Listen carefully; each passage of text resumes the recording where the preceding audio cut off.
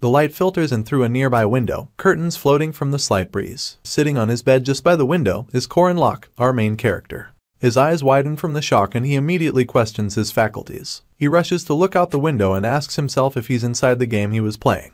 3 years ago, our MC possessed a game character in the action-packed game, The Heroic Legend of Archon. It was about various kinds of dangerous events that went on in an academy and its endless incidents. Monsters of all kinds arise, even the end of the world comes up, with multiple humans turning into zombies. As bad as the story seems, our hero isn't the least bit worried. He concludes that the main characters of the game will come to his rescue and take care of everything.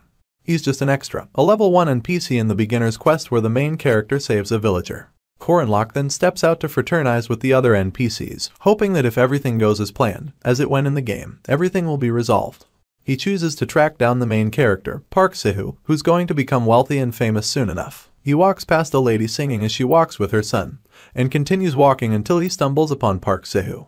He first of all wonders where the starting point was, but soon notices a dude regally dressed, squatting and calling out names of modern-day food. The mention of Sprite makes it clear to our boy that this person is not from the game. He overhears Sihu telling himself that he will live for his own sake, and grabbing his face to strengthen his resolve. He then yells out efficiency, only for Corin to grab the knight by his hand and say that he, too, wants to live his life for himself. Sihu is confused at first. Apparently, he was also a regular person possessing a game character. He goes on to defeat monsters, enveloping them in the purple of his magic and cutting them down with his sword. He easily defeats a dragon type and Corin admits that Park Sihu has an advantage only given to playable characters, a stat window. As expected, the mage accesses his stats but immediately asks what he's supposed to do with it. That brings us to the second biggest problem. Sihu has never played the game before. Our boy can make up for that though. He launches himself onto the knight, happily wrapping his arm around his shoulder. He then reminds Sihu that he said he was going to become a mage, and advises him to go with the intelligence stats. He adds that there'll be a skill book in the next story and advises the mage that he won't like to miss it because it's really important. You see, Corin has played this game so many times that he has gone with every known route available. He then flashes Sihu his $1 million smile and tells him to trust him. Our boy is nothing if not a pro at the heroic legend of Archon. He tells Sihu that having someone like him guide him around the game is an amazing advantage to have. A smirk plays on his lips until a wild dog decides to attack. As it draws closer, our boy is quite oblivious, but Sihu isn't. Soon enough, Corin understands the gravity of the situation as he catches a glimpse of this monster from the side of his eye. Sihu quickly pulls out his weapon, accompanied by its purple essence, and steps in front of our boy to save him. He successfully cuts down the monster and turns around, smiling and asking if Corin is okay. The heated battle continues as they face off with more beasts over time. Our MC has all the information about the game, while Sihu has the stat window and the player system. They were a good duo, so Corin believed that with Sihu's help, they could save a bunch of people. One evening, as they sit atop a mountain of slain enemies, our MC recalls how they could have saved a lot of people, stopped the world from ending, and even returned to Earth. Anyway, Sihu stretches him a red potion caged in an endowed bottle. It leaves our boy wondering where he got it from and comparing it to a low-grade elixir. He then gratefully gulps down its contents. However, there's one thing that really disappoints Corin, and it's the fact that Sihu only picked a bunch of men for their party. Part of the game's charm is that it contains fantasy action, that is, diverse heroines and dating simulator features. Park Sihu didn't get involved with any woman, only putting them in the party when extremely necessary. For this reason, they ended up with all men. He grows bold enough to ask Sihu why that is, why their party is housed only by gross sweaty men. Around this time, Corin begins to blame himself for not realizing that something was up. It was weird enough that the Sword Emperor's daughter died on the way to the entrance ceremony, but Mariette, the final boss of the first stage, also went missing. From then on, it became a myriad of mysterious disappearances and murders, a plot that strayed entirely from the one accompanying the real game story. Worse off, this plot never followed the way the game version of Park Sihu thought, the way he behaved, his real personality. Our boy beats himself up for not even doubting the hero a bit. It's unfortunate that he stumbles upon Sihu's lair. He then gets the biggest reality check and begins to ask himself what is going on. You see, Mariette Dunelif is one of the game's heroines, but neither Corin or Sihu was able to meet her because she went missing. This is now difficult to believe, seeing as our boy is staring right at Mariette's staff. He curses Sihu under his breath immediately. Our boy had tracked down this lair only because the mage kept sneaking out every night. Corin never expected this of all things, a place looking nothing short of a shrine, an inventory, if you may. It's an underground facility, with multiple show glasses containing different keepsakes like the Odachi, a sword that went missing when a heroine named Alicia went missing, Jaeger's mace, and even Lark's spellbook. The place was chock full of items that went missing as they progressed in the game. To worsen things, our boy comes across a girl chained up and passed out in a chamber. All he can do is stare in horror as Mariette Dunala floats in liquid like a drowning sleeping beauty. His panic increases as he overhears Sihu curse from a distance. The mage asks why our boy is in his lair, but that's irrelevant to Corin as he questions everything in sight. He reminds Sihu of when he claimed to have gone after Mariette and lost her. The mage doesn't even deny it. He just refers to Mariette as just a demon, and then asks our boy if he would like to waste an elder-class vampire's blood. He claims to be using the blood efficiently and references the machine in the distance which distills the blood directly from Mariette's veins. He wastes no time reminding Corin that he drank quite a bit of the blood too, and the potion incident on the battlefield comes rushing into our boy's mind. He immediately feels like throwing up and grabs his cheeks in a feeble attempt to hold himself. Sihu remains unremorseful as he asks our MC what the problem could be. Corin just sits on the ground and buries his face in his palm, listening to Sihu express how hard he worked trying to capture Mariette. Apparently, he had set traps and hole up in the forest for about a month. All Corin wants to know is why, and he asks this through gritted teeth. Sihu just stares down and claims that it's to efficiently progress with the story. He declares that our boy's route is way too frustrating, adding that he keeps taking losses from trying to save people and not killing annoying bastards like Lark and Jaeger. Our boy is furious now, looking up at this monster who has been in sheep clothing this entire time. Sihu goes on about our MC trying to befriend people they can't even manipulate without upping their friendship level. His eyes go lifeless as he declares that using people the way he has is the most efficient. He then makes it abundantly clear that he's better at the game than Corin. So, Sihu has been lying to our boy from the start, and that he's nothing like a newbie. With his head bowed, our MC asks how many people Sihu has killed. The mage takes some time thinking it over, claiming that he's not sure. He then admits that if he kills just 3 more people, it'll become 100,000 kills. This infuriates Corin even more, so he concludes that Sihu isn't human. He grabs the mage by his shirt and calls him a monster. Still unfazed, Sihu tells our boy to wake up, stressing that they're just NPCs. He defends himself by claiming that our MC has killed many NPCs too, but he immediately defends himself by reminding Sihu that he only killed evil bastards with no saving grace. Our boy yells loud enough for people 2 miles away to hear, screaming that the people he killed were trying to end the world. Words from Sihu's speech stick to our MC, words like efficiency and frustration. He slams the mage against the wall, asking him why he took Odachi if he's so concerned with efficiency, why he would steal a hidden piece meant for a knight. He doesn't even give Sihu the chance to answer before asking what the problem is with a regular elixir, seeing as he can easily make one via his stat window. Corin doubles down as he wonders aloud why Sihu would go through all these inefficient BS to create a farm. Sihu's eyes look crazier than usual as an equally maniacal smile stains his lips. Our boy cuts him off once again, claiming that the mage only needed a sandbag for all his sociopathic tendencies. This was where Sihu drew the line, not at killing or hunting other humans, but at being called a sociopath. He easily removes Corin's arms from his person and throws him into Mariette's chamber. The chamber cracks a bit, but our boy's head bleeds like hell. Our boy is still half-conscious and struggling to find his footing when Sihu yells that he's driving him crazy. He claims that after everything he has done for Corin, he shouldn't talk to him like that. He then breaks into a small speech about how our MC is all he thinks about and yells that he should be Corin's everything, his entire world, if you may. He proceeds to grab our boy by his collar, eyes crazier than those of Popeye after his spinach gets stolen. Sihu yells that Armik doesn't know his place, and gets hurt poking his nose into everyone's business. He blames him for always staring at girls, leaving no other way to grab his attention. The mage resolves not to hold anything back anymore, and an injured Corin is now more confused than mad, seeing as he's thrown off by Sihu's behavior. He throws a tantrum, yelling that the mage is not supposed to be this kind of character. Our boy reminds him that they've been together for 199 chapters, and wonders why he's trying to change the genre so late into the game. Sihu then declares that he removed everything that could get in his way, just so he could have a future with our MC. The real reason why the mage put only male members in their team then dawns on our boy. The purple essence encapsulates Sihu again, and he tells Corin that the other men were just for looking and that he's the only one he really loves. Our MC immediately screams and punches Sihu in the face. He admits to himself that he finds the mage really terrifying and at that moment regrets never even having a girlfriend. While Sihu is knocked down, our boy tries to make a run for it. The mage just sends forth his magic and a purple vine traps Corin's leg and then his entire body. It ties him up like a dominatrix's offering, making tears gather in his eyes. Sihu then walks up to our MC, tied up and on his knees, and tells him that he cannot run. He promises to trap him forever and adds that he's now his. He refers to Corin as the only real thing in this fake world, but all our boy can do is scream and cry that he's being freaked out. He calls Sihu an insane bastard, but it doesn't stop him from getting trapped. Sihu promises that everything will be over soon and wears an ungracious smile as he declares that they'll be together forever once his fight is over. Our MC sinks into a different plane and wonders if it's one that Sihu made, only to get a notification about the last stage opening. Corin just stays on the floor as he accepts his fate, telling himself that the mage has always fought everything on his own and that he's certain Sihu will also beat the final boss.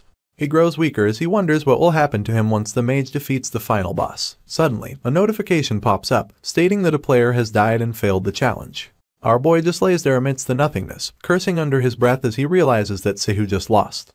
Suddenly, we're back to sunlight filtering in through windows. That is, Corin finds himself back in his room. He freaks out, but this time, it's because of his wariness. He sits up in bed and stares out the window. Only then does he realize that he regressed to 3 years ago, vis-a-vis the first day he arrived in the game. He stares at his hands and clutches them into fists as they tremble. Tears flow down his cheeks soon enough and he tells himself that he needs to kill Park Sihu. Corin remembers the Rodian River flooding accident during the water monster subjugation quest. During this mission, the dam broke and it swept an entire village along with it. Unfortunately, 1,000 water monsters and thousands of people in the village drowned. Our boy remembers how, at such a horrendous scene, Park Sihu was smiling and calling it an awesome occurrence.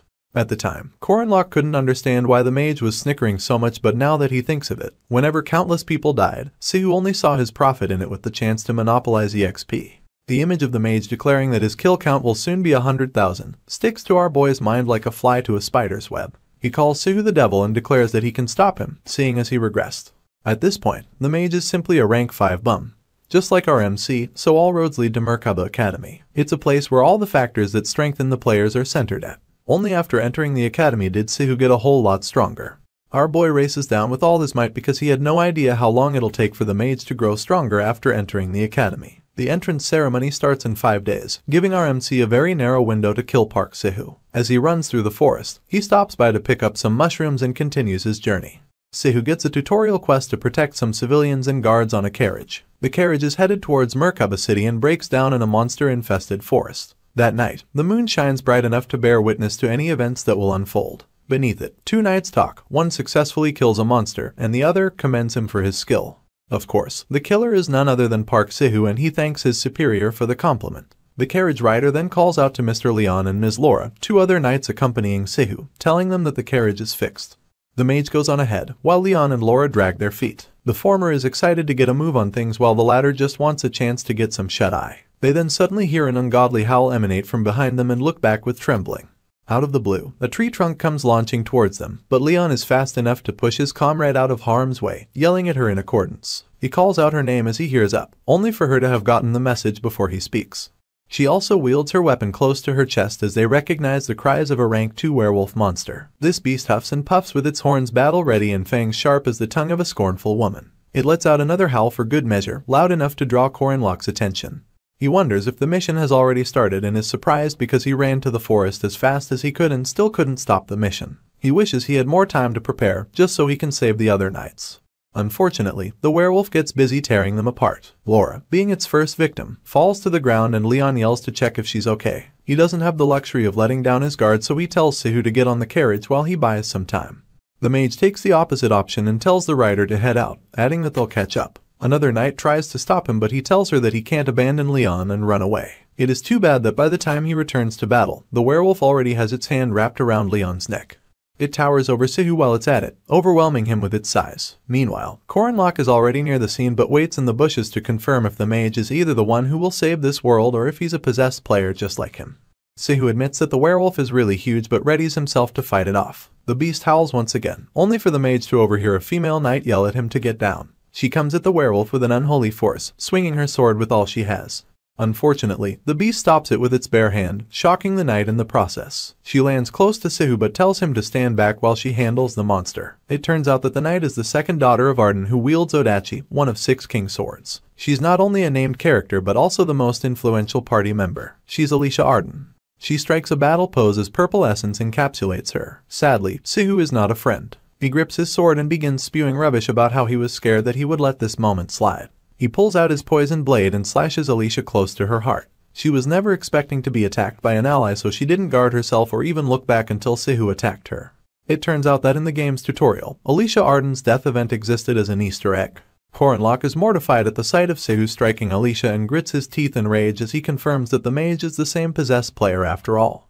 Meanwhile, Alicia tries asking why as she grips her shoulder in pain, the pain intensifies, making her break into a cold sweat. As her vision begins to blur, Sihu cracks a mischievous smile and lies that his hand slipped. The werewolf howls once again, as if to remind the knights of its presence. Alicia then stares helplessly as the beast chooses to attack her. It takes a swipe at her and she manages to block it with her good hand. Our boy does the math. If Alicia should die on this quest, Sihu would get his hands on the Odachi and later join Lunia Arden's party. Meanwhile, the mage wonders why his victim is still able to hold her own against the werewolf. He then blames it on the fact that she's a named NPC. She continues to block the monster's attacks, telling herself to calm down even though her pain is painfully obvious. She reaches for her blade and closes her eyes to focus. She then shoots her eyes open and plans to use her perfect footwork skills. Her stance switches alongside her essence, which is now a furious blue. The beast howls, but it does so in vain. Sihu realizes that she might as well kill the monster at this point and vows not to let that happen. His mischievous smile returns as he pulls out his poison dagger and throws it straight at Alicia's head. She instantly swipes it aside, acknowledging that the first attempt on her life wasn't a mistake after all. Sadly, the werewolf had come inches away from biting off her head during the short while Sihu had distracted her. Alicia is fast enough to lift her sword and bury it inside the head of this beast, spraying its blood like fireworks set off by a drunk. Unfortunately, the beast falls on top of her and she's too weak to wiggle free because of Sihu's poison.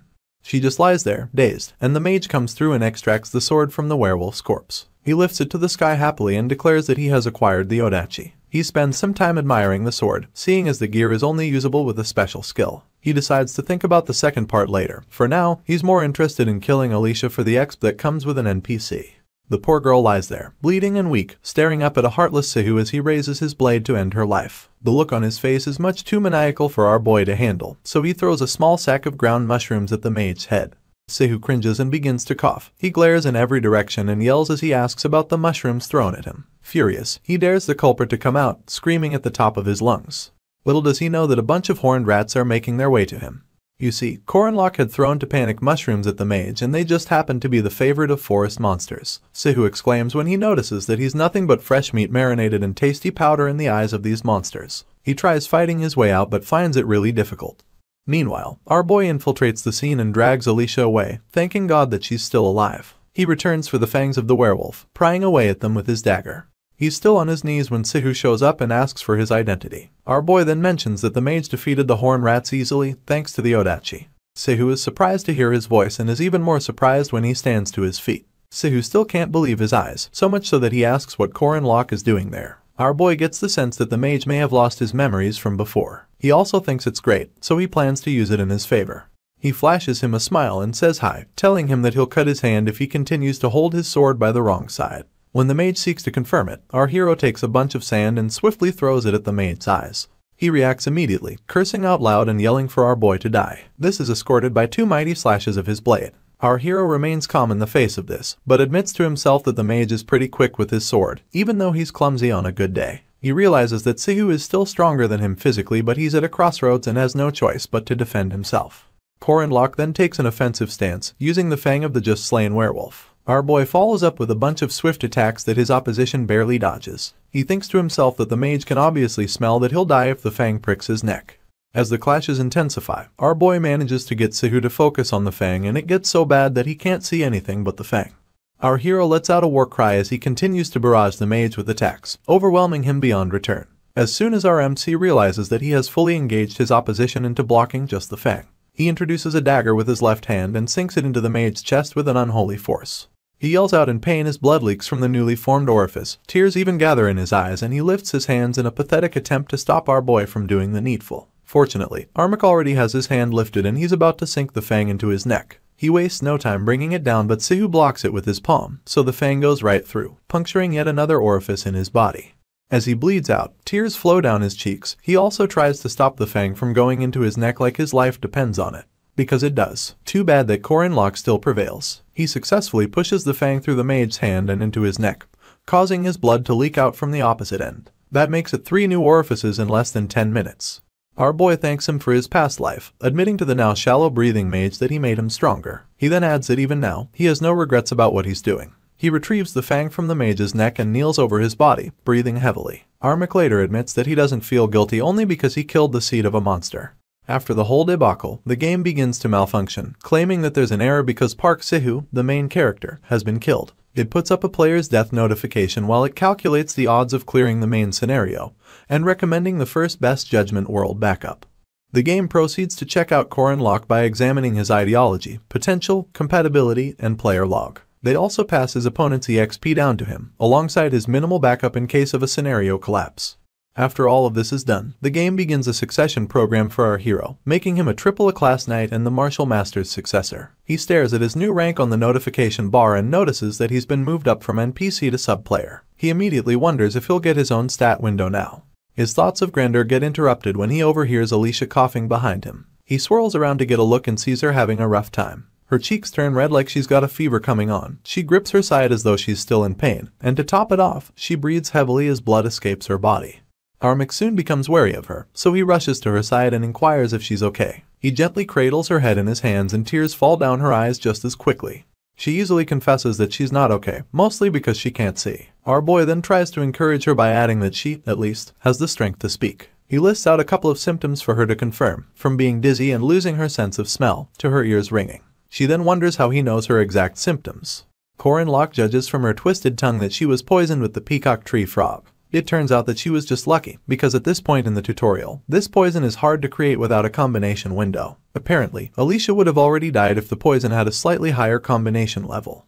He heaves a sigh of relief and begins to worry about the fang he found in her abdominal region. He takes out his belt, attempting to stop her bleeding and then detoxify her. Our boy easily slants his belt across her shoulder and tightens it until Alicia screams like she's seeing a ghost that she can't run from. In a bid to calm her down, he tells her that everything's okay, adding that he's a master at detoxifying and stopping bleeding. He realizes that if she bites her tongue, it'll pose a huge problem, so he stares down, wondering something else that she can bite. With Sihu's body nearby, it becomes the best option. Our boy then stretches out Sihu's arm for Alicia to bite down on. He promises her that it's going to hurt and encourages her to bite down as hard as she can whilst also hanging in there. For some reason, the procedure involves Corin taking off his shirt. He reveals an unbelievable set of pecs, but that's by the wayside. You see, our boy doesn't really know why or how he traveled 3 years back. But he returned and killed a player. Meanwhile, he places his shirt on the exit wound in Alicia's back, grabs the fang, and swiftly pulls it out while still applying pressure to the exit. She may have died in his previous life, but he saved her in this one. Now, it's just two of them in the forest and of course, the beasts of the night. This doesn't bother our boy one bit. He's just glad that he saved a person. He then sets up a fire and gets to cooking an antidote. He had set up a makeshift bed for her and covered her up to her chest. He then tells her to hang in there once again, seeing as she's struggling for her life. In turn, she tells him not to worry, adding that people don't die so easily. She calls him Mr. Savior, but he pays no mind to that. Alicia would much rather know his name, so she asks for it as he wraps a few herbs in a warm towel. He places it on her head and then claims that she doesn't need to know his name. She tries to question him, so he tells her to stop thinking too much and adds that he'll wake her as soon as the antidote is ready. Knowing when she's beat, Alicia gives it a rest. RMC even prefers that fewer people are kept in the dark about his actions. He proceeds to sit cross-legged just so he can access the current situation. Our boy draws a circle in the sand, remembering the story of the heroic legend of Akan and how it's about the hero. It turns out that said hero will have to attend Merkaba Academy, where he'll have to solve incidents and accidents that will occur there. This player will become the hero that will save the world, and said hero will have to defeat countless villains before defeating the final boss at the end. At this point, he remembers the devilish Park Sihu and how he only went with this part of the story because without defeating the final boss, the world would end. However, that hero just died, leaving our boy to wonder who will fulfill his destiny. After little or no consideration, Corin declares that he must do it. Unfortunately, the game is stressing our boy out by blocking his access to a bunch of devices. He tries to access the inventory, the system window, and even the combination window, but the game only tells him that he doesn't have the permission to.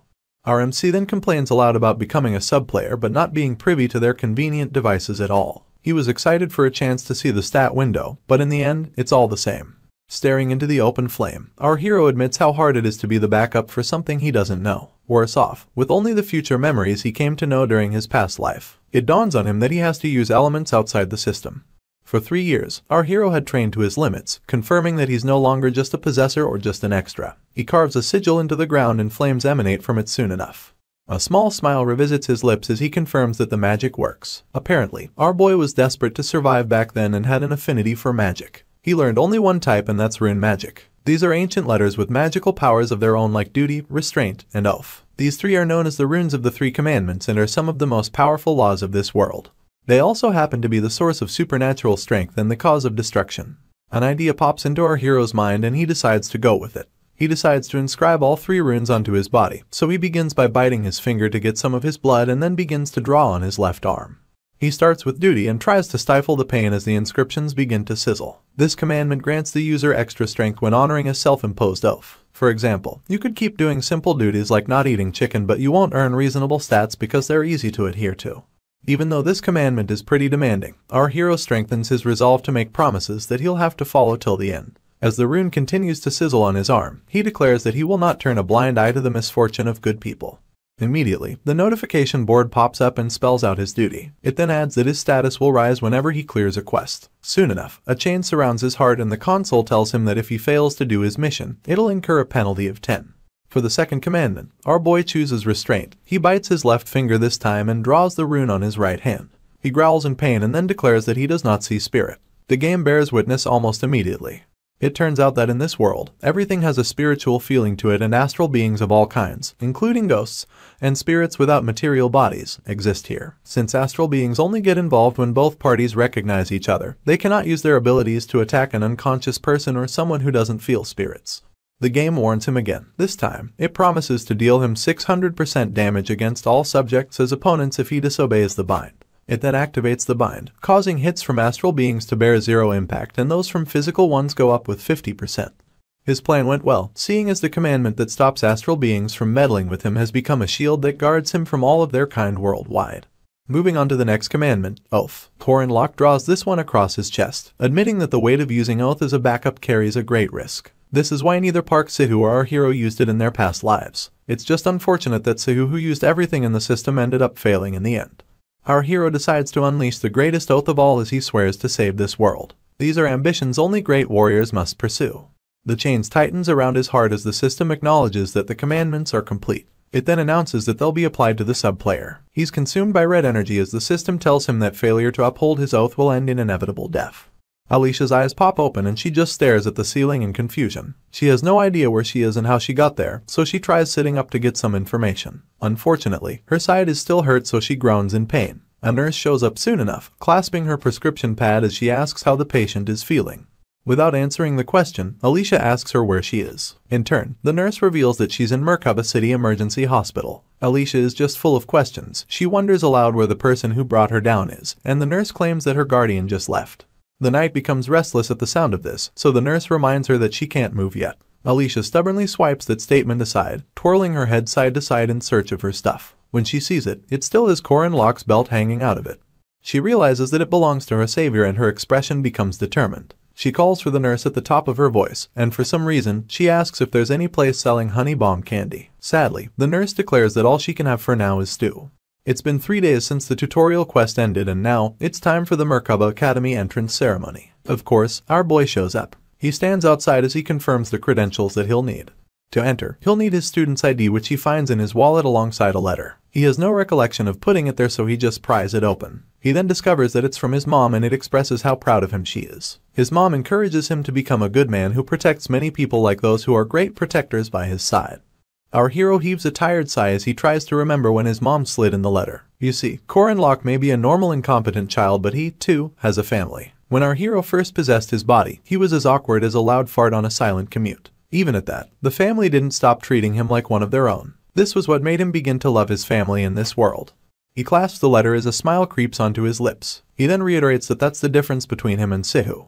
On the other hand, many trains find their way to the Merkaba Academy, but even more students do. They commune nearby, talking amongst themselves. One of the students wonders why there are so many trains, but he just chucks it up to the fact that Merkaba Academy is the Holy Grail. Soon enough, a blue-haired lady with a cape and a basket of potatoes drops by to say hello to the new students, telling them to gather. She instantly asks if our boy is also a student, but he introduces himself instead.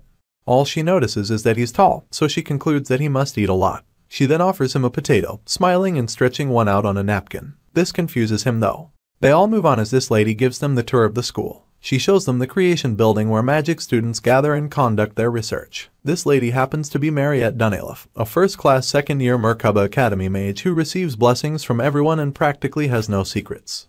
As she continues to give her tour, our hero can't help but see her as one of those people who'll experience a lot of unpredictable misfortunes and tragedies in this world. Sadly, there are depths of this misfortune that Mariette must face when the time comes. That is because this dainty lady is going to be the final boss of the first act. They finally come to the end of their tour, and the final boss yells that every student should take one potato alongside a sweet potato as they get off the train. Afterwards, she leaves them happily, bidding everyone good luck and goodbye. In the radiant hall of Merkaba Academy, the new students roam free. That's until a magic circle suddenly appears above them. Our boy is unfazed and just acknowledges that the space expansion magic is starting. This is not the case for the other students, who immediately freak out when the area turns into a deep blue void. Some of the students even panic, asking if their mates can see in front of them. Suddenly, a vice bellows, telling the students not to be flustered. He adds that he's surprised that the academy's new cadets are taken aback by such cheap magic. Anyway, while the others continue to freak out, Corin is almost bored. He blocks one ear to get the cadence and almost immediately recognizes the voice as belonging to a certain old man Heyman. Our boy feels like the old man's pattern is always the same and that it's basically like boot camp. Undoubtedly, this generation has a history of battle against the evil tribe. At the time, the best weapons against this evil were superhumans who could control mana and aura. The Guardian Academy in Merkaba was where these superhumans were trained. Back to it, a silhouette approaches the crowd and says hello. He then comes into the light before telling everyone that he's Professor Firmak Damon and that he's in charge of the new students' welcome ceremony. Our boy is in the back, smiling ear to ear as he remembers that it's been a while since he last saw the professor. Firmak goes on about how all the students have come to either be knights or mages and adds that they must have been issued certificates upon entry. The build-up was just to make it clear that all the new students aren't that great, even though some of them must feel like they are. He then gives everyone a chance to showcase their abilities. Everyone gets their stats out, including our boy, who by the way has 0 abilities, a low mana rank, a terribly low aura rank and an overall rank of 6th. Corin instantly admits that his stats are boring and that his physicals are even worse. Just then, the professor announces that what they're looking at is their own overall ranks, and beneath him there are numbers spanning from 1 to 6. He then instructs the students to stand in front of the number that matches their ranks. Of course, our hero starts the queue of 6th rankers, noticing that there's a total of 400 students. He also realizes that he's in the bottom 1%. At this point, Firmak grins mischievously and wishes everyone good luck in battle. The students then begin to glow as they are transported to where they'll be tested. Meanwhile, the higher-ups discuss how this year's freshmen possess some diamonds in the rough. A blonde-haired professor adjusts her glasses as she points out that there's no need to measure the 1st and 2nd rank students. She then suggests that they just wait until all the other students are assessed. The 2nd rank students include Alicia Arden, granddaughter of a sword genius, and someone lucky enough to be saved by our hero. Then there's Yule, one of Avalon's druids. There's also Drenworski, mercenary of sword control. Lastly, there's Cranel Ludin, a golem sorcerer. For this year's freshman there is only one 1st rank, blessed with power so immense it leaks out of her body in a red essence. She's the heavenly Yaksha, H. Warren. The blonde professor furrows her brows as she stares at the 1st ranker, confused as to what the director was thinking when he enrolled her. One of the professors cuts her off as he suggests leaving the 6th rankers out of the tests. He even thinks that the 5th rankers look like a waste of time. He doubles down and reiterates that the 6th rankers should simply be thrown out. Unfortunately, this pisses the blonde professor off. She snaps her whip and reminds the professor that the director wants every student to have a learning experience. She then rhetorically asks him if he disagrees with the director. The professor swallows his opinions moving forward, and starts the test by snapping his fingers. In turn, a weapon's chest emanates and drops down in front of our hero. A warning then comes through, telling him that monsters will swarm out in 30 seconds and that he should do as much as he can. Corin sees this as a bias test, one that puts you in a place with nothing and makes you fight monsters based on your level. His expression is one of disgust and he declares that the place is as unfriendly as ever. With 5 seconds left on the clock, our boy digs through the weapon's chest knowing full well that most 5th and 6th rank students will be anxious. This anxiety will push them to grab anything they can and it'll most likely be a sword. Our hero also picked a sword in his last life's rank test. With 3 seconds to go, monsters begin to forge. These monsters are called shorthounds and they're only 5th rank. They seem to have flames in their eyes and jewels encrusted into their heads. They begin to growl as though the timer is the only thing stopping them from tearing our hero apart. A gust of wind begins to surround our hero as he warms up his weapon of choice. He declares that swords are all good and fine, but it takes 100 days to use a spear, 1,000 days for a blade, and 10,000 days for a sword.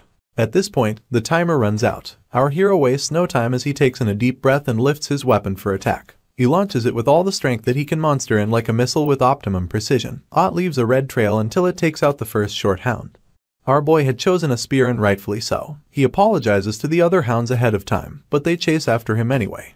Sadly, before they can reach him, the spear returns and takes the 2 of them out at once. Our hero simply flashes a smile as he announces that he has way too much experience killing off monsters. Corin retrieves his spear from the guts of a short hound, using his leg for support as he announces that he used 12 seconds to take them out this time. In his past life, our MC had gotten himself eliminated by these short hounds and couldn't even kill any of them.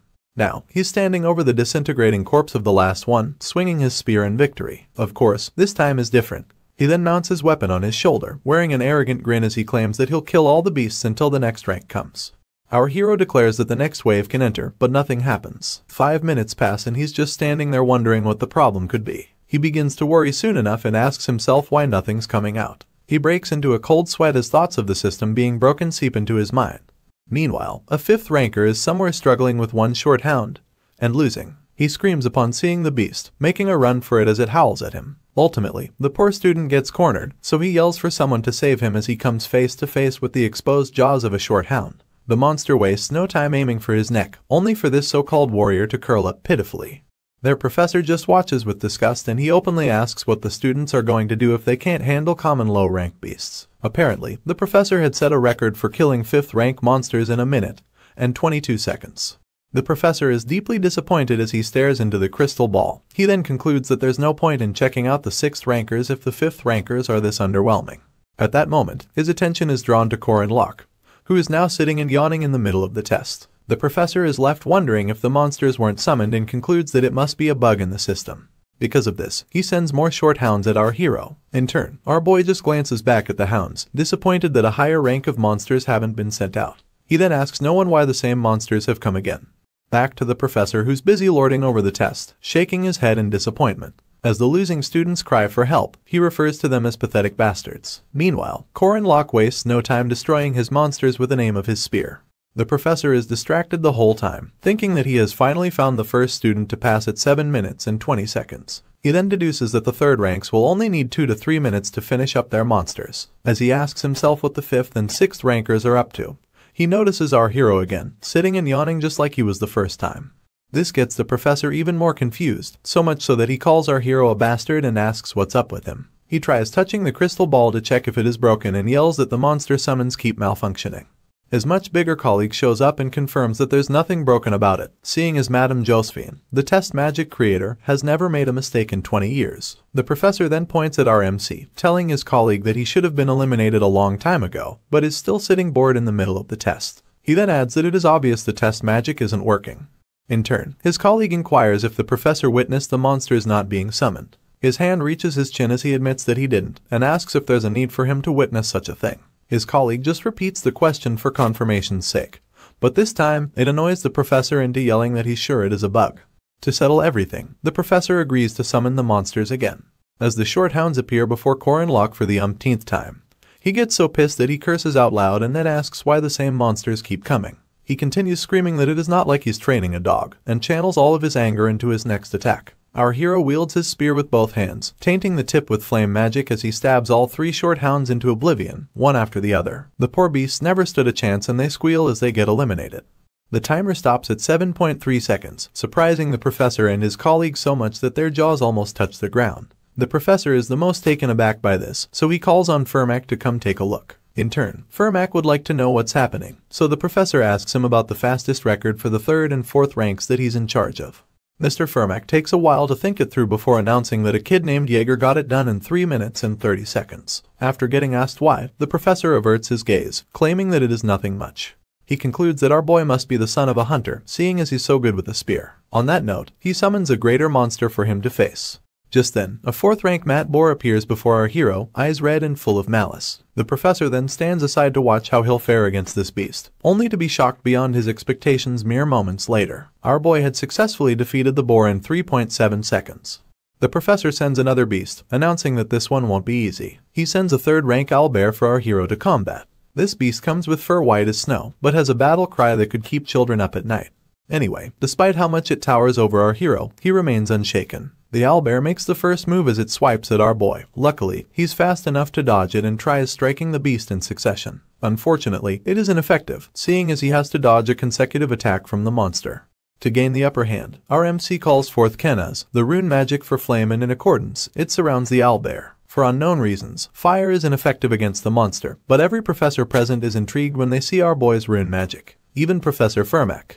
While the monster struggles to put out the seemingly never-ending flame, our hero stands a few ways from it and deduces that his last attack has no effects. At that moment, he has an idea, so he begins to twirl his spear in anticipation and jumps high enough that he's right above the distracted beast. He then comes down on it, piercing the spear into its head with the help of gravity. Apparently, it was enough that the flames blocked the vision of this monster. Meanwhile, one of the professors is so impressed that he admits to himself that our boy isn't a mere 6th rank. In fact, he feels like he would defeat more high-ranking monsters, but the test doesn't allow monsters higher than 3rd rank for tests. His colleague can't get his hands off the crystal ball, seeing as he's excited about a fun guy finally showing up at the academy for the first time in a long time. After this comes the evil spirit test, and the professor is excited to see how our hero will do in that. He announces the beginning of the 5th rank evil spirit test and sends the first spirit down. Unfortunately, immediately it appears, it disappears. It does this so quickly that our hero doesn't see it. He keeps watching his environment, telling himself that something was definitely summoned. He also realizes that he can neither see nor hear it because of the restraint penalty. This, alongside the rune he drew on his body, giving him a pass from sensing or interfering with souls, ghosts, or spirits. By extension, he can't see evil spirits too, so he shuts his eyes just to be sure and counts to 60. After the minute is up, he confirms that the spirit must have been summoned. With this, he lifts his spear above his head, announcing to his judges that he gives up. On this note, his scores are shown on a blue console, revealing that he made no progress on the evil spirit test. However, on the monster test, he set new time records for defeating the 5th, 4th, and 3rd rank monsters respectively. Afterwards, he appears before his professor and condescendingly tells him that he did a good job. In turn, the professor just stands there, shocked that our boy withdrew. He's left wondering what Corin is. Later on, all the candidates gather in the main hall as they converse amongst themselves. Our hero then weaves through the crowd, overhearing his classmate ask his friend about rank, and said friend claims that he's doomed because he only made 4th rank. The conversation goes on as one announces that he made 3rd rank and the other asks if he fought both the owlbear and banshee.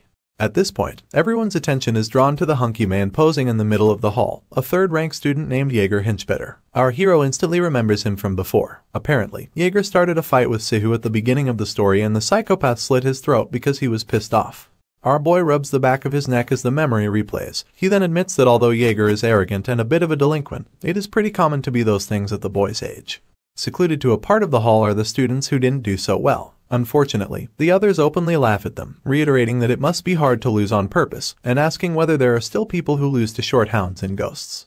Amongst these low performers lies Lark, a boy who, in our hero's past life, couldn't get over his inferiority complex. Sadly, he received the same fate as Jaeger after slandering him and Sihu. The sound of speakers coming to life interrupts our hero's thoughts, and a certain director Iryu Kasar wields the microphone to bid everyone a good morning. He begins his speech with a quote about the students coming to his academy where the strong gather just so that they, too, will become strong. He adds that some students have enough strength while others have a long way to go, and that he cannot guarantee that they'll get what they want at the end of their time in the academy. What he can do is hope that each student finds his or her place in the academy. Everyone listens attentively, Lark, our hero, and even Jaeger. The director goes on about merely being there to help the students take the correct first step, and adds that the second step upwards is their responsibility. His speech then comes to an end, so he flashes a small smile and bids all his students a good day.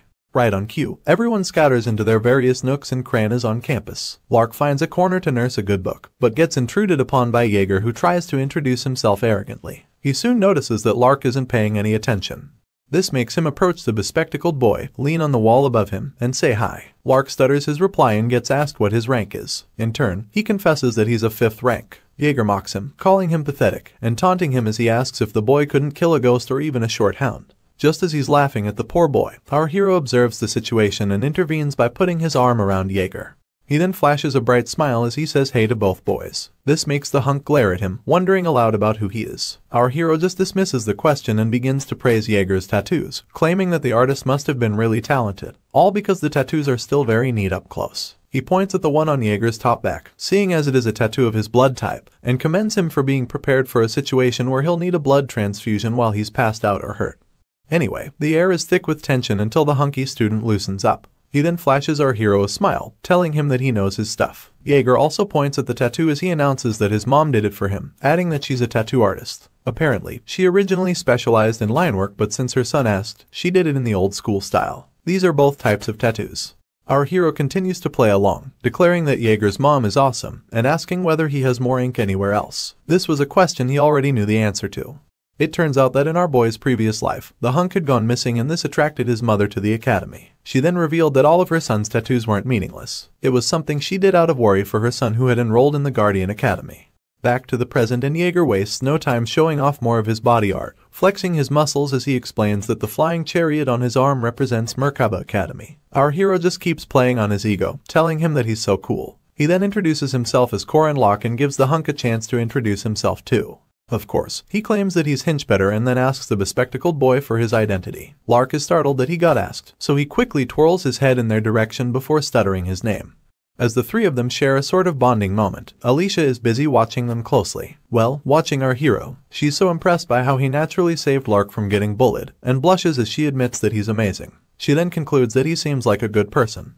Back to our MC. He takes note of the way he left a good impression on his bespectacled friend, and remembers that Lark's ability was memorize. He smiles mischievously with his hands against his hips, acknowledging that he has found his free skill book. Meanwhile, Alicia thinks that even his smile is pretty, and wonders what type of person our hero is.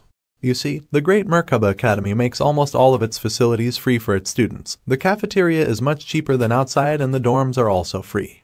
Amongst all of these facilities, the most recommended remains the training rooms, and the reason for this is quite simple. Take our hero for example. He makes use of one of the training rooms, a place where the impossible becomes possible, a place where spirits which he normally shouldn't see become visible to him. Meanwhile, two other students watch him from a distance, and one tells the other that our hero is training with a spirit body. He adds that students normally train with spirit bodies in their second semester, and mentions that he's sure our boy must have come to train after hearing a rumor somewhere. His colleague finally replies, accentuating the fact that there are countless second-year students who still can't catch a wind-type spirit body. All this while, Mariette Dunelif overhears them speaking. As for our hero, he's unfortunate enough to get smacked on his head by the spirit that he's up against, and the onlookers waste no time laughing at him. They point out that it is what a first year gets for fighting a wind spirit. Our boy begins to breathe heavily as he grips his spear with the little strength he has left. He then wonders aloud if he has taken on more than he can handle, only for an instructor to reiterate the fact that he's a freshman. This is enough to distract our hero, so he turns around to say hello to the instructor. He gets asked why he's practicing against a spirit body, and our hero claims that it's to strengthen his spear skills. In turn, the instructor asks if he's confident he can do it, and our boy declares that he will. On the inside, he mulls over why the old man approached him out of the blue, and welcomes the possibility that something may have gone wrong during the entrance exam. The instructor just glares at our hero, only to suddenly burst into a wide smile and commend his take on life. As a reward, the old man presents our MC with 10 meal tickets, and adds that he should find him when he succeeds so that he can praise him. Corin is excited and confused at the same time, and just watches as the instructor laughs his way out of the training room. He then admits to himself that he got nervous for no reason, and acknowledges the instructor as a man who shows affection using food. The only thing under contemplation now is whether or not it is a good sign. Anyway, he declares that he's going to start the training again, while Mariette just observes as he goes about it. He twirls his spear as he uses it to combat the wind spirit, but eventually gets struck in the stomach. He groans in pain and falls on his back, more groans escaping him. Our hero simply stays down, staring at the ceiling and heaving tired sighs. Suddenly, someone tosses a napkin at his face, asking if the training is hard. It turns out to be Mariette wielding an empty glass on the other side of the demarcation. Our boy admits that he's having a hard time, so the heroine tells him that he can rest, and that he has worked hard enough for now. In addition, she uses her water magic to fill up the cup and hands it to our boy, informing him that he just needs to get the hang of it. She proceeds to encourage to try again next time and declares that he'll be able to do it someday. Our hero simply peels off the napkin from his face and stares into the abyss in silence. He mutters to himself that he does not have a next time, even though he had one 3 years ago. He stretches his hand to collect the water and then goes down memory lane. You see, back when he met Sihu, they had the player's stat window, as well as potions and skill books from the combination window. Unfortunately, Sihu is no longer around. Having gulped down the contents of the cup, our boy sits upright and recalls killing the former hero. It dawns on him that he now has to do everything on his own. He thanks Mariette for the water as he returns the glass. He then adds that he thinks one can always give up later. For now, he has to become the strongest. With this, our MC gets back on his feet and wields his spear, keeping in mind that he must first figure out his limits. As the spirit comes for him, he realizes that he must test how far he can use his abilities from the past, even though it might seem a bit excessive. Our hero starts with the ominous serpent stab, twisting his blade in a slithering manner. Up next, he uses the tiger wind attack, which involves him using his fist as a claw alongside his spear. He goes on to the black capture plaque counterattack, making 2 quick and successive motions to make it seem like he's more than one person. After this, he tries his hand at the returning heaven spin, and then the pagoda tree mountain throw. Our hero decides to take a breather, reminding himself that he neither had a strong body nor vast magic power. He then realizes that all the information gathered on Park Sihu and the future was all useless in the face of monsters and geniuses. Anyway, in order to make it out against these monsters and geniuses, our boy had to work harder than anyone else. This was the only identity he possessed. He grips his spear once again, tighter than he did before, telling himself that the last 3 years of training will not betray him. With this, a reddish essence begins to surround him, and he unleashes the technique known as Ominous Serpent. Deep Righteousness. His spear, still encapsulated by the red essence, pierces the air until it grazes the wind spirit. Mariette concludes that he just threw the spear because he's giving up, only for her to realize that he caught it once again. Her eyes widen as this dawns on her, but our hero wastes no time preparing a follow-up attack. As literal flames leak from his person, he gains sight of his opponent and summons Slithering Serpent, Calamity Serpent Intent. This attack meanders its way through the wind spirit, making it impossible for it to dodge. Soon enough, the spirit explodes in defeat and Mariette just observes in awe. The after effects of the attack literally blow her hat off, and she's so impressed that she admits that calling our boy strong, or even outstanding, is not enough. Only words that could summarize her honest appreciation lingered on her tongue. She can't help but gaze upon Corin in all his glory, seeing as the blue of the wind spirit spreads across the room, giving our hero a certain majesty. She then admits to herself that he's so awesome. At this point, our boy begins to drop to the ground, parting ways with his spear on the way down. Mariette immediately asks if he's okay, and when she doesn't get a response, she calls out for him. It turns out that our hero is being excessive after all, because he just lays on the ground exhausted and unable to move. His spear also had the misfortune of getting broken in the ruckus. The next day, Mariette comes before all the freshmen, smiling as she announces that she'll be showing them the academy's facilities. While she goes about her mission, our hero chews on a potato even as his face is patched up. He can't stop thinking of how to get his body into shape so that he can fight properly, of how to raise his physical capabilities without using Park Sehu's elixirs. As he mixes with the crowd, the only way to achieve his mission comes to mind, and that is to invoke commandments. He looks at Lark as he remembers that the first one is not to turn a blind eye to the misfortune of others. With this in mind, he approaches the bespectacled boy and puts his hand around his shoulder as he says hello. Lark shifts his gaze from the book he's reading to our boy's face, and overhears him inviting him for a bite. This doesn't excite him, so our hero whispers that they'll also talk about grimoires a bit too. He gets wide-eyed after this. Simply put, a grimoire is a skill book, a powerful artifact that allows you to acquire the corresponding magic or trait just by reading it. For some reason, the library at Merkaba Academy is almost as large as the academy itself. It also stores and passes on humanity's knowledge to future generations. Our hero doesn't believe a word of the last statement though. What he believes is that the library exists to hide grimoires. On this note, he and Lark rummage through the library in search of one. Our MC tells his companion that it is a tree in the forest situation, but Lark just wants him to keep his promise. In turn, Corin smiles at him, adding that he'll have the grimoire with the traits written on it as long as his companion fulfills the preset conditions. You see, Lark is a hard worker, an intellectual and model student who memorized all sorts of magic and stored them in his spell book. Of course, it doesn't matter how many spells he has since it'll be difficult to use all of them. Our boy just continues scrolling from book to book, throwing them on the ground if they're not what he's searching for, all while his friend stares in confusion. Anyway, he bears in mind that if a magician's level and mana level are low, they cannot produce good results even if their theory is great. Fortunately, it is a different story when it comes to grimoires. Our hero finally tugs on a book called The Opposite of a Sparrow is a False Bird, and while Lark tries to rebuke him for playing around, our boy reveals a secret passageway. When his friend notices this, all of his rebuke ceases and is replaced by immediate awe. He's so shocked that he stutters as he asks our MC about how he managed to find it. All Corin does is proclaim that they should go inside, so his partner asks him to wait so they can go in together. As they walk down the stone brick road, Lark admits that the place is eerie and clasps his book against his chest. At that moment, our hero calls out to him, reminding him that it is time to keep his promise, and asking that they should do well. Apparently, our boy wants his partner to help him repel evil spirits, so they shake on it enthusiastically. Just as Lark seeks more information on what to do, our hero suddenly punches his lights out. Worse off, he does it with a smile on his face and then stands over his body menacingly. He then declares that it is time they get started. Corin squats over his passed-out friend, admitting that he's here to complete a special quest even though his initial reason for coming was to help Lark. However, if he manages to capture the evil spirit in the library, he'll earn the hidden piece he wants. Our hero glances to the side as he realizes that there's one major problem, and his name is Sabancha Duke, a special evil spirit big enough to tower over our boy. He remembers that this quest has been designed to be practically impossible. His hand then cups his chin as he wonders how he's supposed to catch a special evil spirit. At this point, our hero has no idea that Sabancha has compiled multiple balls of energy to attack him. The evil spirit then sends them in their numbers, but they just flow past our boy. Normally, most players would die at the beginning of such a quest, an attack from a General Duke who commanded the South 800 years ago. But not our hero. He stands to his feet soon enough, looking in the direction of the multiple attacks, all to no avail. This is because of his restraint rune magic, which restricts him from perceiving spirits. Sabancha tries to attack him once again, but it is a waste of time. Having sensed his environment, our hero scratches his face, wondering if something is happening. He then calls out the spirit's name, catching it by surprise. In turn, he apologizes for not being able to see him and lifts Lark, asking the spirit to just enter his body.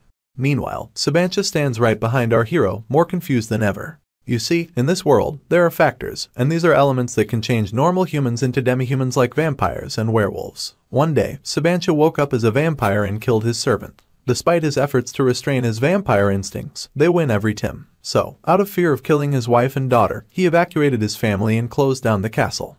In order to avoid any carnage, he used magic to seal himself inside a book, and that is the grimoire that's located in the Merkaba Academy library. As suggested, Sabancha possesses Lark, but immediately roars with malice. He then launches towards our hero in a fit of rage, leaving him to wonder if the spirit is approaching him because he's a vampire who's gone crazy by impulse. Anyway, the other reason why our boy chose Lark is because being possessed by such a strong evil spirit would pull out any latent strength left in him. As predicted, he tries to attack our hero, but he dodges it in time and easily knocks Lark to the ground. It turns out that inside the heroic legend of Arhan, the bespectacled boy had the lowest physical strength stats. Our MC feels sorry for him but painfully accepts the fact that this is the best way to clear the Duke quest at hand. He's now stepping on Lark's back as he welcomes the idea of killing the poor boy to attain the highest grade items, like the Duke's cape and the vampire's armor. These were the same weapons wielded by Park Sihu, and they played a big role in the incidents that occurred in the future. A barely visible smile creeps onto our hero's lips as he admits that he's different from Sihu. At that moment, he asks the evil spirit if he's curious about his wife and daughter, Luina and Cecilia Duke. This prompts Sabancha, stopping him in his tracks as he rests on all fours and looks at our boy. In turn, Corin tempts the spirit with the promise of information about his family's lives after he was sealed. Our hero went on to tell Sabancha many stories, from how his wife died after leaving the castle, to what an amazing adventurer his daughter turned out to be. He went on about how the girl traveled the world, reminding himself that he didn't like the way Sihu did things. So, as Corin, who had a family he loved in this world, he wanted to properly end the life of this poor soul. Our hero asks Sabancha what he thinks about his response, whether or not it was satisfactory. Tears just well up in his eyes and he apologizes for attacking our boy earlier, adding that he's grateful for all the information. Our MC laughs it off because he wasn't even hit, and even if he was, Lark's punches barely carry any weight. After this, our hero asks for one more thing, grimoires. It turns out that before Sabancha ascended, he and our hero had a long conversation, and the spirit bestowed a few things upon him. First off, some soul dust, and then a grimoire. This is the same book that the Duke's soul was sealed in, and it contains various abilities and spells which, when read, can be learned. During this process, our hero attains a new ability called Persistent Warrior's Regeneration. This ability works on the principle that the wielder's fighting spirit be maintained. If he can do this, he will continue to recover. Our hero lifts the soul dust as he stares at it, but all he can think about is his new ability and how Park Sihu also possessed it. The only problem is that he doesn't know how much he can recover, mostly because he never saw Sihu get hurt. At this point, Lark regains consciousness, groaning and rubbing his face as he sits upright.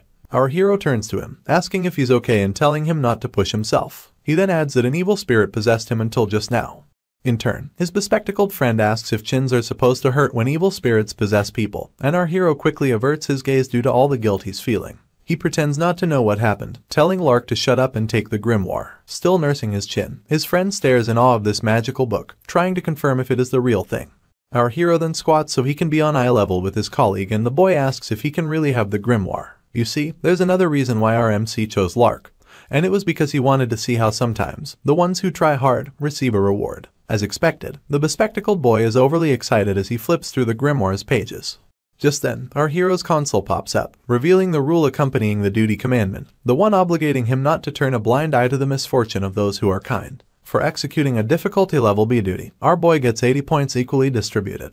He's giving Lark a hand when he discovers this, and it dawns on him that based on the game logic, if one can get 5 stats from leveling up once, he just got the point equivalent of leveling up 16 times. For some reason, he didn't get a level up notification, so our hero concludes that the first level quest rewards must only be points. He continues to carry his friend out of the secret passageway, asking himself if the total is compensating for the fact that he can't gain stats directly. He's still impressed by the amount of EXP he got though. Soon enough, another commandment duty pops up, the one requiring him not to turn a blind eye to the misfortune of others. It then details how he got 40 points for not turning a blind eye to Lark's misfortune, and another 40 for not turning a blind eye to Sabancha's. Back in the stamina training room, Mariette asks the students if they want potatoes, and many of them scream that they do. In turn, she waves one while she wields the rest in a small basket on her arm. Later on, she walks up to our hero as he does his stretches and inquires if he's going to catch spirit bodies today too. Our boy replies positively, only looking at her through the side of his eye. Mariette then declares that she believes he can do it, and smiles widely as she promises to cheer him on. Meanwhile, the other students munch on potatoes and one of them asks Mariette how possible it is for a 5th-rank first-year student to catch a spirit body, pointing out that he didn't watch carefully the previous day, but is certain that our boy also failed. Another student then yells that she shouldn't give our hero false hope, and calls him a jerk for hogging Mariette's attention. In turn, the instructor flashes a small smile and proceeds to bet 2 gold coins that our hero will succeed. This immediately causes a ruckus and the other students surround her. One of them bets 70 silver that he won't, and another asks why she keeps taking care of Corin. At that moment, our boy sulks in a corner, half pissed that everyone is betting on him when he just came to practice. This doesn't keep him down though, so he reaches for his spear and tells himself that all he has to do is focus. He recalls that he has the stats he earned from helping Sabancha ascend, so he feels that he can definitely catch the spirit body. Our boy admits that he's also curious about how much stronger he is now, and decides to start with the weakest basics. The first tactic he uses is the stab ominous serpent, waving his spear fast enough to raise some wind. He remembers that he used the slithering serpent tactic to beat the first spirit body, adding that it is one of the most difficult amongst the calamity serpent intents. With this in mind, our boy concludes that using the simplest technique will probably not do anything. Unexpectedly, the first aim of his spear pierces the spirit into oblivion, surprising him and every other student present. They refuse to believe that he did it in one blow, and with the ominous serpent technique at that, all of their mouths stay open from the shock, and our hero isn't left out. He's left contemplating that he may have gotten too strong. Mariette interrupts his train of thought, reiterating how it took him 3 swings to create a shock yesterday, and 1 to create it today. Our boy stares back at her as he reluctantly concurs. He then turns to face her, certain that she must have been watching everything the day before. More importantly, our hero realizes that she must have insane eyesight to be able to track the movements of his calamity serpent's intent with her eyes. Once again, she interrupts his thoughts, but she presents a bag of coins to him this time. She then adds that it is his share from the bets. Our boy leans back as he begs her pardon, and she explains that thanks to him, she earned quite a bit of money. Mariette thinks it is only right to cut him in on the proceeds. While the losers break down in tears, our hero questions the instructor about his share, making her wonder aloud if he doesn't like things like that. He stays calm on the outside, but all he can see is that Mula. Internally, he asks what type of person would hate money and admits that Mariette is so intelligent. He then bursts into an extended laughter as he grabs the sack of coins from the instructor, hoping that she also does her best in the future. The moon sits high in the sky that night, and our hero munches on a potato beneath it. He recalls how he fought tooth and nail to polish his martial arts skills in his past life, and now he can barely do up to the 5th step in the 6 steps of enlightenment. After yet another bite of his potato, he admits that he still has a long way to go but is not that worried because he has been advancing at the spear faster than he expected. The problem now is rune magic, Hagalars to be exact. His console pops up to notify him that he's short of mana. You see, he couldn't fully resolve this in his past life either, seeing as rune magic takes up a whole lot of mana. Our hero chews a mouthful of potato as he walks down to his dorm. He believes that if he can just resolve the rune issue, he can get stronger than he was in his past life. Just as he decides to keep thinking about it, someone calls out to him from the darkness. Our boy pauses only because the voice sounds familiar. Apparently, no matter how much Corin polishes his spearmanship and masters his rune magic, there's one bastard in the academy he just can't beat. She's the only female character that even Park Se-who couldn't kill and one of the strongest forces in the heroic legend of Aran. Our boy glances back at her, a notorious balance breaker and an adamant Jiangxi. She's none other than Huron, the heavenly Yaksha. She just sits on her legs, flipping through a book under the moonlight. This makes our hero wonder why she's randomly there, and even speaking to him. With his mouth still full, he decides to just ignore her and leave, seeing as she's a bomb he can't handle. Things don't go as planned because Huron calls out to him a second time, stating that he has been combined. Our boy stops in his tracks as the girl announces that she doesn't think he's the owner of his body. Her dead eyes seem to peer into his soul and this makes him break into a cold sweat. He turns to face her, contemplating whether or not she knows that he possessed Corin body. You see, Huron as a Jiangxi is a contradictory existence, a corpse that bears both human and monster souls within her body. She wields the eyes of those who are between life and death, and these eyes are said to see the color of your soul. If anything, it would have been strange for her not to see it.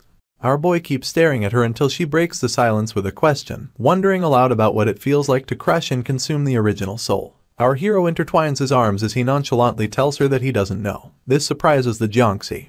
It turns out that our boy worried a lot about the whole soul thing in his past life, whether or not he and Corin are different people, whether Corin's memories that have assimilated with his are not his own. It was an identity crisis where he asked himself who he was, questioning if he was the one who made it through the male middle school, male high school, kinesiology major, and even the military.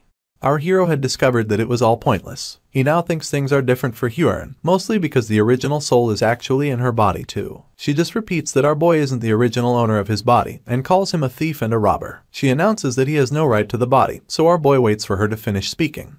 He then tells her about someone in the neighborhood next to his who turns into a green giant when he gets mad, adding that his name is Bruce. He asks the girl if she knows him, but Hyorin has never heard of such a person. Our boy uses this as a yardstick to elaborate, explaining how funny it is that Bruce's opposing personalities hate each other. He adds that it is more fun since what they're good at are so different. Unfortunately, this confuses the Jiangxi even more, so our boy cuts to the point. He declares that whether it is the original soul or the newly formed one, they both have different characteristics. He then asks her if that isn't how they coexist and live, and points out that they were born in one body whether they wanted to be or not. Our boy makes it clear that there's no sin in being born, and this infuriates Hyorin even more. She grits her teeth in silence and finally tells him that there are people in their world for whom being born is a sin. Our hero can relate to this agony and refers to himself as a 3-year-old child. Soon enough, he walks away from the girl, promising to see her later. Hyorin doesn't utter a word as he leaves, and just continues to sulk by the tree. The sun has barely climbed the top of the school buildings when our hero steps out in search of the southern part of the academy. He left the dorms before the birds could even announce the start of the weekend, and this is because of one thing, the mission board. You see, the small and big commissions there help him level up in preparation for the next main quest. For this reason, our hero rubs his chin as he scrolls through the board, admitting that it is a necessary course for progression. Apparently, his goal isn't to level up either, so he decides not to get too hung up on it. He does want to test something else though. At that moment, he gets distracted by Alicia staring too hard at the board. It then dawns on him that he doesn't have that much information on the girl. As she continues to focus on the board, our boy recalls how Park Seo gutted her, and how his memories were different from what he had seen in the game. He decides to call out her entire name, and Alicia bows her head to say hello. In turn, our MC asks if she's doing missions right from the first weekend, and adds that it can't be that she's desperate for results since she's a second ranker. The girl comes clean about needing money, and this surprises our hero a little. He inquires about the activity support fund for second rankers, asking if it isn't hefty enough. It turns out that the school refused to give her any funds because her family earns in society's top 10%. She sobs as she reiterates this to our hero, and he doesn't know how to react afterwards. All he does is stare and think to himself, comparing the situation to Korea's state scholarship. Apparently, there's no support fund for wealthy families in that regard either.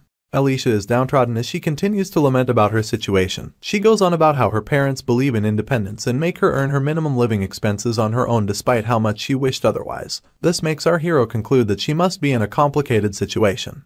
He then turns to the board, pointing out a patrol mission and explaining that it is pretty cost-effective if she needs money immediately. The sound of this excites Alicia, so she exposes all of her teeth joyfully as she checks out the option our hero put to her. She discovers that they'll accept up to 3 people, so she asks if he would like to do the mission together. He almost instantly turns her down, claiming that he has something that he needs to do. Afterwards, he picks up a rough sketch of Butterfly, a missing 2-year-old cat with a reward of 5,000. Our boy decides to give up his weekend as he chooses the cream of the crop, promises to finish the mission, and then to spec up. He pays the owners of the cat a visit, keeping in mind that finding Butterfly is his first mission. Although the pay and EXP may be little, it doesn't matter because Corin's goal is to fulfill a commandment. He feels that if he saves and returns the cat who almost died at the hands of water monsters, he'll be able to block the owner from the misfortune of losing their pet and falling into depression. On that note, he and his spear go for a swim as he comes across and defeats a water monster to save the cat. He then returns it to the little girl who owns it, and tears of joy flow down her cheeks. Afterwards, he gets a notification detailing the execution of a duty. It explains that he didn't turn a blind eye to Anna Macmillan's misfortune. Since it is a difficulty level E duty, our hero gets 5 points distributed equally. Our boy laughs maniacally after realizing that the commandment is activating. The thought that even the most trivial missions will give him incredible spec-ups drives him to the edge. So much so that it gets scary for little Anna to watch. She runs in search of her mom, yelling that our boy is weird. After this revelation, our hero goes on a spree of good deeds with misguided intentions. He saves a crying youngster from getting bullied by 3 men. He even helps a couple retrieve their ring from the rooftop. Corin gets an epiphany immediately after completing the ring mission, telling himself that there's one mission more important than points. Our boy even wrote a memo about it before coming out that day. Meanwhile, at a chicken restaurant, the chef laments that he hasn't gotten the taste he's searching for. He tries something else and gets infuriated that it also isn't the right taste. He gets so mad that he smashes the table, recalling how he made the sauce using more than 10 ingredients but still hasn't found a sauce that appeases his desire to make delicious chicken. The chef feels like he just can't find it. At that moment, he hears a voice from the door telling him that he got it wrong. He wonders who it is, only to overhear our hero telling him to add starch syrup to the sauce. The maniacal look is still heavy on his features when he proclaims that the syrup will solve the chef's problem. After this, he prances away, bidding the cook goodbye, and leaving him thinking that our boy is a crazy person. Just to cross it off the list, the chef pours some starch syrup, thinking that adding it won't change anything. After taking a bite, he immediately exclaims how delicious it tastes, yelling that this is what he has been looking for. Meanwhile, our hero is right outside feeling proud of himself. Apparently, this was a mission he really needed to crack, since for most Koreans in this world, they can't survive without yangnyeom chicken. This is a type of sweet and spicy Korean fried chicken. Our hero gets a notification about not turning a blind eye to Yoon Kaijo's misfortune, and gets a level E reward of 5 equally distributed points. He's so stunned that he stops walking, and his eyes widen when he realizes that he gets points for something so menial. Worse off, for something he did out of his own selfish interest. He exposes all of his teeth as he proclaims that this is the best, yelling that nothing wrong can happen to the person who makes yangnyeom chicken. Our hero continues to laugh like a crazy person, oblivious of Hyorin who's staring at him from the rooftop in the distance. She just calls him a weirdo, and soon enough, some lady appears from a portal, announcing that she now knows where the Jiangxi has been. The lady adds that she let her be, only because she didn't leave the city, and reminds her that she still needs permission to go out. Hyorin averts her gaze from this lady almost instantly, leaving her quite confused. The poor girl then recalls our hero's words from before, how he told her that there's no sin in being born. Unfortunately, she also recalls being told that she shouldn't have been born. The girl just continues to check our hero out. Back at the hunting ground, Madame Josephine, who appeared to Hyorin, announces that the first-year students will be evaluated based on their survival tactics. She gives them instructions to make their way to the cabin at the northern end of the forest in order for them to pass. For now, she also instructs them to wear their rank armbands, so Alicia does as she's told. The professor then adds that the armbands can be returned when students get to the cabin, and announces that they'll be awarded points depending on how fast they can finish the mission. Lark smiles mischievously as he hears that the points won can be exchanged for a prize. Afterwards, our hero searches the crowd for Hyorin and realizes that she's not present. He then recalls that she's forever exempted from practical to even the playing field. At that moment, someone calls his name, so he twirls to answer and his gaze matches that of Alicia. He asks her about her previous mission and she thanks him for his help in helping her acquire some living wages. In turn, our boy is relieved that he could be of help. He then proceeds to stretch out a piece of candy to her, admitting that he had bought it for his sister but it's too sweet. Alicia's eyes glisten with excitement as she calls the candy a Hyok honey bomb. She has to ask again if it's okay to eat such a precious thing. But before she can get a response, the professor resumes her announcements. She summons some magic using her whip as a catalyst, and declares that the hunting ground test will begin soon. In accordance, a bright purple magic circle emanates from thin air, and all the students stare in awe. Well, except Corin Luck. Our boy just smiles softly as he thinks to himself that Madame Josephine is the only person he knows can create space magic for such a large number of people. He then admits that she's indeed a great witch. Soon enough, our hero is transported to the middle of the forest and wields his spear in expectation. As he begins his stroll through the bushes, he overhears two students fighting and is surprised that they're going at it so soon after the test began. You see, the hunting ground is an important event where even the professionals have to do countless retries. He watches these two students clashing swords and recalls that the event is a battle royale system where you start at random locations and have to gain points by stealing the armbands of others. Our hero simply leaves the two to keep fighting, admitting that he has no interest in them. This is because he considers Alicia, who's second rank with a blue shoulder strap, to be the most dangerous. Some sort of flame exudes from his finger as he concludes that all he has to do is handle Alicia for the other students to become free points. Our hero races through the forest in search of his target. Apparently, he has planted a tracking rune on the candy he gave her and is now following it to her current location. Our friendly neighborhood freak puts up the creepiest expression as he declares that the rune will make them meet again. It gets worse as he wields his spear, running, laughing, and calling out the poor girl's name multiple times. Meanwhile, Madame Josephine tells the chairman that she'll also enter the forest, adding that it's best to be careful even though she dispatched professors throughout. At that moment, he turns around with a mortified outlook, wondering where Hyorin is. She even asks the chairman if he knows anything and he explains that he didn't send her. Director Kasser then reiterates that the girl stepped out on her own and Madame Josephine is so shocked that she asks again. Back to our hero who, at the moment, has the misfortune of being chased down by Hyorin. As he tears through the forest searching for Alicia, the Jiangxi tears through the forest after him. Fighting sounds emanate from a certain part of the hunting ground, with other students yelling at themselves to catch Miss Arden. As sweat drips down her face, she wonders aloud why they're being like this and asks if they don't think they're being unfair. At this point, she has defeated a staggering number of her mates, and is still screaming that it's unfair for so many of them to attack her at once. They claim that her abilities are unfair, and yet another student tries attacking her from behind, calling her a monster and wishing that she just gets knocked out. Before she can defend against the attack, a big rock takes out this student from the side, confusing Alicia even more. A quick look around reveals a fired-up Corin lock, and the girl asks if he just saved her, thinking he did it out of kindness. In turn, our boy professes that she's so pretty, and a little blush appears on her cheeks as she begs his pardon. He then uses his spear to attack her, clarifying that he meant her armband is so pretty. She manages to dodge his first strike, and tears gather in her eyes as she yells that she trusted our MC, adding that she thought he was a good person who gave out candy. Meanwhile, our hero just breaks down her abilities. He recalls Alicia being a second-rank knight, the pure fighting type, and she can't use her Vigilante Eyes ability yet, so when it comes to fighting power, she's mediocre among the other second-rankers. Our boy just let out this crazy smile, pointing his finger and announcing that the girl can also be a good person by giving him her armband. He realizes that his opponent may be incomparable to her genius sister, but that doesn't remove her from the top 1%. This is the same girl who handled 7 students who forge an alliance made up of 3rd and 4th rankers, and now she doesn't feel threatened by our 5th rank hero. Until 30 seconds ago when he attacked her. Alicia brings the full wrath of her sword, using it to block our boy's spear. She wonders what his problem is and admits to herself that he's so strong. Corin Locke spins his spear in anticipation of another attack, leaving his opponent in awe of his close sword wrestling and his strategy to penetrate the outer range. With each clash of their weapons, Alicia becomes more weary of our boy, confessing how much he is counterattacking and pressuring her. Luckily, she also realizes that he has gaps and plans to strike during the slight intervals between our hero's stabs and cuts. Miss Arden finds one of these windows and thrusts her sword through it, almost piercing our boy's chest. In turn, a smile of mischief revisits his mouth, and he points out that she lacks practice because she's over-reliant on her talent. As a counter, he begins with Lan, the deflection of incoming attacks, and pushes aside his opponent's sword. Up next he uses Na, the pushing down of his opponent's weapon, and follows up with Chao, the art of striking in a straight line. All the girl can do is gasp as our hero combines all of these basics to create the most basic and extreme counter. He repeats them until he creates a window large enough to rid his opponent of her weapon and send her flying into the distance. He calls this technique Spear Intent Ultimate Essence, the 6-step block, capture, plaque. Anyway, his spear stays outstretched even as his opponent is pushed back. She barely manages to stick her landing, and just slides herself to a halt. Multiple coughs escape her after this, and she acknowledges that she would have been in danger if she hasn't used her aura to immediately protect herself. It then dawns on her that our hero is neither fast nor strong, it's just that his level of mastery over each skill is no joke. As she struggles to regain herself, she keeps asking herself who Corin Locke is and refuses to believe that he's only a 5th rank. Our hero lords over the now weak Alicia, leaving her no choice but to admit defeat. He then swipes her armband, proclaiming that he'll use it well.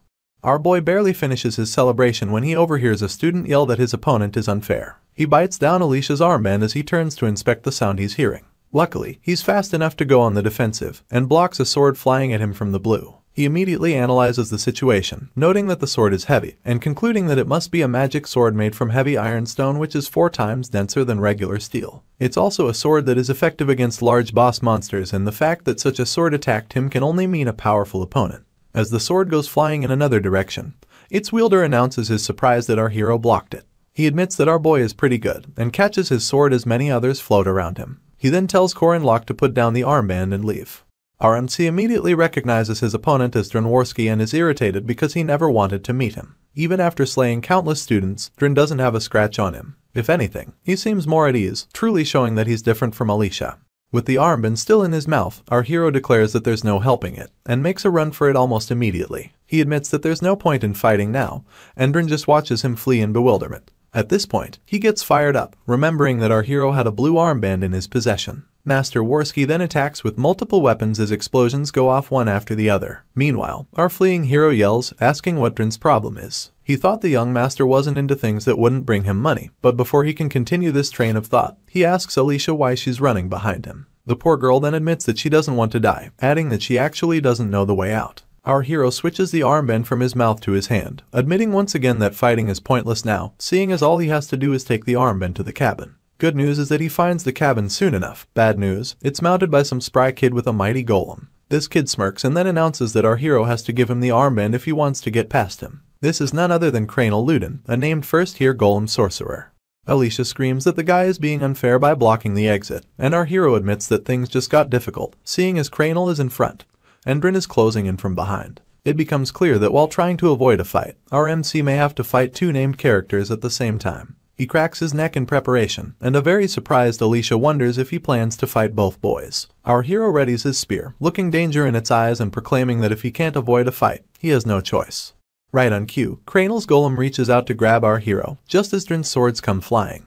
Some time passes and silence falls upon the forest. Our hero knocks on the cabin door and a lady inside it exclaims as she wonders who got to the cabin first. She opens up the door, only to see our hero biting down 3 armbands and asking if he can choose his prize. She's really impressed that our boy got 3 blue armbands and doesn't bother hiding it. In turn, Corin just claims that he was lucky. Alicia had the front row seat to how our hero defeated both Cranel and Drin. She thinks it's nothing short of incredible. You see, he began by piercing the sword's magic core before it was able to reach its maximum output, while simultaneously ramming another one into the ground to make it impossible to be pulled out using telekinesis. Using as little movement as possible, our boy dodged the swords he couldn't block, guided them to the golems, and moved behind Drin. This leaves his opponent no choice but to defend against the golem's attacks, and while he was busy defending, our hero shattered the core crystals of the golems, thus neutralizing them. Afterwards, he dealt with a powerless Cranel. Alicia is still in awe of our MC's speed, judgment, and even psychological warfare. She now perceives him as someone who has fought on the battlefield countless times, seeing as he organized things in a single moment. From the basics of the spear to the techniques used to cover his weaknesses, our hero gave this girl the impression of watching her big sister fight. She even recalls when he taunted her for relying too much on her talent and not practicing enough. Alicia heaves a calm sigh, balls her fists, and resolves to try working hard too. Meanwhile, the defeated Drin just bows his head, remembering how he was attacked before he could even demonstrate his power. He wonders who our hero is, and perceives him as someone who already knew his abilities before they fought. As for Cranel, he's still nursing his arm as he lays on the floor, recalling our hero's words. He had told the boy that golems are big targets for small but powerful opponents. He had advised the youngster to find a friend who would stand guard, but Cranel revealed that he doesn't have any friend. This took our hero by surprise, but he quickly brushed it off and wished the boy good luck. In turn, Cranel cursed him in his heart as tears gathered in his eyes. On the day of the hunting ground exercise, 3 named characters came to remember Corin in their own ways. Back to the present, and our hero sings happily in the cabin. He recalls that the strongest person left to beat is the druid who receives the protection of the forest. This is none other than Yule, a petite green-haired girl with amazing powers. However, participants are not the only ones on the hunting ground. The strongest person there remains the greatest mage Merkaba Academy has ever seen, Mariette Dunelif. She summons a mighty wave of water and drenched the life out of Yule. This is because the seniors were taking on the role of monsters and helping with practice training, leaving poor Yule with this unfortunate matchup. With her defeat, the hunting ground training came to an end. Mariette squats down to introduce herself to her defeated opponent, and the girl returns the gesture, only for her to notice Huron lurking behind her. Miss Dunelif doesn't freak out. Instead, she asks the Jonxie to identify herself. Mariette glances at Huron and realizes that all the boys she defeated resemble Corin. She then announces that the girl seems to be looking for someone. In turn, the Jonxie just bolts past her, only to be obstructed by a mighty wall of ice. Miss Dunelif apologizes for her behavior and explains that she cannot ignore Huron because she's a monster for the duration of the training exercise. The first year finds her senior annoying and doesn't hesitate to tell her. On the other hand, the instructor at the cabin exclaims when he calculates our hero's total score and announces that he got 117 points. He adds that it's been a while since he saw a score like that, but our boy just wants to get his prize. He scrolls through the mat boar molar knife, a leather protective coat, and even a shark bear's bile. His hand meets his chin in contemplation as he admits that the shark bear's bile is the most valuable item present. However, he came into the exercise with something in mind. Our hero proceeds to collect a mandrake seed and flashes the instructor a smile, revealing how satisfied he is with his choice. In turn, the instructor confesses that our boy has an eye for things, and then asks what he's going to get with his remaining 17 points. After mulling it over for a few seconds, Corin picks nutritional plant supplements and earmuffs, worth 6 and 10 points respectively. Later on, he and his spear exit the cabin and he admits that he did some good shopping. As he makes his way through the ruins of his most recent battle, it dawns on him that in all his retries of this game, things have never worked out this well. In addition, it's also his first time seeing Hinchbetter and Lark complete this mission. Jaeger screams happily because he came in second place with 19 points, while Lark awkwardly staggers to the cabin with his 15 points. They both stop to talk to our hero, and he commends them for working well together, only for Hinchbetter to request that they return to the stamina training room that night. Our boy sights Cranel searching for something, so he asks that they help him find his golem's core since they have enough energy to visit the stamina training room. Cranel overhears this and is shocked. Upon glancing in our hero's direction, he confirms from the ginger that the golem core is important and reiterates that they'll help him find it. His colleague claims that it's fine, but our boy corrects him, telling him to just say thanks at times like these. Apparently, our MC worked a lot with Cranel in his past life, seeing as there aren't many aggro tanker dealers as good as golems for the semi-large monster battle. Our boy then exhales loudly as he realizes that things are slowly ending. Cranel successfully recovers his core. Alicia is still injured. Drin just plays around because he's out of fighting power. And lastly, Yule. Well, our hero finds her in a state so despicable that he wonders if she's dead. Upon closer inspection, he discovers that she's not, so he helps her up, still scared at how far Mariette was willing to go. As they drag their feet through the forest, our hero senses a disturbance and asks what the problem could be. Suddenly, animals of all types seem to be fleeing in the opposite direction. Yule then musters enough strength to warn our boy to run away, blaming it on Mariette. She doesn't finish her sentence, so Corin is more confused now than he was at the start. Miss Dunaliff is a genius to say the least, with the natural ability to analyze magic, and blessed with a large amount of mana. She's a mage who seems to have never experienced despair, frustration, or even failure, the one talent rumored to continue Madame Josephine's path in future. To this mage, the hunting ground is like a playground, seeing as she just has to manage the difficulty moderately and help her juniors grow. Well, this same mage is getting overpowered by Huron. She holds herself as she feels pain everywhere, and all she can mutter is that she needs to analyze. The raging first year comes launching towards her senior with intense malice, leaving Mariette no choice but to fire ice bullets at her. Unfortunately, Huron just breaks through them like they're cotton, forcing Miss Dunaliff to increase the intensity of her attacks. She then stutters that she can't just block with elementary level magic and asks herself what type of magic to use. Apparently, she had made a promise to the senior professors that she wouldn't use attack magic above the intermediate level, but in truth, she had already begun to use advanced magic. Sadly, Huron still kicks the heck out of her. Mariette wouldn't admit it, but despite using her full power, she gets launched into a nearby tree with the force of a speeding bulldozer and drops to her knees afterwards. The after effects leave her weak and wary, and she begins to yell at Huron not to come any closer to her. What was standing before her wasn't a knight, a mage, nor was it played. It was just a natural disaster in human form. This natural disaster exudes so much malice as she continues to approach her senior, leaving Mariette to continue yelling at her not to come any closer. At this point, the voice of Madame Josephine echoes through the air as she orders Huron to stop. She then emanates through a portal and asks if Miss Dunaliff is okay. She's too tired to even answer and falls to the ground soon enough. During the hunting ground training, a lot of things happen differently, starting with Corin coming in first place when he is a 5th rank. Then, there's the conflict between Huron, the first-year ace, and Mariette, the second-year ace. The result of this ended with the latter in the infirmary. Our hero pays her a visit, leaning against a wall near her bed, and thinking about how scared he was when he thought she had awoken as a villain. A quick glance at her reveals that she is fine for now, so our boy concludes that everything is still flowing according to the original plot of the game. He brushes it aside, telling himself that he'll think about it later because she still has about 3 weeks until she awakens. For now, there are things to prepare for. Our hero makes his way out of the infirmary and over to the outskirts of the hunting ground forest. He moves his head side to side as he searches for the being that dwells in it. In preparation, he tilts his head upwards and administers a lot of eye drops. He then pretends to miss his step and announces very loudly that he slipped, asking what he should do in the same loud octave. He drops the mandrake seed he exchanged 100 points for in the pond nearby, and yells that it is the precious seed that his mother left him. Our boy then continues to cry out dramatically until a strange voice asks him why he is so sad. A scheming smile graces his face as he acknowledges that the being he is searching for has arrived. You see, in the heroic legend of Arhen, there's an Easter egg that can only be used once, the gold-axe Taoist hermit. Our boy stands before a giant of sorts with beards as white as the pale skin of Icelanders.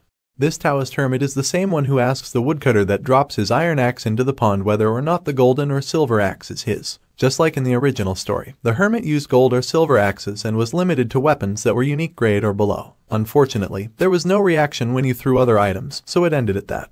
Later on, some old-time players started a random item challenge and had apparently tried dropping 500 items in the Taoist hermit pond. This even moved some heroes to drop rare items too. This was an Easter egg that the producers added as a joke. Anyway, the hermit retrieves a golden seed from the pond and asks our hero if it is his. Our MC denies it, so the hermit asks about the silver seed next, only for our boy to reply in the negative again. He had bowed his head to sell how sad he was over losing the seed, and asked himself which type of crazy person would throw the mandrake seed they worked so hard for into the pond. A small chuckle escapes the hermit's lips as he presents our hero with the regular mandrake seed, and our boy admits that it is indeed his, with tears flowing down his cheeks like rain on a windshield. Of course, he is the crazy person he asked himself about previously, and here's why. The hermit announces that our MC is honest for seeing gold and silver and still not coveting them. For this reason, he offers him all 3 seeds and bids him goodbye. Corin leaves his head bowed and thanks the hermit profusely as he disappears into the pond. Immediately after, our hero bursts into maniacal laughter, announcing that items can be duplicated. The standard mandrake seed is known to have mana improving properties, but the gold and white silver ones have a more special effect. If you plant the gold mandrake seed, it grows as one that shines with gold light, and if you plant that of white silver, it grows as a mandrake that shines with silver light. This is a hidden piece you can only obtain through this method in the game. There's the problem of people who scream after acquiring it, but our hero does not think it is that big of a deal. However, in his past life, Park Soo ate the golden mandrake seed and he ate the silver. This time, our boy is overflowing with excitement because they're all his. There's a mission that will ensue in 3 weeks, and this is what causes Mariette to become the final boss and awaken into a special vampire. This mission is her encounter with Fog City's murderous vampire, John Doe. As our boy returns to campus that night, he realizes that he may have no idea how the agent of the demon tribe on the inside awakens Mariette, but he knows that there's still time. It is also part of the reason why he showed off his power to those second-year named characters, especially since no one would fight beside a weak 5th rank knight, even if he asked. Our hero quickly discovered that the first thing that gets powerful people interested in a player is proof of natural talent and strength. He is certain that in a week, the named characters would have recovered as well, and that is when he proposes to create a party. Meanwhile, Mariette wakes up in the infirmary and sits upright under the moonlight, waking up Isabelle, who was also napping beside her. She calls out the girl's name and immediately stands to her feet to check on her, asking about her throat and yelling that Huron should have stopped herself. She then blames it on the fact that the second year was restricted to elementary level magic.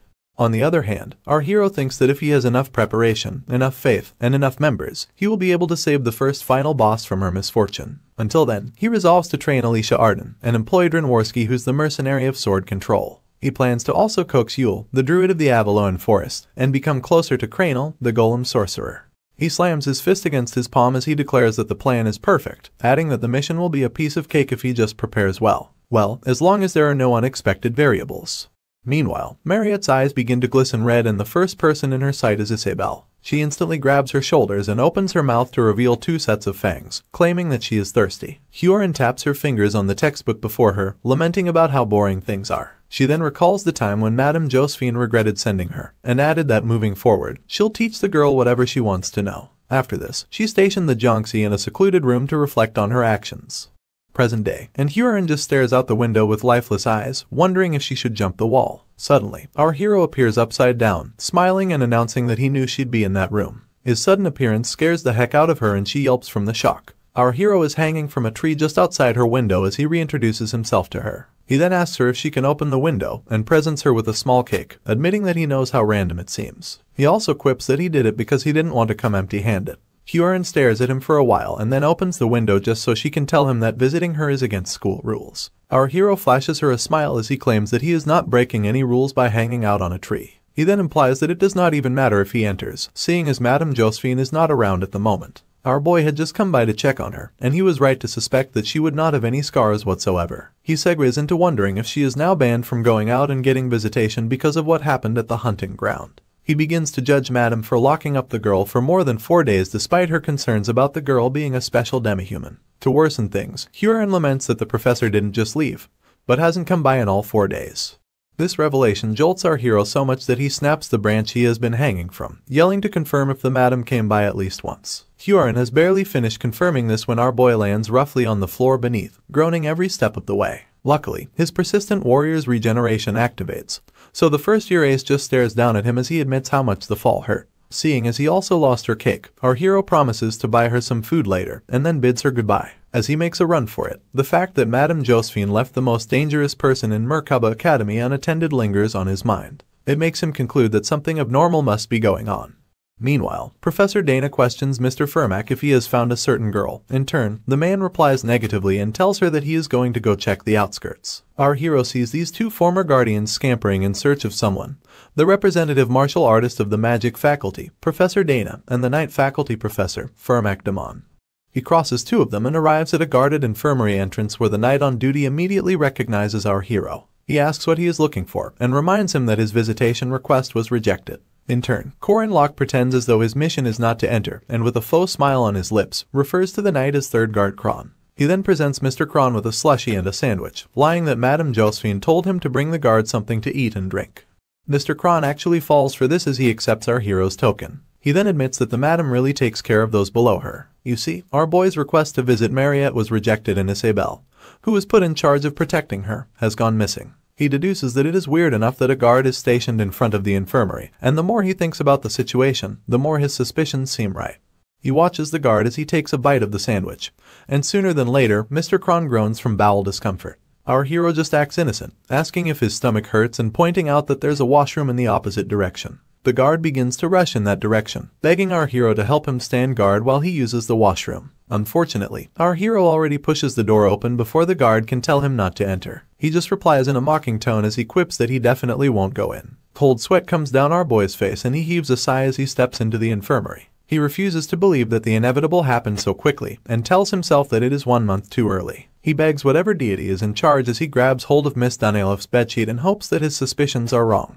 He then calls out her name and pulls away the sheets simultaneously. Unfortunately, the only person beneath them is Isabelle. Our hero grits his teeth as the discovery begins to bother him. He soon notices the bite marks on Isabelle's neck and concludes that this is what the professors wanted to hide. His face gathers into a worried frown as it becomes clear that Mariette Danielov has awakened as the first act's final boss, a vampire. Worse off, she awakened 3 weeks early. Our hero just stands there, distraught, and begins to recall the 4 phases of the attack strategy involved in defeating the final boss of the first act. Phase 1 involves easily dealing with the monster wave. Phase 2 involves holding back the vampire using magic circles, and after gaining the upper hand from dealing damage, you can move to Phase 3. This involves facing the powerful enemy who is rampaging in the realm of blood. When said enemy is knocked down, it goes to the last pattern, and this activates the final phase. The last pattern also happens to be the heart of this attack. Apparently, even without the main player, a combination of named first-year characters are capable enough to reach Phase 3. Unfortunately, our hero injured Alicia Arden, destroyed Drenworski's weapon, and also obliterated Kranil Luden's golem core. All of the first-year named characters have been eliminated from the running because of Corin Locke. He digs his hands into his hair in frustration, and admits to himself that they're doomed. In the original story, after encountering Fog City's murderous vampire, Mariette attacks her roommate and goes on a rampage. In our boy's last life, he and his team had been waiting below the dorms where Mariette and Isabelle were, just so they could quickly defeat the murderous vampire. Although Park Sihu purposely let it go that time, this time, our boy feels like he has messed everything up. Alicia has 8 broken bones, Kranil is basically useless with his broken golem core, and this makes Huron come to mind. The only problem is that our boy has no idea how things will turn out if he introduces her into the situation. Later on, he tracks down Drin to a corner of the stamina training room and pitches the mercenary and employment commission situation. He explains that the difficulty is special and that he will need to find somebody and capture them without killing them. Drin immediately asks if our boy is crazy, adding that the first rule of mercenaries is to not join fights they can't win. He continues lamenting that he only has 2 swords now that our boy broke the other one. Corin Locke then cuts him off with an offer of 20 gold coins, adding that if he does not trust him, he can hold on to his soul dust as collateral. Before our hero can complete his sentence about how pure the dust is, Drin stretches out his hand to collect it. He then tells our MC that he is a desirable employer and his sparkle to show his enticement. A notification bar pops soon enough, announcing that the mercenary is now part of our boy's party. In turn, he gives Drin the thumbs up. Up next, he heads to the library to track down Yule and helps her with a particular book about her language. She wonders how he came about the information, seeing as she thought all the records had disappeared when the forest burned down. In turn, our hero admits that he read it in a book. He confirms if Yule's traditional alphabet is the Ogham alphabet and asks if she is in the library to find it. He then proposes a deal, telling her that if she agrees to help him, he will teach her all of it. Yule wears a determined look as she asks what he wants her to do, and just like that, she also joins our hero's party and gets 2 thumbs up for her troubles. Afterwards, he makes his way to the canteen where he catches Lark and Jaeger having lunch. He explains that he is searching for a party for a hard mission with low pay and a lot of danger. He even adds that they may die, seeing as the opponent is a strong special demon tribe. The only cherry on this devastating cake is that they will gain fame and honor if they manage to succeed. Both boys stop munching on their meals as they digest the offer. They are so silent that it makes our boy scared that the mission may be too much for them. But it is not. Jaeger pastes a smile on his face as he admits that it is quite romantic. The same smile appears on Lark's face and he declares that they should give it a go. This really makes our hero happy, the fact that these boys are obsessed with romance, that is. He has now successfully gathered a subdealer, a support, and enough people to help them pass through the first phase. Seeing as they've met the minimum conditions, all 5 of them make their way into the forest that night. They do this because our boy remembers when Sihu mentioned that Mariette was crying and hiding in the forest, and how hard it was to find her. Apparently, in our boy's last life, the girl had dug a tunnel in the forest and hidden there for a month. Back to the present, our hero makes use of Sihu's information. Seeing as there is only one forest in Merkaba Academy, their target is obviously at the hunting ground. As they weave through it, Drin asks our boy if Mariette is truly there, adding that he understands the goal but will need to know his plan to find her. In response, our hero admits that it will take several years to find her, and tells them not to worry since all they have to do is ask. He then directs his statement to Yule who, in turn, asks him just how much he knows. She then pulls out her staff and uses it to touch the soil, asking the forest spirits to lead them to Mariette. Bright green lights surround her in accordance, leaving Lark intrigued, and Jaeger overexcited about the gathered spirits. Our hero can only judge from the reactions of his party members, but it's enough to let him know that countless spirits have gathered. Sadly, he can't see them for himself. In turn, he scratches his chin and asks if the spirits have found their target yet. Yule stutters as she answers positively. The only problem is that the rest of the team seem to be staring in one direction. Our boy wonders aloud why they're doing that, only for Yule to warn him that something is right behind him. Corin is fast enough to block an attacking monster with his spear and turns around in time to slash it in two. He is surprised that such a thing burst out all of a sudden, only for Drin to warn him that many more monsters are attacking from the front. True to his words, beasts of all kinds seem to be falling out of nowhere, some with wings, others with horns and fangs. Some look wolf-like, while others even wield weapons. The team instantly falls into a panic and Jaeger asks the most stupid question, wanting to know if Mariette turned into a monster. Our boy hurriedly answers in the negative, and everyone readies themselves for battle. Lark opens up his grimoire, and Jaeger plasters his maniacal smile on his face as he laughs at the audacity of these monsters to come after him. He then announces that they're perfect to warm up with. At this point, our hero yells instructions at Jaeger, telling him not to go to the front lest the monsters surround him. He then adds that he should take 3 steps back and steadily cut away at their numbers. Meanwhile, Lark is still behind him, so he instructs the boy to cover their back and yells at Yule to support him.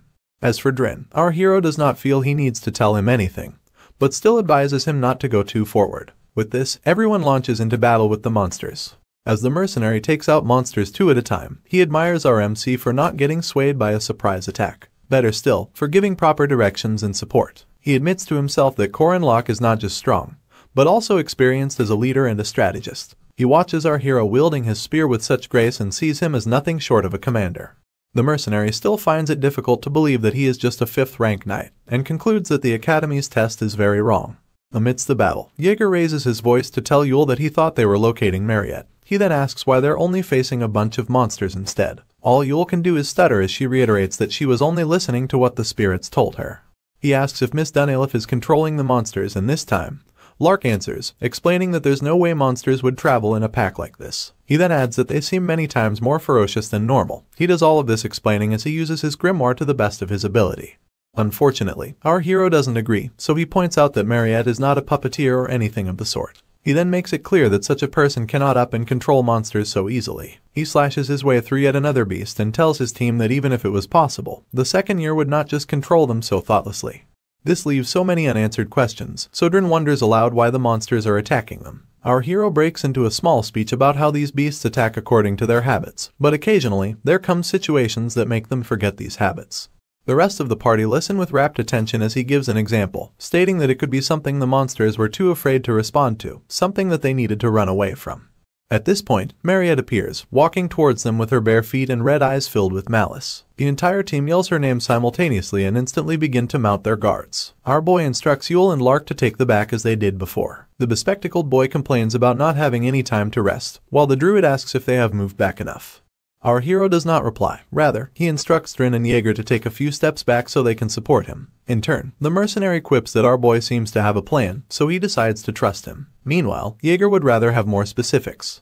Amidst all of the ruckus, Corin offers to take the front line, and this activates the 3rd commandment, his desire to save the world and defeat Mariette Dunelif. Our hero's status increases by 50% and it displays some backup stats. His aura rank and mana rank go up by 740 and 460 respectively, while all his other stats get increased by 13 points each. Our boy grips his spear tighter than ever as he considers Mariette's fate and the effect she'll have on this world. He deduces that the backup numbers he got must be the ones considering the influence on the world that will happen in future, and not the first act's incident. His notification board pops up again, displaying that the current mission is to save the world. The details include taking the first step to do so, and stopping Mariette Dunelif. Our hero quips that he understands, and with the rest of his team waiting for him to say the word, he stretches his spear towards his opponent and declares that they're ready to do this. Things take a sudden turn when another notification pops up to warn our hero that his initial mission conflicts with the first commandment, which is to not turn a blind eye to the misfortune of others. A very scary Mariette seems to be foaming at the mouth as she approaches. Still, our boy gets a notification to rescue her. The console even wishes him good luck. As the vampire covers the distance, it becomes apparent that tears are flowing down her cheeks. Yule is the first to point this out, but Drin quips that it doesn't change anything and sends forth his sword to subjugate the demon tribe. His eyes widen from the shock of what happens next. His sword gets stuck in some sort of barrier surrounding the vampire, and the mercenary doesn't understand how that kind of thing can happen to his heavy iron sword. Lark educates them about the situation, explaining that the barrier around Mariette is actually an orb, and adds that it's a familiar born from a vampire's blood. He's more surprised that a newly awakened vampire already possesses such an orb already. In turn, our hero tells his party that there's no need to be scared, adding that the vampire was just born and won't be able to properly receive his host's blood or mana. While he can't be supplied blood from his host, he can't do anything but block. Drin quips that it's kind of a big deal for a mage's defense ability to be covered, seeing as it's also their greatest weakness. Our hero just rubs the back of his neck as he assures the mercenary that it's fine. The demon tribe continues to speak through Mariette as he screams that all his opponents should disappear. With this, the orb disintegrates into small pieces of blood and head towards the team as though they're spears.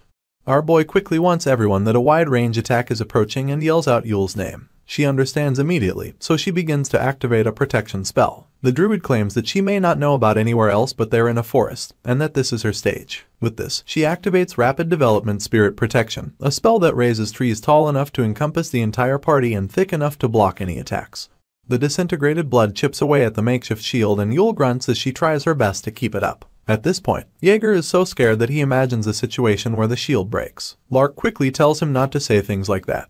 Meanwhile, the druid is putting all of herself into maintaining their shield, and admits that raising it took out half of her mana in the first place. As an after effect from the training practice, her mana heart is still throbbing. Despite the difficulty, Yule tells herself that she needs to keep going because Corin made her a preposterous promise.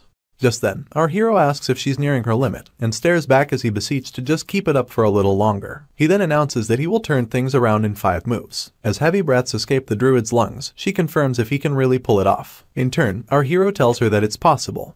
Meanwhile, their opponent readies herself for another attack. You see, the first act's final boss round is divided into 4 phases, and the first phase is where the monsters surround the main character's party. The second phase is where you defeat the monsters, so Mariette comes out herself, and you need to go from phase 2 to phase 4 to enter the final boss's attack pattern. Simply put, until the final phase, she's not using her full power. It's the same in the game and in our boy's last life. As more blood chips away at their wooden shield, Corin advises Lark to leave before Yule, seeing as he can only use beginner's magic a maximum of 2 more times. The youngster is surprised that our hero was able to calculate that, but obeys soon enough. As he walks away, our boy tells him that he's doing a good job, and instructs him to run as far away as possible. Immediately Yule joins him. Until now, the number of attacks and their scale were big, but they weren't that powerful. The real problem is the alchemy that happens after. All of the blood that got stuck in the shield begins to crystallize and eat their way through it, making our hero conclude that his opponent is coming. The crystallized blood continues to grow bigger with every passing second courtesy of freeze, a type of alchemy magic. It successfully shatters the shield and huge chunks of it begin to descend. Jaeger is the first to scream that the shield is collapsing while Yule, although almost out of strength, begins to chant a new spell.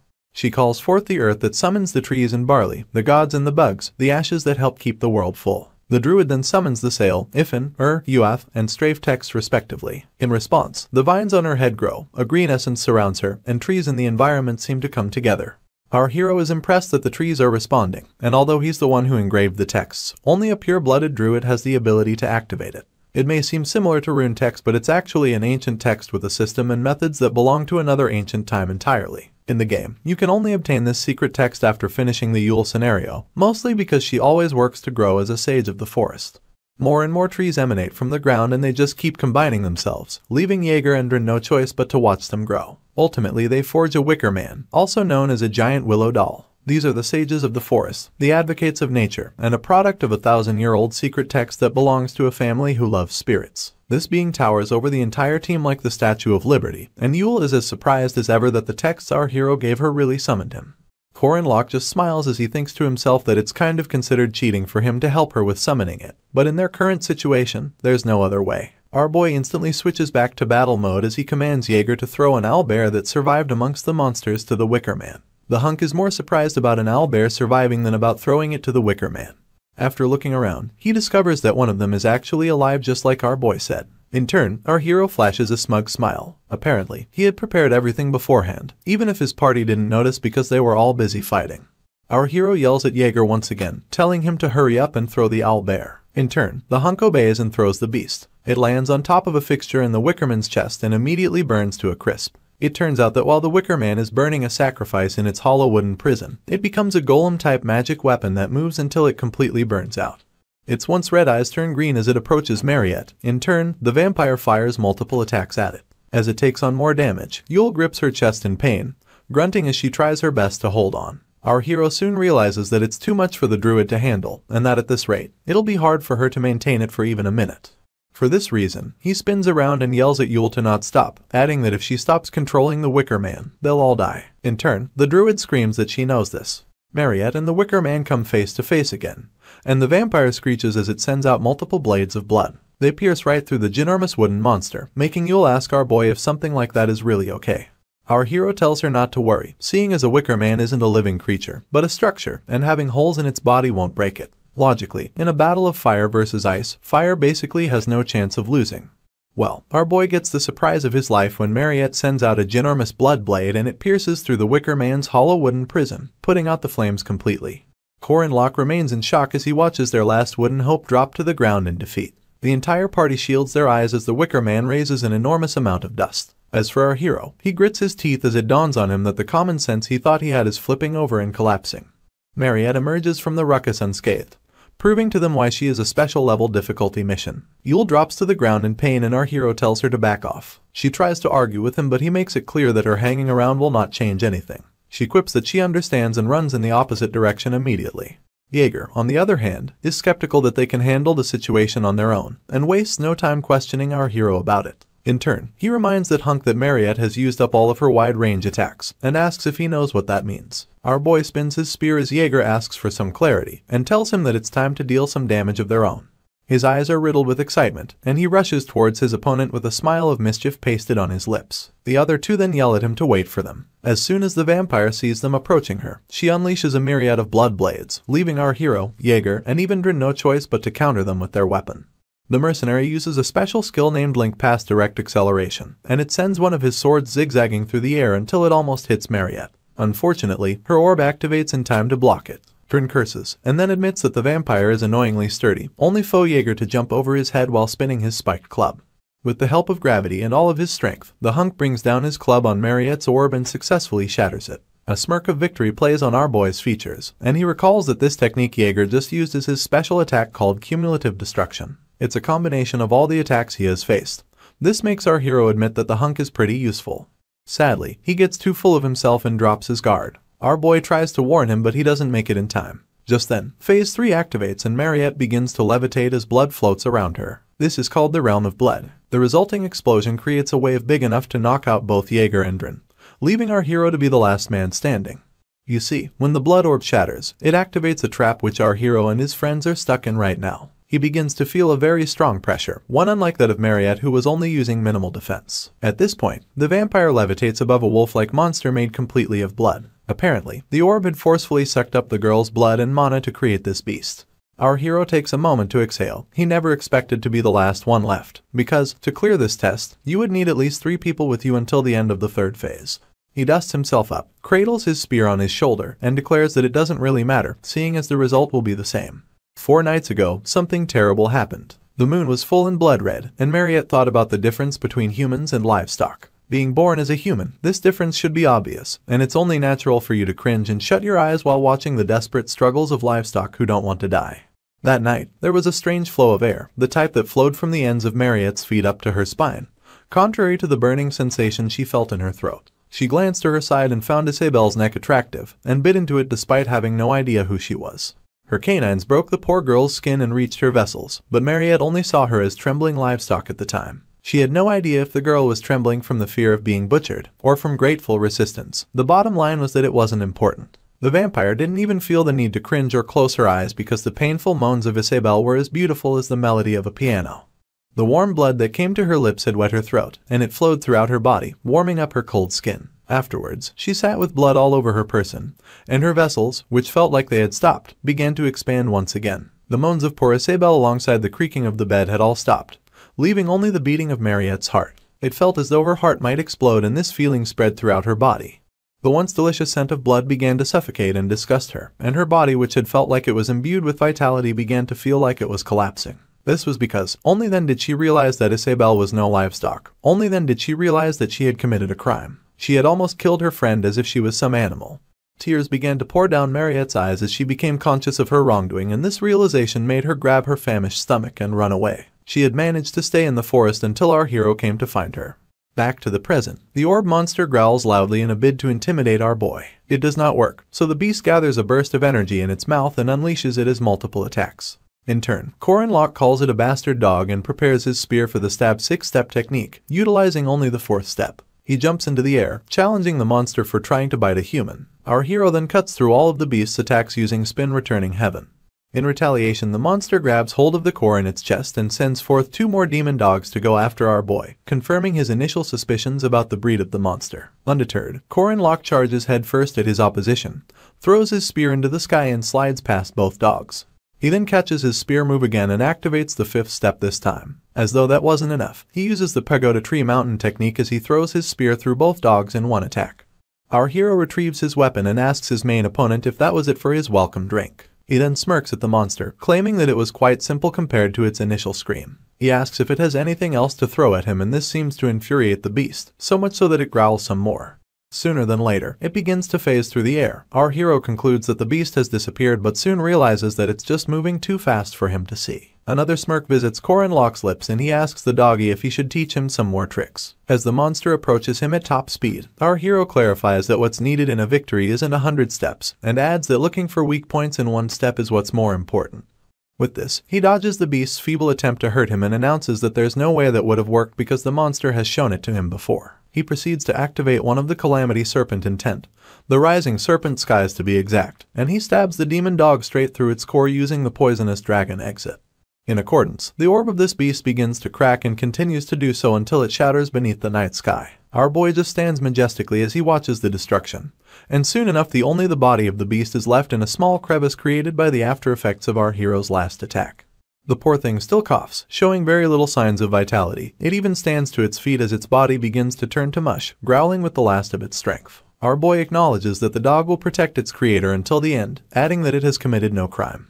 Afterwards, he tells it to be patient and promises to save its mother, the vampire. With this, Corin enters the final phase, coming face to face with a burning Mariette. Normally, as soon as this phase starts, she puts the members of the party into critical condition. This time, she launches off the ground and her silhouette is the only visible thing under the moonlight.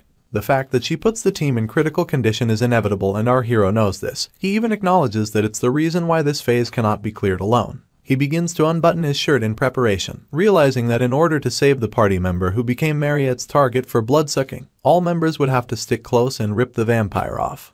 At this point, said vampire is mere inches from our boy, but he seems to be the most unbothered person on the planet even though there's no one to help him right now. Mariette makes a move for his neck and a notification pops up to signify that her mana and stamina are recovering due to the blood-sucking. She pushes our hero to the ground as she continues to feed on him, and he realizes what it feels like to be robbed of your life. However, he balls his fist and declares that he can endure it. This is because he possesses the persistent warrior's regeneration, which helps his body continue to recover as long as he doesn't lose his fighting spirit. He continues to tell himself that he can endure something like this, but grinds his teeth from the pain. Our hero gains solace in the fact that he's returning the favor that a kind child did for everyone while sharing potatoes with her small hands. He proceeds to pet her head, telling her to take her time lest she choke. The whole cradling thing gets to the vampire, well, enough to make her stop sucking his blood and stare at him with tears flowing down her cheeks. At this moment, our hero remembers Sabancha Duke and how he had sucked the blood of his servant, killing him the moment he awakened as a vampire. He realizes that even a great commander who was left in history couldn't control his lust for blood. As for Mariette, our boy remembers that it took Park Sehu about a month to find her in his past life, and by feeding on monsters to quench her thirst, the thirst became worse. Even at that, the girl didn't kill people. Instead, she endured her urges through superhuman willpower. Our MC just feels like this is an unnecessary setup for a final boss that only has a bad ending. This is why he has always believed that there must be another ending. At this point, Mariette's tears drop down on his person, and she begins to apologize profusely. To Corin Locke, it doesn't matter how many times he almost died, or if the girl is a first-rank mage. The fact that she's a vampire is also a trivial issue. He unveils a pitiful smile as he realizes that he may have looked at the girl as just another character, like Sihu did. Luckily, the teachings of the master he met in this world have made him into a different person.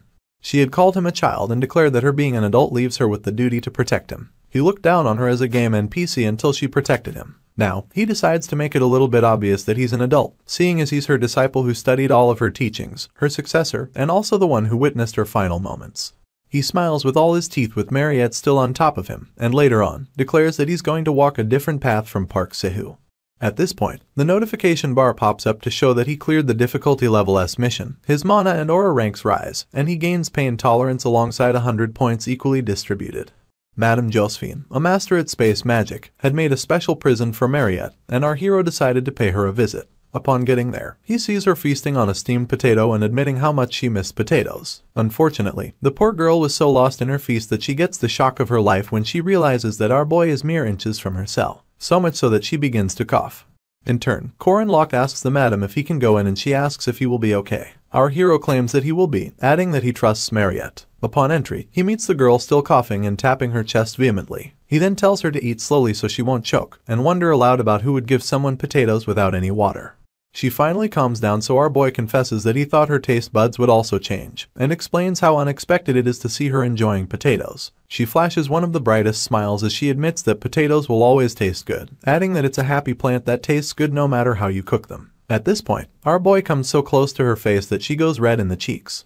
She immediately freaks out and begins to rain mock punches on him, telling him to give her space because she smells. All our hero can do is block the punches as he asks her if she's still self-conscious after everything they've been through. He even points out that he hadn't washed up when she bit his neck. This only makes her yell at him to stop it.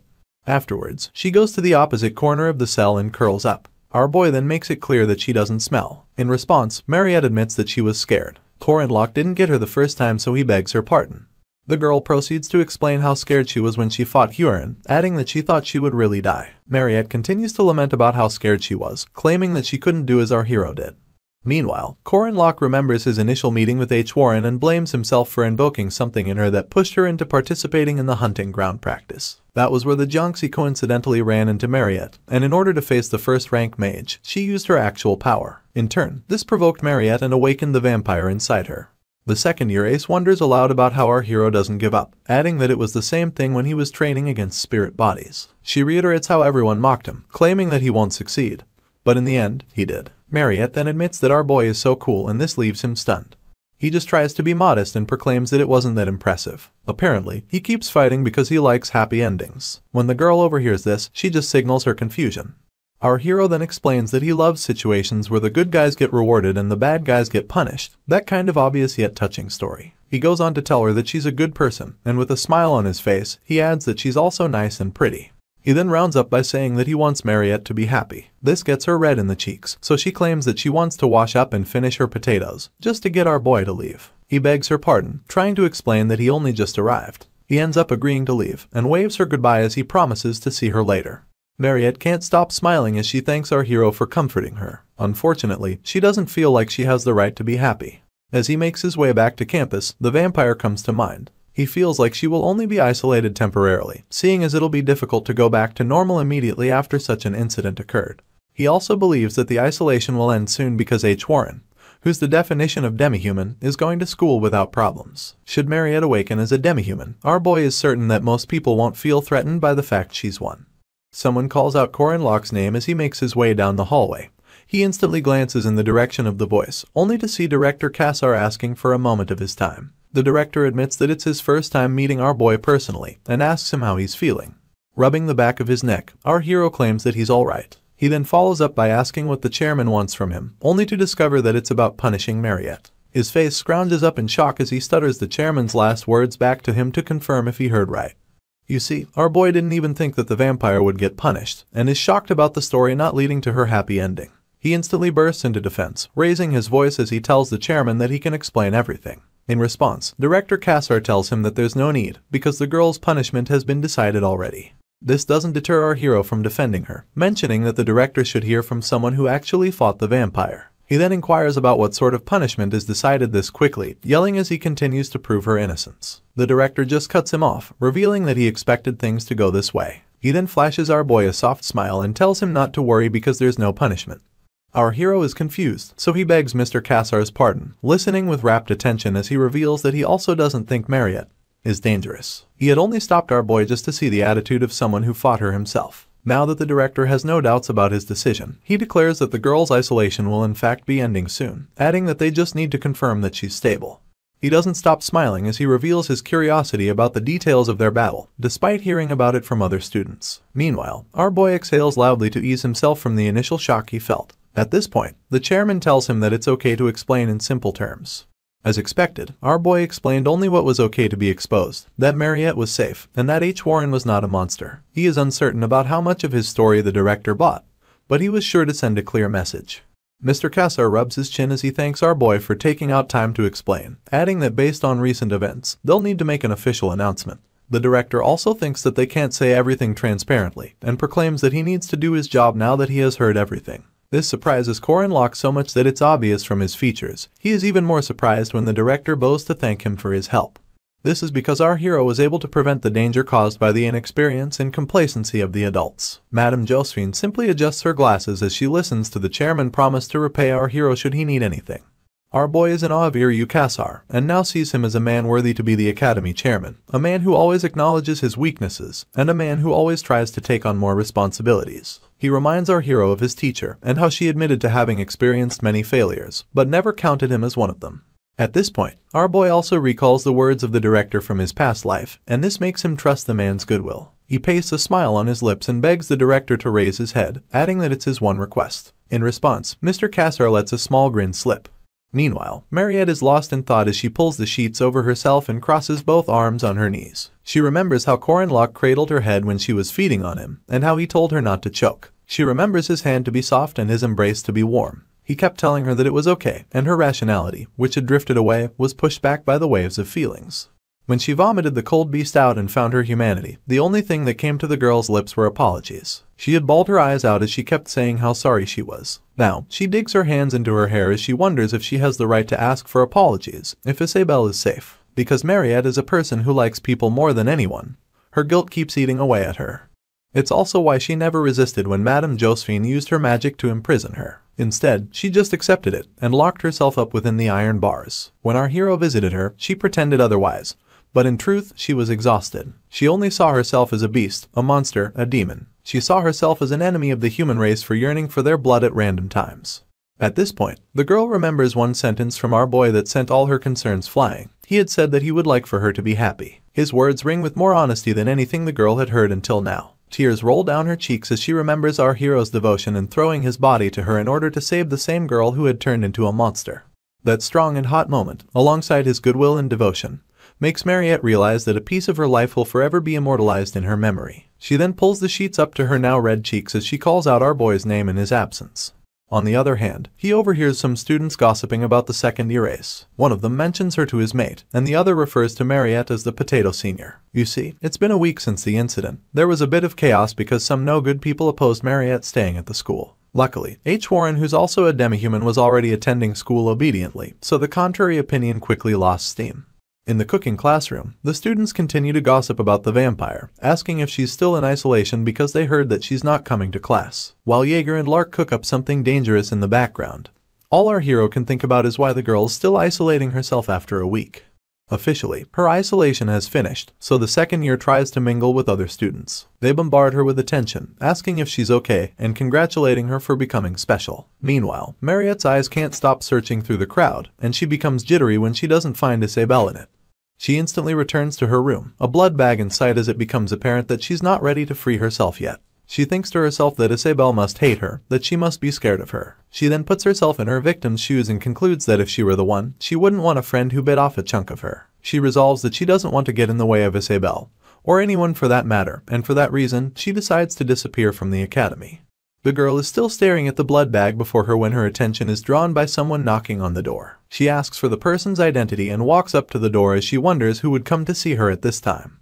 As she opens the door, Isabelle instantly embraces her and bursts into tears as she asks if the girl is okay. Mariette is so stunned by the visit that she questions why the girl came by. In turn, Isabelle doesn't let go of her and asks if she's not supposed to come. The second year begins to stutter as she tries to defend herself, but her confused friend asks once again if she doesn't want to see her.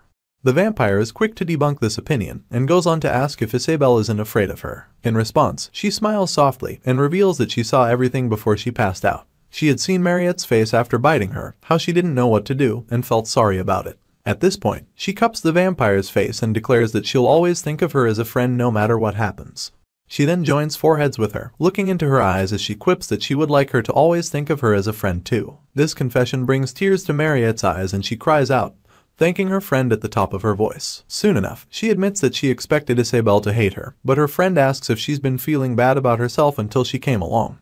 She doesn't wait for a response before flashing the vampire a smile and admitting that she already felt better after some time, but the hospital told her not to go out. This was why she couldn't go out even after her friend's isolation was over. She then reveals that she's only there because a certain first year snuck her out of the hospital, but when she turns to point him out, the student is nowhere to be found. She swears to the vampire that there was a tall junior right behind her, and Mariette's eyes shoot open with realization. As our hero walks away from the vampire's room, he admits that trust towards a girl like her would not collapse from such a small incident. Meanwhile, she's back in her room burying her face in her hands and worrying her friend while she's at it. She realizes that Corin has helped her again, and keeps calling his name as she blushes profusely.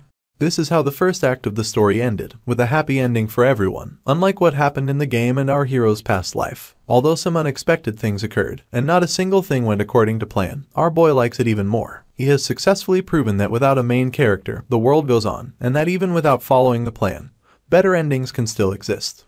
He smiles ear to ear as he savors the moment that helps him confirm the beginning of a new world. Corin's schedule has become quite desolate with a repetition of class, lunch, more class, training, dinner, and yes, more training. Unsurprisingly, he's in the stamina training room at this moment, telling himself that he has to be stronger although he's still riddled with bandages from his last battle. He wants to learn to be faster because of the scenario that's approaching with X. He unleashes the Calamity Serpent Ultimate Essence, the Rising Serpent Skies, and finally, the Poisonous Dragon Exit. All this time, Mariette has been watching, so she draws our hero's attention, happily telling him how amazing he was. She then adds that he seems to be working hard. Our boy points out that she's back to normal, but she swipes this aside as she offers to feed him for working so hard. Mariette claims that she didn't prepare much, and then encourages our hero to eat up. Contrary to what she said, the girl made 5 different dishes and our hero wastes no time mentioning it, adding that all the dishes are even made from potatoes. He admits that he was getting anyway, so he gratefully digs in. The vampire plays along but soon gets distracted when the wound on our hero's hand begins to drip blood. Our boy is oblivious to this, so he inquires why the girl is looking at him, asking whether there's something on his face. In response, Mariette averts her gaze, screaming as her fangs pop out. She thinks to herself that she drooled at the sight of the blood and this makes her ashamed. Our hero goes on to ask about how she drinks blood these days, and the vampire refers to the pack beside her. In turn, our boy inquires about the difference between fresh blood and a blood pack, so his friend goes on to explain that the difference lies in the freshness and in the taste, adding that Corin's blood was yummy. Shame falls upon her once again and she proclaims that her last sentence makes her seem weird. Our hero easily swipes this away, replacing it with his curiosity about whether the blood difference is similar to that of organic food and pesticide-sprayed food. In response, the second year admits that it's similar and makes a better example using frozen meat and just cut meat. Understanding the assignment, our boy expresses his sympathy that his friend is fated to eat frozen meat for the rest of her long life. He then announces that it's okay to drink it sometimes. Mariette has no idea what he means, so she asks about it. She instantly freaks out when our hero clarifies that he meant she could drink his blood. He informs her that he regenerates anyway and invites her to come find him if she gets tired of the blood packs. Worse off, he presents his neck to her, asking if she wants some of his blood right now. The poor girl averts her gaze as she screams that our hero shouldn't say stuff like that. She then refuses his offer because she doesn't want to be a bother. Afterwards, she presents him with a potion and our hero wonders if it's blood. Mariette then clarifies that a vampire's blood is one of the greatest magic ingredients, adding that it's good for the body despite how nauseating it may seem. In little to no time, our boy gulps down the contents of the vial, making his friend admit how embarrassing it is for him to drink it in her presence. At this point, our hero's notifications begin to act up, declaring that he has consumed a second rank elixir, one that uses a special ingredient. Up next, it announces that his aura rank has moved up by 1 stage, his maximum aura has gone up by 500, and that 10 points have been equally distributed. Mariette asks if it was yummy, but our hero is more preoccupied by the fiery essence surrounding his features. He then admits to himself that the potion didn't taste good, but he's stronger than in his past life. A smirk comes to his lips as he tells the vampire that the potion was great, and continues thinking about how he's now ready to start the scenario with X. Alicia Arden is a direct descendant of the renowned Arden swordsmanship family and a first-rank knight. You see, her life has changed a lot from before. After feeling an unknowable wall between herself and our hero, she realized that she needed to develop herself more, and began to put her efforts into that regard. Until a while ago, she was a fundamentally lazy and unaspiring girl with no heart or concern towards swordsmanship. Alicia spends her time taking down mountains of honey bomb candy and goes shopping simultaneously. She picks out 2 dresses at once, yelling that she wants to try them all. Although her talent was near genius, when it came to her attitude, she was a terrible student who always received failing grades. The only thing she thinks about at the mall is how she doesn't need to wave her sword 10,000 times every day, get examined as she repeats her basic moves, or duel with her sweaty and brutal martial brothers and sister. Her eyes then fill up with excitement, mostly because her big sister is nowhere in sight. Just as she declares that she should enjoy times like this, Corin pops up and asks what she means. She's shocked beyond return, and begins to tremble as our hero guilts her for no longer dropping by the training room. She begins to slur her words as she makes up excuses like having a lot to do, having assignments, and also doing missions. In response, our hero gifts her a 100-watt smile and asks her to join his party if she wants to make a lot of money. Tears start to fall down Alicia's cheeks as she asks the universe why our hero keeps looking for her. Apparently, Corin became difficult for the girl to approach at some point, because when she was in front of him, she felt like her lazy habit of trusting her talent alone was exposed. The bare face of a genius swordsman who received a second-rank Knight Guardian certificate at a young age had been revealed. She just stands amidst the honey bomb candy and dresses, balling her fists as she stares at our hero. She can't help but regret his tactics, and how his methods are too difficult. She hates that he keeps talking about the basics and wonders if it's not normal to try to make cool lethal moves at this age. Alicia's outlook instantly changes when our boy mentions that the reward for the second-rank mission is 2 gold coins. She begins to calculate how many honey bomb candies and dresses she can get with that much money. Our hero intrudes on her thoughts, asking if she's interested, only for the girl to give him an enthusiastic yes. G then tells her that they'll leave in the middle of the following week and adds that she should prepare her stuff. He remembers at the last minute that he has a 20 silver coin short-term mission to handle that day, and asks the girl to do that with him too. The mention of more money pushes Alicia into instant agreement. An evil smirk revisits our boy's lips as he realizes that she just needs money. He then admits that it'll be just enough for the next scenario. He's not certain, but based on his predictions, it's supposed to happen today. Apparently, Alicia likes the patrol missions from the board, seeing as all she had to do was follow a designated route in the middle of the city and check if there were any problems. The monsters that came near the city were 4th or 5th rank at most, with the occasional appearance of the mid-level ones, though the likelihood of that is slim. Meanwhile, they come across some monsters during their patrol and the other men with them tell Alicia that they're done with things on their end. In response, she suggests that our hero, who's their captain, takes the claws and leather and sells them later. There wasn't much to do and one could make enough money from it. This was the swordsman's favorite type of mission. The other men begin to rain encomiums upon Alicia's name, telling her that she's amazing for defeating 10 monsters instantaneously. She just wears a smug look as she claims that it's nothing much. This brings about another round of praise, seeing as the men consider defeating an owlbear to be a great deal. As they praise her, she smiles ear to ear. All the talk from her family members about how her big sister achieved the supreme stage at her age, how they'll finally have an heir to the Arden name, and even how they talk down on her for being an illegitimate child compared to Lunia Arden. All of these get wiped away by the praises, and she tells herself that she's not that bad. At this point, our boy interrupts her thoughts as he announces the presence of an owlbear nearby. In response, Alicia just laughs and reveals that she already took care of it. Our hero admits how amazing that is, and soon enough, nightfall arrives. He quips that nice it is that their patrolling is done. It's supposed to have ended easily, safely, and happily as long as no sudden changes occurred. Unfortunately, things don't always go as planned. A green signal gets shot into the sky and one of the men with them announces that it's from the preceding patrol group, indicating a nest of second-rank monsters. Alicia declares that she can't see it, so he clarifies that it's a magic signal that can only be seen using the special goggles that they're wearing. He adds that it's a secret method used by guards and quips that they should head down immediately. Tears run down the girl's cheeks as she realizes that she has failed to leave work on the dot. You see, when nothing much happens on a patrol mission, it can end without even killing a single monster, but when changes like a monster signal occurs, one has no choice but to participate in the raid. The other men begin to cheer, announcing that they have no reason to fear because they have the granddaughter of the sword genius. While they celebrate in the background, our hero just smiles, realizing that he was right. The nest of second-rank monsters that were found by the preceding patrol group was the nest for the wolves centered around werewolf. Werewolf was the monster that Alicia managed to defeat while she was poisoned in our boy's past life. This time, they managed to defeat it as well. However, a more capable beast comes riding in, shocking the girl to her core. It's none other than the mythical Dullahan, a first-rank monster. Moving on, we see that the Dullahan comes riding in with green flames exiting every crevice in his bony body. Alicia begins to worry instantly, wondering what such a beast is doing in the forest. In the midst of the ruckus, she reaches for her sword and tells herself that it's not over yet.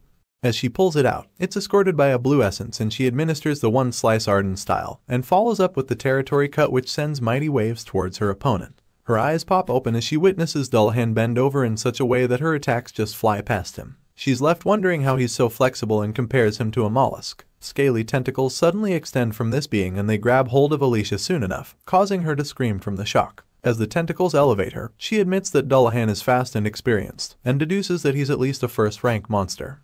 This discovery makes her cry out for Corin, begging him to come to her rescue. You see, the girl lacks the pride of a warrior. The other men then inform her that our hero is off battling another monster and she bawls her eyes out, asking why he's not around when she needs him. At this point, some sort of greenish light flash comes flowing towards her, so she freaks out and closes her eyes. By the time she opens them, she witnesses as the heads of both the Dullahan and the horse it rode in on get crushed and severed. Still wrapped in tentacles, she and the beast fall to the ground, and she immediately thanks Corin, thinking that he's the one who saved her life. She stops mid-sentence when she sees a familiar sword, only for its wielder to lambaste her for still being as weak, lazy, and cocky as ever. Alicia elevates her gaze to see who it is, and realizes that it's the eldest daughter of the ardent swordsmanship family, and the most likely next-term heir, the greatest swordsman of the new generation, and the one who will continue the path of the sword genius. She realizes that it's none other than Lunia Arden, her older sister.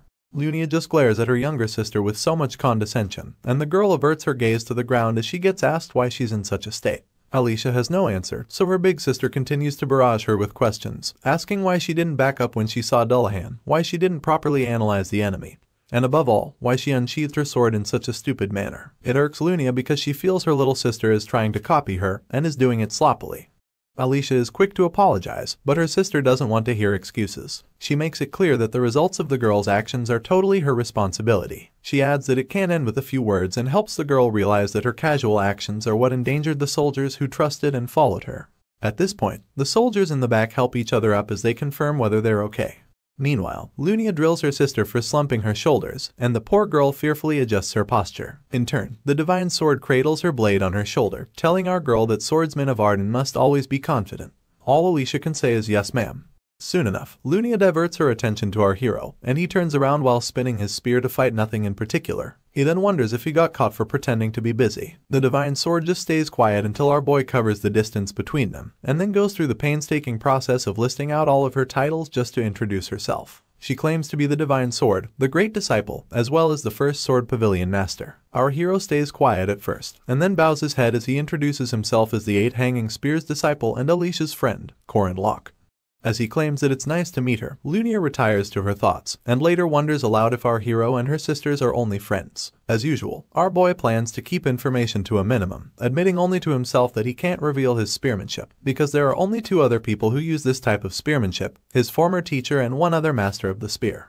After his introduction, Lunia is certain that he's not telling her everything, so she averts her gaze as she announces that it's fine if he doesn't want to talk about it. At this point, some soldiers come calling, reporting that they've taken care of all the monsters in the area.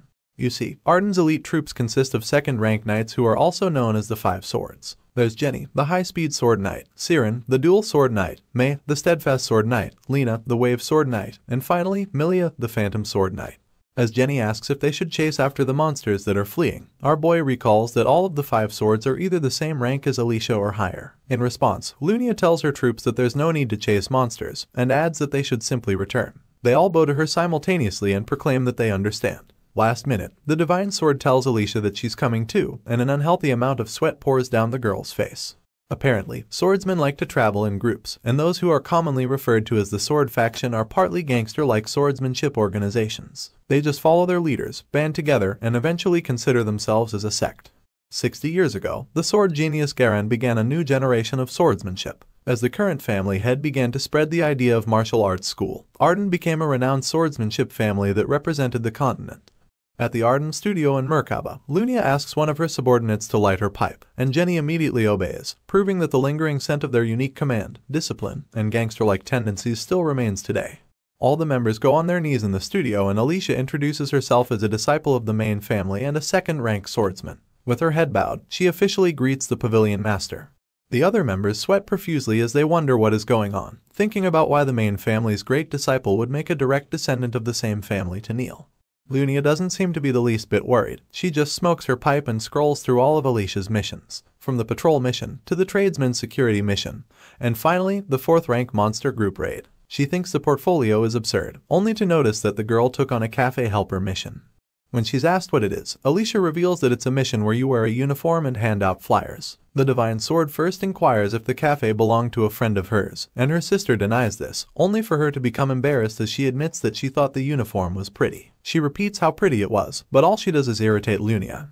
The pavilion master takes another puff from her pipe before declaring that her sister is so pathetic. She goes on to lambaste the girl for using the guardian certificate that she got as a favor for the main family to do something as menial as cafe work. Alicia can't even make eye contact as the Divine Sword asks if she's trying to sully the Arden name. She's even more disappointed when she realizes that all of the girl's missions are the ones where she faces low-ranking monsters, and asks if she was planning to act like a hero from doing monster raids. At this point, our girl remembers the words of her father, how he had told her that she can't escape her essence. Alicia just kneels in silence up until she's sent away via a carriage. Afterwards, Jenny quips that the girl looked healthy and Milia adds that she seemed to have put on some weight. They barely get a reaction out of Lunia, mostly because she's more interested in our hero. She then asks if anyone in her troops knows him, and Jenny calls out his name, adding that he's only a 5th-rank knight. The pavilion master doesn't believe this, so she wonders if the Merkaba Academy rank test is that unreliable. As she takes another puff from her pipe, one of her girls begs her pardon. In response, the Divine Sword explains that the whole time our hero was fighting, his gaze was on Alicia, and in such a situation, he didn't even give the monsters surrounding him 20% of his attention. Lunia is certain that his type of experience isn't ordinary and that it wasn't just a level of practice. She thinks that it's a type of sensitivity and obsession that one could only gain from polishing their skills from the real deal. Not to mention his impeccable spearmanship, which looks simple at a glance, but for someone who has mastered the Arden style, she could tell the destination of that spearmanship. A small smile creeps onto the lips of the Divine Sword as she admits to herself that although their encounter was short, she was quite satisfied with our hero. She would have no problem with him staying next to her younger sister. At this point, she announces that she has a request that she received from the academy, so she might be able to see our boy again when she stops by to fulfill it. The next day, after our hero rounds up his training, Mariette, who's now popularly known as Potato Senior, stops by with a lot of treats. She goes on about how one of the treats is a potato pie, and adds that she put some minced mutton inside and baked it. She tells our boy to eat it whenever he's hungry. One bite and our hero hides his face, asking the senior if she put some mutton inside it. In turn, Mariette flashes a shy smile as she commends him for catching on. She reveals that it's fresh meat that arrived today and mentions how Madame Josephine asked her to help with the slaughter process.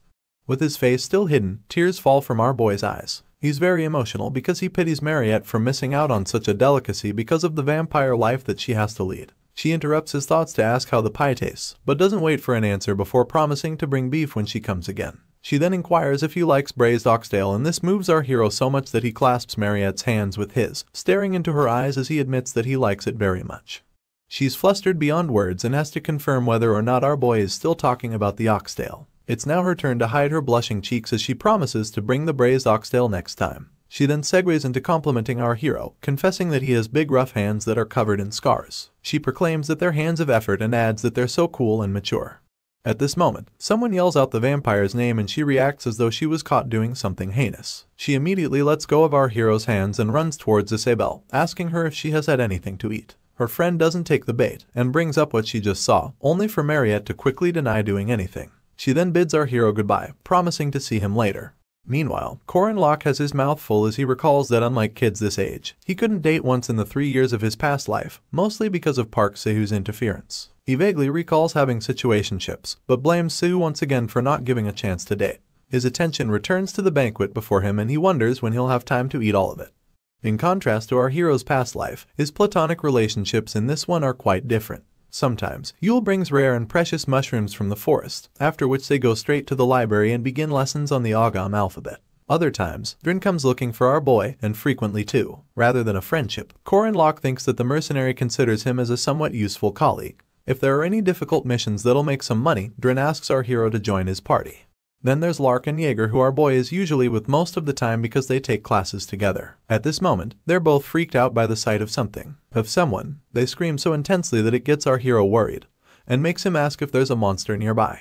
It turns out that Corin just dropped by to remind him about his promise to buy her some food. Our hero heaves a sigh of relief when he notices that she's the one, but realizes that she's also a monster in a sense. He brushes this aside as he recalls when he hung by her window and promised to buy her a meal later. It also dawns on our boy that it's been a month since that happened, and he finds it impressive that she remembers. He hasn't even given Lark and Jaeger his reason for not being able to hang with them, but they both clasp their books and run, lying that they have some assignments to finish up.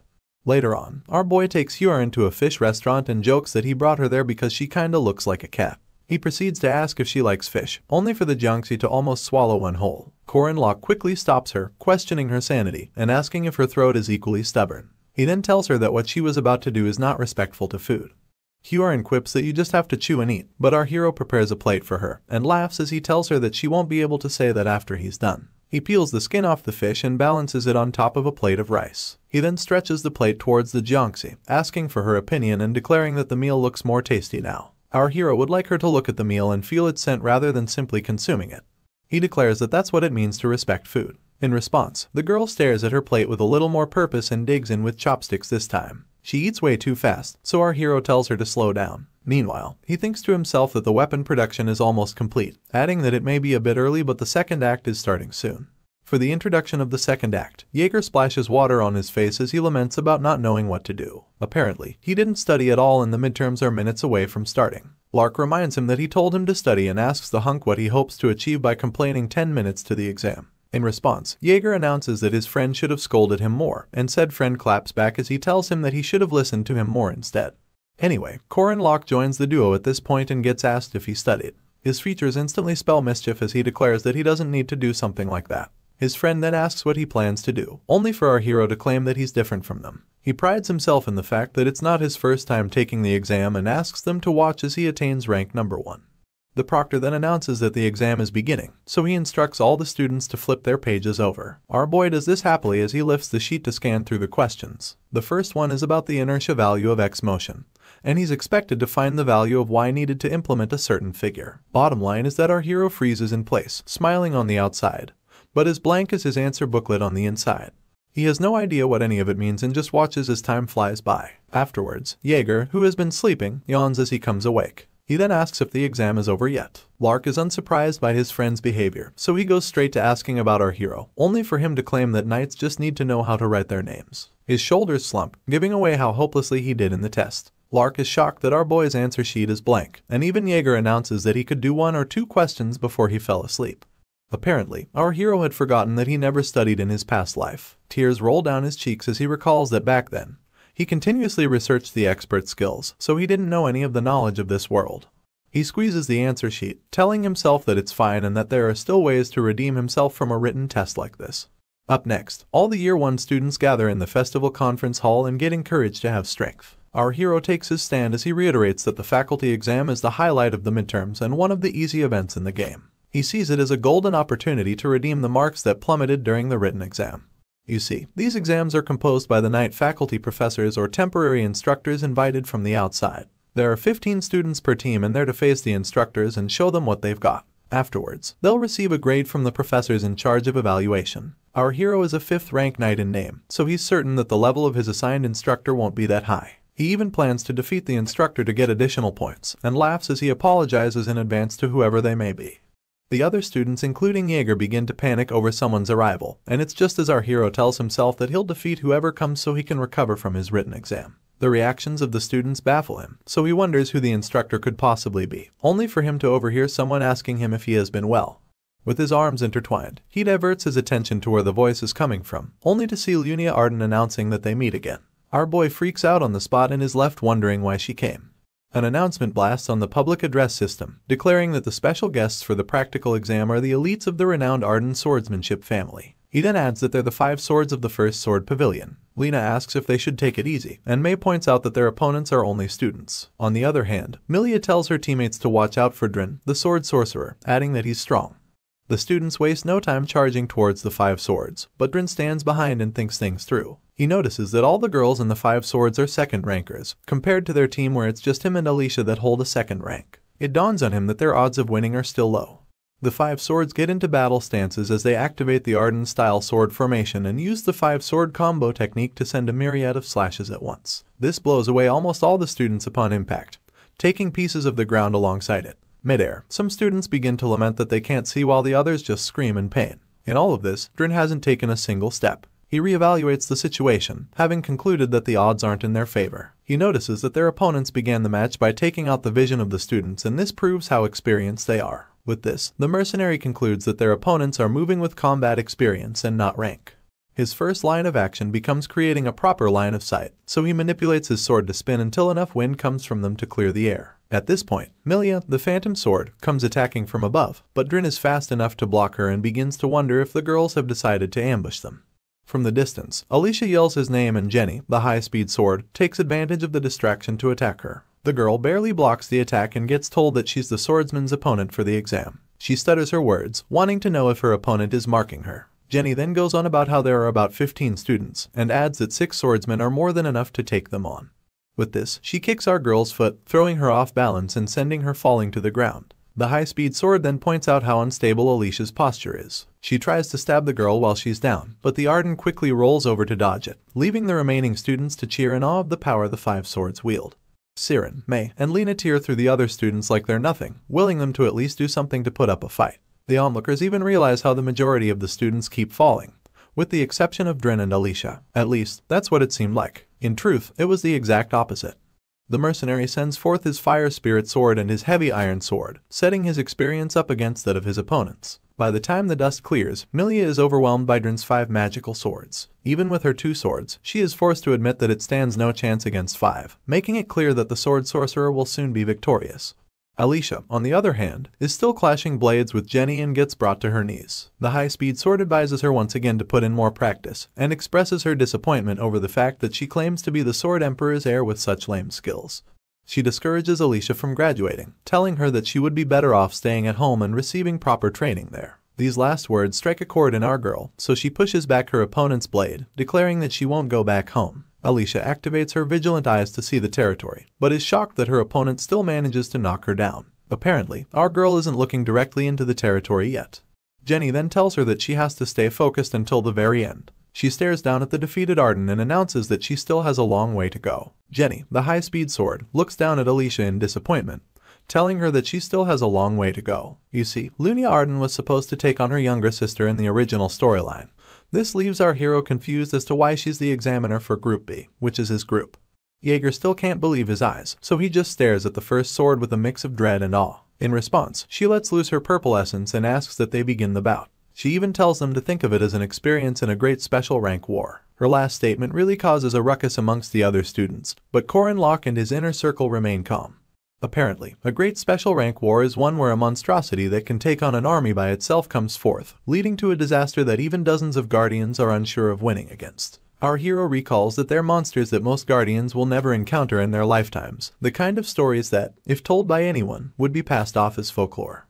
But when it comes to Lunia Arden, it's a different story entirely. This is because she's someone who can go head-to-head with monsters like that. The master of the pavilion comes at the students with a vengeance, a display of power so overwhelming that it has the same effects that all 5 swords combine to achieve. She truly is a monster among monsters.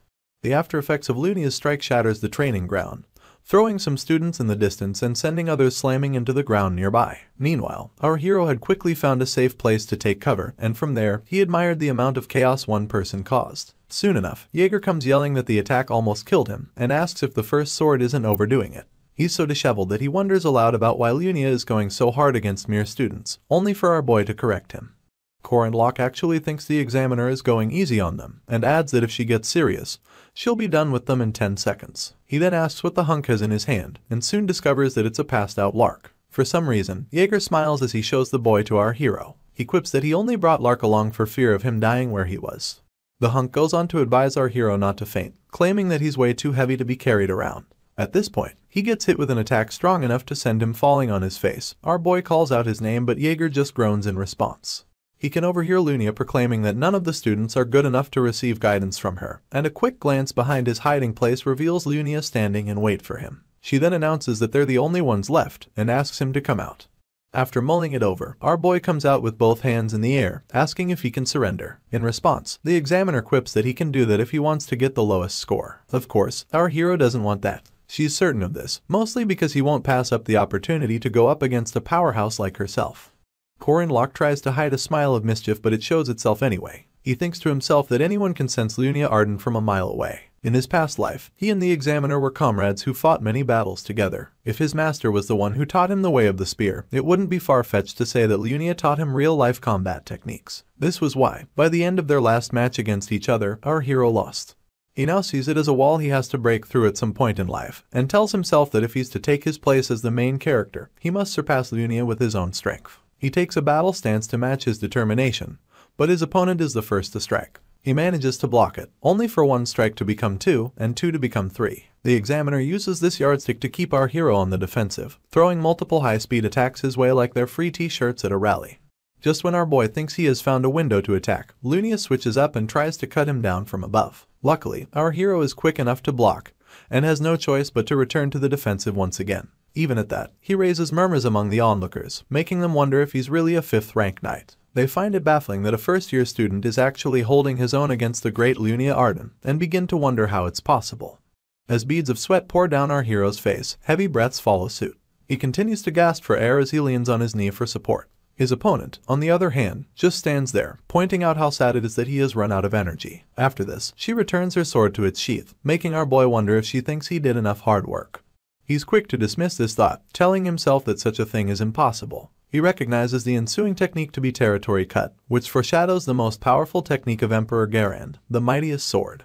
Lunia grips the hilt of her blade, ready to unleash hell on our hero. She then tells him that she wants to see him counter it and show her a worthy response with his spearmanship. As soon as she activates lethal intent, her aura ripples throughout the area, pushing back our boy and leaving the other students to wonder what is going on. Some of them even fear that the first sword's technique may be too dangerous. The exam evaluators scream at her to hold on, asking if she's trying to kill our hero. They try to stop the test and continually yell at her to quit it. Unfortunately, Lunia is too stubborn to listen. She goes on to activate the Arden Style 1 slice alongside the fake territory cut. This instantly brings the world to a standstill. The only thing able to move through this stationary world is the Pavilion Master's translucent reflection. Her blade seems to be moving in slow motion, while our boy tries to move his spear at full speed towards his opponent's sword that's as clear as day to him. Sadly, the spear doesn't move an inch. Our hero soon realizes that he's incapable of motion in this stationary world, and he can only perceive its stillness to some extent. At this moment, he recalls the whole Mariette debacle, and begins to wonder if he controlled the territory by coincidence back then. Now, all that he's left with is self-doubt, but he resolves to push through it and take just one step. As he stretches his spear to counter Lunia's blade, he tells himself that it doesn't have to be perfect, and adds that he just needs to take one step forward. His spear successfully touches her blade, but the after effects unleash another wave of power that blows the surroundings away. The evaluators gasp in shock, while our hero admits that he moved on instinct and not knowledge. He also quips that territory gives a feeling of omnipotence, one that makes you feel like you're the center of the world. Anyway, Lunia's blade remains outstretched as the dust settles. She then confesses that our boy was able to react to the territory in the end. As he stares her down, she announces that they'll conclude the test at that point, and then turns around to leave. She makes sure to advise our hero to get himself a better spear, quipping that his gear is too weak for his skills. True to her words, our boy realizes that her blade had split his spear down the middle. Soon enough, the Pavilion Master catches a glimpse of her sister sitting defeatedly amidst the rubble. She then confesses to our hero that the test wasn't even that important, and proclaims that the reason Corin didn't avoid the fight was to showcase the territory. This informs Lunia that our hero also knew about her sister's talent. A sly smile graces his features as he stays silent. He then thinks to himself that the Pavilion Master isn't wrong, seeing as he lost the fight but achieved his goal. Afterwards, Lunia tells him that she's staying in town for a while because she has work to do there. Anyway, she warns our boy not to be arrogant enough to interfere, and adds that nothing is going to change no matter how hard he tries. She then continues to walk away, only to declare that she will crush Alicia with her bare hands. More determination pours into our hero, making him certain that things won't go as Lunia planned now that he has shown her the territory. The instructors are so impressed by how our hero did on the test that they announce over the public address system that he got full marks and maximum additional points. Meanwhile, the other students sit on the steps as they nurse their wounds and bruised egos. They begin to gossip about our boy for getting full marks in a bout with Lunia Arden. Worse off, he did it alone. One of the professors is outraged. He quips that it just doesn't make sense that our hero could face the Pavilion Master in a one-on-one. This makes him reevaluate his position as a 5th rank. On the other hand, his colleague intertwines his hands and rests on them as he falls deep in thought. He remembers our boy as the student who attempted to capture the spirit bodies back in the stamina training room. Even Professor Firmak can't believe Corin Locke's ability and ends up breaking his glasses as he wonders how our hero is using his techniques. A few days pass and our boy pays the blacksmith a visit. Even before Lunia advised him to change his weapon, he already felt the need to get a good one. Just like everyone else, the blacksmith asks who our hero is, seeing as the academy readily provided him with precious and rare ingredients. The blacksmith is even more cautious because our boy happens to know his family's secret methods. In response, our hero just tells him not to worry about it. In truth, he did a lot in his past life and finds it quite annoying to explain it all now. Anyway, to acquire such super expensive ingredients, one would need at least several hundred gold coins, and there are no high-stake players who are ready to pay for them in cash. Typically, these ingredients are made using more ingredients obtained from scenarios or quests. Then there's our boy who already has some special soul dust from Sibantia, a second-rank runestone, a first-rank silver stone, and the wholehearted support of Director Kassar. Put all of these together and you can make one of the very few weapons capable of handling the territory. The sight of it brings a smile to our hero's lips, the legendary grade weapon, Shadow Kingdom Silver Knight's Spear, also known as Silver Spear. On its own, this weapon already exudes power, and our boy reaches out to grab his new baby. Later on, in another part of Merkaba, Alicia is on a temporary mission. Sadly, all that comes to her mind is the bloodshed from when she was little. She keeps remembering how it didn't stop despite striking a non-lethal blow. You see, when she was much younger, she went out in a real battle for the first time and she cut down a 5th-rank monster. She recalls the disgust, and how she winced at the sight of its blood and intestines spilling out of its body. However, it made her distinguish it from the smell of human blood,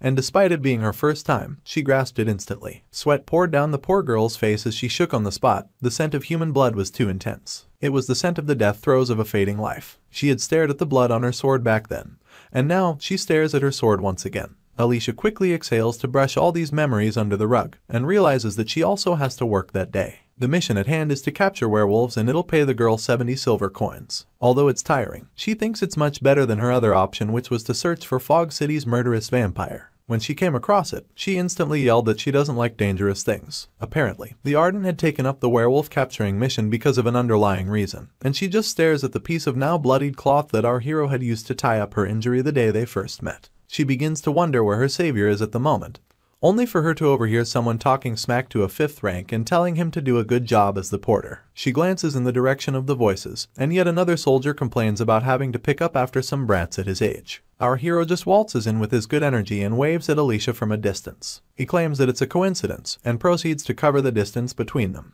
The other guardians gather their faces into frowns of various intensities. They even hiss and suck their teeth to express their dislike for the quota system. This system leaves the Guardian Association no choice but to tolerate students being involved in their missions. It's worse in this scenario because they didn't anticipate a 5th rank like Corin Locke showing up. On the other hand, our hero is quite relieved that he has Alicia there with him, and grabs her hand as he tells her that they should do their best. Obviously, these guardians can't say anything to our boy because the Sword Emperor's granddaughter is right there, but this doesn't stop them from glaring daggers at him. It gets so bad that our hero wishes that they would stop, just so the back of his head won't burn. He proceeds to wrap his arm around Alicia's shoulder as he asks her how her eyes are. She claims that her eyes are fine, but our hero makes it clear that she knows which eyes he's talking about. Alicia then gives in, and asks if he heard about it from her sister. Our hero implies that he did, when in truth, Lunia didn't say a single thing to him. He goes on to encourage the girl, telling her to hurry up because her sister is serious about destroying her to the point that she can no longer wield a sword. Alicia stares blankly at the ground, and proclaims that when that happens, she can just stop wielding a sword altogether. This stumps our hero into silence and he heaves a tired sigh as he thinks to himself that Alicia won't be able to part ways with her swordsmanship.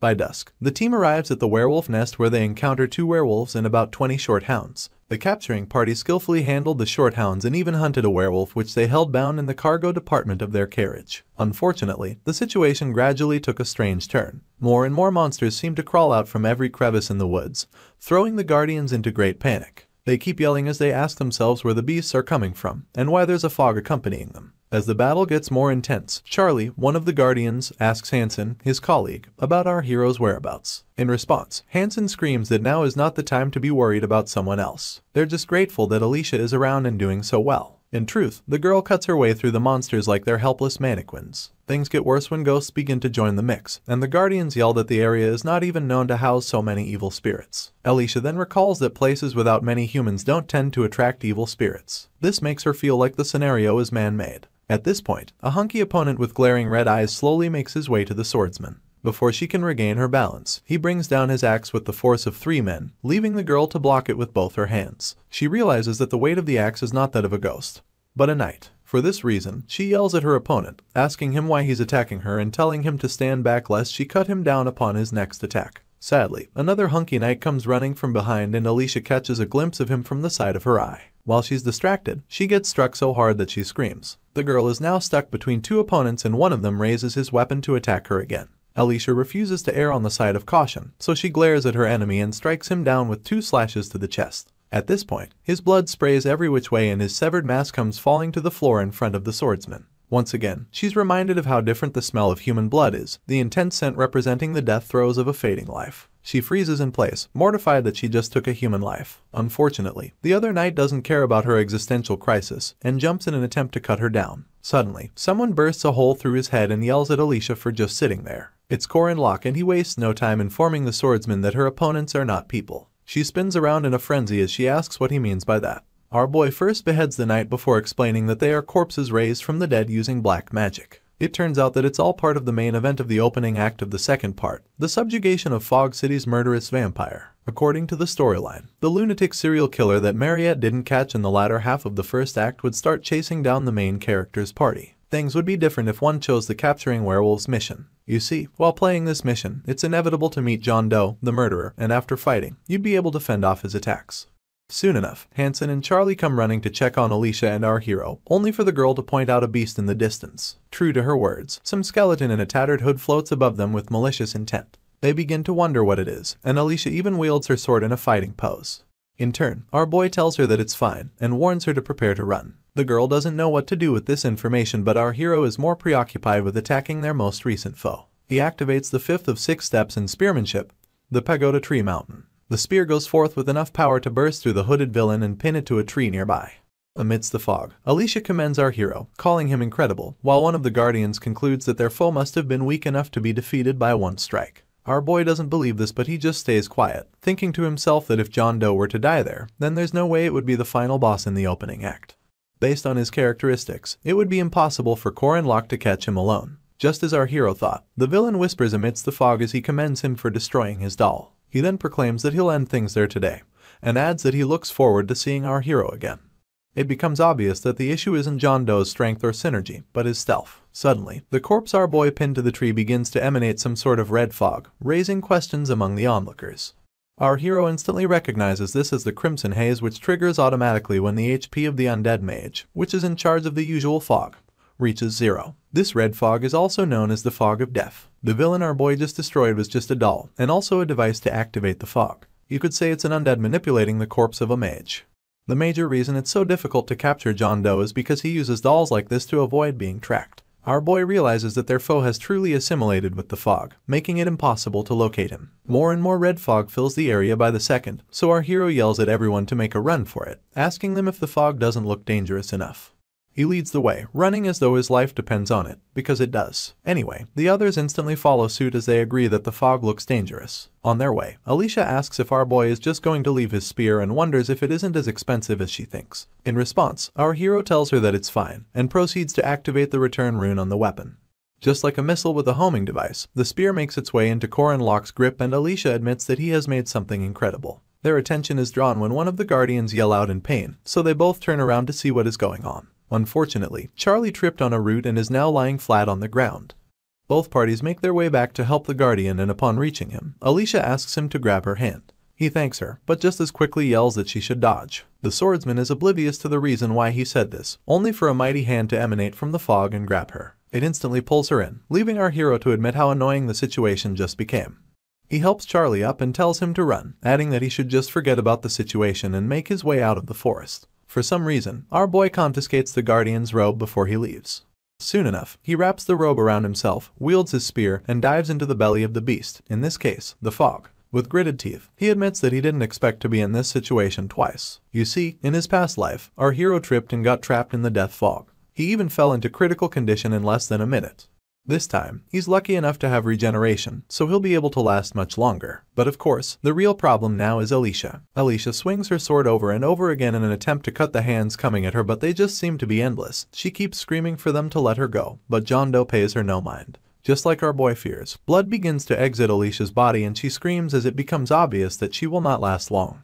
The hands seem to increase but the girl keeps on cutting, telling herself that it is all she has to do. Unfortunately, she grows weaker with each slash of her sword and she is left wondering why the hands are not giving way. She begins to question her strength and her posture, only to remember Lunia's words when she saved her from the Dullahan, how she looked down on her for being in a pitiable state.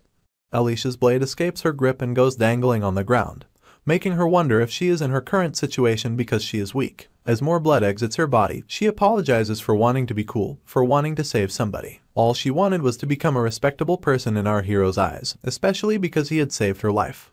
At this point, Corin screams her name and a very weak Alicia struggles to look up. All she can make out is a hooded silhouette, but her eyes glisten with hope when she recognizes the voice. It was as familiar as the first time he saved her life, and our boy interrupts her dreaming as he screams her name once again. He stretches out his arm in a bid to retrieve her and it is at this point that it becomes clear that he is her savior.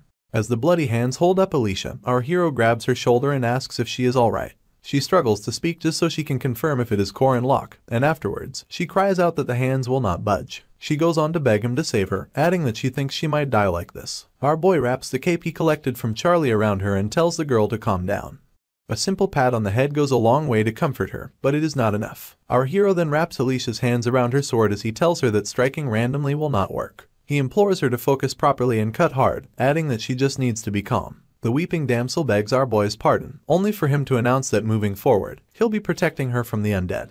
True to his words, multiple corpses drag their feet as they cover the distance between themselves and our hero. He just tells his friend that she knows what she has to do, but she instantly laments that she doesn't have enough power to pull it off, crying that she is dizzy and hurt from the fog.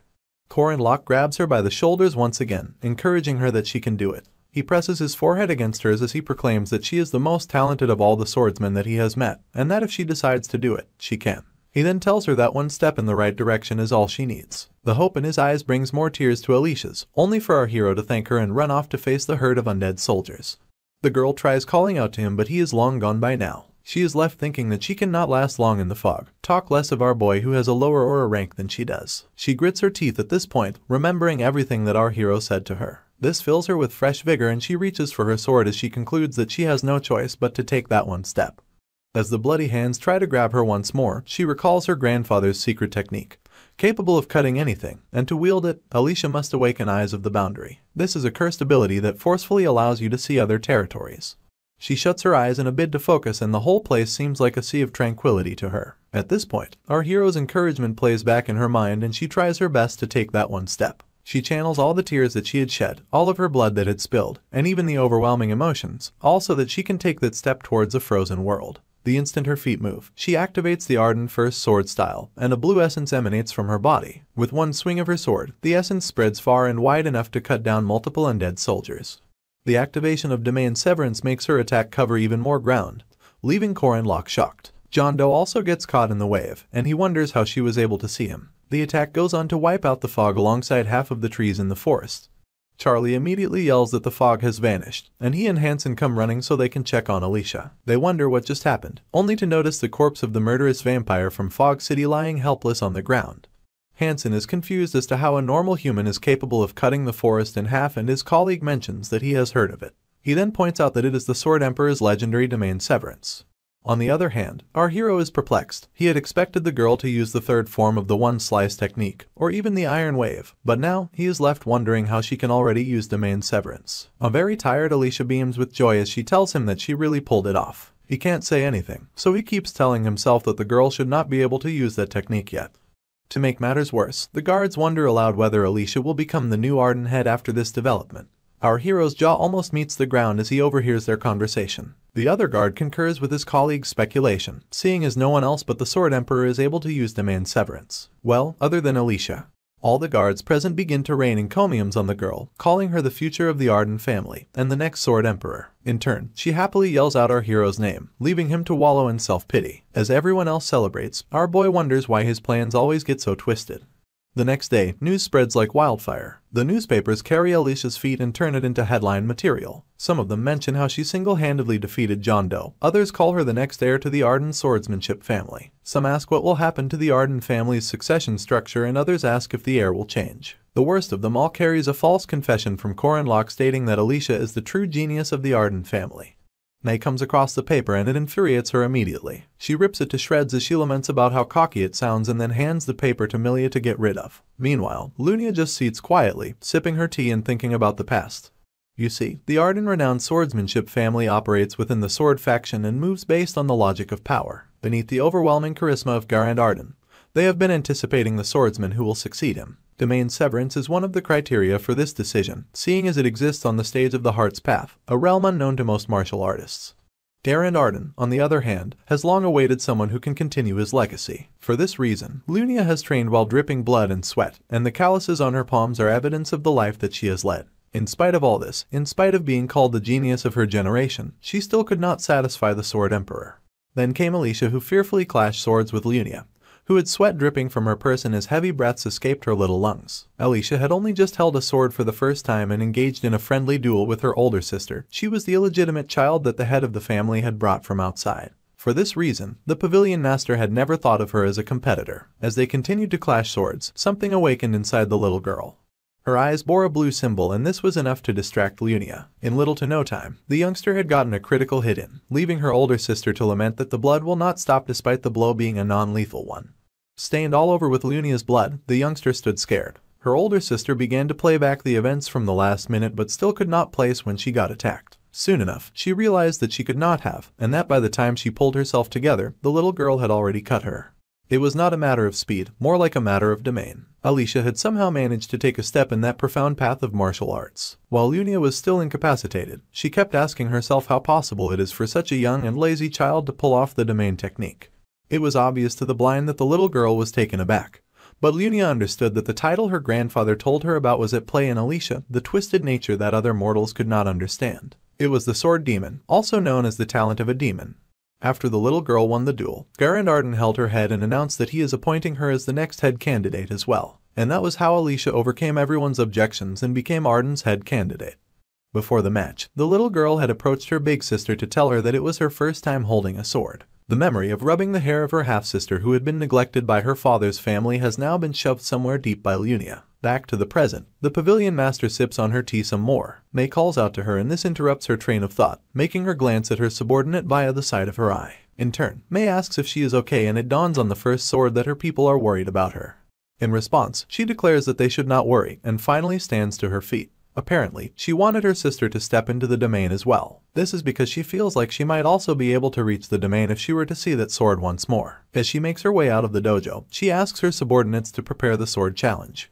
Back at the Merkaba Academy Infirmary, our hero questions Alicia about when she thinks she'll recover. In response, she tells him that she'll be good in a day or two, provided she applies potions. She then asks our boy if he would like some honey bomb candy and all he says is that she is quite carefree. Moving on, he asks her point blank how she pulled off domain severance, stating that even though she can see domains using eyes of the boundary, it still does not mean she can use the technique immediately. Her cheeks turn red and she averts her gaze as she proclaims that Corin believed in her, adding that he believed that she could do it. This leaves our boy stunned and with more unanswered questions. Alicia does not notice this, so she just quips that if she tries, she can do it. While she celebrates her win, our hero freaks out silently, telling the girl that she is truly a genius who defies effort. Just then, someone knocks on the door to Alicia's room, announcing that she came to visit. Mariette does not wait for a response before barging into the room and asking if our hero is okay. In turn, he just says hi, leaving her to formally introduce herself to Alicia as second-year magic faculty student. The swordsman then returns the gesture, announcing that she is a first-year student from the night faculty. Our boy goes on to inquire whether Mariette came to pay the swordsman a visit, only for her to laugh nervously as she claims that she was worried about the girl. She then segues into asking our hero if he and Alicia are close by any chance, and she says this with the most ominous tone on earth. Our boy wants to know why she is interested, but he is also worried by how scary her expression suddenly became. None of them get a chance to answer because someone knocks on the window at that moment. A quick glance at the window reveals Huron hanging upside down outside the window. This scares the heck out of our hero, only for the Junxie to calmly request for the raw fish that he gave her before. His shock subsides when he notices that Mariette is now shaking. It gets him wondering whether the second-year ace finds Huron uncomfortable. Of course, anyone would be scared to witness such a sight even if it was not the Junxie. Soon enough, Mariette begins to shake again, forcing a smile as she asks our hero if he has eaten food with Huron too. In response, he just begs her pardon, but in his head, he realizes that Miss Dunalife is uncomfortable for the wrong reasons. To adjust this, he smiles heartily and announces that he will prepare a wonderful meal with the second year too. She goes red in the cheeks, balling her fists as she tries to confirm that he is not playing with her. At this point, our hero's hand meets his chin as he realizes that this is a rare gathering of incredible all-star members of the game. This gives him an idea. He begins by informing Alicia about the spread of the whole domain severance news and adds that her big sister will probably come at her with the sword challenge. The poor girl freaks out like she just saw a ghost, or is scared of becoming one herself. Our hero tries to find out if she is confident in her skills, but the girl is too spooked to give a proper answer. You see, the sword challenge is a tradition that was used by 5 master-level swordsmen meant to test the pavilion master that took charge of one faction of the family. This was just a pretext. In truth, it has been a long time since the Arden family used the sword challenge to lawfully get rid of competitors. As for Alicia, the poor girl bursts into tears as she admits that she'll die if she faces Lunia. Worse off, she confesses that she can't even beat the 5 swords to begin with. At this moment, our boy announces that he has a good method she can use, so the swordsman eagerly asks what he means. Our hero agrees to share it with her on one condition, and Alicia agrees to do whatever it is he asks of her. Corin then proclaims that moving forward, if he ever asks her to fight monsters or train in the training room, Alicia has to agree without complaining. Basically, she is now his fixed party member. He stares her down until she yells that she'll pledge her allegiance to him. Meanwhile, Corin and Mariette just stare silently as our boy accepts the girl's allegiance. For dramatic effect, he bows his head and breaks into a vow where he promises to go through hardships, be it long or short, with Alicia. He goes on about the truths he has learned within his body throughout life, and the vow goes on and on. Later that night, May walks back to the pavilion alone, only to see a blade thrown into the wall in front of her. She is instantly startled and begins to wonder what is going on. Soon enough, Corin steps into the moonlight, and when asked who she is, she declares that she is a challenger. This makes May immediately reach for her sword, but she is still confused as to why the Jiangxi is coming after her. In turn, Corin wields 2 knives and declares that she is using the knife style from Alicia's dojo. She wastes no time launching herself towards May, but the steadfast sword is hesitant, so she questions Corin's motives for behaving like this. In response, the first-year ace admits that our hero promised to get her sushi if she catches May. On the other hand, Corin battles it out with Lena, raining attacks so intense on her that she has to scream in a bid to find out why she is even being attacked. Our boy also claims to be from Alicia's dojo, but adds that he is a Guando-style master. This refers to a type of Chinese pole weapon, and our boy's motto for the sword challenge is to hit before you get hit. With a maniacal fire in his eyes, he announces that he wants to learn from the distinguished wave sword. He says this but continues to attack the confused swordsman. The new order goes thus: Corin is now the Guando-style master of the Alicia dojo, Corin is the knife-style master, Drinwarski is the flying sword-style master, and Mariette Dunalife is the Gandalf-style master. Finally, there's Alicia herself, who's crowned as the head of the new dojo. All of them go up against one of the 5 swords each, and using the element of surprise, they come out victorious against all of them. A defeated Lena drills our hero, wanting to know his reason behind the impromptu duel. In response, his usual smile of mischief returns, and he tells her that they need to raise their fame in order to grow a new dojo like theirs. He then adds that they're trying to expand aggressively. Right on cue, the Merkaba Times carries the news of the new dojo defeating the first pavilion, and another paper reports the defeat of the 5 swords. According to family rules, there's something called the sword challenge, and this is a sort of test to choose the pavilion master who gets to handle important household matters. To Corin, it is clear as day that it is just a way to crush competitors. This is why our hero came up with the sinister plan to change this structure into a dojo challenge, thus defeating the 5 swords one by one in a new martial arts dojo's challenge format. The ultimate plan is to get a one-on-one where Alicia will face off against her sister. The swordsman believes that if she wins and it gets announced, Lunia's forces will not be able to touch her. It's also part of the reason why she started this whole thing. Luckily, Mariette was forthcoming with the money to pay for everything, from the dojo registration fee, to the fee needed to purchase an abandoned dojo, down to the fee it costs to hire the mercenary. Alicia plans to pay her back when the reward money for her John Doe quest arrives. At this point, she comes face to face with the pavilion master and they barely exchange pleasantries. Lunia immediately calls her younger sister foolish, and tells her that if she wanted to escape, she should have run away upon seeing her. Her eyebrows furrow into a frown as she declares that the dojo challenge was not even Alicia's idea. The girl stays silent on the outside, but is scared as heck on the inside. Her expressions give her away, and Lunia uses this to deduce that Corin came up with the idea. In turn, our hero reminds the swordsman that she has something to say. Tears well up in her eyes and she stares at the ground as she begins to doubt that she can defeat her big sister. Having planned it all out, Alicia has no choice but to formally challenge the first sword pavilion master to a friendly duel as the new master of the Arden dojo. Lunia basically glares daggers at the girl the entire time and then shuts her eyes as she agrees to a friendly duel. She proceeds to warn her little sister that she doesn't use practice swords or non-lethal weapons, and our girl stutters that she is prepared. The battle between first sword style, great disciple Lunia Arden and second rank swordsman Alicia Arden gets set officially, and both sisters ready themselves to fight it out. Mariette is a bit nervous as she watches things play out. She even admits to herself that if she were to go all out as a vampire, Lunia would still be an opponent that she couldn't guarantee victory against. With this in mind, she asks our hero if the swordsman is ready, and he proclaims that he believes that she can handle herself. The vampire smiles again, announcing that she trusts our boy's conviction. Just then, a notification pops up and displays that there has been no change in Corin Locke's credibility rank in Mariette's eyes.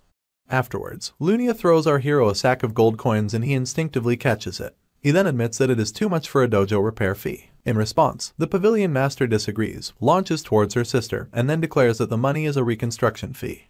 The clashing of swords begin with only our boy and the vampire as witnesses. The next clash sends waves so mighty that they practically consume anything in its path. The one after that is so bad that it sends Mariette and our hero screaming for their lives. Both sisters remain at loggerheads for a while, with Alicia gritting her teeth as she recalls how Lunia used to be her object of admiration when her passion for swords was still burning. Back then, she would hear stories of Lunia defeating minotaurs at 15 and how the Sword Emperor was keeping an eye out for her. People would cheer her on and she seemed like a hero from a fairy tale, a hero like her grandpa, Garand Arden, whose stories she grew up hearing. Compared to her big sister, she was just the daughter of a concubine. Her mother had died giving birth to her and her father only saw her as a reminder of his shameful mistake. For him, the only worth he had was having the blood of the great Sword Emperor running through his veins. She had approached her big sister after she returned from a mission, and congratulated her. In turn, Lunia patted her head and told her that she had gotten quite tall. That was a beautiful memory compared to the day she first cut a human. That day, all she could do was stare as her opponent bled out, and took deep breaths as tears fell down her cheeks. Everything went awry from then on. Lunia Arden resumes her battle pose, pointing her blade towards her sister while the girl reminds herself of her previous training. She tells herself to take a step back and deflect her big sister's first attack to the side. Her eyes shoot wide open as she seeks to apply this. The moment she knocks Lunia's blade to the side, the pavilion master recognizes this technique as the irregular guard. Her little sister wastes no time going for a follow-up attack, keeping in mind that her opponent is sticking to textbook procedures. She then makes the mistake of thinking she won't be expecting tricky irregular guards despite being skilled at what she learned officially.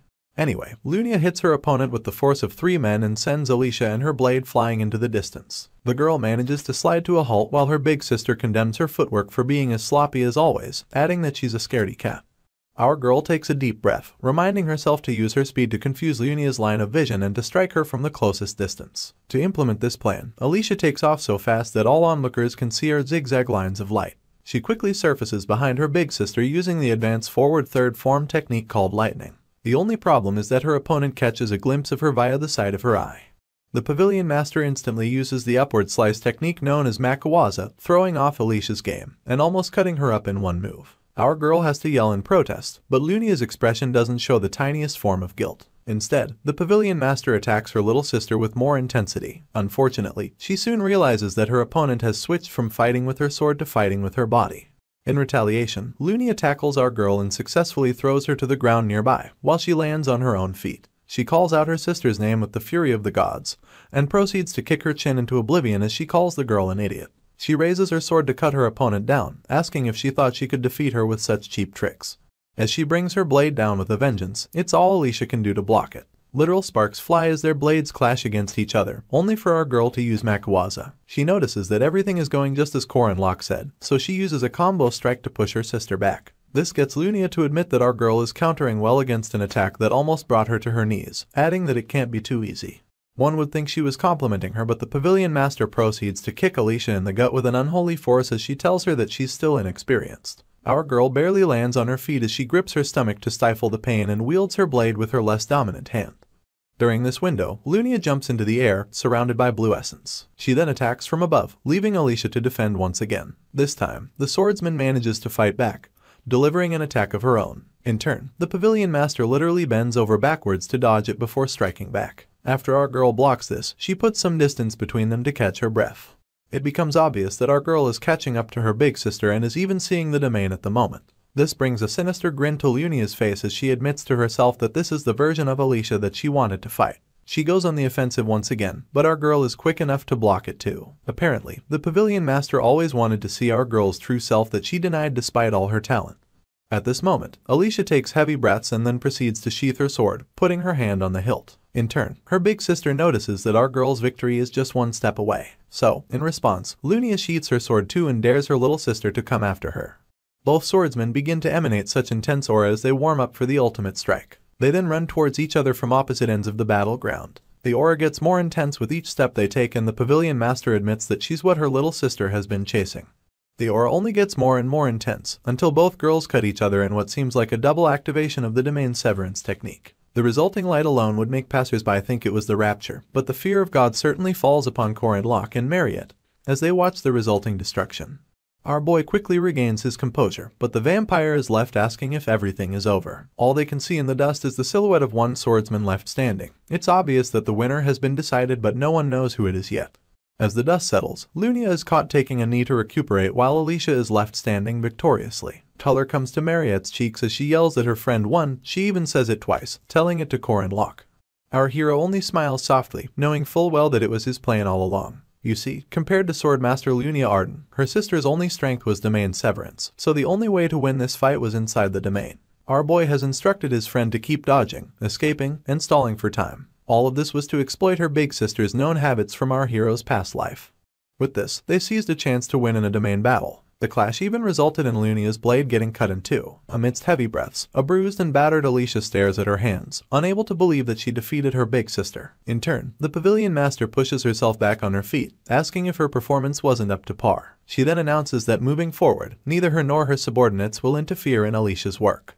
The swordsman is so stunned that she calls out to her big sister, chases her down even. She tells Lunia to wait, only to stutter her words and actually not say anything. Our boy realizes that she must be scared, seeing as she was the weaker one, but somehow she defeated the great Lunia Arden. It's understandable that she's now scared of the way people will look at her big sister, as well as her attitude towards her. The Pavilion Master looks at her little sister from the side of her eye, only to turn around and pat her head. Alicia is shocked because it's the last thing she expected. But our hero isn't. It turns out that the first time he met Lunia in his past life was before the Marriott incident even happened. He remembers being surprised because they met sooner than they were supposed to in the game's storyline. The whole time, the Pavilion Master searched high and low for Alicia's murderer and couldn't find him because she had no idea that it was Park Sehu. She had visited her little sister's grave on her 3rd death anniversary and never gave up looking for the killer. It was raining that day. Our hero had mentioned that Lunia dropped by to pray every year on the anniversary of Alicia's death and quipped that he thought the Pavilion Master hated her sister. This, she didn't deny. In fact, she admitted to only knowing her sister to be lazy, unserious, and annoying clingy. Our boy just listened quietly as she spoke amidst the rainfall, adding that other than herself, there's no one who can resolve Alicia's bitterness. It's now apparent that Lunia never turned her back on her little sister. If anything, should Alicia take the lead, the Pavilion Master would quietly support her with a smile on her lips. Back to the present, and the first sword is still ruffling her little sister's hair, telling her that she has grown quite tall. This brings a soft smile to our hero's features, seeing as the Lunia he remembers is that kind of person. Tears pour down Alicia's cheeks almost immediately and she calls out to her big sister. At this point, a notification bar pops up to announce that Lunia Arden has been defeated. Apparently, the mission was a B+ difficulty level, so it increases our hero's aura rank from mid-low to medium. His aura amount gains 600, and he gets 40 points distributed equally. He also gains domain severance. Alicia ends up back in the infirmary, telling our boy how scared of fighting she is. In response, he tells her that he knows, but she goes on about having a part of her that fights with a smile. Luckily, our hero saw it too. The swordsman then explains how she has always avoided fighting because she doesn't feel like the real her, and adds that she only sought simple tasks, and pretended to be less serious because she feared facing Lunia. Corin Locke just keeps peeling an apple as he points out that she's not the only one who does stuff like that. The thing is, Alicia looks a bit overwhelmed as she announces that she'll become an official heir of Eden now that she has defeated her big sister, not to mention the Pavilion Master and her followers being wary of the swordsman. She fears that if she runs away, her ties with Lunia will truly be cut. Our hero is quick to debunk this assumption, staring at his apple while he's at it. The swordsman begs his pardon, so he explains that there might be more distance between them and that their relationship might even become awkward. But relationships aren't something that someone can cut so easily. This is because at the end of the day, both girls are still sisters. His small speech leaves Alicia emotional, but he doesn't stop there. He commends her for doing a good job and narrates how he got beaten up by the neighborhood thugs every time when he was younger. He later realized that his anger towards himself for not standing up for himself was what made it hard. He tells his friend that she's much stronger than the child he was back then and that he hopes she can always be proud of herself. In response, Alicia quips that he's a strange person and this makes our hero glance in her direction. She then points out that they're the same age and wonders why he keeps acting so mature. Our boy wonders aloud whether he looks old, and the swordsman wastes no time affirming it. She adds that our boy seems like he has experienced all sorts of hardships. Corin admits only to himself that it's because he has lived 14 more years than Alicia, and if you include the memories of his 30-year-old self, our hero's actually 50. His friend becomes sober again as she thanks him. He asks her what for, and she claims that it's for the incident that happened earlier that day. She then stretches a bit and also thanks him for the forest incident. Our hero doesn't get it, so she tries to confirm that he was the one who saved her back then. In turn, he asks how she knows, and a smug expression comes to Alicia's face as she reveals the connection she drew with his voice and belt. Our boy quips that there's no way she's that smart and soon declares that he can't overlook the incident now that she knows. The swordsman lets out a nervous laugh as she declares that she's so indebted to Corin, adding that he should feel free to ask her should he ever need anything. After mulling it over for a few seconds, he simply asks that he and Alicia become friends. She's stunned into silence by his request, so our boy asks if she doesn't want to be friends. In response, the poor girl stutters and stutters some more before finally agreeing.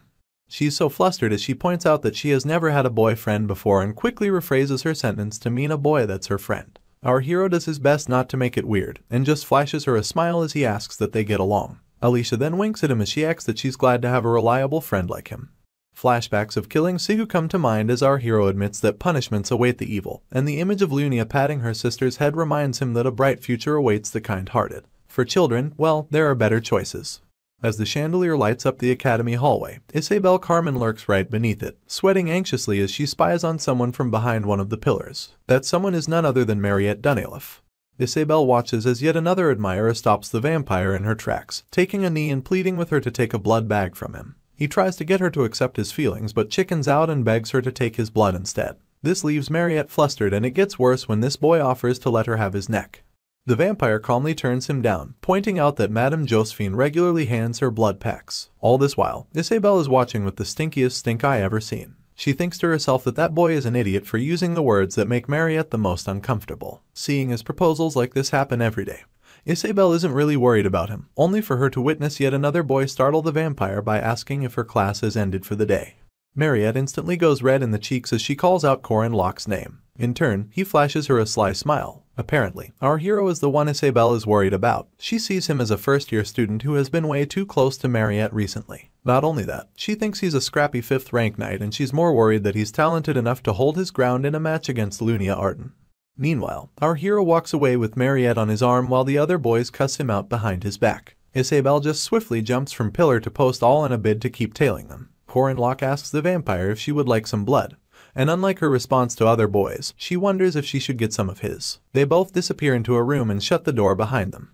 Isabel immediately assumes the worst as dirty things play on in her mind. She almost bites her fingers off, wondering what the two of them are doing. In turn, she places her ear against the door and overhears our hero asking her friend if she remembers his proposal from earlier. The only word that stands out to the eavesdropper is proposal. Anyway, our hero reminds Mariette about the land they acquired for Alicia's dojo, adding that he would like to add an inn, seeing as it's under reconstruction from all the damage caused during the Arden face-off. The vampire is skeptical, so our boy asks her to consider investing in it and guarantees that it'll turn up at least 3 times the profit. Isabel gets more pent up thinking of our hero trying to make a business off of her friend and wonders who he thinks he is.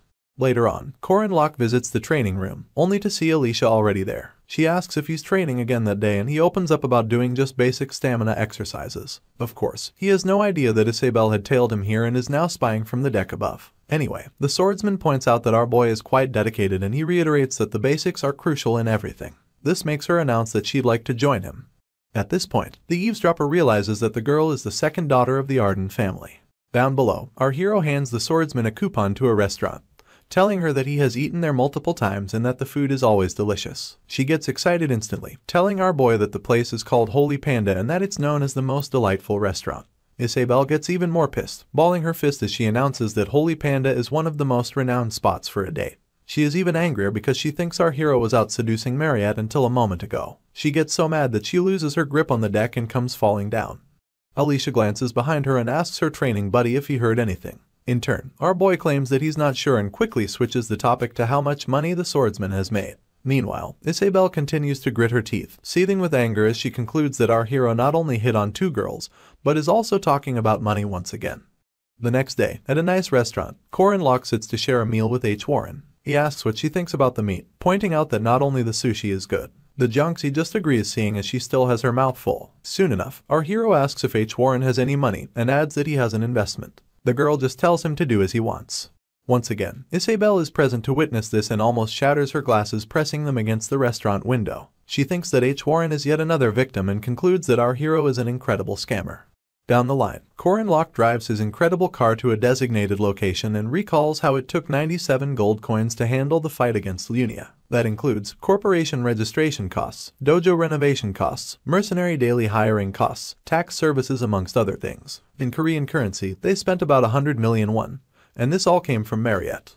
Our hero is incredibly grateful to her because it's unlikely that someone would just lend 100 gold coins in cash. He pulls up at the designated location and remembers how he had wondered how much money mages earn. Lunia easily offered 50 gold coins for the reconstruction. Alicia got 110 gold for the raid reward. H. Warren had a lot of funds that the Protestants managed, and Yule, Lark, and Jaeger all had money saved up as well. Not to mention Drin, a money-crazed bastard who had saved up an unthinkable amount. Our boy then steps out of his vehicle as the 550 gold coins he amassed from everyone comes to mind, and with that money, he bought the massive land that he's now standing in front of. A land so vast that you can't see it end without driving to it. Although right now it's empty plains in the outskirts of the city, our hero plans to use it as the location to host a friendly exchange festival with the Eastern Continent's Boreme Academy. It will be peak season for the lodging industry and tourists from the entire continent will come flooding in. With this in mind, our boy is certain that he'll make their money back in 2 weeks. He flashes a dangerous smile as he declares that he's a possessor and a professor, and that knowing the future means he'll have to do stuff like this with it. He's certain that he'll sweep up all the money in this world. Back at the academy, Director Kassar has a conversation with Madame Josephine, explaining that the stance of the Catholic Church, the royal family, the Mage Tower, and the association towards Merkaba Academy isn't very good. He then looks through some files and declares that it's not something that they can't resolve. In response, the Space Mage tells the chairman that he has the support of their order, adding that she thinks opportunities should be given to everyone. Director Kassar offers to take a leave for some time, and the madam points out that she could go in his stead. He points out that she can go everywhere else but the church.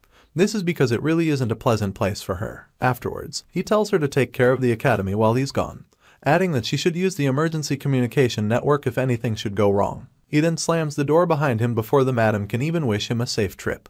She adjusts her glasses almost immediately and gets to work. She starts by disapproving a request to experiment on a vampire's regenerative power, and defers permission to build a 3rd dormitory. Up next, she comes across a proposal from Corin and is instantly mortified when she reads through it. It gets her wondering what our hero is up to now. Madame Josephine reads through our hero's proposal for a land for harvesting mandrakes and questions every bit of it. Meanwhile, in the testing facilities on the west side of the academy, Alicia asks our boy if they're harvesting mandrakes in a place like that. He in turn wonders how much she knows about mandrakes, and the swordsman admits that she only knows that they scream a lot when you pluck them. Our hero confirms that she's right and adds that it's the reason why people have to be careful not to burst their eardrums when plucking them. Apparently, high-quality earplugs are a must, and having ample space in a vacant plot is all the more important. They both put on their earplugs and our hero asks if Alicia is ready. She returns his energy, yelling that she is. These were the same earplugs our boy had won from the hunting ground practical, and they're made of silver fox leather. Corin admits that he can't harvest mandrakes on his own, seeing as someone has to hold the flower and pluck it by its roots, while another person cuts off the roots and stem. The swordsman holds a hand trowel in preparation while our hero gets to pulling. In a situation where one doesn't separate the roots from the stem, the mandrake will continue to scream endlessly. This is our hero's 4th time harvesting mandrakes, seeing as he and Parkse who worked on it together in his last life. In this life, he confesses that he's a bit nervous, but Alicia didn't hear him because of the earplugs. She shifts them to hear him, but our hero absent-mindedly pulls out the mandrake at the same time. The plant takes a few seconds and then begins to shriek in an unusually high tone. With veins pulsing on his forehead, our boy yells at Alicia to cut the roots and showcase her exceptional swordsmanship. Before he can finish his sentence, he notices that the swordsman is foaming at the mouth, and it becomes clear that she didn't wear her earplugs properly. Our hero curses, seeing as he now has to do this alone, and grabs a dagger to finish off the screaming plant. The noise annoys him so much that he begins to scream too, successfully subduing that of the mandrake. At this point, he quickly cuts off the root, throws it into the air, and cuts off the stem. Finally, silence returns to the X. Moving on to the next episode, the veins on Corin's head begin to pulse as he screams at a passed-out Alicia to wake up. As his ear bleeds, he goes on about how he brought her to the farm, only for her to be absolutely useless. In turn, the totally dazed swordsman asks our hero if he slept well. He follows up by angrily questioning her if she wants to die. Soon enough, our boy cleans up his bleeding ear with a handkerchief, recalling how he wanted to continue harvesting mandrakes until he came across the silver ones, but now he feels like he'll collapse if he uproots another mandrake. At this point, someone calls out our hero's name and he turns abruptly to see who it is, leaving Alicia to follow suit as she perks up. Our boy is quite confused because he put up a no entry sign, only to realize that Mariette is the one visiting. He wonders aloud if she didn't have some tests scheduled at the testing facility that day, and the vampire doesn't deny this. Instead, she just admits that it was too noisy, so she jumped down from the facility. The window from which she jumped is still open, and it's so high up that our hero wonders how she made it down from the 12th floor. Anyway, Mariette's smile gets tainted with malice, and soon enough, it's her entire aura. She asks what our hero is doing with Alicia, and her aura is so scary that it stuns the swordsman into silence. Corin, on the other hand, reminds her that he had mentioned harvesting mandrakes before. The vampire lightens up after this and wonders if our boy plans to harvest the others as well. In turn, he replies positively, adding that they'll return later because they're tired at the moment. Mariette just brushes past our hero, announcing that she'll just do it for him. He's stunned once again and quickly tries to warn her that she can't cut mandrakes if she's not a knight. Before he can finish his statement, the vampire pulls out a silver mandrake and begins to commend its fascinating color. Our boy instantly freaks out, telling himself that it's too late because the girl already plucked it. He's now scared because if she hears the screams of the silver mandrake, she might actually die. In turn, the plant begins to vibrate in preparation to scream, and Mariette informs the other two that she has a mandrake farm at home, adding that she has harvested 30 of them in the past year alone. With a smile on her lips, she easily removes the stem before the mandrake can get a syllable out, and reiterates that it's easier than expected. Our hero thinks that's incredible, only to be interrupted by the vampire asking if he's planning to make a herbal decoction. She then offers to cook up a stew while he's at it. Meanwhile, she sends Alicia to go fetch some rabbit meat and potatoes, and the girl gives her an enthusiastic yes. While the swordsman runs off on her errand, our hero wonders what he's supposed to do. Mariette reiterates that there's nothing for him to do, adding that she'll do everything for him. Her cheeks are as red as scarlet as she stares at our hero with all the lust in the world. In turn, he beams with joy, laughing and admitting that he'd be grateful for that. In other news, there are two ways to consume a mandrake. One is the traditional way of eating the root directly, and the other way is by making it into a herbal decoction. Of course, the latter is the most effective. You add reed roots, silver vines, Chinese matrimony vine roots, and deer antlers. There are up to 28 more ingredients to be added before boiling everything for over 10 hours. If you do this, you can successfully create a mandrake decoction. Mariette had already gathered all the ingredients, and all that's left now is to boil them. She then turns around to ask our hero what he's doing. He pauses his scribbling on the soil to tell the vampire that he got bored waiting, so she covers the distance and crouches over his shoulder. She recognizes his scribbles to be rune characters, and our boy is surprised that she knows them. She soon opens up about not knowing what they mean, stating that she has only seen them before in her liberal arts class. Mariette is curious about where our hero learnt this stuff, seeing as rune characters are basically a dead language these days. He falls sober as he admits that his master taught him. Until a year ago, our boy learned about runes and spearmanship from his master. She had left behind martial arts and original runes, and our hero achieved methods to learn the former, but found the latter to be quite difficult. This was because knowing the letters didn't mean you could use them. You see, original runes were retrieved and engraved onto the body, mostly because it's a power that can only be wielded by one person. One of the final boss's goals was to retrieve and possess the original rune, and our boy's master passed away before she could pass them down to him. This was all because of their sworn enemy. Back to the present, Mariette wonders who our hero's master is, adding that she must be a member of the Mage Tower for her to know about runes. In turn, he claims that his master is just a normal person that can be found anywhere. He recalls her being normally kind, being a person who does her best. The vampire then points out that Corin seems kind of affectionate and springs up to ask if he wants some potatoes. He signals that he won't mind some, quipping that he actually did not eat. After this, she states that she brought some and calls forth Otaku to bring them to her. The mention of this name worries our hero, seeing as it belongs to the highest form of familiars. The huge red dog from the initial battle against the vampire appears with a basket of potatoes, and it's none other than Otaku, the vampire's orb. Our boy stares up at the beast in wonderment, and after accepting the potatoes, he asks Mariette if she has fully bound the orb. She just laughs and claims that it's all thanks to our hero for sharing his blood with her. Because of him, she finally got a familiar, and now she asks him if he doesn't think Otaku is cute. The dog pants happily after the compliment from its master, and our boy has to play along as he claims that it looks cuter the more he stares at it. He then claims that since the orb is made mostly from his blood, it must mean he's Otaku's father. Mariette goes red in the cheeks once again, admitting that she never thought of it like that. Right on cue, our hero pets the beast and the vampire asks him to play with it. The request seems weird to him, so he points out that the orb is not a real dog, only for the beast to shrink into the size of a regular dog and roughly play with our boy. Mariette just stands by happily watching things almost go wrong. Apparently, the 1-year-old vampire-type dog was too active and it had our hero rolling until his limits. Later on, he announces that the decoction looks good and immediately gulps some of it down. At this point, he looks rough-handled, so Alicia whispers into the vampire's ear, asking about what happened to him. In turn, she admits that it's because he played with Otaku. The swordsman doesn't know who that is, so she asks about it. Before she can get an answer, our hero's notification bar pops up and announces that he has consumed Mandrake's herbal decoction. His mana recovery ability greatly increases, and his max mana amount increases by 13-0. As this knowledge comes to him, he declares that he now has dignified name level stats. He's looking much better as he tells the girls to drink some decoction too, stating that drinking it more than once has no effects. The vampire is surprised by the offer and tries to confirm if it's really okay. It turns out that as strong as mandrake herbs are, the effect only applies once. Our hero imagines how happy Lark and Yule will be if he gives them what is left of the decoction after Mariette and Alicia drink from it. Now, all that's left to handle is the white silver mandrake. And seeing as our boy has to eat it by the roots, he stuffs it into his mouth as beads of sweat fall down his face. Instantly, his notification bar indicates that he has consumed the white silver mandrake and later adds that his aura core has been created. An aura core is a storage vessel for a knight's aura. To create it, one would have to train their aura to the extreme, but our hero already has one thanks to the silver mandrake. At this point, he literally begins to cackle with overflowing energy, thinking to himself that he can get more cores once his aura rank rises to a higher one.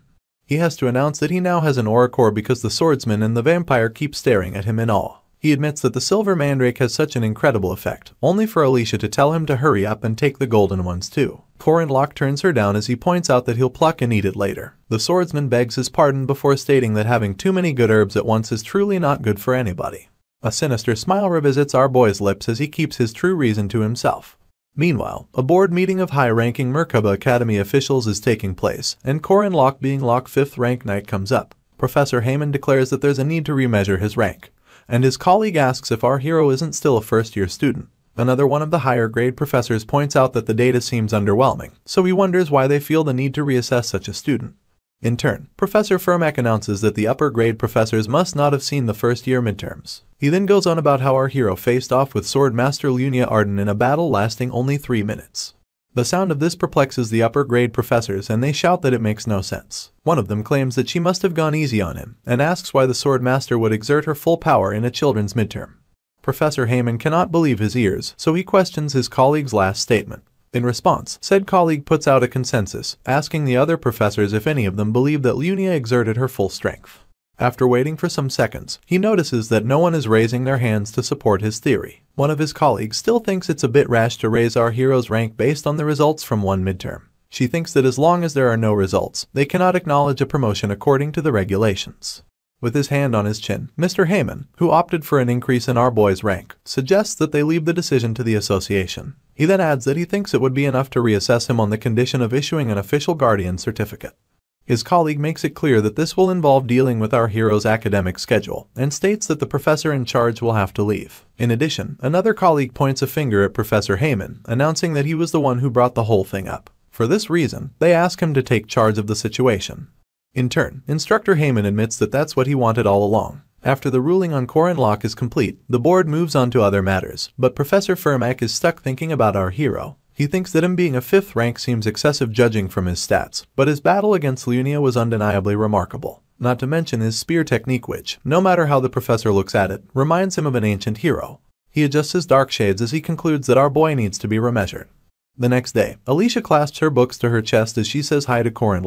He returns the gesture and the girl points out that they're in the same class this time. She then takes a seat beside him, simultaneously asking if she can sit. In response, our boy wonders what the point of asking is if she has already sat down. He mentions that it's Jaeger's spot anyway and right on cue, the hunk appears behind Alicia. She stares up at him and instantly apologizes. Just as she offers to move, Jaeger skips the table to take the seat in front of our hero, telling the girl to just sit where she is. In turn, our boy quips that he is so gentle. The hunk doesn't like this, so he glares daggers at his friend, making Corin uncomfortable enough to ask what the problem is.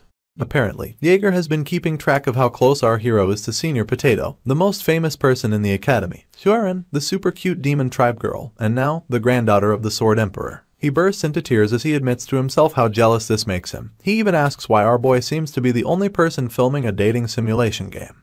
He wonders why his youth is fleeing from him, and why the seats next to him are so cold and empty. Jaeger bows his head to curse and weep, while our hero and his seatmate wonder if the hunk is going through something. At this point, Professor Firmak steps into class looking flashy as usual. He asks if all the first-year students are ready and announces that they should begin class. He starts by sending everyone back to their seats and revisits the topic of group projects which he mentioned in his last class. Murmurs instantly emanate from the students as some of them lament about hating group projects. In turn, the professor tells them to wipe off their annoyed expressions and adds that the project will be helpful. As he proceeds to explain what it'll be about, Mr. Firmak snaps his fingers and declares that since they're in the night faculty, he won't assign difficult math or tasks like raising magical crops like they do in the magic faculty. The snap of his finger causes various pieces of paper to come together as though completing a wholesome puzzle. He asks the class to watch the papers and our boy stares intently as the professor declares that the topic of this group project is spearmanship. Right on cue, the papers reveal a man wielding a spear as he strikes a Zen pose. The sudden mention of spearmanship surprises the students, but Alicia just points out how easy it will be for Corin Locke. Meanwhile, our hero wonders what's going on, seeing as in his last life the project was about boxing. You see, Mr. Firmak is a boxer represented by range adjustment and dash, as well as shadow, which is his special technique. He's also a first-rank knight from the North's Virtue Academy and is famous for the rune magic engraved on his gauntlet. Our hero smiles mischievously as he questions why the professor is suddenly teaching spearmanship. He admits that he's quick-witted and stares him down as he asks if the man is trying to test him out. The instructor goes into detail as he claims that the project will be about choosing and researching a specific type of spearmanship with their groups. He then adds that a time will come when they'll demonstrate the different techniques of spearmanship that they studied. One of the students asks if this doesn't favor those who are already spear users, and Professor Firmak promises to take that into his evaluation by adjusting the assessment criteria and offering bonus points. He presents the class with a cup full of short sticks, announcing that each group will consist of 4 members assigned randomly. A group project is said to be a way to foster and evaluate student cooperation, but in reality, the hardest worker loses. It's a merciless game of chicken. In our hero's real life, he got texts from his group members, one about a member going to a Pyeongchang rather than coming to group meetings, another from a lazy teammate who just copied and pasted from Wikipedia, and the last group member lost a grandparent and couldn't come for meetings. Tears roll down his cheeks as he recalls the sort of useless teammates he had been stuck with during his 4 years of being an education major in the university and 3 years at the academy. A smile replaces his tears because this time, things turned out differently. On his team, he has Jaeger Hinchbetter, a 3rd-ranked knight with physical abilities in the upper ranks. His judgment is on point and he's also good at doing what he's told. The hunk is so happy to be in the same group with our hero but does everything possible to hide it, including idle whistling. Then there's Alicia, who's an incredibly strong swordsmanship prodigy and will easily be able to learn anything physical. She's quite emotional at the moment, seeing as Dren offered only 20 pieces of silver to exchange groups. Anyway, the last member of our boys' group is Corin. Even though her attitude is a tad bit rough, the girl is pretty hardworking. Watching her concentrate in class lately has been the source of our hero's smiles. Since his group members are all strong and hardworking people, our boy can say goodbye to his painful past. A dubious smile plays on his lips as he tells the others that he has made a reservation in the training room for 3 hours from now. In the meantime, he proceeds to teach about theories and attributes of spearmanship. Contrary to his thoughts, this group also has a problem. Dust is still thick in the air in the training room as Jaeger asks our boy if they've not been using the training room for about 2 months now. He confirms that they have, and the hunk wonders if the walls are made from high-density shock-absorbing material. Consequently, our hero confirms this one too, adding that they weren't cheap either. Jaeger trembles as he follows up by inquiring if such walls are something that could be destroyed. This is because at this point, Corin has already left multiple cracks in the floor, coupled with a ginormous hole in the wall, all resulting from a single punch. Her sparring partner, Alicia, shrieks when she realizes this. Apparently, our hero had asked her to have a light sparring session with the swordsman to work on spearmanship, and he's now left to wonder why she had to up and wreck everything. The worst part of it all is that Corin is completely oblivious to what she did wrong. Sooner than later, the whole group gets kicked out of the training room and our boy yells as he asks where they're supposed to use for practice. The next day happens to be Sunday, so the group meets each other in church. As the sunlight filters in through a nearby window, our hero declares that it's their first reflection session for the group assignment. He then opens the floor for the other members to share their thoughts openly, only for Jaeger and Alicia to stay quiet. After a few moments, the swordsman apologizes for the day before, explaining that she's not good at controlling her power. In response, our boy tells her that she did well and adds that it's a good thing that he has helped her practice all this time. The girl just bows her head as she praises Corin Locke's spearmanship and claims that just copying his movements make her feel like she has become a true spearman. Our hero just attributes this to her good eyesight. He goes on to question Jaeger about his progress and the hunk looks away, stuttering that it's been difficult to handle a long weapon. He asks if our boy was talking about the returning heaven technique, and adds that he's really struggling to execute such a unique spin. Unfortunately, he can't seem to find the right path, so our hero starts by commending his efforts. He then tells Jaeger that as long as he learns the 8 Bamu spear moves, the handling of his spear mace will get even more diversified.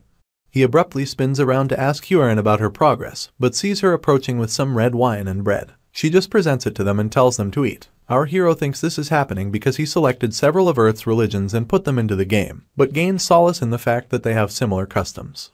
Moving on, he asks if it's Holy Communion and Hyorin declares that it's the blood and flesh of the saintess. This makes our boy inquire whether she's doing it as voluntary work, but the Jiangxi proclaims that weekend services are mandatory. This helps him deduce that the girl is being forced to attend, and he exploits this fact, asking if she's training to be a nun with the Protestants. Hyorin averts her gaze in irritation and announces that she's not training because she wants to. Corin thinks she should read the scripture though, adding that there's still something to learn from the stories of the saints and saintesses. He proclaims that the Catholic Church may have some outdated views, but Protestant teachings often talk about the same thing, and that thing is love. Our boy tells her to love herself, love those around her, and also to love her neighbors. Basically, he wishes for her to love and be loved. Alicia picks it up from here as she declares that love is a great thing to teach and that it's pretty important. None of this seems to get to Hyorin, who's still averting her gaze to prove her disinterest. The only thing that makes her look at them is when our hero asks if she knows the source of yesterday's failure. She then makes it clear that her teammates are all too weak. All 3 of them shoot questioning looks at the Jiangxi. This doesn't stop her from repeating how weak they all are. She thinks it's a problem because no matter how little the strength is that she puts into training, they break anyway. Basically, she feels that no matter the amount of training, the weak will be weak and the strong will be strong.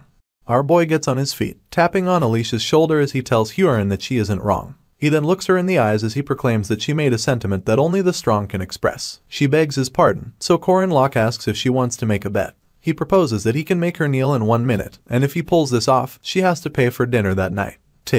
The Jiangxi has no problem with this, and doesn't even want anything in return for her victory, seeing as something breaking is enough. With this, they both find a suitable location for their duel. As they ready themselves for the duel, Corin announces that they'll begin on Jaeger's signal. The hunk and Alicia are dumbfounded as they stay struggling to wrap their heads around how fast things escalated. Being left with no choice, Jaeger accepts his responsibility and signals to both parties to prepare.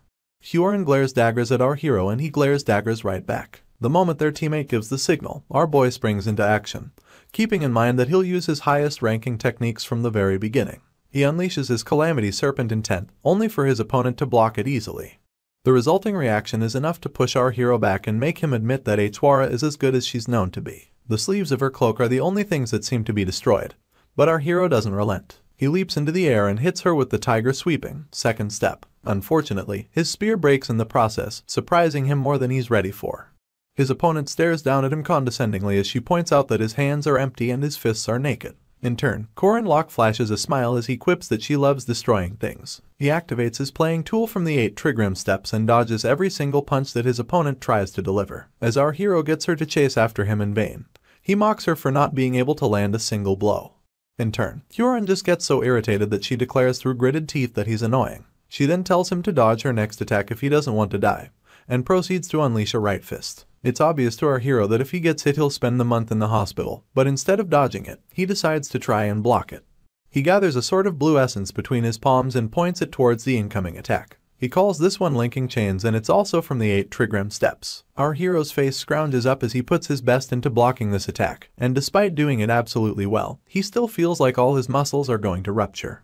Hyorin is shocked that he didn't dodge, so much so that she loses focus afterwards. Our boy is quick enough to exploit this window and knocks her down by her knees. Alicia instantly asks how he managed to get behind his opponent so quickly, and Jaeger declares how incredible he is. Meanwhile, a sinister smile returns to his lips as he looks down on Hyorin, telling her that she kneeled. She turns abruptly to ask that they go for another round, but Corin is quick to turn her down, asking why he should fight again when he already won. The Jiangxi repeats her request, but with an angrier tone this time, only for our hero to reiterate that he doesn't want to. He gets smug about it and mocks Hyorin for getting angry, adding that he can hear the sound of her trembling. She sucks her teeth in response and stares him down. A few days later, he gets a note from her, and admits to himself that he managed to apprehend his group members' revolt even though it took a bit. With this, he thought he could get to slowly teaching spearmanship in preparation for their presentation.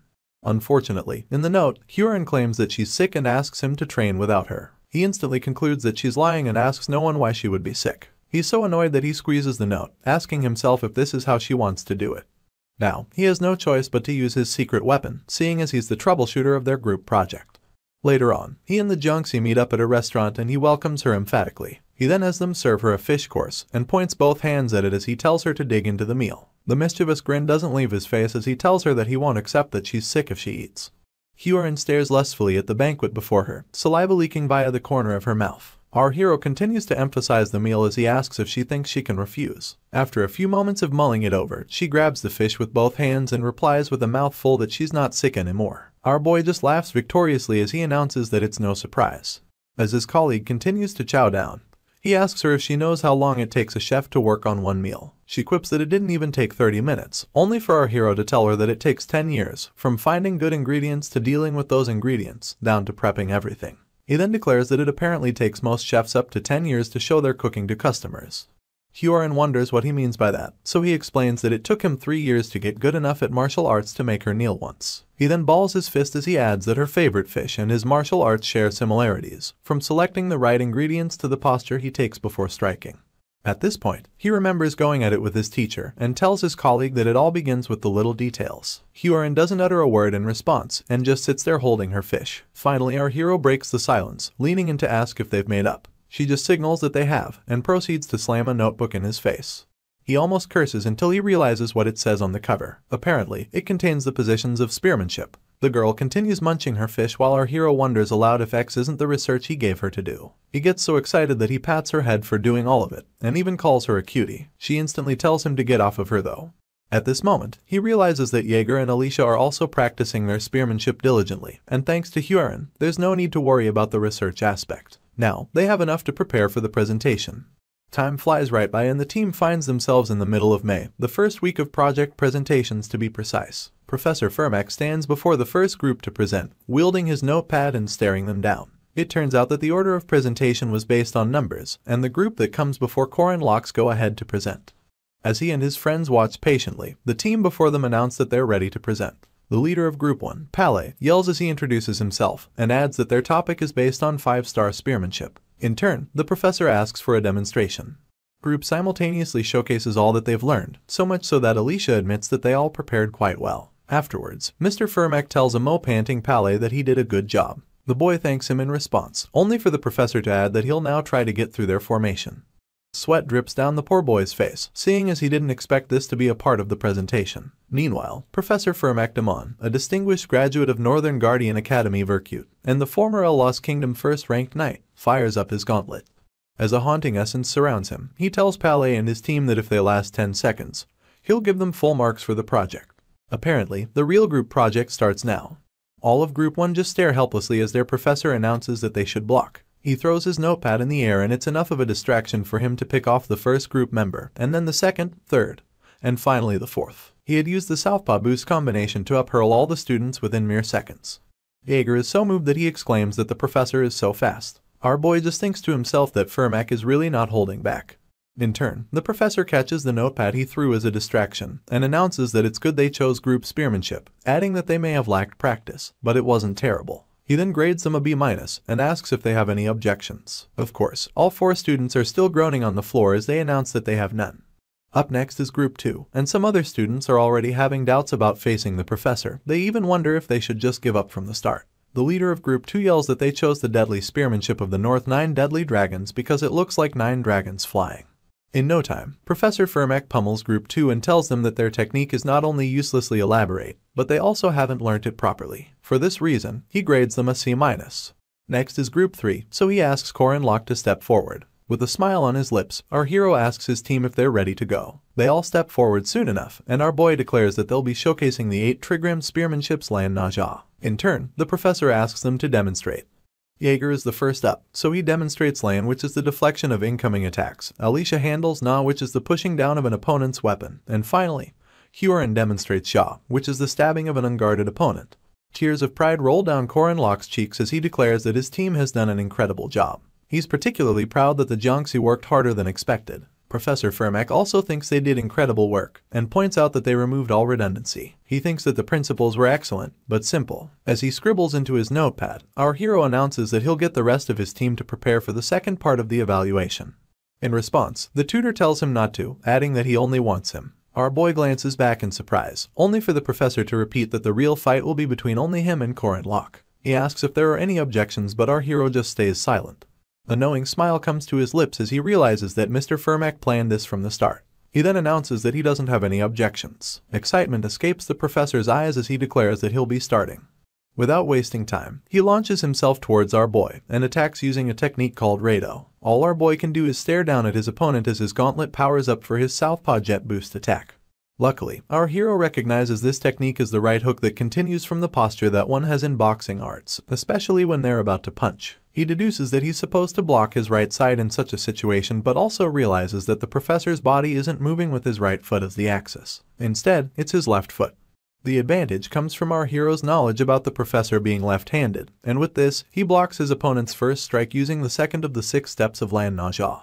Mr. Fermac is left in shock as he wonders how our boy predicted his movements. Meanwhile, one of the students who faced the professor already points out that his speed has increased, only for his colleague to express his awe towards our hero. Back to the duel. Each and every sped-up attack from the professor meets the body of our boy's spear as he blocks them. This does not dissuade the instructor from coming at him with all his might though. At this point the students are left wondering how our hero is keeping up with Mr. Fermac. Even the professor himself welcomes the thought of our boy having surpassed the level of a mere student. He wants to see it all, and not just the basics, so he packs quite the loaded punch and brings it Corin Locke's way, all in a bid to test how far his spearmanship has gone. Our hero watches the attack come at him, and to everyone else, he gets hit by the overwhelming force from Fermac's punch. The students worry on his behalf as dust rises into the air. In truth, the professor's bald fist stops mere inches from our hero's face and he still doesn't flinch. Fermac is all but confused and asks our boy why he's standing still. All he does is remind his tutor that he already survived 10 seconds and this stuns the man into silence. You see, our hero deduces that his professor must be suspicious, seeing as until now, he only dealt attacks using his right hand. He showed off that he's right-handed, but our boy's response was due to the fact that he already knew about the man's left-handedness. At this point, Fermac turns around and our hero asks him what this signifies. In turn, he asks him what he thinks, calling him his martial nephew. The professor goes on to address Group 3, telling them that when it comes to secret arts, many blindly choose only elaborate techniques when in truth, the basics are the true secret art. He calls forth Group 3 and declares that they get an A+. With this, the whole group begins to celebrate, well, except Corin, who probably expected to win from the beginning. Our hero prances around, raising his spear and announcing that he's a plus Corin Locke. Mid-celebration, Mr. Fermac asks to see him for a moment, and as he walks forward, he tells our hero not to feel too pressured because it's just a casual one-on-one meeting. They both find a secluded place to talk, only for the professor to ask our boy if he's truly a 5th rank knight. With his hands behind his back, he tells the tutor that he is. In turn, Fermac mentions that our hero must be aware that his abilities don't align with those of a 5th rank knight, and Corin Locke admits that he's pretty good. He adds that he can't sense spirit, and can only catch them under special conditions. For this reason, he can't even subdue a 5th rank evil spirit.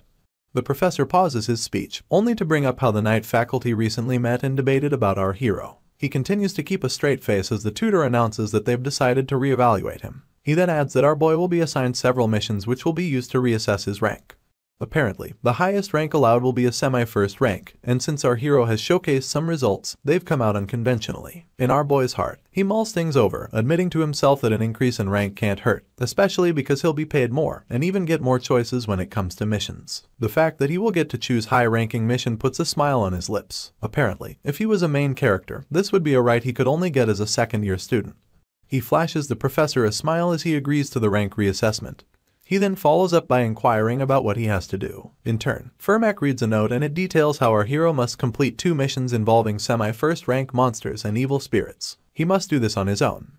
Currently, there are 4 semi-first rank raid missions available at the Guardian Association. Luckily, there are 2 monster and 2 evil spirit missions. Once again, Corin Locke is left to mull things over. He folds his arms and realizes that they just want him to capture 1 monster and 1 evil spirit. The only problem our hero has with this is the timing. At this point, the professor stretches the mission list to him, urging him to choose. Instant pressure falls upon our hero and he starts to feel nervous. In the near future, our boy steps into the forest with Instructor Heyman as his guide. The instructor quips that he came at the right time, and our hero bids him a good morning. He then adds that it's a bit gloomy to claim that the time is right. As they walk deeper into the woods, the instructor breaks into a story about how he would venture into the fog to find monster nests when he was younger. Our boy then urges the instructor to tell him heroic stories along the way to keep things from becoming boring. Mr. Heyman takes the bait, rubbing his hand on his chin as he proclaims that he childs tell stories about his time in the West. You see, listening to the old man's stories will greatly please him. At this point, our hero overhears the old man describing what his first hunt will be like. Apparently, it'll be for the twin-headed ogre, a semi-first rank monster located in the city's western mountains. This monster is slow but dangerous. Our boy admits that he chose the monster personally, but now wonders why a first-rank beast is being assessed under semi-first rank. In turn, Heyman reveals that the ogre isn't an adult yet, hence the reduction in rank. According to word on the street, the minister is raising some longhounds and a few hunting dogs as well. Upon hearing this, our boy deduces that a frontal assault will be a terrible idea. The old man agrees and points out that what the guardians need isn't just simple strength. He then promises to evaluate everything about our hero. They arrive at the city western mountains soon enough, and amidst the fog, they head to the cave housing the twin-headed ogre. Old man Heyman alongside some other association staff also show up at the venue, but have all resolved not to help him pass. They'll only do something if the situation becomes truly dangerous, but that will also mean that our hero's test will be voided.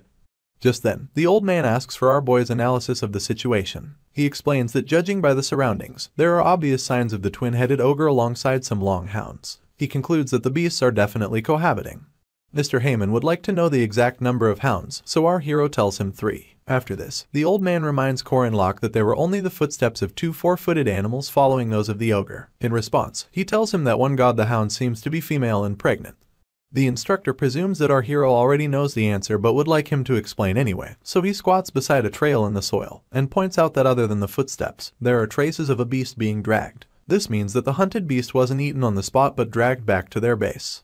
Our hero clarifies that neither ogres nor longhounds have the concept to save food. With this, he concludes that they were thinking of one of their kind who couldn't move, so they brought them some food. Old man Heyman and the other associates stand in awe of our boy's extensive knowledge.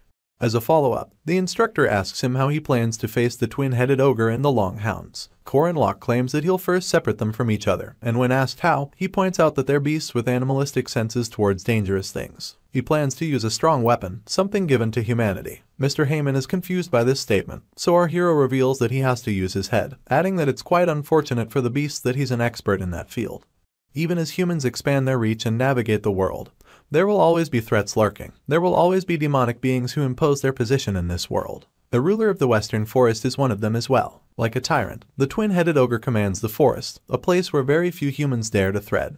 This ginormous reddish beast wields its wooden club, accompanied by his longhounds. To him, the forest is his kingdom. Soon enough, these longhounds begin to bark loudly, indicating that something is off. They had noticed that the nest they created for their female who had given birth is now empty despite her inability to move easily. They bark some more as they follow the scent of this female, and they soon notice that an intruder had dragged her away.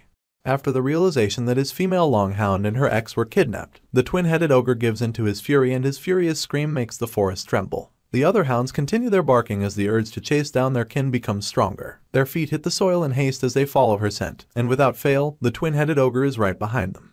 The scent slowly becomes stronger, so much so that they could even smell the intruder who took her. As usual, there's nothing that can hinder this ragtag team in the forest, and it's now time for the foolish intruder to pay the price for bothering the rulers of the forest. Right on cue, they find the female hound with her legs bound with some rope. She whines sadly, and her kin empathize with her by rubbing their noses against each, just to confirm that she's safe. As they try to help the female out of there, they pull on the rope tying her legs, and it unleashes a myriad of stakes that take her out immediately.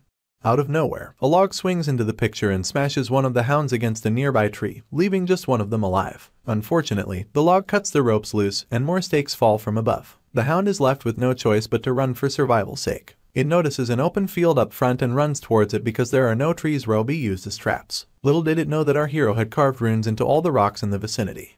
In no time, a mighty inferno arises and consumes this hound. The two-headed ogre then emerges from the flames, only to witness the last of his hounds still burning to a crisp. He grits his teeth in anger, for he had lost his loyal subordinates, and howls so loudly that it rings throughout the forest. At this point, the flames burn up the ropes holding back more logs, and they get unleashed on the tyrant. As the flaming logs make their way to him, he swipes them aside one after the other. Nothing can touch him. With the flames doing nothing but warming up his skin, and his eyes as red as scarlet, this creature is truly the ruler of the forest. Our hero lurks in the shadows, spear in hand, ready to take on this beast. Unfortunately, the twin-headed ogre has no idea that the hunt has just begun. The ruler of the forest, which is none other than the twin-headed ogre, is a natural-born hunter, with his first head having good vision, and the second having an excellent sense of smell. Together, both heads work to avenge the death of his longhounds by chasing their trail. The beast comes upon footprints of the intruder. If anything, there are so many traces of him that it seems absurd. The ogre sees our hero as a bastard who can't even hide his footsteps or scent, and wonders how the long hound's lost to him. Unfortunately, throughout his first day of chasing this intruder, he ends up not finding him. The beast sits dejected, resting his back on a nearby tree trunk. You see, even though the traces were abundant and he chased them down diligently, this intruder always slipped away, leaving the impression of almost getting caught. Now tired, the ogre puts his unfortunate feelings aside and sets up camp for the night. Sadly, it's at this point that he gets ambushed by rocks with the rune Hagalars carved into them. This attack would have caught the beast off guard if one of the heads wasn't alert. The head had awakened to see hail raining down from the sky, and prompted his entire body to make a run for it. As the ogre navigates the forest, hail continues to cause destruction in its wake. Luckily, the beast ends up with a few grazes from pieces of hail, and at first sight, it seems like a coincidence. He soon realizes that it wasn't, because day after day, just as he's about to fall asleep, hail falls from the sky, leaving the monster frustrated. After some time, he decides to ignore the hail completely, seeing as he has no idea about its source. Unfortunately, things get worse. Rocks which had been set on fire fly near the ogre and begin to burn everything in sight. Come daybreak, a scarred and battered ogre trudges his feet along the forest. He realizes that despite his pursuit and all the chaos the intruder caused, his only plan was to leave ambiguous traces and not actually show himself. After 3 days of what seems like torment, the beast realizes that he's being hunted. The once furious look that graced his features melts into a wary one as it dawns on him that his role as a hunter has been reversed. At this point, he hears a voice behind him and turns to see that it's the source of all his frustration and torment. It's Corin casually yawning with his spear cradled on his shoulder. Our boy then asks that they put an end to things, mostly because he's tired of all the effort he has been putting into catching the beast. Right on cue, the ogre's fury returns and he roars as flames begin to emanate from his skin. He launches himself towards our hero soon enough while he calculatedly waits for the right time to move. A mere second later, he also charges towards the ogre and makes the beast expect a head-on battle. Suddenly, Corin leaps into the air and twirls his spear in preparation for his next attack. The poor monster never expected him to jump but quickly brushes off his shock as he plans to smash our boy into oblivion using a 2-meter-long birch tree club. The beast angrily wields his weapon of choice, waiting for our hero to land. Unfortunately, our boy attacks from above. He summons the pagoda tree intent and throws his spear with all his might using a macro hit technique. The spear goes where it's sent, piercing through the abdomen of the ogre with enough brute force to take out a chunk of his right side. The beast roars once again, finding it difficult to believe that such a small man is one-upping him. As he's still on his butt, our hero comes mere inches away from his mass, only to activate one of the 8 trigrams. He summons the primordial chaos palm and slams it into the chest of this beast. To the mere man, it seems as though his soul is leaving his body, and the sunken eyes alongside a hollow scream support this notion. And with that, the tyrant who once ruled the forest comes crashing down as he becomes Corin's prey. Our boy locates his spear and laments about filling his aura core and not getting to use it. He yawns as though he didn't just take down a beast twice his size and declares that he's done with the ogre. He then wonders if Mariette is doing okay. You see, 3 days ago, he had asked her about how much she trusted him. As he gulped down his soup, the vampire announced that she would trust him even if he said he was going to make kimchi out of potatoes. After pointing out that it's actually possible to make kimchi from potatoes, he asked his friend how far she was willing to go with him since she claimed to trust him. In turn, Mariette spilled blood from the pack all over herself, blushing as dirty questions escaped her lips. She instantly got on her feet to declare that she would follow him till the very end, making a show of it by swinging her hands for emphasis. Our hero simply handed her some cloth to wipe herself with and told her that he needed her help to fulfill his plan. This excited her so much that she repeated his words back to him. Our boy then went on about how he needed Mariette and Alicia to do something for him. After outlining the plan, the vampire gripped the bloodied rag even tighter as she asked why he would include the swordsman in their plan. Our hero didn't even know how to react. Later on, Mariette dumped her bloodied dress in a hamper and turned on the shower. Apparently, she's still a girl in her youth despite being a veteran guardian and a vampire who has been having an eventful life. Our boy's choice of words easily caused a misunderstanding, and in turn, it caused her heart to tremble. She got into the shower and admitted that our hero's plan was bigger trouble than she expected. She wasn't an idiot, although it seemed like Corin was always one step ahead, planning and reacting before anything happened. As she washed her hair, she recalled the time he saved her, and even when he helped Alicia. The vampire wasn't ungrateful for his dedicated efforts, but was left wondering how much he knew. She was left with so many questions, but was already blinded by the love she has for him. In spite of her better judgment, she decided to listen to the request of her one-sided crush. Apparently, mages want to become professors at the academy not because of Merkaba's library of incredible books, but because of the huge research building at the academy's west end. This, coupled with the best of ingredients it wields, makes it every mage's dream. At this facility, room B306 to be precise, two professors converse about a wild boar. This is one of the special monsters that can't be killed, so it ended up getting sealed with enormous golden chains. Professor Dana tries to remind Mr. Firmac that he has seen such a wild boar in a textbook, adding that it's the same monster that ate an entire iron mine alongside the origins that were engraved deep inside it. In turn, the professor asks her if the research is based on the special entity's alpha characteristics. Dana admits that she wanted to write a thesis on the influence of the special demon tribe on low-rank entities and the unique alpha energy. Firmac wonders if all he has to do is engrave a rune on the special monster, and his colleague excitedly confirms this. She goes on to express how much of a relief it is to have Firmac because of how rare it is to find rune mages these days. In turn, the professor declares that such a thing is common with dead languages and adds that they're also difficult to use in real battles. He draws the rune in the air, only to overhear someone proclaiming that the only exception to his previous statement is when the mage is a knight with lots of mana, just like herself. Both professors spin their heads to see who it is, and Dana quips that it's obvious that their academy has more special monsters. She then goes on about never expecting a special vampire to volunteer to help with the experiment, and soon feels like she just spoke rudely.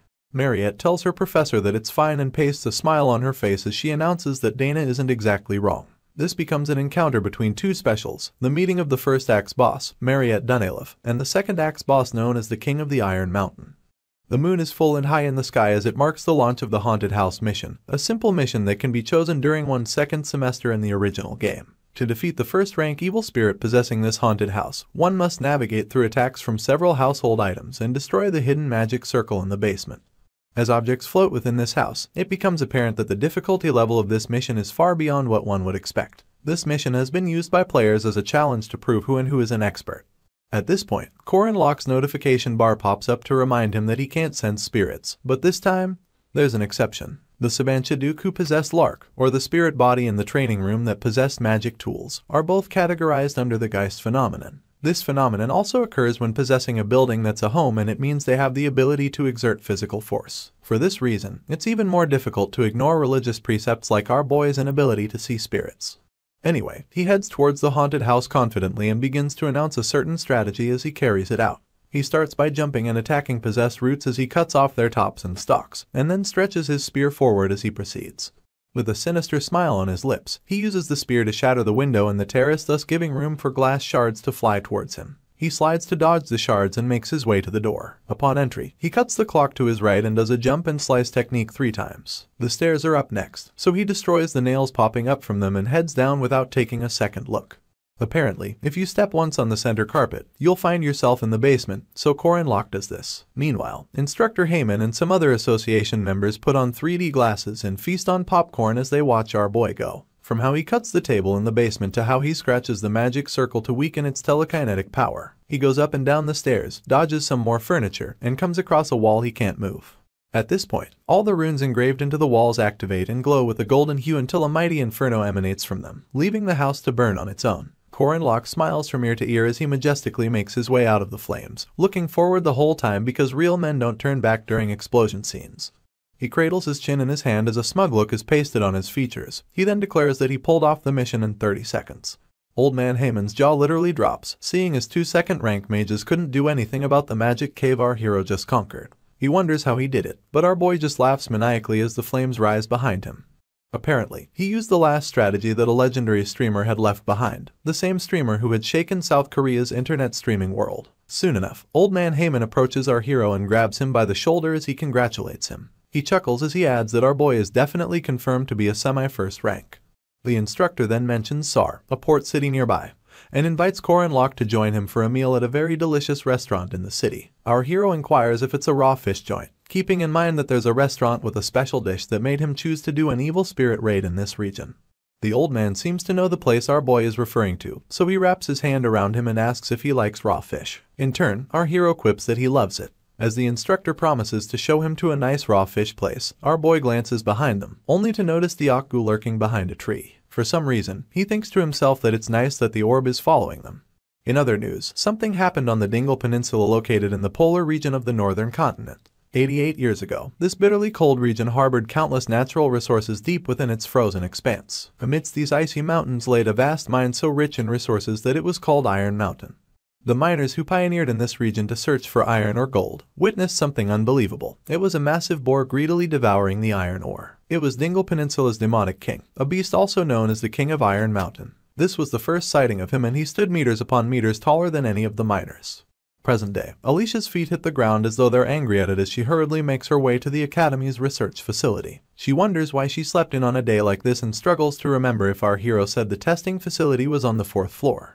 She picks up her speed as she tells herself that she can't be late, mostly because it was what our boy asked of her.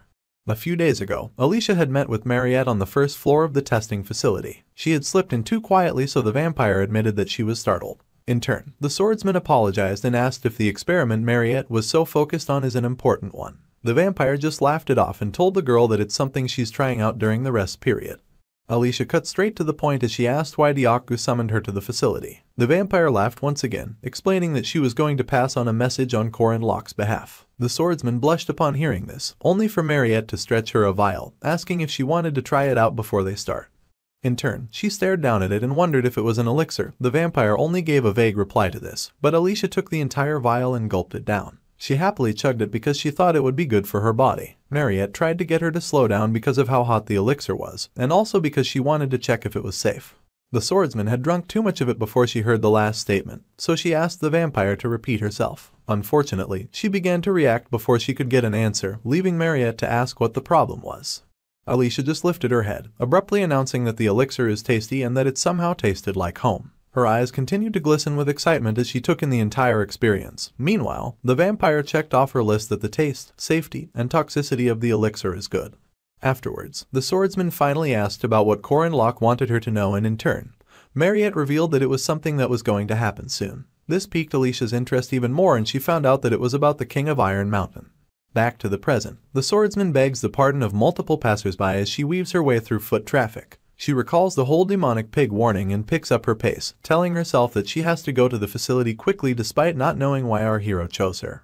Meanwhile, in the 4th floor basement, Professor Dana asks the vampire what she thinks distinguishes special demons from monsters. Mariette suggests that it's because they're strong, and in response, the professor declares that strength is a given among the specials, adding that one of their special abilities is the power of domination.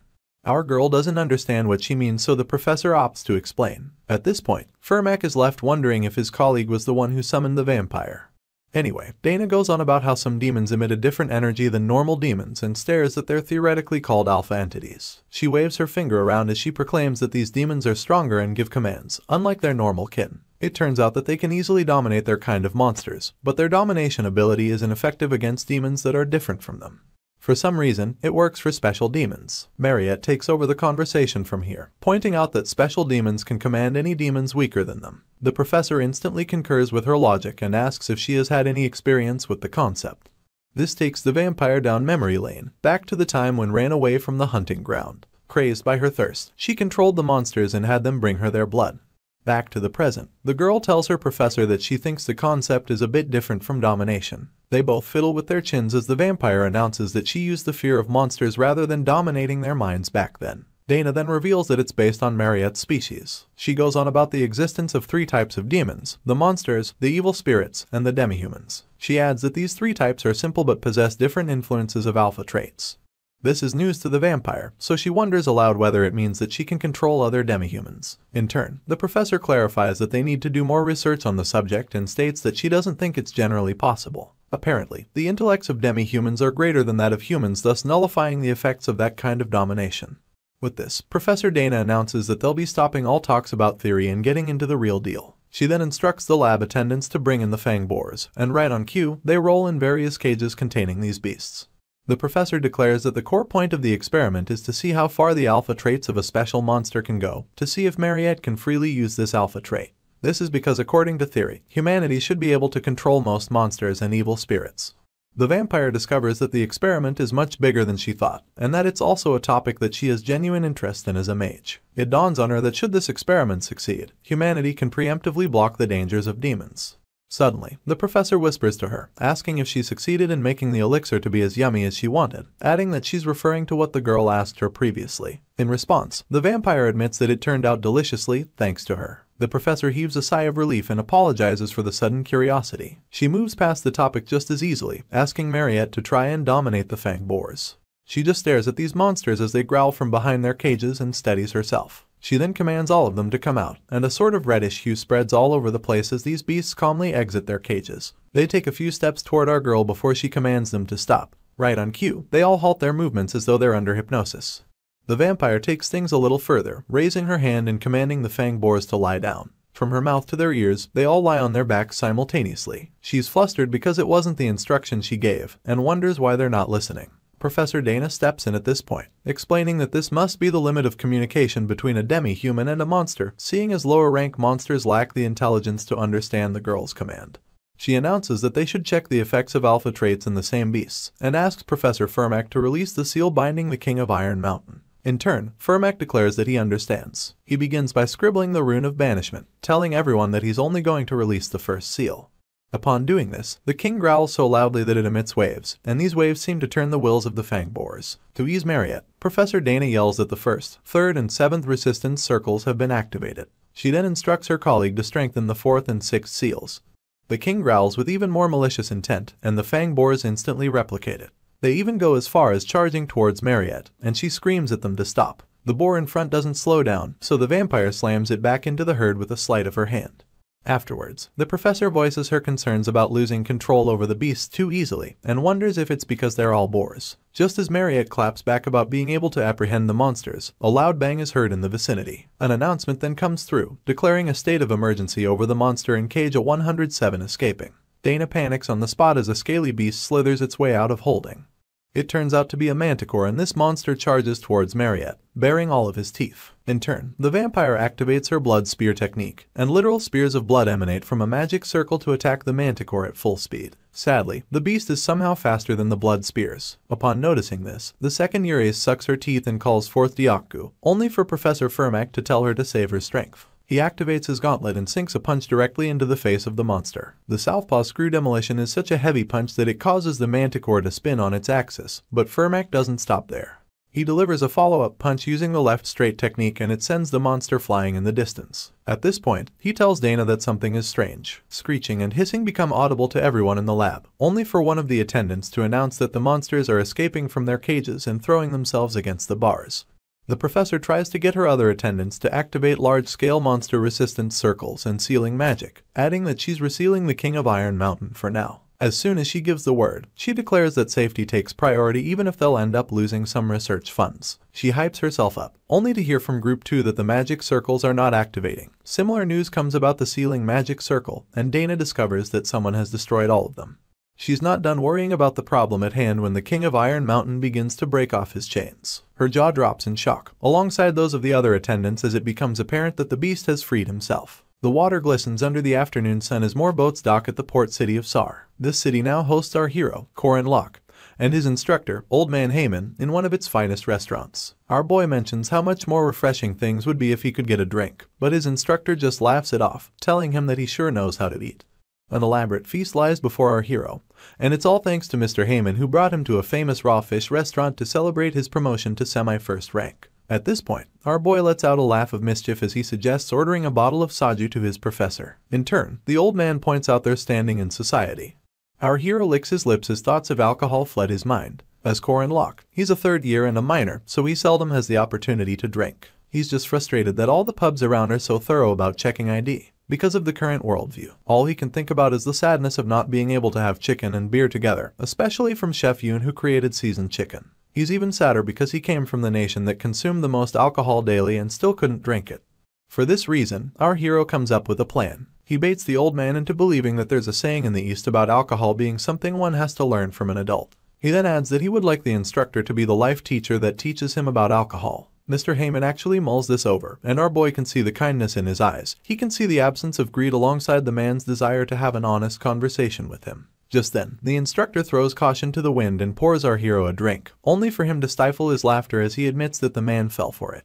At this point, his happiness is cut short by the sound of barking. The other customers at the restaurant begin to wonder where the barking is coming from and ask if someone brought their dog. Our hero just stays trembling in his seat as he asks himself why such a thing would happen at this time. He soon bursts into tears as he catches a glimpse of Diaku standing right beside him with folded arms.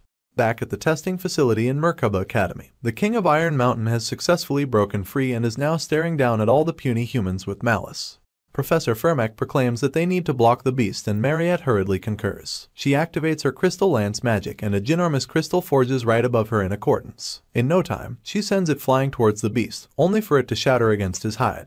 The vampire is taken aback by the fact that it couldn't even leave a scratch on the monster, and her mouth stays open as she mulls it over. Mr. Firmek commends her effort as he activates his gauntlet and announces that he'll finish things. He tries to punch the monster but soon admits that he can't feel anything. The beast just exhales hard enough to raise a fog, and it dawns on the professor that his attack didn't do any damage whatsoever. In retaliation, the Iron King activates Duras's Fehu, a type of rune magic, and Firmek cannot believe his eyes. Soon enough, the beast slams him with so much force that he crashes into the wall. Dana instantly screams after this, yelling that the barrier system has been taken out because the wall was destroyed. Consequently, the other caged monsters begin to rattle the bars holding them back. They send out yet another emergency signal, announcing that all the monsters that were trapped within the cages have been freed. They flood the lab in their numbers, so the attendants activate Code Veronica, chanting that all workers should evacuate. They then call for the security team and instruct them to activate all magic circles and mobilize the spirit golems. In response, they unleash these green and brown robot-like entities and send them out to handle the overflow of monsters. The commander then instructs the golems to not let any monster escape the facility. A hissing sound becomes audible as it foretells incoming doom, and out of nowhere, a first-ranked demonic beast known as the Poisonous Dragon appears and crumbles so many golems like they are Legos. Up next, another first-ranked demonic beast known as the King Herent handles the remaining golems. Worse off, these mighty beasts, supported by the lesser monsters, continue to swarm towards the exit, leaving the attendants to request support. They add that they cannot block the higher-level monsters without a magic circle. Professor Dana is so panicked by the concept of these beasts leaving the academy that she authorizes consecutive lightning attacks in their shared area. At the back of her mind, she wonders if their funding will be okay. Anyway, while her attention is divided, a magic beast covers the distance and almost bites her head off. As she screams in horror, two overpowered swords dash into the atmosphere and bore holes in this magic beast. The mercenary then announces that Corin Locke's insight is getting scarier. Dana is left in shock, but manages to ask Rin why he's at the facility. In turn, the mercenary just claims that it's a field trip,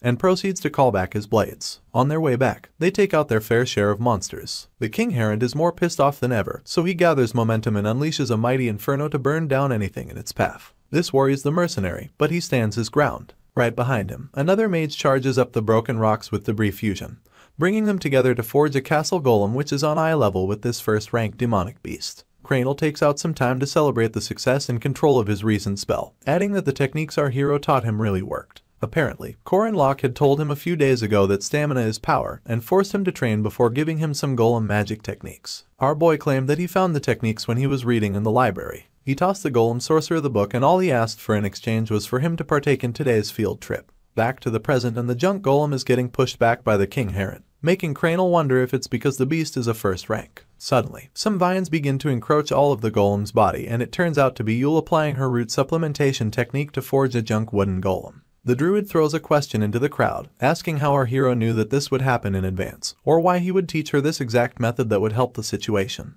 While she's stuck thinking about it, Professor Dana panics over the poisonous dragon making its way up to the third floor. At this point, Alicia comes leaping into the air and cutting down the beast at 3 different locations of its body. She sticks her landing as it falls to the ground and asks if they manage to defeat it. The professor shields herself from all the dust raised and admits that it's such perfect timing that every student that has appeared is at least a second-rank knight or mage. She has never been so thankful for students. Mere seconds later, she gets an epiphany, so she asks why they are at the testing facility. They all stare at her as they simultaneously chorus that they're there for a field trip. As they speak, they have no idea that Corin Locke, who isn't even at the academy, cooked up this plan which is going splendidly. Mariette comes through with the Realm of Blood, mounting a giant reddish orb to encapsulate the Iron King. She declares that it's a good thing that they prepared the barrier beforehand, just like our hero said. Hopefully, this will make it harder for the Iron King to get to the ground. The vampire follows up with crystals big enough to keep the beast stuck in place. He looks so angry, but the inability to move keeps him still, while the lab attendants just watch in awe as Mariette does her thing. In turn, the girl screams that they shouldn't let their guard down, and then tells the Iron King that she's a special just like him. On the other hand, the King Herent is still a problem. This first-rank monster seems more like he would star in a monster movie rather than be a demonic beast. He roars so loudly that it shakes the foundation of the building, leaving Drin to lament about how it breaks everything in its axis just by moving. For this reason, Cranel yells at Yule to help him, and she asks if he really wants her to move the junk wood golem. Somehow, Cranel had managed to collect the bombs of the golems who had their bodies broken during the hunting ground practice and put their joints together using the magic techniques that our hero provided. All of this combined with Yule's mana powered the golem enough to unleash one hell of a punch against the king Herod.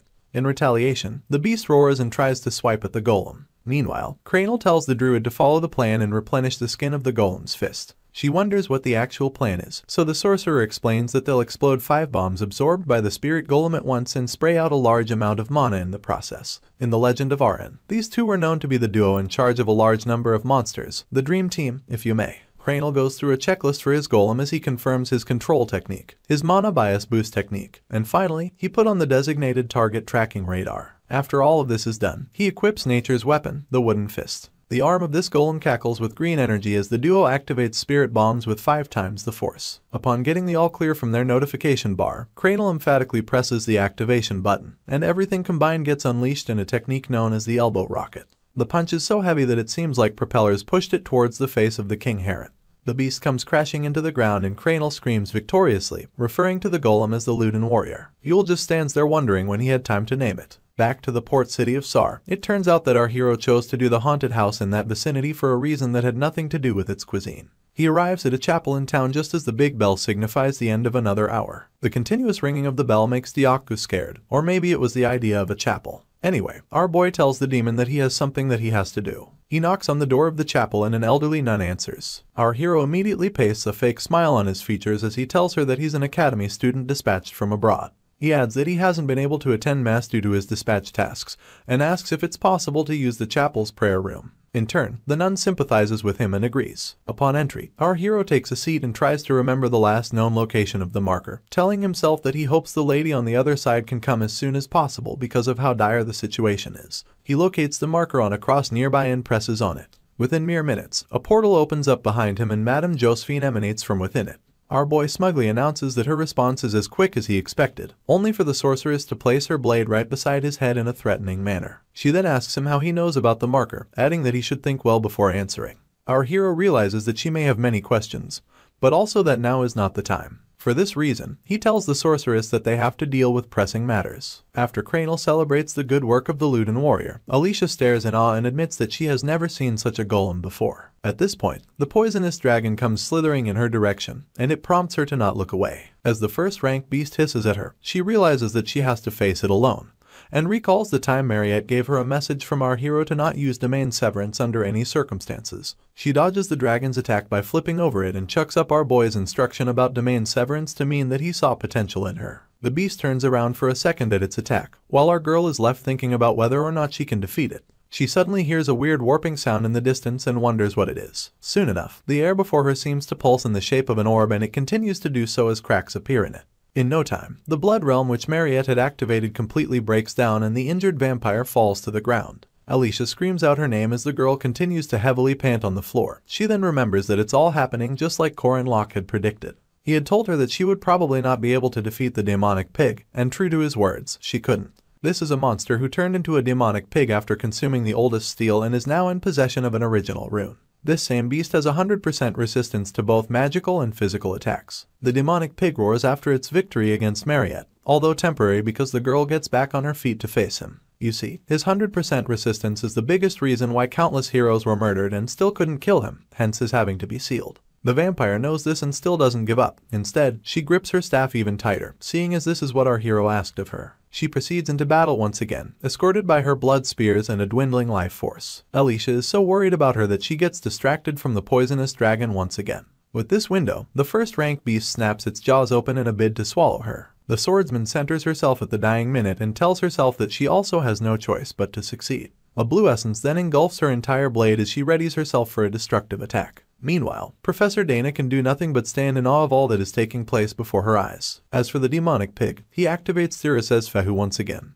But Mariette counters it with a type of alchemy magic known as Snow Flower. Their attacks clash in a bright display of red and white. Surely, the King of Iron Mountain is being given a run for his money by the elder rank vampire. Although she seems to be struggling, the girl is definitely managing to hold her own against this beast. Dana, who seems to be the only witness aware that this would go down in history, can't seem to hide her emotions of wonder and fear. The demonic pig and Mariette ready themselves for yet another clash, so our girl gets the head start by firing the beast with multiple crystal lances. In turn, the monster easily dispels them. Of course, our girl doesn't give up. Instead, she activates a multilayer shield of blood and snow and attacks her opponent from both his right and left. Unfortunately, it's not enough to take him down, but just enough to keep him from unleashing an attack of his own. It's obvious to the blind that the students are fighting hard to prevent the demonic beasts from leveling the testing facilities. In all of this, every one of them can feel defeat drawing near. At this moment, the Iron King charges towards Mariette until he slams her into the wall of the facility. Or so he thought. A second glance at the rebel reveals that his prey is nowhere within or underneath it, and so he begins to twirl in search of her. As the dust settles, Dyaku comes forth cradling his master in his arms and her staff in his mouth. The first thing she does after seeing him is ask about Corin Locke, and a smile graces her features as she gets the assurance that he has finally arrived. Meanwhile, Alicia continues to battle it out with the poisonous dragon, racking her brain for a move that she can use to defeat it other than domain severance. She grits her teeth in the moment and tries to think about what our hero would do if he was in such a position. The dragon simply turns around to continue chasing after its prey, hissing and launching forward at incredible speed. The swordsman suddenly takes on a sense of calm, gripping her blade as she reminds herself that Corin Locke would not go for the high road. She leaps into the air to dodge immediate danger and recalls how strict our hero is about the basics. With this, she decides to cut and dodge and erase every other thing from her head. She peels out her blade and hacks away at this beast like it hurt someone she loved dearly. She just keeps cutting and cutting as she applies Rising Heavens, an Arden First Sword style. The beast screeches loudly as it falls to its defeat, leaving our girl to shield herself from the aftermath. She laments about the amount of dust raised and wipes it off of herself. She then declares that she succeeded without using domain severance. A certain voice concurs with her last statement, so Alicia quickly twirls around to see who it is. Apparently, it's our hero with his signature smile, folding his arms and telling everyone that they did a good job. At this point, even Cranel is celebrating his victory against the King Herent but gets so carried away that he announces that he neither needs Corin Locke nor his friends to defeat monsters. He then claims that all he needs is the Luden Warrior. You'll waste no time reminding him that the Luden Warrior wouldn't have been actualized without the help of our boy and his friends. Our hero acknowledges the defeat of the King Herent but wonders where the injured poisonous dragon has slithered to. Alicia brushes off his question with one of her own as she asks him how it's possible that he's here. It's not a competition, but our hero also answers her with a question, wanting to know the location of the demonic pig. She then reveals that Mariette is still blocking it and adds that she needs to go help her. Madame Josephine interrupts their conversation to ask our hero what the plan is, seeing as he must have something in mind since he dragged her all the way from the church. In turn, he boldly declares that he does have a plan, and mentions that all she needs to do is help him catch the demonic pig. She's surprised by this, and points out that there are other monsters besides the Iron King. In response, our hero hits the edge of his spear against the ground and as it resonates, he tells her not to worry. Apparently, there was something that he predicted must happen while he was telling Mariette his plan days ago, and that was to feed rocks engraved with runes to all the monsters in the testing facility. After feeding these rocks to them under the pretense of giving them food, he planned to sweep up all the monsters using the rune resonance activation function. He had made it so the resonance activation could be possible with his silver spear made of runestone. At this point, he bolts in the direction of the demonic pig and calls forth Alicia to join him. Post-resonance activation, only about 30 mid-upper rank monsters survived, with the special demonic pig standing among them. Our boy smiles mischievously as he declares that there's no cause for worry. He then calls for Drin to join them and the mercenary acknowledges the arrival of his boss. Up next, he calls for Cranel and Yule, telling them to stop acting intoxicated and join the team. Of course, the sorcerer is so full of himself that he screams about not needing our hero. Yule shuts him down on the spot, telling him to get a move on. With this, all the named characters of the heroic legends of Arhen gather, and these are the heroes that will save the world in the nearest future. Our boy asks Mariette if she's okay, and despite her rough outlook, she gives him a positive reply. Corin Locke then declares that they should start again, so everyone powers up their weapon of choice in anticipation of their counterattack. Our hero realizes that the dream team isn't just for luxury, but it actually flows. It's now obvious that the only reason why the team's members cannot still be confident is because their opponent is the King of Iron Mountain. This same beast has only dominated and never been ruled, pulverized and has never been subjugated, and has ravaged without an ounce of mercy. Mariette calls out to everyone, urging them to split up, because at this point, the tyrannical beast who consumes everything is charging towards them. Still drunk with power, Cranel commands his Luden warrior to take on the demonic pig. Our hero tries to warn him that they can't take the beast head on, but the sorcerer doesn't care to listen. He just keeps hyping up the warrior, yelling that it's the strong castle warrior that defeated the King Herent.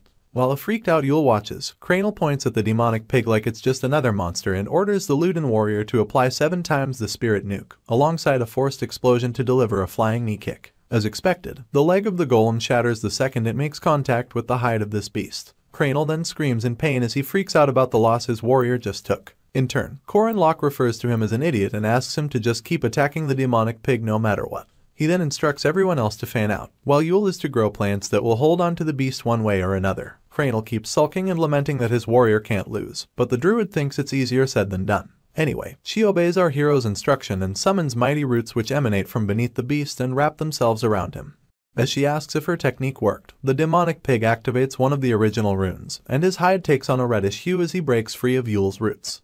Cranel and Yule cannot believe their eyes, so much so that the druid wonders why the beast is so strong. Corin, on the other hand, gets a move on it as he yells at Drin to flank the beast with 2 of his magic swords. The mercenary also makes his way to the Iron King and yells back that he knows what to do.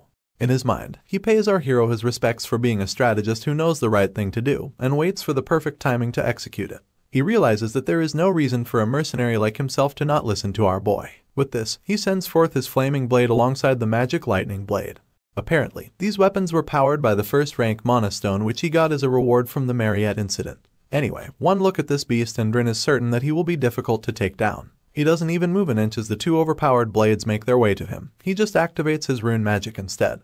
His eyes go red alongside the hue that covers his body, and by the time the blades come crashing into his hide, they have absolutely no effects on him. The mercenary refuses to believe it, but all he is left with are questions about how his blades did not deal any damage whatsoever.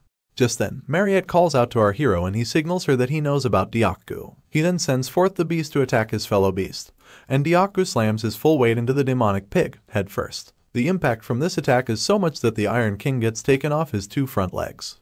Corin's sinister smile comes creeping back as he declares that in order to target the demonic pig, they need to split the physical and magic attacks half and half. Apparently, it is a fairly common attack method. You see, the original runes refer to the 8 texts needed to go to paradise, a paradox which existed but became something that did not. Through the original runes, these texts could give the demonic pig the power of an imperfect concept. Its red fur would deflect all physical attacks, and its blue fur would do the same for magic attacks. Together, they would forge absolute tolerance, not to mention its secret weapon, the gold fur. At this moment, our hero yells out instructions to Cranel and Yule, telling them to find a way to keep holding on to their opponent. He then tells Drin to keep coming at the beast from mid-distance, while himself and Alicia attack from the rear. Mariette interrupts our boy's instructing spree to ask for what she is supposed to do, and in turn, he tells her to leave all the attacking to Diaku. He then adds that she should only move according to his commands. As they continue to face off this monstrosity cackling with red-hot energy, our hero tells his team not to think about what'll happen afterwards, and declares that this battle is nothing more than a short-term one. He smiles at his team of named characters and yells at them that they'll definitely win if they pour everything they have into the battle. Our man was definite about victory against such a formidable foe. Said foe wastes no time charging towards them, galloping forward with a fury. Cranel and Yule are up first, so they get in the way of the beast. The druid wraps him with her thickest roots while the sorcerer uses the golem to block his path. Unfortunately, by activating his original runes, the fur of the demonic pig becomes more spiked and they rip apart the roots. He then follows up by knocking the golem off its feet.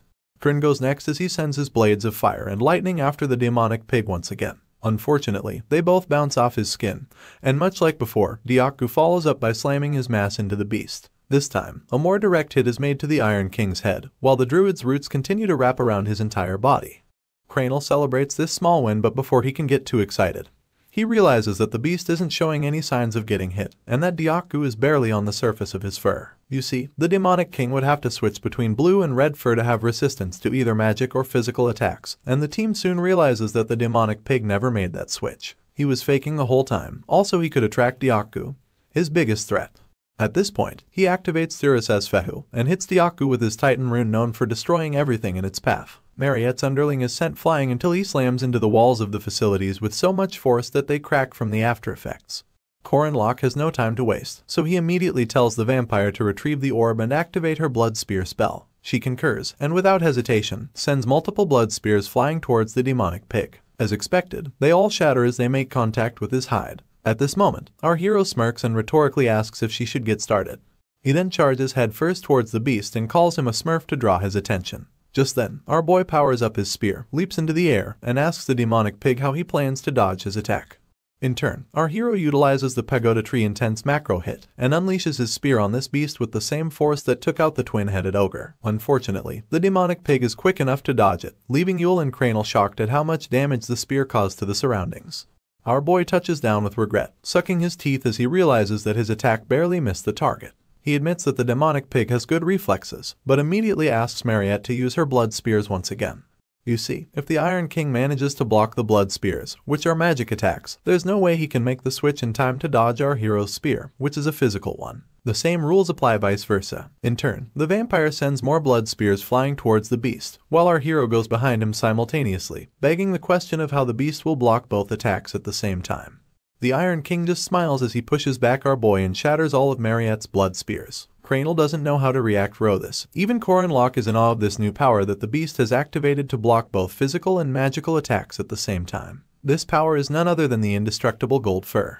The beast has his lips upturned, seeing as he has finally played his trump card, which gives him 5 whole minutes of invincibility. In this state, no one can beat him, so he instantly charges towards his puny opponents.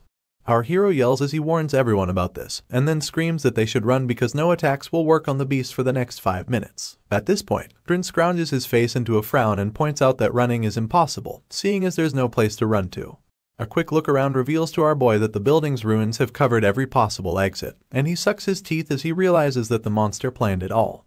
Right on cue, the demonic pig smiles again because this time, he had successfully cornered his human opponents by ramming into the walls so many times. Left with no choice but to fight, Cranel leads the Luden warrior into battle, balling its fist for a punch and screaming that it is their time to shine. The beast easily flattens the Luden warrior, so Mariette activates her blood ice technique to slow him down. Sadly, he also flattens the demi-human's magic like it is nothing. All that's left is for the King of Iron Mountain to escape the prison that he has been confined in. Our hero stands still amidst the ruckus as he remembers how the final phase of the demonic king, and the 5-minute invincible pattern of the final boss of the second act, had led to despair for so many players of the game. He simply stares at the ground, concluding that there's nothing they can do. Just then, a smile creeps its way onto his lips as he remembers that they also have a trump card.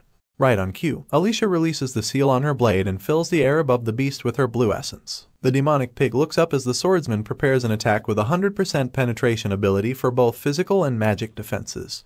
She then seamlessly peels out her sword as she activates the Arden First Sword style, that which works best against all legendary opponents. The Iron King cannot stop staring up at her as she comes with unbelievable force and delivers her signature technique, the Demand Severance. As her attack continues to deal damage to the demonic pig, Alicia lands safely in the distance. She is in awe of her capabilities and just stares at the beast as it goes down. Her trance is broken when Corin begins to sing her praises, chanting that a well-raised Alicia is better than 10 party members. Her cheeks gain extra color because of this and she screams as she asks him what he is saying. She then inquires about what will happen if the beast somehow gets back up. Our hero simply mentions that it is Madame Josephine's time to shine. In accordance, she activates an enormous magic circle which appears above the demonic pig and seals it in place. She just watches things ensue as the swordsman wonders how the professor managed to recalibrate such a huge magic circle in such a short amount of time. Meanwhile, our boy folds his arms as he recalls that as powerful as the beast's gold pattern is, once it is shattered, he can't use original runes for a while. It is basically a type of cool-down period. Just then, he gives Mariette the signal, and she declares that she is ready. The vampire goes on to gather all of her blood ice into a single enormous spear, making her other teammates run to safety. As they flee, Corin pleads with Madame Josephine to shield them from the after effects herself. Even the professor stands in awe of Mariette's power. Back to the vampire. She just screams that she'll end things and unleashes a great blood technique called the Crimson Spear. And just like that, all of the blood ice she had compiled impale the demonic pig with an unholy force. Consequently, the menace of 80 years, the hero murderer, meets his end, and the origin light that leaves his body as it disintegrates could not be missed by a spearman. As you know, or did not know, origin runes refer to the 8 texts needed to go to paradise. It was a remnant of the divine generation that couldn't be destroyed with any power, but its container, the rune stone, was sometimes destroyed. It turns out that 88 years ago, a boar on the Dingle Peninsula swallowed said rune stone and nobody dared trying to take it out because it granted the boar near immortal power. Present day, the same demonic pig whose seal was released got defeated, and the rune stone inside him got shattered in the process. As for the present location of the original rune, it finds its way to the closest rune stone and spends some time before settling.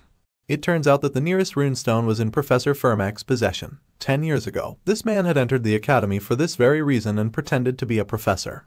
Even after the Iron King's demise, the havoc doesn't stop. Mariette is busy trying to find out if the testing facility is fully evacuated. Drin mentions some monsters who still haven't been defeated, and Yule yells that they should try blocking the entrance. While all of this is going on, Mr. Fermac plots his way out of the academy with the weakened original rune that had been sealed for over 8 years. His plan is to sneak out of the city using secret tunnels, but he gets the shock of his life when he sees someone blocking his path. His spear is the first thing to come into focus as our hero asks how his martial brother, Baltazar, is doing, and refers to the faux professor as martial nephew Fermac. For dramatic effect, our hero took a seat and cradled his hand beneath his chin to show just how long he had been waiting for the traitor to arrive.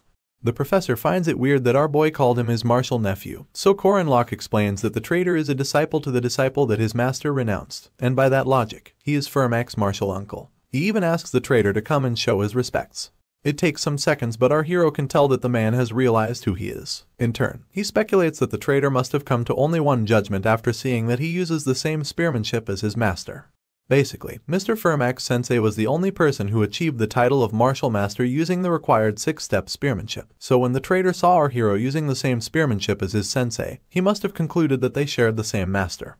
The only problem was that he never expected our boy to be at the academy where he infiltrated to carry out his secret mission. This must have left him suspicious and confused about Corin. Anyway, the only safe option at the time was to ignore him, and this was what Fermac did.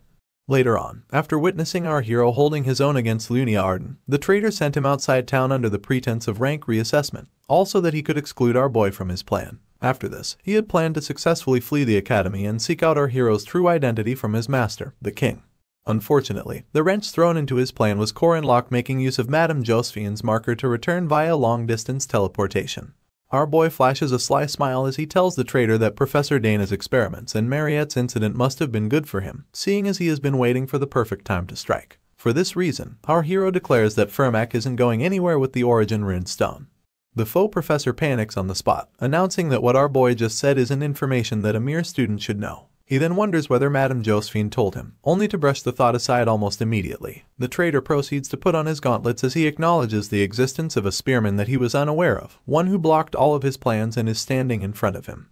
He takes his battle pose at this moment and declares that our hero is his enemy. As a purple-black essence leaks from the traitor, Corin looks him in the eye, recalling how his opponent being a famous first-rank knight isn't the biggest thing about him. Apparently, Fermac is the mastermind behind the unsealing of the final boss of Act 2, the King of Iron Mountain, and also the one who will appear with the King of Paradise later on. As one of the 4 executives, this traitor's power is at least a semi-special rank, same with Lunia Arden, and under the right conditions, he could easily become a special rank. At this point, the professor berates our hero for being arrogant just because he showed a little talent. In accordance, his shadow seems to be coming alive as it bubbles with a purple liquid. He then asks if our boy thinks he can face him, and proceeds to summon shadow servants. Right on cue, the purple liquid forges a replica of the traitor and he declares that he'll end things quickly. Corin just smiles because he recognizes Fermac's ability to attack 2 times more effectively in places with shadows. It turns out that the location of their battle is not a thing of luck. Just then, our boy activates Sowillo, the rune of sun, and the rocks shine with enough light to displace the traitor's shadow and leave him with even more confusion. He glares daggers at our hero as he explains that the natural enemy of shadow types is light. You see, shadow type sorcery needs darkness to exist, just as water sorcery needs moisture and fire sorcery needs air. The traitor charges forward in a bid to change his location and activate another shadow. Sadly, everywhere he goes, there's a rune of sun waiting. His eyebrows furrow as he realizes the situation he is in, and our boy stays seated as the entire lot lights up like a concert. In turn, he narrates how it was a lot of work to engrave the rune of sun throughout the entire lot, adding that it took him 20 days. He quips that it is mostly because he has a lot of mana to spare these days. Fermac knew that this desolate lot, which was secretly linked to the basement of the testing facilities, had limited access. But Corin also knew this, and prepared for the finale before anyone else. The traitor seems more infuriated than ever as he grits his teeth and refers to our boy's methods as cowardly. This was a persistent and wicked counterattack made just for the professor. At this point, our hero just smiles smugly and tells his opponent to look at it like he is very prepared, rather than calling him a coward. Anyway, the traitor is mad, mostly because his shadow servant technique consumes a lot of mana, and is getting blocked by mere elementary level runes. He acknowledges our boy's perseverance, only to shoot himself forward in a burst of speed. He calls this technique Rado, and manages to catch our hero off guard with the instant 10-meter boost. In turn, Corin slashes away with his spear, but only manages to cut an already fading shadow servant. While he is still distracted by the shadow, the real Fermac launches a southpaw jet boost straight at his face. Luckily, he activates one of the 8 trigrams known as playing body in time for him to dodge the attack by a hair's breadth. Sweat drips down his opponent's face, seeing as he did not expect our boy to evade that. The traitor's Rado technique is one that consecutively stabs at your blind spot, and our hero wonders why his opponent would think he couldn't dodge it. Anyway, he proceeds to use the 4th step known as returning heaven, and twirls his spear in preparation. In the blink of an eye, he applies the full-back technique, and unleashes multiple slashes on his opponent. Somehow, the traitor dodges all of them, and even commends our boy for applying a balance of technique gained through training and experience. Corin keeps the attacks coming as he mocks Firmak for still pretending to be a professor. In turn, the traitor phases through the attacks and admits that it is an occupational hazard that accompanies 10 years of repetition. Our hero goes on to mock his opponent's speech pattern next and gets called a sassy brat for his troubles. The attacks take a very temporary pause as both contenders clash in the middle, spear against gauntlet.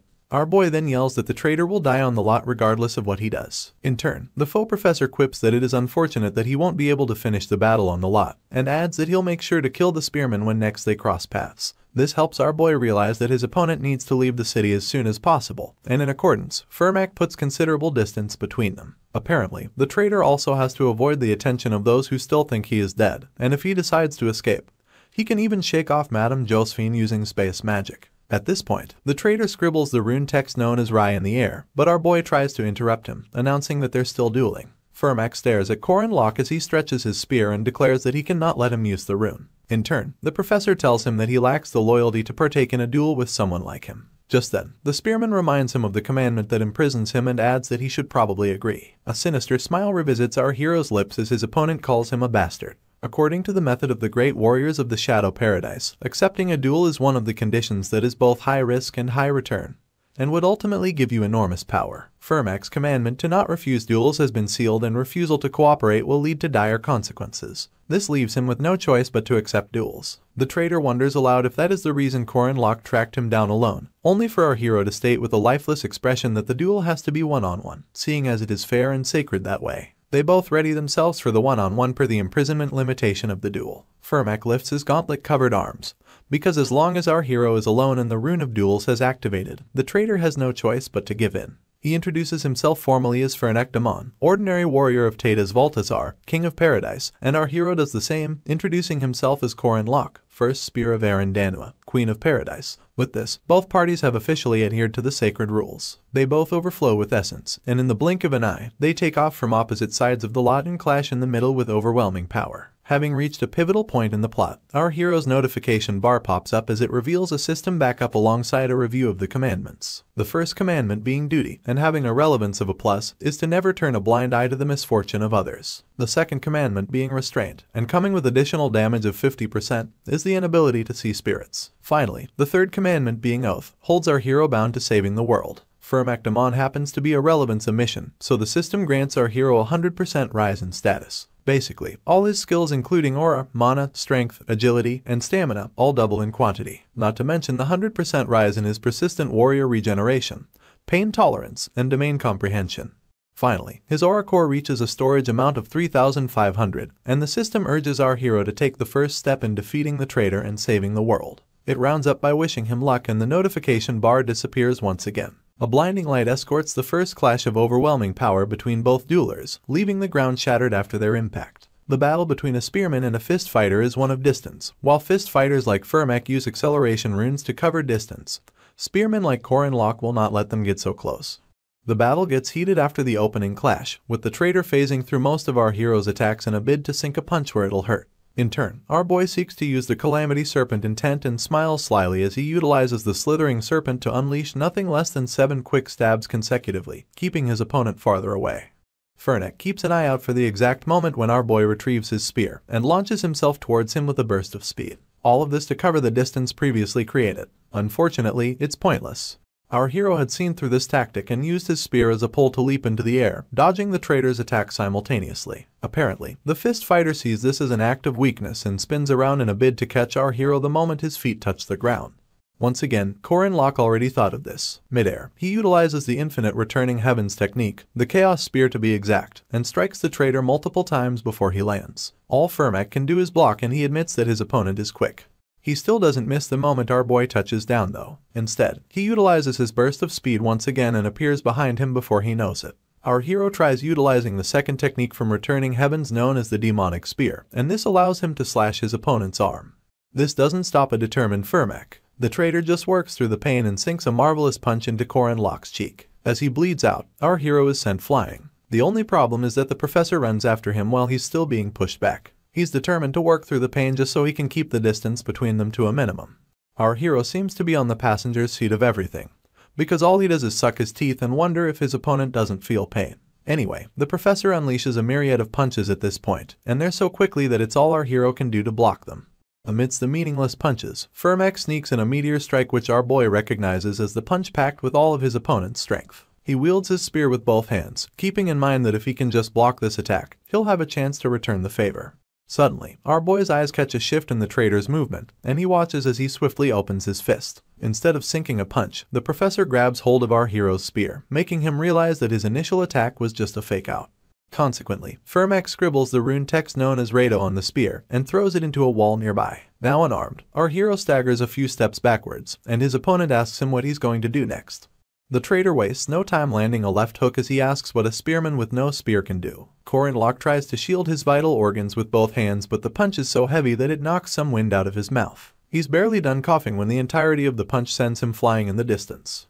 To break his fall, our hero screeches to a halt on all fours as sweat drenched his features. He then readies himself for a counterattack, yelling at his opponent to come at him, and keeping in mind that he'll be fine as long as he can retrieve his spear. He tries to repossess it using the return rune already engraved on it, but soon realizes that it's lodged too deep into the wall for it to respond. With his usual burst of speed, Firmac appeared behind our boy once again. He becomes aware of his presence last minute but quick enough to evade the southpaw flicker jab. The new plan is to weaponize his limbs. Our boy tells his opponent that he's still a martial artist with or without his weapon, adding that a spearman, even one trained in martial arts, would stick to the fundamentals. With this, he utilizes the raised palm technique from the 8 trigrams and sinks multiple hefty slaps into the upper body of the traitor. He then stares him in the eyes, whispering that the basics of a martial artist is physical combat. Without wasting time, he preps for a follow-up attack, summoning the 3 piercing palm technique from the 8 trigrams. This entails him practically putting all his strength into one hand and knocking the wind out of his opponent's chest. Unfortunately, this doesn't seem to do anything to Firmac. The traitor even expresses his lack of surprise, and this perplexes our hero. In turn, the purple-black essence returns to his opponent as he tells our boy that his boxing isn't as good as his spearmanship. He seems to be towering over him at this point, while Corin is still in shock over his attacks not leaving a scratch on his opponent. Anyway, Firmac uses the opportunity to deliver a southpaw liver shot and our hero almost loses consciousness. He admits to himself that his opponent's 8 trigrams technique was incredible, but he had missed one thing, and that was the fact that he trained both his spearmanship and physical combat, while Firmac polished only his physical combat. Soon enough, the traitor sinks another punch in Corin's chin and his head forcefully tilts backwards. This is followed by another southpaw flicker jab where Firmac delivers multiple successive blows to our hero. At this point, he's left coughing up some blood, despite his attempt to block with both hands. From nowhere comes the southpaw jet straight punch, and then another liver shot, followed closely by a southpaw elbow, all layered side by side as they deal damage and push our boy back. The traitor comes mere inches from his face, just to check if he still has the will to fight after getting hit so many times, and promises to end things immediately. With his powered-up gauntlet, the professor preps the ultimate punch and brings it towards our hero's chest, only for the boy to block it with his spear. Firmac is just as confused, seeing as he vividly remembers throwing his opponent's spear away. The spearman reveals a sinister smile as he admits that the fist fighter is a pretty formidable opponent. It then dawns on him that our hero had only been taking hit after hit just to get to the location where his spear got stuck. Corin interrupts his thoughts with a slash of his spear, giving the traitor almost no time to dodge. He then grips his weapon once again and preps for a dilapidating attack. In turn, he utilizes the slithering serpent technique and unleashes multiple quick stabs in the direction of the fist fighter. Having lost his balance from the shock of seeing our boy with his spear, he fails to dodge this one and is sent bleeding out from several locations in his abdomen. He then hits the professor with a finishing move strong enough to push him back. Of course, the fist fighter screeches to a halt despite his fresh injuries and admits that he finds our boy's composure quite impressive. From how he dealt with the period he didn't have his spear, down to the period when his physical combat skills didn't work. The traitor then peels off his jacket as he grades our hero's performance to be a standard close to the correct answer. Anyway, he realizes that he's at a disadvantage once again, only for the spearman to point out that the traitor is still acting like a professor even after getting beat up. He asks him if he can stop, but Firmac just removes his glasses and repeats our hero's question. All he says after this is that he really needs to end things now. He raises his gauntlet-covered arms to his face and weigh his own blood. He scribbles 3 rune texts on his arm, Tiwaz, Othalia, and Ingwaz. Suddenly, the Suilo Sun runes begin to disintegrate from all the rocks in the lot as the fist fighter summons a world where the sun does not exist. He summons a part of paradise that has been neglected, and the skies become dark almost immediately.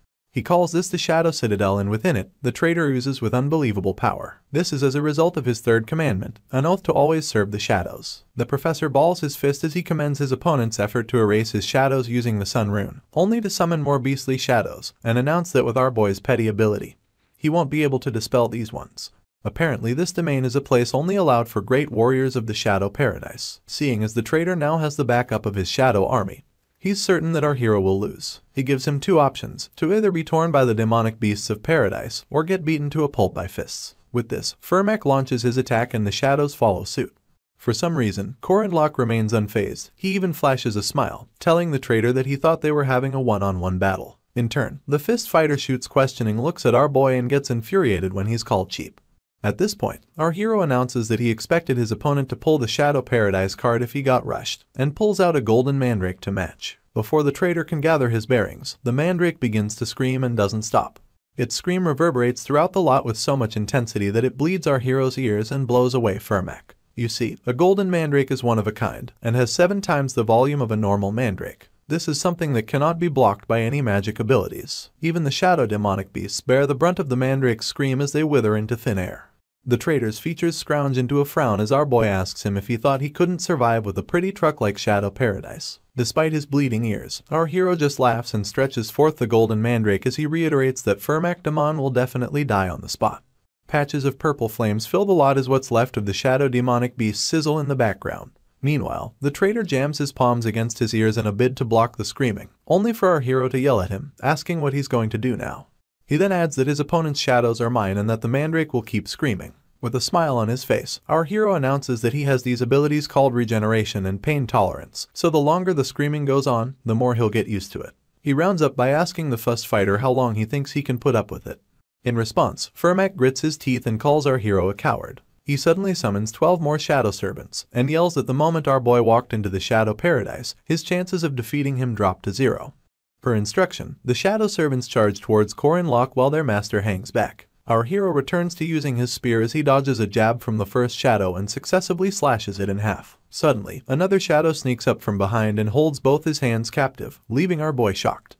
Luckily, he's quick enough to apply his returning spear technique to take out his enemy without even looking back. He's still preoccupied with his shadow enemy when the real Firmak uses his rune text Rado to attack from behind. Our hero only catches a glimpse of him via the side of his eye, but the traitor successfully utilizes his X-Jet screw combination to blow both our hero and spear into the distance. The force is so great that Corin ends up shattering the wall he slams into.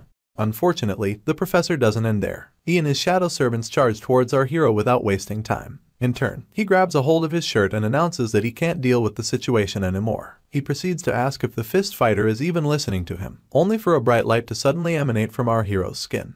It's so bright that it destroys all of Firmak's shadow servants, and makes the fist fighter lift his hands to preserve his sight. At this moment, our boy flashes the biggest smile in life as he jumps from TG's shatter wall to the ground, yelling that this is going to be the best one-on-one fight the traitor has ever seen.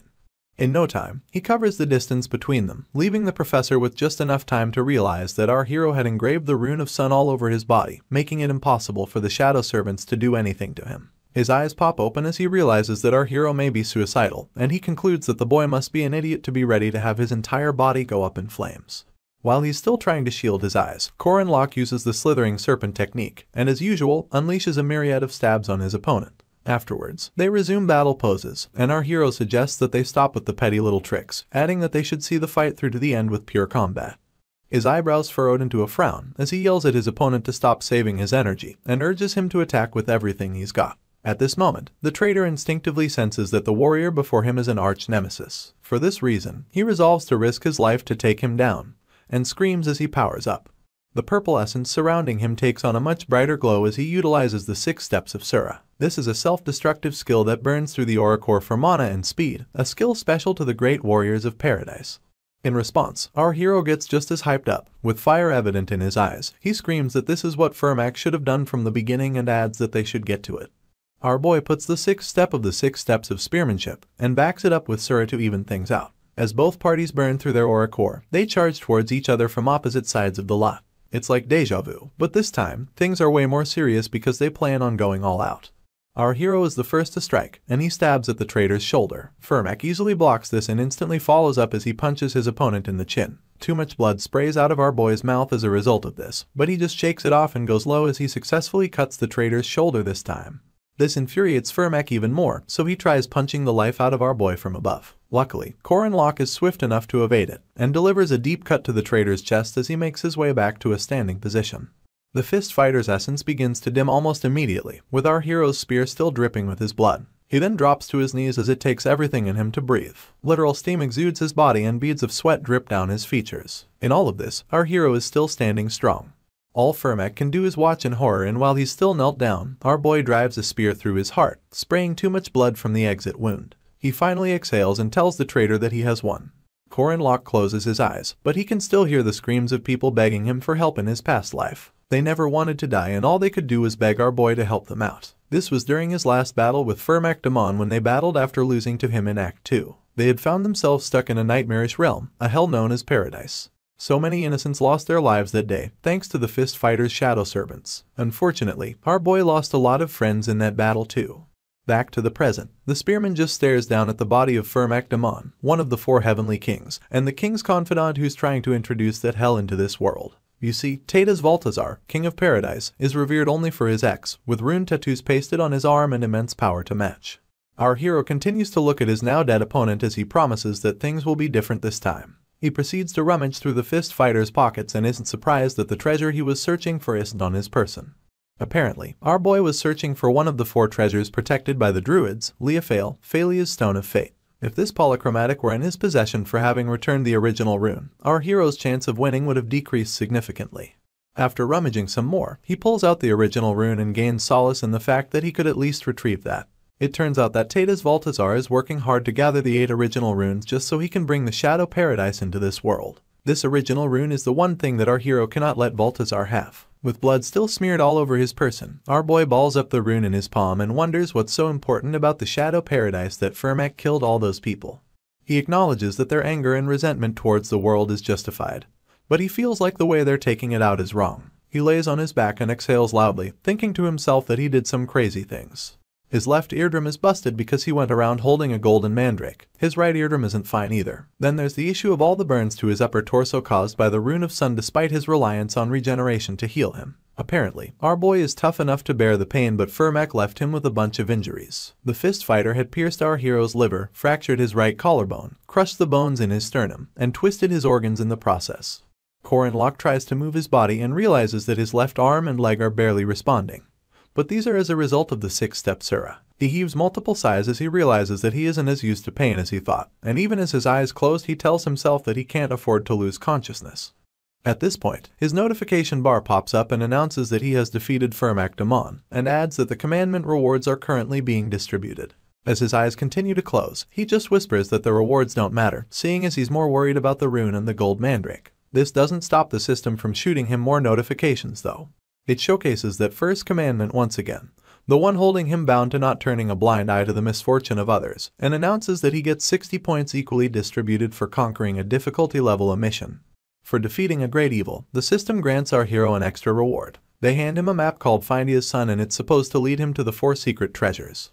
Our boy dips in and out of consciousness, but the next glimpse he takes reveals a brown ponytail. This is enough for him to decipher that Alicia is the one carrying him, so he struggles to call out her name. In turn, she just keeps hurrying as she mentions that he's awake. Corin asks about the cleanup, so the swordsman reveals that Professor Dana is on it, Drin already left, and that Yule and the others were the ones that found him. Our boy manages to curse Drin, quipping that the mercenary doesn't know what loyalty is. Alicia comes to his defense, reiterating how Drin made it clear that their relationship is strictly business. Worse off, he gave them until next week to pay for his services. Before the hero can ask his next question, the swordsman announces that they already secured the original rune and the golden mandrake. This surprises Corin, and he asks how she knew what he was going to ask when she's not that smart. Poor Alicia then reminds him that she's the one carrying him, and then jokes about just dropping him. In turn, our hero pleads with her, adding that he might just die if she does that. They find a park bench soon enough, and our hero lies down as Alicia cradles his head on her lap. He thanks her for saving him and she tells him not to mention it. He then brings up Domain Severance, which piques the girl's interest immediately. She just tells him that she would have defeated the King of Iron Mountain without his help, only for our hero to point out that he didn't even do much. The swordsman then quips that the results are just as important. At this point, she begins to remember their group assignments and mandrake potion making exercises, and how Corin was always drawing runes in the lot. It then dawns on her that he was preparing for this battle ahead of time. Still wounded, our hero confirms this, but before he can ask how she knew, Alicia questions his decision to fight alone. She becomes emotional as she tells our boy that there's nothing wrong with fighting together. He just stares up at her, stunned into temporary silence. He then laughs as he quips that it's even better when less people die. They stare at the sunset as the swordsman wonders why everyone is so insensitive and brushes it aside just as quickly. She later stares at our hero and tells him that he did a great job. After this, they just lounge on the park bench and enjoy the sunset. The next day, Lark and Jaeger walk the halls of Merkaba Academy as the former brings up Corin Locke being admitted to the hospital. In turn, Jaeger points out that the hero's ribs are broken and that he didn't ask them for help because what he did was very dangerous. With this, they resolve to pay him a visit and Lark points out that they're the only ones who would visit him anyway. They arrive at the hospital soon enough and barge into our boy's room, asking if he's okay and announcing that they brought him some snacks because they know he'll be lonely. Contrary to what they thought, Corin Locke is surrounded by 3 girls. Mariette asks him if she should cut some peaches for him. Huron has brought him a big flatfish, and Alicia offers to feed him some dessert. It takes some time, but the hero finally notices the 2 boys by the entrance and says hey to them with food still in his mouth. He asks why they brought him snacks when he's already full, and both boys get so angry that they destroy the snacks on the spot. A bunch of food lies on the table before Corin Locke, with Mariette urging him to try the apples, and Alicia urging him to try the sweets. Our boy tastes the apple first, so the vampire stresses him with questions about whether or not he feels like it's filling him with vitamins. The swordsman leans closer, telling our boy that she heard about sweets helping people recover. The only thing Huron says is that flounder is good too. In all of this, Lark and Jaeger sit by the side, shedding tears and cussing out the hero. Lark even regrets showing up. Just then, the swordsman points out that they don't gather in the same place this often, and suggests that they play a game to pass the time. Mariette thinks it's a good idea and even wonders if they should invite the other boys to join in. Upon hearing this, Lark and Jaeger instantly turn their frowns upside down and thank their stars that they dropped by. The whole room goes silent as they hear someone knocking on the door. Hinchbitter wonders if there is someone else who was supposed to drop by. He opens the door and is taken aback when he sees Madame Josephine. The hero and his vampire friend both stare at the entrance as Jaeger asks why the professor came. Little did he know that Corin Locke already predicted their coming. Apparently, Director Kassar escorted the space sorceress to the hospital and is now asking about our boy's health. Worse off, it turns out that he's actually a lady and is publicly acknowledged as the chairman of Merkaba Academy. Our hero says hello to the chairman, keeping in mind that it's about time he started to reveal his cards a bit. To top this off, he refers to Kassar as his teacher. In turn, she has the other students leave the room and apologizes to our boy for it, adding that the nature of their next conversation calls for such confidentiality. Immediately, Corin Locke claims that he understands. The director makes it clear that unlike the Mariette case, they have many questions for him this time. Still sitting up in bed, the hero wonders if these people are still feeling him out, and for this reason, he feels like he needs to move the conversation further along. Our boy begins by revealing that Professor Fermac was a spy, and this instantly sparks some sort of confusion between the director and Madame Josephine because they talk in incomplete sentences. The hero soon realizes that confusion doesn't equate to surprise, and deduces that they must have drawn their own conclusions after seeing the markings on Fermac's body. In all of this, our boy is certain that there's a truth that these 2 officials have no idea about. He mentions Tatas Valtazar and Chairman Kassar is surprised once again, even more so when the hero adds that the traitor was a disciple of Valtazar. The space sorceress interrupts as she yells that it's impossible, stating that the King of Paradise had died off 80 years ago. In turn, Corin Locke just mentions the 6-step spearmanship, infinity, and commandment techniques, pointing out that these were things that the chairman taught Valtazar. To clarify things, he adds that he was also taught these techniques. Madame Josephine doesn't take his claim well and even readies her weapon to do something about it. Pink essence surrounds her as she tries to decipher if our hero is also a disciple of Valtazar, King of Paradise. In response, Corin Locke just gets out of bed and tells the sorceress that there's no need to be wary of him, especially because she wouldn't kill anyone without proof. He announces that the information he just gave isn't for them to act on right away, and asks Director Kassar if her body that's in the hospital isn't just a spare. He then points out that the chairman's main body should be at the main castle, and isn't probably in good condition to come out. The chairman is left in shock, but she does everything in her power to hide it, only asking how our boy knows about her body. Anyway, the hero brushes past this as he reveals that Valtazar is very much alive and has become very strong too. To worsen things, the Paradise King is no longer alone like he was before, and our boy blames this on the chairman's indecision 80 years ago. Director Kassar continues to hide her shock, so Corin Locke continues to divulge information. He goes on about how the origin runes were split across the world due to the betrayal of a disciple that the chairman trusted, and adds that she could only recover 2 of them. He covers the distance between them as he makes it clear that they would have also lost both runes if he wasn't there to safeguard them. At this point, he brings out the origin rune and tells the chairman that Valtazar probably has the 4 secret treasures of Danua, including Leofail, the Stone of Fate. He then adds that if the coronation should take place, the King of Paradise will no longer be viewed as a usurper. The hero gives the chairman a chance to guess what will happen after this, and refers to her as Erin Danua. She's even more taken aback by this, but does everything possible to maintain composure. She just stares at our boy's outstretched hand as he keeps in mind that everything is beginning to come into the light. From the reason why Professor Josephine never became a chairman despite her 80 years of tenure, to why Iryu Kasar, the rising star that suddenly appeared, became chairman instead. You see, 80 years ago, she was Chairman Byron, 50 years ago she was Chairman Weig, and now, she's Chairman Kasar. The truth is that all of these people were just bodies made of rune stones by none other than Erin Danua, Queen of Paradise. She collects the origin rune from the hero and simply asks him what he plans to do now. He stays quiet for some seconds and then begins to take off his shirt as he proclaims that he and the chairman have the same plan. He reveals the commandments branded into his skin and tells Erin that he'll gladly become her first spear. She shoots him questioning looks as she wonders aloud what he means. In turn, our boy takes a knee and asks to be used to protect the world, adding that the Queen of Paradise can even use him like a dog if she wants to. At this point, she recalls when she had declared that she has a duty to protect children like him first because she's an adult.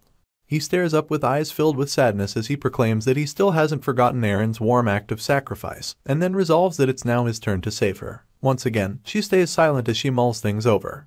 Later on, Madame Josephine tracks down the real body of Erin Danua to the main castle and calls out to her, announcing that she's against using Corin lock. The Paradise Queen sits weakened on her throne, hair glistening with a bright gray as she expresses her surprise over Tata's Valtazar being alive. She then asks the sorceress if they can trust the hero. The madam can't seem to answer the question, so Erin makes it clear that she knows not to trust people easily, and requests that they at least watch our boy since they can't be sure of him yet. In turn, Madame Josephine quips that she understands. Meanwhile, the Paradise Queen gets lost in thought, wondering how easy it could be for all that the hero said to be lies. She also realizes that she can't make split decisions so easily because she's a person who holds great responsibility. The only thing that is still tugging on her heartstrings is why our boy looked at her with such sad eyes, and like everyone else, she's left wondering just who Corin Locke is. Much later, Merkaba Academy hosts a summer break ceremony where there'll be reassignment of ranks based on the performance of students. The hall is dimly lit with yellow lights as the students sit in descending chairs. You see, the rank reassignment ceremony also has a special meaning. Take, for example, a student receives a temporary rank upon entrance into the academy. This rank given by the Guardian Association is much more official. At this point, the public address system goes live as the compere tells all the students that they've worked hard, and adds that their growth during the semester has brought great pride to the school. All the students are now munching on steamed potatoes whilst the hero reiterates how getting an official high rank could grant the student a chance to exercise rights equal to that of guardians. Seated close to the front, the spearman asks Mariette why she brought so many potatoes, and in turn, she happily quips that it's the day of the summer break ceremony. While her subordinates go about sharing more steamed potatoes, she goes on about how it will be best to hand out all the potatoes in storage so that they won't rot when everyone goes home for the break. The hero just stares at her with this deadpan expression, wondering why there is a storage for potatoes, and admitting to himself that it's kind of amazing. Just then, the public address blares with news of ensuing announcements about the students who will have their rankings changed. Corin Locke asks the vampire if they should get going, pointing towards the stage while he's at it. Fortunately, Mariette is the first to be announced as she gets tagged the second-year magic class valedictorian. In turn, she just gulps down saliva and stares at the multitude of students. The compere continues announcing how the vampire showed strong will despite facing unfortunate accidents, and proved herself by making great contributions to preventing a huge incident at the testing ward. Our hero instantly remembers how furious she became when going up against the king, how reddish essence exuded her body, and her claws made their way out. Anyway, it could be said that she didn't make any progress this semester since she wasn't able to leave the city after turning into a vampire. Despite all of that, she bagged some achievements by working with Professor Dana on her research, and a huge factor was also her mana increasing exponentially after turning into a vampire. It was impossible not to raise her rank after such an increase in power, not to mention her indisputable efforts in holding back the King of Iron Mountain, which greatly reduced casualties. Iryu Kasar, chairman of Merkaba Academy, is the one to bestow Mariette with her honors. She declares that with her recommendation, and that of Southern Guardian's chairman, Dina Grandia, our girl will be promoted to the semi-special rank. She then hands her a plaque with a smile on her face, and all the students burst into tears in response, acknowledging that Mariette will become the youngest semi-special rank guardian ever. Some others munch on their potatoes while they feel honored to have witnessed such a legendary occasion. The public address blares once again as the compere announces that he'll be calling out some students who, like Mariette, have made great contributions to stopping the incident that took place in the test ward. Murmurs begin to emerge from the crowd as students wonder if more people were involved in the incident, seeing as they never heard anything about that. Apparently, the incident with the Iron King was widely known, but the details weren't spread much due to the beast still being held in the test ward. The happenings at the facility have been kept secret, and that includes the existence of the demonic pig and the betrayal of Professor Fermac. The compere calls forth Cranial Ludin, Yule, Alicia Arden, Drinworski, and lastly, Corin Locke. The golem sorcerer sheds a tear as he gives tribute to the Ludin warrior, while the druid tries her best to stop being nervous. The swordsman and the mercenary remain unfazed, but our hero smiles from ear to ear upon hearing his name. The chairman appears once again to promote Yule, Cranial, Alicia, and Drin to the semi-first rank for their achievements in the test ward, and then moves on to our boy, pointing out that he's still a 5th rank. Anyway, as a result of his brilliance in class and exceptional achievements, he got recommendations from the chairman, Madame Josephine, and Old Man Heyman to be promoted to the role of 1st rank guardian. The whole crowd goes wild after this. They can't believe that someone who entered the academy as a 5th rank is being promoted to a 1st rank after just 1 semester. They try to find the sense in this but fail woefully. The hero mounts his hands behind his back and portrays perfect posture as he gets bestowed his 1st rank. You see, he already received this unofficially after discussing things with the Guardian Association behind the scenes. Although his skills are unquestionable, the main reason why the hero is being given a rank higher than the semi-first one is the upper echelon's way of making sure he keeps quiet about Fermac's betrayal. That aside, our boy is more interested in the special rights that accompany a 1st rank knight, especially the right to take in guardians directly. The hero flashes a smile of mischief as he acknowledges that his plan is finally starting. Consequently, if this was the game, it would be the 3rd year, and even in his past life, he barely achieved 1st rank by the 2nd year. The change in this version of things will make a huge difference in what our boy does from now on. He plans to enlist all the aces under him and stares at them like they're his prey. Only Cranial can sense that something is off though. Our hero plans to use his newfound strengths and rights as a yardstick to do more things. A few days pass and summer break finally arrives. Corin Locke asks his teammates what they're planning on doing. Sodrin quips that he plans to make money, Jaeger plans to head home, and Lark applied for an internship at the Magic Tower. Yule, on the other hand, has plans to visit places where other druids reside, seeing as there are some druids in the west that she has already had contact with. Cranial plans to head west too, but because of an old castle being torn down there, he thinks it'll be a good chance to create a new core. As for Alicia, she expresses her sadness over having to return to her family, seeing as her grandfather, the Sword Emperor, is personally asking her to come. The hero simply wishes her a safe trip, and in turn, she asks what he plans to do, wanting to know if he'll head home too. He instantly replies in the negative, and this is because he has tried going back home before, at least, the place the Corin Locke character of the game had in his memories. Unfortunately, he met it empty, so he lies to Alicia that his family decided to take a trip without him. The swordsman drags her response, making the hero stare at her in a questioning manner. She then summons enough courage to yell out a request for him to follow her home if he likes. Her cheeks go red instantly, only for our boy to repeat her question back to her. She then admits that she's scared to go by herself. Our boy mulls it over and chucks it up to be a side effect of the swordsman's personality. He racks his brain for any problems that occurred when she went home in the game, but can't find any. For this reason, he concludes that she'll probably be fine. He then tells Alicia that he'll have to join her next time, adding that he did want to see the East. In turn, she brushes her rejection aside and announces that they'll go together next time for sure. Apparently, our boy has somewhere he needs to be during this break, and right on cue, Mariette comes waving. She then calls out his name and covers the distance between them. All the hero can think about is having to leave the academy at that moment, keeping in mind that he still has some time before Act 3. He has to leave, because if he doesn't go now, he won't be able to make it to his expected destination. Soon enough, the train out of Merkaba chimes as they move at full throttle to the south, and with various majestic cars attached, it maintains its track. On the inside, people of various calibers talk with their companions, or simply mind their business, but some passengers don't mean well. One of them opens what seems like a suitcase to reveal different weapons. He keeps in mind that the train is currently riding through an endless field with nothing less than 9 hours to reach the southern continent. He's hooded as he shares the weapons to his fellow hooded bandits, and they confirm that their preparations are in effect. Just then, their leader peels back his hood, raises his sword, and yells at all the passengers to put their hands up and give him everything they have. At this moment, his fellow bandits point their crossbows at the passengers to enforce good behavior. The helpless people scream and then lift their hands up in obedience as the leader of the bandits encourages them to cooperate. His craziness leaks from his eyes as he threatens the passengers to either cooperate or face a semi-first rank like himself. While he's smiling and cradling his blade on his shoulder, Corin Locke and Mariette walk into the car being robbed, only for our boy to point out that they may have walked into the wrong room. Anyway, the bandit leader catches wind of them and yells as he asks for their identities. He even asks if they can't read the room and stretches his blade as he threatens them to raise their hands if they value their lives. With the blade against his neck, the hero keeps his calm. He then demonstrates raising his hands, only to unleash a devastating uppercut on the bandit leader. The punch packs so much oomph that the bandit gets stuck halfway into the roof of the car, sending shivers down the spines of the other bandits. Our first rank hero just leaves his hand in the air victoriously as Mariette stares at him in awe. Back when Corin Locke visited the secret library at Merkaba Academy, He had picked one of 3 grimoires, the one that bore the persistent warrior's regeneration, and spoke with Duke Sabancha in the process. The Duke had mentioned seeing a warrior who was dying in a battlefield that reeked only of blood. He had met this man tied to a boulder with his own intestines but remained standing nonetheless. Wielding his blade, Sabancha asked the warrior if he should put him out of his misery by slitting his throat, but all this man did in return was to graciously ask for some water to quench his thirst. Respecting this tough warrior, the Duke used his palms to fetch him some water from a nearby lake and helped him quench his thirst. At that point, something miraculous happened. The warrior began to glow and continued to do so until all his wounds healed up. Present day, our boy asks himself why the story was so intense, remembering how the warrior was tied by his own intestines. He just thinks to himself that his posture must have been as good as that of General Yi Sun-sin, the famous Korean general who saved his people from the Japanese imperial forces. Back on memory lane, he recalls the Duke possessing Lark and asking if his castle in the south is still standing. In turn, our boy told him that it is. The Duke then instructed him to look in his office if he was to ever visit the castle, adding that a certain object might still be there.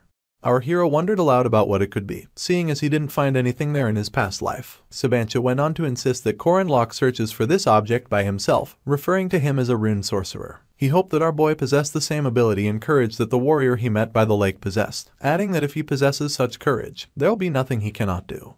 The Duke made it clear that it was a humble man who swore to save the world, not a hero or a sage. He also pointed out that our boy had the option of running away. It was at this point that he exited Lark's body and extended his respect towards the spearman for choosing not to run. As he began to disintegrate, he thanked our hero for telling him about his wife and daughter. Back to the present, the train docks at the intermediate platforms by the entrance of the southern plains. Our hero gives Mariette a hand as she tries to disembark, and reminds himself that he's in the south because he followed the words of the Duke. Better still, he decided to come with the vampire because she's a southerner. Just then, the captain thanks our boy and his companion, adding that he would have been in trouble if it wasn't for them. Meanwhile, all the bandits lay beaten and tied up as Corin Locke tells the captain that it was nothing much. As a show of gratitude, the man hands our boy a bag of coins, and of course, he accepts it with arms wide open and lips full of patronization. To top things off, his notification bar pops up and declares that he gets 2 points equally distributed for not turning a blind eye to the misfortune of others. Our hero can't stop laughing after this, telling himself that people need to live kindly. He then asks Mariette if they should eat first and she quips that she can recommend some places. He wonders if she knows the area well and she just claims that she has visited quite often. While the train captain watches them go, our boy declares that his companion need only say the word and he'll buy all the food they need. The captain stays thinking of them as kind students who are so happy after doing such a good deed.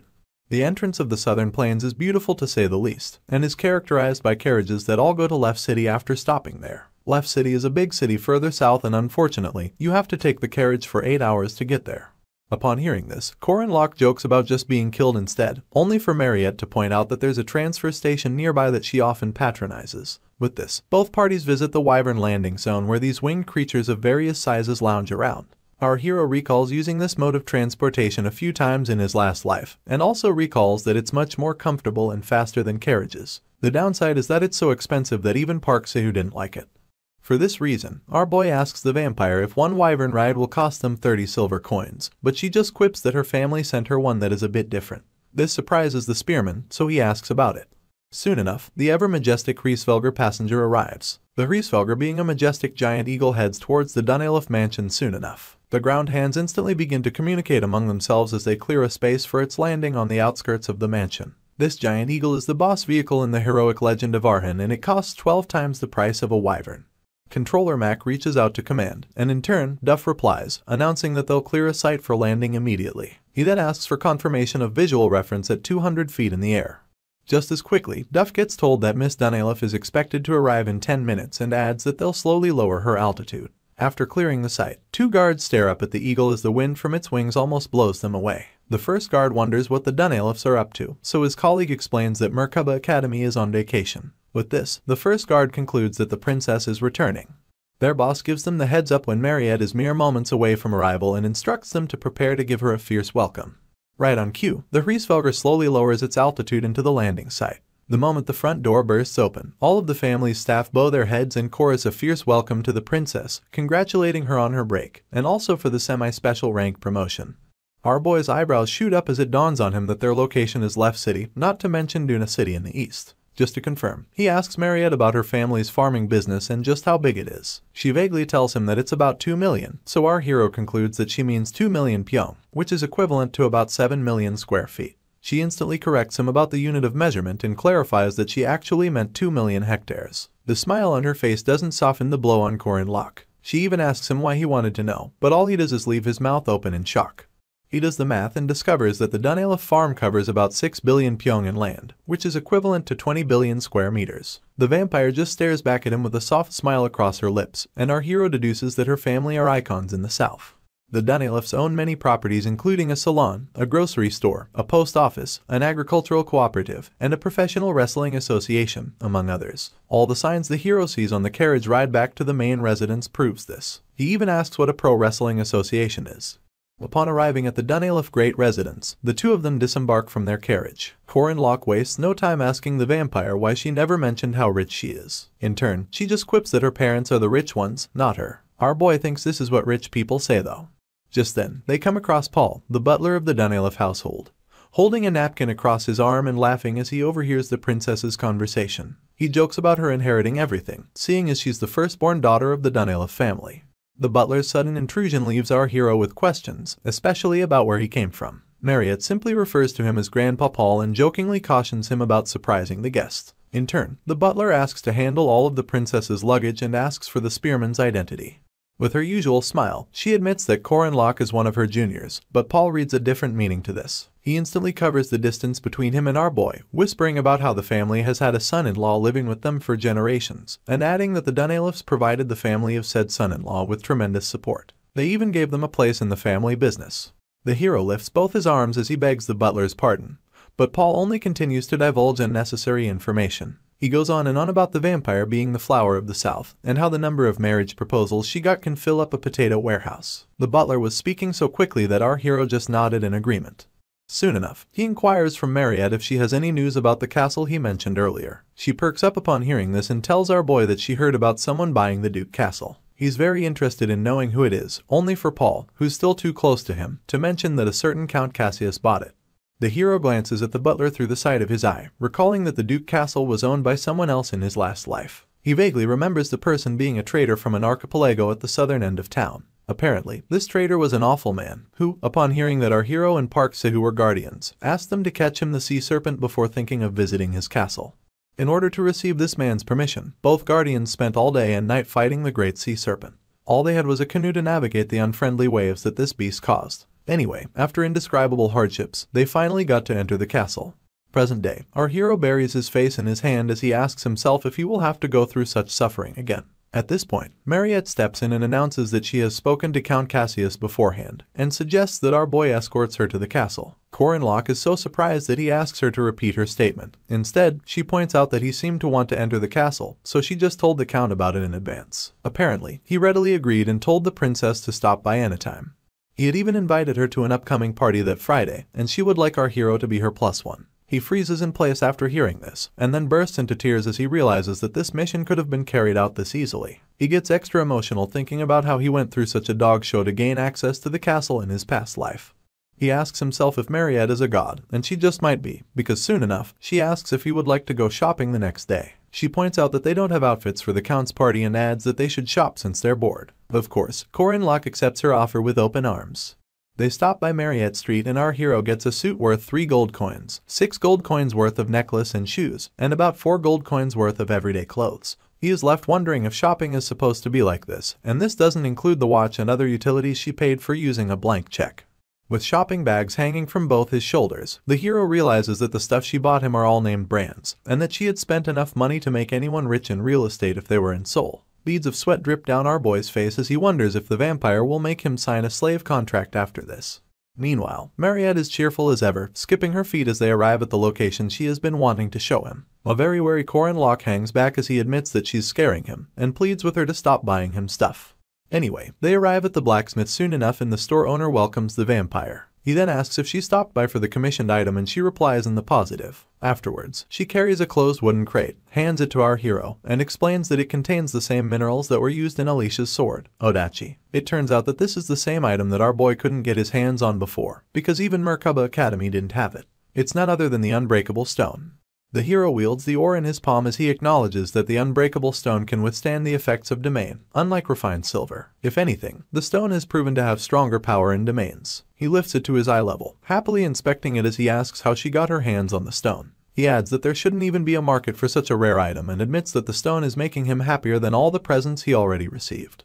You see, the unbreakable stone was also used for the Sword Emperor Garandarden's hidden blade. Mariette goes red in the cheeks, averting her gaze to the ground as she tells our hero that if he coats his spear with the ore, he'll be able to easily use it even in tough domains. The moment our boy confirms this, the vampire smiles ear to ear and declares that it's her last present. Apparently, seeing him happy makes her happy too. He just stares down at her and expresses his sincere gratitude. Come nightfall, lights filter through the windows of the Danilov mansion. Our boy is shown the way to the main dining room and clears his throat as he bids everyone hello. He's dressed in a dashing tux and comes across a table so long that Jesus and his 12 disciples would have a field day with it. At the extreme of the table sits Mr. Danilov and by his side, his beautiful bride and Mariette's mother. It's common courtesy to dine with the family when visiting a friend's home. Upon entry, the vampire instantly waves at our hero, signaling him to come sit by her. Meanwhile, Mrs. Danilov admits that he's handsome and also encourages him to take a seat. In turn, he bows his head and places a hand on his chest as he agrees with her. Just as he takes strides to sit at the table, he hears a voice telling him to wait. The same voice goes on about having one question for our hero before they eat, adding that he may not be able to sit at their table depending on his answer.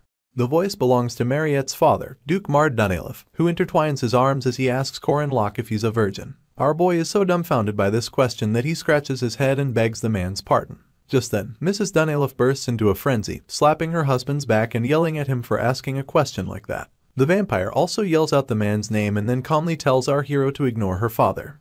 The Duke doesn't give up. Instead, he doubles down by declaring that the hero must be a virgin if he is to become a son-in-law in the Danilov family. As the bickering continues, our boy realizes that the dinner will not go smoothly. He's mostly worried about the whole son-in-law bit though. Mr. Mard makes it clear that his daughter is off limits, adding that his little girl promised to marry him. Before he can finish declaring his disapproval, Mariette attacks him, slamming his head against the table in a mocking manner. All he can do is groan and ask when she became this strong. The Duke tries telling her that she resembles her mother when she behaves like this, but Mariette insists that he just stops talking. To make things worse, she literally drags him across the room, leaving her father to ask why she's acting like this when all he wanted to do was protect her. Still ashamed, the vampire repeatedly begs the man to just stop talking. Everyone watches them go, only for Mrs. Danilov to apologize to our hero. In turn, he just laughs it off and tells her that it's okay. Consequently, the lady brings up how she has been learning about our boy from Mariette's letters, and how it made her really want to meet him and say hi. Our hero's eyes shoot up at this moment and he questions the Duchess as he watches her get on her feet. She just goes on to bow her head in gratitude for everything that he has done for her daughter. Of course, Corin has no idea how to react, so this becomes a burdensome situation. He tries explaining that he just helped the vampire because he could and adds that the girl deserves happiness above everything else. The Duchess is really impressed upon hearing this and covers her lips as her cheeks stain red. She then asks if our hero means what he said and points out that she thought her daughter was looking through rose-tinted glasses when she read the letter she sent. The Duchess almost refers to him as her son-in-law once again, only for Mr. Mard to pop out of the corner, pointing an accusing finger at our hero and yelling that he's only going to allow up to hand-holding. The Duchess calls him out on the spot, but he only goes on about our hero maintaining his virginity. Once again, he doesn't get to finish his sentence because Mariette instantly jumps him, and this time, her mother joins her. While the vampire keeps begging her dad to stop talking, the Duchess laughs and welcomes our boy, adding that she's quite liberal compared to her husband. Mariette doesn't know whether she should be worried about her mother too, but Corin just laughs a little and admits that he walked into quite the merry family. The next day, they both visit Duke Sabanch's castle, which is now a smooth blend of beige and blue, majestic in every way and appealing to the eyes. Just then, the gates push open and Mariette says hello to Count Cassius. In turn, he comes running and welcomes her by her carriage. The Count beams with joy as he acknowledges that the princess has visited just like she promised, and officially welcomes her on behalf of the Blandria family. Our hero instantly recognizes the Count as the same awful man from his past life and wonders if he's really the same person who sent them off to chase a sea serpent before he opened his castle gates. The butler announces the arrival of the vampire and her companion and they both elegantly make their way into the castle as golden confetti ushers them in. Our hero tied his hair up to look more formal and is now smiling softly as he admits how proud he is of saving Mariette. This is because if he hadn't saved her, he never would have seen her in all her glory like he is seeing her now. All the princess has to do to glow is smile softly under the light and she looks nothing short of an angel. Our hero wonders how her people would have coped with losing their beloved princess, only to overhear some other girls gossiping. One of them alerts the other that Mariette really came, and her colleague whispers that the rumors about the Blandria family being worth their salt must be true. You see, it wouldn't be an exaggeration to say that the Dunelif family's influence is absolute in the south, and it's really more beneficial to the Count to have Mariette show her face, rather than catching a sea serpent. Corin just watches as all the attention in the room diverts to the vampire as more and more attendees draw closer to her. At this point, he calls out to her, suggesting that they enjoy the party a bit before heading to Sabancha's office. The vampire happily agrees. Apparently, they had both brought their equipment, planning to speak to the Count, get their gear, and go to the office when the party's at its peak. Just then, some man introduces himself to Mariette as the Garly of the Rendinium family, admitting that he has always admired her. He goes on to take a knee as he humbly requests for her first dance. The vampire is taken aback by this, only for a bunch of other suitors to ask for her first dance too. They all converge in front of her, and begin to overwhelm the poor girl with all their outstretched arms. She breaks into a nervous sweat soon enough, and doesn't have the slightest idea what to do. Just then, our hero takes elegant strides in her direction, calmly calls out her name, and takes a knee. He stares up at her with soft eyes as she twirls to notice that he's the one. The other suitors instantly become envious of him, so they ask for his identity among themselves. Our hero just acknowledges that despite how energetic they are, they're all lacking in manners. He goes on to plant a kiss on the back of Mariette's hand and then inquires if she would grant him the honor of being her first dance. Our boy knew that it's basic etiquette at balls to have your first dance with your partner, seeing as his master had told him that it's the etiquette of a gentleman to kiss the hand of a beautiful lady standing before him, and then ask for a dance. Seeing as he got scolded for bad etiquette in his previous life, he doesn't forget to correct it in this one. Meanwhile, Mariette blushes so hard that she has to cover her face with her free hand as she agrees to the dance. The musicians waste no time supplying sweet tunes to serenade the party, and in turn, the hero grabs hold of his new dance partner. He mentions how popular she is and she just concurs. He then apologizes if his recklessness made her feel bad, but she quickly dissuades him from thinking like that. As they sway to the music, he can't help but feel like he was abandoning his savior who gave him a free pass up until this point. This was why he had to return the favor. You see, he had received so many of them since he came to the south, but is now getting a little hot and bothered as he stares at his dance partner. In his defense, Mariette is so elegant in that dress that anyone can tell that he's in a dangerous situation. Our hero even goes red in the cheeks as he admits to himself that he's getting embarrassed. All his embarrassment leaves when the princess steps on his foot though. It's instantly replaced by suppressed pain, so she apologizes profusely and admits that she's a really bad dancer. Amidst the pain, our boy struggles to tell her that it's okay and thinks about leading the dance soon enough. He leans in and whispers into Mariette's ear, telling her to put his left foot on his so they can dance like that. She doesn't quite get what he means, but he explains that he doesn't care if his foot gets dirty or the dance seems a little bit awkward. He declares that she needn't worry about the gazes of others and smiles as he encourages her to only concentrate on him, her partner. Corin makes Mariette understand that all she has to do is enjoy the dance, and with this, they begin to sway to the music. Our boy instructs her to put her foot on his and follow his movement, to look at his feet while she reads the push and pull of his steps. She does a good job at this, so he compliments her for having good eyes. As they continue to sway, our hero remembers something he learned in his past life, a way to get the one with shaking eyes to gain stability by gazing into the partner's eyes. Soon enough, they both burst into laughter, having rid themselves of all nervousness. The musicians play like it's their last rendition, giving the guests something worthwhile to dance to, and dance they did. With this, our boy and his favorite vampire share a dreamlike moment. After the first rendition rounds up, the other suitors waste no time fighting for a second chance. Unfortunately, the princess tells them all that she's quite tired, adding that she would like to take a brief recess. Consequently, our hero takes her hand and offers to escort her to the lounge. She admits that she'd be grateful if he could, and walks away, leaving a host of suitors to stew in their jealousy towards Corin. On the other hand, the gossiping ladies continue their conversation after the dance. This time, one of them points out how romantic it was when our boy had Mariette's feet on top of his during the dance, and her colleague thinks he was a cool gentleman who portrayed a clumsy but impressive dance. In turn, her friend reminds the circle of how widely the princess was smiling, and they all conclude that the hero must be her suitor. Moving on, our boy slides in the key to Sabancha's office and opens up the matching room. He and his vampire friend then step into the spacious office, and she shows how impressed she is almost immediately. She goes on to inquire about what they're searching for, only for the spearman to say that it doesn't matter. Apparently, all they need is any sign of Duke Sabancha. As they navigate the room, the hero comes across the book wielding the Duke's story and brings it down. You see, things like this are traces of the Sabancha's wife and daughter that one must find in the game while a player is on the Duke's quest. Normally, giving the book to Sabancha should end the quest. But in the game in our boy's past life, he never heard any instructions to look through the office. He just swipes through the pages as he wonders why Sabancha would call him to his office. They continue to search for the next hour, but they both come up empty. As a result, they take a break on the couch just to lament about how unproductive their search has been. Mariette inquires if there's no evidence, adding that she expected to find some sort of hidden space or something. Our hero stays quiet because there's no good answer to her speculation. Anyway, she also announces that she's hungry, so the spearman asks if she didn't eat in the banquet hall. Apparently, the princess didn't have time and tries to remind her partner about it. The vampire's eyes glisten as she stares at our hero like he's food waiting to be unwrapped. She then points out that his jawline and collarbones are quite pretty. Of course, their previous dynamic already prepared him for what she's trying to imply, so Mariette gets on his lap, warning him that she must sweat and advising him to resist a bit. In turn, the spearman quips that it's even better that way. True to her words, she begins to sweat at the sight of his jugular and then gives him a heads up as she digs her teeth into his neck. She feeds on him for the next couple of seconds and exhales loudly as she retracts her teeth afterwards. Our hero asks if she's all done and she concurs, wanting to know if it hurts. It turns out that Corin couldn't feel anything and blames it on his persistent warrior's tolerance. This comes as a shock to the vampire and she stutters as she tries to explain that she also doesn't feel anything for him.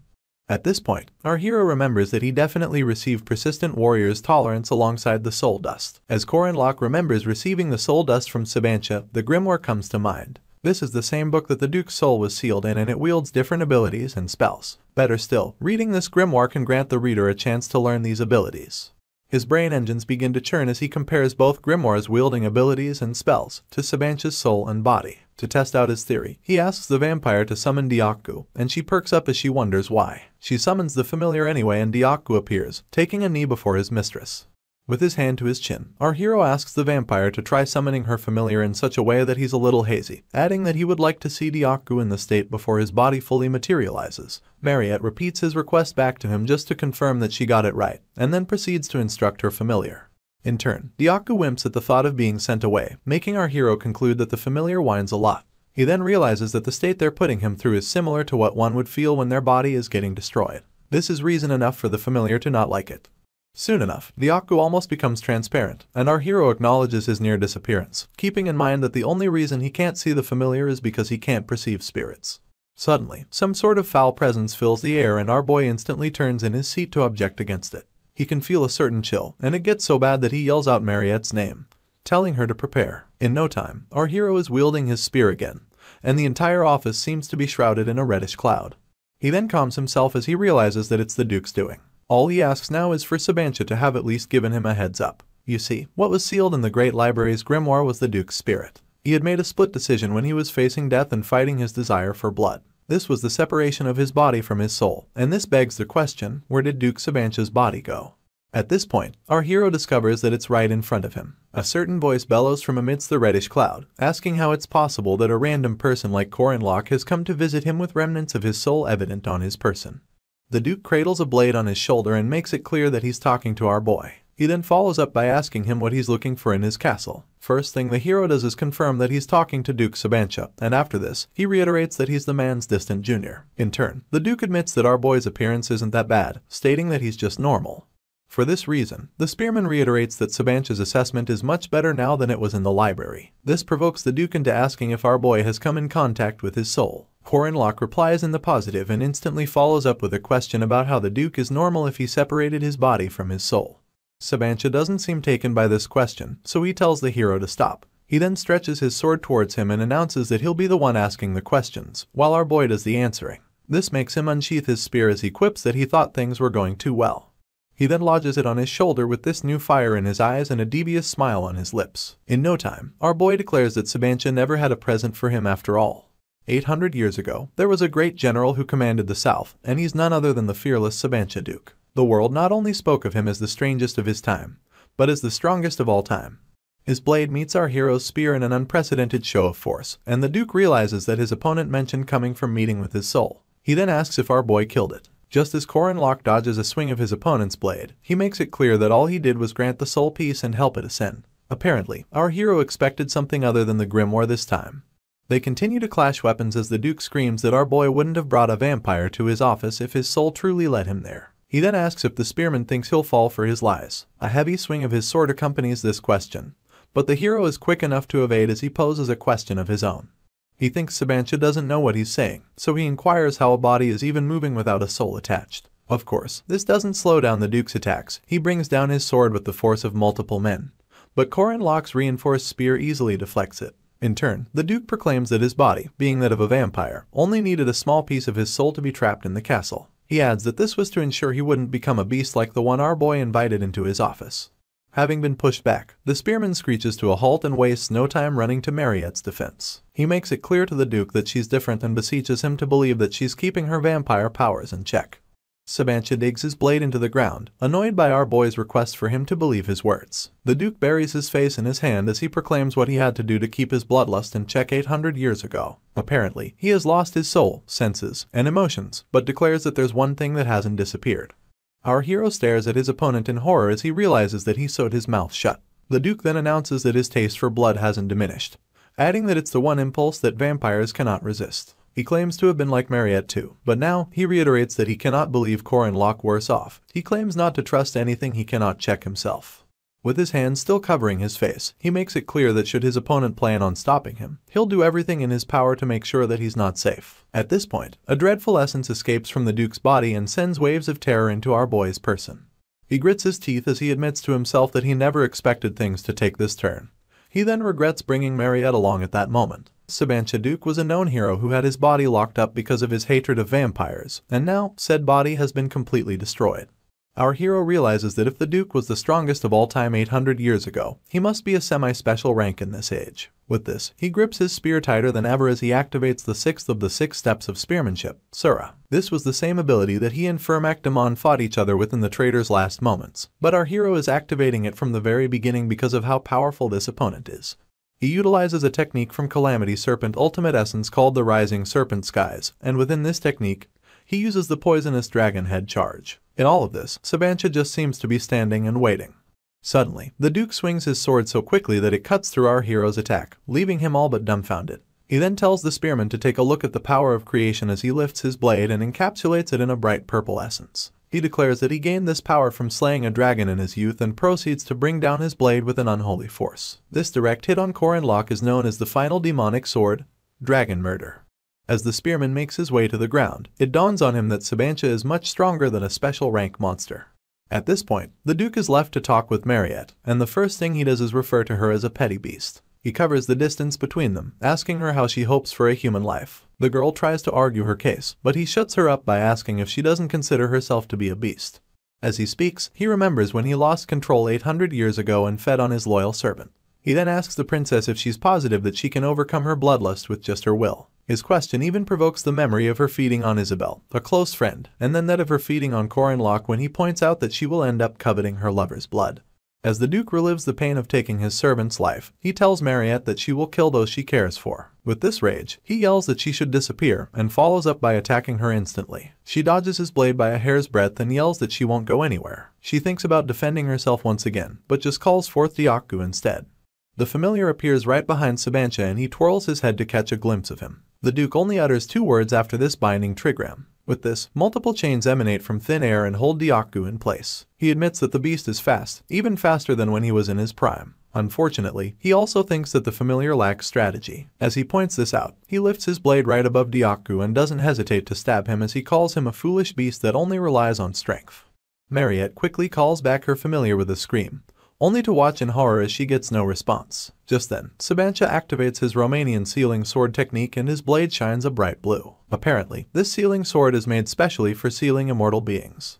He sends forth multiple versions of the blade as he declares that the immortality of the princess's party is meaningless in front of his sword. About 3 of these blades hit her point blank and send her falling to the ground. The Duke springs in her direction with a burst of speed, telling her to hurry up and die. He goes one step further and proclaims that he'll end her feeble life.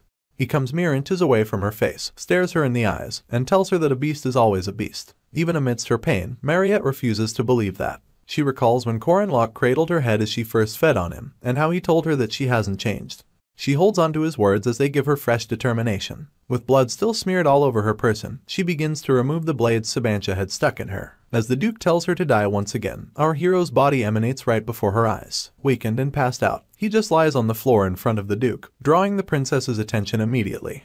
Despite Sabancha's speech about death being her best option, Mariette can't help but worry about our hero. She struggles her way to him almost immediately, and stands between him and the Duke with her hands still trembling. She goes on to check on our boy, feeling him up and screaming his name in hopes that he'll respond. Unfortunately, he just keeps losing blood as a puddle of it forms beneath his body. Amidst heavy breaths, Mariette seems to be staring at the boy's jugular, and soon enough, her fangs pop up. She even begins to salivate, leaving Sabancha to stare at her in a condescending manner. He just lifts his blade, concluding once again that vampires shouldn't get to live. He's disgusted because even in the midst of her loved one, the princess can't seem to suppress her true nature. In turn, Mariette bites her lips so much that they begin to bleed, and this puts some hesitation in Sabancha's step. He then witnesses as she plants a kiss on Corin Locke's lips with tears rolling down her cheeks. The Duke begins to question himself, wondering if the princess wasn't going for the spearman's blood in the first place. He then realizes that she's only using her blood as a healing elixir and injecting it into our hero via a kiss.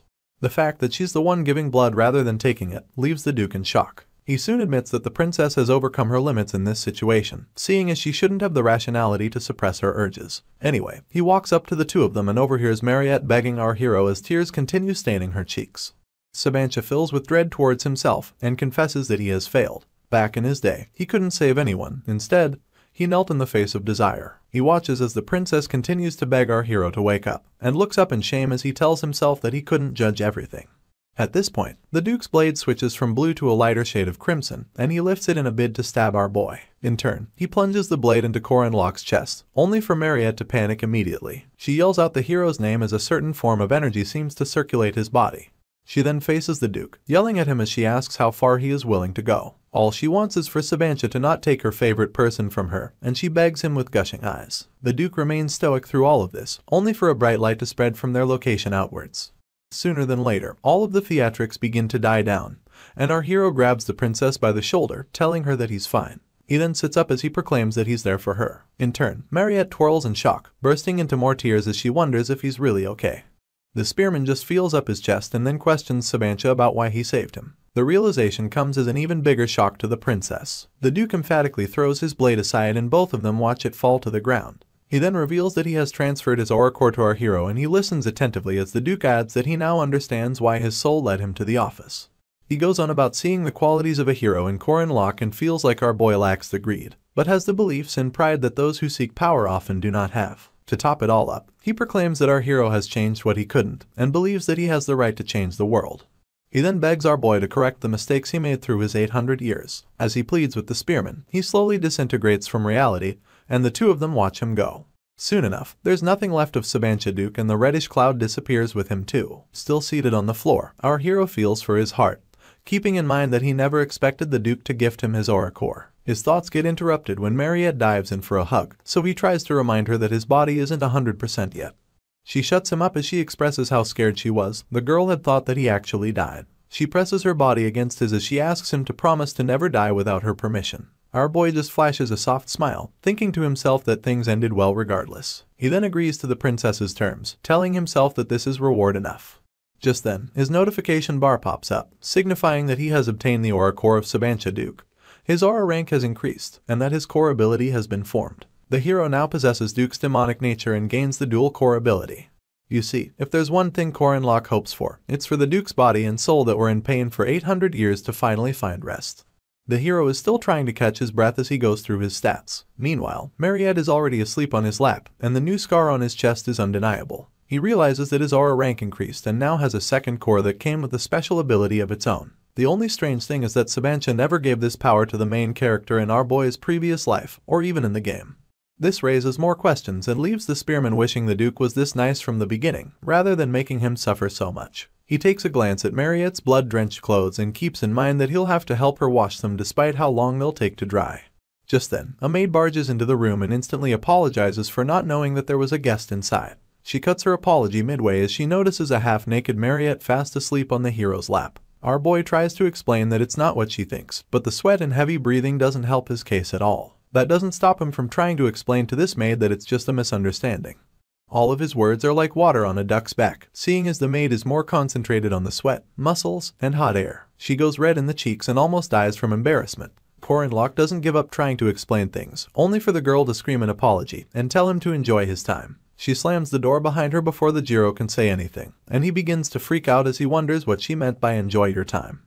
The world becomes gloomy to him, so he stares down at a still sleeping Mariette, thinking to himself that something has gone very wrong. Right on cue, the whole household can hear her father screaming as he calls our boy a bastard. He accuses him of touching his daughter and promises to kill him. It took about 20 days for this misunderstanding to clear up, and during this time, the spearman hid in the mountains. The guards rode wyverns in search of him, wondering where he found the audacity to touch their dear princess. He also used that time to train his aura, and somehow, the misunderstanding got cleared up. Present day, our boy and Mariette are on a carriage leaving town, and laughs as he realizes that he almost became the #1 enemy of the South. As they ride away, the princess points out that they'll be starting the second semester by the time they arrive at school, and our hero adds that it'll be festival season too. This makes the vampire ask if the business they invested in is doing well.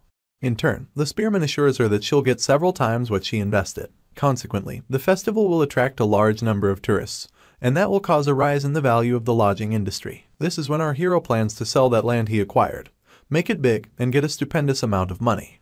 He can only imagine that the money will multiply, and a big smile comes to his lips as he thinks of this. He even believes that he's invincible and admits that the festival is the best. The hero's good mood gets ruined when a strong wind begins to fan the area, bringing leaves to his face. He wonders what could be going on, but soon realizes that they're up against a typhoon. Our boy begins to panic because something like this never happened in his past life. At this moment, Mariette points out that the typhoon is sure to cause a problem in opening the festival. She then adds that it's okay to fail at least once when a man is trying to do something big. This doesn't stop her from creeping onto his shoulders and asking if they should write an IO. She stares at him lustfully, making it clear that he will grant her one condition that she wants if he cannot repay her, adding that all he has to do is sign the IO. Our hero is downtrodden, not to mention the suspicious offer that the vampire is making. He's left thinking that there must be another way out of this situation. Soon enough, they arrive at the special dormitory at Merkaba Academy while it's still pouring heavily outside. Director Kassar welcomes them back as she points out that the journey must have been difficult because of the typhoon. She proceeds to hand both parties hand towels to dry themselves, only for our hero to ask after Madame Josephine. In turn, the chairman reveals that she's returning with Huron, seeing as they both spent the break at the Xian Chapel. The chairman insists that they spend the night at the special dormitory, and our hero asks if that's really okay. She tells him that he's no longer an outsider, and adds that she's thinking of letting him stay there starting from the second semester. As our boy continues to dry himself, he deduces that the offer is probably to surveil him, seeing as the sorceress and Aaron need a way to watch him because they don't completely trust him yet.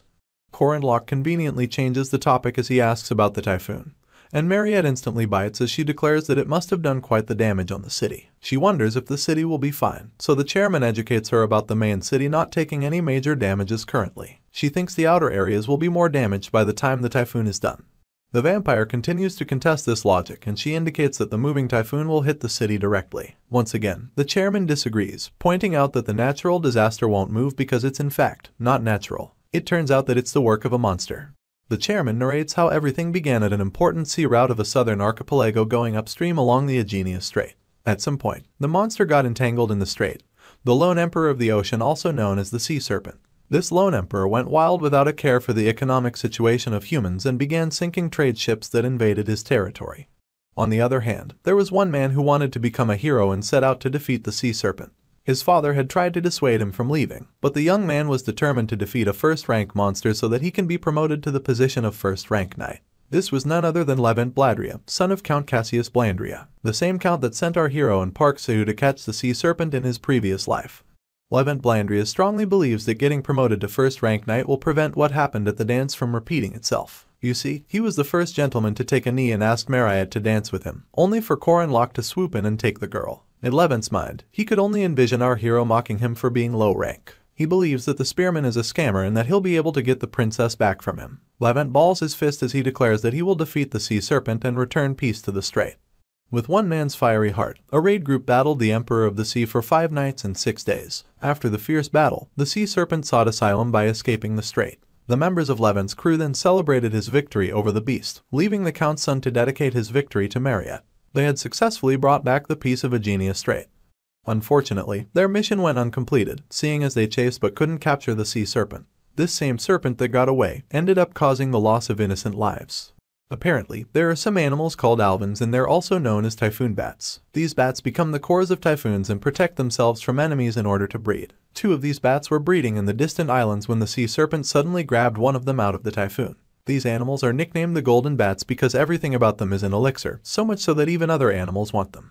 This is why the sea serpent couldn't just swim past the alvin nest without nabbing one for itself. At that moment, the female alvin made a decision for the child in her womb. She began to fly towards the north and continued flying until she felt safe enough to have her baby. This is how she and her typhoon got to the outskirts of Merkaba Academy. Sadly, the typhoon is now taking out most of our hero's construction, leaving him to panic as he watches his plans go to ruin. He never would have guessed that a typhoon bat would come into play, mostly because they're such a rare species. He recalls them to be animals that couldn't even be seen on the continent in the summer. This is because they lived on small stone islands in the archipelago. The spearman keeps asking himself why such a beast would come to his plot, but just as quickly realizes that it has to be his fault. He chucks it up to something he changed in the game coming back to bite him, and puts on the most desolate expression to match his mood. To make things worse, the construction workers put on their raincoats and backpacks and announce that they're evacuating the site. Our boy tries to get them to stay, claiming that they're almost done. Even as he literally grabs the hem of their garments, the workers reiterate that the typhoon is only getting bigger and add that they'll die if they continue to work. Our hero calls out to his workers amidst the pouring rain, but they just keep walking away. One of them even tells him to give up, announcing that things like this happen in life. It's easier said than done really. Still kneeling, the spearman realizes that his plans for the festival are done for if the typhoon continues to rip apart his construction. The only sure thing is that his ends will go flying if the disaster persists for a week.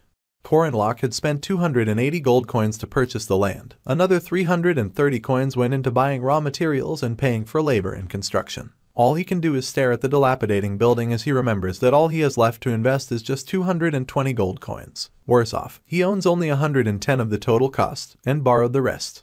The realization of having to cough up 720 gold coins when it all fails drives our hero close to madness. He just pastes a maniacal smile on his lips and stares at the dark clouds up above. Some time passes and the Merkaba Academy holds an emergency meeting to talk about how to handle the typhoon. They all sit in a round table with the highest-ranking guardians of the academy present, including Corin and Mariette Dunelif. The chairman puts in the first word, intertwining her fingers as she announces that everyone is present. She goes on about the reasons she invited them to the meeting and makes it clear that it's about the typhoon bat. Alvin, Old Man Heyman Welsh, a tenured professor of the night faculty, doesn't look so happy about this. Even Professor Dana Arian is worried. She just asks the council if they'll have to subjugate the bat, keeping in mind that they could easily recover all the funds they lost in the demonic pig debacle if they do. The old man instantly loses his temper as he slams his fist on the table and yells that they have to subjugate the bat, only for the red-headed professor next to him to oppose. This is none other than Magic Professor Edgar Linton, and he believes that since the typhoon will stop in a month, they shouldn't bother taking any risks to subjugate the bat. Alchemy Professor Laura Lamas feels the need to add her 2 cents, so she asks Edgar in a soft voice to provide proof for his opinion. In turn, the redhead breaks into an explanation about how alvins breed from June to September and are popular for repeating the short-term fertilization and pregnancy process. For this reason, Professor Edgar believes that the typhoon will stop in a month even with external variables involved. Old Man Heyman just stares at Edgar with folded arms and a reserved opinion. At this point, Lorala just smiles and agrees with the redhead's take on not having to risk anything. She then votes that they maintain the status quo. Just then, the new professor at the night faculty, Ojin Rentry, raises his hand in protest, adding that he thinks it's important to try subjugating the bat at least once. He announces that it will not only push back the resumption of students but also disrupt the festival plans. Above all, he thinks that others will view the academy as people who are playing it safe and sparing themselves. Some other professor speaks up, telling Ojin that their academy is an educational institution, adding that subjugation of monsters is a job for the association in the first place. More opinions arise around the table with more professors leaning towards Edgar's idea. All this while, Corin has been quiet, stewing in a broth of his own thoughts until he can't take it anymore. He rises to his feet with the vigor of a wrestler on steroids, and slams the desk with so much force that it instantly draws everyone's attention to him.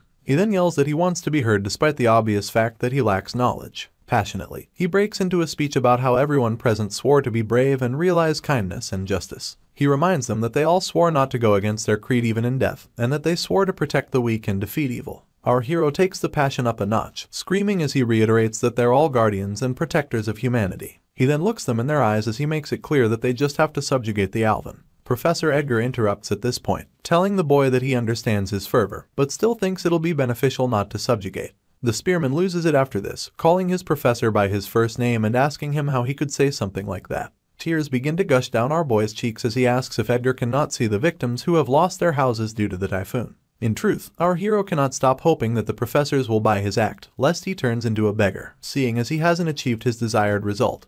Corin throws his hands wide open, wailing and looking at the ceiling for dramatic effect. He goes on yelling as he asks everyone if they cannot see that people have been forced out on the street, that many have lost their jobs, and that kids have been left without homes and made to starve. He passionately points out that one cannot calculate lives with money and asks the council if they plan to abandon all these people. Professor Edgar falls silent with shame and tries to explain that that wasn't what he meant. The other professors begin to murmur among themselves about never knowing our boy was this sincere. Some even call him a model of chivalry. In turn, the hero calms down, places a balled fist on his chest and announces that it isn't about chivalry or the oath of a guardian. He adds that with a typhoon as big as that, all he wants to do is save people. The stream of tears that follow his final statements glisten under the rays of sunlight filtering into the conference room. He then rounds up by mentioning the inn, only to quickly correct himself by yelling that they should go save some people. This is all the motivation that Old Man Heyman needed, seeing as he yells about having a good eye for people, and announces that our hero is right. He now thinks of our boy as a knight much too passionate for his age. Anyway, some other professor admits that the speech was touching,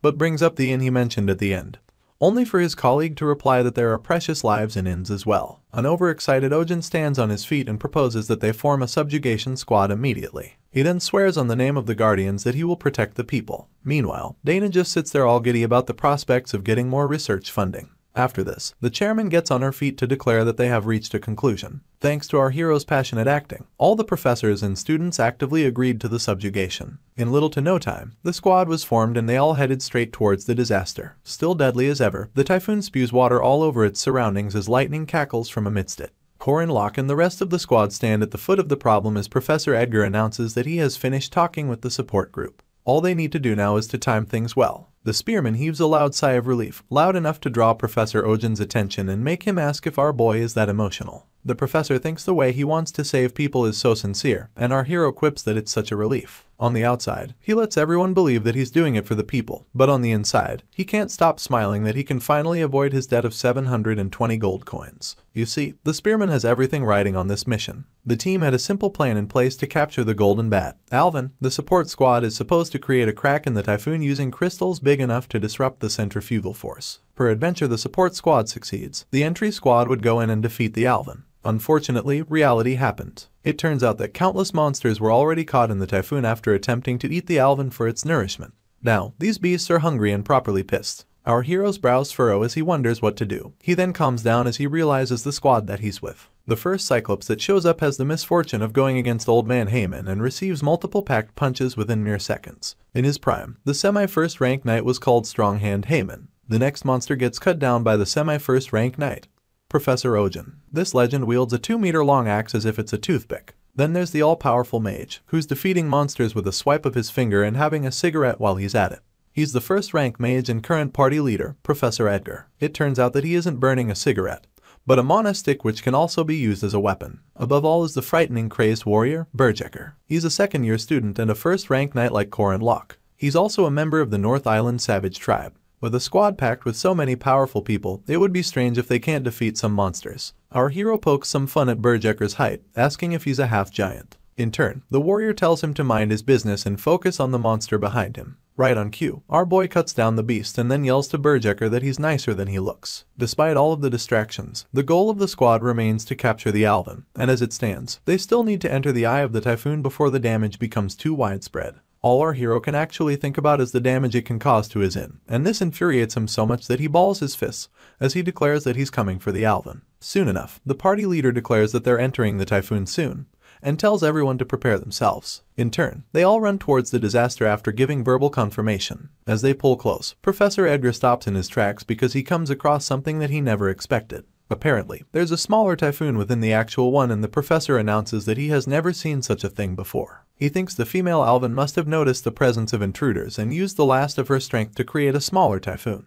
Old Man Heyman stares in awe and then asks Edgar if the Alvin has always been such a capable animal. In turn, the party leader reveals that it's possible only because of her maternal instincts, adding that it's an incredible animal nonetheless. He looks to his left as he asks Professor Ojin if he thinks they can get through. The professor thinks they can do it, but only if they're ready to endure wounds all over their bodies. Taking this into consideration, Edgar quips that there's no need for them to overexert themselves since their side will have a lot of losses too. He then pulls out a flare gun and announces that they'll leave the breaking through to the support squad. With this, he pulls the trigger and a green flare flies into the sky in accordance. Professor Dana is instantly alerted about the call for support and she laughs as the opportunity to show her power for the first time in a while presents itself. With a lifting of her hands, reddish essence begins to surround the sorceress, and soon enough, red lightning emanates from her and shoots into the sky. One of the party members quickly asks Professor Edgar if the spell isn't a little too dangerous, and a quick glance at the sky makes the party leader confess that Dana might be trying to kill them. In turn, he quickly puts up a shield as her spell intensifies, and tells all of his squad members to get behind him. Afterwards, he laments about Dana's use of excessive force when all they need is a way to break into the typhoon. Soon enough, her spell gets ripe enough for attack, so Professor Dana screams as she unleashes Red Sprite, a spell that sends so much lightning falling from the sky that the waves exuding it is enough to blow everyone away. The ground suffers the brunt as meters upon meters get destroyed in the crossfire. Professor Edgar's shield was barely enough to protect the party, leaving them to find their way out of the rubble of Dana's attack.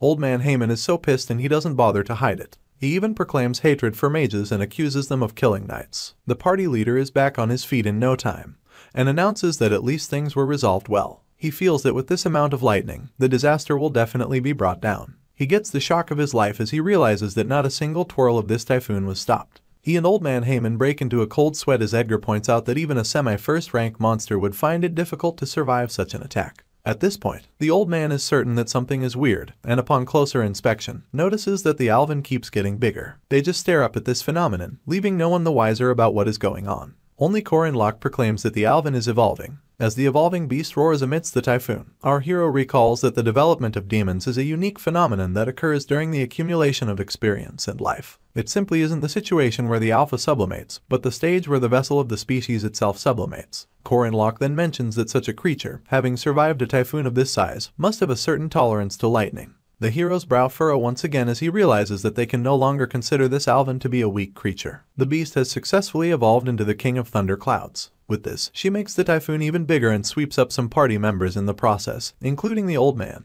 who's now telling everyone to be careful. He yells at the support mages, asking them if there isn't a method to get them out of there. Professor Edgar then tells him that even if they request him from the support squad, it'll only make the Alvin stronger. While everyone is worried about what to do, our hero just laughs and tells himself that it's time for him to step up. With his spear dug into the ground, he attempts to utilize the Calamity Serpent intent, but soon realizes that he can't do it because he literally has no ground to stand on. At the moment, all that's keeping our boy grounded is his spear, and he holds onto it like his life depends on it. All he can do is think about how much he hates not being able to do anything, and while the heavy wind almost blows him away, he prays for a chance. In desperation, he yells at Berjecker to do something, but the warrior is in a dilemma similar to that of our hero, so he tells him to shut up. Apparently, both spearmen with 2 cores and 2-meter-tall giants are weaklings while in the air. At this point, our boy grits his teeth, grips his spear even tighter, and remembers that he has 720 gold coins on the line depending on whether or not he defeats the Alvin. After this, he yells out Berjecker's name once again,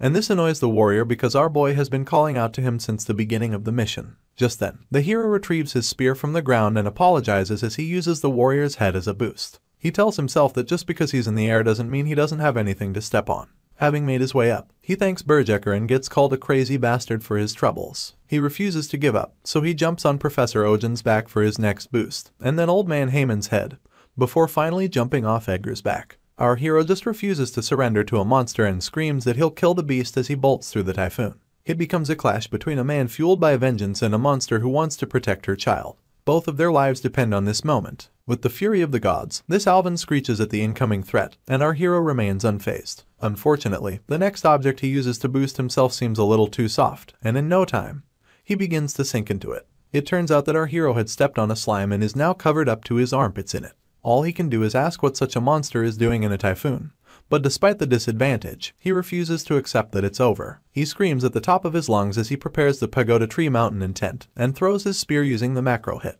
The Alvin just watches our boy's weapon approaching like a toothpick and easily stops it with some lightning emanating from the typhoon. Just then, gravity gets a hold of our hero, alongside the lack of solid ground to properly do anything as a martial artist. All he does is struggle to stay afloat in the slime, but gives in soon enough. With a smile on his face, he asks himself if this is the end for him and begins to accept the fact that it's all over. The skies are still lined with multiple lightning strikes as Corin gradually shuts his eyes. He acknowledges that he shouldn't have invested all that money and bursts into tears, thinking that he should have just bought something yummy with it. He curses under his breath as his world falls apart within the typhoon. Just then, a silhouette bursts into the not-so-natural disaster and instantly delivers a flying kick to the Alvin. The sound is so loud that our boy can hear it amidst the typhoon. It dawns on him that someone is currently battling the beast, so he opens his eyes in shock, trying to figure out who that could be. Of course, only a monster like Huron can take on another monster. She spends a few seconds powering up her right fist until it glows the red of Dana's lightning, and then sinks it into the head of her opponent. That singular punch sends the Alvin bursting through the first typhoon,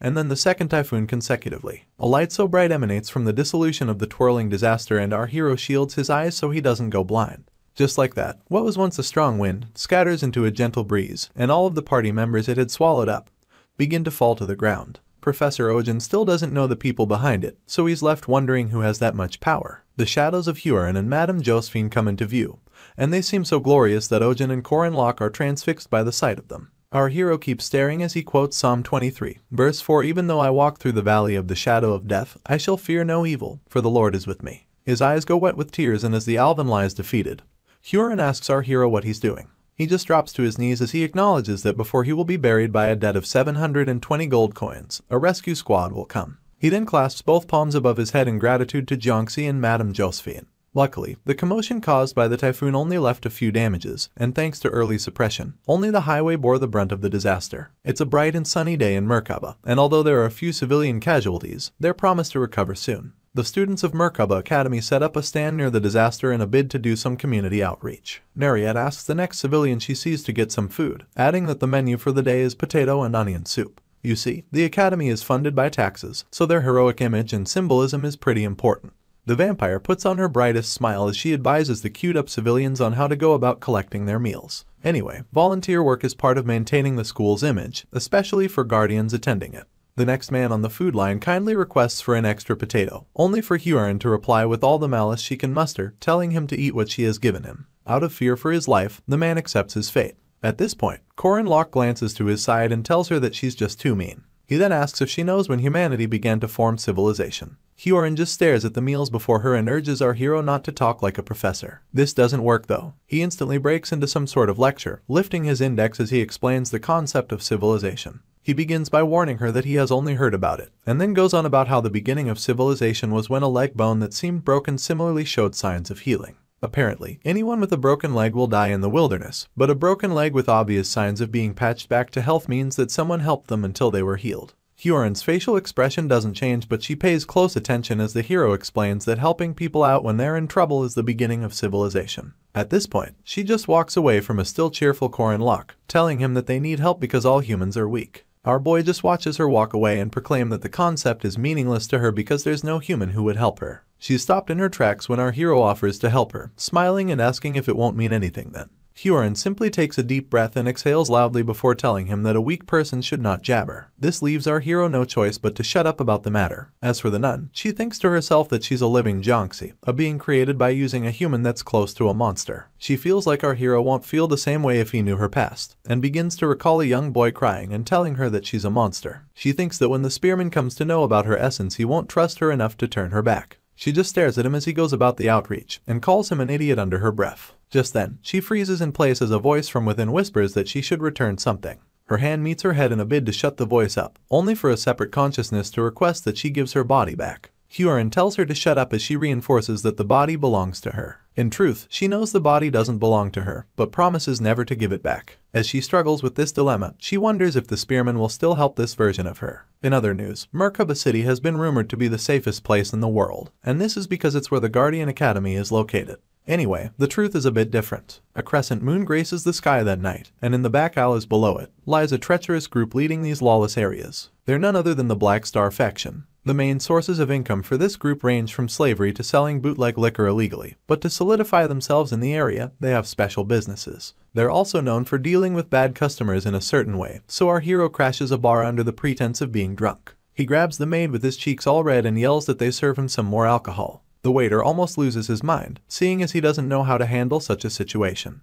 It even gets worse when they actually serve the spearman some liquor and he accuses the waiter for serving him rubbish. He points at the poor man angrily and asks to speak to the manager immediately. Right on cue, a man with short hair barges in with his escorts, screaming as he asks for the bastard acting up in his bar. Our boy instantly recognizes them to be the faction, and just lazily glances back at them as he recalls that they sell bootleg liquor to the tavern and also collect protection tax. He then acknowledges that he's in the best place to actually meet a member of the Black Star faction. The so-called manager calls out our hero for being an academy student and asks him what a minor is doing in his bar. Keeping up with his act, Corin Locke grips his cup, hiccuping as he struggles to get a complete sentence out. The manager then offers to pay for our boy's drink if only he'll leave quietly when he's done. Unfortunately, that's not his mission, so he picks up his cup and pours his liquor all over the manager as he goes on to rant. His guards instantly call out to him, ready to take on Corin Locke, but the manager signals them to stop with a swipe of his hand. They hand him a napkin, and as he collects it, he breaks into a small speech about meeting a lot of kids like our hero. He thinks he's acting up just because he's a guardian and mentions that he has seen a lot of kids dive in fearlessly because they think they're the best. Just then, he summons his men, telling them to teach our boy a lesson. Right on cue, they attack the spearmen mercilessly, jumping in with weapons and brute force. Still in the back, the manager brags about his men, referring to them as the crazy hunting dogs who ran wild in the north. Apparently, they were renowned slave hunters who were called the Red Insane Dogs, and the manager really wanted Corin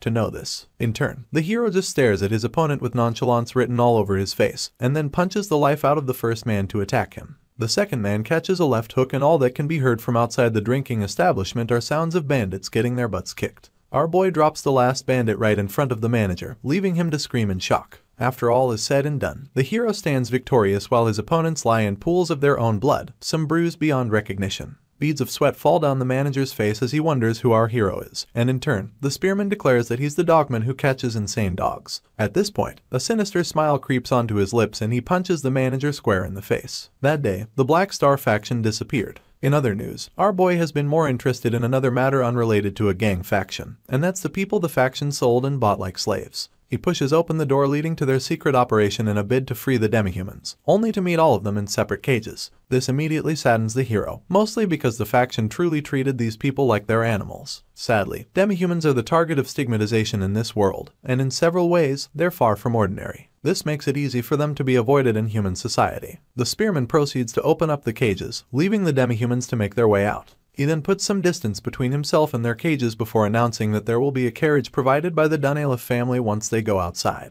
He points in the opposite direction and tells them whoever has come out can go there. He did this in a bid to get them to trust him more, and it works. Some of the demihumans burst into tears at the prospect of their long-lost freedom coming back. Anyway, our hero approaches a druid-looking demihuman and asks her if she has seen any siblings named Ren and Rom. In turn, the druid points to her right, so our boy follows her directions until he comes across a locked cage. He's surprised upon seeing them, mostly because they're much smaller than he remembers. The female sibling instantly guards her little brother as Corin comes into view, but all he's worried about is how different they look from when he saw them in his past life. Back then, they were in their 20s, and now, our boy blames the fact that where humans grow physically in accordance with their mental development.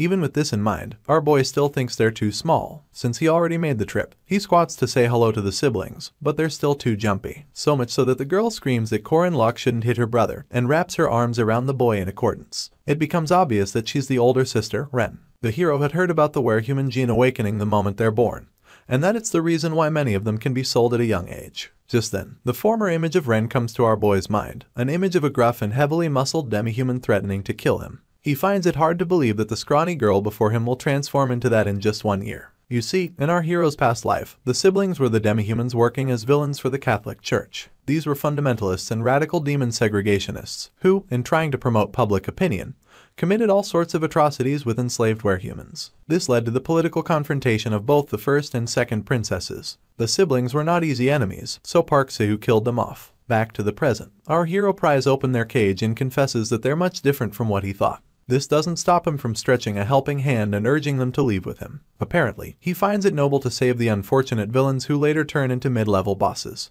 In response, Ren slaps away his hand and screams that he should leave them alone, leaving our boy to urge them to follow him obediently. Unfortunately, his words don't appeal to the demihuman. He ends up catching the hand she sought to strike him with, and tells her that she'll get hurt. She tries to wiggle her way out, but our boy just reassures them that it's okay. He then pulls both siblings in for a hug and assures them that no one will hurt them anymore. The moment he affirms that they're now safe, Ren practically bursts into tears. It turns out that kids who have not received the protection of adults, but have been persecuted by them, will always be on edge. He proceeds to ask the siblings for their names, and Ron and Ren introduce themselves. Our boy then returns the gesture by telling them his name, and soon enough, Ren asks if he's a guardian. The moment he affirms that he is, she falls on his body and sleeps off. Our hero concludes that she must have relaxed, only to realize that her brother has done the same thing. As he cradles both kids, he heaves a sigh of relief for having calmed them down. All that he can think about now is whether or not he really has to hand them over to the guardians. He heads back out to the bar where Lenya, a bar employee who's actually the manager of an information guild, asks him what he's thinking about.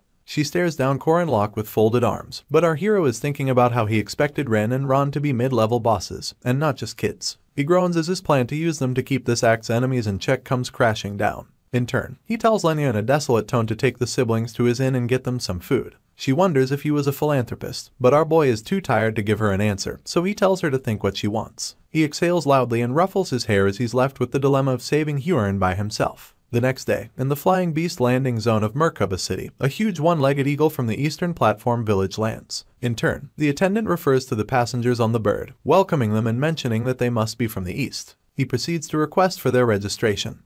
Only for 3 guests to make their way down from the bird, 2 men and a woman. The first man flashes a badge with an eagle on it, and the attendant acknowledges him to be an official from Boreme Academy. In turn, he introduces himself as Senior Professor Kang Ryan and explains that the kids with him are his disciples. The boy claims to be Jin Hyuk, and the girl quips that she's Kang Yuwa, the student council president.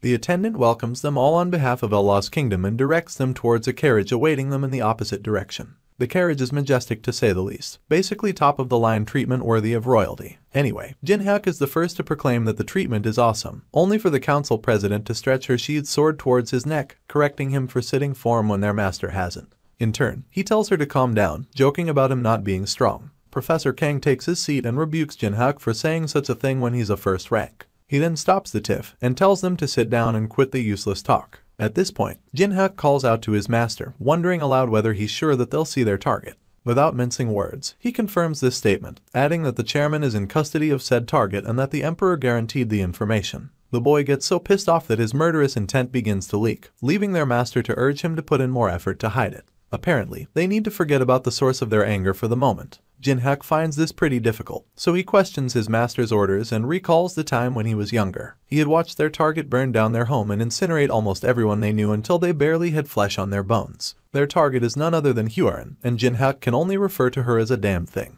A month has passed since the Typhoon Bat incident, and now, the academy is mostly abuzz because of the upcoming festival. This festival is far from what the name suggests, and is actually a type of academy exchange war. One could call it an event where students from the 4 academies in all 4 regions battle in their strive for mastery. Jaeger is particularly excited about the festival and flexes his muscles as he asks if they won't need to form teams soon. Lark is also excited, so he perks up to answer his friend. He explains that they first have to choose between individual, doubles, and group matches. Just then, Alicia wonders which of them our hero will be participating in, only for him to nonchalantly announce that he'll be partaking in the doubles match and bringing the swordsman with him. Lark and Jaeger would like to do individual, group, and doubles matches respectively, but neither our boy nor the swordsman pay any attention to them. This is because Alicia is busy groaning about being chosen, and our hero is busy making it clear that they're a fixed team no matter how much she complains. In turn, the swordsman leans forward as she asks what he'll do about the group match, and Corin explains that the teams for the matches are chosen randomly. In all of this, he still hopes to get her on his team. She groans once again, and this time, our boy asks why. In response, Alicia goes on about the doubles team distribution being random too, and proclaims that him being on her team doesn't mean anything. The spearman just lets a sly smile fly as he informs her about an incoming announcement. Apparently, anyone who's 2nd rank or higher will get a chance to participate. The swordsman drops her head on her desk in desolation, lamenting about Corin using her as a slave again and being forced to labor during a supposedly fun festival. Our hero shoots her a questioning look, but it only makes Alicia ask why he's not pairing with Mariette. She then points out that the vampire is honestly the strongest person available. In turn, our hero reiterates the vampire's plans to participate in the individual match. A mage in an individual match sticks out to the swordsman, so she drills our boy about it, only for him to announce that Mariette wants the grand prize of the match for herself. Just as she's about to bring up another issue, their conversation is interrupted by other students pointing out some people in the distance. Upon hearing this, the spearman perks up to check it out. He then overhears his mate mentioning that the outfits of the visitors indicate that they are from the east. This piques his interest even more, and while others argue about whether or not the guests are putting on Taoist clothes or not, he acknowledges that they are finally here. Apparently, he has been awaiting the arrival of the immortal Taoist. Kang Ryan, the fighting hound, saw Jin Hyuk, and the swordmaster, Kang Yuwa. A glance in their direction makes him recall that they're the protagonists of the 3rd act, Heavenly Yaksha. Professor Kang heads for Madame Josbehind's office immediately, asking for the transfer of one of their students to Boreme Academy. In turn, the sorceress declares that she cannot accept that, only for her guest to claim that they're making a simple request as the rightful blood relatives of the Jiangxi. Apparently, they faced a tragic accident 1 year ago, and sadly, Huron, who's Professor Kang's niece, was the center of that accident. Madame Josephine quips that she already knows this, and averts her gaze as her guest accuses her of taking his niece while the castle was burning. He then proclaims that since they have found her, it's only natural that they take her back. After mulling it over for some seconds, the sorceress stares at him and states that Huron is a special case. She expected him to know this already, but in her heart, she acknowledges that this man rushed all the way to her office because of the Jiangxi, rather than for his role as a judge in upcoming matches. The immortal Taoist glares daggers at Madame Josephine as he points out that a beast resides in his niece's body, and then proclaims that he just wants to retrieve her from said beast. It becomes a battle of wits as the sorceress rebuttals that Huron's body is only alive because of the child that this man is calling a beast, and adds that it was the will of director Kassar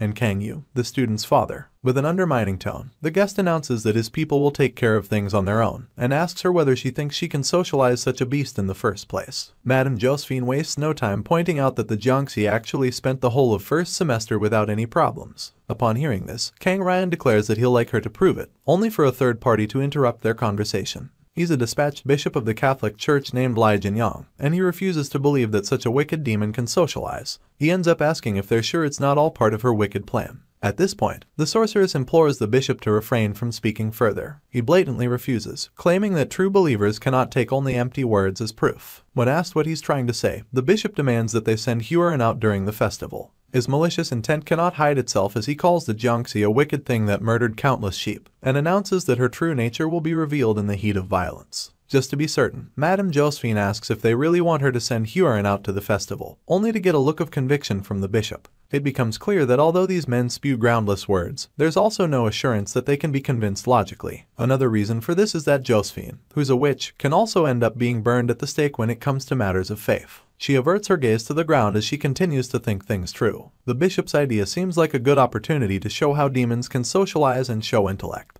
This way, future problems can be curbed. She finally speaks up in agreement and promises to suggest to the others that Huron partakes in the individual match. She then makes it clear that wherever the girl will stay will be decided by the girl herself. The sorceress points out that she may not know how things are done in the East, but in Merkaba, Huron's legal guardians are the chairman, herself, and the Xi'an Cathedral's great saintess. Professor Kang clasps his lips with his hand and overhears Madame Josephine declaring that they're done talking. She then sends him and the bishop on their way, and in turn, they thank her for her time. The moment they cross her doorstep, the sorceress heaves a loud sigh and fetches herself some tea as she acknowledges that everything really went the way Corin Locke said it would. He had told her that Balthazar's lapdogs will be hidden during the upcoming festival. She was so shocked by the revelation that she slammed her table as she drilled him about the what, where, and who. In turn, our hero admitted to only knowing that something was going to happen, and told her that he didn't know any details.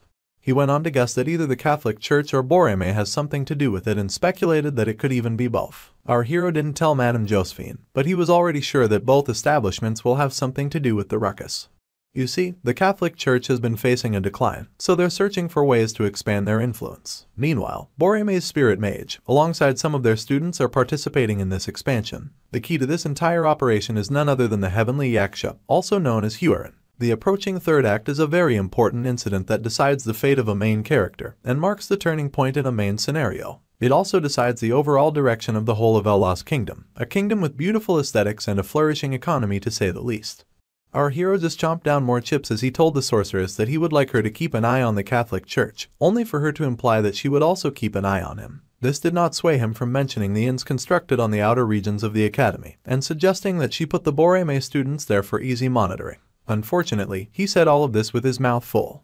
Madame Josephine seemed to be both mad and worried at the same time, and suddenly looked Corin Locke in the eyes, asking how he expected her to trust him. This left our boy wondering if she still thought of him as a disciple of Balthazar. To prove himself, he began to peel off his shirt, announcing to his professor that she should actually continue to suspect him because it's the right mindset to have. Soon enough, he revealed the runes engraved into his body and declared that no matter what she does, his goal does not change. This is because he is bound by oath to save the world, and his deadpan expression showed how serious he was about it.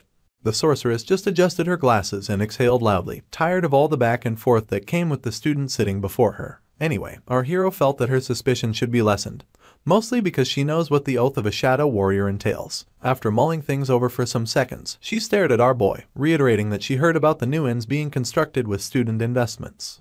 In turn, our hero waved her off, lying that it had nothing to do with him. She then pointed out that information reaching her revealed that he is the student in charge of these investments, and once again, the spearman feigned ignorance. To make things worse, Madame Josephine added the fact that Mariette recently moved her ingredients to the inns and was already setting up a street stall. This one made our boy sweat a bit, but he powered through and held his ground about the whole thing not being related to him.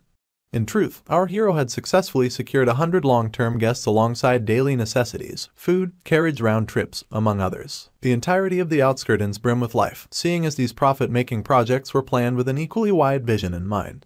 As the sorceress tried to put our boy under duress, he just averted his gaze, smiling mischievously as he claimed that people need a little helping hand sometimes. Some time passes and the preliminary round of the festival group match comes around. The ever-towering buildings of Merkaba absorb the sunlight on this beautiful day, and below it, Lark and Jaeger are busy freaking out. Beads of sweat cannot stop falling from their faces as Jaeger asks his friend if they will be able to survive. The open field is packed with more students than the eye can count, seeing as people trooped in from all 4 regions, and it is worse because only 16 of them will make it through. The hunk yells as he wonders why there are so many people, only for Lark to reveal that even their seniors are participating. The whole time, Corin just lodges his hand beneath his chin as he realizes that Hurin is the only named character that is not present at the moment. He then chucks it up to her, applying for only the individual match. Just then, he wonders where Alicia is, and soon sees her struggling to make her way through the crowd. The poor girl waves with everything in her, trying to get our hero to notice her, but is so frustrated that tears leak from her eyes. At this point, someone steps onto the stage and quips that it's nice to see all the students. Accordingly, they all turn to see who it is, and realize that it's Professor Kang Ryan. With his hands behind him, he introduces himself to the students and informs them that he is going to be the one judging their trials. He then adds that they're about to embark on a preliminary round that will reveal the 16 guardians capable of competing in the group match. After wishing everyone the best of luck, Lark continues panicking over the difficulty of the incoming trial. Jaeger, on the other hand, just wonders who Kang Ryan is. The professor begins announcements about the rules, mentioning that any student who gets their armband ripped off will be eliminated. He goes on to introduce the most important part of the trial, and that is to prove that, as guardians, they can save the civilians. At this point, he activates a spell that causes blocks to shoot out of the ground and tower above him and all the students participating. Some of them fall into instant panic while others just watch in awe of the professor's power. He uses the 8-array formation, 8-gate array, and this spell successfully creates a giant stone maze for all the participants to navigate. As usual, Jaeger goes back to panicking as he asks his companion if the situation even makes sense. Also panicking, Lark manages to reveal that Professor Kang Ryan is the Eastern Continent's best formation sorcerer. The hinchbetter is still perplexed by how big the maze is, but is more worried about what the professor meant when he asked them to save the civilians. Even Lark is unsure, so he speculates that Kang Ryan must be referring to the stone structures just mere yards away. Apparently, there are 3 rules to the match. The first one gives them permission to command the civilians after touching them. The second one states that each person gains 1 extra point if they manage to guide all the civilians to the safe zone. And finally, the third one states that each student will lose 2 points if they unnecessarily destroy any civilians. With this, it becomes clear that these stone structures will serve as civilians in this preliminary round. Jaeger is the first to touch them, just to test if they will move upon contact. He finds it quite fun, but Lark is ever so cautious. Corin just smiles as he notices how excited they are, and it dawns on him once again that they're really kids.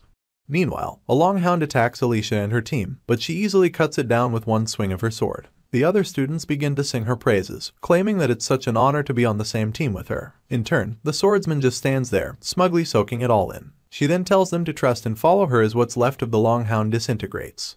The civilian guard task gives the guardians a chance to demonstrate their ability to protect non-combatants in a land invaded by monsters. The rules entail that they must transport as many civilians as possible to the safe zone. With this, Alicia makes her way forward, followed closely by her teammates and a host of civilian stone structures. One of the teammates points out that some stone dolls are close by and the swordsman concurs. At this moment, she is feeling quite accomplished, and her teammate mentions that they will have 10 civilians if they save the one in front of them. In turn, Alicia smiles and tells him that it'll be nice to start searching for the safe zone soon. The boy offers to send out his familiar to scout the area, adding that there'll be a safe zone nearby since it's an 8-gates array. Just then, the ground begins to tremble, sending panic into the midst of Alicia and her team. They twirl their heads in search of the source of such a sudden occurrence, and the swordsman laments about the ground shaking. They're left wondering if it's the sound of drums, but Alicia quickly realizes that the ruckus is coming from behind her teammate. After warning him, they both check it out, only to witness a multitude of stone dolls marching towards their position. At the very top of the civilian mountain lies the silhouette of a young spearman, declaring that he will let go of their weapons if they lay down their lives. Alicia is so confused that sweat drips down her features as she wonders if what is before her is a trolley. She then yells when it dawns on her, announcing that the spearman and his crew tied up multiple stone dolls to forge a trolley.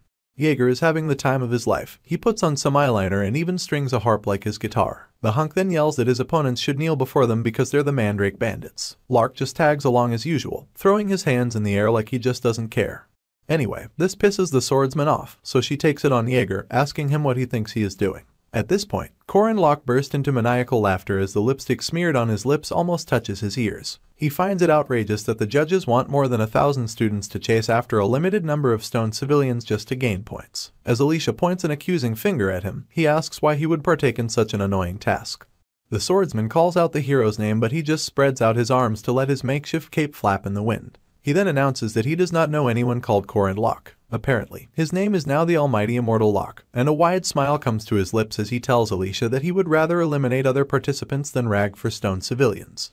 The multitude of people immortal Locke now runs with started with just 3 people, himself, Jaeger, and Lark. The other 2 had sung his praises, yelling about how they always expected such foresight from their boss. The hero just laughed like a mad scientist while they went at it. Soon enough, he absorbed the surrounding students into his crew under the pretext of joining forces to clear the preliminary match.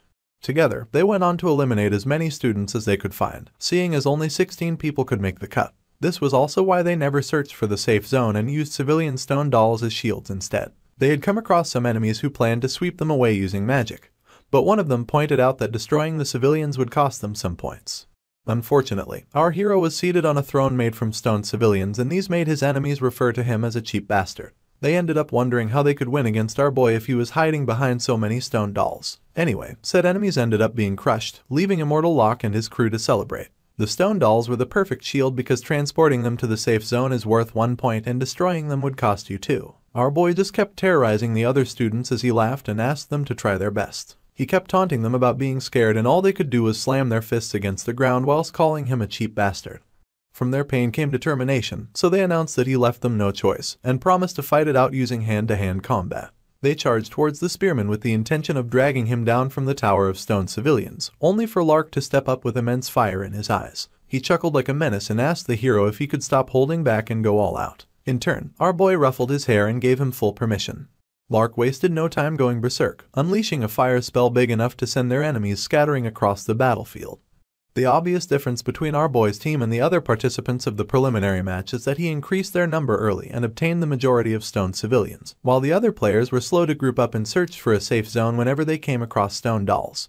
The spearman couldn't hide the fact that he was having so much fun carrying out his twisted plan. He had even instructed his teammates to take out anyone bigger than a wheel. He was still laughing unnecessarily when they took out a total of 30 other participants. It was at this point that they came across Alicia and her accusatory finger.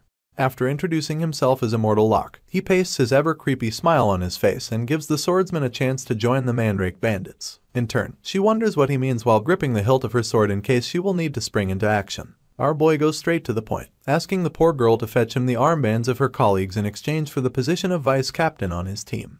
Still gripping her sword, she tries to turn him down, only for our boy to cut her off and declare that he needs her. He stares her straight in the eyes as he proclaims that his team is expanding their offensive. Without wasting time, he puts a hit out on the swordsman, announcing that whoever brings him her armband will be accepted into the Mandrake bandits. With this, all of Alicia's colleagues instantly turn against her and peel out their weapons to take her down. She tries to negotiate with them, but they just apologize as they continue to attack. Apparently, they think it'll be easier to take the swordsman down because she's a semi-first rank rather than going against a first-rank knight like the Immortal Locke. Tears pour out of her eyes as she screams that they're so mean. It hurts her mostly because she took these men as her comrades, and now they're coming at her with blades drawn. From his mountain of stone civilians, our hero just smiles, acknowledging the cruelty of human society. Unfortunately, society appears to be civilized during times of peace, but the moment their safety is at risk, they turn into squids trapped in a wash basin, devouring each other without hesitation. As for Alicia, the girl had no choice but to defend herself, so she ended up taking out all 4 of her teammates and leaving them unconscious around her. She proceeds to take heavy breaths to regain her stamina, and grumbles that she never needed any of her teammates anyway. Seeing as the people she wanted to protect turned against her, she promises not to hold herself back anymore. With tears in her eyes, Alicia switches to the other side and takes up her rightful position as the vice boss of the Mandrake bandits. Unfortunately, everyone is subject to the same basis of forming teams, including Mariette Dunelef, the second year ace. She had forged her team on the basis of friendship, and they were doing great at gathering stone civilians. The way they laughed and communicated among themselves made her feel confident that their friendship could overcome anything.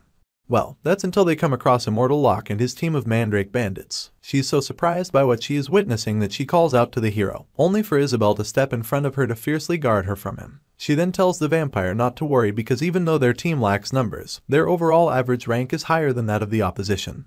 Unfortunately, all of Isabel's words do nothing to sway a love-struck Mariette. All the vampire can do is stare at our hero lustfully as he calls out her name in a soft tone. He then asks if she is going to hit him and lets out some tears for dramatic effect. Of course, it works, and Mariette bleeds from her nose in response. She begins to tremble soon enough, leaving her bespectacled friend with the most confused look on the planet. Poor Isabel couldn't figure out that her 2-year friendship with the vampire meant nothing compared to the love she had for our boy. She finds out soon enough, seeing as Mariette raises her staff to the heavens and chants the name of Immortal Locke with her nose plugged to stop the bleeding. Sadly, it does not stop there. The vampire takes things up a notch and jumps in a bid to take out her teammates, leaving the girl even more confused. She tries calling out to her friend, but gets knocked out before she can finish her sentence. All Isabel can do is watch in horror as Mariette turns against everyone on their team. Beads of sweat can't stop falling down her cheeks as she fears the inevitability of also being attacked. At this point, our hero and his team cheer her on, with Jaeger calling her their new recruit and telling her that she's doing a great job. All Lark cares for is that she destroys everyone in her path, and she does exactly that. After defeating everyone on her team, she raises her staff once again and begins to chant the name of Immortal Locke. Soon enough, the other members of the Mandrake Bandits join in while our boy places both hands on his hips to take in all of the glory. Just then, he lets himself go as his maniacal laughter echoes through the battlefield. He then declares having others hunt for him is awesome. All this while, Professor Kang Ryan and Madame Jospehine have been watching our hero's tyranny via a magic communication screen. The guest judge is so taken aback that he asks the sorceress about the identity of Immortal Locke. In turn, she adjusts her glasses and pretends like she has no idea. You see, it wasn't hidden that our boy is a brilliant strategist, but it's also not news that he is quite loathsome. For this reason, the sorceress tries to hide her nervousness, asking her colleague if they ever had a student like the spearman. She then claims that he's not from Merkaba Academy, thus cutting ties with him as quickly as possible. With this, the hero's team gained a loathsome image, but they passed the group match with excellent results. After rewards, the festival moves on to the preliminary round of the doubles match. There, the Chen siblings show off their skills, seeing as they're the second-ranked Boreme twins. The male twin wields a sword and the female uses talismans. Miss Chen wastes no time throwing a couple of talismans at our hero, but he easily dodges them with a swing of his head. Arrogantly, he sends Alicia forth to body slam their opponent, and she is so surprised that she repeats his instructions to him just to confirm that he means it. Having no other choice, the swordsman grumbles and laments about our hero bringing her into the match just so he can exploit her.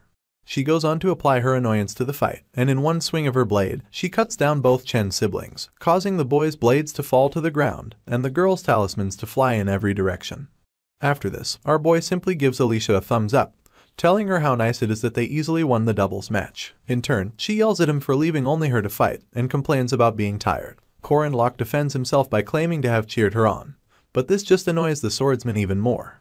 At this point, Sa Jinhak and Kang Yua sit within earshot of the two of them. Jinhak then claims that Alicia is nothing special despite what he heard about her being the Sword Emperor's granddaughter. In response, Yua quips that she gets the impression that the girl's foundations are just lacking. She is more worried about who the spearman is, and stares at him from amidst the crowd. Even Jinhak confirms that our hero is the real deal, and the council president adds that she heard about him being a 5th-ranked knight until just recently.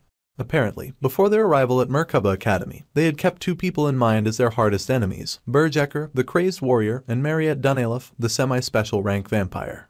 Corin Locke, on the other hand, was never in the running, but witnessing how he easily dodged the attacks from the Boreme twins changed their perspective about him. Yua is certain the Chen siblings are nowhere near weak. In fact, she is certain that they are among the strongest within Boreme. She acknowledges that she can feel the hero's strength through his breathing, his senses, and even his gaze. To top things off, she can tell that he is strong through his obvious experience, and keeps in mind that he is currently the strongest first-ranked knight in the first-year class.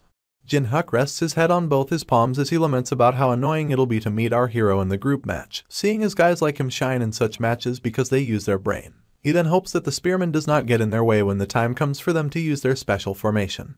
Just then, someone pulls Jinhak's attention in the crowd and he turns to get a proper look. Immediately he confirms who it is, his gaze becomes malicious.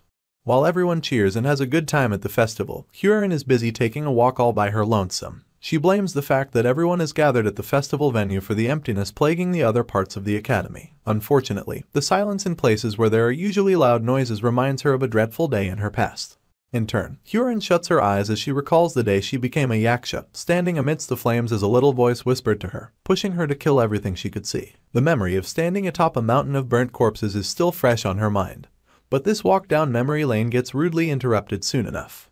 Her eyes shoot open from caution, and she instantly realizes that she is being ambushed. Luckily, she is fast enough to evade the first attack, only to discover that no one actually attacked her. All of it was just a result of killing intent, and she's quite impressed when she sees that it's emanating from Seo Jin-hyuk, who's still a few ways from her. In turn, the fighting hound points out that most people don't even realize his killing intent and just collapse from it instead. Hyorin does not utter a word in response, but her eyes stay peeled for any danger, mostly because someone having such a strong killing intent that she mistook it for an attack is cause for alarm. She felt as though he was reaching out from the flames, yelling that he was going to definitely kill her. Hyorin glares in his direction and asks him point blank if he knows her, only for Jin-hyuk to repeat her question. He proclaims that he has never seen her before, and then calls her a nun in the most menacing tone. Seo Jin-hyuk switches up his outlook as he apologizes for the mix-up. He claims that he thought she was someone familiar, and blames it for his lame attempt to joke around. Hyorin stays quiet as she mulls things over, but she cannot shake the feeling that the fighting hound looks familiar. It is just unfortunate that she cannot pinpoint where she knows him from. She concludes that it is not important, and turns around to leave. She tells Jin-hyuk to be careful, and in response, he flashes her a smile and promises to watch carefully before pouncing next time. He grits his teeth in an attempt to hold back his anger, and soon enough, Yua steps onto the scene. She then announces that it was a reckless attempt, adding that Jin-hyuk didn't need to confront the Jiangxi in such an open place. All he says in return is that he has been able to confirm that their master's 8-gate array works on Hyorin. They only see her as an adamant monster, a masterpiece put together by necromancers, and they think that to seal her and save the girl trapped within her, the 8 gates array, utter annihilation technique, has to be perfect. Yua advises her colleague to wait for the right moment if he wants to provoke the yaksha, adding that he should hold his breath and wait for now. A visibly trembling Jin-hyuk balls his fist in anger, promising to kill our girl the moment everything goes according to plan. Calm as ever, the student council president breaks everything down, explaining that from Ran meaning orchid, they will extract the HWA meaning fire. In essence, they want to remove our girl from the body of their loved one. She then announces that after they're done with that, the rest will be up to Jin-hyuk. The fighting hound is still trying to suppress his anger, so he promises Yua that he is not going to go too crazy. On the other hand, the venue for the second round of the group match is none other than Nazria City, located in central El-Las. The city is as lively as ever, with couples walking hand in hand, and kids waving themselves goodbye. Meanwhile, in a secluded bar, a bunch of students from the preliminaries alongside some indigenes of the city just lounge around. Corin is particularly bored, so he lodges his chin on his hand and taps the table to pass the time. He never expected that they would come so far from the academy for the third act, and was surprised when he heard the news from Madame Josephine. She had come to him claiming that Professor Kang Ryan changed the stage for the group match, and then mentioned some complaints from Boreme. Apparently, their supplies were stolen by bandits and the sorceress wanted to know if our hero was behind it. In turn, he instantly feigned shock and announced that he didn't steal anything. The professor couldn't trust him, so she looked him straight in the eyes, only for the jerk to avert his gaze immediately. In truth, he stole some goods, but they were supplies belonging to the Catholic Church. It turned out that Kang Ryan was secretly smuggling items through the Catholic Church, consisting of the things they needed to secretly set up beforehand, the things they needed to control Hyorin with the 8 gates array, utter annihilation. For this reason, our hero led a small group of men and they ambushed the carriage smuggling these items. Professor Kang Ryan and Lee Jin-young could not come out with the truth, so they fabricated a story about Boreme's supplies being stolen, all in a bid to buy the time needed to retrieve the items that they needed for their secret mission. Our hero can only see these men as the cunning bastards that they are. Back to the present, the guest judge walks into the Nazarian bar with 2 other men. Alicia has no idea about this, so she just lifts her hand in a bid to order something to eat. She asks our boy if he would like anything for himself, only for him to interrogate her for not reading the precautions of the match. Apparently, it was stated that the participants were not supposed to eat anything from the bar. The swordsman wonders why that is, but is soon cut off when Professor Ryan makes his presence known.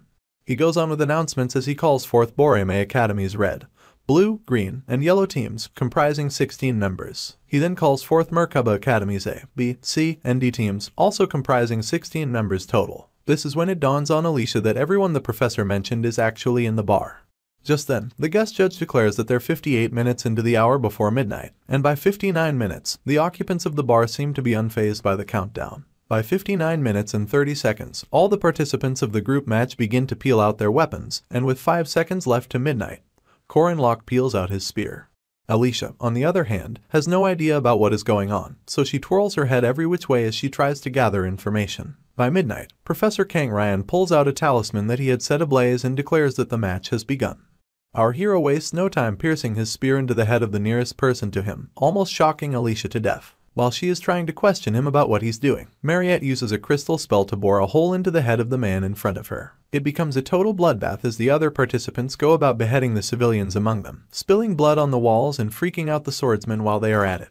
Afterwards, they all quietly clean up their weapons while the corpses of the slain people lay lifeless on the floor. Alicia goes blue in the cheeks as she struggles to gather her bearings. She cannot stop trembling and asks for the umpteenth time to know what everyone is doing. Just then, our hero draws her attention to the corpses and she decides to give them a look. She then realizes that there is barely any flesh on the corpse close to her and announces that it is decomposed.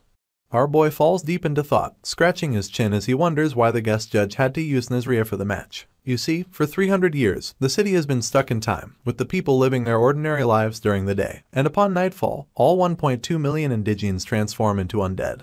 For this reason, Nazria is known as the land of the undead, and right outside, a multitude of them drag their feet as they scour the town aimlessly. At this point, the professor confirms that everyone understands the situation and goes on about how the group match will begin soon. He declares that he will let everyone know the division of teams and adds that each team has to retrieve the moonstone. According to the rules, they have 3 nights and 4 days to complete their mission, and also reserve the right to give up halfway through. After this, teams were announced, a brief explanation was given, and backpacks containing essential items were handed out. That aside, our hero got assigned to Group D alongside Alicia Arden, Jaeger Hinchbetter, and Lark Bugman. All 4 of them then get sent outside where over 1 million undead are still swarming. To move to the next round, they will have to come out among the top 4 teams. Our hero is filled with determination, seeing as they need to make it to the 3rd round at all costs in order to save Huron. Until then, he plans to go along with this absurd festival. The plan is simple. Outside the center of the city lies the most dangerous guys, and in order to avoid them, our hero plans to target the low-level zones on the outskirts of the city occupied by undead of appropriate difficulties. Obviously, his spear will clear the needed path by taking out the opposition. Up next, they locate higher ground and peek down at all of their potential opponents from the outskirts steeple. The plan is to target the Shining Moonstone undead, seeing as this beast has already swallowed the moonstone that their team is supposed to retrieve. Now at the top of the watchtower, Lark is on all fours as he asks our boy about the undead who is shining for some reason. In turn, he explains that it is the stage boss, and adds that they need to defeat him because quality is better than quantity. Jaeger then lifts his hand above his eyes in an attempt to check out what Lark is seeing. Anyway, Corin tells his bespectacled friend to just perform his flying magic on the team and leave the rest to them. Lark admits that the team is pretty trustworthy and stares down the tower as he offers to check things out using telescope magic. Unfortunately, he notices that something is wrong. He is certain that he hasn't used his telescope magic, but for some reason, the Moonstone undead seems to be drawing closer to them. This undead is also known as the Revenant Titan, and it towers above the others like the twin-headed ogre did to our hero in the past. Anyway, Corin is too busy freaking out and yells that they all need to make a run for it. Lark wonders why, and even asks if it is dangerous. This just perplexes our hero some more, so much so that he alerts them that the Revenant Titan is the central stage boss. He tries to hurry Lark along in a bid to get him to use his flying magic on the team. For some reason, a sad smile comes to the bespectacled boy's lips and the spearman soon realizes that a geist has just taken place. This refers to a weird phenomenon in which a spirit possesses an object, much like the haunted house test our hero had to undergo for his rank reassessment. Anyway, Lark is unfortunate enough to be knocked off the watchtower by a possessed bell and screams as he makes his way down. At this point, the notification bar pops up and announces that he has been eliminated. It turns out that anyone who receives a significant amount of impact will be eliminated and transported instantly. Just like that, the bespectacled sorcerer blinks out of the watchtower, leaving our hero to panic over losing the prospects of using any flying magic whatsoever. He quickly regains his composure as he remembers that he still has Alicia and Jaeger to take care of. He proceeds to avert his gaze to the Revenant Titan pulling a ginormous sword and covering the distance between them. The Titan roars as loud as it can and throws his sword with all the strength he can muster. In turn, the blade lodges into the tower and causes significant damages. It begins to collapse almost immediately, leaving the lesser undead to scamper. Amidst the ruckus, Corin directs the remaining 2 members of his team to climb to the top of the tower and run in the opposite direction when it falls. Of course, they both obey, but Jaeger is left wondering why such bad things happen when he's with the spearman. In no time, the watchtower crumbles to the ground, raising a considerable amount of dust while it is at it. After the dust settles, our boy struggles with a huge rock until he fishes his way out of the rubble. He yells in a bid to find out if everyone is okay, only for Alicia to also fish her way out from beneath the crumbled building. She also quips that she experiences all sorts of things when she is with our hero, and he tells her to look at him like that one fun friend. He is still lamenting about how messed up their first day is when Jaeger surfaces from beneath the rubble. This does not stop Corin from complaining about the loss of Lark, or the fact that they've been tagged by the Revenant Titan. All he suggests that they do now is to run and hide until it is daybreak. At this point, huge talons suddenly grab Jaeger by the shoulders and lift him into the sky. As the henchbetter screams for his life, our hero recognizes this flying beast to be an abyss shrieker. They are not done panicking about the appearance of this beast when Alicia draws our boy's attention to yet another monster. His entire face turns blue from all the craziness of the night, and it is even worse because all he dreaded is happening right before his eyes.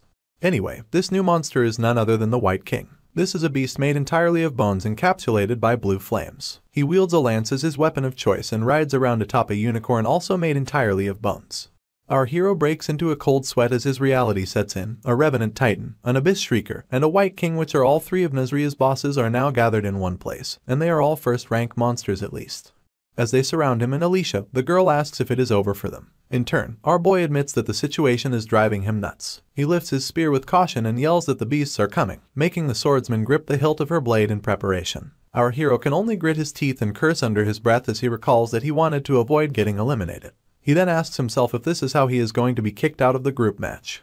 Out of the blue, a bright light comes falling from the sky and it piques our boy's interest immediately. His gaze follows this light until it crashes into the ground and takes out the abyss shrieker while it is at it. It is also bright enough to push back the White King and the revenant titan. Our hero quickly raises his hands to shield his eyes from this bright light and struggles to locate the source of it soon enough. He ends up realizing that it is emanating from a spear nearby, but before he can regain his bearings, the owner of the spear picks it up. She is covered head to toe in a hood, but is also our boy's last hope of escape. This strange savior then brushes past him and asks that he follows her. At this point, Alicia struggles to catch her breath. She then asks if the spearman is okay and announces how worried she is about Jaeger. In turn, our hero just stays quiet to think about his next line of action. Afterwards, he urges the swordsman to escape with him for the meantime, and together they make a run for it. After making a couple of turns, they come across a secluded alleyway. Our hero leans on a nearby pillar in a bid to catch his breath, and with her back turned, the strange hooded woman asks if he is hurt. She then mentions that it is a relief that they are safe. After taking a few more seconds to catch his breath, Corin thanks her for helping them, and points out that there was something unique about the spearmanship she just displayed. It turns out that the strange lady is just as curious about him, so she peels back the hood of her cloak and asks our hero how he knows about her spearmanship. Our boy's eyes widen as he gazes upon this lady, and Alicia is just as surprised that he seems to know her. Apparently, he had initially thought the voice sounded familiar, and now he knows why. The strange lady takes soundless steps as she comes close to the spearman, and stares at him with eyes as blue as pure water. She proceeds to ask if Corin is her disciple from a far future, and flashes a soft smile as she awaits his answer.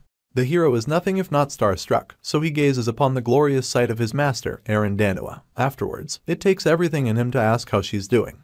In Corin previous life, he had met up with Park Sehu during his second-year winter break. The psychopath was waiting in front of the chairman's office as he hurried our boy along. Upon arrival, our hero pointed an accusatory finger at him and announced that his biggest problem was his habit of speaking disrespectfully to his elders. He then asked why Sehu called him to the chairman's office, only for the psychopath to instantly knock on the door. Our boy freaked out on the spot as he tried to point out whose door Sehu was knocking on. In no time, he pushed the door open, reminding Corin that he had mentioned wanting to get stronger. With sweat dripping from his features, our hero was way too scared to even peek into the chairman's office. Anyway, Sehu wasted no time stepping inside and offered to introduce our boy to the master that will make him stronger. She sat behind a large desk with more than a sliver of sunlight flowing in. She then flashed her usual soft smile and welcomed our hero to her office. Just like the present, the spearman was also starstruck back then. This was his first encounter with his master, and it was thanks to Park Sehu's connection as the main character. Present day, the multitude of undead still swarm aimlessly in central Nazria, but they cannot seem to step into a house warded with multiple talismans. Apparently, this is Miss Aaron's doing, and she assures Alicia and the spearman that most undead won't enter the building. In turn, the swordsman thanks her for her help and offers her some of her already opened chocolate bar. Aaron thanks her for the offer, but goes on to remind her not to eat food from another time. You see, Nazria is a place where time flows from 300 years ago, and if anyone should consume food from that time, two things are bound to happen. It is either the food will adjust according to the time that has passed, or whoever consumes the food will be trapped in the past. None of this stops Alicia from munching on her chocolate bar though. After listing possible reactions, Aaron also makes it clear that she hasn't tested the opposite. She is just certain that there will be some effects. All our boy does is cradle his chin on his hand and watch the swordsman devour her chocolate bar. He then points out that she sure can eat well. The moment Aaron takes a seat, he asks her what she's doing in Nazria, only for her to wonder why he isn't calling her his master. Our hero simply remains silent as he awaits a suitable response. Upon noticing this, Aaron clears her throat and accepts her fate. At this point, Alicia cuts in, excitedly mentioning that Corin Locke's master is from the past, seeing as she has been in Nazria City since the incident 300 years ago. Our hero stays silent only because he's a bit confused about a few things. He begins to wonder how Erin Danwa is maintaining her rationality so perfectly if everything from 300 years ago is actually repeating itself. Right on cue, his master calmly sips some tea and then reveals that she has made friends with the Grim Reaper. It is almost like she was reading our hero's mind, so he begs her pardon after her last statement. Just then, Erin walks towards the window, telling both her guests that Nazria is a poisonous city that births the undead. She then adds that she was preventing the birth of the immortal king and announces that he'll be born in the center of the city soon. Upon hearing this, Alicia's jaw literally drops, but our hero seems like he expected to come across news like this. Consequently, he uses his knees as a pivot to get back on his feet and declares that they better get going, only for Erin to glance in his direction and remind him that it is her job, not his. A sly smile graces his lips as he tells her that she needs some assistance, and his master falls silent because of how true our hero's statement is. She then admits that he sure is sharp. Soon enough, they all head into the streets just as our boy predicted. He also knew that she didn't have the option of rejecting this quest in the first place. This is because it is Nazria Field's main quest. Weapons in hand, all three warriors race towards the center of the city. The main quest entails the main character and the Grim Reaper assisting the unknown spearman to prevent the birth of Nazria's immortal king. Alicia is the first to see a monster and she wastes no time pointing it out to Corin Locke. It turns out that our hero also has no reason to turn down this quest, seeing as he'll have to defeat 3 undead bosses just to weaken the immortal king. At this moment, the Revenant Titan roars, having accumulated more scars than before. He instantly swings the full weight of his sword in a bid to cut down the spearman, but our boy is nimble enough to evade the attack. He and Erin then stand back to back, both wielding spears and preparing to fight back. Together, they activate the Tiger Sweeping Wind, whirlwind of the Great Magic Spear. This coordinates both their attacks in such a way that both spears rotate and cause an unbelievable wind to emanate. The lesser undead fall to the ground as a result of this, and it takes everything for the Revenant Titan to stay standing.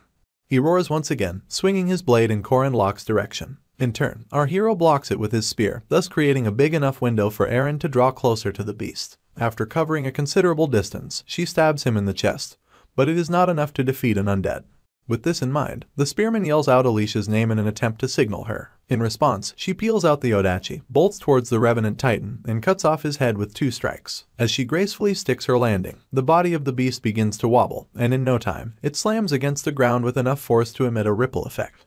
Our hero then approaches the corpse and retrieves the moonstone. It is so big that he has to admit how crazy it is as he lifts it above his head. Alicia just hangs back, asking him if she did well.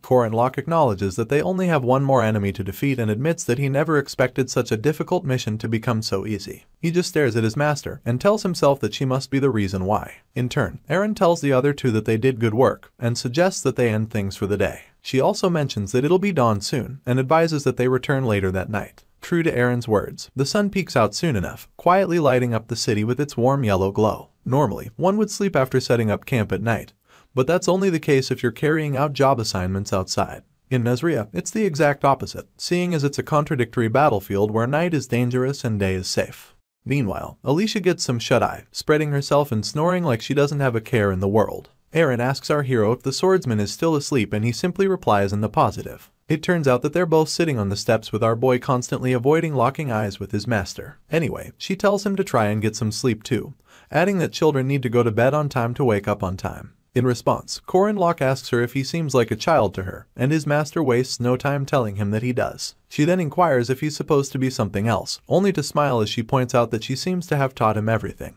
Still averting his gaze, our boy mentions that she taught him 6-step spearmanship, infinity, and even origin magic. He then quips that it's quite surprising. Erin agrees with him, only because she never expected to take on a successor, much less an ordinary child like our hero. During this time, the spearman recalls that his master chose Balthazar before him, but regretted the decision for well over 80 years. He just tells himself that there's no need to burden this version of Erin that's stuck in a 300-year time flow, only for her to distract our boy's thoughts by poking his face. After drawing his attention, she stares down at him with clear blue eyes, just to inquire about what he's so afraid of. She goes on about how she's the most lucky woman to be so loved by her disciple. As she chuckles, our hero wonders what she's doing. In response, Erin proclaims that her future doesn't seem to be very bright, and when Corin Locke confirms that it's not, she asks him if he knows who she is. He recalls her history as an adult who has faced off against great evil like Balthazar and his disciple, Firmak Damon. Back then, she had sent the hero away from the gory scene under the pretext of buying time. He was so pissed that he questioned his master about doing such a thing. Just as he was about to offer himself in her place, she told him that she was the adult, and added that as long as she was one, it was her priority to protect him, the child. Her words had broken our hero's spirit. She was a master who had taught him, led him, and even changed him. At that point, she glanced in his direction, her usual smile pasted on her face as she assured him that everything would be okay. Unfortunately, she lost her life protecting our boy, and he can't stop blaming himself for not catching on to Park Sihu's gimmicks earlier. He welcomed the possibility of saving his master's life, but despite knowing the future, he failed to protect her countless times. Worse off, each time he tried to fix things, he saw the adverse effects a single flap of a bat's wing could cause. He had participated in this festival with the mission of saving Huron, but for some twisted reason, he ended up in Nazria, not to mention meeting a version of his master stuck in a 300-year time loop. None of these were part of our hero's plan.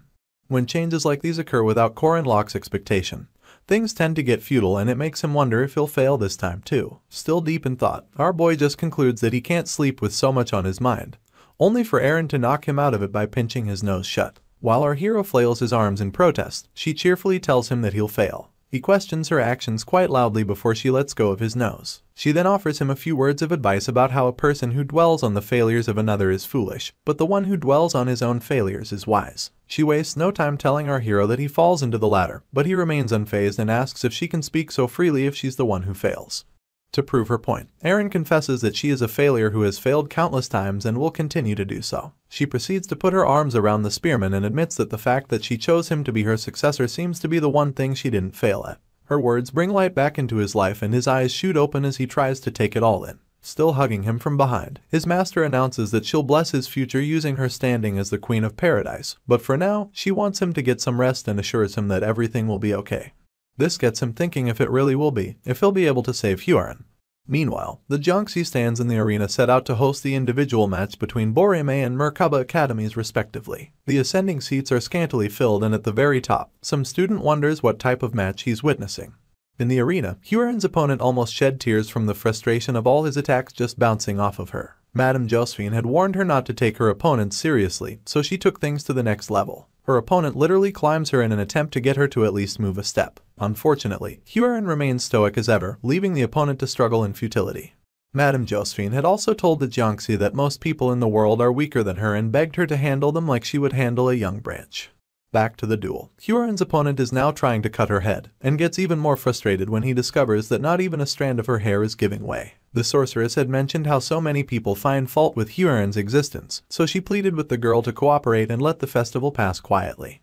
After trying everything humanly possible, the Jiangxi's opponent falls to the ground, crying and admitting utter defeat. In response, she just stares down at him and declares that the match was boring. At this point, a training session she had with Corin Locke comes to mind. He had told her to start with the small things, but all she can remember is that the punching lessons she had with him were much more enjoyable than this god-forsaken festival.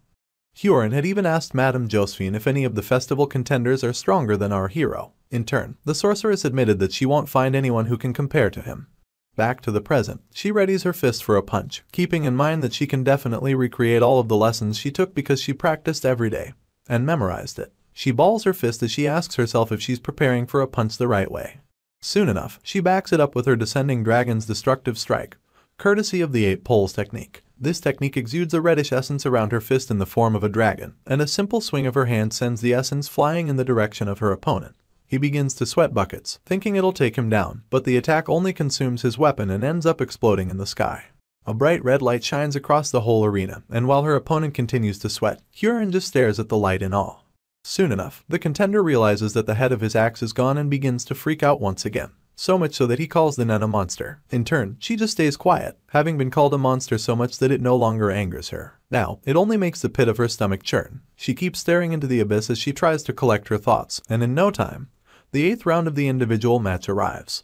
Huron will be fighting the final match in Group C, and her opponent happens to be a student from Borime Academy. As her clothes get caught in the wind, the new contender steps into the arena. The Jiangxi doesn't feel anything different about him, so her expression remains stoic as he says hi to her.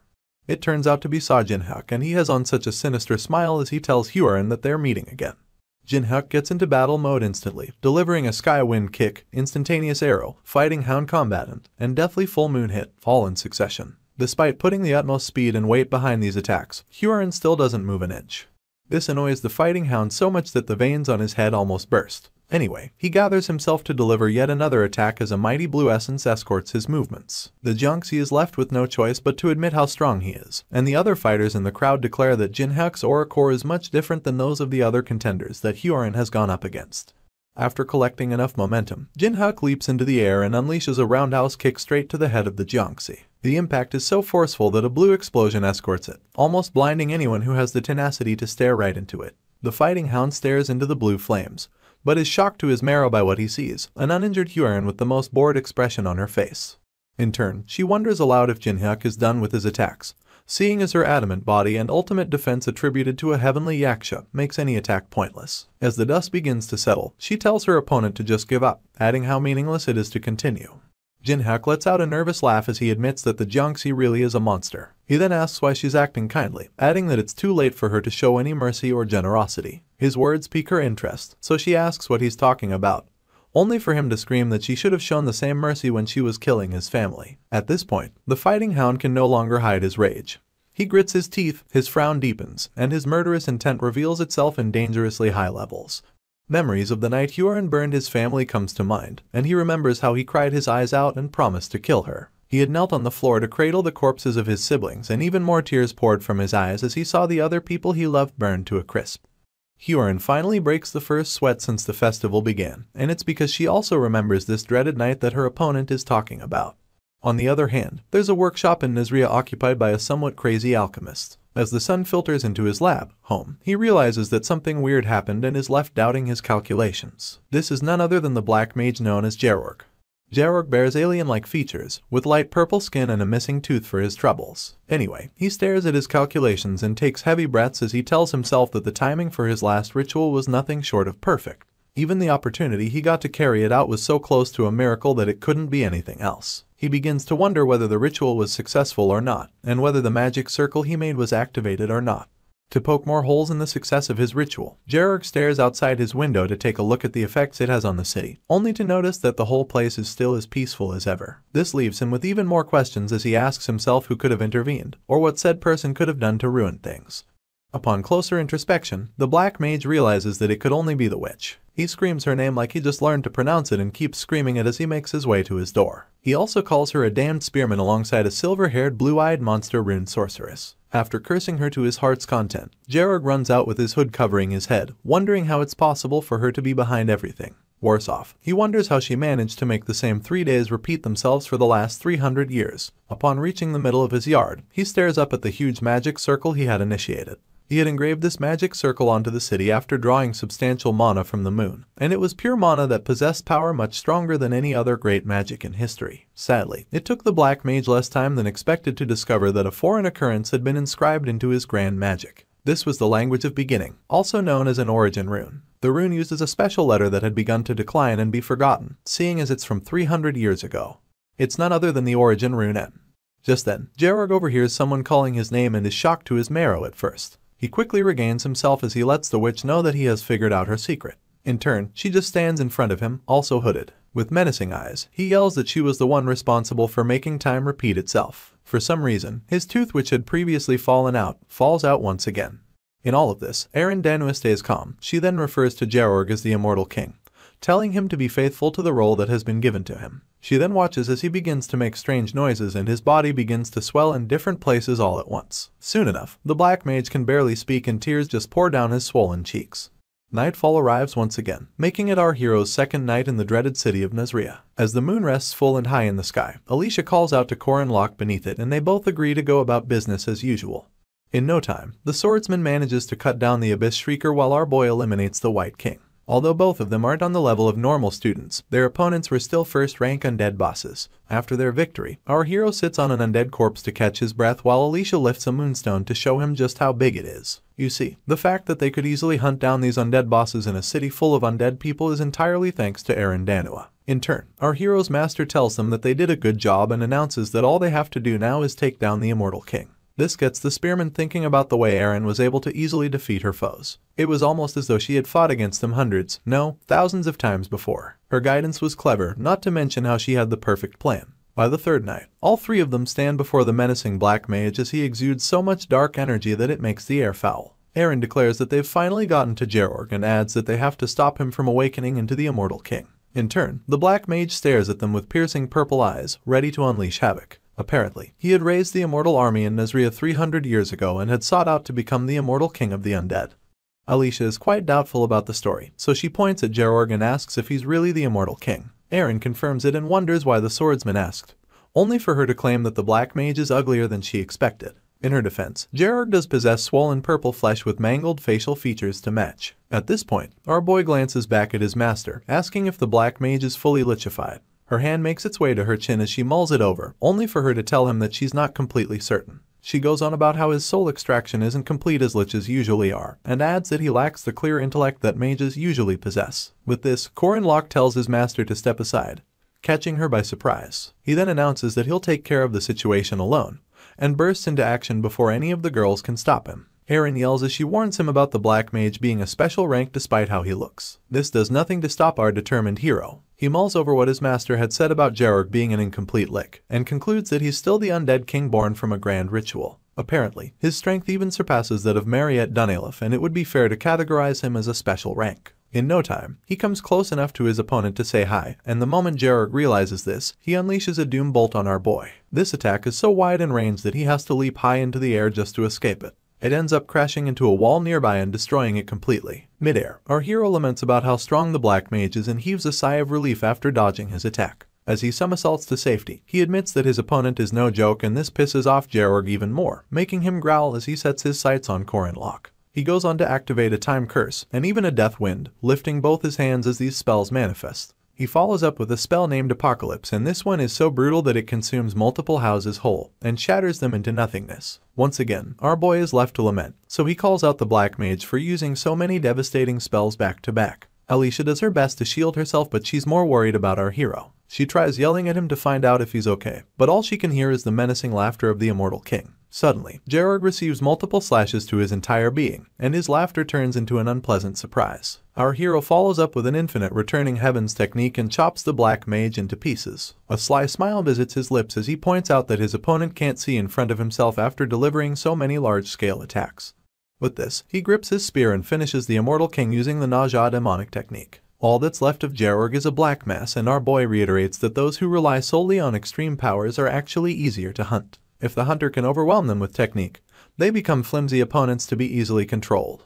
Our hero then stares down at what's left of the Black Mage, keeping in mind that Nazria is a repeat quest and that he has defeated this same opponent thousands of times.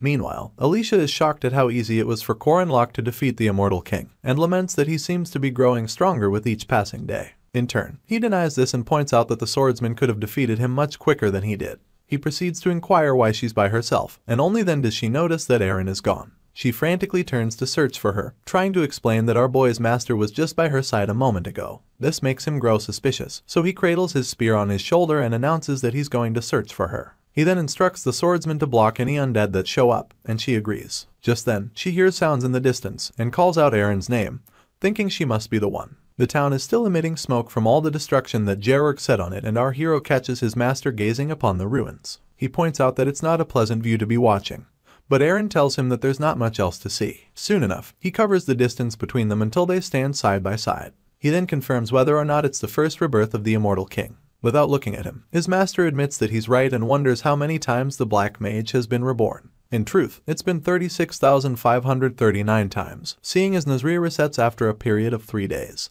It turns out that the day Georg used the lunar eclipse to turn the entire city into undead people was 300 years, 3 months, and 27 days ago. So, for 1.2 million undead people to suddenly appear and disappear alongside the Immortal King, Eren Danwa has had to repeat this process 36,539 times. Our hero leans on the railing in front of him as he reiterates how it took his master 3 days to defeat the Black Mage, and speculates about the reason why it is so. In response, Eren reveals her usual soft smile, and admits that she made the city the way it is. Eren had trapped Nazria in a loop for fear of the 1.2 million undead flooding outside the city. She feared that if they left Nazria, it would only be a matter of time before the whole world collapsed. This was why she used the origin rune to keep this semblance of paradise going, and to interfere with Georg's magic.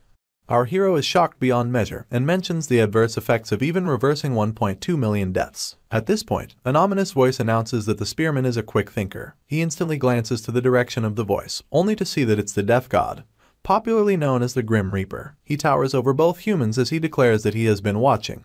He then refers to Corin as a man who deceived Death. This makes our hero wonder if Death knew about him going back 3 years, but the obvious grin on the god's face doesn't clarify anything. You see, the Grim Reaper exists with the system window as one who harvests dead souls, and his goal is to purify these souls so they can be reborn. This is the major reason why the undead, who are continually revived, are the greatest problem for the Death God. Not to mention that it has been a recurring problem in Nazria for the past 300 years. Erin averts her gaze as she reiterates that the repetition of the 3 days is her fault, and adds that it's also why the Grim Reaper paid Nazria a visit. The original rune that she used to alter Gerorg's spell defies death, so the god came by to destroy it. To stop him from doing that, Erin decided to make a deal with him. She pointed out that undead people create more undead people and explained the adverse effects of having so many of them leave the city, especially the fact that all of humanity will ultimately become undead, leaving the Reaper with no souls to purify. The Death God had to choose between losing the opportunity to purify 1.2 million souls, or having to end up purifying the entire world. After mulling it over, he chose to make a contract with Erin. This contract came with 3 conditions. Firstly, the Death God will overlook the repeating 3 days. Secondly, every time Erin defeats the Immortal King, his memories will reset to 3 days prior. And lastly, the Erin Danua who leaves Nazria City and the one who stays will be divided. After this, she was left to keep defeating the Revenant Titan, the Abyss Shrieker, and the White King. On the 3rd night, she'd have to always defeat the Immortal King Gerorg. This never-ending 3-day loop has been repeated for 300 years, and now, Erin admits that it's slowly getting harder. Apparently, after the 20,000th time, Gerorg began to notice that the 3 days were repeating themselves. Our hero cuts off his master as he yells at her, asking how many more times she plans to repeat such an experience. He's worried about her mental state and wonders how many more times she'll have to kill Gerorg. His anger seems to keep increasing because the octave of his voice continues to climb. He stares his master straight in her eyes as he asks her how much longer she plans to keep up with this nonsense. She simply smiles and admits that she'll keep it up for as long as possible. She goes on about vaguely knowing why Corin came to Nazria, adding that there's someone he wants to save. She points out that he'll still get a chance to save many more people, and tells him to leave town. Apparently, Erin believes that sacrifices are necessary to save the world, so she drags her hood over her head and seeks to return to her routine. Our boy can't stop thinking about the 2 different Erin Danuas and how the one outside the city has no idea about her double. He realizes that no one will reward her for her sacrifice, but she continues to do it anyway. Our hero can vouch for her self-sacrifice firsthand, seeing as he experienced a future where she risked her life just to save children. This version of her gained so much respect in Corin book, and for this reason, he refuses to give up on her.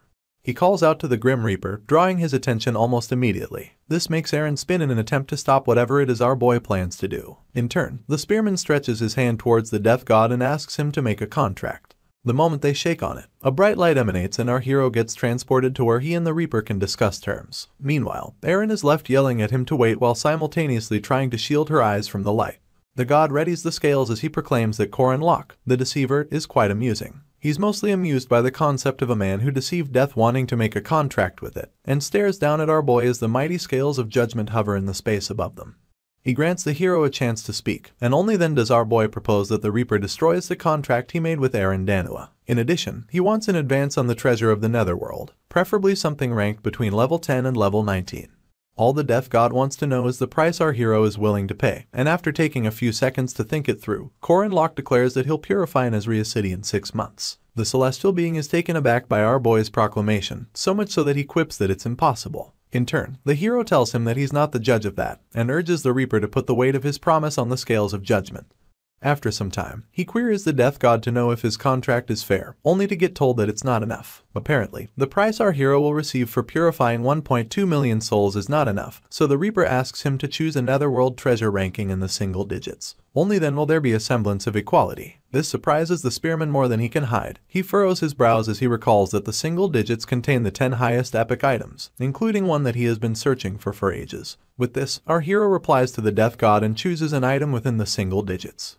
Afterwards, he reappears in the land of the living via a portal to meet Erin still waiting for him on the rooftop. She instantly bursts into scolding him, and yells as she asks what he has done. He just quietly acknowledges that she waited for him and goes on to reveal the terms of his contract. He explains that he has to purify Nazria in 6 months and adds that if he succeeds, his master's contract will be nullified. This doesn't stop her from yelling at him. In fact, she concludes that he must be one crazy bastard. She can't help but remind him that failure will result in total annihilation of his soul, and the deletion every chance he has at purification or even reincarnation.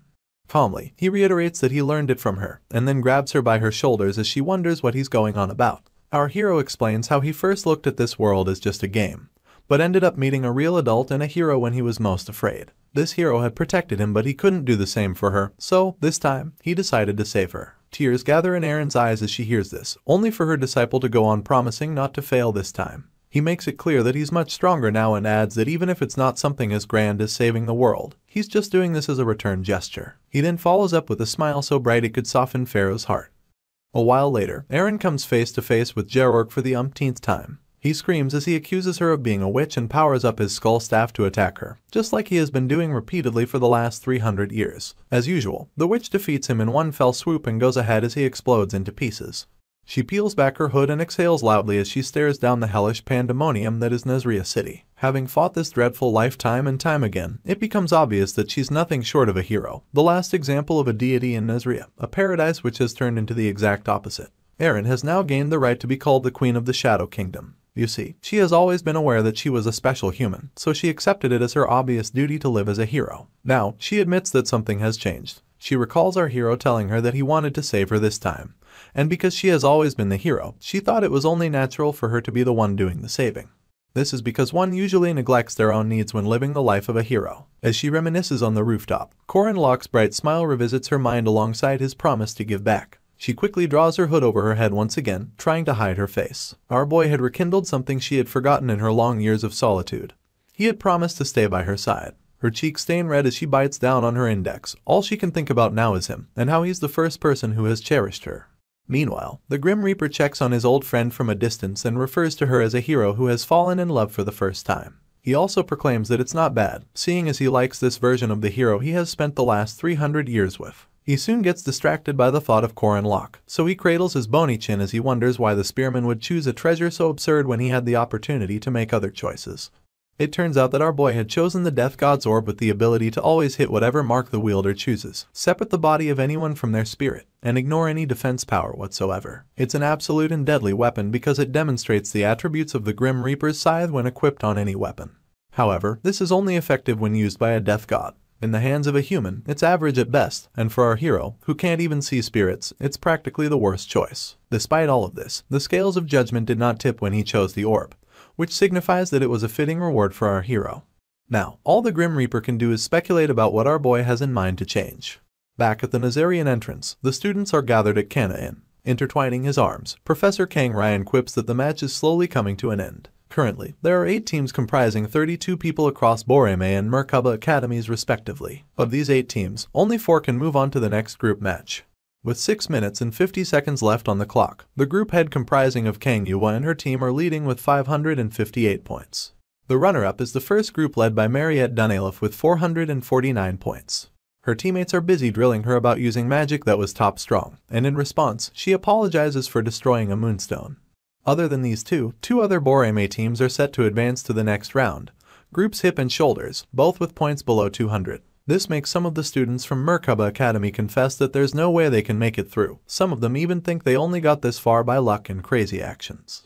Lark practically bursts into tears when he overhears someone asking if the Mandrake Bandits have come to an end. But Jaeger just wears a frown as he recalls the rumors about the immortal Lock Bandits being strong in gang fights but being weak individually. This made it harder to expect good results from them in the first place. At this point, 2 of Boreme's students discuss right behind the guest judge, and the first knight tells his colleague that there's no hope for Merkaba Academy without Mariette or Corin Locke's help. In turn, his mate reveals that 2 people from the heroes team were eliminated on the first day, making them completely hopeless. Professor Kang Ryan then clears his throat as a sinister smile sneaks onto his features. He thinks to himself that it will be 3 Boreme teams and 1 Merkaba team that make it to the finals, only for the bar's door to push open. Alicia bids everyone hello and good morning while our hero points out that they're a bit late. He had left the swordsman to carry the moonstones and upon entry, she reiterates that they really cut it close with a minute left on the clock. Our boy literally swipes this away, announcing that it's all good since they made it in time. The guest judge interrupts their little chit-chat in a bid to scold them for coming late, and Alicia instantly laments that she warned our hero to let them eat after the event. He arrogantly claps back that it'll take forever to leave the city for some food, and asks who has the time for that. Once again, Professor Kang Ryan is left to break them up as he announces that they should submit their moonstone for scoring. He already concluded that Corin Locke will be eliminated, But it doesn't stop Alicia from confirming if all they have to do is place the stone on the measuring tool. She proceeds to drop it on the tool as the professor declares that the score will be low anyway. He doesn't get to finish his sentence before the measuring tool reveals that they attained 250 points. The other students are shocked by this, but the professor maintains his composure. He then announces that Group D came in third place. Our hero quickly objects to this, smiling as he tells the judge that that's not all they brought. They go on to measure the moonstones of the Revenant Titan, Abyss Shrieker, and the White King, leaving their mates to wonder just how far they went. Some of them speculate that Corin must have defeated all 3 bosses by heading for the center of Nazria, only for him to cheerfully peel out one more moonstone. This one belonged to Gerorg and it brings their points to an even 1,000. The professor begins to sweat buckets as he calls out the score with the biggest shock since the festival began, only to realize that there's more. The measurement tool rounds up the final score to be 1,768 points, and our hero flashes the judge a thumbs up. In turn, the immortal Taoist proclaims that none of it makes any sense. After rearranging the scoreboard, the spearman and his team take their rightful place as number 1. They take a carriage back to the academy later on, and Alicia tells our hero that the match was quite eventful. His reply is quite unexciting, so the swordsman deduces that he'll be returning to Nazria. This draws his attention, so after averting his gaze, he replies positively, wondering how she figured out that he was going back to save his master. In turn, the swordsman announces that she and Mariette can go with him, adding that they'll be helpful despite not knowing what he has planned. She lets out a nervous laugh and then encourages our hero to stop being so down because it's making her anxious as well. This makes him feel guilty, so he calls himself an idiot for worrying his friend. He then thanks her and advocates that they get some rest, mostly because it's too tiring to keep working after everything they've been through. As he closes his eyes for a nap, he resolves to find a way to use the power he gained from the Death God, seeing as he gained a netherworld treasure in a much different way than he imagined. Now, there's the possibility that if he does well with this item, it could be the key to cracking the third act wide open. He remembers Huron at this moment, and how she had claimed that there's no human who has helped her. Our hero cracks a devious smile because his netherworld treasure might just help someone as arrogant as the Jiangxi.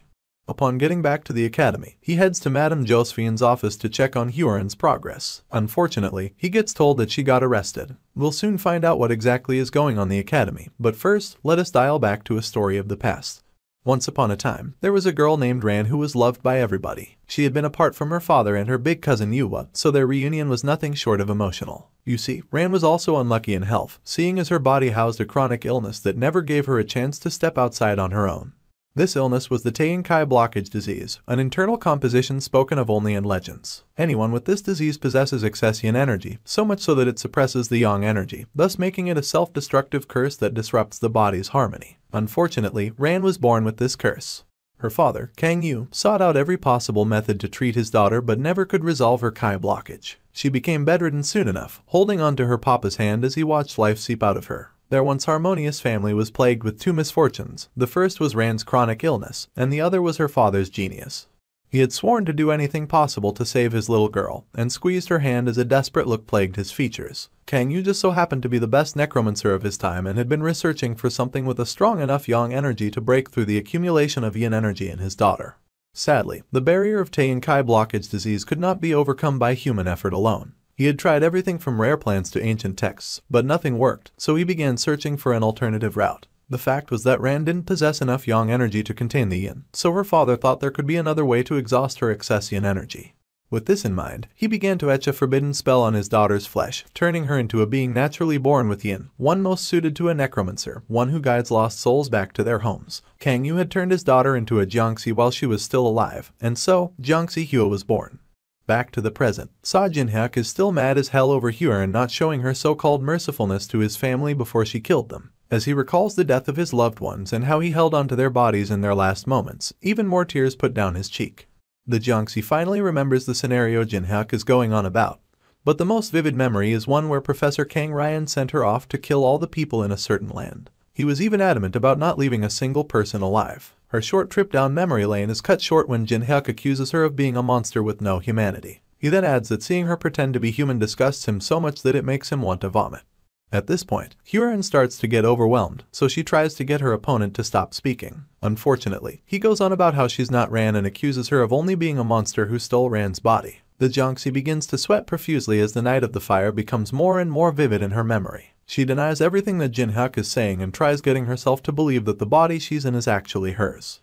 Consequently, her visions start to get too vivid. The hand of a burned corpse rises from the flame beneath and grabs her leg. The corpse begins to call her a monster and refuses to be shaken off no matter how much Hyorin tries. It goes on to beg her to take her own life, reiterating that she ripped the limbs off of her father and killed him. For this reason, the corpse announces that the royal family will kill her, and the real Ran proceeds to strangle the Jiangxi with both hands. As she's getting asphyxiated, Ran declares that the yaksha is something that should never have been born. She then screams at Hyorin to give her body back.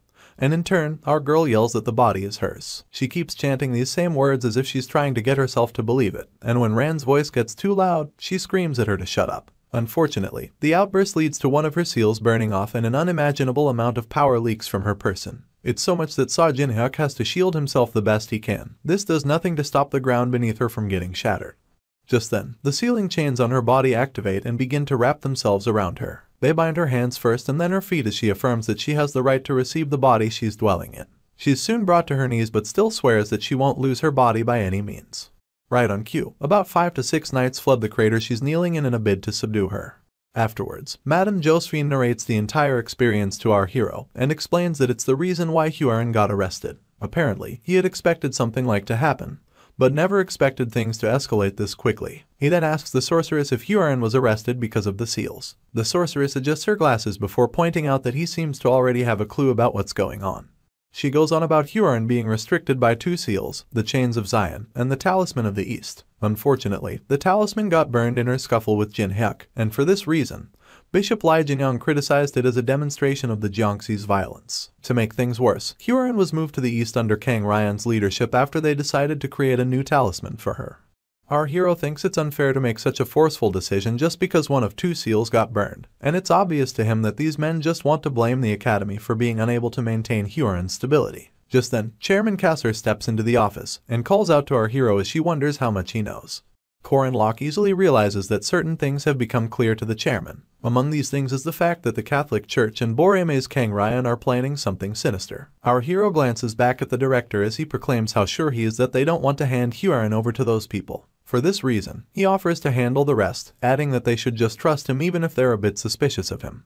He then declares that he needs everyone's help to achieve the result he wants, and makes it clear that no one can abandon their role. You see, in the heroic legend of Arhin, the boss of the third act is the heavenly Yaksha, and she has a slightly different background than all the other bosses that have appeared up until now. While Madame Josephine and director Kassar mull things over, our hero recalls that the forthcoming major decision hinges upon favorability with the character and the narrative you build. This decision will either be to save Hua or to save Ran. In truth, the simplest way to go about it is to do as Park Seo did in our boy's past life and just choose one regardless of who it is. Corin Locke, on the other hand, is not interested in doing things that way. He just stands quietly, thinking about his next move so seriously that brows furrow. He then promises to save everyone. At that moment, a notification pops up revealing the main quest titled Hua Ran. This quest is of a high difficulty, and our hero will fail if either Hua or Ran dies. Meanwhile, the Jiangxi is chained up in a stone dungeon and is having an identity crisis while she's at it. She keeps chanting that the body is hers, only for Kang Ryan and his mischievous presence to step into the dungeon. He then declares that he's the uncle of Kang Ran, the owner of the body she possessed. With beads of sweat dripping down her face, she makes it clear that she's not giving the body back, and repeats that it's now hers. The immortal Taoist doesn't argue with her. In fact, he points out that she's misunderstanding him and asks her if she truly wants to take over Ran's body completely. His words only remind her of the time he used her to kill a bunch of people, but now, he's the only one offering to help her achieve her goal. Kang Ryan flashes a poisonous smile, making it obvious that he has something evil planned. Unfortunately, it's a deal much too sweet for Hua to turn down. Her eyes shoot open as the consciousness of Ran emanates behind her uncle in a bid to change the Jiangxi's mind, but her voice doesn't reach her target at all. All Hua can focus on is Kang Ryan's promise to give her total control of her body. 2 days after their return from the group match, the students are given some free time. This was out of consideration for the students that returned from Nezria. In the meantime, Corin Locke and Mariette take a walk through a couple of festival stands, seeing as our hero has a couple of things to prepare before Boreme starts moving. As they feast on some beef sticks, the sight of other stalls reminds our boy of the one he had Mariette set up in front of their inns. He asks her for an update, and she reveals that she received the overall report just the day before.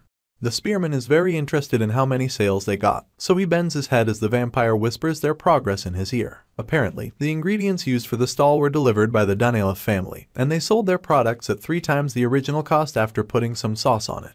Our hero can't hide his excitement, and his mind instantly goes to a scenario where it's raining gold. He keeps declaring that the day for him to be rich has finally come, and Mariette is just happy that he's happy. He then mocks Borime Academy, announcing that he knows the best way to price tourist attractions. Soon enough, the vampire's attention gets drawn to a mana stone throwing stall, and the vendor takes advantage of her interest to invite her to come throw some stones. Little did he know that Corin was actually searching for him.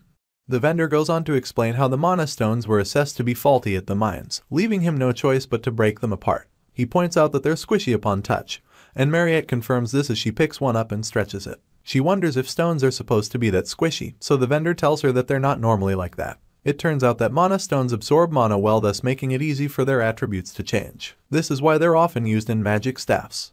Our hero interrupts their conversation as he reveals that such a squishy mana stone is prone to exploding quickly. He then collects the one with Mariette, telling her that he'll throw it. The spearman plans to use the tricks he learned during spear throwing and stone throwing practice to make his accuracy off the charts. He takes his arm back to gather momentum and unleashes the mana stone in the direction of the target. Our boy easily hit the mark, leaving the vendor to stutter as he declares that he got 95 points. The vampire seems very excited by this, but all the vendor can do is sweat buckets. You see, the greater the accuracy, the narrower the diffusion range of these festival-used effective mana stones, and it's the opposite when the accuracy is very low. Our hero had 0% accuracy when he used various debuffing equipment and magic in the game. With this, he could increase the diffusion range by up to 100 meters. This gives the spearman an idea, so he offers the vendor twice what he paid for the mana stones, offering to buy everything he has on sale. The store owner can't help but ask what our hero plans to use them for, but Corin just smiles mischievously. He had come to the festival for a special skill that veteran players use, and of course, he got his way.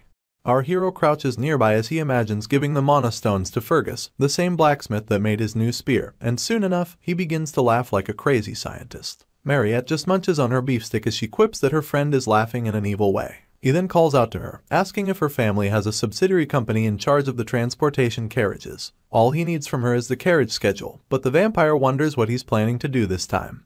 A sinister smile revisits our boy's lips as he announces that it's time for Immortal Locke to make a comeback. On the other hand, Professor Kang Ryan is transporting Huron via a carriage, and Yuwa and Jinhyuk tag along for the ride. The council president grabs hold of our girl and force feeds her a wooden tile made from a peach tree, explaining that it's a natural enemy for Jiangxis. In no time, Huron begins to groan and gets so nauseous that she can't stay upright. As she slams against the floor of the carriage, Yuwa tells her not to try anything foolish until they arrive. Jinhyuk is convinced that it's enough, so he laments that all the wooden tile will do is induce a fever. The sword master, on the other hand, believes that a fever is just enough, and clarifies that their goal is to remove this wicked being from Rand's body.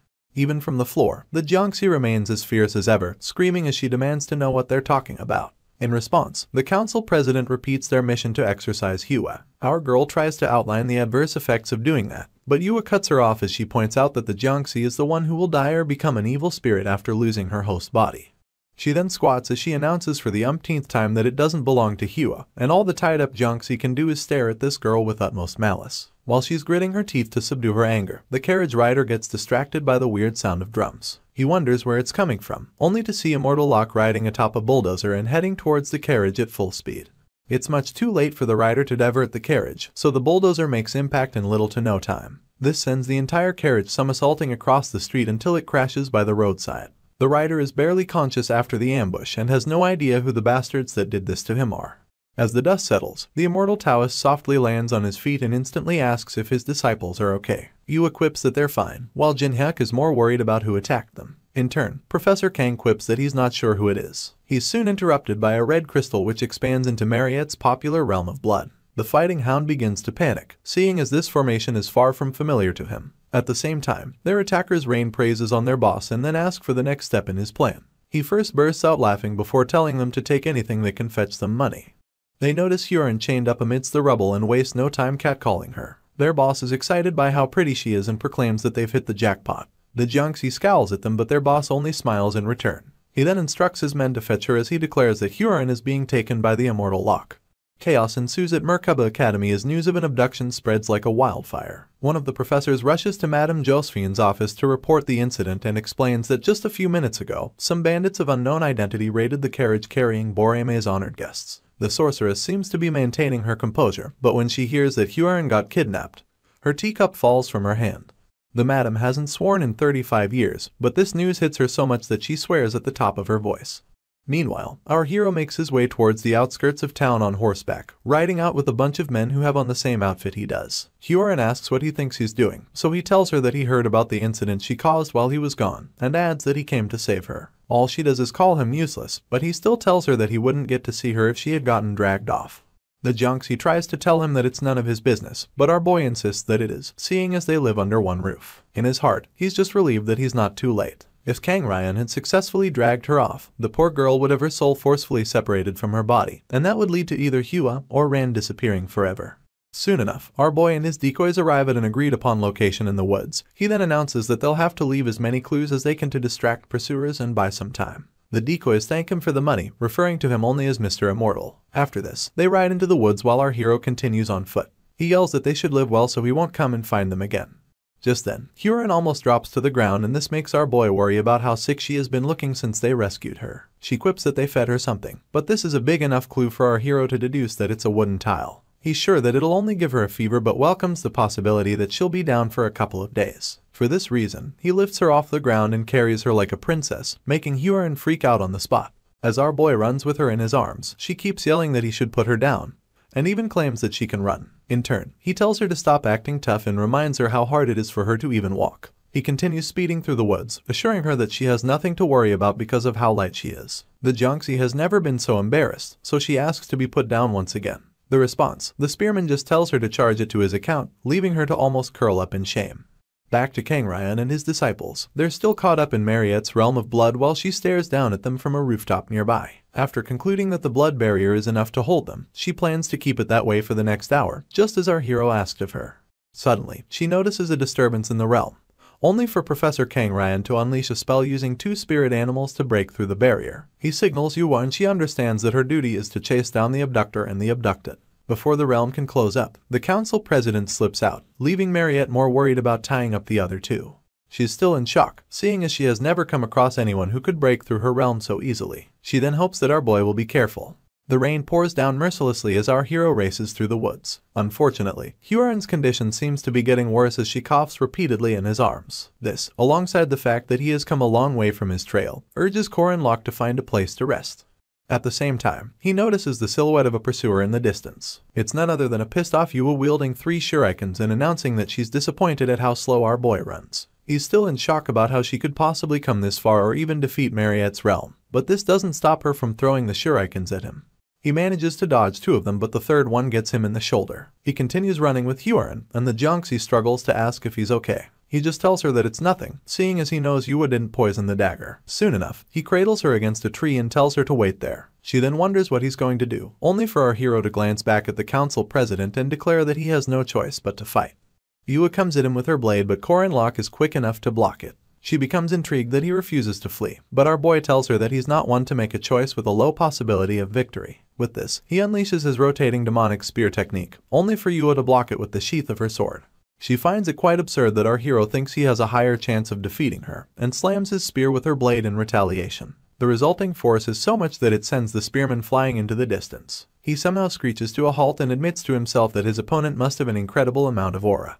Yua, also known as the Sword Master or the Sword Fairy, is Borime's strongest knight, and is known to possess so much aura that it is tangibly visible to anyone who cares to look. She covers the distance between her and our hero, yelling at him to come at her with full force, and announcing that she knows he must have an aura core too. She admits that it's something she acquired through tricks and proceeds to give our hero a hard time as they continue to clash weapons. You see, Corin has resolved to keep his aura core a secret until the very last moment, seeing as the core he obtained from Sabancha is more of a burden. In truth, our hero can't fully control it yet, and he likens it to a dam where a massive amount of aura keeps accumulating with its release mechanism stuck. Yua is now pissed that our boy wants to conserve his power, so she promises to force him into using it. With this, she moves at a speed so fast, one would think she teleported, and as a counter, the spearman takes a battle pose. Soon enough, she utilizes the second technique from the slaughtered dragon sword known as the True Dragon Strike. This makes her move as fast as lightning with just as much power packed into a single strike. For his defense, our hero utilizes the Slithering Serpent technique from Calamity Serpent Intent and charges headfirst towards his opponent. The collision of both their attacks brightens the entire forest as a myriad of colors dance beneath the rain. Afterwards, the spearman has to stay on his knee to support his weight, but is well enough to joke about how brutal his opponent is. He stares up at her as she balances on a tree branch and asks if she doesn't think she's going a bit overboard. Yua remains silent on the outside, but her heart is plagued by the fact that her lethal move didn't even leave a scratch on our boy. She wonders who he is, and goes on to inquire about his reason for going to such lengths to protect Hyorin. He just shrugs it off as he jests about abducting the Jiangxi. Yua doesn't appreciate it, but introduces herself as Ran's older cousin. She then proclaims with utmost malice that our girl isn't a human but a monster and a cruel yaksha, and asks our hero if he hasn't heard of the tragedy of Moonlight Castle. Once again, he shrugs her off, explaining that the tragedy was someone else's doing but they have their underlings doing all the fighting. The Swordmaster falls silent after this revelation, and our hero uses the chance to warn her about how brutal the dojos in Merkaba are, adding that they go about challenging other dojos. Right on cue, Alicia applies her rapid severance technique and cuts down the branch Yua is standing on. The council president is agile enough to jump to safety, and immediately recognizes the swordsman to be the dreaded Alicia Arden. She wastes no time asking if she plans to openly challenge her, and the swordsman follows up by screaming an official challenge at the top of her voice. She seems as nervous as they come, but our hero just plays along, mentioning that people of the sword truly think differently. He goes on about how passionate they must be to request a duel in such a remote location, and Alicia picks up where he left off. She then tells Yua that she has the utmost respect for her and would like her to teach her some things. This catches the Swordmaster by surprise, but Alicia goes on to attack her anyway. She tries to complain about how absurd their plan is, and wonders if they think such a distraction will work. Well, the swordsman doesn't hear any of it, seeing as she's busy signaling our hero to get a move on. In turn, he grabs Hyorin once again, wishes both swordsmen good luck, and makes a run for it. Yua tries to get him to stop but ends up yelling his name in vain. After getting away from her, Corin camps in the dug-in section of a large tree. He squeezes his bloodied shirt, and wonders if he chose a bad or good day to carry out this rescue. On the other hand, the only thing the heavy rain is good for is interrupting the sharp senses that will help the guards and night chase down our hero. He just sits there, legs folded, as he acknowledges that the manhunt will definitely be delayed. He then glances back at Hyorin, who he had laid to sleep, asking her if she's okay. The Jiangxi doesn't respond, and this lets him know that she's in worse shape. He places his hand on her head to check her temperature and realizes soon enough that she has a high fever. After this, he cradles her on his lap and pulls out a potion for her to drink. He urges her to drink up because he thinks it'll make her feel a bit better. In truth, he has no idea if it'll do anything to improve her situation, but he feeds her Mariette's premium elixir anyway. Afterwards, she asks him for their current location, only for our hero to reveal that they're in an owlbear's habitat. It turns out that when they can't find any suitable caves, owlbears dig up big trees in order to build nests. The spearman stares down at Hyorin once again, but she seems even worse as she continues to sweat profusely and groan under her breath. He wonders if the elixir takes a moment to kick in, but after some time, he drops her on the ground again, admitting to himself that the elixir won't be enough. The Jiangxi notices this, so she wants to know where he's going. In turn, he quips that he wants to catch a bear. Apparently, he wants to hunt one down so he can use its fur to cover up Hyorin in the hopes that it'll help her get better. At this point, there's a thunder strike, and the Jiangxi rushes to grab the helm of our hero's trousers. He turns to look at her on impulse, but she just keeps panting. She finally gathers enough strength to look up, and all she does is tell the spearman not to go. Just as Hyorin had requested, our hero went nowhere. He just sits cross-legged a few yards from her resting place while she takes a trip down memory lane. It turns out that the first sight the Jiangxi beheld was that of her so-called father, crying and expressing his joy over the fact that she had woken up. Kang Yu had called her his daughter, and went as far as even calling her Ran, the name he gave to his daughter. This made the newly born Jiangxi understand that she was the one being referred to, so she called him her father in response, not even understanding the meaning of the word. She just knew that it made her master very happy, so much so that he pulled her in for a hug. It was at this moment that she realized she would have to act as Ran for the rest of her life, seeing as it seemed like her master would abandon her if he discovered the truth. Hyo was scared that he would go in search of Ran once again, having envisioned a future where she would have to return her body to its original owner. Unfortunately, it didn't take long for her false life to collapse due to a very small incident. She had tried to reach for Kang Yu, only for him to tell her that she wasn't his daughter. She ended up seeing blood for the first time after that incident, and it was under the pretext of destroying a sea beast that had appeared in the city. She literally dragged its huge corpse with one hand, smearing its blood across the street, seeing as her father, per the Lord's request, ordered her to kill the beast. When his brother, the immortal Taoist known as Kang Ryan, discovered that she could easily kill a first-class monster, he came by under the pretext of helping to heal her. The dubiousness was obvious in his smiles, and he was the one who first referred to her as Hyo because he, too, could tell that she was different. His gaze was full of greed, nothing like that of her father's when he realized that she wasn't his kid. Sadly, this led to her being used by the castle lord, the imperial family, and even the ascetics for killing monsters, ghosts, and humans alike. These killings became charcoal in the fragments of her incomplete memory, and so, Hyo got treated as though she had taken over Ran's body after eliminating the weak original. And this was how the heavenly Yaksha was born. Back to the present, Corin engraves the rune of Sun, Soillo, on a piece of rock and activates it to keep the Jiangxi warm. She tries to object to it, but he cuts her off as he asks if she's a child of darkness. Our hero then tells her to grab some sunlight and use a blanket. The moment he tries to cover her up, she turns feral, claiming that she doesn't need his help. In protest, the spearman lifts his hands, telling her to take what he gives to her lest she complains about being cold later. He then leaves her with the blanket and turns around once again, adding that he'll wake her up when the sun rises. Hua stays quiet for some moments, only to suddenly ask our hero what he wants from her. He steals a glance in her direction, but all she can think about is how everybody she has met until now wanted something from her. Kang Yu wanted his lost daughter, Yu Yu wanted her healthy cousin back, and Kang Ryan wanted a weapon he could use for massacres. Still glancing at her, he brings up the time they first met, and the Jiangxi shoots him questioning looks. It turns out that our boy wants her to remember how she accused him of not being the owner of his body and how she called him a robber with no rights. He then repeats the same response he gave her back then, quipping that there's no sin in being born. Like clockwork, it annoys Hugh all over again. And despite being sick, she musters the strength to yell at our hero as she tells him that what he said is irresponsible. She goes on about how dangerous it is to speak so recklessly while letting a monster roam free, and adds that Madame Josephine and director Cassiu understand this. Unable to calm down, the Jiangxi continues to raise her voice as she asks Corin if he thinks she'll stop being a monster because of his slick words, or if the world will suddenly change. In response, our boy just scratches his chin and quips that nobody knows. Worse off, even he doesn't know if the world will change, or whether or not Hugh will stop being a monster. All he's certain of is that he wants to save the people in front of him, and he says this with the warmest smile. This is because he is the only player who can help the people who are living fixed misfortunes, the likes of Mariette and Alicia. He then asks the Jiangxi if that isn't reason enough to claim that there's nothing wrong with being born. She falls silent after this, unable to muster any more of the anger that once seemed unending, and goes on to admit that she's scared. She opens up about the obvious fact that her body doesn't belong to her and reiterates that everyone tells her that she has to return it. Hua then pulls the blanket closer to herself as she confesses that she's aware of the need to return the body. The only problem is what happens to her afterwards.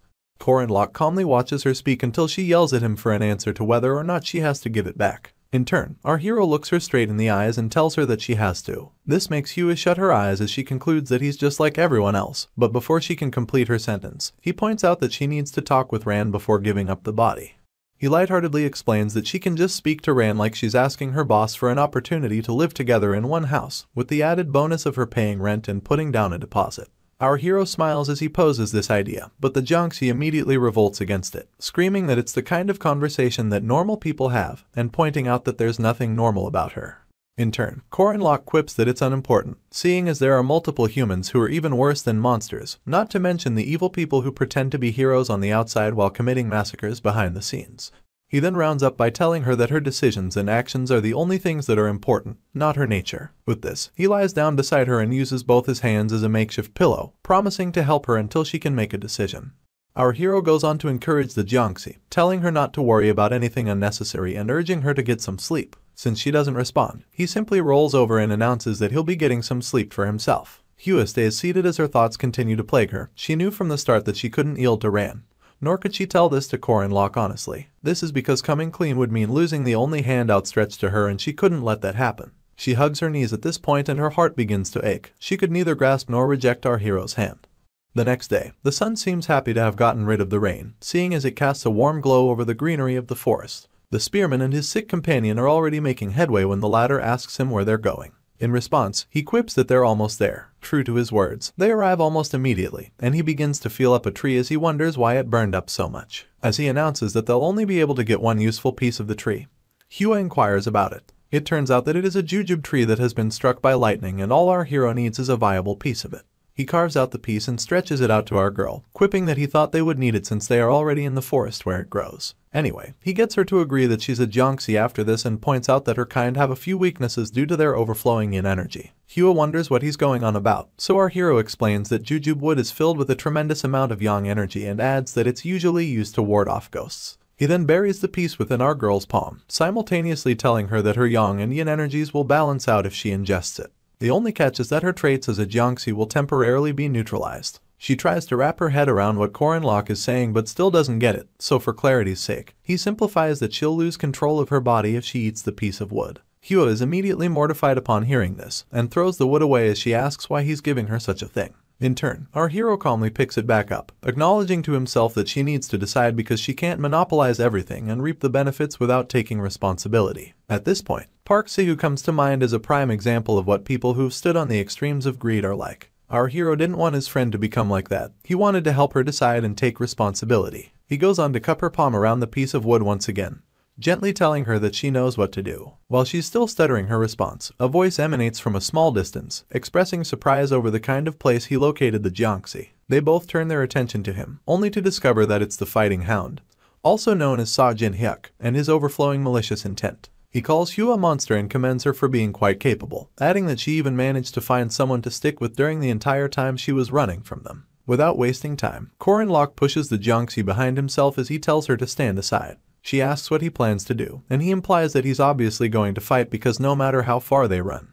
either Jin-hyuk or Yu will always chase them down. With this, he launches himself at his opponent and announces that they need to tie up loose ends. Jin-hyuk easily blocks the first attack, so they continue to clash, with the Fighting Hound calling our hero Corin Locke, and our hero correcting him that he's Immortal Locke. In turn, he asks if the spearman has lost his conscience alongside his shabby disguise, and proceeds to activate his Stormy Wheel attack from the Strong Liberation technique. This powers up his right prosthetic foot to an unbelievable extent, and he uses it to kick the spearman as hard as he can. Luckily, our hero is strong enough to withstand the effects, but it's so obvious that he felt it that Jin-hyuk asks him if he found the attack impressive. Just as he's done giving credit to the Jiangxi, the spearman admits that the Stormy Wheel is quite nice, mostly because he realized that the Fighting Hound could pull it off without using an alchemy circle. He then dares Jin-hyuk to prove that he can actually use alchemy, and unleashes a myriad of spear jabs at him at unbelievable speed. It takes everything for his opponent to dodge these jabs, so much so that he begins to sweat as he admits to himself that Corin Locke's speed may even be faster than that of Yu. He finds a little window and immediately activates his Stormy Wheel attack once again, leaving our hero to block it with his spear. He then taunts Jin-hyuk about attacking too recklessly and spins his spear as he points out that his opponent is leaving himself wide open.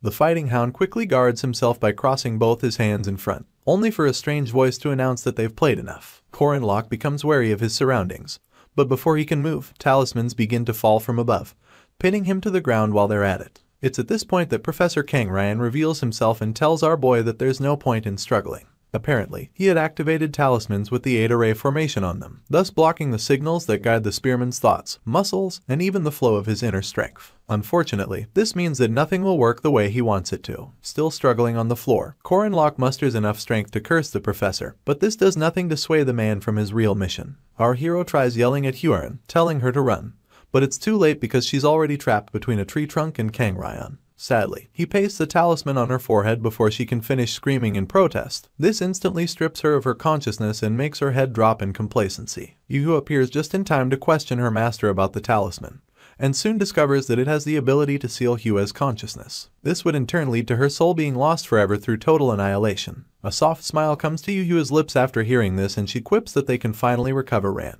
On the other hand, our pinned-down hero continues to curse Kang Ryan, but all the professor says is that Corin Locke needs to pay the price for all his futile dreams. With this, all three of them walk away with a now docile Hyorin, and the professor tells our hero that he'll serve as good food for the monsters of the forest. In response, he yells out Kang Ryan's name, and continues yelling as he asks what happened to Alicia. He seems to be visibly going through so much pain, screaming and declaring that he cannot let Hyorin go like this. He calls out to her one more time, but neither she nor any other opponent spares him a second glance. Our hero balls his fist in frustration, and falls suspiciously quiet afterwards. Soon enough, he begins to chuckle quite slowly, and a chuckle turns into full-blown maniacal laughter as he reveals that everything is going according to plan. Shortly after everyone else clears out, some short hounds begin to step out of various bushes until they surround Corin Locke. While they're still looking for a way to infiltrate the talismans around him, some golden wolves make their way into the midst of the hounds. Of course, the lesser creatures paved a way for the golden wolves after hearing them growl, but these ones were not enemies. In no time, they tear apart all the talismans, keeping our boy down, and while on his knees, he smiles and asks if Kang Ryan is gone.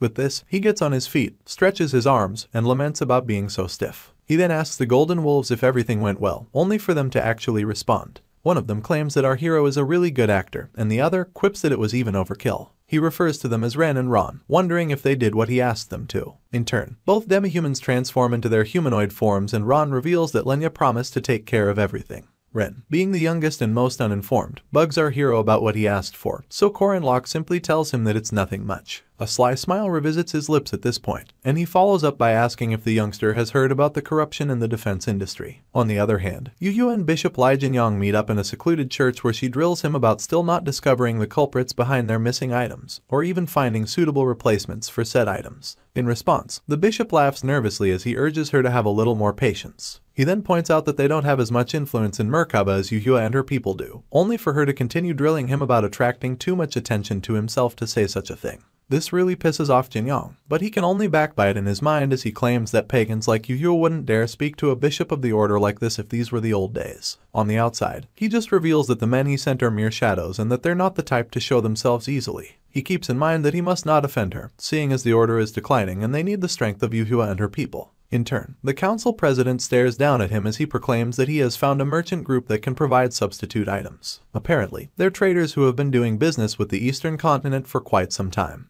He then declares that these same merchants will deliver the necessary items before day's end. Yu would like to know the name of the merchant group, so Bishop Lai reveals that they're called the Mandrake Merchants. The council president is certain that the name sounds familiar and just says it back to herself in a bid to rack her memory. Later on, the public address system goes live in Merkaba as an announcement about the highlight of the festival comes through. Apparently, it's already time for the final round of the group match and everyone is wondering who will emerge as the winner. At the same time, Professor Kang Ryan secretly meets up with the Mandrake merchants and asks for the supposed item. The moment they show it to him, he comments on how good it is, adding that Huron is also in good condition. Through all of this, our girl refuses to let go of the piece of jujube wood that Corin gave to her. Soon enough, an announcement comes through, inviting the finalists into the arena. The crowd cannot contain their excitement and it's evident in the way they stand up and cheer on the players. Group Head and Hip led by Kang Yu make their entry first, followed shortly by Group A led by Mariette. As for Group D, the announcer proclaims that they have a disqualified member, adding that the match will mostly not hold because Corin,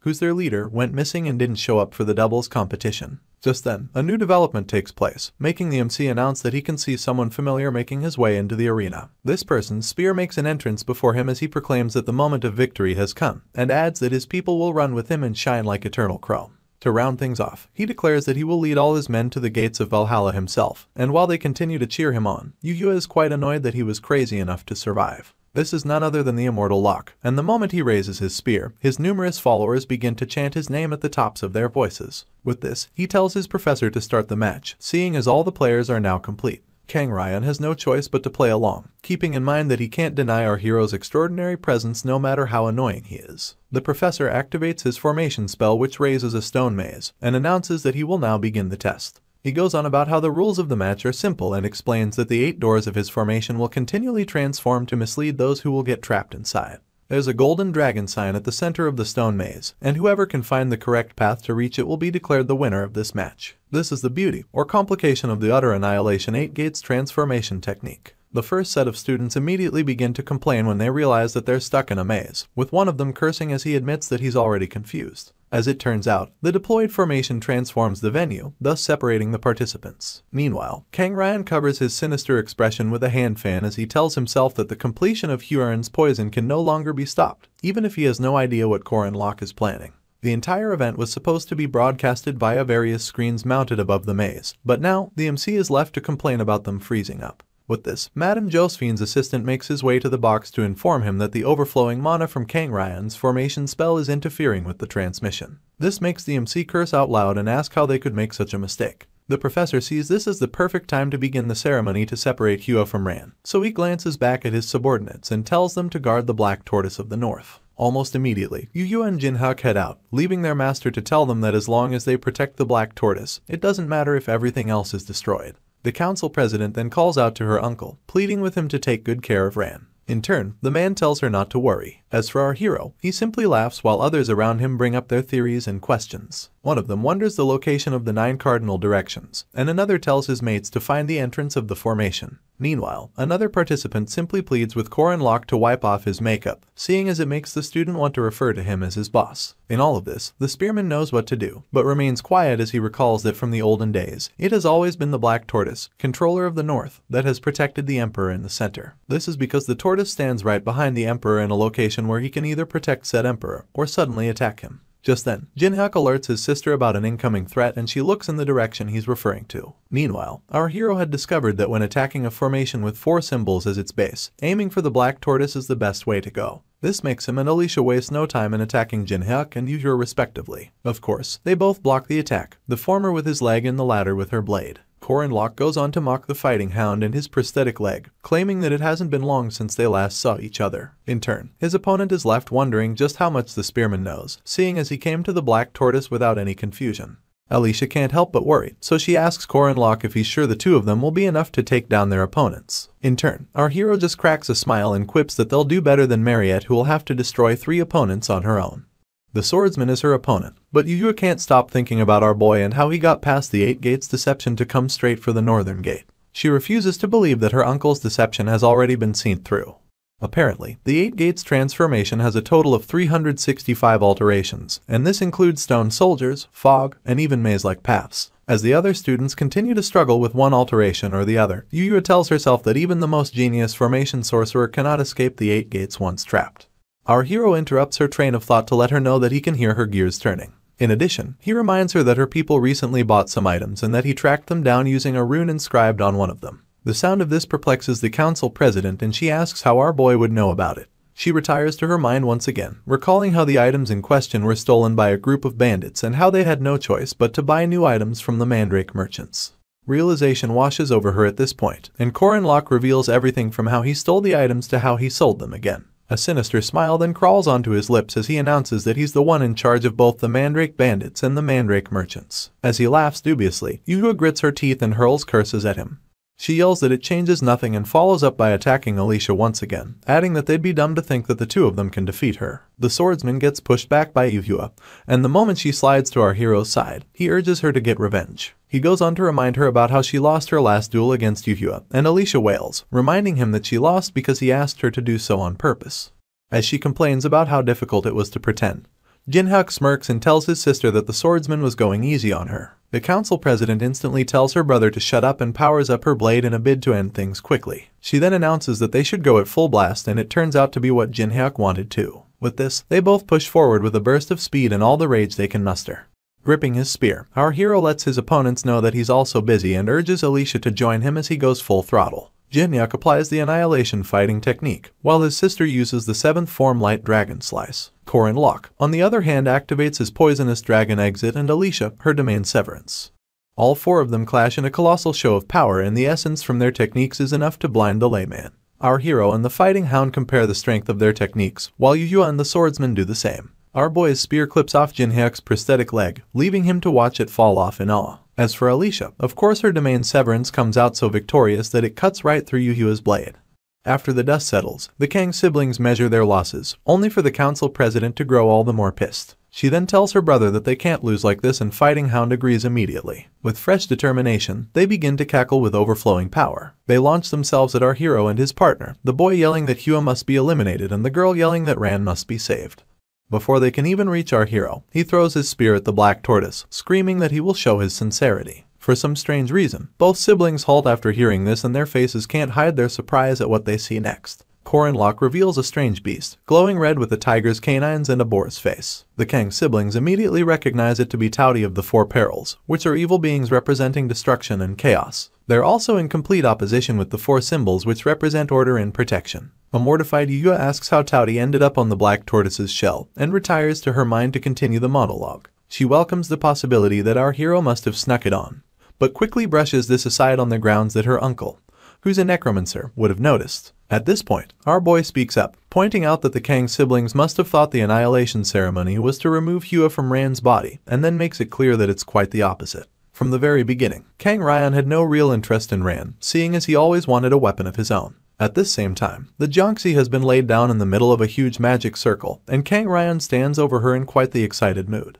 Playfully, he tells Ran not to hate him too much, smiling as he adds that small sacrifices must be made for the greater good. It's now abundantly clear that what he wanted was always Hua, and the ceremony being held at the moment is meant to destroy Ran forever, leaving Hua in total control of the body. It's been 3 years since Kang Yu turned his daughter into an abomination, But every minute since she was created, Kang Ryan has been mesmerized by her power. His brother never knew that control of Hua would come into his hands eventually, seeing as all he wanted to do was to save his daughter. Sadly, he ended up being accused as the main culprit for the Moonlight Castle tragedy, and his limbs got torn apart by the Imperial Army. Of course, Kang Ryan found joy in this, given that his brother took the brunt of his role as the main culprit in the tragedy. Not to mention the part about creating a monster like Hua, the Heavenly Yaksha. The only thing he didn't foresee was Kang Yu pleading with the chairman of Merkaba Academy to take care of Huron. This was beyond the influence of the immortal Taoist despite him being the best formation sorcerer and Boreame's senior professor. This was because Merkaba was in another continent entirely. The professor went into despair after Huron was taken away, and this was when he came face to face with a figure from 80 years ago.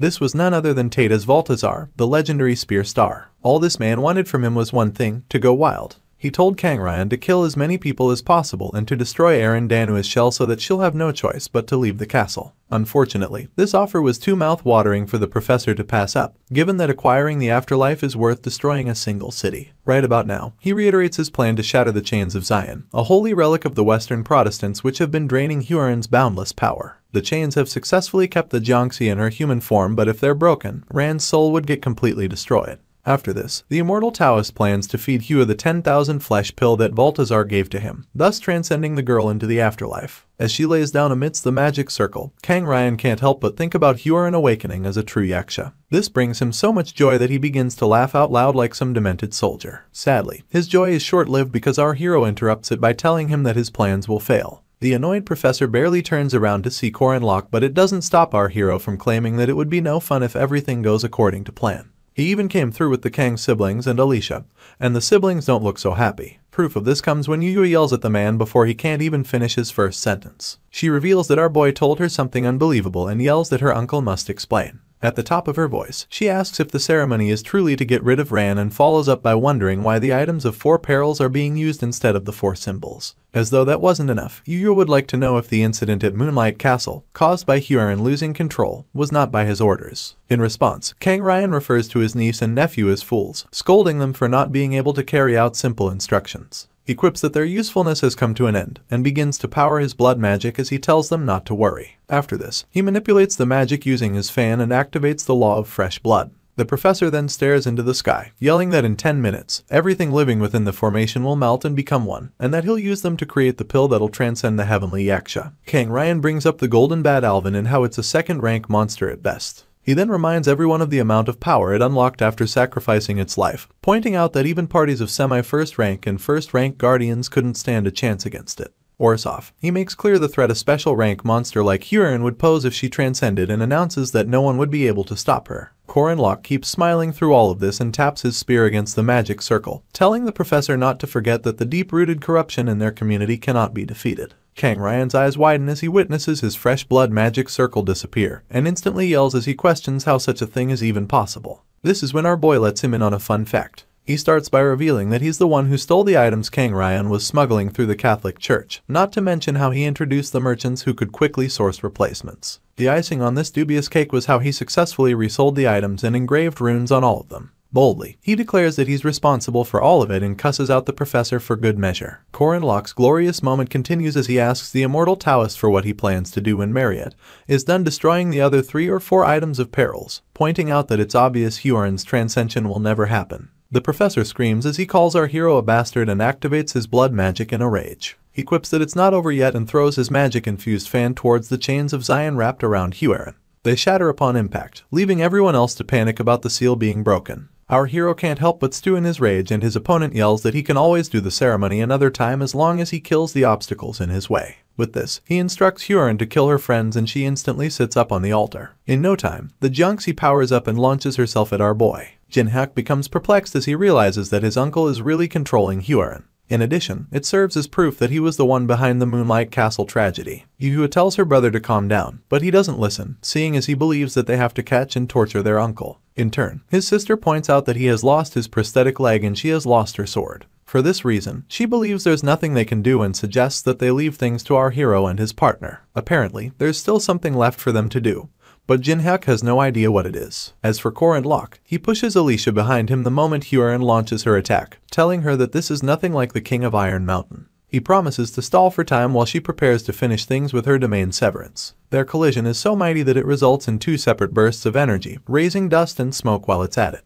The swordsman is transfixed by this sight, so much so that she forgets she has to prepare her domain severance. Our hero is nothing short of magnificent, seeing as he is enveloped by a fiery essence courtesy of the status amplification that accompanies one of his sworn commandments. On top of this, he maxes out his aura core, thus granting him the ability to breach the atmosphere just like a meteor would. Still in awe, Alicia admits to herself that she wouldn't last 30 seconds if she went up against Corin in his current state. She welcomes the possibility that no human could stand a chance against him right now. Unfortunately, the swordsman was completely wrong. For Huron, what seemed like a meteor to others felt like a simple full-body sauna. She easily clashes with our hero and proves herself to be a woeful opponent within the first minute and 20 seconds. It takes everything in Corin to keep up with her, and even though he burned everything in a fierce attack, Huron doesn't even flinch. Instead, she summons a ball of energy within her palm and calls it the demonic Kai, poisonous claw. The moment she unleashes it, an outburst of energy follows, leaving our hero no choice but to jump to his left as he dodges. Alicia, who had been looking from the outskirts, yells out our boy's name for fear of him getting hit. He doesn't know this, so Huron's leg drops with immense force, kicking the hell out of our hero on its way down. The impact sends him flying in the distance and crashing into the wall nearby. He tells himself that he has to do better, given that everything about his opponent is on a different level. Struggling to catch his breath, our boy admits that keeping up with Huron's movement alone is destroying his body from the inside out. Sadly, this doesn't buy him a break from the Jiangxi, and as he looks up, he can see her covering the distance between them, her essence rage red. Corin instantly curses under his breath as he realizes that he has reached his limit. Worse off, his regeneration has worn out and he stands the chance of being wiped out by this next hit. Upon covering the distance, Huron leaps into the air with her hand balled into a fist and her relentless prey well in sight.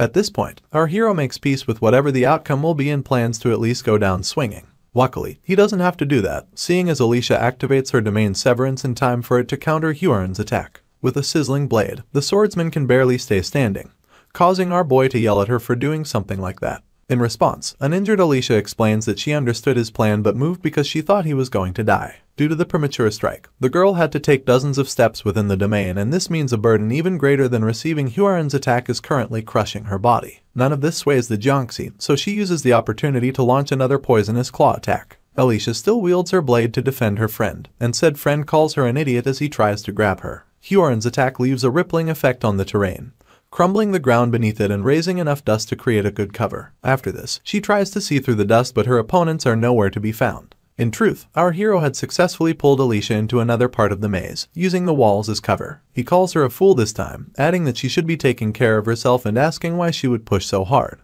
Now resting on our boy's body, she admits that her body moved first. He instructs her to open her mouth, so the swordsman obeys without even looking. In turn, Corin feeds her the special elixir made from Mariette's blood, seeing as she'll either be paralyzed or die from blood loss if he doesn't heal her immediately. With the little strength she can muster, the swordsman admits to thinking she was going to die, thus pushing our hero to silence. The initial plan was to wait until Mariette took out the 4 items of perils, thus creating a brief opening for Alicia to use her domain severance. She would deal 100% penetration damage to the enemy and our boy would follow up by revealing his trump card. This has been the plan since he returned from Nezria, but 2 variables changed everything. The first was the undoing of Huron's seal, which revealed her unimaginable strength, and the second was Alicia getting injured just because she wanted in order to save him. Despite handling the immediate crisis, the swordsman can no longer fight because she took dozens of steps within the domain. Corin exhales loudly as he wonders if he can hold out until Mariette is done. It's at this point that his friend apologizes, and while she struggles to even out her breathing, our boy realizes that there's no way he can blame her for breaking the plan.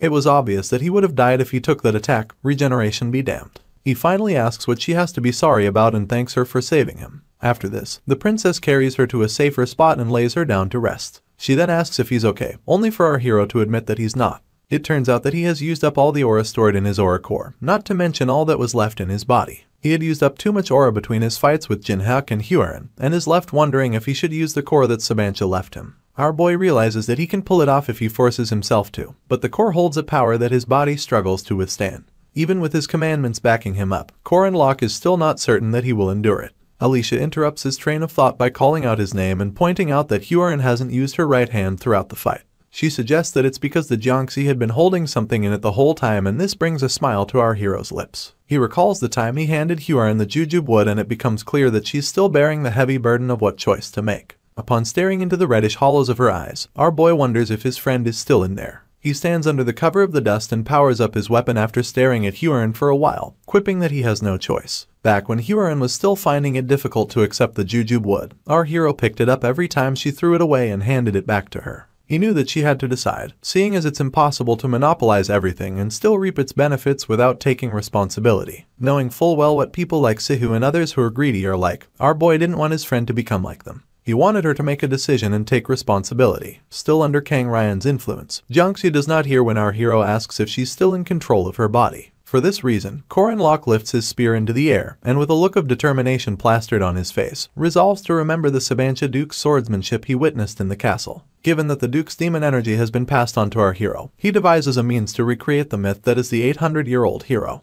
Dark energy begins to surround him, from the tip of his spear to the soles of his feet, rhetorically asking the Jiangxi if she waited a long time. Hyorin doesn't utter a word in response. Instead, she balls her left hand into a fist, ready for a fight. With this, our boy activates Black Mystery technique from the first demonic spear and outs it up against Hyorin's demonic Kai. Both parties collide in a beautiful explosion of pure power, pulling chunks of the earth apart just from the impact. The collision between the power of a heavenly Yaksha and Sabancha Duke proves to even out each other, causing Kang Ryan's jaw to drop as he refuses to believe his eyes. He wonders how someone like our boy is even capable of holding his own against a heavenly Yaksha, and then yells at Hyorin to kill him. Upon hearing this, she readies her fist, radiating with an aura of about a husband, and to counter this, our hero prepares his demonic spear ominous serpent technique, backing it up with 1,000 aura as well. You see, even though the Jiangxi possesses 100,000 aura, each attack can only bear 1,000. For this reason, Corin believes he can face Hyorin if he can just offset her attack using the same amount of power. He manages to strike back and a fierce battle ensues. With each counter our hero puts forth, he can feel his breaking in real time.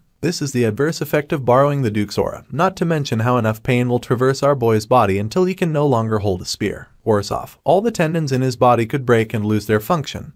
But none of this sways his mind from facing off against Hyorin. With a bloodied face, he tells himself that he can't stop and catches a glimpse of the Jiangxi still holding onto the jujube wood. It's accompanied by an incoming punch, but our boy takes it as a gesture. He proceeds to power up to the max, unleashing his 8 trigrams extreme fist. This grants him the ability to block Hyorin's punch, so she switches to her leg in an attempt to kick him like she did before. Fortunately, our boy is strong enough to block it without moving an inch this time. There's barely any distance between him and his shocked opponent, so he sets up for the ultimate move by planting his right foot like Mount Tai and pulling his balled fist back like a javelin. Kang Ryan's jaw can't seem to close after witnessing this display of power, but Corin simply resumes his preparations. He takes a half-step movement as he sinks his consciousness, breathing, and muscles into a single fissure that will only be allowed once. Hyorin sees it coming but can't avoid it because our hero doesn't miss his moment. He merges the 8 trigrams extreme fists with primordial palm and sinks an unbelievable punch into the Jiangxi's gut. The after effects alone send waves of wind all around the area, forcing Hyorin to slide a few ways backwards. Sadly, our boy's body gives in at this point, so he gets on all fours as he struggles to catch his breath. The Jiangxi is the most surprised, seeing as she coughs up blood for the first time in a fight.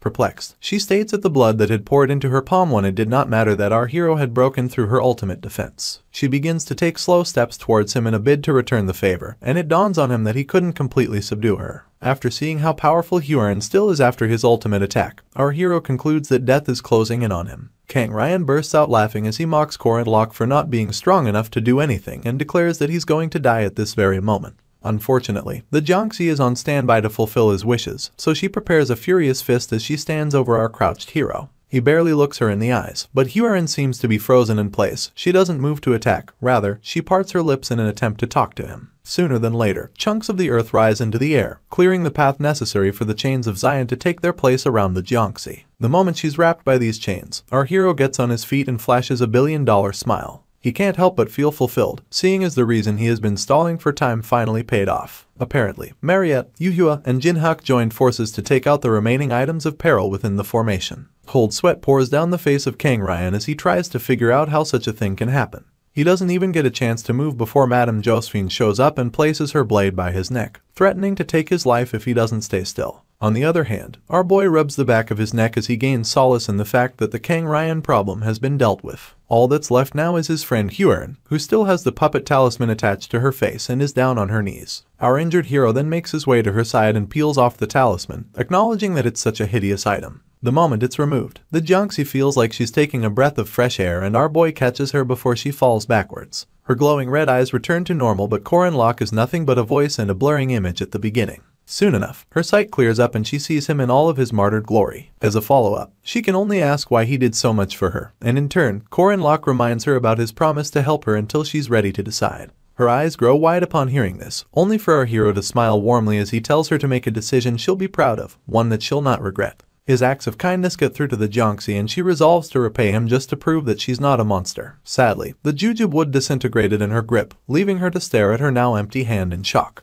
All that's left of the wood is its dust, so Huron begins to panic as she wonders what to do now. It feels meaningless to her now, given that the result must not be what she wants even if she makes a decision. The only thing she's certain of is the fact that she wants to repay Corin Locke's trust in her. None of the shenanigans changes our boy's mind though. He just teases his friend for being strong enough to turn jujube wood to dust and quips that there are many other methods. After this, he falls into her embrace and thanks her for repaying his trust. In turn, Huron announces that she's a monster who hurt him, not to mention how she killed people and even stole Rand's body. She then asks if there's a way for her to be forgiven for all her sins. Still smiling warmly, our hero quips that he's not sure, and then pulls her closer to himself as he tells her that they should find out together. This pushes the Jiangxi to uncontrollable tears and she just remains in his embrace. After Kang Ryan's transcension ceremony failed, he was thrown into a dungeon with his hands bound. Master Arandanua and Madame Josephine already had plans to handle the aftermath of the professor's actions. They plan to cover everything up, and if this works out, it'll save everyone, including Huron, a lot of trouble. If news got out about Kang Ryan, a professor of Boreme, causing such a ruckus, it would raise many eyebrows. In addition, the transcension ceremony which involved Huron would draw more attention to her if people heard about it.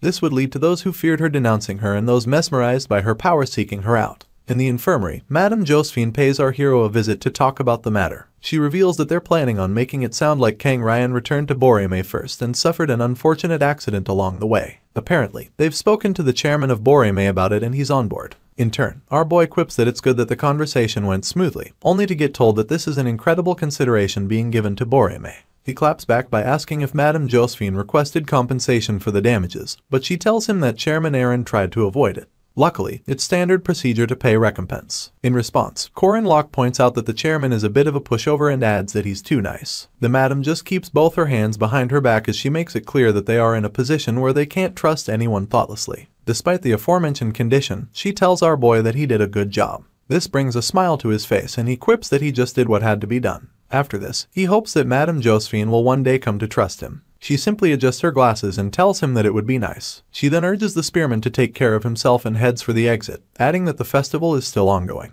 She shuts the door behind her, but a hand pops out to stop it from closing all the way. The hand belongs to a very excited Mariette who wastes no time calling out to our hero and throwing herself on him. Afterwards, she bombards him with questions about his well-being, wanting to know if he's okay and whether he's hurting anywhere. She notices that he lost his fingernails and can't help but ask more questions. In turn, our boy reveals that he was wondering why his hands felt empty beneath the bandages. Mariette begins to spiral as she scolds Corin Locke for always pushing himself too far and getting hospitalized afterwards. Our hero gets surprised when he takes a look at Mariette and asks why she's crying, adding that it's hurting his heart. She wipes her own tears and reveals that she's crying so he can feel hurt. In turn, our boy asks if she's sure she's not hurt anywhere, pointing out that she had to take out all those stone soldiers and items by herself. Mariette then reminds him that Yuhua and Jinhak helped break one of them. This proves to Corin Locke that they left for that reason, and he keeps in mind that they're the reason why he wasn't too late and barely survived. The vampire is a bit pissed at his point of view, so our hero tells her not to be like that and points out that the siblings are not bad people at heart. He sees them as being in a difficult situation, seeing as Jinhak just wanted to avenge his family and Yuhua only wanted her cousin back.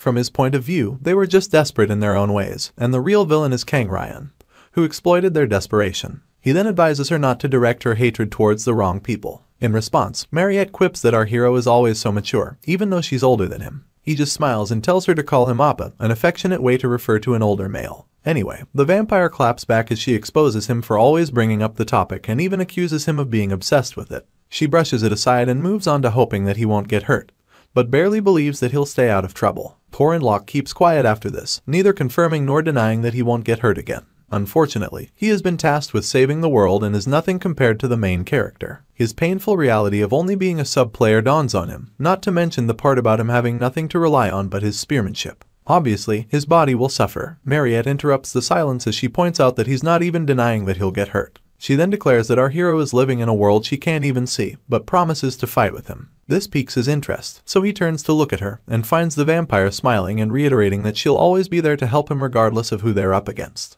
Her words are so soothing to our boy's ears that he admits how grateful he is. Our hero resolves to face those with evil desires and mistaken beliefs, and all the great enemies who seek to destroy the world, enemies like Tata's Voltazar. He realizes that the only way to take these people down is with the help of others, so he and Mariette fist bump as they agree to do it together. After this, the vampire reveals that she's going to apply as a guardian earlier than usual, and when asked why, she explains that harvest day is close, and the holidays are fast approaching. There's a possibility of everyone being on break if she doesn't do it now, so our boy just thanks her for her foresight. In turn, she reveals that she's going to apply as the vice leader and our boy will be the leader. Mariette asks him if he has anyone else in mind, so the spearman lifts his hand to his chin as he mulls things over. Just then, a weak voice calls out to him from behind the vampire, and they soon realize that it belongs to Alicia. They welcome her, but it's just unfortunate that the swordsman had to be rolled in on a wheelchair, thanks to all the bandaging her body had to undergo. Corin can't help but point out that she looks like a mummy, and Alicia immediately asks whose fault that is. This reminds our boy of the time she faced off against Huron for his sake, and he proceeds to apologize. After this, he flashes her a big smile and thanks her for all her help. The swordsman falls shy and quickly averts her gaze as she accepts his thanks. As a result of Mariette's elixir, Alicia's bones are intact, but even with the best medical care, she needs an estimated 2 weeks of rest. With 1 week left until the end of the festival, it's obvious that she won't make it to the campfire at the closing ceremony. Corin announces that he'll be getting discharged soon and urges her to rest some more before leaving. Tears pour down the swordsman's face as she quips that she really wanted to go to the campfire, leaving our boy to encourage her with the incoming winter ball. She brushes this aside on the grounds that they're not the same, and our hero grows silent as he admits to himself that she's speaking the truth. His hand returns to his chin as he recalls the many experiences from his past life and realizes that this would be the first time Alicia actually made it this far in the game. For this reason, he tells her that he'll buy her a Jeskier dress for the winter ball, and this causes Mariette to stew in her rage. Meanwhile, Alicia seems really excited, seeing as Jeskier is a really expensive luxury brand. In addition, the spearman brags about having a lot of money and tells her to just say the word about whatever she wants. He tries to get her to call him Appa, but Alicia just tells him to shut up and points out that they're the same age. She then segues into talk of the inn, asking if he earned a lot of money. In response, our hero chuckles and reveals that he earned enough to buy his favorite investor a dress. This pushes Mariette over the edge, and she calls out to him with bloodshot eyes, reminding him that she asked about the identities of other members of the Guardians. Corin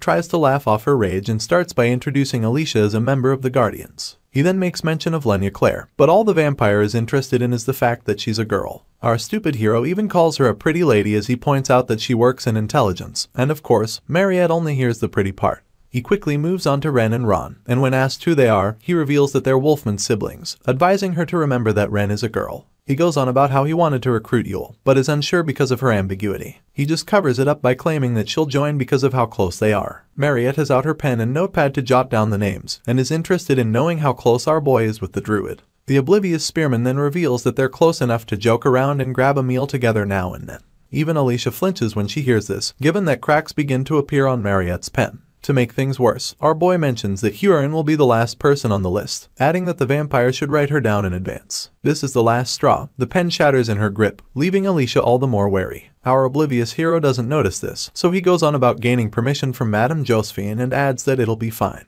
It's at this point that he realizes something is off with the vampire. He cuts off his sentence to call out her name, only to be mortified when she looks him in the eyes. Mariette asks him if he wants her to lose her mind and pastes this ominous expression on her face that would keep children awake for days. On the other hand, there's the Huron situation. So many people fear her, with many more being wary of her, and others blaming her. They wish that she never should have been born and stoned her as they called her a monster. The Junxi can't help but remember how Corin was injured because of her and compares it to the time she hurt all those people at the Moonlight Castle. Her mind replays an image of our hero promising to help her until she can decide. But she can't stop thinking that her strength is all she's worth. It was her excuse for holding on to Rand's body after pushing the original owner aside, and is why she thinks she can't depend on anyone for help. War memories of our boy flood her mind, from how he promised to help her, to the time he urged her to make a decision she won't regret. They had promised to figure things out together, but Huron finds herself wondering what she's supposed to do now. She grips her chest as she admits that the warmth she feels hurts, not to mention how Corin's care and concern felt like a sharp knife. The Junxi then claims to hate him, telling herself that he makes her hurt. You see, Kira has always been alone and had only lived a life of being used. This is why she never allowed anyone inside her walls, but now, things seem to have changed. While she's sitting alone in her room, someone pushes aside the curtains to her window as he says hey to her. It turns out to be Corin, and he just leans on the window pane as she points out that he's better. He asks if she was worried and the Junxi instantly replies in the negative. Before our boy can finish his next statement, she tells him to hurry up, leaving him quite confused. In turn, she glances at him via the side of her eye and asks if there's another way to change back to Ran. Our hero stares at the ground and then reaches out to touch her as he acknowledges her kindness. She grabs his hand midair, telling him to wait and pointing out that she would like to eat some fish. Hua can't stop shaking and it dawns on our hero that she must be scared. For this reason, he pats her head and encourages her as the sunlight filters into the room, promising to buy her some fish after the procedure is done. With this, they both step outside and Hua remains afloat to give Corin a chance to work his magic. He brings forth his spear and the Jiangxi takes a nervous gulp of her own saliva. It turns out that our boy plans to use the Death God's orb, capable of always hitting its mark, separating body and spirit, and ignoring any defense power. It would be most effective in the hands of the Soul Reaper, but when a human uses it, its accuracy rate drops significantly, making it practically useless. Our hero discovers a workaround, given that if he throws it on the basis that he cannot perceive spirits, the accuracy rate will be 0. As expected, the spear deflects off of Hua's body and gets stuck in the ground below her. This is where the faulty festival mana stones come into play. Although the Jiangxi seems worried, our hero tells her to calm down and reveals that he'll use some magic. You see, these faulty mana stones were made in such a way that their accuracy rate decreases the more their diffusion range increases, thus making it difficult to win the minigames. As per this system, it has a maximum range of 100 meters, and a minimum of a meter when the accuracy rate is low. Our hero discovers that he can exponentially increase the diffusion range if he uses it, seeing as he has an accuracy rate of 0. This would mean he hit the jackpot. At this point, the effects of the Death God's orb diffuses through an infinite range, ignoring the fact that our hero cannot perceive spirits. Hurin gets caught in this range and the orb activates, registering as an attack from the Mana Stone, rather than one from Corin. Her eyes roll into the back of her head as the orb gets to separating both parties, and soon enough our hero realizes that she'll fall. This pushes him to rush to the spot beneath her, and luckily, he makes it in time to catch the Jiangxi. Afterwards, he opens up about inserting a bit of mana and asks her how she's feeling. In turn, her eyes flutter open and she bids our hero hello. Her eyes then turn blue, and a quaint smile graces her face, but the weirdest thing remains her calling Corin Appa. As Ran calls him Appa, our boy remembers all the other times people didn't want to do it, from how Mary had accused him of being obsessed down to Alicia telling him that they're the same age. He even remembers being called an uncle, so he bursts into tears as he acknowledges that he has finally escaped such a title. He then announces that Ran has the best first impression ever. As he puts her down, she asks if he's really liking it, only for our hero to claim that he's been told he looks older. In turn, she reiterates that it makes sense, since he always seemed like he wanted Hua to call him Appa. This helps our boy realize that she has been watching everything despite being trapped in her own body for 3 years. Ran gets to dust herself off and Corin takes the chance to ask if she doesn't hate Hua for stealing her body for that long. She stays quiet at first, only to suddenly scream excitedly as she realizes that she can run. She draws our boy's attention to it and lets him know that it's her first time running since she got sick. In addition, she feels like it's all thanks to Hua and all the energy the Jiangxi has accumulated in their body. Our hero gets worried, so he yells at her that she's not used to her body yet, and urges her not to overdo it. In turn, she breaks into a tale of how she initially resented Hua and even screamed at her to give their body back. Unfortunately, her voice never reached Jiangxi. She goes on about how Hua would talk to herself, not because she was turning away from Ran, but because she was trying to deal with her own guilt. Ran squats to dip her finger in a puddle of water and explains that she understands how hard it is to win against that sort of fear and anxiety. They did share a body after all. The girl then announces that she doesn't hate Hua anymore, seeing as the Jiangxi was brave enough to return her body. Our hero sees this as admittance and forgiveness, and acknowledges that the same girl, who had her body stolen from her for 3 years, has easily pulled Hua in for an embrace. For this reason, he smiles and points out that she's quite mature and Ran easily agrees, adding that she may have stopped at age 14. But Hua is just 3. This way, she gets to have the younger sister she always wanted. Corin thinks to himself that they're basically sisters who share the same body. Ran interrupts his thoughts as she asks if he'll save her just like he did last time, and our hero quips that all she has to do is say the word. Her cheeks stain red and she quips that she thought as much, adding that she finds it cool. With this, she calls out to him abruptly, making him tilt his head in response. She then tells him that she also likes sushi and covers the distance as she explains that she and Hua have the same taste in everything.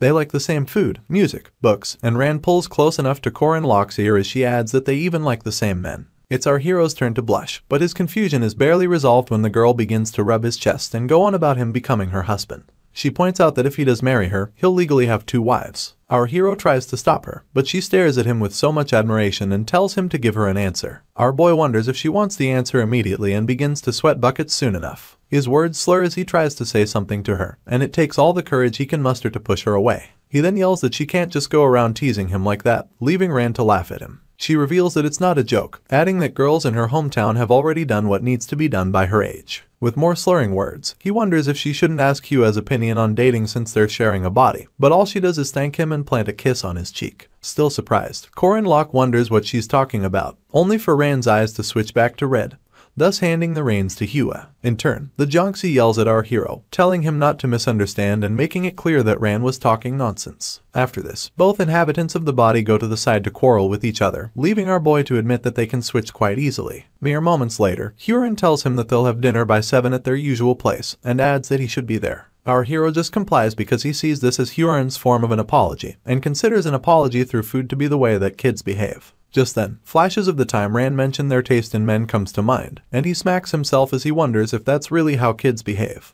In the middle of nowhere, the leader of a charged squad and his men lay defeated on the floor. He can't help but complain about how screwed he is, seeing as he failed the mission given to him by Lai Jinyang and the Catholic Church. He goes on about how the incredible amount of money the church has invested into the Merkaba festival, and how he thought they would be able to take down the Protestant princess by the end of everything. Unfortunately, it was a total failure. For this reason, the leader wonders who the guy with the spear was, and shows he knew all of their plans ahead of time. The leader had only gathered 100 cross-charged squad members per Lai Jinyang's orders and led them through the 100-year-old tunnel they now lay defeated in. The plan was to induce Huron's anger, so they took the incredible risk. Sadly, the spearmen interfered and ruined everything. Corin had blocked them with a smile plastered on his lips, telling them that they should have sent the chapel knights of the church was really going to risk it all. In turn, the leader yelled at him, pointing and asking for the kind of backing our hero has to be acting like he's invincible. Just as he's threatening Corin about not surviving after his stunt, our boy hit him and all his teammates square in their faces with the blunt part of his spear. Instantly, the cross squad member fell to the ground, joining the rest of his team. Madame Josephine then pointed out that she could have handled him, only for our hero to summon his spear and quip that he wanted to try out a new technique. The sorceress wondered if he was talking about the singular attack that took out the entire team and didn't wait for a response before announcing that he did some good work despite not being in perfect health. With this, she turned around and declared that they would take care of arresting the squad. Just then, Corin pointed at her and warned her to take out the suicide-use poison capsules in their right molars in advance. She stayed quiet, but her mind was riddled with questions about whether he knew there was a 100-year-old underground invasion route set up by the Catholic Church, or even why he asked her to keep an eye on the church in the first place. The sorceress just brushed this aside for the meantime, glad that our hero was her ally as she went about restraining the soldiers. Back to the present, beautiful rays of sunlight lace the ever-beautiful Merkaba sky, spilling onto their tall buildings while they're at it. In one of the rooms, Huron lays awake in bed. Given that she was someone born with strength and a body that can't be injured by anything, her vital functions were programmed to be slower than others. In other words, she's lazy as hell. Proof of this is her twirling side to side in bed even though it's past the time to start her day. At this point, Rand speaks up, telling her that they should get up. But the Jiangxi just shuts her ears with her palms and tells her to shut up. In response, Rand scolds her for talking to her older sister like that and urges her to get them some food. This still doesn't motivate Hua, but she hears some snoring emanating from a distance, so she sits up in bed. Soon enough, her curiosity gets the best of her, so she gets up, making sure to let Rand know that she's not the reason. She then makes her way down some stairs as she notices Corin sleeping like a log in the middle of the living room. Hua wonders why that is so, but Rand is just happy to see her appa. For this reason, she pushes the Jiangxi to wake him up, but she asks why would do that. In turn, Rand explains that our boy's mouth will get twisted if he sleeps like that. She then hurries Hua along until she begins to poke the spearman's face. While this is going on, Rand asks her double if she likes Corin, only for Hua to claim that she doesn't know. She goes on about how our boy does as he pleases, doing things for her that she didn't ask him for. Basically, she doesn't understand him. Drawing from this, Rand asks if the Jiangxi hates our hero, and Hua quips that she doesn't. The former then inquires if she likes him, only to be told the exact opposite. Despite all the poking, our boy continues his slumber, and soon enough, Mariette shows up, crouching with a smile on her face. She quips that Huron woke up early, so the Jiangxi explains that it was noisy. With this, the vampire summons the Aku and instructs him to lift our hero onto her bed, adding that they can't have Huron not getting her sleep because of Corin. She then walks away, telling the Jiangxi that she can go back to bed if she's still feeling sleepy. In response, Hua mentions the sofa, pointing out that it would be better to leave him there. Mariette keeps up her smile as she points out that there are no blankets on the sofa, so our hero may freeze from the cold. This shuts the Jiangxi up, mostly because the vampire is right, and said vampire goes on about having steamed some potatoes in the kitchen. She urges Huron to eat some before announcing that she'll be eating with Corin. A taunting smile graces her lips as she says this, and she follows up by walking away cheerily, leaving the Jiangxi to wonder what she meant by grouping herself with our hero. Classes continue despite the festival not ending, so the professor stands before her students, telling them how to pull something off using just the materials in their surroundings. Having heard all of this in his past life, the spearman decides to focus on something else, his new triple core and demonic Kai release abilities. He realizes that he has now surpassed the stats that Alicia started the game with, not to mention the new abilities. With his aura core ranking in the lower high, our hero realizes that it's where a normal knight would be upon obtaining their first core. In all of this, he recalls that he's in possession of the core he gained via the Silver Mandrake and the one he gained courtesy of Sabancha Duke. Basically, while others were scrambling to gain one core, Corin Locke already possessed 3. Alicia comes to mind at this point and our boy remembers that she also gained her first core in the course of the last battle. This was as a result of the multiple steps she was forced to take within the domain. In addition, her aura rank had risen from the upper middle she started with to lower high, making it so that she developed half a year faster than she normally should. Moving on, Corin Locke can't hide how excited he is to explore the demonic Kai release, seeing as it draws out his inner power and accumulates it in high pressures. It's obvious that it's an incredible skill, but our boy can only release 20% of it at the moment. His current aura amount is about 8,130, putting 20% at about 1,600. Our hero realizes that this will make for an absurd amount of instantaneous power, but the major problem is that he couldn't get a feel for it when he tried activating the power earlier. Massaging his tempo warily, our boy welcomes the possibility that he'll be able to do something similar to what Sabancha Duke did with his final demonic sword. Doubt creeps in at this moment, making Corin Locke wonder if he'll really be able to split the skies and cut down dragons using only his spear. The voice of the lecturer slowly seeps into our hero's consciousness as she announces that she'll check everyone's notes 5 minutes before the end of the class, and when he realizes this, he begins to panic. Our boy wonders why the professor is doing something she has never done before and deduces that it could be because everyone is dozing off in her class. It turns out that Professor Lorala is the type to keep her friendly demeanor while dealing out punishments such as making everyone clean the classroom. This sounds easy, but said classroom is the exclusive property of the alchemy faculty, so the amount of ingrained sort from various experiments is incredible. Bowing his head, our MC overhears his classmates scurrying around in search of notes to copy from. All this while, he can only think of his initial plan to enjoy the festival after this class is over, but reality trumps fantasy as he hurries to find something to write. He swipes his arm to the right, only to touch a hand much more slender than his. This comes as a surprise to him, seeing as he can only recall Jaeger who's sitting on his left. The moment he lifts his gaze, he realizes that the hand belongs to Huron, so he tries to quickly retrieve his, only to have it snatched back. The Jiangxi goes a bit further as she intertwines her fingers with his, pushing our boy to blush way too much. He instantly recognizes this to be a move only Ran can make, and she wastes no time confirming it. She then flashes a warm smile, asking if he wants to see hers and calling him Appa as the icing on this heartfelt cake. Corin Locke is flustered to say the least. He has no idea if she meant he should look at her notes or something else. In turn, the girl clarifies that it's what she meant, and tells him that he can start from there. She then asks if he'd like to eat lunch together, only for him to instantly agree and claim that he'll get her something delicious. 2 of his classmates sitting behind him begin to gossip. They ask what Corin Locke's problem is and why he's always hanging around Huron. To make things worse, Dyaku is seated right behind these 2 boys, spying on our hero like his life depends on it. Later on, the spearman asks Ran about her double, and she reveals that Hua was dozing off, so she switched them out. In fact, she's certain that the Jiangxi won't wake up for a while. As they walk down the hallway, our boy changes the topic to Jinhaek and Yuhua, asking if Ran met with them. Well, the girl thinks the 2 of them bear quite the responsibility in the most recent incident, and although they were used, Ran finds it ambiguous that they didn't take any responsibility at all. As for Professor Kang Ryan, word came that he will be secretly executed by the royal family. With him gone, Kang Yuhua is now the lord of the Kang family. This comes as a surprise to Corin Locke, so he tries to get some clarity about Yuhua's duties. In response, Ran explains that the new lord will be in charge of everything from small household work to the marriages in the family. This is why Ran got permission to marry him. She presses herself against his chest at this point and looks into his eyes as she calls him her husband. Our boy instantly begins to sweat buckets, and all he can hope for is that Hua wakes up to save him from her double. On the other hand, Mariette is not taking Dyaku's report lightly. She even yells at him to tell her everything that happened from the beginning to the end. Dyaku goes on to bark multiple times, speaking a language only his master can understand, and the vampire who's busy preparing a meal for our hero is all but perplexed. She begins to rationalize things, recalling that she and Corin Locke are not dating and claiming that she's on the reasonable side. Her actions may seem more about food than affection, but she thinks it should be obvious that the amount of times she has done it has a special meaning. Things get worse as Dyaku reveals the marriage conversation between Ran and our hero, adding the part about her calling him Appa and telling him that he'll basically have 2 wives. This infuriates Mariette beyond her own understanding and she ends up breaking the spatula she's cooking with. She then resolves to take special measures to make things work for her. The vampire is left wondering if she should go on with potato farming and diamond mining, or whether she should be bold about our boy. She quickly swipes the last thought away, telling herself that she can't be any bolder than she already is. The dilemma keeps getting to her and flames surround her as a result.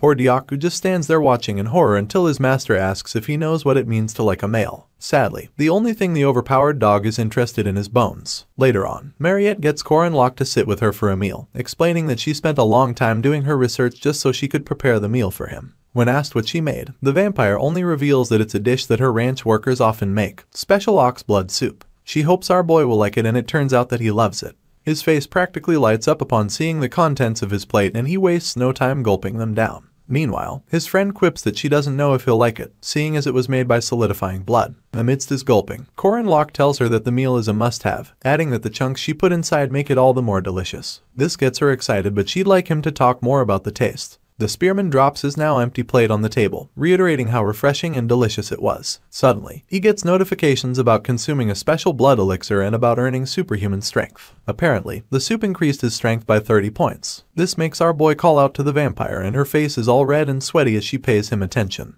In turn, he wonders aloud if she used pigs or cows for the ox blood soup. He hasn't even gotten an answer when another notification pops up about his strength increasing by 200%.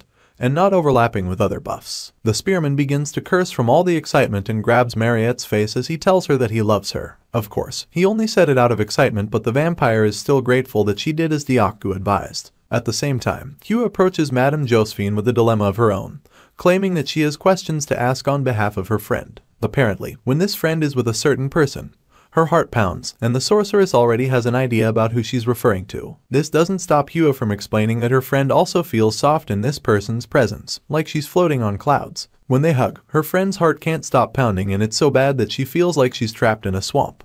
As the girl stares at the ground, it becomes obvious that she came to the sorceress for love advice. Madame Josephine adjusts her glasses on the outside. But on the inside, she admits that Huron is not only a demi-human but also a child experiencing her first love. She's also certain that the mystery person she loves is Corin, the boy with unbelievable luck with women. Seeing as there are no other men Huron comes in contact with, the sorceress concludes that although he's hardworking, he's also a natural-born playboy. It's so bad that reports have come from second-year female students about him being a sly swindler.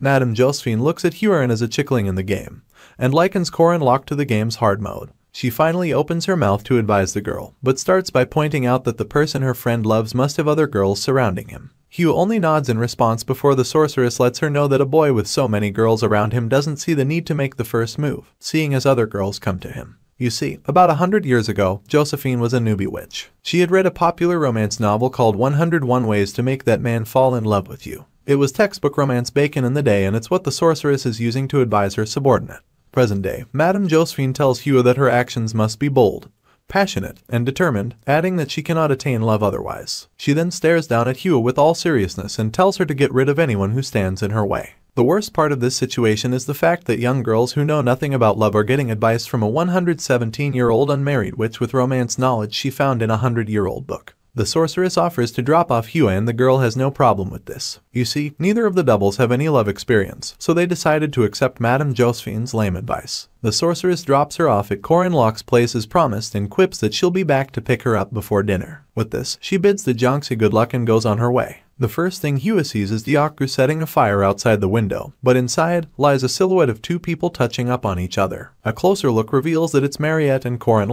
and the vampire pushes his shirt aside as she digs into the veins in his neck. This is their usual arrangement, but Hua doesn't know that, so watching the two of them being that close begins to infuriate her. She balls her fist as thoughts of the spearman run through her mind. Hua was well aware that she wasn't the only one that our hero was kind to, seeing as his kindness also spread to the vampire girl. The Jonxie grips her chest because despite this knowledge, seeing it still hurts. She began to feel like she was arrogant for thinking she was special, and the more she looked at the two of them going at it, the more her heart ached. While still sucking on Corin's neck, Mariette averts her gaze at Hua and playfully licks her bite marks. The Jonxie concludes that the vampire's gaze is not just one between a senior and a junior, but she can't seem to look away. It's at this point that Rand pops up again, telling her double to leave everything else to her. She takes control of their body and promises to get rid of those that get in their way. Later on, a bunch of students sit around for a meal and Alicia stuffs her mouth with way too much food. She tries the chocolate mousse and instantly screams that it's no joke. Others at the table include Lark, Jaeger, Mariette, Ran, and of course, our main character who expects that the swordsman had the chocolate mousse in the east. In response, she cracks a wide smile and clarifies that they basically live in the countryside. Worse off, her neighborhood didn't have a dessert store, so they had to make it themselves in the kitchen. Our hero just smiles on the outside, but on the inside, he can't help but wonder how remote Alicia's home could be. He had gone to the east a couple of times for quests, but they didn't have anything to do with the main scenario. Now, he just came to rest in preparation for the upcoming break and had stopped by the restaurant to have some dessert. Unfortunately, the swordsman, Lark, and Jaeger all met him on his way to the restaurant, and Ran and Mariette followed him out. He never expected this many people though. Just then, the vampire calls out to him in hopes of getting him to try out her cake. But before she can get the sentence out, Ran cuts her off and offers Corin her crepe instead. Our hero absent-mindedly goes for the crepe and then turns to ask what Mariette was talking about. She quietly drops her cake and claims that it was nothing, only for Ran to ask her for some of the strawberry cake. This takes the vampire by surprise, but because of our boy's presence she agrees to share her cake. Things take a heated turn as Ran claims that she can't reach the cake and asks our hero to get it for her. As usual, Corin is oblivious to the plot and digs a fork into Mariette's cake while she's frowning like she has some bowel discomfort. The Junxie goes a step further as she opens her mouth for our boy to feed her, and the only thing he does is mock her for still being a kid. Before he can feed it to her, Mariette slams the rest of the cake on her face, surprising everyone else in the process. She passive-aggressively asks Ran if the cake is tasty, faking a smile as she adds that it's pretty famous around these parts. The Junxie doesn't react badly. Instead, she claims that the cake is indeed delicious and refers to Mariette as Unnai, meaning big sister. In turn, the vampire asks Ran if she wants more cake, calling her Dongxing while she's at it. That means younger sister. The tension begins to get to our hero and he's left wondering why the atmosphere is suddenly so scary. This doesn't do anything to dial it down, so Ran attacks Mariette's potato farm, asking if they're cakes. Her fake smile is right on point, even as the vampire tells her that potatoes can be baked after putting them in a pan. Ran thinks it's a bit tricky to call it a cake, and the passive aggression continues as Mariette points out that if you call it a cake, it is a cake. She segues into asking if the Junxie wants more strawberry, only to get a negative answer. Even Jaeger can tell that something is terribly wrong, but he only speaks to Corin using his eyes. He asks if our hero did anything wrong, and the sweating spearman signals that he doesn't know, adding how scary he finds the situation. After this, he stands to his feet, clears his throat, and claims that he needs to use the little boy's room. Lark and Jaeger instantly take this opportunity to also excuse themselves. As the three of them walk away, our hero asks if the two girls had a fight, only for Jaeger to blame him for everything. Lark supports this notion and they all abandon Alicia in the middle of the tension. The poor girl pretends to be eating as she overhears Mariette and Ran mocking each other's hometowns. It's obvious that their smiles are fake, so the swordsman keeps her face buried in her plate. Just then, the vampire brags about Corin following her home this winter, adding that our boy needs to wash away his fatigue in one of her hot spring inns. In response, Ran brags about wanting to invite him to visit the Xian Chapel, seeing as he can be blessed by the saintess if he comes there rather than going to a musty-smelling hot spring. Alicia nervously interrupts them, asking if they've not heard that Corin plans to visit her place this time. While our hero and his buddies are taking a leak, both girls scream in unison. The spearman then looks back in surprise, sensing a powerful killing intent. Shaking like crazy, Alicia manages to drop her tin cup on the table, stuttering as she confesses to the two fuming ladies that Corin had business in the east and wanted to go see an eclipse with her. They glare daggers at her as she tries to find out if they didn't know before now. They continue to drill her for answers so loudly that our hero's attention is drawn from the loo. You see, a few days ago, Yule had approached Corin with news about a spirit arriving from the eastern forest, leaving him curious about why it would come from such a far place. Despite the fact that druids are accepted wholly by these spirits and even move with them, it still seems weird for one of them to make such a long trip. Apparently, it's because an item RMC had been searching for has come to light and has been found in the possession of Uskias of Findias, a druid. Klausolas is one of the 4 great secret treasures hidden in a land protected by Uskias. These secret treasures are practically unobtainable in the game and are tactically retrieved by Tata's Valtazar and his minions. Sadly, not even Park Sihu could get rid of Valtazar, talk less of our hero who died time after time trying to do the same. He desperately liked to weaken the enemy, so he hoped he could get a hold of one of these secret treasures that were supposed to go to Valtazar and his minions. Usually, our hero wouldn't have any idea where to look, but the situation changed after he got a reward for defeating Firmak Damon. As a result, he acquired Findias' son, a map to the 4 treasures. Every other knowledge he acquired transferred directly to his mind, but the solar eclipse stood out. You see, Corin discovered that he could attain Klausolas when the sun's power is at its weakest. Judging from his past life, our boy recalls that a solar eclipse will occur on the 8th of February the following year. Luckily, it'll coincide with their spring break. Referring to the druid, our hero asks if both Uskias and Findias are on the east side of the kingdom, only for her to correct him. Apparently, they lie in the territory of the Beast King just past the border. Despite its hidden location, Corin always believed that Yule could figure it out now that she's grown stronger.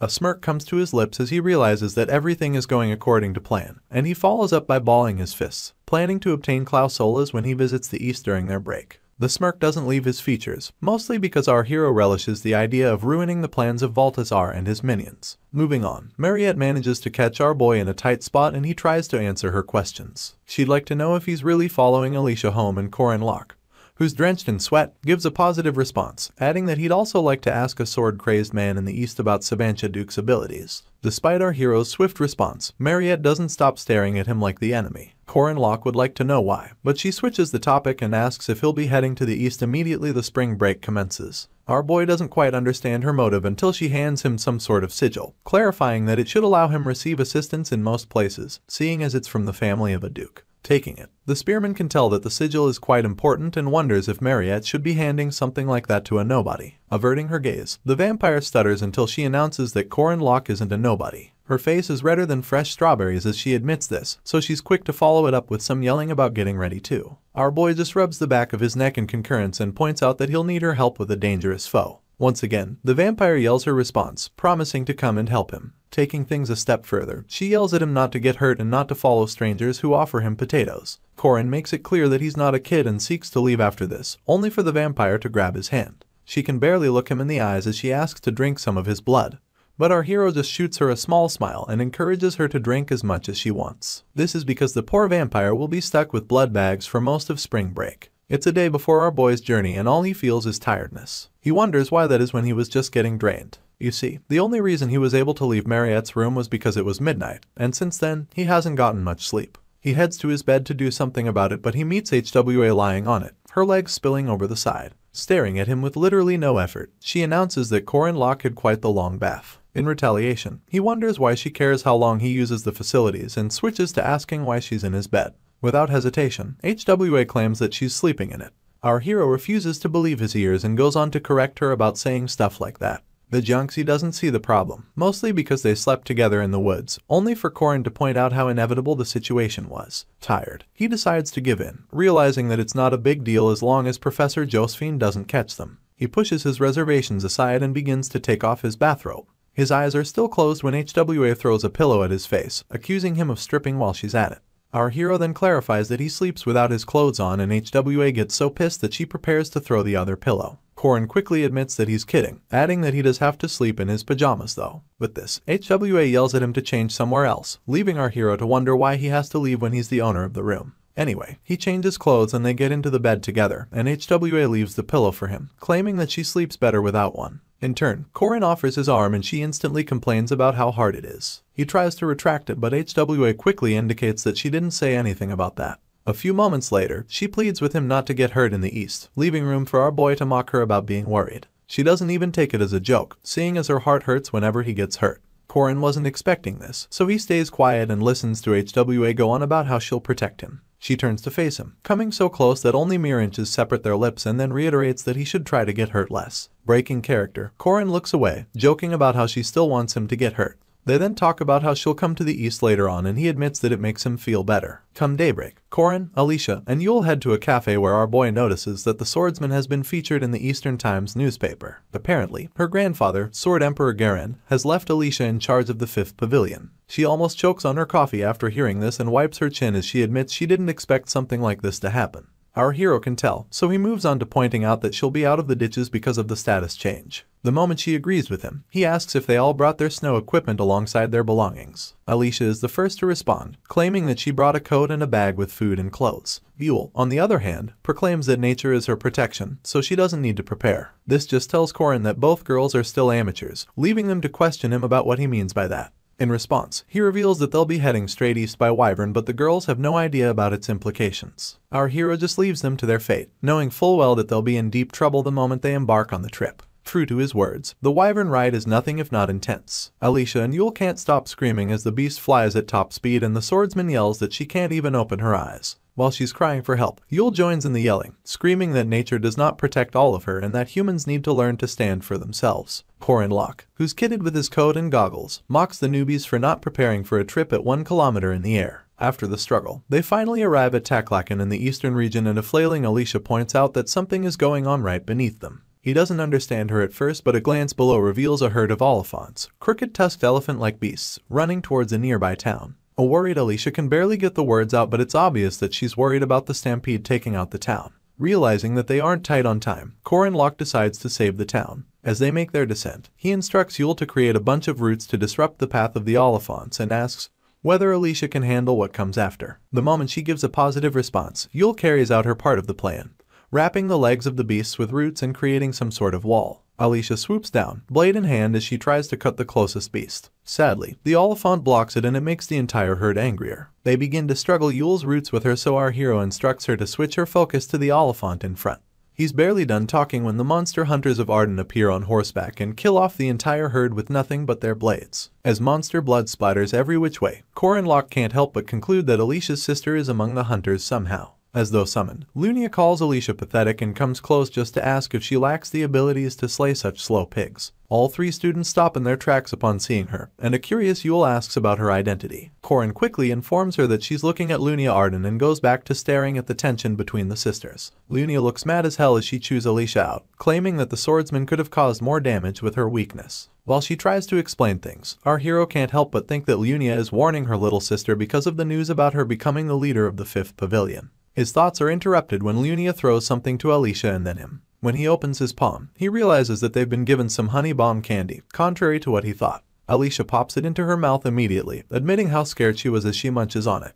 In turn, her big sister urges her to be more careful next time, adding that she can't just run in without thinking. Without turning, she speaks about our hero becoming a 1st rank and urges him to continue doing good work. He just chucks her dry conversation to the way she is, but the swordsman stops abruptly. She twirls her head ever so majestically and asks if Corin would marry her. Yule and Alicia practically lose their minds, as evidenced by their screaming. Our hero, on the other hand, just can't believe his ears. Unlike the Dunelifs, who control the major trade routes in the south, the eastern regions border a country of heretics and face countless monsters trooping in from uninhabited lands. The only reason the eastern region has been able to go about their activities is because of the Arden family, also known as the Defenders of the Wastelands. Upon her return, Lunia gets a resounding welcome from all of the Arden staff, and she wastes no time instructing them to give Corin and Yule rooms. After this, she calls out to Alicia, asking her to come along. To while away time, our hero and his druid friend play some shogi and he wipes the floor with her. She complains about how difficult the game is and wonders if Corin has played it before. He gives a roundabout response about playing from time to time.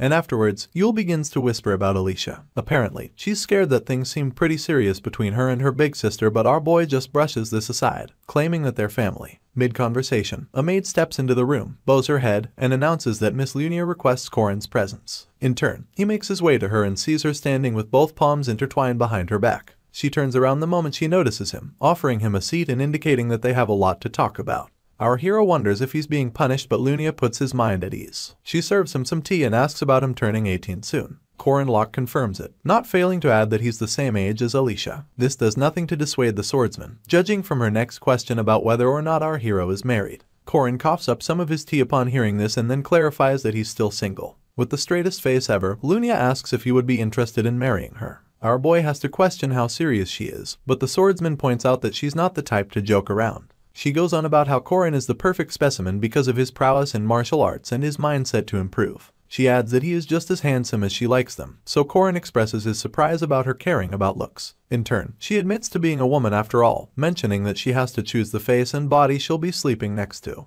With his hand on his chin, our hero asks about her true intentions, badgering Lunia to tell him her reason for pulling this stunt. In a nutshell, she claims that it's because of him. Confused, all our boy can do is listen as the swordsman explains. You see, after Alicia defeated her, the Sword Emperor showed up and asked that she be appointed as the 5th Pavilion Master. This riled up most of Lunia's supporters and shook her position in the family. Since then, various suitor swordsmen have been sending messages, offering to help restore her name. While she's sipping on her tea, Corin deduces that she's talking about an arranged marriage and even agrees that it's not a bad political move. Actually, Lunia doesn't like it, seeing as it makes her feel like a product on the market. For the umpteenth time, Corin confirms if that's her reason for wanting a fake engagement, and she cracks a devious smile as she concurs. As for Alicia, a number of gifts were awaiting her return despite her being the bastard child of the Ardents. This is because she was appointed as a possible heir at such a young age. Sophia, Lunia's mother and wife to Jade Arden, doesn't seem too happy about it. She approaches Alicia about the new development, informing her about her father's choice to make her the master of the 5th pavilion.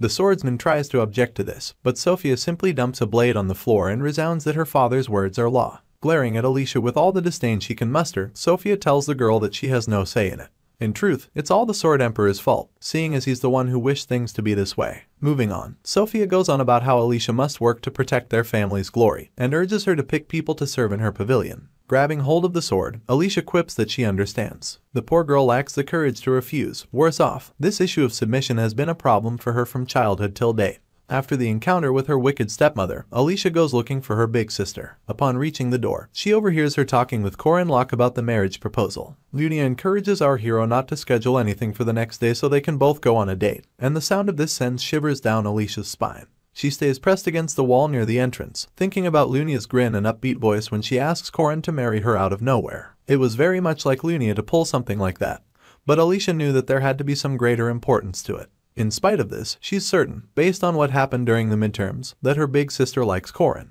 She's one to respect the prowess of a warrior, so Alicia knew that she wouldn't have asked our hero for an engagement if she didn't like him as a man. A small smile creeps onto Alicia's lips as she mumbles that it's a good thing, seeing as she likes both of them. Lunia, as the half-sister who played a motherly role to her, and Corin, who helped her countless times on her life's journey. Crouching to the ground, Alicia tries so hard to make herself okay with the fact that the two of them are getting married. Later on, Lunia takes a puff from her pipe and thinks back to when her mom, Sophia, handed her a piece of paper. Lunia wasted no time questioning her about its purpose, and apparently, it was a list of suitors, renowned family heirs and swordsmen from eastern regions alike. This bought Lunia's silence for a few minutes, making her think about how most of her supporters came from her mom's side of the family. Back to the present, and Corin also comes to mind, his handsome face, coupled with his strong desire for power. Seeing as her grandfather, Garand Arden, will be the one to choose the next head of the family, Lunia is certain that he'll shut down any opposition after seeing the potential Corin has to reach the domain. She exclaims calmly as she thinks about her sister and our hero, wondering if they have feelings for each other or are just friends. She tosses the tobacco out of her pipe, regretting the burden of having to care for a sister's emotions. She then tells herself that she has the right to do whatever she wants, banking on the fact that a warrior doesn't hesitate. Just then, Jenny drops by, questioning her master about her secret meeting with Corin.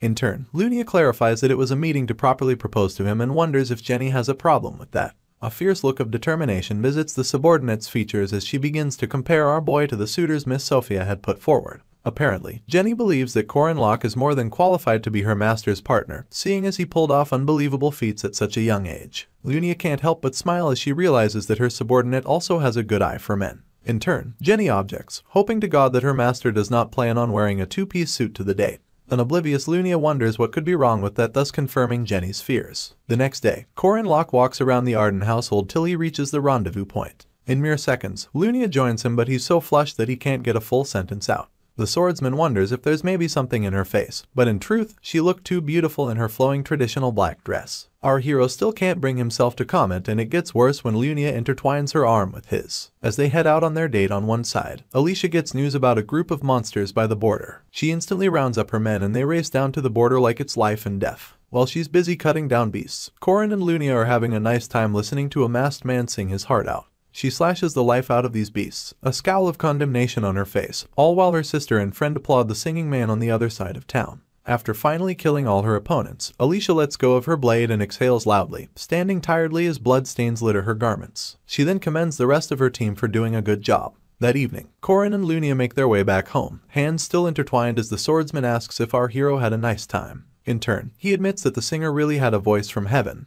But it wasn't what Lunia wanted to know. She asks again if he had fun, and Corin admits that he really did, referring to the day as a nice experience. This warms Lunia's heart, so she takes his hand, gets on one knee, and kisses it as she admits that she had a wonderful day as well. Our hero points out that boys are supposed to do the hand kissing, so Lunia promises to leave it to him next time. Coincidentally, Alicia witnesses the whole thing and overhears her big sister planning another date with Corin. They bid each other a goodnight, and only then does Lunia notice Alicia's presence. She calls out to the swordsman, who has her head bowed, pointing out that she's covered in blood and wanting to know if she just returned from an expedition. Alicia doesn't answer any of these questions. Instead, she asks if Lunia was just with Corin. Her big sister casually mentions how much fun they had in the city that day, leaving Alicia to grip her blade tighter than usual as she stutters her response. Pretending not to be hurt, she mentions her sister putting on traditional clothes and even reminds her that she hasn't worn them for 7 years. Lunia cuts her off by calling her name and a startled Alicia responds immediately. Her big sister then offers to spar with her in the training room, only taking out the time to change her outfit.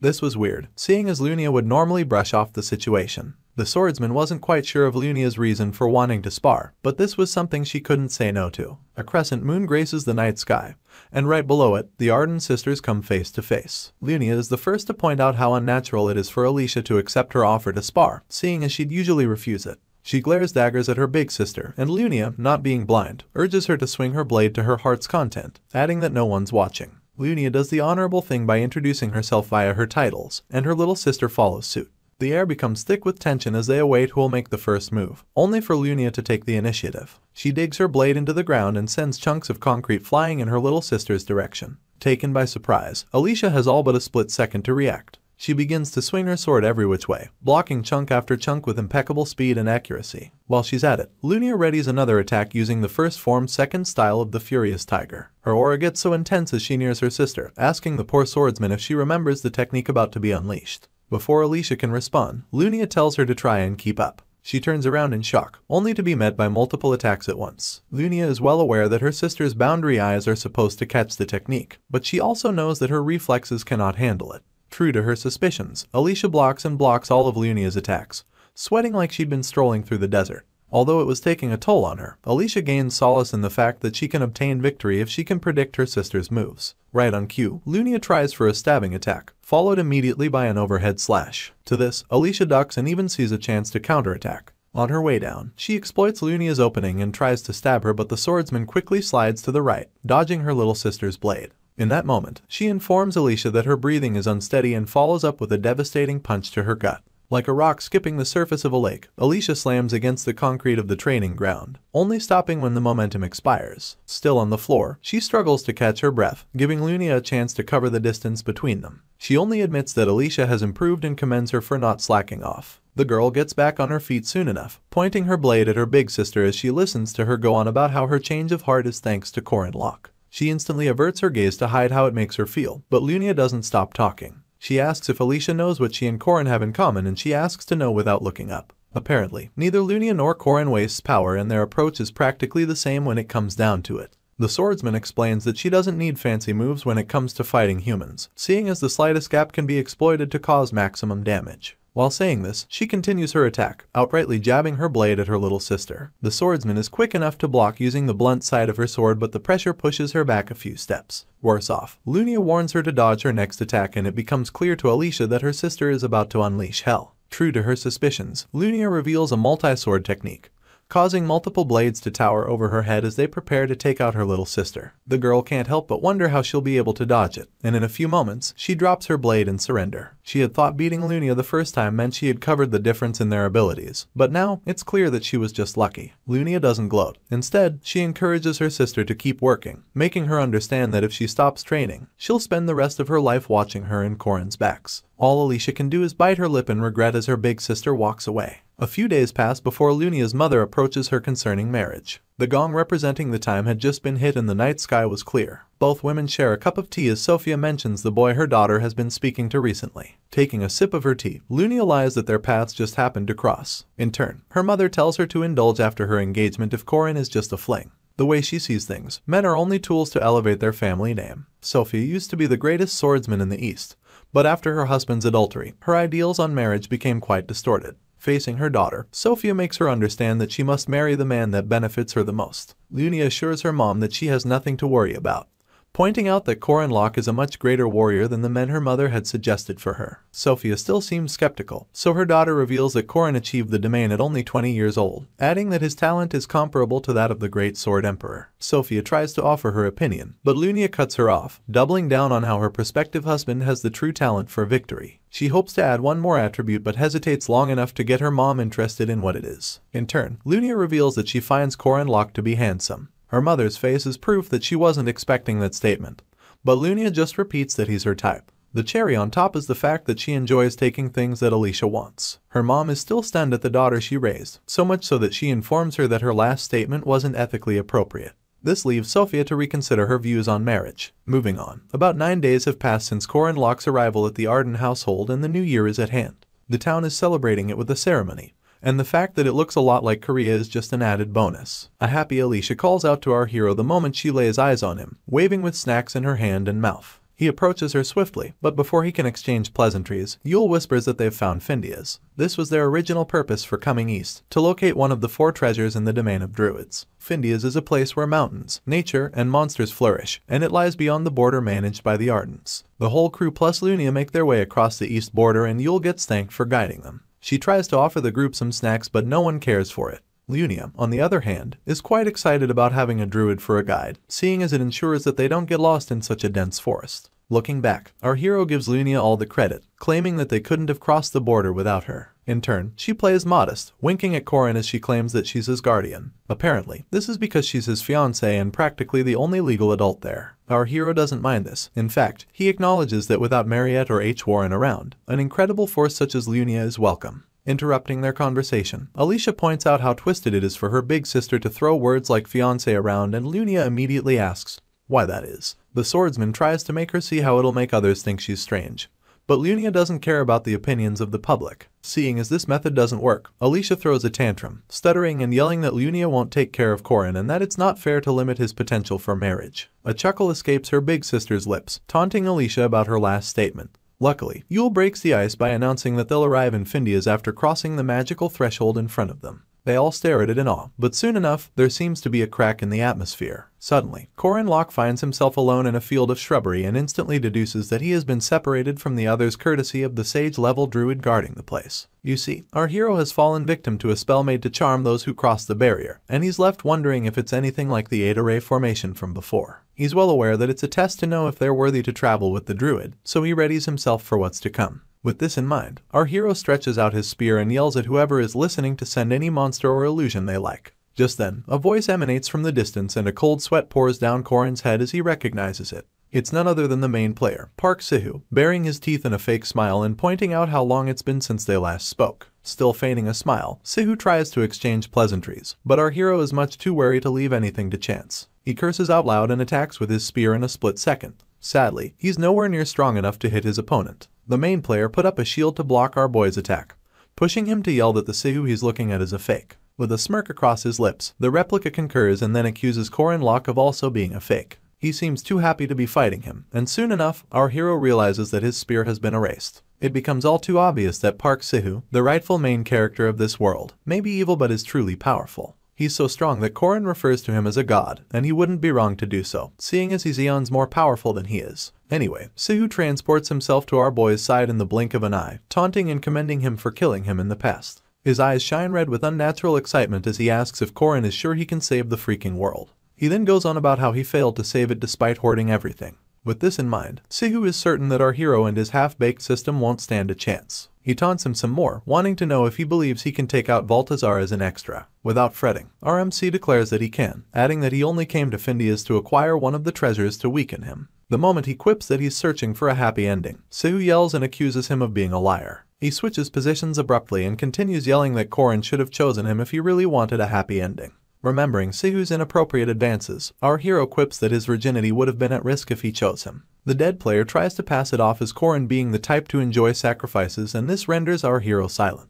In truth, he sacrificed too easily for people. The time he threw himself at Fermac comes to mind, and Sihu goes on about how much he would have achieved if he didn't waste so much time on an NPC. The possibility of him being stronger if he had spent all that time seeking out items comes up, and the dead player crowns it all by accusing our boy of not playing efficiently. His sinister smile never leaves his face as he brags about killing 100,000 people to reach the pinnacle of his strength, claiming that that's how a player becomes stronger. Sweating profusely, Corin turns to catch a glimpse at this crazy excuse for a player, only to see him smiling and proclaiming that letting as many people as possible die is the only way to save the world leisurely. Corin Locke doesn't agree with Sihu's philosophies, so he powers up his right hand, telling the dead player that he restarted the game and that he'd be lying if he didn't regret not getting all the items and events. The power from his hand continues to increase as they converse, crackling with red energy. He admits that the desires Sihu finds repulsive must be why he's seeing such a foul vision. The player scowls as our hero remembers all the people he's saved, thinking to himself that it'd be a blessing to create a world where those he has saved can live without him bothering about putting efficiency first. His fist was revving to go and Corin unleashes it without a second thought, sinking its entirety into Sihu's stomach.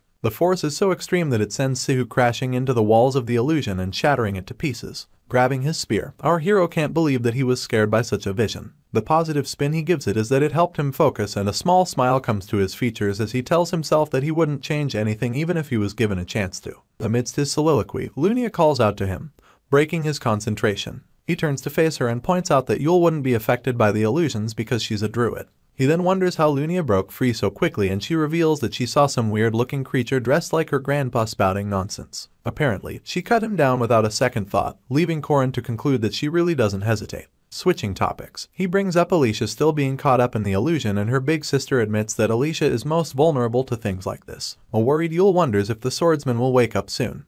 But the other two notice someone in the environment and switch to high alert immediately. With their weapons drawn, they await the enemy, but a leopard shows himself from an overhead cliff, mentioning how impressive they are. Corin doesn't understand why an animal would be talking but falls calm because it's not a monster. At this point, the leopard apologizes and transforms into a human, welcoming Yule and her crew officially. The short-bearded man seems to be glowing as our boy realizes that he's Uskia's, guardian of Findia's. The man offers to lead them, and soon enough they find themselves past the barrier. Lunia is taken by the landscape and is informed that they're in the domain where Klaus Solas is hidden. They come across some people with blindfolds on, performing little bits of magic, and Corin asks Yule about them. In turn, the druid admits that they're all her kin, and our hero, finding the place impressive, wonders if he can buy some property there. Yule has to ask if he's sure, seeing as people in the city refer to it as the Green Belt, but Corin shoots her a smile, claiming that one has to stay ahead in real estate. Yule interrupts their conversation to lead them, following up by mentioning a certain druid who was also searching for Findias. They come across a ginormous tree with a door at the bottom, just like the one in Willy Wonka's chocolate factory. Anyway, they come face to face with Uskias soon enough, and he wastes no time asking about their purpose for coming.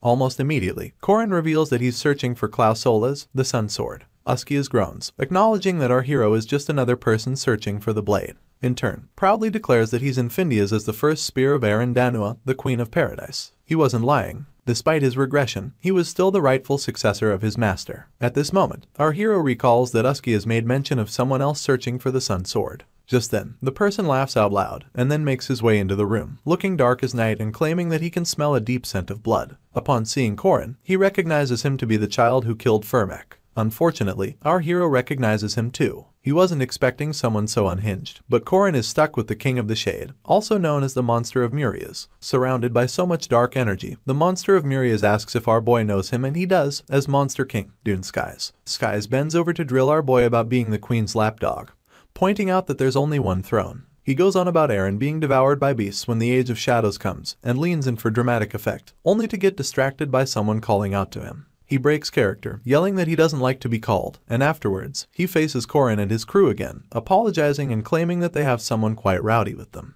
Interrupting, Uskias announces that both our hero and Skies are looking for the Sun Sword. He then lifts his hand as he makes it clear that he doesn't have the right to give the sword to any of them. The only way out is to test their worthiness. Corin begins to analyze the situation, realizing that he's in quite the pickle despite the druid being a neutral party. You see, our hero has no idea what the contents of the test will be, putting him and his counterpart in the same boat. The only problem is that the Valtazars successfully obtained all 4 treasures in Corin's past life. Uskias finally speaks, instructing both parties to wait in their rooms, and promising to call them after the parameters for the test have been discussed. Skies seems to like tests very much, and the smile on his face is a testament of this. He then refers to our hero as the child who killed Firmak and announces that he'll be anticipating what he can do. Judging from the canon flow of events, Corin is nothing if not scared that his counterpart will pass the test. Come nightfall, another crescent moon sits high in the sky, letting its light flow gently into the room where Alicia is sleeping soundly. She groans in her sleep, seeing as her dream is somewhat disturbing. In it, she visualizes Corin and her big sister in wedding attire, laughing and touching up on each other. 2 people she loves and respects join together in matrimony, and have a boatload of kids, 12 to be exact, all calling Alicia their auntie. She can see how happy they are together, can see that their happiness isn't something that should be broken. She's well aware of how loyal Lunia is, not to mention Corin's inability to let his wife down. This is indeed a happy scenario, but for some reason, Alicia feels so upset about it and can't stop asking herself why. In real life, she's breathing heavily, leaving our hero, who just dropped by to check if she's awake, to conclude that she must be battling quite the illusion. Smacking his head, he quips that the swordsman should do well to wake up the next day, only to suddenly notice a hand grabbing his shirt. He wonders if Alicia is finally awake, but before he can finish his sentence, she pulls him into bed with herself and climbs on top of him. Confused, Corin can only call her name in hopes that she'll snap out of it. It doesn't work. Instead, she crosses his lips with a finger, a gesture for him to remain quiet.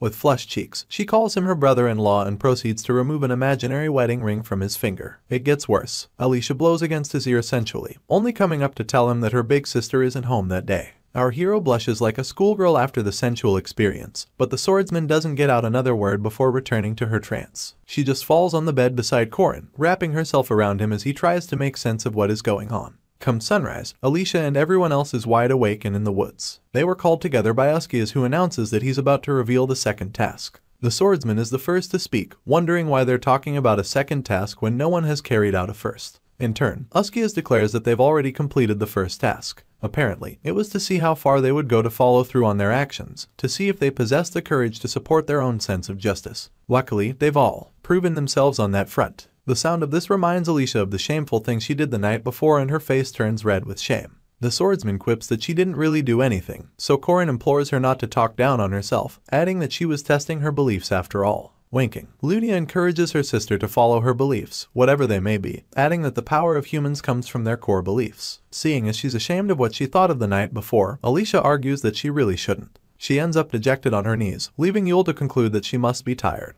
The druid then suggests that she get some rest, but Alicia doesn't think a sinner like her deserves any rest. Uskias continues speaking at this point, informing them that they'll each be with their druids through the second task. They're to find the mistletoe oak and make a wand out of it, and they're to pull this off before sunrise the next day. Uskias made sure both parties signed a pledge before the tasks began, a pledge banning any of them from attacking each other for the next 60 days and forcing them to accept the results of the test. Apparently, Corin Locke requested this all in a bid to stop Skies' druid, Dumnorix, from interfering during the test. Unlike other druids who are neutral, Dumnorix is a known supporter of Baltazar. Soon after the announcement, they all go their separate ways and Yule gets on her magic. Sadly, she's not a sage like Dumnorix despite specializing, making it obvious that there's a significant difference in their strength. It gets worse when Yule announces that the spirits aren't answering her, and Corin is certain that it's because they're all helping their opponents. The moment Lunia points out how difficult it is going to be, Alicia screams our hero's name, pulling a log from a nearby bush while she's at it. She yells that she found the mistletoe, only for Corin to inform her that it's just a hackberry tree. The task in itself is a gamble, seeing as mistletoe isn't known to leech off of oak trees. It's practically impossible even with a spirit guiding them, talk less of now that they've all sided with Dumnorix. Alicia suggests that they find some mistletoe and stick it on an oak tree, and Lunia instantly buys the idea, even offering to cut it down.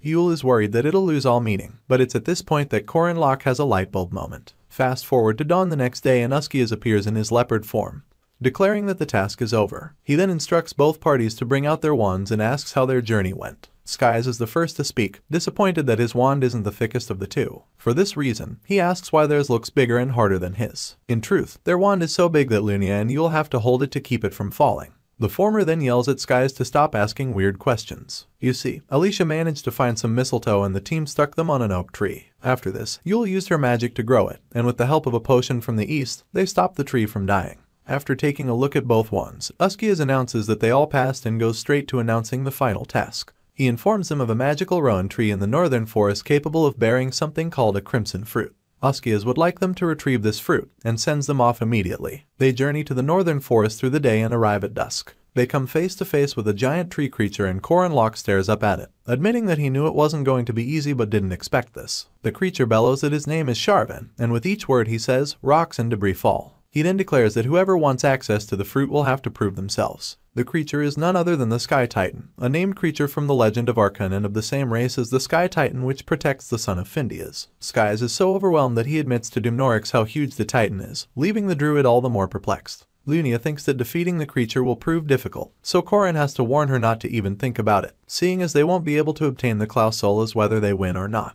Our hero recalls that the point of this task isn't to best the creature in a test of strength, and true to his thoughts, the Sky Titan announces that he'll test their knowledge. He plans to give them a riddle to solve, and the moment he says this, a smile comes to our boy's face. He goes on about how creatures of old love giving riddles, but Yule didn't know this. Skies, on the other hand, is overexcited and screams that he loves riddles. He continues to ask for a chance to take on the riddle, while Corin explains that Sky Titans love riddles and treasure because anything else would easily crumble under their strength. With this, our hero declares his interest in the task, causing the Titan to explain the rules. There will be multiple riddles, and the first to solve 5 of them will be declared the winner. To make things fair, Sharvan adds that only 2 people will be allowed to participate from both sides, the only exception being druids because they solve puzzles with Sky Titans all the time. Alicia and Corin celebrate while Dumnorix sheds uncontrollable tears. This doesn't kill Skies' spirit, seeing as he repeatedly announces his love for riddles, leaving the opposing team to select their players. Lunia quickly expresses her disinterest in puzzles, so Alicia peeks out behind her, raising her hand as she quips that she used to solve riddles from magazines. With this, it becomes Corin and Alicia versus Skies. The Sky Titan begins with a riddle about something that grows bigger in the morning but smaller at noon, adding that the same thing grows big again in the afternoon before disappearing at night.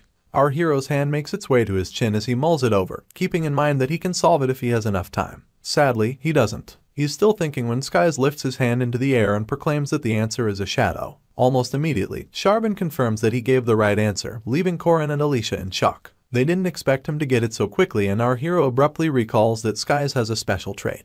The Titan put forth the next question, wanting to know what exists but cannot be seen, something that cannot be defeated by any mighty opponent. It will come at you but will stop eternally if you pass it. Mere seconds later, Skies announces that time is the answer, giving Sharvan no choice but to move on to the next question. Skies screams that the answer is life, quoting Shakespeare's "to be or not to be" with the most sinister expression on his face. The way Corin sees it, they're going up against thousands if not millions of people at once just by facing Skies. While the Monster King gloats about his victory, our hero yells at Alicia to do something, reminding her that she claimed to have read a bunch of weird magazines. In turn, the panicking swordsman reveals that she only read the ones that appeal to teenage girls. Moving on, Sharvan bellows the 4th riddle, claiming that it's something beautiful to him, but not understandable to others, something that could be violence to some but an escape to others. Our boy instantly squeezes his eyes shut, wondering why he doesn't understand the riddle and beating himself up for lacking imagination. Stuttering, Alicia asks if she can take the question, shyly lifting her hand to show interest. The Sky Titan gives her the go-ahead, and it takes another few seconds before the blushing swordsman declares that the answer is an affair. Everyone from Corin Locke to Yule is taken aback by her response, and they all turn to face her. Alicia begins to worry that her answer is wrong, so she asks the Titan about it.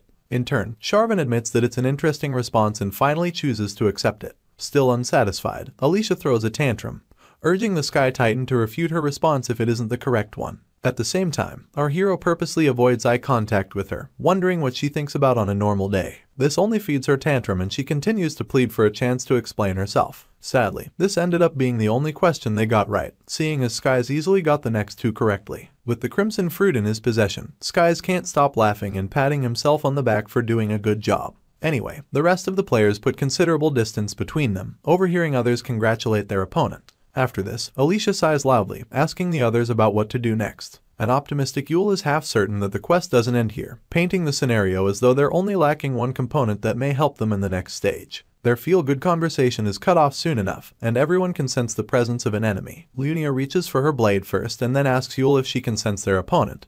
But for some reason, the druid comes up empty. The swordsman screams Yule's name in a panic, but there is nothing she can do except complain about not being able to feel any of the spirits in the area. It's at this moment that she realizes that there aren't any monsters in the area either, and this pushes our hero's suspicion to its limit. You see, this particular forest is normally a monster mountain range, so the absence of monsters and spirits from such a place could only mean one of 2 things. Staring at his ongoing opponents, Corin concludes that it's either the spirits and monsters were killed or something scared them all away. Seeing as our boy has discovered this, Skies bursts out laughing, shooting him a sinister smile as he admits that they may have gone too far. To make things worse, Dumnorix unleashes a dark spell and taps the bottom of his wand against the ground. In response, a giant green magic circle appears on the ground, paving way for a small manor to burst forth. Green essence turns red in a heartbeat as an uninvited guest joins the party. Yule seems to be too transfixed to move, so Corin yells at her as he jumps in an attempt to get her out of harm's way. Luckily, he gets to her in time, stealing a glance at the most recent addition to the ongoing contest, a humanoid beast. This beast also happens to be a swordsman with 2 blades and talons for feet, so a worried Corin Locke warns Yule to stay back. Skies wastes no time sending multiple snakes out from his sleeve in a bid to attack the humanoid beast.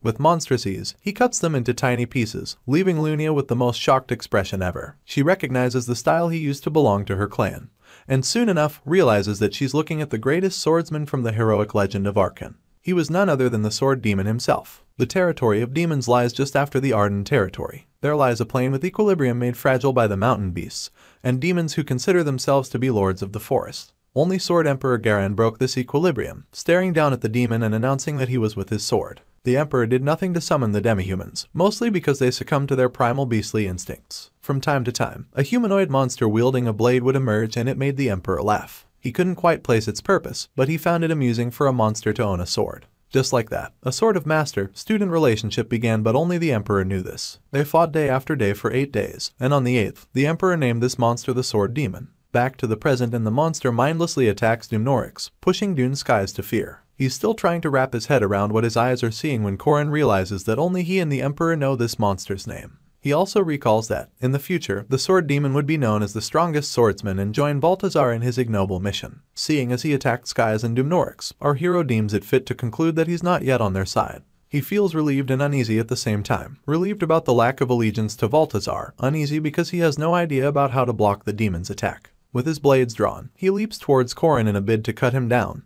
But Lunia intercepts this attack. Swift as a fox, she unleashes her rapid severance technique, only for the demon to block it with a similar attack. His attack is so strong that it sends Lunia tumbling in the distance and doing everything in her power to screech to a halt. Staring at her opponent, she yells, wanting to know where he learnt such swordsmanship, but the sword demon remains quiet. In the blink of an eye, he covers the distance between him and Lunia, swinging the sword in his right hand just as quickly. She manages to dodge this attack, but the demon follows up by attempting to hit her with his knee. Lunia didn't see this one coming until the very last moment, so she screams at the demon as she abruptly changes her trajectory. The audacity of her opponent is quite annoying. But it gets worse as he lifts his blade once more, trying to stab her to death. This leaves Lunia no choice but to jump to safety. While she's at it, she wonders how her opponent is capable of using not only blades but body parts as a means of attack. Orsov. He seems to be the rumored swordsman capable of attacking with multiple blades at once. A bunch of slashes come Lunia's way on her way down, and she realizes that her opponent is skilled at controlling the distance between them. Even in the face of adversity, the swordsman does not waver. Instead, she activates her mind's eye, and like water, flows through all the attacks, blocking them one after the other. She successfully closes the gap between them and comes close enough to step on the sword demon's foot. After pulling this off, she signals Corin Locke and her little sister to finish off the monster. Right on cue, both parties ready their various attacks, Corin with his dragon blood shot, and Alicia with her iron breaker 3rd degree. Unfortunately, their overpowered attacks don't get a chance to hit their target, seeing as he's nimble enough to jump out of harm's way. Surprised, Lunia wonders if it's some kind of circus trick but pushes the thought aside just as quickly. Together, all 3 warriors gang up against the demon,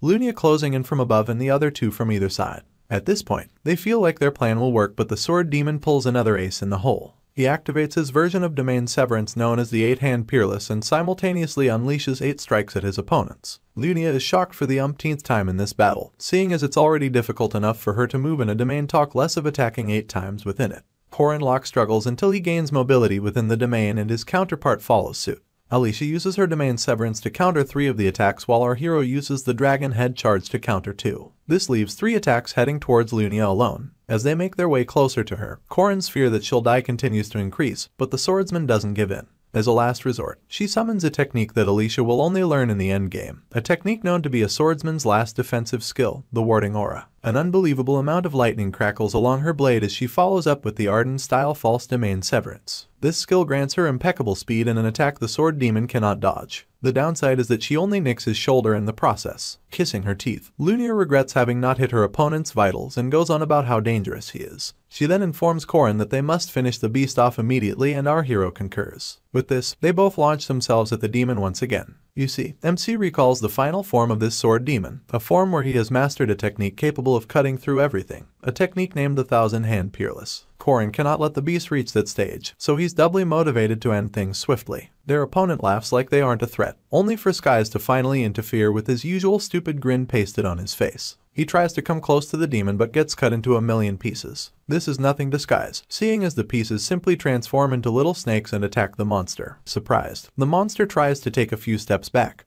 but soon realizes that Dumnorix has his legs tied with thick vines. Together, Skies and the druid make quite the formidable duo, so much so that the sword demon quickly cuts himself free of the vines and makes a run for it. The others remain in quiet awe of these monsters passing themselves off as skies and Dumnorix, recalling that they're enemies they'll eventually face. Later on, after they return to the comfort of their home, Yule apologizes for not pulling her weight. Alicia tries to encourage her, but the druid holds tight onto the blame despite the swordsman clarifying that she wasn't hurt badly. Mid-conversation, Lunia quips that the sword demon used ardent swordsmanship, and an oblivious Alicia wonders if it read it from a manual. Her big sister is quite disappointed by how dumb she sounds but manages to overlook it. She then reveals that the only way the monster could have learned swordsmanship is through hundreds or thousands of fights. With this, only one person comes to mind as being responsible for such a feat, and it's none other than the Sword Emperor. Right on cue, he walks into the room, laughing and proclaiming that his granddaughter seems to have figured it out. Both girls meet the gaze of Garandardin, and Lunia wastes no time asking if he has gone mad. She wonders why he would teach swordsmanship to a monster, so Garan admits that he did it to pass the time,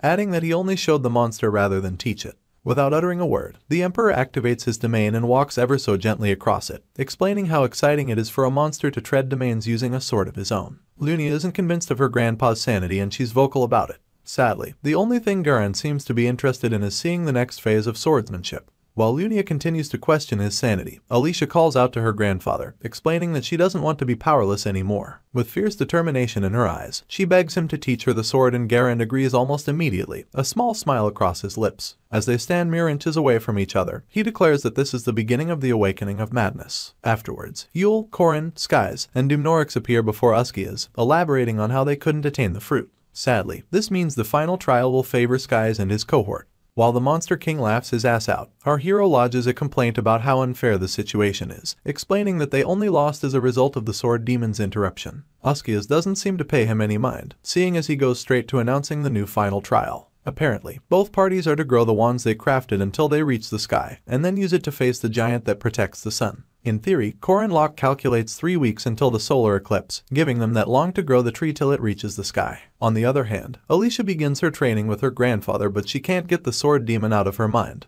his genius and demonic nature plaguing her every thought. Bruised more than she should be, the swordsman can't help but fear how much stronger her opponents are. She's still struggling for breath when the Sword Emperor accuses her of having terrible fundamentals. Gripping her blade, she listens to the old man go on about how impressed he is that she would ask him to teach her, adding that raising the sword demon might have been a good thing after all. In response, Alicia refers to the demon as a monster and asks why her grandpa didn't kill him. It turns out that the Emperor couldn't do it because he saw the potential for the sword demon to reach the sky sword. Alicia exclaims that she has never heard of such a sword, and loses her cool when Garan reveals that he created it. The way she sees it, the old man is teasing her, so she launches towards him in a bid to get him to take her more seriously. Lifting his blade, the Emperor declares that those who attain Sky Sword status will be able to cut the skies and cut into the world itself. He brings his blade down with a fury, yelling that such a swordsman is who he wishes to witness. Alicia does her best to block the attack, referring to her grandpa as a crazy old man. Pressing his blade against hers, Garan quips that Alicia is becoming more like her big sister every day. Of course, this warrants her kissing her teeth in disdain. Moving on, the southern castle in Allah's kingdom sits in a pale orange, majestic as Victorian-style mansions. Within it, Mariette yells for her mom, asking if she can leave. In turn, the lady would like to know what the hurry is. You see, it's only 4 days until the spring social ends, so the vampire dresses up hurriedly, pulling on the strap to her dress and putting on her shoes. Corin and his message for her to join him before the solar eclipse is all that's on her mind, so she plans to take the wyvern just so she can make it in time. Suddenly, the memory of Alicia comes to mind, and she recalls how laid back the swordsman was when she mentioned that Corin would be following her home. Anyway, it made her nervous, but Mariette Dunalef was no pushover. As she runs her hand through her hair, her father comes yelling that the spring break is meant to be spent with family, only for Mariette to claim that she can make family in the east. Her mom, being on her side, shows up just in time to elbow her husband in the throat, lightly strangling him as she proclaims that it's high time her daughter finds a man. She then pulls her husband out of the room, urging Mariette to make Diaku a sibling. Without even sparing them a look, the vampire announces that she'll be borrowing the wyvern, only to switch it out for Hriesvelger, the great eagle. She calls out to Diaku, and together they take flight on the eagle. Her instincts, courtesy of being a high vampire, begin to tingle at the possibility of a new competitor's appearance. As for H. Warren, she's busy paying the Saintess a visit back at the Grand Church, Akka the first holy ground of Zerum. The Saintess gets wind of her visit and agrees to have a face-to-face with her. Escorted by Madame Josephine, H. Warren makes her way to the pink-haired Estelle Hadasha El-Raz, who seems more excited than she should be at the sight of the Jiangxi. She practically leaps into H. Warren's embrace, but the girl instantly tells the Saintess to get off of her. The deadpan expression on her face doesn't change as Estelle pinches her cheeks and talks about the trouble she ran into during the festival. The Saintess is still talking when H. Warren cuts her off, requesting the seal limiting her strength be removed. Estelle would like to know why, but the Jiangxi is much too shy to actually say anything. For this reason, HWA lets Rand take control of their body. The Saintess immediately recognizes the switch, but Rand doesn't give her time to dwell on it. With a smile on her face, she admits that she agrees with HWA, reiterating that they need power. When asked why, she explains that she needs it to be a proper wife to her husband. Almost immediately, the Saintess lays hands on her head and unlocks her seal. Rand has to ask for confirmation's sake, so Estelle informs her that the seals have been opened up to the first lock. The Jiangxi turns around to leave, but Madame Josephine reminds her that the journey to the east is 24,000 kilometers. She even suggests using a wyvern, only for H. Warren to yell that she can run faster than one. Worse off, she can't let Mariette beat her there. After this, she jumps out the church window, leaving Madame Josephine to yell that it'll take her 3 weeks. The only thing H. Warren says back is that it'll take her 2 days. At the same time, Estelle finds it quite interesting how Mariette, Lunia, Alicia, and even H. Warren are all tied to Corin Locke. She then covers her mouth to hide the small laugh of amusement that escapes her lips. 4 days later, and our hero is trying his best to patch Alicia up. Apparently, the Sword Emperor doesn't pull his punches, and they've been leaving their mark on the poor swordsman. Corin thinks she'll probably die of blood loss before they even climb the tree and goes on to tug on her bandages. Alicia lets out a sharp groan, quipping that she feels like she'll die immediately. They put the jokes aside as she takes a look at their wand, which is still at least 10 times smaller than that of Sky's, and quips that she can climb it in her current state. Intimidated, she acknowledges that things don't look promising for them, but Corin Locke begs to differ. He tells her not to worry and even promises that things will work out. His willpower reminds Alicia of the time he fought Firmek, the boar, or even the demonic human. Anyway, she wonders how his will is so strong and stands in awe of his foresight even in the face of an impossible feat. She would like to know what our hero hopes to achieve, so he rubs his chin as he thinks about it. Just then, Dumnorix interrupts him with a comment about how he's hard at work despite how late it is, and refers to him as the Spear of the Queen. Coming into view, the druid admits that he would like to talk to our hero, but Alicia is already on her feet, ready to fight him off. Corin, on the other hand, simply asks Dumnorix what he wants to talk about, so the druid wonders why humans fight so hard to stop the coming of utopia. Hands on his knees, our boy quips that it's simply because too many people will die as a result. He then points out that druids are supposed to be on the side of nature, making it more confusing that Dumnorix, a druid, would take Baltazar's side. Our hero would like to know why. In response, Dumnorix admits that he came to a conclusion after living for hundreds of years, a conclusion that in order to protect nature, humans must die. Instant dread falls upon Alicia, so much so that her eyes widen. She can sense how inhuman the druid before her is, not to mention how he looks as dry as a plant. What she's feeling is Dumnorix's malice against the world. To snap her out of it, Corin Locke grabs her shoulder, telling her to watch as he kills off every bastard that's like the druid standing before them. Rubbing his beard, said druid commends our hero for coming this far to deter Baltazar, but judging by his progress, Dumnorix is certain that Corin Locke will fail. He draws our boy's attention to their wands, asking if he cannot see the difference in their growth. Having lived centuries with nature, the druid goes on about how he's certain that no magic can bridge the gap between their growth. Our hero claims that it's the course of nature, so Dumnorix bellows that the problem with humans is that they always think they know more than anyone else. Approaching the wands, Corin Locke recalls a time when he revealed throwing the golden mandrake into the lake for the first time. People believed it to be the proper way to get stronger, but our hero, who was bored of playing the game the regular way, chose to experiment with the golden mandrake. Pulling out a golden substance enclosed in a small jar, Corin can swear that he's the only one who thought of using the mandrake for farming. This was the same way he raised the small oak branch Alicia brought during the first task, and he did it with only a few drops. Pouring the entire jar onto the wand, our hero promises that Dumnorix has never seen anything like it in his centuries with nature. This is because it's a substance he made personally, a one-of-a-kind item which he named Gold Mandrake Fertilizer. As the fertilizer makes contact with the wand, its golden essence begins to spread all around it, escorted by the strong wind of change. While Alicia and the druid take a step back, Corin goes on about how he refers to new players as newbies, adding that he has no idea how long Dumnorix has been around. Stealing a glance at the druid, our hero makes him understand that no matter how long one lives, there's always something more to learn. The evil grin on his lips refuses to leave as he calls Dumnorix a noob and tells him to take a good look. In turn, the wand, like the beanstalk in Jack and the giant beanstalk, grows to exponential heights in just a few seconds, leaving our hero to stand with his hands folded and declare that he's about to do some magic. The staff continues to grow until it crosses the clouds, pushing Alicia's jaw to drop in awe. When the air clears up and the sun rises, no one can actually see the tip of the wand, mostly because it has become a ginormous tree. Even Corin admits that he didn't expect the fertilizer to work that well and shields his eyes as he tries to look at all of it. Anyway, he gains solace in the fact that their tree is growing 3 times faster than that of their opponent. Askia shows up to commend his efforts and goes on to advise him as the guardian of Findias. He advises him not to let go of the moment when the sun weakens if he hopes to grab Klaus Solas, and then grabs his hand to give him one last farewell. Askia bows lightly as he proclaims that everything is in Corin hands now, referring to him as the young hero as he pleads with him to stop Baltazar. Our boy shoots him a small smile, only to be interrupted by an overzealous Alicia who wants to call her sister and get to climbing the tree immediately. Corin turns her down, explaining that the climb will take more than 2 days, so they need to gather clothes and food. Finally, he proclaims that they'll leave in a week, keeping in mind that the final battle for Klaus Solas will take place above the skies. He's well aware that Dumnorix is going to be his opponent when he gets there, so he hopes the druid uses the 1 week to prepare. This is because our hero has prepared the best team anyone can muster, a team of women bustling with power of various kinds. The week goes by in a flash, but our boy is quite worried because none of the girls he invited showed up. He, Yule, Lunia, and Alicia begin the climb as he wonders what could have happened to make it so that none of them came. At the same time, at the bottom of the tree, word reaches Uskias about a girl found near the barrier, and soon enough, they find yet another girl. It happens to be H. Warren and Mariette, and they both seem to be having visions so strong that their aura and mana visibly leaks from their bodies. Days pass and it remains the same, so Uskias gets scared that the amount of mana leaking from the ladies may prove a problem to the domain. With this in mind, he resolves to enter their visions himself and lead them out of it.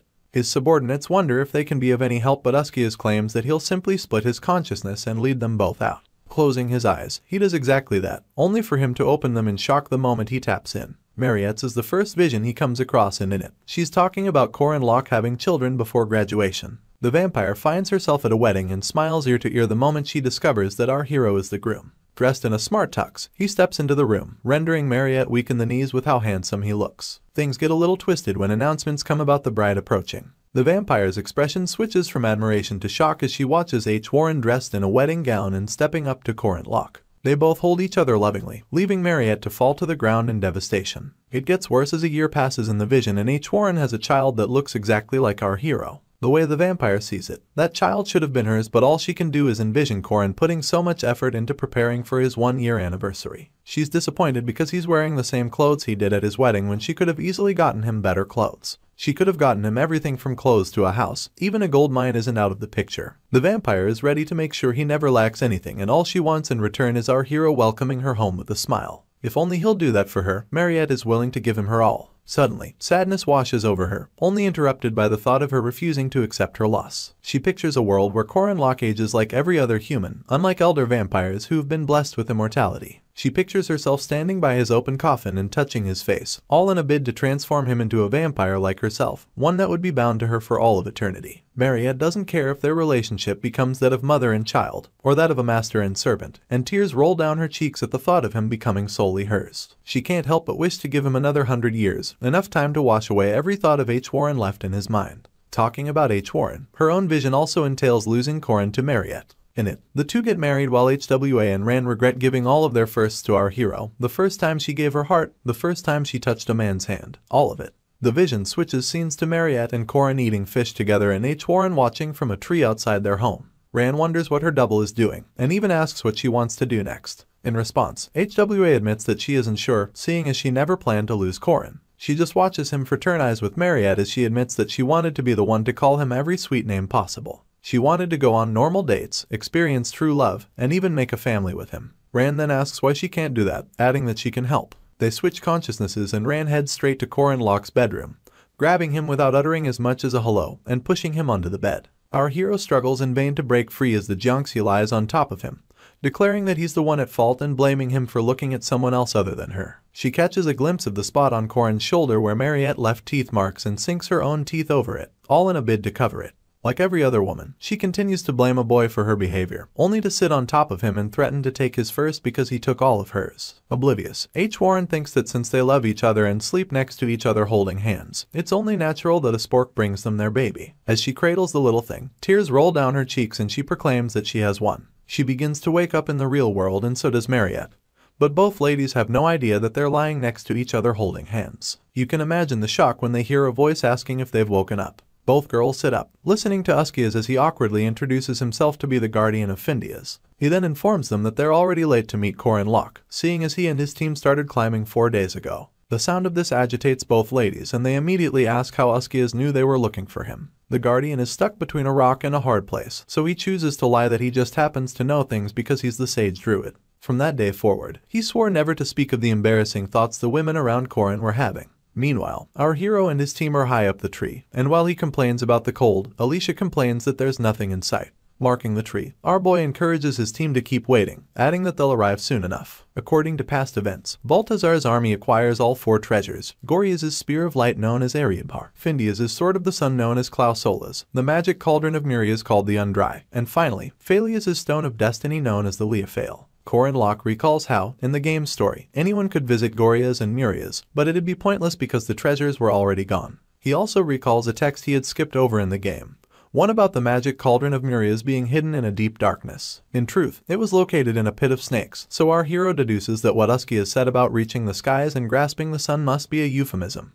Or hint. Right on cue, the tree begins to vibrate, almost as if it's being affected by an earthquake. Yule instantly screams Corin's name, informing him that the clouds are falling and that they're going to collide. Holding on tightly to the tree, he corrects her, declaring that the clouds aren't falling. Apparently, the tree just wasn't done growing. The growth continues for a while until they burst through the clouds, and our hero's first reaction is one of awe. Before them lies a not-so-small castle with buildings much taller than those on the ground. Our boy shields his eyes in an attempt to gauge the castle, and in no time they all make their way to its entrance. Corin deduces that the walls are about 50 meters tall, and it's obvious that they are in good condition.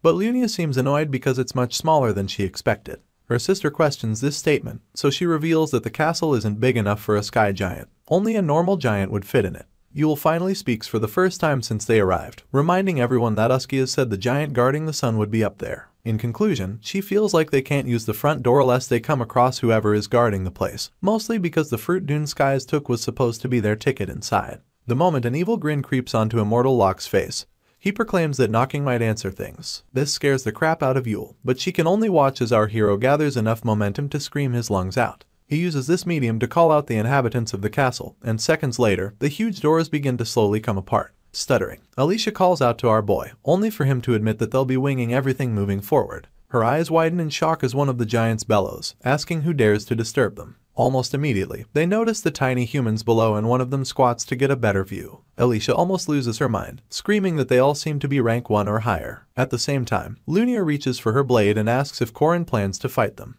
Our boy walks up to the giant who's still squatting, only to get asked if he brought the key. Without wavering, he says no. This pisses off the giant, so he tries to punch him to nothingness and make him into human stew. Luckily, Corin is fast enough to object, lifting his hand as he tells the giant to hold on. Truly, the creature's fist stops mid-air and he listens as our hero spins a tale about their master bringing the fruit from the Crimson Rowan tree soon enough. The giant buys his story and then asks to know the name of Corin Locke's master. With a sinister smile, our boy claims that he's none other than Dune Skies, the great hero. Immortal Locke plans to impersonate someone who has the fruit since he lacks it. Without breaking character, our hero goes on about how Dune Skies has the approval of Sharvan, the Sky Titan, and even the Sage of Findias, Uskias. Doubling down, he claims to have brought a druid to deliver a message from the sage and points at Yule using his head. The poor druid didn't see this coming, so you can imagine the shock in her eyes. Immortal Locke simply averts his gaze as he stifles some laughter, leaving Yule to be questioned by the giant. She gets asked about Sharvan and Uskias, so our hero tells her to try proving it.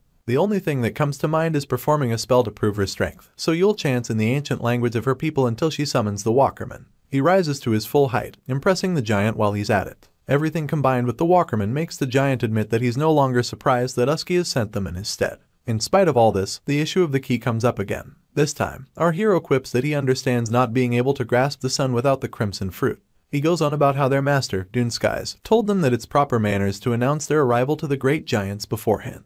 The creature flashes a smile of contentment as he proclaims that Corin is right.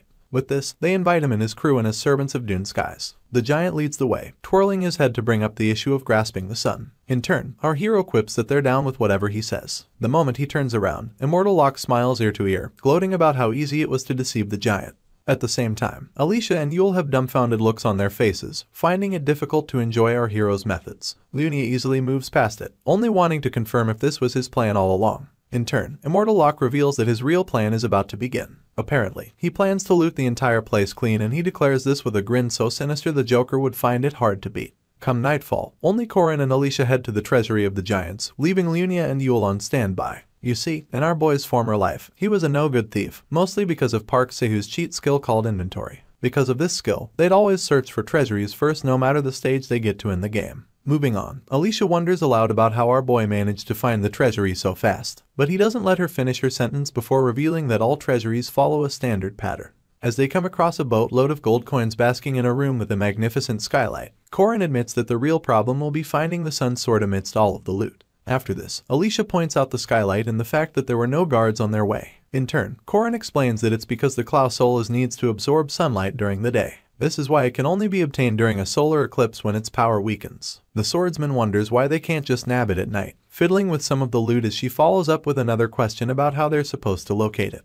Our hero hears a strange sound in the distance and it draws his attention immediately. He didn't think they'd need a guard but concludes that the giants don't need one because of how impossible it is to find the sun inside the treasury. Amidst all the glittering gold, Alicia tries to give her 2 cents, only to get distracted by the sight of a chicken. This was the same sound our boy heard before, but now, the swordsman is quite confused by the thought of giants feeding on such a little animal. She's interrupted when Corin loudly whispers that someone is coming, urging her to hide immediately. Disheveled, Alicia is left to ask where she's supposed to hide. Mere seconds later, a giant steps into the treasury, making funny voices as it refers to the chicken as their adorable baby. It gets worse when he calls it a cutie pie and waddles after it. At this point, Alicia and Corin are hiding underneath the heap of gold, with the former being on top and praying to whatever deity that they don't get caught. Sadly, her god must have forsaken her. The chicken catches a glimpse of them underneath the pile of coins and can't seem to stop staring. She clucks once, pushing Corin to curse and Alicia to shush him. Suddenly, the chicken makes a weird face like someone who's been backed up for days, only to literally lay a golden coin.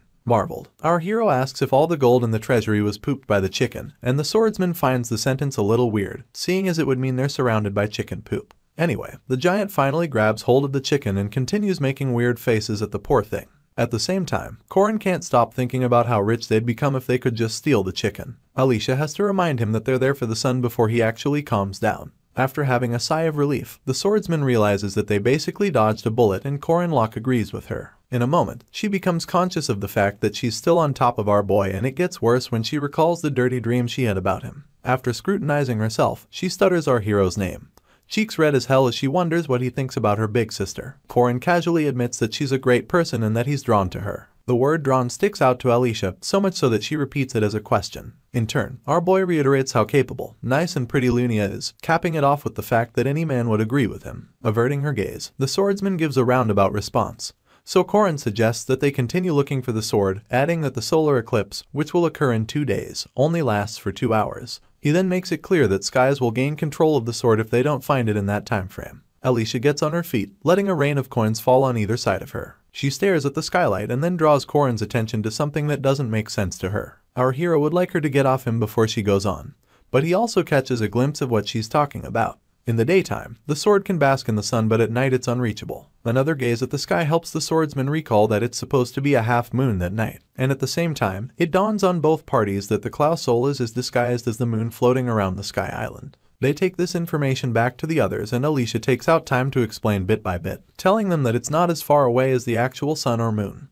but uses a barrier to stay afloat. To round things off, she reveals that it's not so close that they can reach out and grab it either. A curious Yule then asks if there's a way to reach it. Scratching his chin, Corin admits that it's still possible, but that they'll need to find a quiet way before the solar eclipse in 2 days. Sadly, the 2 days go by in a flash and the entire team fails to find a way to obtain the sun sword. With eye bags as black as a panda's, they complain about Skies and Dumnorix arriving after they've wasted their 2-day head start. The giants talk among themselves about eating everyone except the druids, having no idea that Corin is eavesdropping on their conversation. You see, Sharvan the Sky Titan engraved one rule into the bloodline of giants, a rule stopping them from feeding on druids. Along with this rule comes the one making sure the giants give out the sun to whoever brings the fruit of the rowan tree. Back to it, and these giants discuss how they're going to descend on the earthlings the moment they hand over the sun, jesting among themselves about Dune Skies preparing a boatload of snakes and toads as a present for them. From the corner, our hero heaves a sigh of relief, happy that they arrived early enough to set up Skies. Right on cue, the solar eclipse occurs and the Monster King and his trusty druid arrive, escorted by some other members of their crew. The first comment from Skies is one about how jam-packed the giants must be in such a small castle, but he pushes this aside because of how excited he feels. As the gates row the castle open up, the Monster King urges his team to ready themselves to retrieve the Sun Sword, only for him to hear the giants yelling for someone to be caught immediately. Surprise is the only expression on Skies' face now, and he just watches as a walkerman,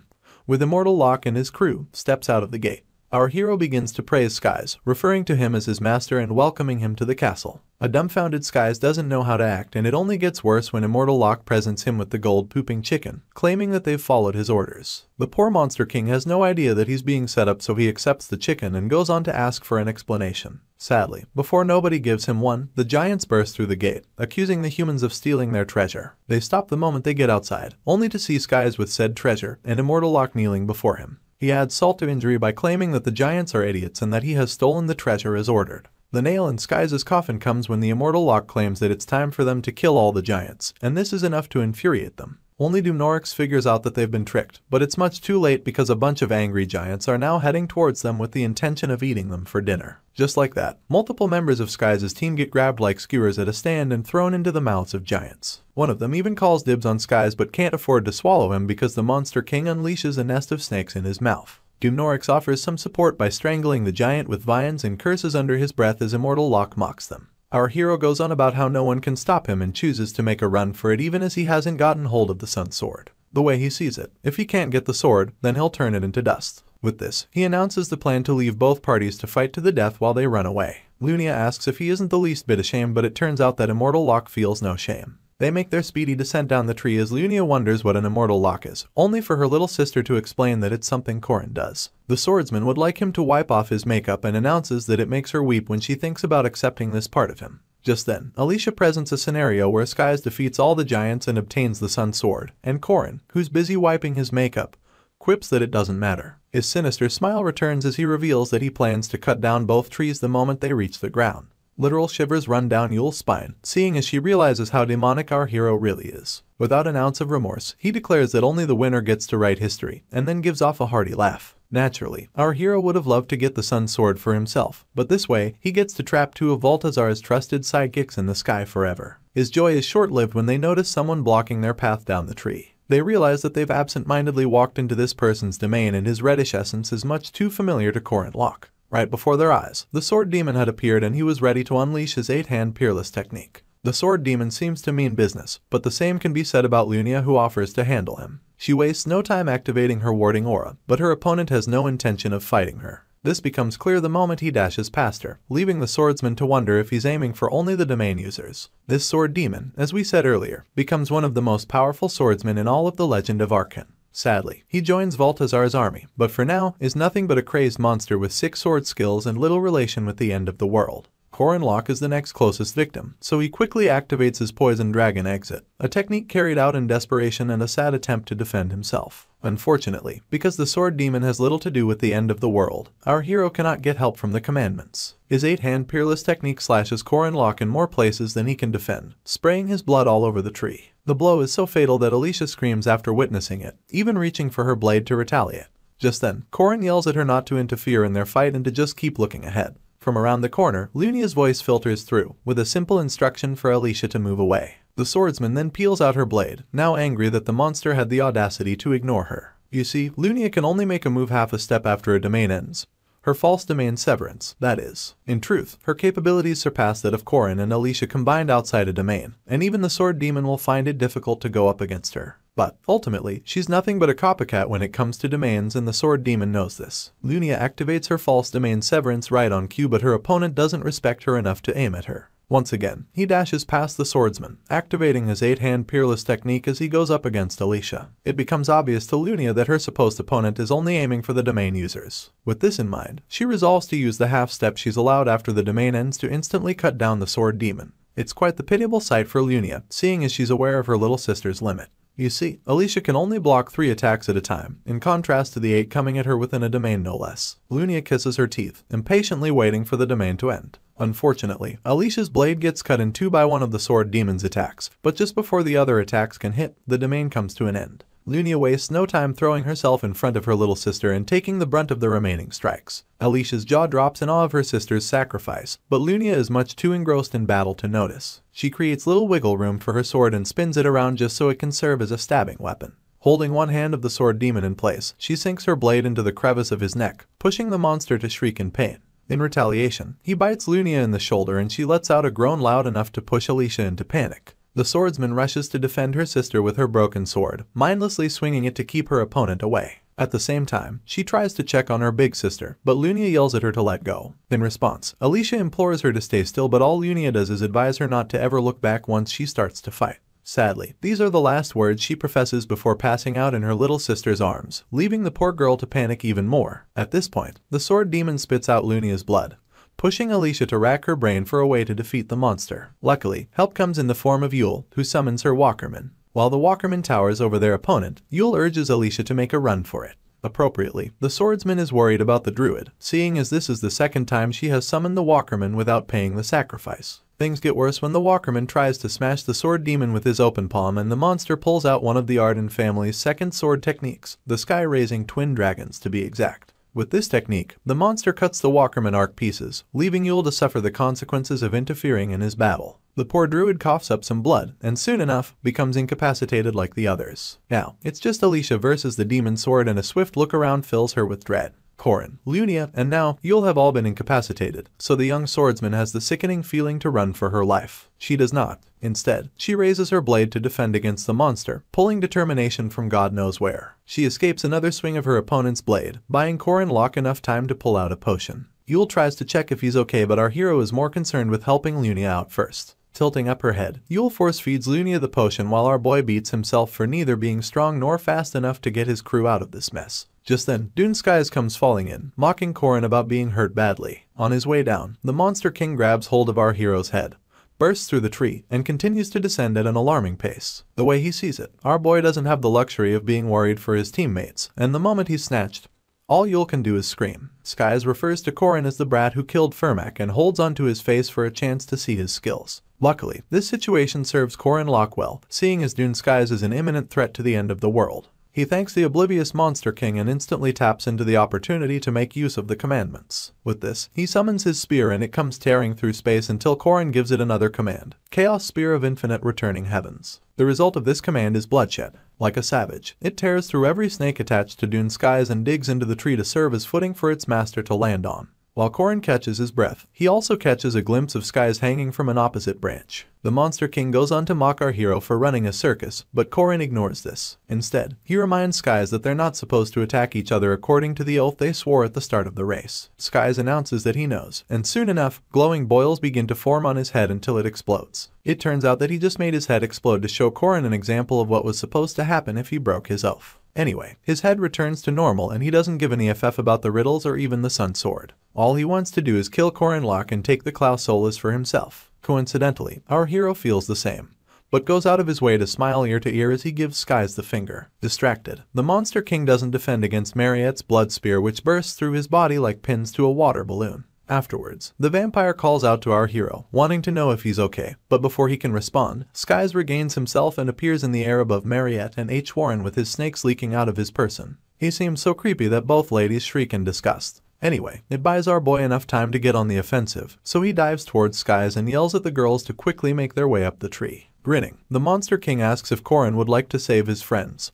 Segueing into satisfying his curiosity, he paints a scenario where Balthazar gives our hero any level of divinity he wants, mostly because he's the spear of the queen, so he would like to know why he stands against them. Corin glares at Skies like the lowlife that he is and him and all his cohorts of having the wrong method. He lets the Monster King know that he doesn't care to be a god in a world that has become a wasteland. In truth, our hero has only one reason for wanting to kill him and his people, but before he reveals it, all of his commandments begin to activate. Skies gains a relevance level of A+, thus granting our boy a stat increase of 120% alongside persistent warrior regeneration, pain tolerance, and domain comprehension. The hero known as Corin Locke begins to glow as he bursts forth from Dune Skies' stronghold. Spear in hand, he declares that he will witness his own victory. One night, when the sword demon was nothing but a monster, it came across 2 swords in the forest and wielded them quite effortlessly. It was at that point that the Sword Emperor, Garand Arden, appeared atop a cliff to lay ownership to his blades. Since that time, the sword demon still has neither grasped the old man's thought process nor understood why he chose to teach him the way of the sword.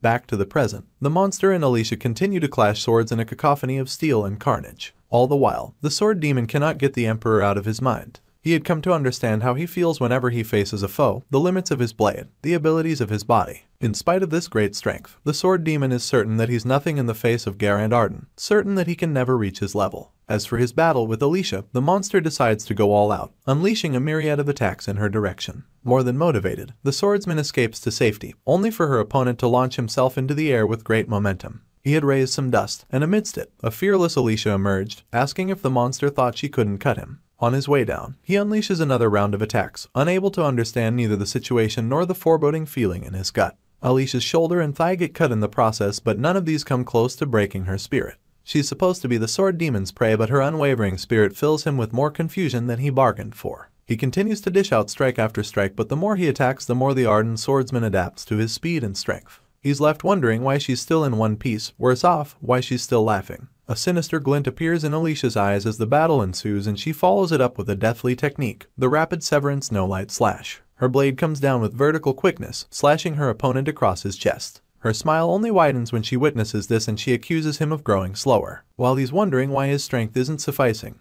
why his so-called prey seems to have gotten faster, Alicia lets loose the ardent sword second style, Twin Dragon Heaven Strike. Without giving her opponent breathing space, she follows up with the Makazawa technique, and then the Akitoshi, landing hit after hit. This pushes the sword demon to activate his trademark attack, the 8-hand Peerless, backed up by Domain Severance. Just as one of his strikes is about to hit Alicia, she shows her superiority by not only moving within his domain but by blocking all 8 strikes. The monster has never seen anything like it before, for her movements seemed like she knew where he was going to attack before he did it. Unfortunately for him, Alicia isn't done. She channels her big sister's mind's eye technique, making it her own in the moment and running towards her opponent with the urgency a mom would chase her child into traffic with. She goes a step further by using Leunia's false domain severance and cuts down the sword demon from the crevice on his neck down to one of his pecs. Alicia doesn't even give her opponent enough time to groan in pain, seeing as she's now deep in the zone. Next, she channels Corin Locke, applying his poisonous dragon head charge technique. The sight is beautiful to behold, so much so that her opponent admits that she's just as possessed by the sword as he is, that she possesses a sort of spectral talent.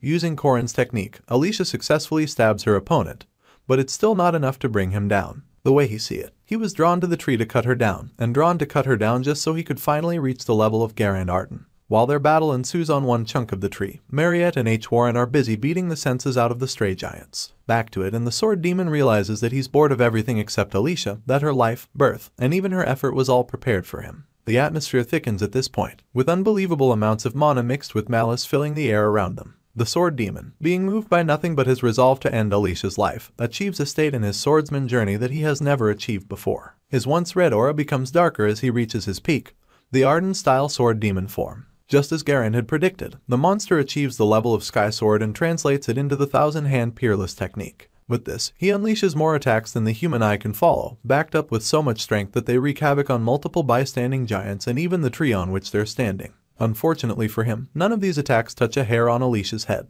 He only discovers this when he sees her already behind him, and it gets worse when he realizes that in the space of a split second, the ardent swordsman had unleashed an attack of her own. It was a neck-splitting, fast-paced display of unhinged power combined with the raw talent of the next possible heir of the Arden household. She had already settled down before the heads of various giants began to separate from their bodies, spraying even more blood into the atmosphere. The sword demon wasn't left out. She had also cut his head from the nose all the way through, leaving him wondering in his last moments if there was a resolve higher than the desire to cut. Still crackling with energy, Alicia recalls all the advice her big sister and Corin Locke had offered her. They had both urged her never to look back when she's in battle, and to always find a way to move forward. This was the source of her resolve, the reason why she pushed herself, the reason why she decided that she'll move no matter what. The technique the swordsman had used to end things was an original, the Alicia form, Sky Sword technique. She achieved a state that was never meant to be reached, and despite the sword demon being recorded as the greatest swordsman, she formed something greater from a single step forward. It'll forever be known as a momentary miracle. As a final show of strength, she unleashes the endless domain crusher and silence falls upon the battlefield. As the head of the sword demon makes its short trip to the ground, he admits that he was drawn to her so she could take this single step forward. Having caused irreparable damage to the tree, huge chunks of it begin to fall, disrupting all the other battles taking place on it. Corin, Locke, and Dune Skies aren't left out, but it's not as bad, seeing as their battle is taking place on the lower end of the tree. Skies keeps pestering our hero, so he yells at him to cut it out and then cuts off a few snake heads for his troubles. The Monster King taunts Corin, pointing out how tired he looks with a smile pasted on his face. You see, there's a reason why Dune Skies is called the Monster King. He's not only a pit of darkness that knows no end, but also a compilation of creatures that make his death practically pointless. He's a compilation of countless snakes and toads alongside 3 dragons, and is known in all of Arkan as one of the 4 secret treasures. Back to the battle, Skies activates a spell he named Undry, capable of unleashing endless snakes on his opponent, and sends them all to attack Corin, Locke. Our boy waits for them to come so close to him before cracking a smile and announcing that Skies fell for his trick. Corin then makes it clear that he could never be defeated by the shabby soul of a beast and releases the Death God's orb he obtained during his time with Eren. The orb is capable of ignoring defense power, separating the body from the spirit, and finally, always hitting its mark. With this, all of the snakes Skies had sent after him wither and fall, leaving the Monster King to conclude that our hero was once a soul reaper. This doesn't discourage him because he believes he can keep going forever, unlike Corin, Locke, who's cursed with limited mana. Still smiling, our hero jumps off the tree and balances himself on his spear after digging it into the trunk. He mocks Skies for knowing a lot but still being slow to catch on. Mana seems to make its way to our hero, and it's at this point that things begin to make sense to the Monster King. Apparently, Corin, Locke knew what he was doing when he grew the oak tree up to the heavens with his one-of-a-kind fertilizer. The roots of this tree have the ability to endlessly soak up mana, and being the king of this territory grants our hero access to an endless supply of mana. Noticing that Corin is becoming too cocky, Dune Skies takes things to the next level, wiping the grin off of our hero's face at the same time. The Monster King begins by acknowledging that he can't defeat our MC in his current state and follows up by merging his army of countless snakes into one sinister being. The snake is so huge that it's easily the size of the oak tree, causing Corin, Locke to break into a cold sweat. Our hero is forced to admit that he's in quite the pickle as he realizes that his opponent has taken on one of his final forms, the colossal deviant snake known as Falgus Serpent. Corin, Locke doesn't run from the face of danger. Instead, he looks the Falgus Serpent in the eye even as it releases energy so menacing that it affects the entire atmosphere. A tired smile plastered across his lips, he acknowledges that the fight seems to be going on forever now that Dune Skies has activated one of his final forms. At this moment, the great deviant snake talks about how Eren Danua trapped him in a dark place, adding that he will devour the things she swore to protect now that she's been sealed away. With her throne empty, Skies promises to eat Corin along with the flesh of the Queen of Paradise. Bored out of his mind, our hero wonders if Skies plans to talk about himself the entire time. He then bounces off of his spear, reminding his opponent that he created the land they are fighting on. He activates some rune magic called resonance and what's left of the tree begins to light up. Sooner than later, light turns into heat and Corin mocks his opponent by telling him to look down before speaking too much. Skies indulges our boy, only to end up hurling curses at him and wondering if he's insane. You see, on his way up, Corin had marked various parts of the tree with different runes and even planned to activate all of them at once, from Kenez to Sowilo and finally Berkanen. The combination of these 3 runes result in the eruption of a mighty inferno, too close for Skies to escape in his giant snake form. He hisses loudly in pain, only to ask Corin if he feels he'll be safe in such a field of flames. Jumping from one part of the trunk to another, our hero smirks and informs his opponent that he came to take everything Skies can dish out in a fight. Soon enough, the snake realizes that Corin keeps running towards the tip of the tree and a swift look to the skies reveals that the eclipse has begun. The possibility of grabbing the Klausolas has now risen to a higher percentage, so our boy doesn't stop ascending for anything. It's obvious that whoever gains possession of the Sun Sword will win this battle, and whoever doesn't will fall to their deaths. Corin summons his spear and it comes to him within the second, giving him a chance to look down and taunt his opponent. He advises Skies to fly if he wants to survive and the snake curses him once again, only to take our hero's suggestion. Skies transforms into quite the winged monster and flaps his way out of the inferno. Unfortunately, this helps him catch up to Corin, Locke. He calls out to our boy, mouth open and teeth ready to crush him to dust, but Corin is much faster because of his size. He dodges his opponent's first attempt to crush him, jumping away to a nearby falling branch and using that as a pivot to jump onto Skies' tree. You see, to some extent, Corin's tree had been cut down by Alicia that combined with the fire, leaves that of the Monster King at its full height. The chase mercilessly continues as Skies chases our boy up to the City of Giants, the atmosphere dim from the encroached sun. At the same time, Mariette and Huron are almost done killing off the first wave of giants. Corin crosses paths with the vampire and she can't help but steal a glance at her beloved. She calls out to him even, witnessing Skies commend him for lasting longer than a mere human should. Our hero doesn't engage in conversation, rather, he quips that they should get the battle over with. Unfortunately, he's up against the second of Dune Skies' final forms, the legendary Mystic Dragon. but this does not dissuade him from preparing an attack. He activates the strength of his third core in preparation for an all-out attack capable of causing havoc upon even a legendary beast. His fist begins to overflow with mana so dense one could taste its efficacy. His eyes carry the fury of a hater, and his gritted teeth are proof that he has nothing left to say to his opponent. He channels this mana into his spear and outstretches it as he activates his black mystery technique of the first demon spear. He comes mere inches away from destroying skies with it, but the Monster King is nothing if not crafty. He waits until the final moment before switching to his humanoid form, thus reducing his size greatly and pushing our poor hero to miss. Of course, he taunts Corin about it, and even our hero can't believe his eyes. All that power and effort wasted in a single attack that didn't even hit its target. As expected, Skies doesn't wait before unleashing an attack of his own. He sends forth multiple snakes to take out Corin, but our boy is so angry that he cuts off all their heads without relying on any technique whatsoever. Bleeding lightly from his forehead injury, Corin curses, still angry about his missed attack. At this point, Skies goes on to ask what he thinks are the conditions for sprouting the Crimson Rowan fruit, oblivious to the scowl on his face. After hearing nothing back, he points out that the fruit feeds on negative energy to sprout, energy that is plentiful in the event of an eclipse. As explained, the fruits in Skies' possession begin to sprout, growing multiple vines which literally reach for the skies. With their thick vines, they wrap around the darkened sun and Skies transforms into his dragon form to get closer to it, all while Corin stares helplessly from the floating island. He witnesses as Skies undergoes yet another transformation, courtesy of the infinite swarm of serpents and toads, 3 ferocious dragons, and 3 magical cows. Skies transforms into an amalgamation of beasts sealed in the underworld, power bursting from every cell of his body as the transformation grants him horns and enough strength to take out a civilization. He turns into the dreaded Black Ox, king of all cows. To make matters worse, the rowan tree fruit retracts with the clausolas within its grasp and lands safely in Skies' possession. The glowing sword then breaks apart what's left of the vines, emerging as beautiful as the first sunrise witnessed by a man blinded for his lifetime. Skies roars ever so loudly, exuding unbelievable power as the sword does the same. The resulting waves alone leave Corin in a cold sweat, and he chucks it up to bad luck that he'll have to battle the sun all over again. The first strike from the sun sword sends our hero crashing through multiple buildings with the force of a small comet escorted by all its rightful flames and smoke. Upon impact, he's left groaning with even more injuries. But this doesn't kill his spirit. He activates the Kenna's rune and various parts of the island begin to burst into flames. Noticing this, Skies commends him for his little trick, pointing out that he must have gotten to the island early just to set it up. As the flames continue to spread in a uniform spiral, Skies mocks our boy for working all day in vain. A bunch of flames in the form of shooting stars bursts into the skies, heading straight towards Skies, but the Monster King is unbothered. All he does is swing the clausolas and every flame in the vicinity obeys its power. Corin curses for the umpteenth time, frustrated that his hard work didn't even buy him time to re-strategize. Before his very eyes, Skies commands all the flames to fall back to the island using the clausolas, and of course, like an actual comet, they obey. The result is colossal damage, but our hero is lucky enough to have run out of the range of the flames. Skies chases him down immediately, lifting the clausolas as he yells at Corin to die. He swings the blade and a bunch of flames follow suit.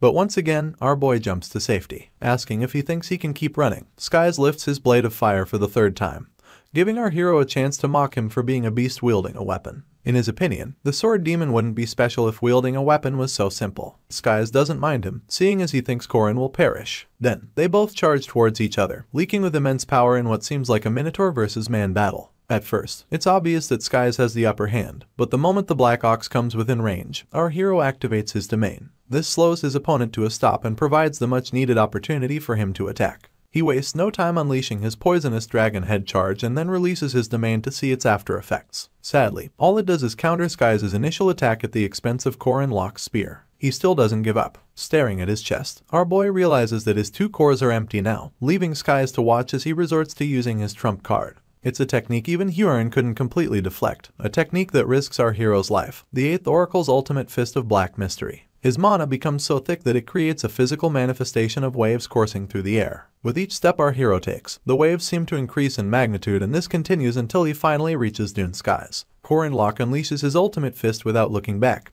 causing unimaginable destruction to buildings caught in its crossfire. A mighty explosion even follows suit, but when it comes down to it, only the horn of the Black Ox gets blown clean off. With his hand bleeding, a panting Corin grabs hold of Skies' head, unable to do anything else for lack of strength. Sadly, the Black Ox seems to never run out of it, as proven by his bellowing laughter amidst all the chaos. With blood all over his person, Corin acknowledges that he's up against an invincible monster, a beast that will not fall even though he throws everything he has at it.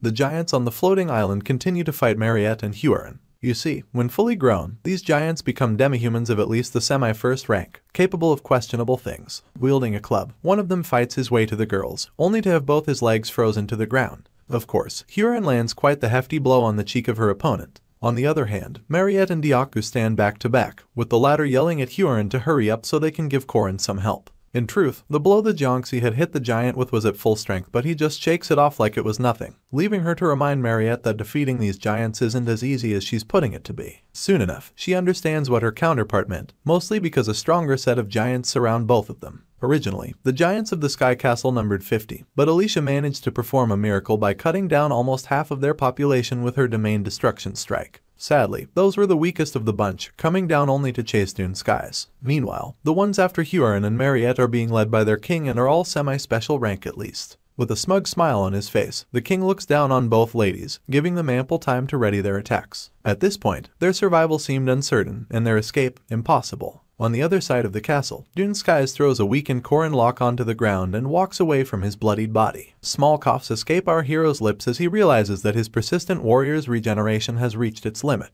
For this reason, his wounds won't be healing as quickly as they should. All of the power in his aura core was gone and Corin could feel his entire mass getting heavier. Even his eyes seem to be shutting on their own accord, leaving our boy to wonder if he's truly at death's door. The image of him taking Park Seo-woo's life flashes through his mind, followed closely by an ephemeral manifestation of the player's presence. With a sly smile, Seo-woo reminds him of the time he told him that players are only as strong as the amount of people they've killed. Comparing both their regimes, Seo-woo had actually made it to the final battle, so he taunts our hero with this info, asking him what he plans to do now that he's about to die at the hands of one of Balthazar's minions. For a fleeting presence, Seo-woo's joy seems to know no bounds as he tells Corin that all of his efforts so far have been for nothing. Almost immediately, our hero tells him that he's wrong and begins to pull himself up. He wonders why Seo-woo still doesn't understand anything despite being the player before him. He then realizes that Seo-woo never got to see anything before his death, not the way Mariette's smile still fills people with joy despite her being a vampire, or the way Hua and Ran are beginning to forge a way forward by accepting themselves.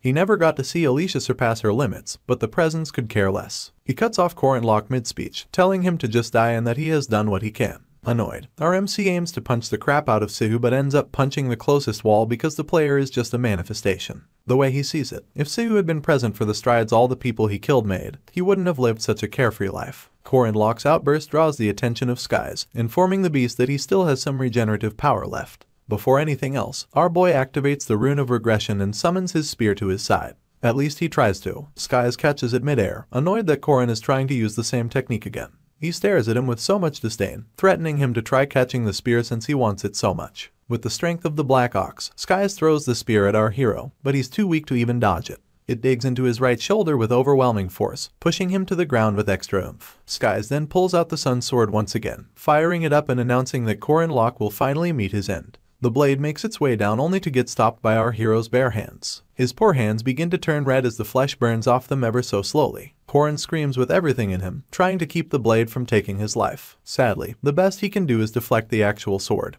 But the flames burn the clothes off his back and even the skin on his chest. While our boy lies almost unconscious amidst the rubble, Skies grips his Sun Sword tighter and turns around to leave. He only takes a few steps before hearing movement from Corin's direction, so he turns around again, picking him up and wondering how he's not dead yet. He proceeds to fling our hero into the air like he's some used toy. While he's in the air, Skies plans to burn him to a crisp, also that not a piece of him will be left to revive. With this in mind, he transforms into his dragonoid form. Corin outstretches his hand the same way he always does when he wants to summon his spear, so Skies concludes that it's what he's doing. The Monster King deems it fit for our boy to die in the breath of fire with the spear in his grasp, so he gathers enough momentum in his dragonoid form and unleashes a mighty inferno into the skies. As expected, our hero gets caught up in it, and from Skies' point of view, he's being burnt to a crisp. This all changes when the flames seem to be getting sucked into some sort of void. He continues to unleash flames, thinking on one side whether the Sun Sword is still in his possession. Unfortunately, it isn't. A closer look at Corin Locke reveals that he's wielding the sword and effortlessly manipulating it to absorb all of his opponent's flames. On the side of the blade, the rune of regression shines bright, making Skies realize that our boy must have put it there when he thought his hands were burning.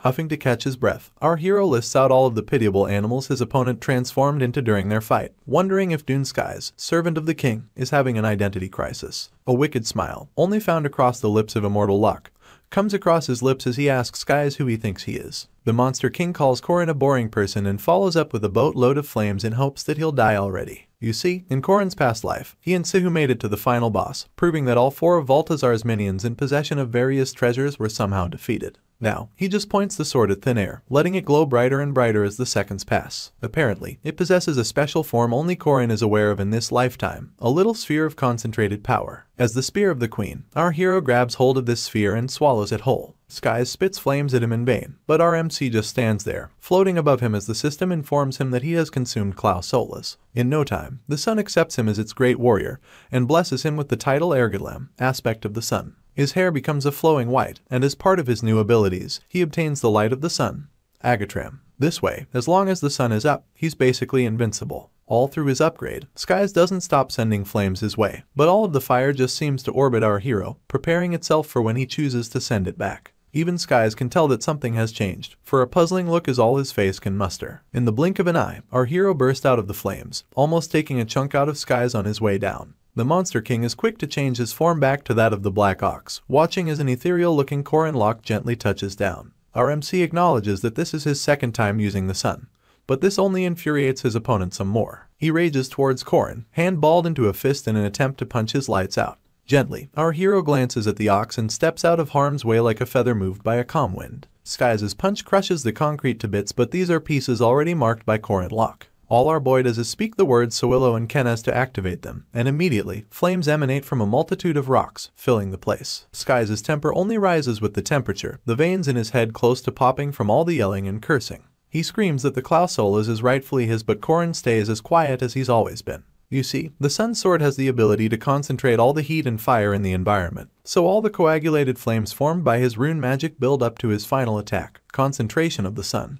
Klausolas. Using his spear as the conduit, our hero channels power unimaginable to the tip, and it continues to grow bigger with each step Skies takes towards him. By the time the Black Ox closes the distance, Corin Lock lets his power gush out like a broken dam. It consumes Skies whole, but the Monster King tries his best to fight it. He barely gets the chance to take another step before the explosive power turns him to dust, taking out everything from buildings to innocent clouds within its radius. Just like that, such a problematic enemy falls and silence replaces his once noisy presence. Feeling himself, Corin dares his enemies to challenge him in their numbers, promising to stop at nothing until he saves the world. The Huron Mariette duo is still busy fighting off semi-special rank giants, and they're having quite the hard time. Huron almost gets crushed by one of the pain giants as he laments about how he thought they were his allies. Nimble on her feet, she makes a run for it, but the giant chases her. Luckily, Mariette activates her crimson bow technique, shooting arrows made of blood at the enemy. Multiple arrows then burst through the giant's flesh, taking him out instantly. The vampire yells out her counterpart's name in a frenzy and they link up in no time. She wonders if Huron felt the change in the atmosphere, pointing out that Corin must have gotten help from something. Too bad that they're still surrounded by a bunch of sky giants, including their king who towers above the others, wielding quite the dangerous sword on his shoulder. Mariette begins a plan for her and Diaku to pave the way for Huron to get the upper hand, but stops mid-sentence when a bright light descends upon them. Even the giants can't ignore this bright light, and they begin to suspect what it might be. Their suspicions are confirmed when Corin Lock comes closer in all his glory, the aspect of the sun shining brightly within his palm. The giants have no choice but to obey after witnessing this, so they all take a knee in respect of the power that sealed them in the sky, the power of the sun. Huron zones out for a split second, only to notice that Mariette is long gone. The vampire had made a beeline for her crush, running into his embrace, worry evident in her voice as she called his name. Our hero is certain that the sun must be uncomfortable for an elder vampire like her, but when he points this out, she claims that it doesn't matter. Tears well up in her eyes as she asks why her beloved is so hurt and whether he plans to worry her to death. From the sidelines, Huron also makes mention of how hurt he is. In response, he reaches out and pats her head, flashing a smile and assuring both girls that he's fine. They share a sweet moment while the giants remain on their knees, but soon enough, Corin's hair switches from immaculate white back to its original black. Our hero doesn't notice this as quickly as the giants, who instantly glare daggers in his direction. His confidence begins to waver as it's replaced by buckets of cold sweat pouring down his person. Seeing as the power had deserted him temporarily, the giants plan to finish him off while they still can. By order of their king, they begin to chase down Corin and both ladies, forcing them to run like hell. It turns out our hero didn't expect the Klausolas to turn off so quickly, but it's too late to do anything about it now. The horrible part of the situation is that their steps have nothing in comparison to the long strides of their pursuers. With one step, the king of giants basically towers above Corin and his team. overtaking them and blocking their path of escape ever so swiftly. With his sword raised, he promises to kill them and then commands his subordinates to descend and lay waste to the humans. The shadow of the giant's hand is right above Corin's head now, so he concludes that they're going to get caught. Just then, something happens. A wicked slash from nowhere cuts off the giant's hand, and escorting it are crackles of blue lightning. Confused, the giant stares at his bleeding hand, trying to make sense of what just happened. Corin just smiles ear to ear, announcing that the old man arrived late. In response, Sword Emperor Garand laughs, admitting that it took him a while to climb the tree because of his old body. Anyone can see the irony of this statement because of how much concentrated mana is leaking of this so-called old man. Anyway, he and his oversized blade approach the giants as he mentions how well the battle between Alicia and the sword demon resonated. With this, his eyes light up with excitement and he tells Corin to go on, promising to deal with the pesky giants. As his energy becomes explosive, our hero and his makeshift team take this as their cue to leave. Looking his enemies in their eyes, the Emperor talks about how he missed a good sight, referring once again to the battle between Alicia and the sword demon. The way he sees it, a new swordsman capable of fighting him has been born, and he finds it truly joyful to have experienced it in a world higher than the highest mountain. Laughter is all that escapes the old man's lips as he swings his sword every which way, cutting up giants as though they're onions in the hands of an angry chef. On their way down, Corin wonders if Mariette would do him a favor, and in turn she asks to know what it is. It turns out our hero would very much like to repay his debt to Garand, but he wants to do so by cutting down the tree. Both ladies are confused, seeing as the man practically saved their butts minutes ago. Apparently, when Corin almost died at the hands of the sword demon, all he could think about was the fact that Garand raised him. He even goes as far as quoting a saying about it never being late to take revenge. His evil smile creeps onto his face at this point and he declares that today is the day of vengeance. To convince the girls, he points out that the Emperor never really helps anyone, and then suggests that they leave him on the island for about a year. This is all it took to get them on his side, and in no time, Mariette uses her blood magic to summon a huge crystal while Huron readies her overpowered fist. Together, both girls attack the tree, breaking off a sizable chunk of it. The Sword Emperor looks back in shock the moment this happens, watching helplessly as his only way back home disappears down the clouds. He falls silent for a moment and then calls out to Corin. Unfortunately, it's all in vain. Later that night, Alicia struggles her eyes open, groaning upon the slightest movement. Soon enough, she gets on her feet and strolls outside where our hero acknowledges her presence from atop a tree. He shoots her a warm smile and then asks about her injuries. Alicia joins him in the tree before giving her response, informing him that she's still hurt but can move. After this, the moonlight sets the mood and their conversation continues with the swordsman talking about how she expected to have a more normal life at the academy. All she wanted was to have fun all night, sleep in class, and maybe wonder what to eat for lunch. Sadly, she's had a life that's quite the opposite, being left with the yearning to cut people down. Corin interrupts her at this point, assuring her that it's nothing to feel bad about. She turns to face him, seeking clarity with her eyes. In turn, our boy gazes into the distance, explaining that morals and choices are more important. He's certain that she wouldn't just draw her sword on anyone even though she's drawn to the blade, so he brings up examples of weirdos who make strange choices unlike her. The fact that she wants to live a normal life despite possessing this much power is reason enough for her to have more pride in herself. Upon hearing this, she rests on Corin's shoulder, her cheeks pink as cherry blossoms. She proceeds to draw a promise out of our hero, making him promise to stay by her side and care for her. Alicia is unsure of when she may go the wrong way, so she wants Corin to make sure she keeps enjoying the ordinary things, from weekends in the town to having dessert in a nice cafe. Our MC's warm smile returns at the sound of her request and he offers to play along with whatever she asks. With this, they continue to converse into the night.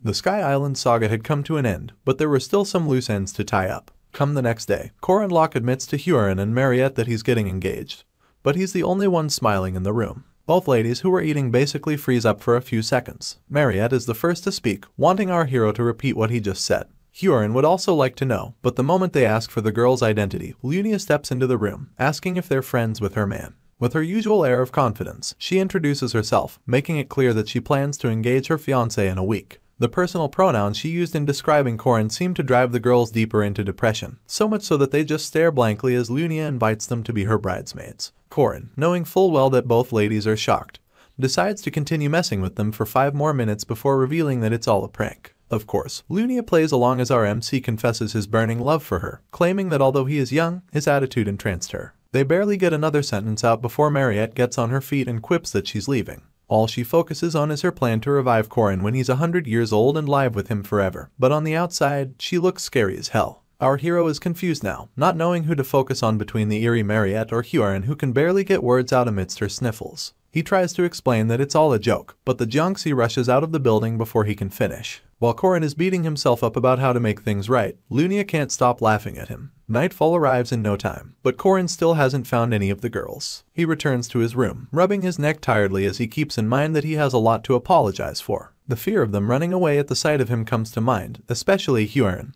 whose physical abilities make it impossible for our boy to catch up with her. He takes a few more steps into the room, only for Corin to suddenly pop up behind him. He then tries to explain, but she doesn't want to hear it. Instead, she takes off her coat, pushes Corin onto the bed, and makes it clear that she'll be spending the night with him. Our hero's last argument is that he'll be sleeping with Ran and not Hua, but this doesn't change the outcome. Corin realizes that Corin is still a kid despite all the tough talking she's been doing. It turns out that all she wanted to do was sleep next to him while holding hands, contrary to what he thought she meant. The sun comes up in a flash, filtering into Corin's room with a vengeance. He wakes up to meet Corin already up, and concludes that only Hua gets up early. The Jiangxi pays him no mind, seeing as she's awaiting something that isn't coming.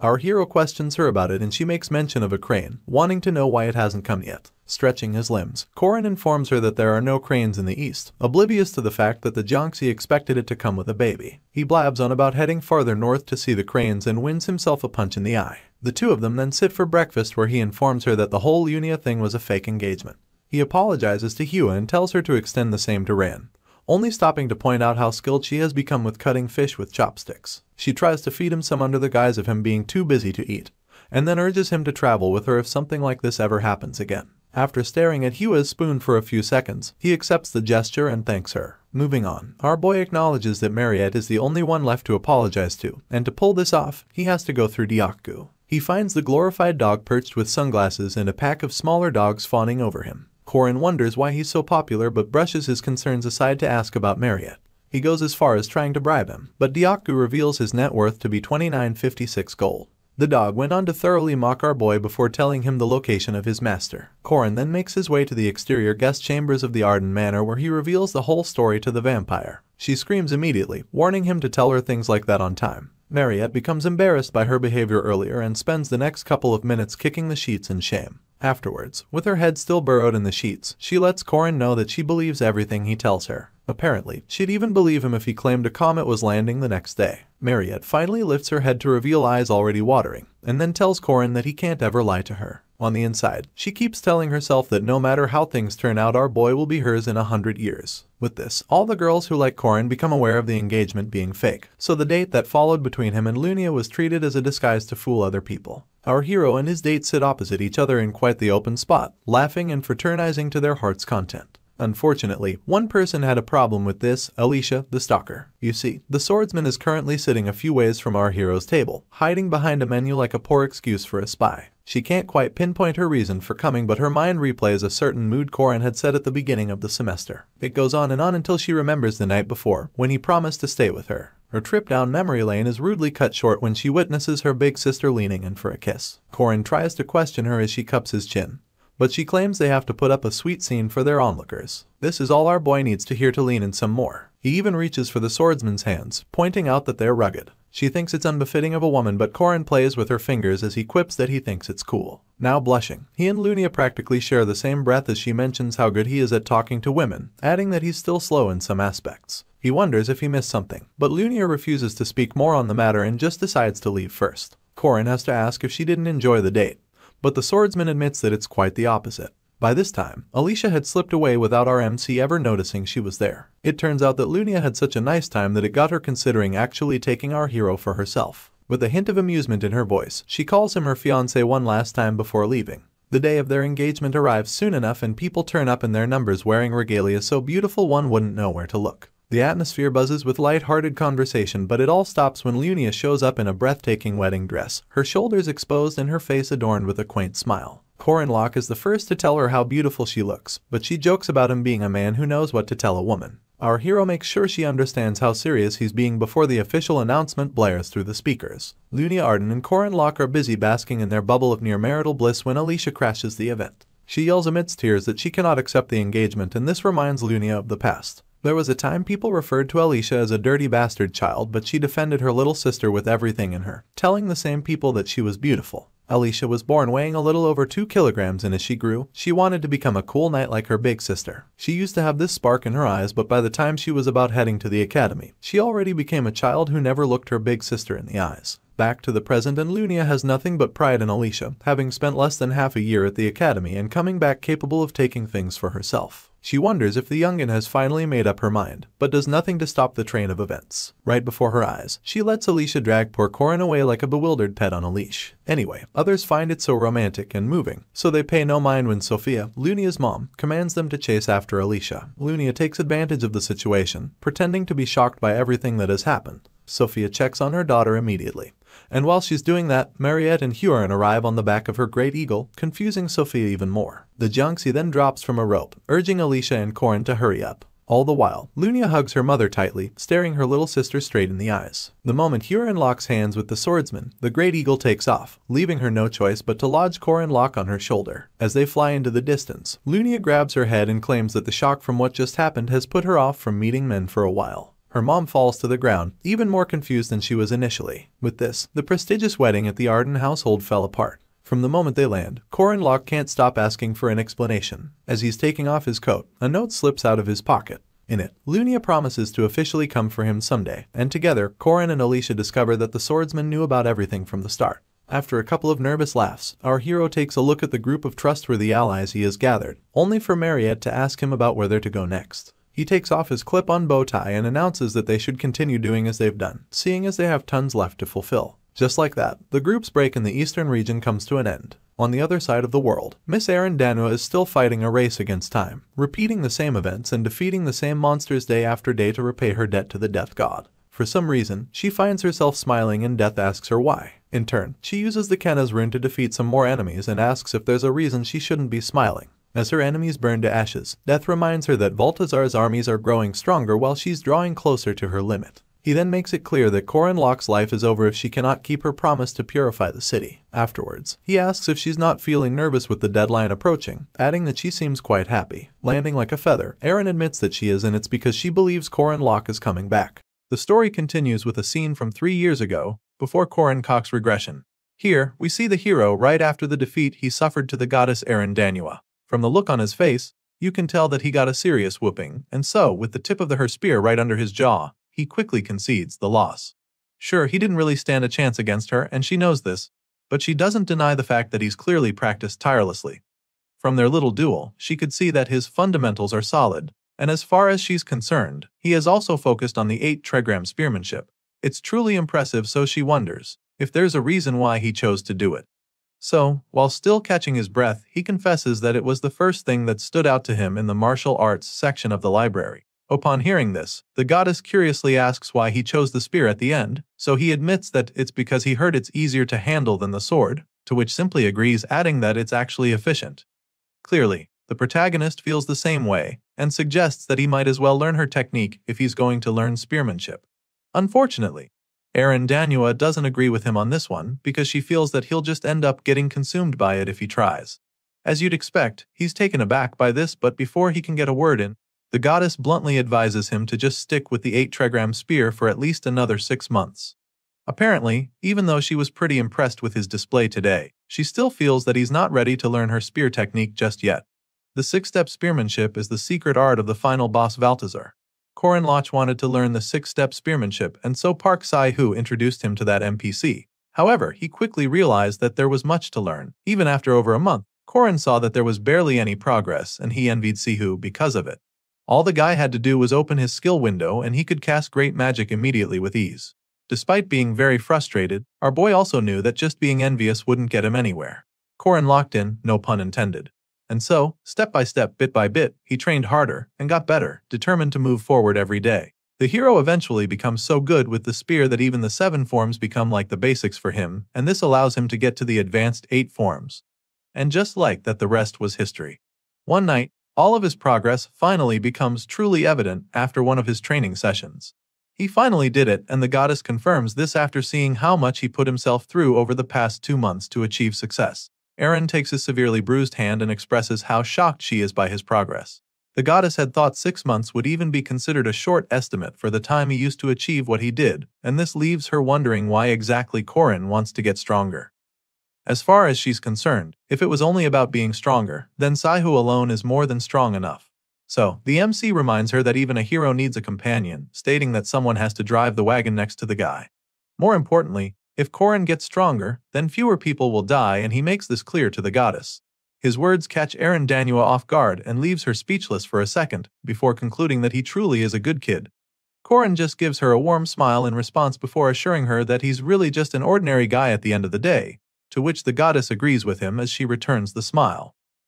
During the Mage Tower Rebellion incident, some of the mages of the tower sides with Firmak Daman. These mages shattered the shell of the goddess, Danua, who had disguised herself as Chairman Ario. Once the shell was gone, the goddess returned to the world in her original form, and according to this scenario, she died shortly after and left the players with her will to protect the world. And as a result, the hidden piece known as the Tribulation Treasure Vault was unlocked. That was the beginning of an event that no player was ever meant to stop. Or at least that's what everyone believed. But now, our hero felt otherwise. The hand he held was warm and the goddess' voice was so kind, and so, simply knowing that she would die inevitably, Corin could no longer even smile back at her. Eren passed on everything including the 6-step spearmanship to her prized disciple Tidez, but he had a different ambition, which was the coming of paradise. In other words, the end of the world. In the end, the goddess refused the final step of succession, and that turned out to be the greatest and most tragic failure of her life. Eren admits how she hesitated and agonized over the decision. After all, she has experienced too many failures and hasn't always made the right choices. But now, in this moment, she's convinced that she's making the right call, and so, she officially asks Corin Loch if he will be willing to accept her as his master. Hearing this, our boy already knows that it's the line and event that every player of the heroic legend of Arhan knows. An event available only to players who have met a ton of conditions and accumulated good karma. And so, without any hesitation, our hero grabs the opportunity with both hands, accepting her as his master as he goes down on his knee. But by then, game knowledge didn't matter all that much anymore.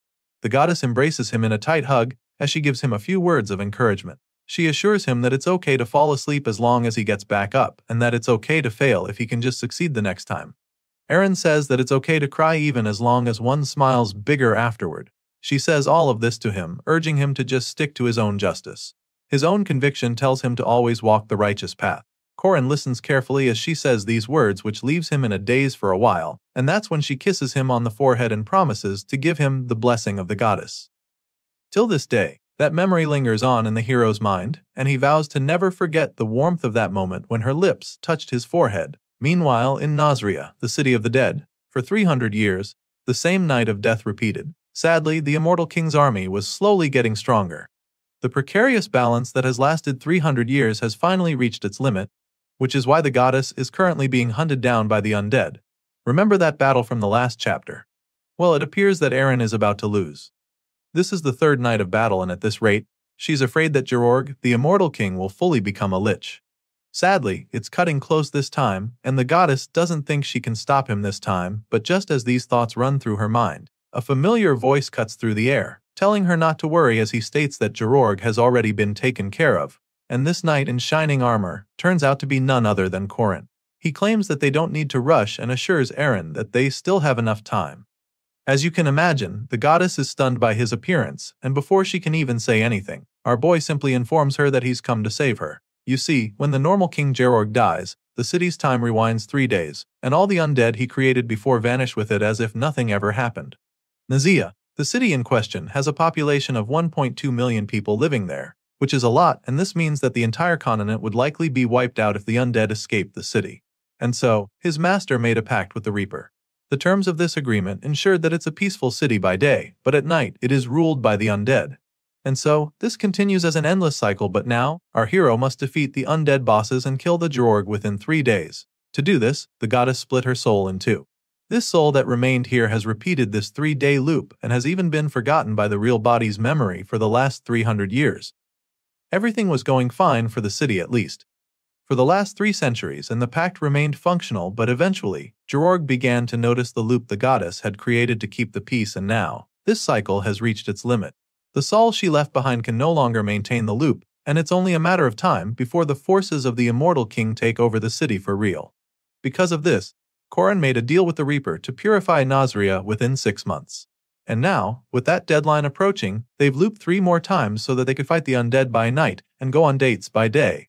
Corin and Aaron pretty much became a couple, spending every hour together, reading books, watching plays, and even visiting the circus from time to time. Unfortunately, their little holiday has come to an end and the final moment has come. So on the last day, the two have a little chat on the balcony as they reflect on the last couple months. Aaron thanks Corin for coming to help her, admitting that she had fun, and he just simply wonders how she didn't just get tired of seeing the same thing for 300 years. In response, she explains that watching it alone and experiencing it with someone are two very different things. Corin admits that he's glad she had fun, but he still feels back that they'll never get to visit that amazing restaurant again. However, Aaron doesn't think that they need a fancy place for it to be meaningful. As far as she's concerned, everything is enjoyable with her future disciple. The moment she says this, Corin looks her in the eyes, and before he even says anything, she already knows what he's thinking, so she states that tonight is the night they'll purify Nazria and end this eternal night. Our boy confirms this, claiming that it's possible based on his theory. Corin Loch had already tried it with Park Sai-Hu in the last round, so he's certain that it's going to work. But that's only if there are no unexpected interferences. With this in mind, he tells the goddess not to feel pressured, reminding her that this is his way of paying her back. All he asks of her is that she grant him a wish when this is all over. Aaron isn't sure what he's talking about when he says this, so she expresses her confusion, but before she can figure it out, the scene changes once again. The regression had lasted for 300 years. And after countless deaths, Georg had finally found the answer. The immortal king finally understood the original runes and how to use them to create his unending paradise of the dead. And so, he decided that it was time to defile the original runes with his new knowledge. At the same time, Nazria's cycle had also come to an end, and the curse unleashed on the city was amplified severalfold. Georg had finally succeeded in his quest, and as such, he was transformed into a lich. In this new form, the immortal king is confident that he can destroy the goddess. He promises to ravage her corpse, destroy her body, and even defile her soul. The horrifying power of the lich leaves even the battle priest stationed in Nazria trembling. He looks out from his station to see the endless sea of undead concentrated in the monitored zone. They all converge in one place, which has never happened before, so he's immediately overwhelmed by the scenes before him. It turns out that the true immortal king is using his power to summon every undead in the city, and so, this leads to the beginning of the limitless wave, the beginning of the undead march. That night, the fierce battle ensues and our hero is pretty overwhelmed by it. They're under attack and Aaron is becoming very worried because things aren't going the way they planned. Sure, anomalies are expected sometimes, but this is the first of its kind for Corin, so the goddess suggests that they hide first instead. The hero agrees with her, but before they can make the next move, another powerful doom bolt is unleashed on them. Corin manages to deflect it, but right after dealing with that attack, he sees that the entire city has been afflicted with corrosion contamination declaration, turning it into the land of the dead. With doom bolts raining from the sky and poison seeping deeper into the earth, Corin realizes that the wave of death is truly endless. As they attempt to evade the incoming attacks, Aaron figures that Georg must have already become a complete lich, and if that's the case, then the magic power in the city is nearly infinite by now. In other words, there's likely no safe spot to hide anymore, so she urges Corin to keep moving no matter what so he doesn't get consumed by the dark magic. As if the poison and doom bolts weren't hard enough to deal with already, undead hunters join the fray. These mid-rank undead creatures are unleashed on the duo, which just leaves them even more frustrated. Despite being exhausted and overwhelmed, our boy knows that he has to keep fighting, so he activates his 6th wave Sura the moment he spots the undead hunters.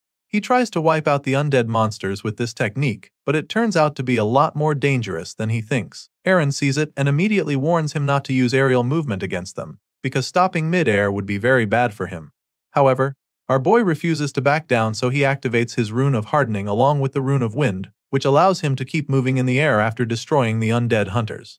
Of course, the goddess is impressed by his skill and smiles, realizing how strong he actually is.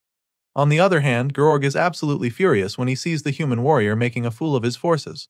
Enraged by how evasive the duo have been, the immortal king decides to go all out, so he unleashes 10 mighty strikes of the boom bolt and laughs maniacally afterward, thinking that the job is done. However, his excitement quickly turns to shock because his doom bolts suddenly start to disappear, leaving our favorite spear-wielding hero completely unscathed. Corin is sure that the immortal king must have forgotten what sunlight looks like after 300 years of endless nights, so he decides to remind the lich what light looks like. Georg begins to panic when he sees the bright light coming from Corin's body, claiming that it's impossible, but as our boy's hair turns white once again, it's pretty clear that it is indeed possible. However, the immortal king just calls him ridiculous for thinking that he actually has the power of the sun. As far as this lich is concerned, there's no way a human can create that kind of power in a flash all on his own. And so, with this conviction, the King of Endless Night unleashes yet another doom bolt, but this time he throws everything he's got, reaching the maximum output. As the beam of death fires on, Jororg lets out another villainous laugh, teasing the hero for even thinking that he could stand a chance. And once the doom bolt is done, he unleashes his undead army yet again. Besides having undead hunters and warriors to fight for him, Jororg is also protected by the limitless magic of the moon. So, in his mind, there's really no way he can lose this fight. The killer zombies charge at the hero mindlessly, and of course, those that get too close are instantly sizzled away in a flash. As if that's not enough, the immortal king suddenly realizes that he's got another problem on his hands. Scattered all over the grounds in the city are runes of sun and flame all of a sudden, so the lich is pretty alarmed by this. He doesn't understand how the human managed to get a hold of so many runes in seconds, and while the undead king is still trying to wrap his head around it, our boy finally responds to him. Corin agrees with him on one thing, which is the fact that power like this can't just appear out of nowhere. And so, we're about to find out exactly why Corin is so overpowered all of a sudden. The last 10 days with the goddess was the only time he could finally act like a real disciple. Apparently, it was all thanks to her, the hero, who didn't mind being forgotten that the traces of battle were quietly built up over 300 years in solitude. Because it just so happens that throughout those countless battles, his master, Manhwa, inscribed runes all over the city. So now, Corin takes advantage of all the runes, activating them till they shine brightly across the entire city. With each rune glowing, the darkness disappears, and once it's time, the hero uses the solar focus simple deployment spell to create a huge burst of energy. The ball of fire grows bigger and bigger with each passing second, and just before unleashing it, Corin admits that he's a bit sad that this is the last night. But he has a job to finish and a promise to keep, so he says goodbye to the immortal king for the last time as he activates the solar focus, incarnation of the sun, to finally end the endless night. Just like that, he watches as all the undead and the poisons melt away and burn up to purify the city of Nazria. This kind of power on dispatch right now is something that no priest or any other power could ever match, because this is a colossal scale cleansing as far as he's concerned. The massive burst of flames spreads through the entire city, and as the darkness is rapidly purified, the immortal king loses his shit. He refuses to believe his eyes, insisting that it is impossible for a mere human to possess such strength. Unfortunately for him, his opinion doesn't count anymore, because his reign of terror is finally over. Jororg is instantly incinerated by the power of the sun for good, and the flames burn on violently. With this colossal scale cleansing underway, all 1.2 million deaths, 300 years of darkness, and all the shadows of the undead are swallowed by the sun. The solar focus brings the 300 years old night to an end, and the sun can finally shine on the city of Nazria again. The Reaper joins them to look down on the bright city and admits how impressed he is. Seeing that the human hero actually did it is truly incredible to him, because he never imagined that the boy would be able to use Manhwa's treasure to achieve it. Hearing this, Corin explains that it's just a one-time miracle, admitting that not all of it was his own power after all. Either way, the Reaper informs him that he has fully upheld his contract, and so, he states that he will also keep his promise. For a while, the goddess trails off staring at the beautiful bright city, but then suddenly speaks again, expressing how surreal it is for her to see that the endless night is finally over. With a humbling look on her face, she turns to Corin and is about to talk about what would happen when this contract ends, but he already knows what she's about to say. After all, he's already been through this before, even in the future. Our boy knows what happens next. He knows that the goddess, who has guarded this land for 300 years, will disappear. To have achieved this, Manhwa knows that he must have worked hard, and he confirms that he did his best. So, she recalls their conversation before and asks him if he truly fell down a lot on his journey, which he confirms. She asks if he cried, and of course, he always did. Corin swore to never forget those words of encouragement she said to him, and in this moment, the memory flashes across his mind again. The hero vows once again to never forget her after she's gone. Even with different memories, the version of the goddess standing here comforts him with the same words as the one he met before. While holding him in her embrace, she vows to bless him with the goddess' grace, just like before, and so it just made the moment so much more precious to him. The first time, Aaron kissed him on the forehead, but this moment is different as they lock lips. The goddess kisses him with tears running down her cheeks, and then she calls his name, sincerely hoping that he finds happiness in life. The two enjoy this wholesome moment together, knowing it would be their last, and so, just as the sun completed its role and night fell, Aaron was nowhere to be found. Corin stands on the balcony, recalling his last moments with the goddess as the rain pours down on him. She was finally gone, and the only one left was her old disciple who she had raised since childhood. The royal palace remained as it was as no other visitors came by afterward. After being betrayed by Balthazar, the disciple she had cherished as her successor, the queen was sealed away for over 80 years. And in that time, she was only woken up from the long sleep of silence and solitude by the sudden rush of memories from 3 centuries ago. 300 years ago, when she wandered the world, she met with the Reaper and asked him to make a contract with her. For some reason, she had forgotten Nasria, but she suddenly began to see the same flashes thousands of times to remind her of the endless battle with the Dark Mage who was also bound to the city. Erin started to realize how boring it must have been for her other self to spend 300 years in the land of darkness. In one of the flashes, she saw Corin making a contract with the Reaper, which left her wondering if he betrayed Balthazar to seek her out. She wasn't sure what was true, but then the memory of Corin appearing in the dark city of Nasria to save her flashed as well. And as her doubts spiraled, her last memory was the moment when she blessed him with the goddess Grace as she kissed the human hero. This rush left her flustered even in her dreams, and that's when she finally woke up. Just then, Josephine walks in talking about a new book she wants to read, but Erin just screams about how she's losing her mind. It turns out that the memories that merged refused to vanish, and so, that moment with Corin had become etched in her mind. It was her very first kiss, and as such, an unforgettable memory for life. At the Grand Cathedral, in the Second Holy Land Zion, the battle priest who was stationed in Nasria returns to give his report. Estelle, the saintess, is taken aback by the news and finds it hard to believe that the entire city of Nasria was purified in a single night, when it was known to have over 1 million undead, but the priest insists that it's true, telling her that it was like the sun itself, and he's about to go on about how it's a blessing for humanity when she cuts him off. Estelle is the saintess who is said to possess the greatest power in history, and she's very intrigued by the news. You see, 4 years ago, she visited Nasria and managed to purify the city with ritual prayers, but it reverted to its dark state after only 3 days.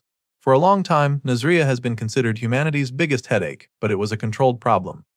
But now, the city has been cleansed in a single night, and nobody knows how. The fact that the wielder of this immense power remains unknown leaves the saintess very worried, and she fears that it might even be a greater terror.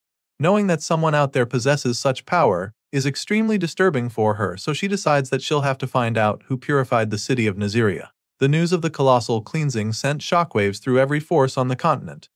From the Mage Tower and the Old Church, all the way to the frozen north. Everyone was on their toes concerning the mysterious power that purified the city of the undead after centuries. Meanwhile, in the Dingle Peninsula of the North Kingdom, there seems to be something brewing. In this world of deadly cold, crawling with monsters, the Northerners were always prepared for war. And as a result, this kingdom became known as one where only those with strength were revered. About 80 years ago, a warrior appeared here and quickly became the most suitable to stand at the top. This warrior was none other than Tetez Balthazar, who quickly made a name for himself and rose up the ranks in a place where the very quality he possessed was all that mattered. Strength. Now, this powerful leader in the north has come to learn that the sun was stolen, and of course, the bearer of bad news is forced to suffer for it. Dunskes begs for mercy after his failure, but Balthazar gives the Beast King a lasting reminder to never mess up. The red-eyed master isn't pleased by the news, but he is curious to know who is responsible. So, with tears in his eyes, Skase confesses that Corin Loch is the man they want. The Beast King is convinced that the hero was the one who killed Fermac because he claims to be Aaron Danua's first spear.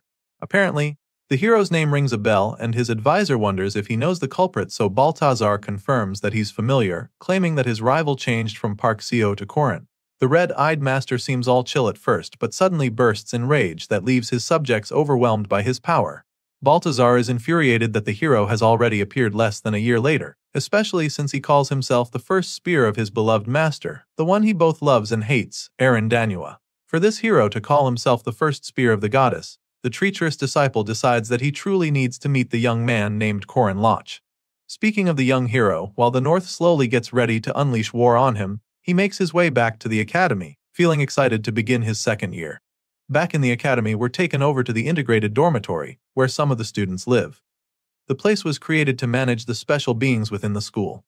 In other words, it's an isolated dorm built for Warren and Marie. Since there aren't many residents in this special facility, Professor Josephine acts as the dorm supervisor, and it's safe to say she probably needs a raise with all the crazy stuff she has to deal with all the time.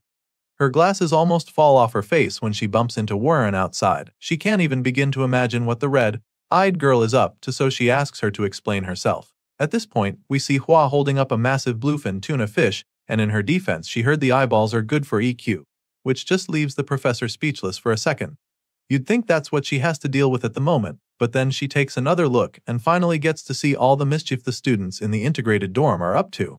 Apparently, Corin and the girls are cooking up a huge seafood delicacy and our boy is the mastermind.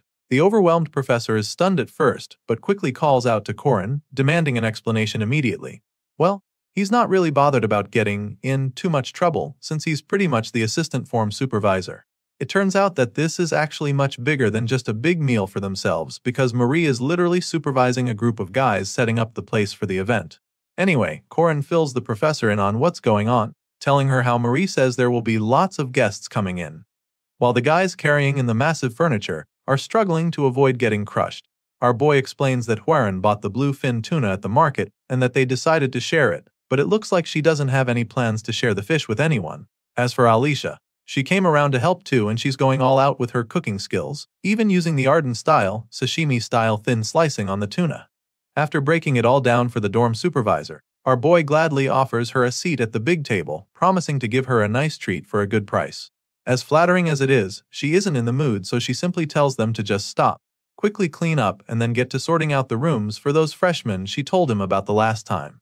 Sure, Corin doesn't mind sorting out the room and assures her that he can even do it for himself. Since the freshmen are siblings, he figures that they can probably share a room too, but Josephine insists on helping him out with it, especially since they actually need 2 rooms for the girls. More importantly, the new students will be starting at the academy the following day, so she informs him and asks him to help her show the girls around the next day. For some reason, the moment she says this, a really creepy smile appears on Corin's face as he takes a bite of his tuna. Clearly, he's not done with his mischief, because he has one more favor he needs her to grant before he agrees to help her out. So, the thing is, each year, the responsibility of guiding the freshmen falls to the outstanding second-year students of the academy. But now, Marie Donarev is in her 3rd, so it falls to him to handle, because he just happens to be the person best suited to lead the freshmen. From the look of things, the MC takes this assignment very seriously. Man literally gets dressed up in a snazzy white suit for the tour and makes Warren hold up a banner congratulating the new students on their admissions. God only knows how he got her to play along with it. While she looks like she'd rather be anywhere else, the other students are blown away by how cool he looks in his new outfit. Well, the guys mostly though. Corin notices that the girls aren't really reacting, so he contemplates singing for them to charm them. All but before he can even develop the idea further, the red-eyed nun stops him. She's finally had enough, so before he can embarrass her some more, she whacks him in the head with the sign to knock some sense into him. That's pretty much where the tour ends, so he tells them to go in to meet the professors, encouraging them to their best. Clearly, Warren has been done with him for a while, so once the freshmen leave, she gives him back the sign. Corin is surprised that she's heading out so soon, so she simply informs him she's late for a meeting. Apparently, someone annoying said they'd come looking for her, so Corin curiously asks who she's talking about. Despite showing concern, she just remains vague about it and jets off, leaving him a little confused because they're not supposed to fly in the academy. Leading the freshmen around really makes it hit home for Corin. It's becoming really clear now that the new school year is starting soon, and while he's thinking about it, the new siblings Josephine talked about, Ren and Ron, call out to him, claiming that they're about to head in too. The two decide to move on, so Corin finally gets a good look at them for the first time. There are a few notable freshmen this year, of course, but from the look of things, these two are the ones drawing the most attention. Once again, his thoughts are suddenly interrupted when he hears a familiar voice leading some of the new students. It turns out to be Alicia, who seems to be in charge of the Westgate. She clearly looks pretty busy, but he figures he can just say hi, but that's when another character gets his attention. This posh-looking young lady in red introduces herself to him, revealing her name to be Miriam Elizabeth L. Rath. Of course, our boy is gobsmacked by her appearance. So now he's starting to rethink his earlier opinion about Ren and Ron being the most notable freshmen. Clearly, this red-haired stunner is something special. People might not recognize the face or her first name, but no one doesn't know the surname Elrath. Corin is familiar with this name all too well, so he immediately goes on his knee to greet her. The young lady standing before him is the second princess of this country, and the greatest villainess of heroic legends of Arhan. Yep, that's how big of a deal Miriam Elizabeth Elrath is. Seeing how polite he is, she commends him for his remarkable etiquette, and it makes her wonder if he learnt it somewhere. At this point, Corin admits that he learned from someone he knows. He thinks back to the moment when the lady in question taught him how to be a gentleman. She taught him to always kiss the hand of a beautiful lady and ask for a dance. But of course that's another story. It appears that these two have actually met before. They met in the previous timeline but not inside the academy. He's clearly still feeling a little awkward about it, since he's the only one who still remembers her. This version of Elizabeth doesn't know who he is, but she's still intrigued by him. In the current scenario, the princesses aren't even meant to be here yet, but for some reason, the two sisters have already appeared. While he's still trying to wrap his head around Miriam's presence, her sister Estelle Hadatha Elrath, who asks to shake hands with Corin.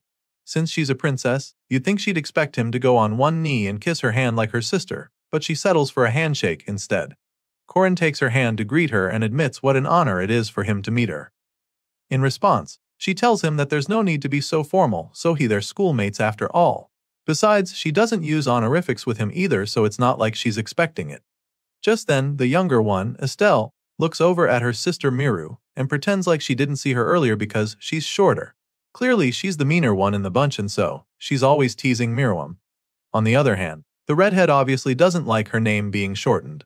She scolds Estelle, but the older sister doesn't listen as usual. She's more concerned with telling Miriam to just call her Big Sis or Sanba. The pink-haired princess has been on leave for a little over 2 years, but as of today, she's officially back and she wants everyone to know it. Clearly, there's beef between the two sisters, and Miriam simply hits back at Estelle, reminding her that honorifics are for those who are superior to her. As far as she's concerned, the only thing Estelle has more of than her is that dumb lump of flesh. After biting back at her annoying older sister, Miriam tells Alicia that she's heading to the Liberty Hall now. She thanks the senior for escorting her to this far. At this point, Estelle also announced that she'll be taking her leave as well. She greets the other juniors, leaving the two in awe, especially Alicia. As for our boy Corin, he's convinced that he's already screwed. While he's busy thinking about how much trouble he's in for now that the princesses have arrived, we get to see what the other sisters are up to.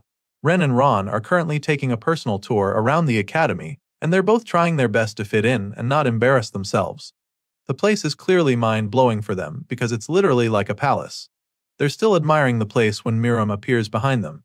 The redhead introduces herself to the twins, hoping to make some new friends. After all, they're in the same year, so she offers to shake hands with them. They're both reluctant, but Ron is the one who takes the bold step. She slowly stretches her hand out to the new girl, but then in the blink of an eye, Miriam grabs her wrist forcefully. The princess tightens her grip and starts talking about how they hunted down every one of their beaskin. It turns out that this redhead might even be more cruel than her big sister. She expresses how shocked she is to see that filthy strays like the twins are even still alive. With the little girl already in tears, Miriam then threatens to make a living specimen out of her if she touches her staff ever again. The princess shows just how mean she can be to the poor twins, leaving Ren to console her traumatized sister. It's as if Corin already knows that something bad is about to go down now that the Elrath sisters have arrived, because it suddenly feels like walking on thin ice. He seriously can't tell what might happen because the princesses are late-game characters who never even appeared in the academy before now. Unfortunately, now they have both appeared at the same time, and just thinking about the situation makes him wonder what butterfly flapped its wings this time around. The hero has a feeling that all this might be happening because of Nazria's purification. He's afraid that he drew attention way too soon, and now, new characters are popping up all over the place, characters that are likely going to cause problems for him. The situation bothers him so much that he has a hard time remaining focused in the first class of the semester. Life sucks for him right now, and he's so frustrated that the shitty butterfly just had to flap its wings one more time to cause a storm. Eventually, the professor notices that our boy isn't really paying attention, so he calls out to him. He quickly snaps out of it, and the professor scolds him for already losing focus on the first day. He apologizes for getting distracted, hoping to get off the hook, but the teacher doesn't let him off so easily. The man asks him to explain the concept of the magistrate, but our boy doesn't have an answer, and this just pisses the professor off even more. Apparently, the man didn't wake up happy this morning, so he takes it out on Corin by serving him a deduction on the first day. As if things were not already difficult enough for him, now he's got to deal with owing marks too. Usually, the first day is orientation, so everyone just wants to finish and go early. That's like the golden rule, so he's a little confused when he takes a look around and doesn't see most of the students. At the special dorm, Professor Josephine, him, Marie, Warren, and the Wolf siblings are expected to move in, but she said that they need 2 more rooms for the girls, so he ponders a little on how that would work. Just then, his thoughts are interrupted again because he suddenly stumbles into Miriam again, and this catches him off guard. Sitting cross-legged on the bed, she tells him to kiss him right there, but he quickly reminds her that a gentleman only kissed a lady's hand once per day. The princess finds his response quite amusing and wonders how a commoner like him can know noble etiquette. So, she decides to go straight to the point and asks for his support in the royal succession in the coming year. To this, Corin reminds her that he's just a lowly guardian and asks her if she really needs his support. A knight recognized by both the old church and the new, someone who possesses a holy relic, would be a different story. And that's when she reveals that he knows about Claw Solace, which catches him off guard. She's amused by his reaction because all of a sudden, he looks like he has a lot on his mind. Miriam gets a little too close for comfort and leaves our boy pretty rattled. Before he can even react, she wraps her arms around his neck and pulls him to herself. In the blink of an eye, they're both on the floor with Corin on top of her against his will. And then once she's got him in this vulnerable position, she asks him to tell her what he wants from this noble status that no one has even dared to touch. She promises to gladly indulge him in any pleasure he desires. Miriam tells him to ask for literally anything, and the look in her eyes leaves our boy absolutely speechless. The atmosphere in the room changes instantly as the seductive red-haired princess lays on her back, telling him to ask for anything he wants from her. She gives him permission to do whatever he wants to her and urges him to whisper his love to her. Miriam pulls our boy closer to herself, calling him her hero, and desperately asks him to devour her and make her his. Her eyes glint with desire as she closes the gap between them, but just when it looks like they're about to lock lips, Corin suddenly pulls away from it. It's like he snaps out of the trance in that split second, and judging by how breathless he is right now, it's pretty clear that he almost lost himself. Now that he's back to his senses, he simply finds it amusing that she even used an aphrodisiac incense to try and seduce him. It's quite funny to him since that doesn't seem like the kind of thing a noble about to inherit the throne should be doing. Of course, Miriam doesn't feel bad at all for what she did. After all, a union with the Sun God's champion would be a useful political card as far as she's concerned. She reminds him of her ambition and points out how marriage and child-conceiving activities are the oldest forms of transaction. While she's busy trying to justify her attempts to seduce our boy, he's simply hung up on something she said earlier. Miriam made a statement about destiny and Corin. Didn't really understand what she meant, so he asks her about it, but she claims that she doesn't know what he's talking about, appearing to be confused. Seeing that he's not getting any answers from her today, the hero casually buttons up his suit and agrees to leave it at that. He has no intention of making any trouble for what she just tried, so he prepared to take his leave. On the other hand, the princess figures that she'll be more successful if she sets the mood better next time. Clearly, her motives haven't changed, so she makes Corin aware of this by giving him a heads up, but our boy insists that there's no need for that. Nevertheless, Miriam remains resolute, feeling that he might change his mind when he hears her conditions. I mean, she's literally a princess and he's rejecting her, so she wonders how he's so confident in his decision. To this, he responds telling her that he learned to be careful with beautiful women. This is the last thing Corin says before jamming the door behind him, leaving the horny young redhead feeling even more motivated. Miriam laughs to herself, relishing the challenge, and concludes that she'll have to work hard if she's going to break the young hero's defenses. Meanwhile, despite acting all tough, we see our boy breathing heavily the moment he steps out of the room. He pretended to be unfazed by Miriam's advances, but now, it's pretty obvious that he barely escaped that room with his dignity. It was definitely a close call and dangerous one too, which bothers him because it's starting to feel like he's in many similar situations these days. Only recently, he noticed Marriott practically drooling over him with red cheeks after seeing his chiseled body. Alicia was no different when she had some alone time with him at the theater, to the point that she chose a play about an affair between their characters. As for Hua, well, Corin has already realized that she's all touchy with him any chance she gets. Ever since he swallowed the sun, his body has been overflowing with yang energy. Hua, on the other hand, releases an endless stream of yin energy because of her 9 yin meridian physique, and so for her, even touching him feels really good, and clearly she can no longer help herself. Apparently, it's such a good feeling that Ran even comes out sometimes to get a taste of what it feels like to hold him.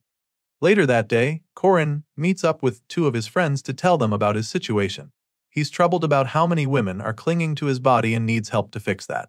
I mean, most guys wouldn't even consider this a problem in the first place, and the fact that he even brought it up with these guys even pisses them off. The first guy calmly flips him off and tells him to go kill himself if he really thinks that his situation is a problem. The second guy, Jaeger, is a lot more physical about his response though, grabbing Corin and yelling at him to just pick one of the girls, fawning over him instead of rubbing his luck with the ladies in their faces. Our boy is pretty taken aback by their reactions because he doesn't get why the both of them are so mad all of a sudden. For some reason, Corin's cluelessness makes the little guy even more annoyed, so he suggests that they kill the MC themselves for being a playboy asshole. The 2 are about to rip him apart when Princess Miriam comes to the rescue. As soon as the guys see her, They let go of Corin and watch curiously as the princess flirts with him. Our boy is pretty nervous now that she's here, especially after their last encounter. With an awkward smile plastered on his lips, he asks her what brings her this way, and that's when she asks him to give her a tour, because she's going to the city center soon. Of course, he can't say no since it's literally his job to show the new students around. Meanwhile, the guys suddenly start to see what Corin has been talking about and notice how uncomfortable he is. Jaeger doesn't think they need to interfere with the conversation since it looks like the princess is about to devour Corin any second now. Even the little guy, who was pretty jealous of our boy a few moments ago, is starting to reconsider his stand on the matter. Taking a more academic approach to the matter, Glasses over here just suggests that Corin's body is actually releasing pheromones, but they're not affected by it thanks to their immune systems preventing it. Jaeger is a little slower to grasp the terminology, so he just mopes at his little buddy, wondering what he's talking about. As if it wasn't bad enough that Corin is stealing the hottest girls in the academy from them. Some men at the school also find him attractive. This is confirmed when the two friends notice Chairman Ario acting all fidgety and nervous while talking to the hero. Jaeger is quite horrified when he sees this, while Shorty is even more convinced that there's definitely something up with Corin. Later that day, Chairman Ario addresses the new first-year students. Every year, Merkaba Academy's first-year students conduct a practical training at the hunting ground. In the forest, rather than facing off against actual monsters, the freshmen will be tested by a few of the outstanding second-year students who will serve as their opponents. They're expected to use whatever means necessary to take down their opponents and retrieve their insignias. The chairman explains this to them, and then with a gentle smile on his face, he officially signals the start of the annual tradition. Not long after that, the freshmen find themselves on the hunting ground in the forest, and they're all really excited about the assignment. Among the new students, one stands out really well. A second-rank warrior in training who leaves all the other freshmen in awe. Many of them are eager to befriend him, as students of his rank aren't exactly common. They ask the purple-haired dude to form a temporary part with them, and he appears to be fine with the idea. Turning to his excited teammates, he suggests that they regroup and pick a strategy before finding their way through the forest. Despite wearing a proud smile, he's actually not satisfied with being second rank, as his main ambition is to surpass the first-rank princess, Miriam. Right now, he knows that there's nothing he can do to avoid losing to her, and he's made peace with that, but the thought of being the same rank as the Beast twin siblings makes him sick to his stomach. Clearly, this guy's not as nice as he appears, and he might just be as cruel as the princesses. He's so irritated by the Beastkin that he even contemplated quitting the academy on the spot. The only thing that stopped him from doing that was his holy mission. Last semester, a covert unit from the Order infiltrated the academy to eliminate the monsters, but they were captured instead. The Bishop Renaud Lusignan denied any connection to the sect in order to shame them, but in truth, they sent this purple-haired knight in training, Jermaine Luther. Now that he's at the academy, his priority is to stay undercover to hide the fact that he's actually from the Order. And so, his assignment is to pose as a model student at the academy. Jermaine is suddenly drawn out of his thoughts when his teammates call on him for help. Apparently, the second years are already attacking them. Even though they're just third and fourth rank extras in his eyes, he is determined to gain their trust by completing the practical training with them. At the end of the day, the first one to defeat the seniors and steal their insignias will be recognized as the most important, so he doesn't mind showing off some of his skills on this assignment. Besides, they were told to use any means necessary. With this in mind, Jermaine conceives a master plan to lead these kids and pretend to be their friend so that he can use them as pawns to achieve his goal when the time comes. Testing the freshmen is usually the role of the older students, but that's exactly not the case this year. Josephine is having a bad feeling about this whole assignment as she recalls her conversation with Corin earlier. He agreed to help her out with the new student orientation, but for some reason, his condition was that she included the returning students of his choice to the hunting ground test. Josephine still doesn't know why Corin made that request, but she's starting to think it was a bad idea to grant it. The new students had no idea what was in store for them in this assignment, as they didn't know which second-year students they'd be up against. But as they look up to the sky and see the massive figure emerging from the woods, a wave of horror washes over all of them. The huge shadow falls on them, and in that split second, darkness swallows the forest. The first senior they'll have to deal with made a pretty big entrance with her massive metal golem. Apparently, Yule had mastered the ultimate druid technique Wicker Men in half a year, and so Corin decided that she be invited to the hunting ground too. Besides her, there's Drawn, the magic swordsman mercenary, also in the second year, who acquired a super expensive magic sword set due to a hugely successful investment. He's definitely a force to be reckoned with, and our boy also wanted him around. As if these two seniors aren't already terrifying enough, they're also going to have to deal with Cranel Rudin, a goalmancer. Thanks to a successful investment and a goalmancer crafting technique someone procured for him, Cranel knows how to control a super golem, which is why Corin added his name to the list. And then another powerhouse the freshman will be getting introduced to in this practical test is Warren. Apparently, the warrior nun is so pumped up for the exercise that she couldn't even hold back from wiping the floor with some of the first years in her path. Finally, the last second year on the list is Alicia, the candidate for the head of the Arden family. She makes her entrance with bolts of electricity so menacing that most of the freshmen run for their lives, especially after seeing the twisted smile on her face. Well, in her defense, she smiles all the time, but they're not willing to take any chances. With the arrival of the second-year students, the atmosphere on the hunting ground changes immediately.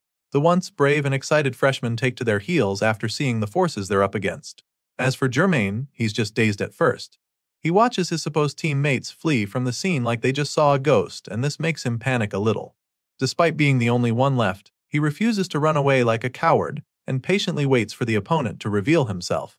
Just then, a figure with a spear emerges from the woods, and after taking a close look at the guy's face, he realizes that the others ran away from a clown. Germain draws his sword, thinking that the others are simply pathetic for running away, but then, his eyes widen in horror when the Joker strikes. This so-called clown activates the Rune of Fire to unleash a massive explosion in the forest as he makes his own entrance. At this point, Germain still had no way of knowing that the person who turned all of Merkaba Academy's notable second years into super soldiers was the clown before him. This terrifying Joker takes out all of Germain's teammates in a flash with a sick smile laced on his face the whole time. By the time he's done, everything around them is covered in flames, and that's when he turns to face the purple-haired knight in training. Seeing the new kid trembling on the floor like a leaf, the clown teases him for being so serious and then hovers over him with an even more insane look on his face as he urges Germain to smile for him. In a few moments, our boy manages to turn a good portion of the forest into a mini hellscape, and the injured knight finds himself running for his life through the flames. Germain was born in the St. Michaela Monastery and had walked down the path of faith his whole life. Since his birth, he's had many moments where he wanted to ask if God really existed because of what he'd been through. But now, as he's being hunted down by a sinister clown with a spear, he looks up in horror and can finally confirm that the devil is certainly real. The Joker hovers over him once again after tripping him with the spear, and with another sick grin etched on his face, he tells Germain that this is the end. Of course, the young freshman is scared shitless after hearing these words and begins to bawl his eyes out as he awaits his fate. But just when he thinks he's about to get impaled with the spear, the clown pats him on the head, leaving the kid seriously confused. Our boy admits that Germain has more guts than he expected and then gives the kid a hand up while introducing himself. Corin reveals his name to the traumatized freshman, and it instantly rings a bell in Germain's mind. He recognizes the name because he knows Corin Loch is the same man who fought Lunia Arden on his own. After the introductions, the hero reveals that this whole nightmare with a fiery clown was all just to help him find skilled people among the first years. And so far, the only other person who impressed him besides the princess is Germain Luther. Sure, the kid probably peed his pants while running for his life, but Corin can see his potential, so he asks Germain to work with him. The MC informs him that he always welcomes skilled people into his team, and of course, the young knight doesn't even think twice before accepting the offer. He shakes Corin with both hands, still absolutely blown away by the fact that the man standing before him is the famous hero people have been talking about. While the ambitious young knight is still wrapping his head around what just happened, Corin checks scouting the kid off his bucket list. Unsurprisingly, he already knew Germain was a spy from the Order, so now that he's gotten the kid under his side, he walks away with a mischievous grin on his face. Corin hopes to keep tabs on the purple-haired spy for the meantime. You know what they say, keep your friends close and your enemies closer. Meanwhile, an hour after the test starts, the twin siblings are still very much in the game, but they're more occupied with dealing with the other freshmen who attacked them. Ren casually knocks them out and asks Ron to take all their stuff afterward. The Gold Wolf siblings bounce after grabbing everything they need, and as they make their way through the forest, Ron expresses his concerns. Apparently, more and more people are attacking them, and she's starting to think it's because they're their demi-humans, but Ren insists that it's because they're second-ranked knights and the others want to take their armbands. Taking the armbands of the seniors would be worth more points, but the second years are way too powerful, so most of the freshmen have settled for attacking higher-ranking classmates instead. In the last part of this test, the first years would be able to trade in all the points accumulated in exchange for prizes. So far, the twins have been racking up a lot of points, so it's time to go get their prizes. Soon enough, they get pretty close to the end where the cottage should be, but Ren is absolutely horrified when she sees the little house on fire. As if that's not disturbing enough, the earth starts vibrating violently beneath them, leaving them even more terrified. They wonder if this is an earthquake or something, but then all of a sudden, a tall massive structure shoots out from under the ground and rises quickly up to the sky. The siblings find a signpost telling them that the prize is at the peak, which makes them wonder what their second-year seniors are really up to right now. The twins look up at the huge structure, which appears to be some kind of ancient temple that just popped out from under the ground. While the twins are struggling to wrap their head around everything going on, the red-haired princess appears right behind them, looking very excited about it. The assignment just keeps getting more interesting for her, but for some reason, she still sees the need to throw shade at the twins, whining about how annoying the smell of beast fur is. Miriam makes her way into the temple right after that to go investigate it. She knows that it would be hard to destroy if it was mad why a druid, so needs to figure out exactly what it is. As for the other freshmen, they simply follow her lead, convinced that she's the highest ranked among them. None of the others hesitate to follow the princess into the temple, leaving the siblings wondering what move to make now. Ron is pretty worried about what could happen to them, so Ren suggests that they go to the other entrance of the temple. Besides having a bad feeling about the place, she also doesn't want to enter the same place as the mean princess, so just like that, the twins make their way into the strange structure and quickly regret their decision. Not long after entering the place, they're both attacked by the powerful mage who blasts the living daylight out of them. The siblings start to think they should have just followed the others and wonder why the man is being so brutal to them. Well, it turns out that these are the conditions that were given to him by the one who hired him, as he was told not to go easy on any of them. Meanwhile, elsewhere in the strange temple, some students manage to successfully infiltrate the place. One of them finds it pretty simple to do, since he can literally turn invisible and sneak past all the seniors. There are 3 entrances in the tower, which lead to 3 rooms with 3 guardians. Then the corridors join, and then there's 2 rooms on the 2nd floor. Finally, there's a 3rd floor, which is where our boy will be waiting for the freshmen that can make it to him. Soon enough, this invisible student makes it to the 3rd floor, and Corin can instantly tell that his visitor has arrived. He's actually pretty impressed because there's no way anyone should have made it to him so quickly. Sure, he heard that there was someone extremely skilled in stealth among this year's freshmen, but still, he didn't expect the guy to get here this fast. Either way, the student is here now, and so he decides to test him a little further. Corin unleashes a powerful slash from his spear to scare the guest. The invisible guy actually thought that he'd get hit, but the blast missed by quite a lot, and he realizes that the spear must have curved unnaturally. He's still trying to figure out what happened when he suddenly starts to get this weird feeling that messes with his soul. Well, the reason for this feeling is something called the Death God's Orb.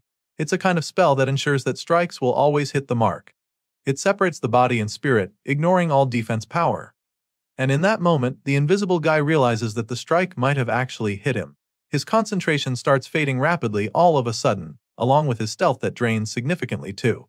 The guy starts to become more and more visible by the second, and as if he wasn't already scared, Corin calls him by his name. This masked assassin is actually Rashida Den Mustali, a first-year second-rank knight, and clearly, our boy knows exactly who he is. Rashid becomes very nervous once his defenses are broken down, and Corin simply asks him if the technique he used is from an assassin clan. The fact that the hero even knows about the clan makes Rashid even more wary of him because he's not supposed to have any idea of it. Now, he's convinced that our boy is a big threat to him and his clan, so he attempts to eliminate him in order to protect the secret. With this in mind, Rashid sneaks up on Corin from behind to take him out, but of course, the hero sees the strike coming, so he effortlessly counters it and slams the poor ninja on the floor. The assassin is shocked that Corin saw his attack coming, but it doesn't deter him from trying again. Since sneaking won't work against the hero, Rashid decides to take a more direct approach. So, he takes out a whip and tries to land another hit, but Corin just dodges it once again. The hero evades the attack with ease like it was nothing, and when Rashid keeps trying, our boy proceeds to show just how agile and flexible he is. He avoids every single strike and almost turns the situation into a dance battle. Eventually, he gets tired of dancing, so he uses his spear to stop the whip. With the whip wrapped around his spear, he uses the force to toss Rashid across the room. The assassin clan of the criminal world is where this second-rank knight was groomed, and he always hated those teachings filled with bloodshed. Rashid came to the academy hoping that he might be able to get another life that wasn't about him being an assassin. And with that choice, he left his people behind, not because he hated them but because he wanted something different for himself. But now, after learning that Corin knows who he is, he knows what he must do. As far as he's concerned, if revealing his identity would put his entire clan in danger, then the only way to keep the secret is death. Our boy's eyes widen in horror when Rashid leaps at him with a suit ridden with active explosives, and before he can even think of his next move, everything goes up in flames. The assassin opens his eyes right after detonating the bombs, looking extremely confused. He looks at the hero in shock, and that's when we see that our boy just compressed the explosion into a little ball of fire in the palm of his hand. Corin deals with the blast and teases Rashid for playing with some really dangerous toys. Thankfully, fire and heat are his area of specialization, so he lets the wannabe suicide bomber off the hook. The assassin is absolutely mortified by what he just witnessed to the point that he can't even move for a while. As for our boy, he's pretty impressed, so he concludes that Rashid deserves a reward for even getting to this point. And so, he tells the freshman to go up and address his points. He also assures the star-struck boy that it doesn't matter if he learned assassination, swordsmanship, or even magic. After all, his stealth ability will likely come in handy very soon. So, just like that, our boy recruits another talented student and then informs the kid that he needs his help with something. This little exercise allows him to check off the second thing he needed to do in this hunting ground off his list, which was to test the skills of the worthy first years. Speaking of worthwhile first years, we catch up with the Gold Wolf siblings, Ren and Ron, who are currently being traumatized by Fromworski on the first floor. The siblings are clearly tired of the assignment at this point, but the thorough senior can't help himself since he was told to do a proper job of testing them. The twins almost died to the demonic sword, but in the end they passed the test. On the second floor, the twins come face to face with the warrior nun, Warren, and when she sees how traumatized the siblings are, she encourages them to try their best.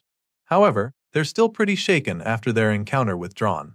Warren knows that she won't be able to control her strength against the twins, so she just passes them. And so, the Gold Wolf siblings reach the third and final floor of the temple, where they hope to catch their breaths for a while. Corin welcomes them when they arrive, and they're pretty excited to see their tour guide again. Based on how nice Corin was to them during the tour, they conclude that this is going to be a friendly encounter, so they start asking him questions about what is going on, but he just responds by hurling a spear at them, which changes the atmosphere immediately. Ren is stunned when Corin starts attacking and tries to scold him. But she quickly realizes that this isn't a test for words when the hero kicks Ron right the guy to knock him down. The siblings can't believe their eyes, so our boy enlightens them on where they are right now. He advises them to not look away for any reason if they came here to fight, because that's the kind of mistake that would kill them. At this point, Ren is left in a daze, so Corin attempts to snap her out of it and remind her exactly where she is right now by unleashing his tiger sweeping wind on her. The blast that follows is just way too insane for a test, and even Corin starts to feel bad about having to be this hard on them. It doesn't feel great for him, but it can't be helped, because the last thing he needs to do on this hunting ground is to ensure that these kids can pull their weight by growing them to that level. The hero needs to be certain that the chosen students are up to the task for what is to come, and so he can't go easy on them. Clearly, his plan worked because his barrage of attacks finally pushes Ren to shift into her beastly form. Usually, suppressing beast instincts is relatively easy as long as it's not a full moon. However, that rule doesn't apply to the current situation because being fully transformed is a different story. The fiery-eyed Gold Wolf roars menacingly at him, and our boy doesn't need a beast expert to tell him that the creature is made up of 100% pure violence. Still, the hero relishes the challenge. It's not going to be easy to handle the beast siblings now, but he doesn't mind facing off against a Gold Wolf. The beast charges at him with brute force and murderous intent, but he finds it intriguing regardless. Normally, in their final form they would retain a complete human appearance, but the siblings still haven't matured fully, so they're still limited to this beast form. And so, it's even way harder to handle them this way. While transformed, Ron, who is normally as meek as a lamb, becomes bloodthirsty like a rabid dog. As if dealing with one formidable Gold Wolf isn't hard enough, our boy has to fight the both of them in their lethal forms at the same time. Communication between beasts can be done wordlessly while they launch coordinated attacks. And for these siblings, who have braved danger together their whole lives, there leaves no opening. In other words, Corin Loch can't afford to slip up for even 1 second against the twins, because they're so connected that they can team up against him seamlessly. The hero launches an equally powerful strike on the first Gold Wolf, and as soon as he lands the hit, the second goes to help her without hesitation. Sure, he's impressed by their teamwork and how he cares for his sister even in the middle of a heated battle.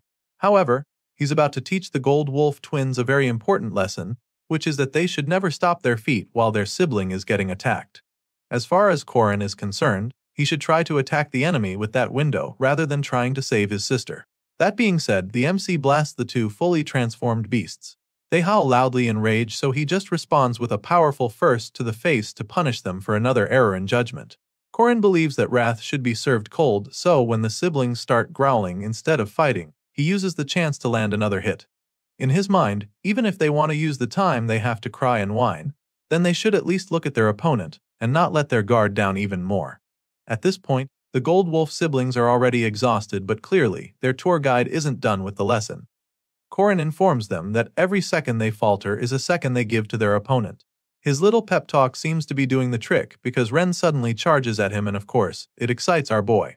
He's glad to see the fire back in her eyes and concludes that the older sister might just be more brutal than her younger brother. He's impressed by the way she's channeling her rage now, but he still feels that her attacks aren't precise enough yet. Even though she might not really understand anything he's saying right now, he warns her not to just attack haphazardly because she's angry. Corin explains that they need to accurately aim for vital spots if they want to be efficient, and since they probably aren't listening to him right now, he decides to demonstrate exactly what he means. The hero sends a mean slash her way that knocks her right back down after hitting her in the chest. But the time the dust settles, the Gold Wolf siblings are crawling on the floor in pain. Clearly, they've had enough, but Corin isn't done with them just yet. He tells them to get up because as far as he's concerned, they can't give up until their hands and feet are broken. That's the only time he feels they are allowed to give up because that is real life. The siblings eventually revert to their normal forms after Corin wipes the floor with them. They're definitely too battered to keep fighting, and now that they've seen this side of Corin, it makes them realize that they really didn't know anything about him all this time. They wonder if these are the kinds of scary fights that he has been fighting and just when they think the beating is about to resume, Corin jams the spear into the floor, leaving them confused. Before she can even figure out what's going on, the hero picks her up like she's his little sister to cheer her up. In his mind, this should be enough to test them for now. After all, it's getting way too hard to remain mean to these two any longer. Corin failed to make them teach their final form in one try, but still, they understand what it means to fight now. They've steeled themselves today, and so Corin believes that it's more than enough for one day. Ren wraps him in a tight hug when she sees that he is no longer trying to kill them, so he comforts her and apologizes for being so scary earlier. Despite his efforts to cheer them up, the kids just bawl their eyes out even more, telling him that he's so mean. The siblings cry about how he just treats them like children, and he doesn't even bother denying the accusations. He admits that he was pretty mean to them, but also commends them for having good judgment in the situations he put them in. He also praises their top-tier physical abilities, and then assures them that they still pass even though they didn't beat him.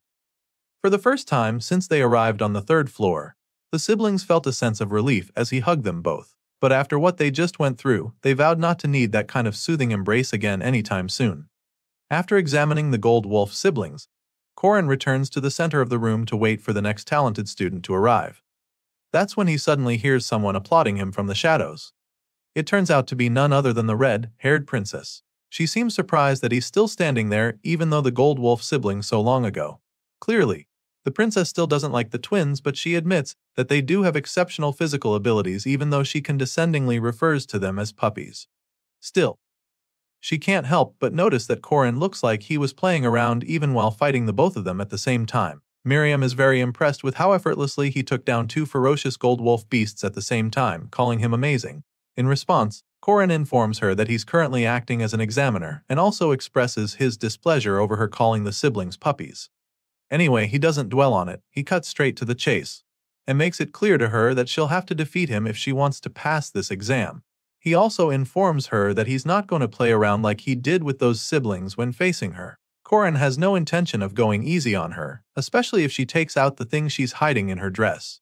He warns that he'll fight her at full power if she unveils the weapon, but the princess just teases him, joking about how he didn't fall the last time she took off her dress in front of him.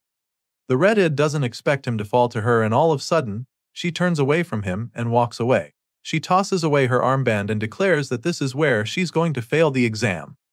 It turns out that what the princess has hidden in her dress is something called a snake familiar. It's clearly very dangerous, and even after Corin revealed knowing about her secret weapon, she didn't show the slightest hint of surprise. It leaves the hero pretty bothered because his encounter with her will now be difficult again like last time, and he doesn't know what to do with her anymore.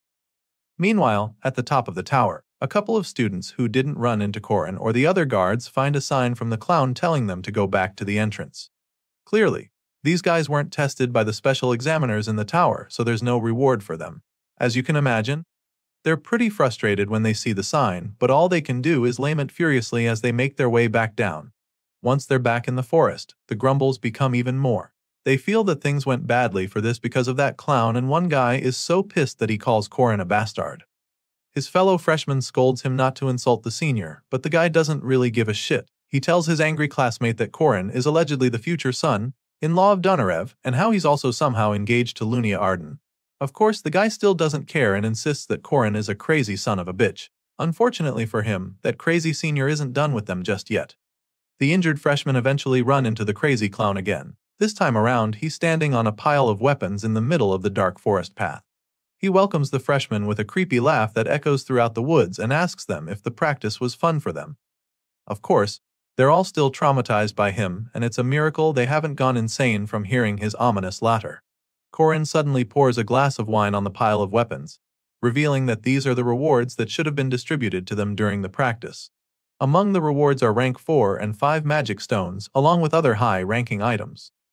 Our boy explains this to the freshmen before him, and then asks them if they know what they have in common with the items. Just when you think he's about to pacify the injured students after giving them hell throughout the day, the hero proceeds to infuriate them even more. It turns out that the thing the students have in common with the items is that they burn easily.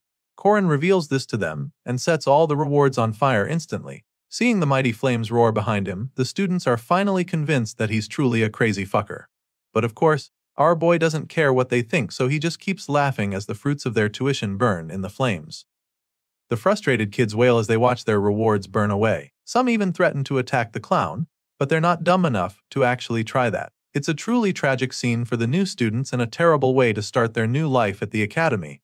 But just when it looks like their worlds are crumbling, Mariette suddenly appears on a wyvern carrying a huge chest. They look up in awe as she comes down, and then the chest blasts open, revealing the shiny rank 2 magic stones. In the blink of an eye, all the frowns are turned upside down, and then Corin introduces the freshmen to the generous craftsmen who will make their new weapons for free. The new kids immediately recognize the men as the top blacksmiths from the capital, so they're even more excited. Besides that, Corin urges them to applaud Marie and Hueren, who transported the materials and the blacksmiths. As for Alicia, she's in charge of feeding the freshmen. She knows that they must be starving, so she welcomes them to try her gourmet dishes made with the best ingredients that will blow them away. Miss Arden unveils the massive feast she's prepared for them, pointing to the special honeycomb candy. And just like that, she urges them to eat and drink away, because that's how to get stronger. Corin tells them to enjoy the moment, and the formerly furious freshmen begin to reconsider their impression of the clown, feeling that they might have misunderstood the hero. Our boy raises a toast to the new first years as they all dive in. After all, today is a day for all of them. The ingredients and chefs were transported by Mariette, and in the meantime, the scammer blacksmiths whose weaknesses had been exposed were all summoned by Warren. The huge feast quickly gets underway, and even though it's supposed to be a happy day, Alicia can't help but feel a little concerned. It appears that all the expenses were handled by Corin, so Miss Arden checks up on him because he literally just gave 400 people very expensive stones. At this point, our boy admits that he actually spent his entire net worth on this little event. That's excluding his liquid assets like the inn. That's a heavy loss for sure, but Corin claims that money isn't what's important, and to be honest, he looks even more like a clown after saying this. Anyway, he insists that the lives of these kids are way more valuable than money to him. He raced to make money from the beginning just for this moment, and he was able to give his juniors access to magic stones and craftsmen like he planned. As far as he's concerned, they can't become a fighting force just by giving them expensive equipment, but with this little boost he's giving them, he believes that the survival rate should go up significantly. Despite doing his best, Corin can't shake off the anxiety he always feels. He can't help but feel this way, especially this time. The hero believes that keeping Germaine by his side, recruiting Rashid, and pushing Ren and Ron were all parts of the preparation. The background of the next trial, which is looming ever closer, is almost here at the academy, and it's just a matter of time before everyone sees what the hero has been preparing for. Later that night, back at the academy, Elder Admalik, the Red Magic faction leader, meets with Elder Morshuden, the Black Magic faction leader. Admalik claims that the experiment that is neither beast nor human must be retrieved, and Morshuden feels that it should fall nicely into their hands, now that the Golden Mage is participating in their preparations. On this note, the two elders conclude that Marie Dunarev, the vampire, must be retrieved by their mage tower no matter what. And so, the scene shifts to the magic tower incident, and now, the main scenario is about to begin. Originally, under the pretense of researching the Grand Library's archives, they would have abducted the vampire girl and conducted experiments in the basement. However, history will be twisted now because someone will be waiting for the evil factions this time around. Back at the academy, the story resumes in the special dormitory our hero always talks about. Just as he's mentioned before, this place is where the academy manages its most important students. At first, only Hiron and Corin Loach lived in the dorm, but now, almost all the rooms are full, which is a testament to the amount of talent the Merkaba Academy attracts.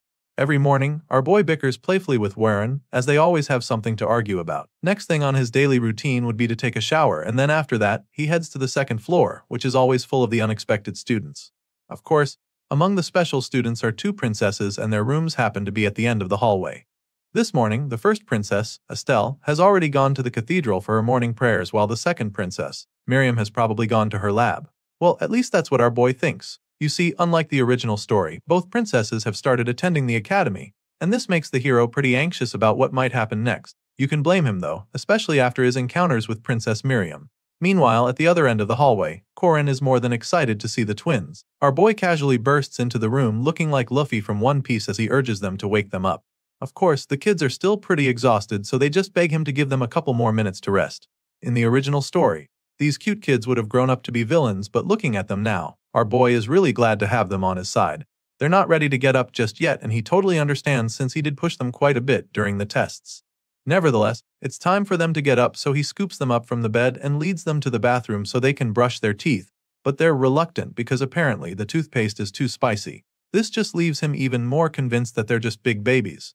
Since they're average in strength, they're meant to be mid-bosses among the villains in the original story, and with the trials ahead, Corin really wishes they just hurry and grow into their final forms already. Sadly, all he can do is wish because he can't speed up time, but he's glad that they've turned out so cute even though they were supposed to become villains after terrible experiences. The hero smiles down at the twins as they finally brush their teeth and is relieved because seeing them like this wipes away any hesitation he has about changing fate. Later that day, Corin is invited to the headmaster's office where he's informed that mages from the tower have come to visit.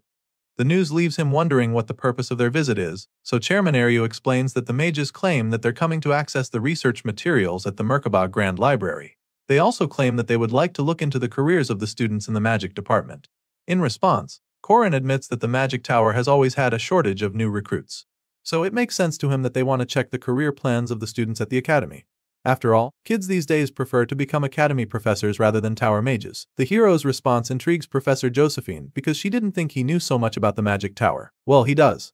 Originally, the tower monopolized all mages and magic. It was pretty notorious for exploiting young mages and letting the high-ranking ones hoard all the achievements. However, after the rise of the Merkaba Academy, the tower lost its control and ended up becoming the academy's main rival. And around that time, the old church began its witch hunts. And just like that, the magic tower became the hands and feet of the old church since they usually looked down on the academy and treated the demi-humans as test subjects. It was a recipe for disaster, but then academy heroes stepped up and ended the witch hunts. And that event was what became known as the Witch Revolution. Anyway, our boy knows that it's better to keep his vast knowledge about all this to himself, so he assures the professor that he could never know the tower better than her. After all, she was one of the heroes of the Witch Revolution 80 years ago. It's even in the textbook, so her involvement is no secret. At this point, Josephine figures that it's time to change the topic. As far as she's concerned, the Witch Revolution is ancient history, and besides, it wasn't just her on the battlefield all those years ago. She says this while looking at the headmaster, so Iryu chimes in, admitting that he was also a part of it, and adds that Balthazar was there as well. Clearly, anything concerning her traitorous student, Balthazar, is an uncomfortable subject for the master, so Corin can understand why Josephine doesn't feel like talking about it further. However, our boy believes that he has to use whatever he can. Officially, these two adults are convinced that Corin is Balthazar's student, so he decides to leak future info as if it was Balthazar's plan. With this in mind, the hero suddenly informs them that the tower is connected to the red-eyed king of the north. Sure enough, this leaves the both of them stunned, especially Josephine, whose jaw almost drops to the floor. She realizes that the tower visitors this time are working for Balthazar. Corin is clearly now talking about information from the future, which allows him to get their attention. The hero confirms Josephine's fears, stating that the mages aren't actually coming to the academy for the library or student career scouting. After the meeting in the office, Corin meets up with Marie outside to have a chat. Our boy informs her that the visitors are probably here in the academy because of her, which leaves her pretty confused. She asks him why he thinks that, so he reminds her that she possesses vampire blood, which is something that the Mage Tower desires deeply because of their obsession with demihumans research. It's truly shocking news to the blue-haired girl, and even though she's quite scared, she's confident that it would be a huge mistake on their part if they mess with her. Well, you see, the Donorev family is popularly known as the Potato Empire, and there's a reason for this. They control almost the entire food supply on the continent and are the most powerful house in the south. With this in mind, Corin partially agrees with her, admitting that it's hardly sensible to cross such a family just because of some experiments. However, he also knows that the tower doesn't care about those things because they're followers of Taith's Balthazar. He makes Marie understand this, but the girl is a little hung up on the fact that Balthazar is involved. Corin knew it would body them, but he also felt that it was time to tell them what was really going on. So, he summons the courage to tell her, but first, he lets her understand that what he's about to tell her must stay between them. And once she agrees to keep it a secret, he finally tells her about the goals of Balthazar and his followers. By the time he's done filling her in, Mary understands that the Balthazar is trying to achieve what he calls the coming of paradise. But first, he needs to gather the 4 primal runes and the 4 great treasures. If he gets his hands on them, then he'll use the power to destroy all civilization so he can build the new world he desires.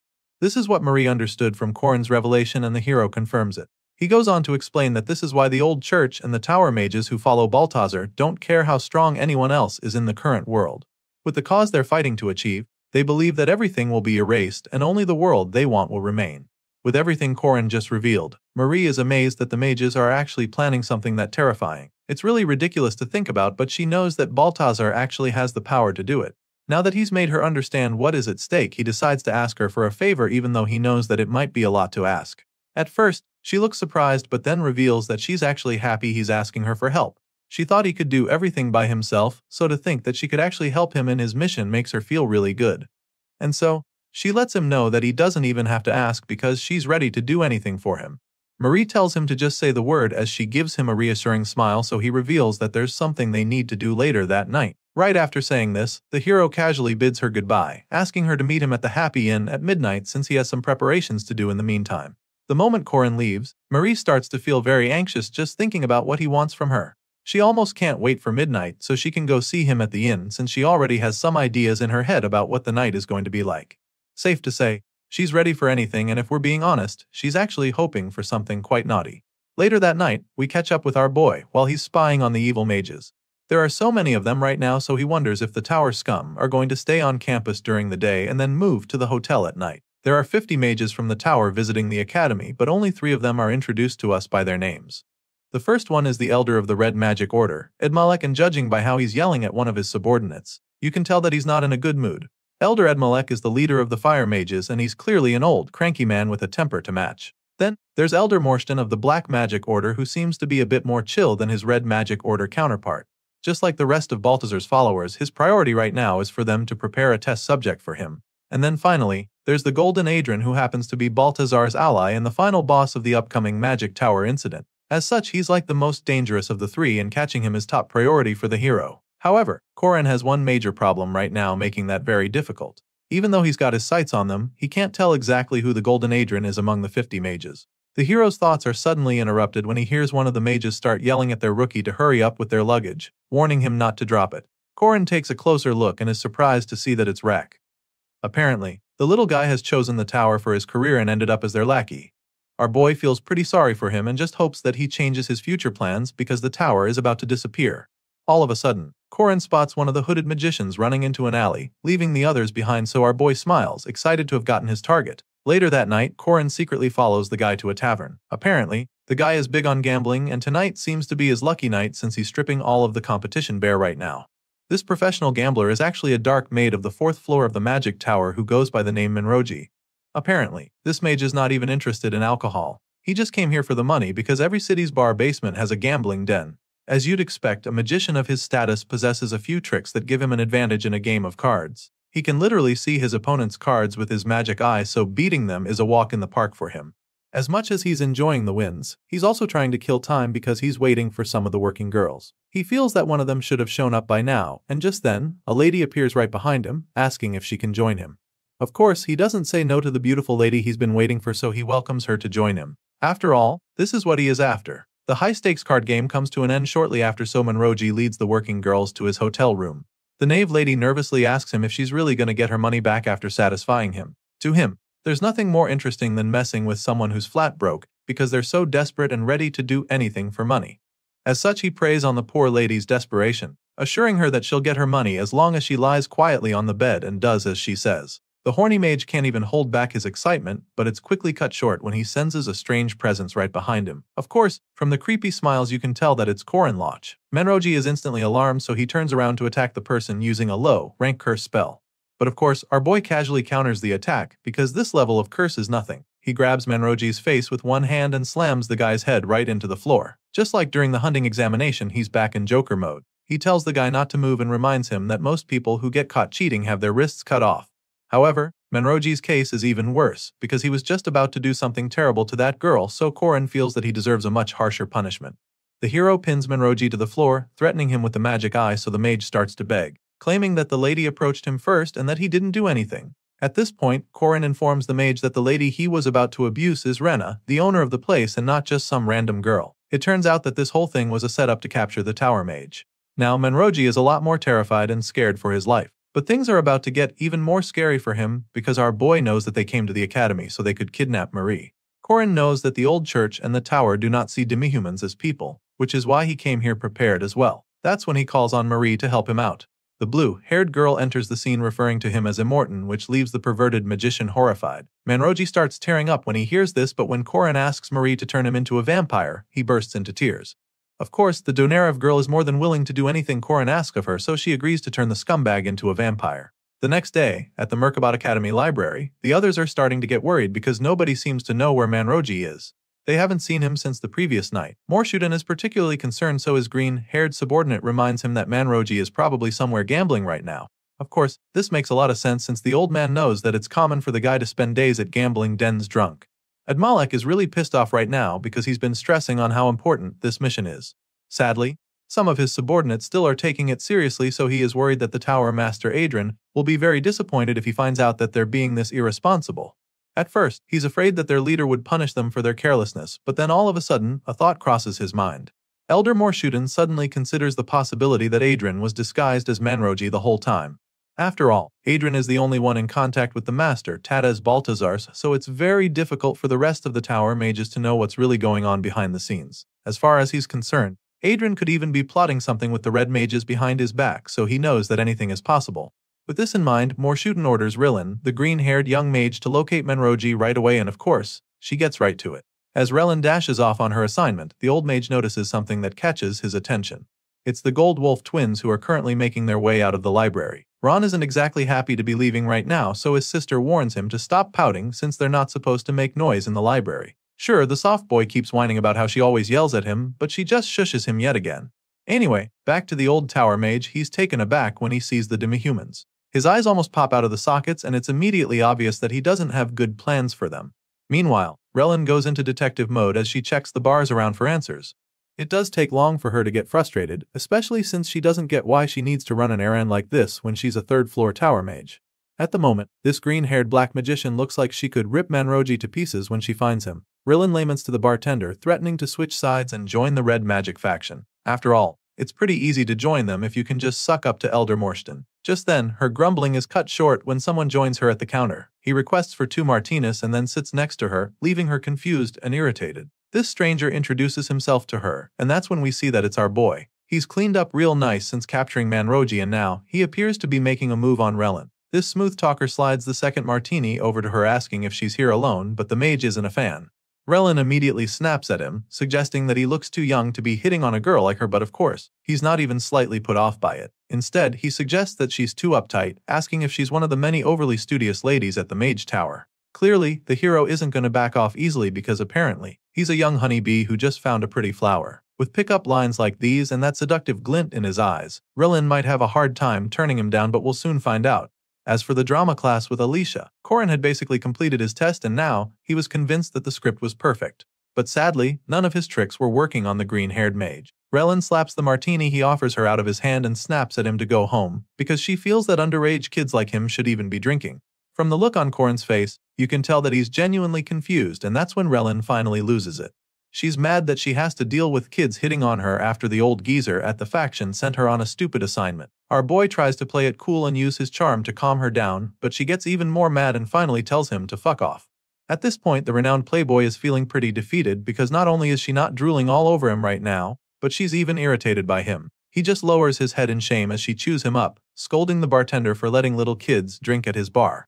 Meanwhile, Alicia, who is sitting next to them to help with the mission, is simply dumbfounded by the scene before her. She can't understand how Relin isn't falling for Corin and is left in shock. While the angry mage is asking for another drink, Estelle smoothly shushes her with her finger and reminds her that they're supposed to talk with more elegance rather than spewing profanities. Relin is shocked at first, but then after taking a look at the princess sitting next to her with a sweet smile, she gets all flustered. Estelle compliments Relin's cute lips and then offers to buy her a drink, which leaves everyone around completely flabbergasted. Corin Locke is baffled by the presence of the Saintess because a bar like this is the last place he ever thought he would see her.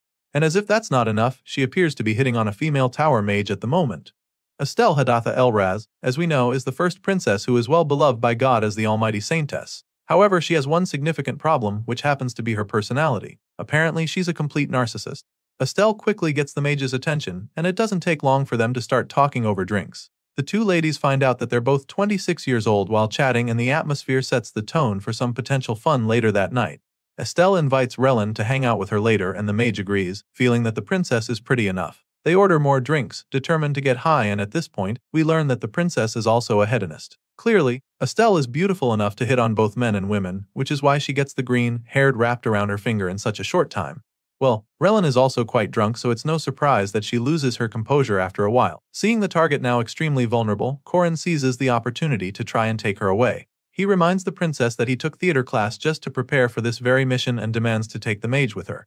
However, Estelle points out that the plan only succeeded because of her beauty. In other words, she saved his mission, so she finds it rude that he wants to leave just like that. Just then, she snaps her fingers and several hooded men in the bar reveal themselves. It turns out that the princess has been planning this whole thing from the start, and all the customers around were in on it. Of course, Alicia doesn't back down from the threat. She takes out her sword and prepares for a fight, informing them that she and her partner are first-ranked knights. She tries to make them back off, but Corin tells her to stop, and then informs her that these men are from the secret squad of the church, the same squad that punishes those who harm humans. The vice-captain of the sect, Mordecai, is shocked when Corin reveals this, and then asks him how he knows, while the princess adds that it's dangerous to even show such knowledge. But the hero just smirks in response, informing them that he's never in danger. Corin assures them that they have the wrong impression of him, and proceeds to let them know who they're talking to. After all, he knows that he can take all of them out without Alicia's help, but when he says this, the leader of the secret squad calls him an arrogant brat. He almost loses his cool in his attempt to attack our boy, but Princess Estelle stops the vice-captain and warns him to cut it out. After seeing how fearless the young man is right now, she confirms that he must be the Corin Locke who has the power of the sun. Our boy is equally aware that they know he's not a pushover. He offers them a deal, stating that he has only 2 conditions. Hearing this, Estelle already figures that the first one would be for him to have Relin, so she wants to know how he intends to pay them back if they give the wasted mage to him. So, he informs them that Elder Morshuten should be their prime target if their goal is to arrest those who harm demi-humans. Also, in return for handing over Relin, he promises to provide proof for the illegal experiments he's been conducting. The princess considers this proposal, but only if the intel is solid. So, Corin spills the tea, revealing the location of a secret lab to them. He tells them about the small shack on a private plot of land in the northeast, at Antec's village. It's close to the magic tower as well, so he advises them to look into it. The Saintess is shocked that he's giving her this much information unconditionally, so she finally asks him what he really wants. At this point, Corin tracks that his condition is for them to arrest every single mage from the magic tower on this mission. They all know that the magic tower is a corrupt den with rotten members from the elders to the bottom feeders. However, the vice-captain calls Corin's request nonsense because it's impossible to capture so many people as far as he's concerned. But then again, the hero knows that the mages will sell humanity to Tada's Baltazar if they don't stop them now. So, seeing how reluctant the squad is, Corin offers to capture the rest as long as they take Elder Morshuten. After a brief moment of contemplating, Estelle agrees to hand Relin over to them. Mordecai tries to protest, but the Saintess has her mind made up already. She's excited about the deal since she already has the upper hand now, but it's obviously not all, so she asks Corin what his second condition is. Our boy then reveals that he'd like for them to cooperate, offering to help her henceforth as long as it's not political. But in return, he wants her to pray for him. A cheeky grin creeps up on Estelle's face when he says this because she's intrigued that he knows about her powers. Anyway, she agrees to pray for him for as long as she has holy power. Besides, it shouldn't be too hard since they live in the same place. Apparently, the Saintess's Prayer is a powerful buff that one can only obtain in the endgame, so Corin is glad to have acquired it. The two shake hands as he asks her when her prayers take place, and that's when she tells him to just call her sis. He's confused at first, but she tells him once again to call her sis. The hero can't understand how someone who's a saintess and a princess would say this, but she insists. After all, she is convinced that they'll be working for a very long time. At this point, Corin begins to panic because it's moving a lot faster than he expected, so he hopes that this arrangement works out. Meanwhile, back at the Red Mage faction, they learn that they've lost contact with Relin too. This guy in particular couldn't care less about Manroji because Relin is the one who made him recover his will to live. He likes her so much that he even prepared a slave collar for when she joins the Red faction so he can adore her endlessly. So, he's pretty devastated to hear that she's been taken. His brooding is cut short when a special delivery arrives at the door for him. He goes out the door and is shocked when he sees a video stone. He plays the video and is horrified when he sees Relin tied up looking like she's about to be devoured by some jacked up dude behind her. She calls out for help, revealing that she's in the outskirts of the city, and the guy doesn't waste another second before dashing out to go save her. Once he's gone, we see that our boy was the one disguised as the deliveryman. His goal wasn't these goons but actually the Tower Master Adrian of Gold. The problem now is that he has no clue who Adrian is out of the 50 mages from the tower. However, he knows that he can still rule out some of them. Sure enough, that guy from earlier makes it to the small house in the outskirts and finds Relin tied up there just like in the video. In the original story, this series of events is part of a side quest about the old mage Jolin called Shaded Love. Jolin had fallen in love with Relin, the young mage from the Black faction. In the original scenario, these two were key characters, so he knows for sure that neither of them are the Golden Mage. Anyway, Jolin enters the place, determined to save her, but before he can do anything, our boy takes him out with ease. Besides these two, Corin can also rule out Manroji from his list of suspects because they've been holding him hostage since they took him during the cheater's hidden trick side quest. Bottom line is, anyone with a side quest can't be the Golden Mage. Back to the old lover boy, Jolin eventually wakes up to find himself tied up. He tries to make some threats but starts begging for his life when Corin comes closer. He promises to answer anything just so that our boy doesn't torture him, but the hero knows that he might lie. So, forces Jolin's mouth open and makes him drink a highly concentrated blood stew. Apparently, this is what he uses to turn all his hostages into vampires, and it takes him 10 bowls to transform this old geezer right here. Unfortunately, Jolin only turns into a ghoul instead. Ghouls are servants of vampires. Apparently, virgins become Dracules while non-virgins become ghouls. Corin finds it pretty annoying that he's the only one who doesn't have any experience in bed, but Marie assures him that they're in the same club. On top of that, he'd become a Dracule. Anyway, now that Jolin is her servant, he won't be able to lie, so Corin asks her to bring his mind back to see if she can get him to tell the truth. Now that they've made some progress, our boy puts on his clown make-up and proceeds to begin his interrogation. Corin puts a sack over his head and Marie starts by asking him what his name is. Of course, Jolin tells her his name, so she proceeds to ask him why they came to the city. The ghoul confesses that they came to capture Mariette Dunarev, so the girl asks for more details. At this point, Jolin reveals that they also came to assassinate Chairman Ariu. She asks Jolin why and he hesitates for a second, so she snaps at him, demanding him to speak up. That's when he claims that only the Tower Master, Adrian, knows the answer. The Tower Mages just do as he commands since he told them that it was an important mission and that he'd be participating himself. Jolin confirms that the Tower Master is disguised as one of them but admits that he doesn't know which faction he infiltrated. Turns out this is all the information Corin needs for the hostage, so it's time for the next step. He then records a message for the Tower Mages, giving them 1 week to prepare enough gold to fill a boat if they want to save the lives of their members. And if they don't, he threatens to cut one of their fingers every night, starting with their beloved Professor Jolin. Elder Admalik of the Red faction receives the message and is obviously annoyed. He'd have ditched the retard if he wasn't his best disciple. One of the Black Mages whispers to Morshudan, suggesting that they focus on the mission and let the Red faction deal with it. Of course, Admalik tells the nosy man to zip it and Morshudan agrees with him, insisting that no faction can act alone right now. With Josephine, the Witch of Space, in the picture, even if they try to capture the chairman and the vampire, she can easily teleport out with her magic. That was why they needed to cause trouble during the Academy midterms, to make the Witch of Space use her magic to save students instead. But now, Corin has found out their plans, which is a big problem for them. The two faction leaders agree that they're not paying the ransom because the Mage Tower doesn't make deals with clowns. So they conclude that they must capture him. They're not sure how, but they know that should start by tracking him down. They have an accomplice in the Academy already, so they feel she must know something about this mysterious clown giving them a hard time. It turns out that their spy is actually the second Princess Miriam. Miriam is one of the people who saw his outfit in the hunting grounds. Since the Magic Tower is her greatest sponsor, she's sure to tell him his identity. If so, the Magic Tower will immediately switch their top priority to capturing him, which also means that they'll attach the special dormitory to capture him.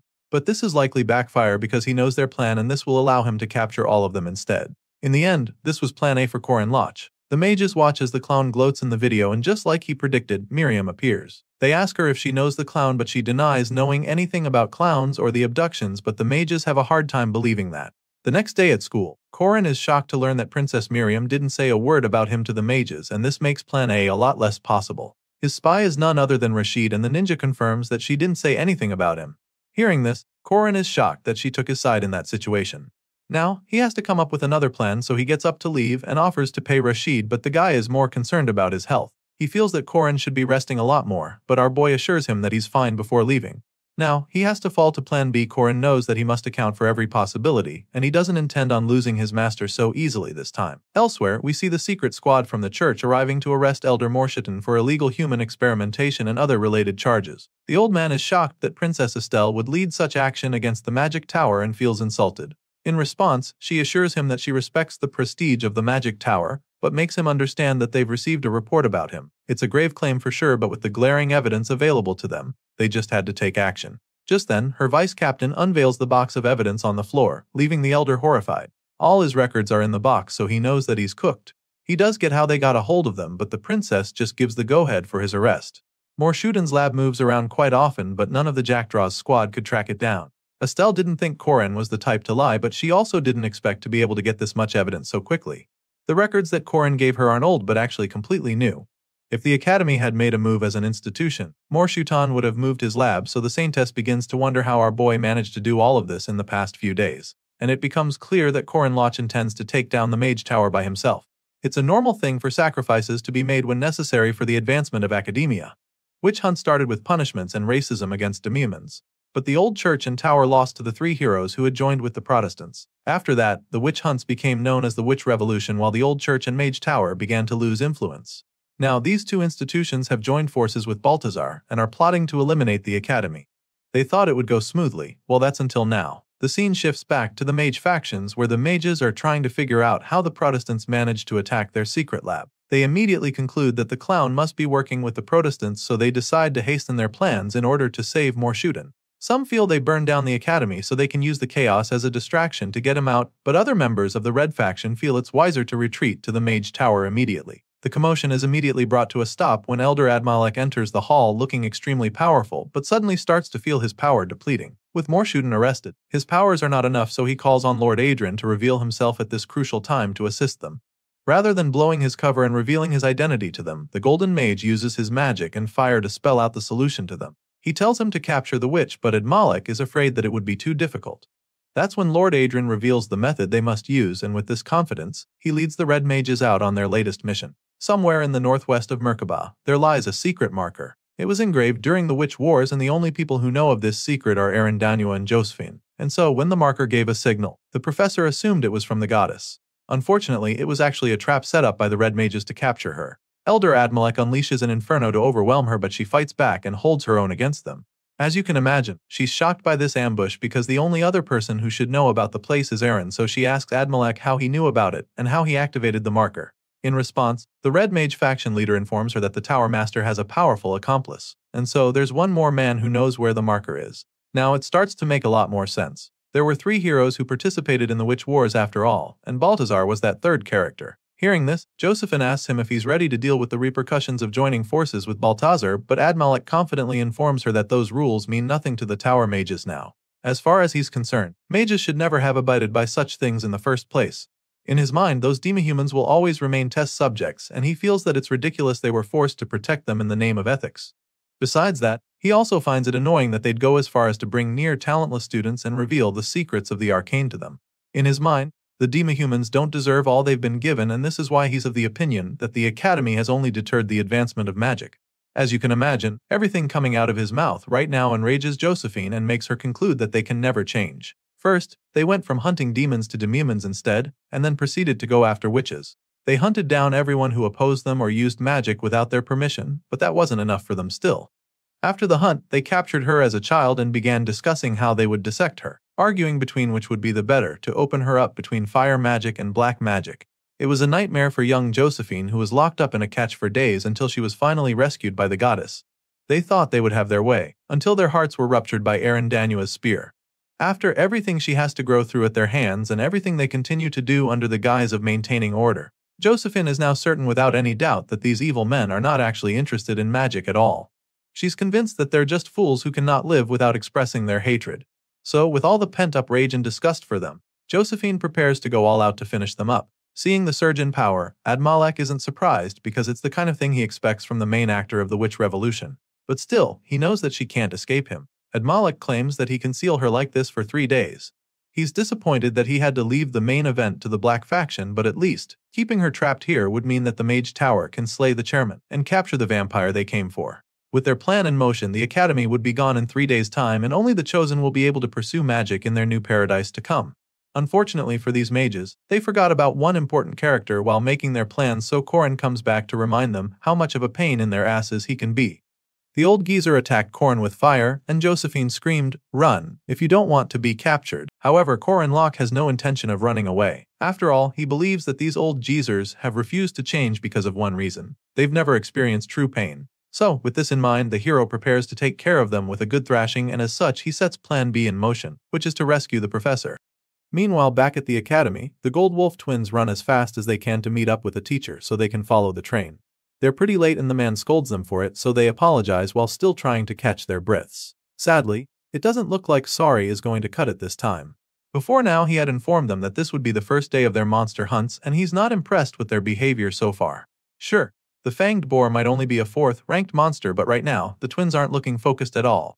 This stern young man happens to be Ogun Rentry, a knight professor of the academy. He's told the twins before that he hates having to say things twice, so he asks them to recite the same thing he's been telling them all the time. Rentry is always telling them that a good guardian must be skilled, but that it's more important for them to be on time. The twins sing it aloud to him which pacifies him a bit, so he figures that it's time to get a move on. Their mission is to slay a Fangboar, so he urges them to follow him and head out immediately. As you can imagine, the kids aren't looking forward to a mission with the uptight professor, and Ren feels that they were late because Corin isn't around. He normally wakes them up every day, but today, he's nowhere to be found and they can only wonder where he went so early in the morning. Clearly, they have no idea he's about to take on the Red Magic faction all by himself right about now. At this point, we catch up with the hero threatening to give the evil tower mages a good thrashing. Professor Josephine is extremely worried about him, and she also doesn't know how he even got here. Well, it was simple actually. It was obvious that the magic tower would target Josephine once they felt cornered, and so he prepared for Plan B with a rune of tracking. Corin charges up his flaming spear and starts by facing the leader of the Red Magic faction. He's disappointed in the Elder for being here right now, when he should be next to his adorable disciples. Upon hearing the voice and seeing the hero's face, Elder Admalek realizes that the powerful spearman before him is the same clown that has been ruining their plans. Now that he knows who he's up against, the old geezer claims that Corin is getting ahead of himself just because he blocked a mere mid-level spell with fire resistance. So he prepares another fairy attack, feeling insulted that Corin thought the leader of the Red faction would be such an easy opponent. At this point, all the red mages around start adding to the leader's powerful fireball, but this isn't something new to the hero. Flames are the progenitor of all things and are always sufficient to return everything to ashes. This is the ultimate move of the Red faction. It's known as the Sky of Muspelheim, and Elder Admalek is confident that this is what he'll use to defeat the clown for good.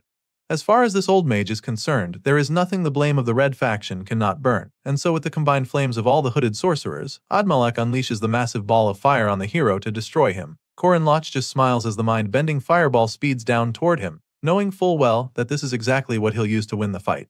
The flames swallow the hero instantly, and at first you'd think he'd be incinerated in a flash, but that's not the case. Like usual, Corin begins to control the fire, leaving the elder mage absolutely horrified. The old man can't believe his eyes because a clown shouldn't be able to survive such an attack, and in this moment, Elder Admalek realizes that the boy isn't just fire-resistant. From the scenes on display, this is an elemental advantage for Corin Locke, and as soon as that's established, the hero decides to let the magician know what he's really up against. He makes it clear to the old geezer that he'll never be a match for him if he keeps using fire to attack. And with that being said, he lifts his spear to unleash the concentrated sun spell attack on the Red Magic faction. The hero knows that he wouldn't be able to activate such a powerful skill move under normal circumstances, but with this much fire around already, it's going to be a lot easier for him. In other words, these dumb magicians just gave him exactly what he needed to take them out. And so, he activates the Solar Genesis spell as well to finish the job and unleashes the crushing burst of flames on the mages, and the petrified elder mutters in disbelief as his life flashes before his eyes. Following this devastating blast, the Red faction mages are scorched, and all that's left is their charred corpses lying in the gaping crater from the explosion. Corin heaves a sigh of relief as the dust clears, and the professor commends him on how impressive that was. In response, the hero agrees with her, adding that the power he just used is one of the 4 treasures of Danon. but it turns out that was actually implying that he's impressive. Josephine hurries over to see if he's okay. From what she knows, the sun counters both the red faction who uses fire and the black faction that uses demonic magic, so she feels that he must have predicted the magic tower and prepared for this as well. At this point, our boy just smiles mischievously because she's spot on with this assertion. After what she just witnessed, Josephine is even more convinced that there are many strange things about this young lad Corin Loch, and so she feels it's only right that she should be wary of him. But then again, to her, this young man's silhouette looks like that of one carrying such a vast burden. Josephine feels that it seems to overlap with the symbol of justice, and so going forward, she makes up her mind to assist him without worry. The professor helps Corin back on his feet, seeing how exhausted he is after his battle with the mages. And then she asks him what the next part of the plan is, so the hero tells her that the next target will be Mariette. Thankfully, he's always made preparations on that front as well, and judging by the coy grin on his face, those black mages are in front a real surprise. The Mage Tower has two goals. One is to kill the chairman Irio, and the other is to capture Mariette. Our boy initially had plans to become their target, hoping to handle them when they came for him, but Princess Miriam surprisingly covered for him and pretty much messed up his whole plan. Nevertheless, the protagonist had a plan B to fall back on, and now that he's saved the professor, the next part continues with the official opening date of the Donarev distribution. While our boy would be helping Josephine on one end, Marie is going to be participating in this very event, intentionally revealing her whereabouts to the public. Following Corin's master plan, the blue-haired target will slowly and deliberately move from the concentrated area to a less crowded place, knowing that it would be ideal for an ambush. The vampire makes her way into a dark alley, hoping that the intruders follow her in there. She must be very calculated in her actions to make sure that they actually take the bait, because the mages are equally smart enough to know not to act when too many eyes aren't on her. The entire plan depends on this part, so if there's no attack at first, then Marie will have to keep going as if she is waiting for a carriage. And if the tower mages do make the move to attack her, then their secret weapon will be waiting there for them. Marie arrives at the carriage, knowing that they would likely use it to escape with her immediately if they actually try to kidnap her. With this in mind, she summons her red dragon, Dioka, since the preparations are perfect. At the same time, Warren and Alicia suddenly emerge from the shadows and are astounded when they see Marie. Apparently, Corin also sent them to get ready for the mages at this location, but the baffling thing now is that nobody is actually coming after the vampire.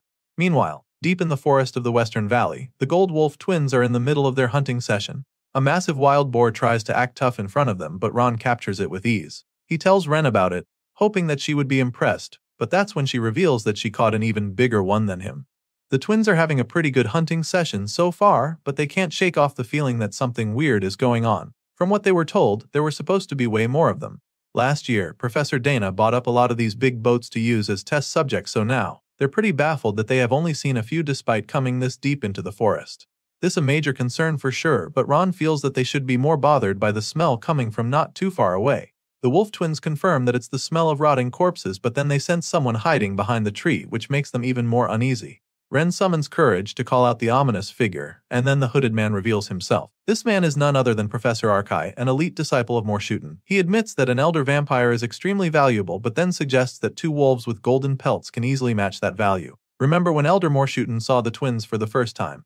Well, he's been obsessed since then.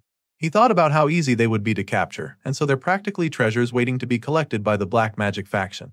Now, Arkai has been sent on this assignment, so before going all out on the twins, he informs them that all the fang boars in the forest are already dead, and to prove this, he takes control of their corpses and surrounds the kids with the wild beasts. As far as he's concerned, they're basically his test subjects already, so he advises them to follow him rather than resisting. However, the Gold Wolf siblings aren't the type to go down without a fight, so they clench their fists and stand up to the monsters together. Seeing that they intend to fight, the evil mage just feels sorry for them because now he has to use force.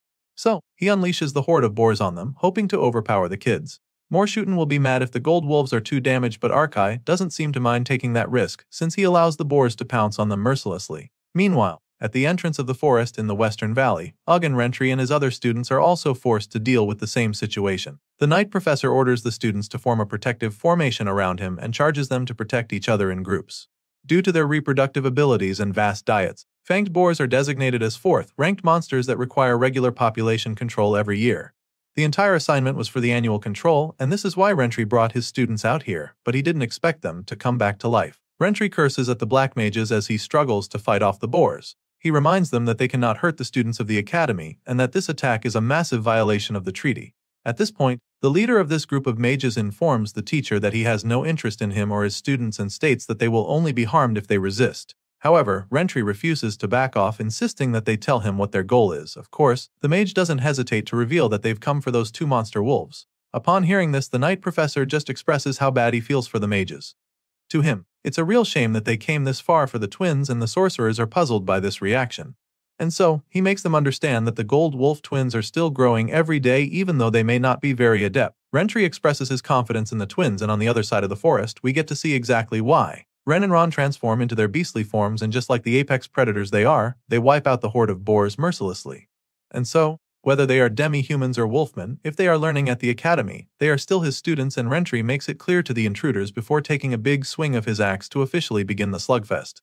Seeing this, the sorcerer asks if he really intends to face the mage tower, but the professor just finds it amusing that the magicians think he is even fazed by them at all. After all, they're the ones who touched his students. The scene shifts back to the special dormitory where Corin comes looking for Marie. She explains that there wasn't an ambush despite doing what he told her, so the hero begins to wonder what went wrong. Our boy can't believe what's going on and figures that the mages might have noticed something off at some point. Their original plan was to attack Josephine, Mariette, and Chairman at the same time, so Corin set a trap and waited, hoping they would fall into it. However, that's clearly not what happened. Instead, 30 of the Black Faction mages disappeared without a trace. He got rid of the Red Faction mages, but up until now, he has no idea where the others went. As if reading his mind, Miriam suddenly interrupts his thoughts by asking if he's curious where the other mages from the tower went. The hero is taken aback when he sees the princess entering the room all of a sudden because she's the last person he expected. Back in the forest, the Gold Wolf twins decimate all the fanged boar zombies that were sent after them, so Professor Arkai is pretty overwhelmed. The elite mage realizes that he may have underestimated the Gold Wolves after seeing what they just displayed, and so now he truly believes that they possess equal value to an elder-class vampire. Despite coming to this realization, the mage is still confident that he can handle two juvenile demons. After all, the mage tower has conquered even death before in the past, and so he conjures a dark spell called Hellsvander, which combines corpses with dark magic to create monsters. Just like that, all the fallen boar corpses come together to form a massive horned beast, and this boosts Arkai's confidence once again. In his mind, these kids never stood a chance against the magic tower, and even the twins look up in horror, knowing that the fight is about to take a very different turn. Ron calls out to his sister, hoping that he's not the only one seeing the terrifying monster towering over them, so Ren simply suggests that they make a run for it before it's too late. The siblings run for their lives, and the dark undead monster gives chase, unleashing an enormous death beam to wipe them out. Thankfully, they are able to dodge the blast and catch their breaths for a few seconds, but they're still very shocked by the destructive power they just witnessed. Seeing what just happened, the evil mage starts to gloat, mocking the twins as he lets them know that this is the essence of life magic. He knows that the kids can't fathom what's going on, so he breaks it down for them, explaining how he has studied the pinnacle of life synthesis, learning to enhance the physical power of living beings by increasing their muscle density. And so, by schematizing their muscle density and meticulously arranging the fibers, then the durability of such creatures will be doubled along with an increase in overall strength. Ren gets to understand this firsthand when she delivers a devastating slash on the massive beast's face only for it not to suffer any damage. She has a hard time wrapping her head around it, and that's when Ron comes along to state the obvious, telling her that their opponent is fast and strong. Ren doesn't deny this fact since she's seen it for herself, but still, she remains undeterred because the academy is full of people who are faster than them. She recalls the time when Corin admitted being slower and physically weaker than many people in the academy. However, it didn't stop him from winning them every time he fought them. The twists couldn't comprehend how it could be possible to defeat someone stronger and faster than them, so the hero gave them the secret tricks. The same tricks they go ahead to use against the huge undead monster before them. The first step is to draw their attention and trick them. Ron takes care of this and successfully lands a hit, so he passes the baton to his sister, so she can use the second trick, which is to attack their opponent's weakness. Since her claws didn't do any damage the first time, she decides to try out her jaws, hoping that they do the trick. With this in mind, she delivers a powerful bite on the monster's weak point. The creature screams in pain, not understanding how they managed to actually hurt it, and seeing that Corin's secret trick worked, they decide to repeat this series of attacks several times like he told them, knowing that they would win. And so, the twins continue to unleash a barrage of attacks on the monster, repeating the same pattern over and over, confident that the fight will be over soon if they can keep it up. Unfortunately, things take a shocking turn when Ren starts coughing out blood. The bombardment comes to a halt when she suffers this attack as her brother tries to get to her. He gets distracted in the process, and this gives the undead beast an opportunity to strike his vulnerable sister. Sadly, Ron is not fast enough to get her up, so she takes a nasty clawed slash to the chest before she can even realize what's happening. Ren's eyes widen in horror as the blood forces itself out of her body while the evil mage laughs maniacally. He gloats some more, calling the Gold Wolf twins foolish beasts for thinking their strategy would work. It turns out that the flesh of a chimera is poison itself and Ren had no idea, so she just kept biting away at it. His excitement is cut short when he suddenly remembers that they're not actually supposed to kill the Gold Wolf twins, so he scolds the chimera because they need the kids alive for the experiments. Professor Arkai starts nagging about how they should have focused more on intelligence when creating the dark monster, and that's when Ren's grieving brother tells him to shut the hell up. The young boy's beastly form is brimming with menacing energy, showing just how mad he is, so before the sorcerer can even react, he leaps at him with murderous intent. Sadly, he doesn't get the chance to rip the mage apart because the chimera suddenly obstructs his attack with its hand. Arkai's heart skips a beat when he sees how close that was, but he insists that Ren be kept alive. There's a bond between wolf siblings who rely on each other and care deeply for one another. So if you take one out, the other will definitely retaliate, but not in the same way they've been. All of a sudden, Ron becomes so powerful, and with this boost, he unleashes a myriad of slashes that destroy the chimera pretty quickly. Arkai watches as his dark creature is torn to pieces, and so he's instantly mortified by it. And in that moment, he realizes that by hurting Ren, he pushed Ron to be fully awakened. And now, not only does he not have his chimera to protect him, but Ron has also gone berserk. The grieving brother howls in pain, swearing to kill Arkai and all his mages, every last one of them. The evil professor is visibly terrified right now, so he orders his disciples to kill the gold wolf beast and forget about the experiments. So they all begin to cast a spell, but before they can complete it, Ron bursts into the scene like a runaway train, killing all the sorcerers in his path. At this point, the evil mage is shitting his pants. He can't believe that this is happening, but Ron doesn't give him a second to figure it out before charging at him. Just when he's about to take Arkai's head off, Corin arrives to stop him. Ron is stunned to see the hero at first, but then immediately bursts into tears, yelling at him for not being there when they killed his sister. He berates our boy for not coming sooner, and in his grief, he takes out his anger on Corin. The MC allows the kid to use him as a punching bag for a few seconds, knowing how much pain he must be in right now. The Gold Wolf siblings lived for each other, so if one of them dies, the other goes berserk, losing all rationality. Corin understands this all too well, so he pulls the sad boy into his arms and comforts him with a hug before informing Ron that his sister is still alive. Of course, it comes as a shock to him, but it's true, and that's when we see Mary tending to the severely injured wolf girl in an attempt to heal her. Apparently, his sister only lost consciousness and is now fine, so upon hearing this, Ron sheds tears of joy, relieved, and Corin comforts him some more. The hero suddenly thinks back to his conversation with the red-haired princess. Obviously, she was the one who told him that the tower mages went to hunt down the Gold Wolf twins, and even then, Corin couldn't understand why she was disclosing such information to him. Princess Miriam has been supported by the magic tower for a while, and everyone knows, so he doesn't think she should have any reason to voluntarily tell him their location. After telling him where they were, the princess made it clear to him that she just gave up something huge and that it won't happen again. At the time, Corin was still too stunned to think too much about it, so he just walked away, stating that he owed her big time. But of course that went without saying, so the cunning princess informed him that he would soon pay the price for her help. Back in the present timeline, we see that Corin and Rentry are done rounding up the survivors from the tower. He makes them get into lines and kneel, informing them that he doesn't give a shit about what faction they're from. Of course, the subdued mages obey his instructions as he just keeps yelling at them. He makes them bow their heads and stay put even though they don't deserve his mercy. After gathering up the hostages, Rentry informs Corin that none of the first years were badly hurt during the attack, and our boy concludes that it's because the professor put his body on the line to protect them. He thanks the knight for this, but Rentry insists that he didn't really do much because the new students' equipment status was much better than last year's, allowing them to fend for themselves for the most part. Apparently, they were able to protect themselves this much because of their equipment that were made with expensive magic stones. Remember when our boy generously spent his entire fortune to give them the high-ranking equipment? Well, it's clearly starting to pay off. The freshmen give him the credit, and he gets all flustered, so he tries to be modest, claiming that he only used half of his fortune. Just then, Professor Josephine appears, and the boys try to give her an update, but she informs them that there's an emergency. Apparently, the marker that the chairman possesses is reacting, and the moment Corin hears this, he realizes that this must be what Princess Miriam was talking about when she said that he'll pay the price soon. The red faction ambushed Madame Josephine, while the black faction attacked Ren and Ron. But amongst either group, the golden mage Adrian was never found, which can only mean one thing. Our boy is overwhelmed by the mage tower's simultaneous attacks and realizes that despite the regressors' desperate struggle, the scenario continues to follow the original path. Professor Josephine opens a portal and urges them to follow her immediately. But first, she tells them to stay alert because unlike the red and black factions, where they had compatibility advantage, things will be different this time around. The hero is also aware of this, so he equally feels that they should get moving.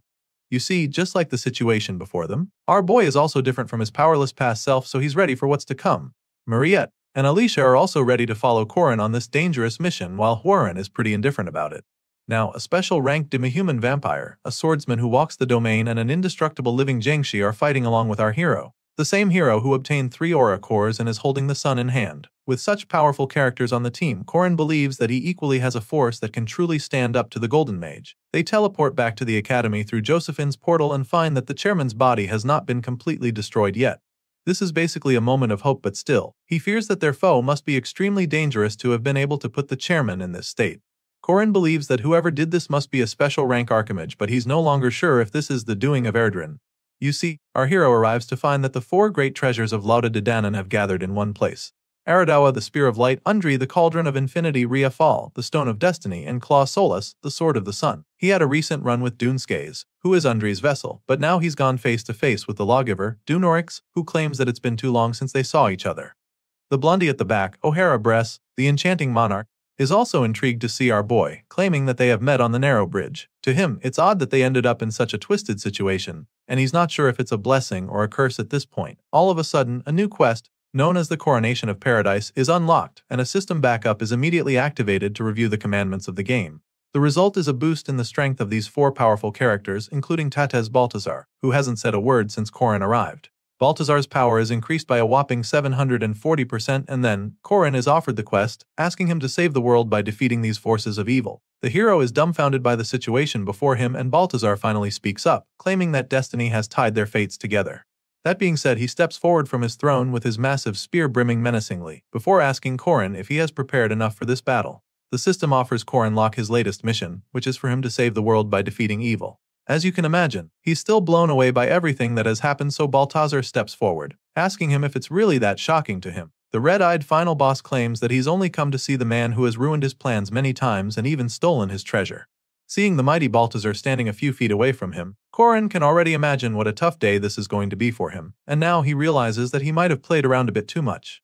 On the bright side, the chairman wasn't completely taken out, and he's slowly regaining consciousness as Josephine monitors him closely. They're not safe just yet, obviously, so our boy makes up his mind to prevent the chairman from dying no matter what. In the game, and in the previous run, Corin wasn't able to prevent Eryu's demise, and after the chairman left the world, his master Eren was slain by Baltazar. Thanks to his information about the assassination, Josephine was able to evacuate the chairman this time and avoid him getting killed. Only the heroes of the Witch Wars know of this place, so it should have been a safe house for some time. But Baltazar was one of those heroes back then, so he made a move, and here we are. The chairman musters enough strength, and the first thing he does is apologize to Corin, knowing how disappointed the hero just be feeling. This turn of events is truly unexpected for our boy because he tried so hard to prevent this very situation. With the way everything is going out of control, another incident far from the original scenario has now occurred, which is pretty frustrating for the MC. Nevertheless, he doesn't let this faze him for long. After all, he has always changed the scenario for the better, and this time will be no different.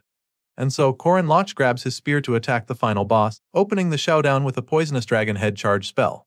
The flames from his spear take the form of a dragon as they head straight for his opponent, and he immediately realizes that he has unlocked the domain, a level all warriors dream of. Corin launches his sneak attack as quickly as possible, hoping to catch Baltazar off guard at the start of the clash, but the big guy counters his strike so easily using the same power move. Baltazar is impressed by our boy's attempt and is also surprised that he can already use the domain at his level. The battle between these two was a clash of the highest tier martial skills in heroic Legend of Arhan, and it truly lived up to the expectations. Corin keeps his attack going, determined to keep Baltazar's counter-strike at bay. He truly thought that his sneak attack would work, but it's clear now that winning this boss fight will be a lot more difficult than that. Just then, a second domain is activated and the two continue to test themselves. Tatez Baltazar truly relishes the challenge and commends his fellow disciple for having some really nice skills. Of course, the only reason he's still being nice is because he believes he can easily defeat the boy. With this in mind, the big guy unleashes the Calamity Serpent Ultimate Essence skill move on Corin, and then combines it with the Poisonous Dragon Head charge for a more potent effect. Sadly, our boy didn't expect this one, so when he sees the blast coming his way, he's pretty horrified. Baltazar is using the domain multiple times in a row just like the Sword Demon, and that's never an easy thing to handle. Just then, another system backup commences for the revision of the commandments, and then the four evil forces have their stats increased hugely. As if Baltazar wasn't already powerful enough, his strength instantly increased. But our boy also has his stats increased by over 7 times, and this gives him confidence to show off a little. Baltazar activates a third domain and begins to bombard the hero with a crushing burst of energy. And then he proceeds to a fourth domain, landing multiple blows in the blink of an eye, forcing Corin to block them all like his life depends on it. As if our boy wasn't overwhelmed enough, the fifth domain is activated, giving Baltazar a god-like appearance as he continues to attack relentlessly. In the midst of his myriad of slashes, he teases Corin, telling him to increase his speed since he has the fundamentals after all. Balthazar then activates the 6th exchange Sura, but this time around, our boy steps up and matches him blow for blow. Corin activates the 6th exchange as well and charges with the same speed. The two slug it out as they throw blows relentlessly and canceling each other out over and over. At this point, it's like they're both evenly matched because neither is able to get a front foot over the other. Corin attacks with the Calamity Serpent ultimate move along with the Infinite Returning Heavens. On the other hand, Tadez Balthazar attempts to counter it with the Naja ultimate move and combines it with the Infinite Returning Heavens skill move. Judging by the wide grin on Balthazar's face, it appears that this is like a game to him. It's like he's just messing with Corin and trying to push him to his limits. Of course, our boy notices this during the battle because he can see that Balthazar is using exactly the same moves at him every time. It's like he's mirroring his attacks for fun at this point. But even though they look like identical skill moves, Balthazar's inherent strength makes his attacks more potent, which is why just when the hero seems to have a shot, he suffers a tragic fate instead. In a single second after the fight starts, Corin takes a spear to the chest, leaving the girls absolutely mortified. Balthazar thrusts his spear right through Corin's body till it comes out of his back. Our hero falls to his knees in that moment, and all those who can't walk within the domain watch from the sidelines, dazed and horrified. Warren and Marie can't even begin to wrap their heads around this grave situation. They're unable to get to him within the domain, but Alicia, who prepares a counterattack to give the hero a fighting chance. She activates the Arden First Sword style, Domain Severance, and as soon as she does, the enchanting monarch expresses how intrigued he is. It's not just a simple domain, so he feels that she has got some good talent for real. With this in mind, he's convinced that the king will finally have some fun after all. Despite Alicia launching an attack on Balthazar, the big boss remains unfazed. He casually grabs her by the head with one hand and warns her not to rely on the domain as if it's an invincible move. The poor girl screams in agony as he covers her entire head with one hand to flex his power. While he's toying with Alicia, Warren pops up right behind him to take advantage of the opening. With the domain severed, the warrior nun can finally get in to launch an attack as well. She tells him not to act so tough just as she's about to take a swing, but he swiftly evades her strike when he slams Alicia into the ground. In that split second, he grabs Warren as well and flings her into the air. With Alicia down, Balthazar attempts to finish her off with a devastating blow, but Warren gets in the way and takes the hit instead. After that, she turns to face him and yells at him to stop as she uses a chain spell to restrain him. The chains whirl around his arms to keep him bound, but he just looks at them in confusion. Once the chains get round his arms, Warren tells him that he's dead, determined to keep him under her control but makes it clear to her that she's wrong. Balthazar informs her that it's not his fate and then overpowers her before she can even see it coming. The king uses his brute strength to snap the chains like rubber bands and then sends the nun flying with a powerful kick. One moment Warren thought she had everything under control, and the next second, she found herself on the floor, covered in bruises and broken chains. She holds her head in disbelief, not able to comprehend what the hell just happened, so Balthazar explains the current situation to her. He informs her that she lacks experience, and that no matter how strong her body is, she cannot train against impact to her brain. After enlightening her with these few words, Balthazar decides that it's time for her to die, so he picks up his spear and charges it up for the final blow. Just when he's about to deliver the killing strike, he gets blasted with ice magic, freezing him on the spot. It's pretty obvious that this was Marie's doing, but sadly, it will not be enough to keep Balthazar still. Despite being frozen, he's still able to turn his gaze to her, and upon seeing the blue-haired girl, he's intrigued to finally meet the vampire everyone has been talking about. Mariette keeps him frozen with the snowflower spell using alchemy magic. She probably knows that the ice won't hold Balthazar for much longer, so calls on Diokyu to help her out. The red dragon appears immediately and charges at the final boss, but before he can get to him, the big guy shatters his little icy prison to counter the attack. Balthazar uses the Spear of Light Eridbahir, one of the 4 treasures of Danon. This spell allows him to use automatic moves autonomously along with strikes that are always predetermined to pierce the target. With this skill move, all of his attacks will be side hits, and so, the Spear of Light connects all of these attributes to finally hit Diokyu. The spear goes right through the red dragon in a flash, and Mariette freezes on the spot upon seeing this. After hitting Diokyu, the spear continues to fly right at her like a heat seeker, and she's too dazed to even move. At the very last second, she closes her eyes in fear, but she doesn't get impaled because Professor Josephine sends the spear into one of her portals. Seeing that she just sent the Spear of Light to another dimension, Balthazar is even more intrigued because he knows that there's only one person capable of doing that. Before now, he hadn't seen the witch, but after seeing his spear being teleported elsewhere, he mockingly greets his old friend Josephine. He teases her, suggesting that she's already pretty late to the party, but she furiously tells him to shut the hell up, calling him a traitor. Despite wanting to rip him apart right now, she informs him that she's not here to change anything.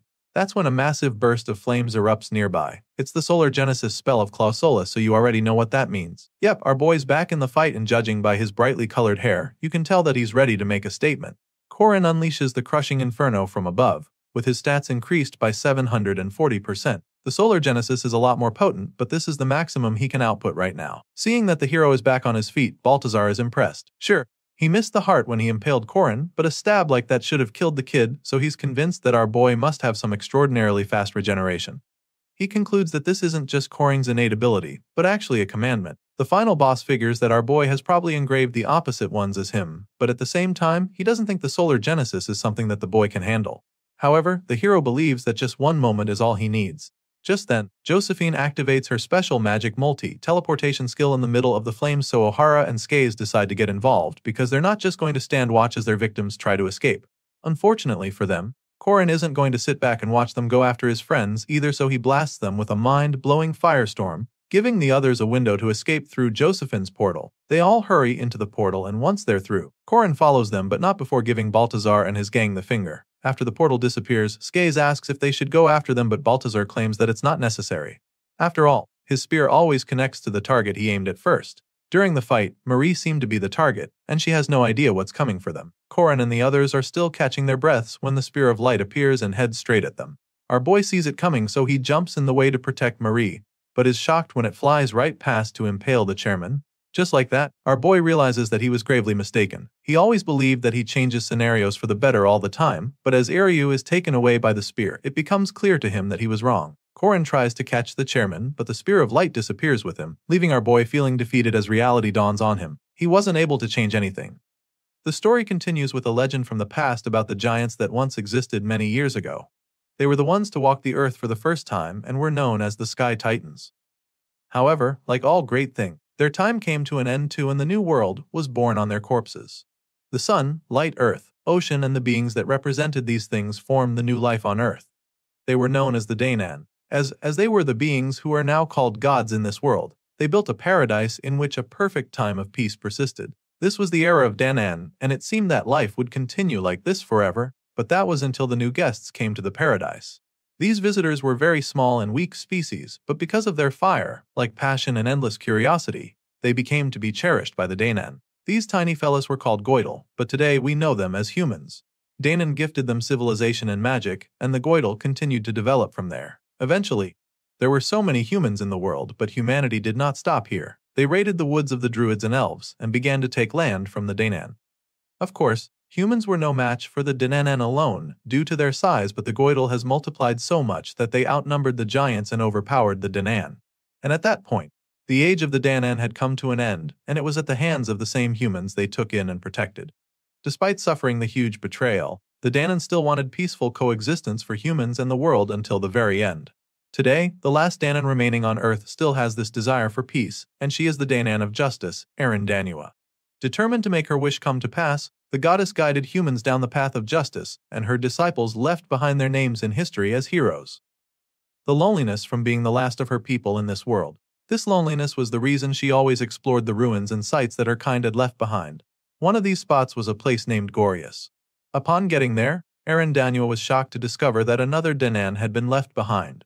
She found him bound in the ruins, and this mysterious character later became known to be Tada's Balthazar. When she found him, he was just a little child, so she took him in, and this eliminated the old loneliness she had in her heart. The little child gave her so much joy, so she gave him everything she had. The goddess gave him her love, spearmanship, and her treasure. She loved him like her one son, her friend and lover, but all the while they spent together. She didn't know why the two Danan were left behind in this world. It was only later that she realized that Danan that had wanted coexistence of the humans and the world had left her behind, the Danan of Justice. But those who wanted the end of humanity left behind the Danan of Revenge, who would bring the coming of paradise. After learning about the world's history and his true identity, Balthazar, the Danan of Revenge, tried to eliminate all humans so that he could recreate paradise for the gods. That is why they stopped the coming of paradise 80 years ago and killed the traitor Balthazar. In return, the goddess was injured and sealed away in the Shadow Castle, where she still is now. Erin tells Corin that she thought Tétez Balthazar was dead, but now they know that it's no longer the case. The hero stands before the goddess with sadness laced all over his face because the words she just said are very familiar to him. He's heard this line before because this is the cutscene that happens after Danua's avatar is destroyed. And by the end of this scene, the goddess will exit the Shadow Castle and be killed by Balthazar. Corin didn't want to see that happen, so he knew he had to come up with a plan. One thing he finds really strange is the fact that he didn't build a bond with Aaron Danua in this life at all. So, he's quite baffled that she's telling him all this when he's not even her disciple. In confusion, he asks if she doesn't know that he's Balthazar's disciple, wondering why she called him here. In response, she simply calls him her disciple, and addresses him as the child from the future who tries to take on all the burdens of the world. As soon as he hears this, a wave of shock hits him because he can't even understand how she knows what happened in Nasria. Remember how the goddess split her consciousness in two? Well, Corin is stunned that this version of Aaron knows what happened to the other. Thankfully, he doesn't let himself get worked up over this because that's not what's important right now. Since the goddess knows that he's from the future, then it means he won't have to explain anything. That being said, he urges her to reinforce her security here and warns her not to let anyone in. However, Aaron once again reminds him that he doesn't have to take on the burden all by himself just because he knows the future. On the other hand, Corin believes that she must be protected at all costs as she's the only queen of paradise. At this point, the goddess informs him that she's never been a king or queen. As far as she's concerned, she was once a mentor and always a hero. Our boy knows very well that she would sacrifice herself even if she knew of the future, so he goes on his knees and begs her to just not do anything. Corin throws himself at her feet, pleading with her to not come out of the castle. At least not this time. Desperate to save her, he tells her that he can change things, assuring her that he has control. Our boy is ready to change history this time, once again like he has always done. But while he's saying all of this, the goddess just embraces him. She reminds him that they cannot deny their fate just because they've finally been reunited. They care about each other, and for this reason, just like the Aaron Danua from 3 centuries ago and the Aaron from the future, she promises to trust and support him in this present. That being said, she embraces him in a long hug and makes up her mind to protect him because it's her duty and choice. The moment she says this, Corin is just stunned because it's clear now that she's not going to let him save her the way he wants. And so, the harsh reality dawns on him in that moment. Despite knowing everything that would happen, he still couldn't change anything, so he's truly saddened by it. A few days later, we see that our boy is back in the academy and training harder than ever, just so he can deal with the pain. Corin Loch has been training so much that he now looks even more jacked than before with no signs of stopping anytime soon. His 2 classmates watch as he pushes himself to the limit from the sidelines, and it's so captivating that they even get some popcorn to enjoy the show. Jaeger admits that he's glad to even see Corin is doing better now, and the little guy agrees with him. Truly, they've never seen the hero this sad before. The chairman's funeral was a few days ago and Corin seemed to be the person who got affected the most by Aryu's death. It was so bad that his buddies were worried that he wouldn't ever get better because of how depressed he looked on that rainy day. But now, seeing that the guy is back in training and pushing himself like a maniac, the little guy concludes that Corin is definitely not human anymore. Jaeger agrees with this logic and also points out how the girls who were usually around Corin also seem to have been seriously affected by the chairman's death. They all seem depressed too since the funeral. For starters, Mariette returned to the south, and Alicia is currently in the hospital. The only one who still appears to be normal in the group is Warren, but the spectators quickly reconsider this assertion when the warrior nun in question walks into the training arena with a crazy look on her face. The moment she sees Corin training like a madman, she rushes over to him to stop him. He's in the middle of performing another move when she suddenly grabs his and then look at his badly injured hand covered in bruises from training with the spear for so long. As you can imagine, Corin doesn't appreciate being interrupted like this, so he furiously turns to her and warns her to let go of him before swiftly pulling away from her in a flash. He shoots a mean glare at the nun after freeing himself from her grip, and it appears to make her mad because she immediately balls up her fist to unleash a mighty blow. Corin is quite confused when he sees her about to throw a haymaker, so he just keeps staring at her, but then she lands the hit, and we see that she was actually aiming for the wall. Her devastating punch breaks down the wall with ease, and once the human-sized hole appears in it, she sternly demands for Corin to follow her outside. Still not sure what the hell is going on, our boy reluctantly follows the nun out where it's pouring. The rain showers down on them as they stand across from each other, and then Corin finally asks her what she wants from him right now. In response, Warren explains that she called him outside because there isn't enough space in there for what she has in mind. Before Corin can even ask her what the hell she's talking about, she charges at him like a bullet train, demanding that he fight her. Of course, the hero didn't expect this, so when he sees her speeding toward him like a missile, he's pretty taken aback. Sadly, this time around, she's not aiming for the wall, and knowing what she's capable of, he quickly gets his head in the game and blocks her strike. Corin deflects her attack with the spear, hoping to defend himself with it, But just when it looks like the metal is about to stop her fist, she somehow manages to dodge his swing and avoid his counterattack.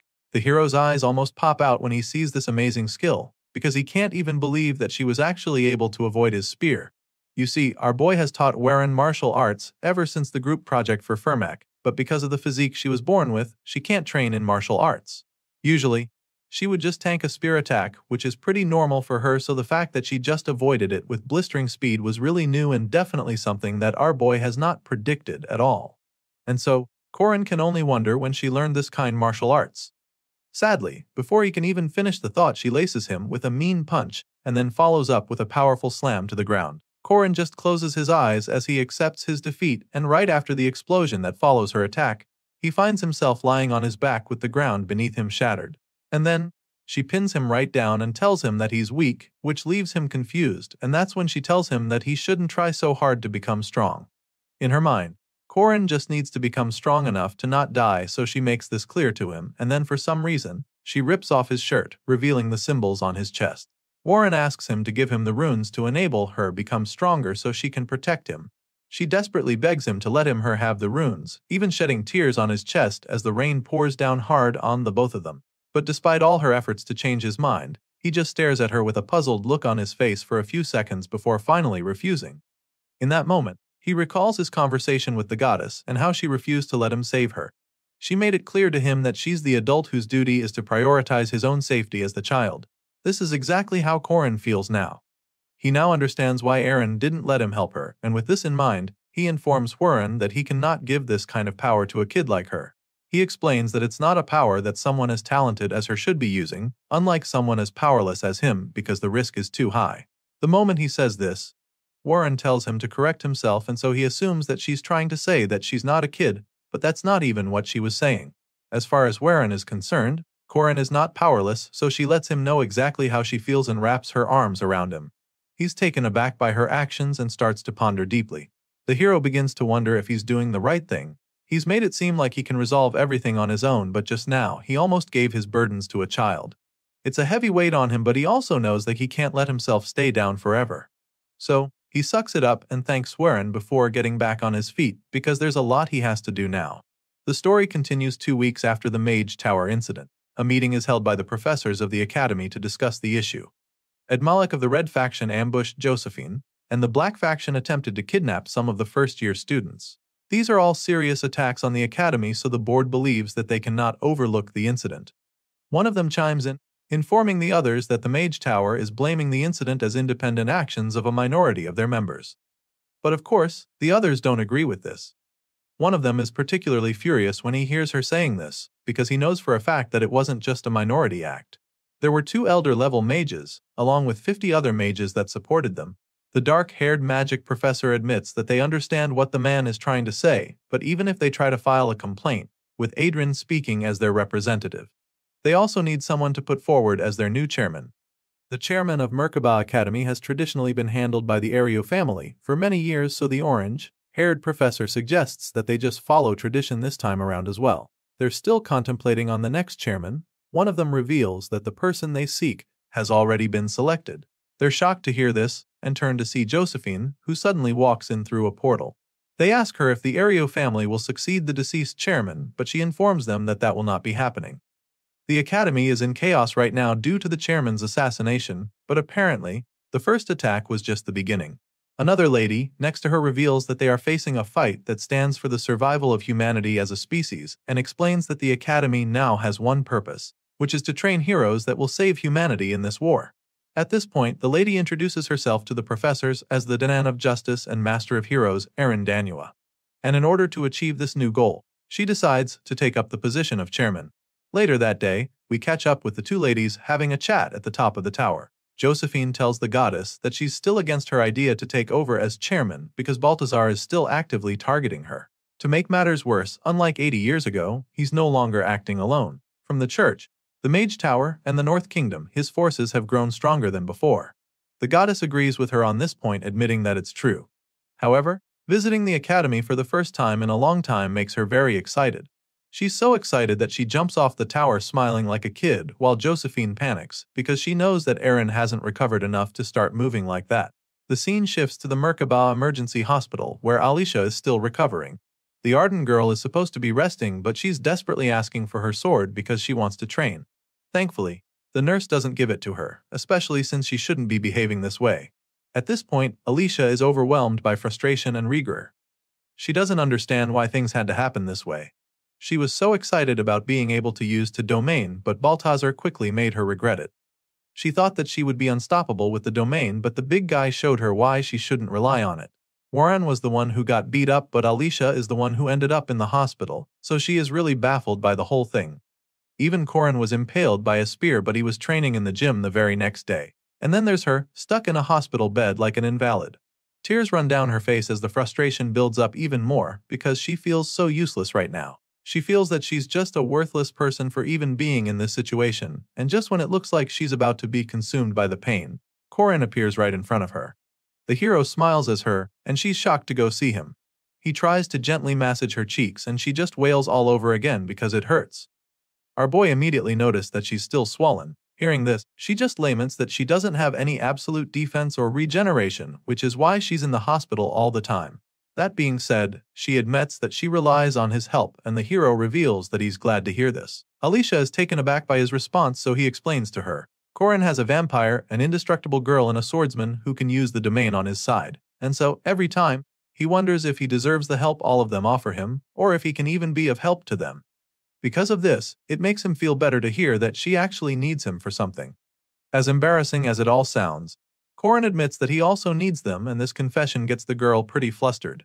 One might be able to travel faster alone, but together, they can travel even further, and this is something that Corin strongly believes in. After Corin confesses his feelings to her, she figures that it wouldn't hurt to ask for some of that help he's offering, so she asks him to feed her a honey bomb candy.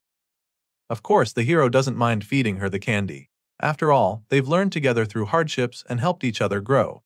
Corin is about to drop the candy in her mouth. A laser shoots it right out of his hand in a flash.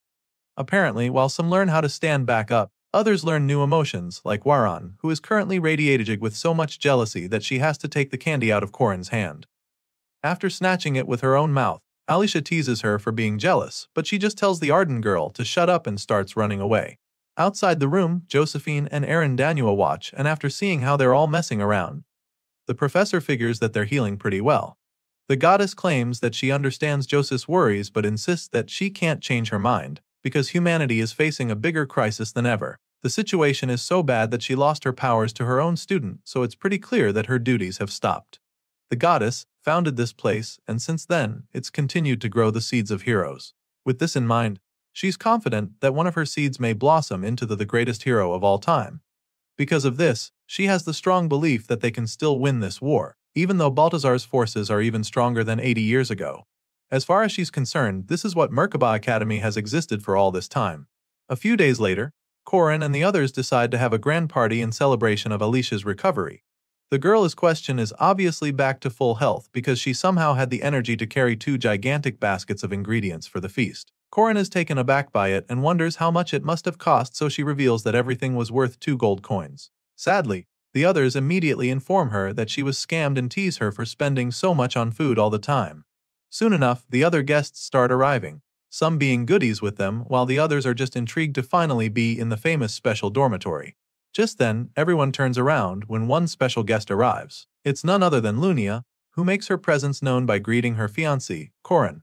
They welcome her, and the first thing she does is request for the alcohol. Before the booze arrives, Lunia goes to have a chat with Corin.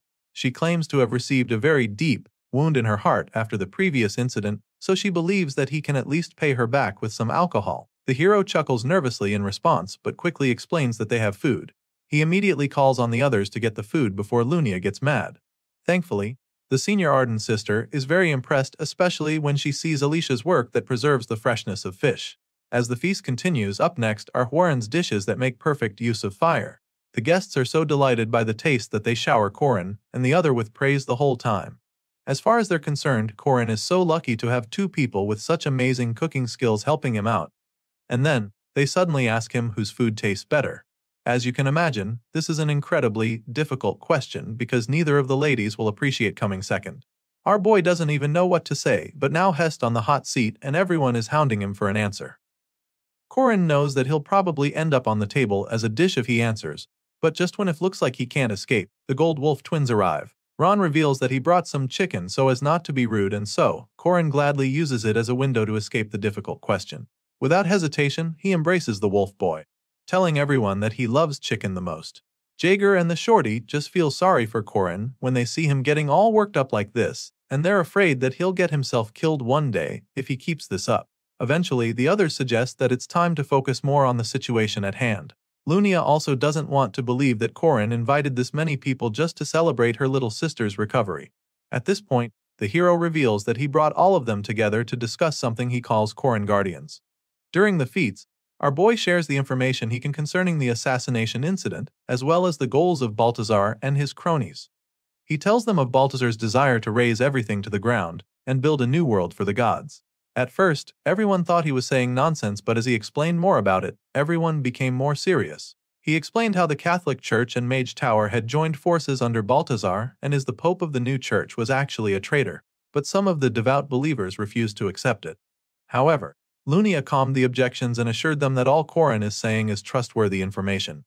That being said, she asks him to let them know how he intends to fight against such a large adversary. In response, he praises all of them for being such skilled warriors, but also admits that they will not be enough on their own. For this reason, he's come up with the force known as Corin Guardians to make them all stronger.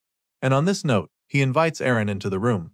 The goddess enters through a portal and introduces herself, revealing that the reason they've all been gathered here is so that they can now prepare their counterattack.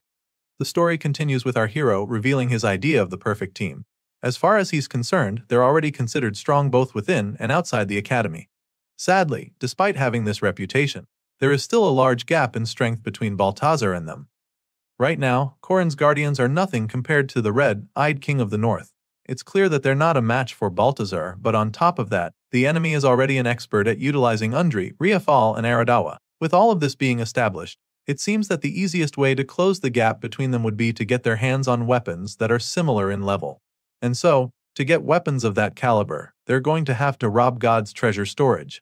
The place is known as the Tribulation Treasure Vault, and they'll have to do this before the end of the summer break, so. What exactly is the Tribulation Treasure Vault? Well, it's a place where they can get legendary and epic class items. As you can imagine, the location of this vault isn't common knowledge. It's a secret, but thankfully, our boy has got someone on his side who knew it and was ready to tell him exactly where it is. This event is usually unlocked after the death of the goddess Arandanyua. It would also normally be unlocked after the destruction of the academy, but neither of this happened in the current scenario. They didn't even need to because Corin was able to unlock the event a year earlier thanks to his mentor trusting him. In other words, Arandanyua already told him where it was. Anyway, the treasure vault is just one aspect of his master plan to defeat Balthazar, because besides getting weapons, they also need a real army. Seated among the other potential members of Corin's guardians is Lunia Arden, the Arden family's first sword pavilion master, and she's the first to respond to this idea. Lunia realizes that he's probably saying that they should organize themselves into an army or something, but she's not even sure what she thinks about this idea. At the same time, Dronworski, who's also at the table, expresses his own concerns, asking if the reward system has already been established. In response, Corin explains that the Tribulation Treasure Vault is also called the God's Treasure Vault. That being said, he tells them not to be surprised when they see the contract. Hearing this, Dron is still a little skeptical, but states that the Worski mercenaries will simply go with what their employer says. Corin goes on to assure them that they'll be tempted too, as well as the 5 swords, so at this point, Lunia claims that she wants to help, stating that she can do that much for him in return for the acting he did for her. A big smile creeps up on Corin's face when she says this, but it's quickly wiped off when she reveals that there's a condition. She's ready to help him build his army, but putting the lives of her subordinates on the line is a different matter. The Sword Pavilion has a duty to defend the North. That being said, if the Sword Pavilion has to be sacrificed to make Corin's guardian stronger, then she won't be able to commit. As far as she's concerned, she cannot accept Corin's proposal no matter the pay. That brief moment of excitement is quickly summarized with disappointment at the end. Our boy already knew that it was a long shot to get everyone on board. He already knew something like this could happen, but he just had to try. Just when it's looking like the whole thing is about to collapse, Arandanyua chimes in. She states the 3 things they need for this to work, which are weapons, an army, and finally, combat power. On this note, she asks Lunia Arden to consider making her decision after hearing what the young hero has to say about their combat power. The Sword Pavilion Master is taken aback when she suddenly hears the voice behind her. Erin somehow got so close to her without her even noticing, which sends chills down her spine. While she's still trying to wrap her head around the goddess's insane stealth, Erin keeps trying to change her mind. The goddess admits that Lunia and her subordinates are trying very hard to become stronger, but suggests that it's not enough, and this pisses off the black-haired lady. So, she snaps at Erin, reminding her that they already train every day. As far as she's concerned, it's crazy for Erin to suggest that there's a way to become stronger. Either way, she asks the goddess what that would be, and Erin calmly replies, claiming that she'll teach all of them, which leaves them stunned. Corin and his buddies are still trying to wrap their heads around what the goddess just said when she proceeds to tell them that she'll be their mentor. As you can imagine, the Sword Pavilion Master is not exactly thrilled to hear this. In fact, she doesn't want to believe that she's being included in the list of mentees, so the goddess confirms it, stating that she'll teach anyone who will help Corin. The moment Erin says this, Lunia decides that she's heard enough. She sheathes her sword and starts marching out of the hall, but before she can leave, Corin calls out to her. At this point, she glances back at her fiancé, revealing that she now knows what the secret to his strength was. Clearly, it was the fact that he had a good mentor after all. That being said, she calls on her subordinates, the 5 swords, telling them to listen up. Lunia announces that they need to do maintenance on the pavilion before they go to the treasure vault, stating that they shall also prepare to act as reinforcements for Corin's guardians, in case they are needed. As you can imagine, our boy is left dumbfounded after listening to her say all of this, because he didn't expect her to change her mind all of a sudden. But of course, he doesn't say anything, not wanting to piss her off again. On the way out, one of Lunia's subordinates expresses her concerns.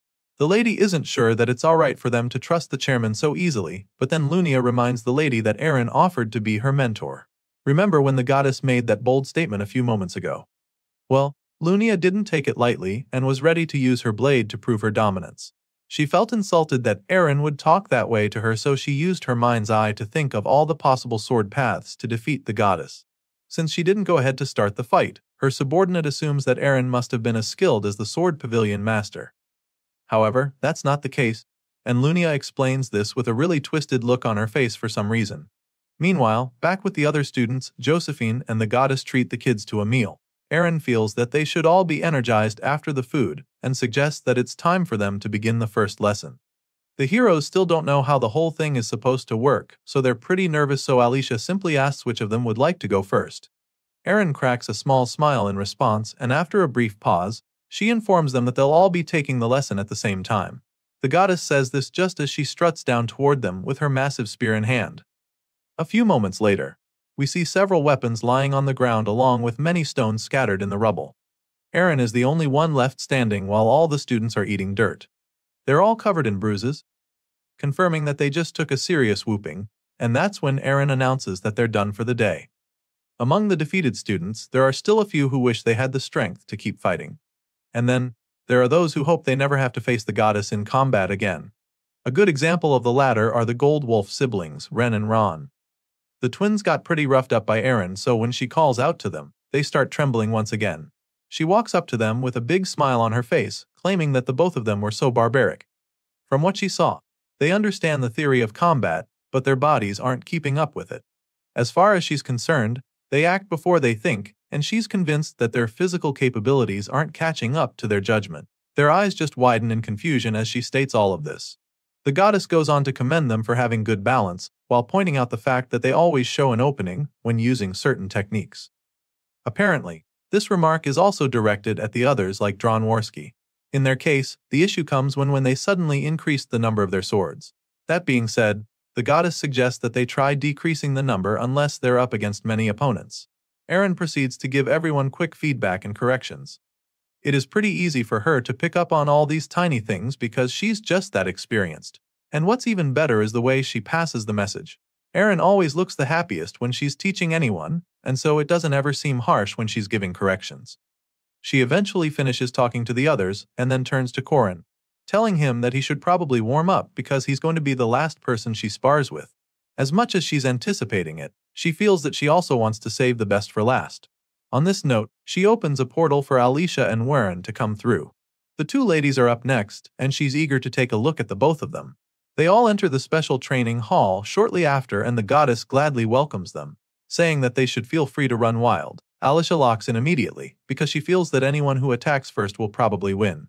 So, she activates the Arden-style domain, determined to hit the goddess before she knows it. Unfortunately, this doesn't work because Eren quickly stops her from using her signature move. She teases the young lady for always wanting to enter a domain right away, and then quickly shows her why it was a bug mistake.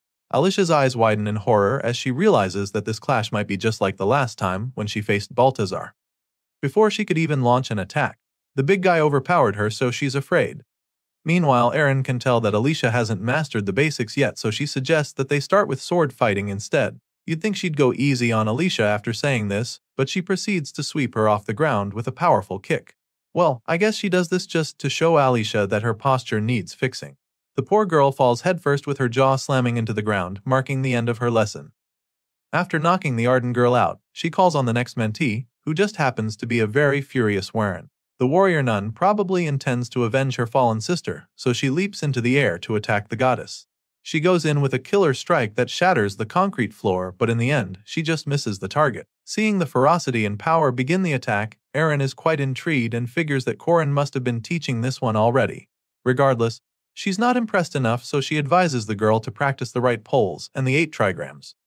Of course, Warren doesn't appreciate being underestimated, so she charges at the goddess with another deadly attack, hoping to land a mean hit this time around. Warren goes in with a blazing strike, and the look in her eyes are definitely murderous, but of course Eren Danua is unfazed. She casually evades the blistering slash and admits that Warren doesn't need more strength. From what she can see, what the warrior nun needs is to get used to the right posture. Despite Warren throwing haymakers, she's unable to land a single hit, and the goddess just keeps taunting her. Eren asks why she's so angry, and that's when we see what's really going on. Apparently, Warren is still pissed about Corin's close relationship with the goddess, and just thinking about it makes her even more furious. It turns out that this is actually Warren's first time being jealous, and it's clear that she doesn't like how it feels. The warrior nun taps into the newly fueled rage to unleash a powerful flaming punch, but this is a move that she's going to regret very quickly. Josephine already knows this, so she tries to warn Warren, but it's too late, because the goddess easily counters this move and uses it to her advantage. Eren unleashes a myriad of strikes on the love-struck girl, and just when she's about to collapse, she catches her. The spear goddess saves her at the last second and tells Warren that she doesn't need to rush herself. She assures the warrior nun that she's already strong enough, and this is pretty strange to the girl. She just stares at the goddess with bright red cheeks as she tries to wrap her head around what is going on. Eren definitely moves like Balthazar, which brings bad memories, but being in her arms right now, the feeling is so similar to being held by Corin Loch. Once Eren is done wiping the floor with the others, our guy pops out nervously and reminds the goddess that it's his turn now. He admits that he's pretty nervous, but he also wants to show her the progress he's made since the last time they trained together. Hearing this, Eren simply informs him that she's been watching him. She told him to stay so that she could open his eyes to a different kind of power within him.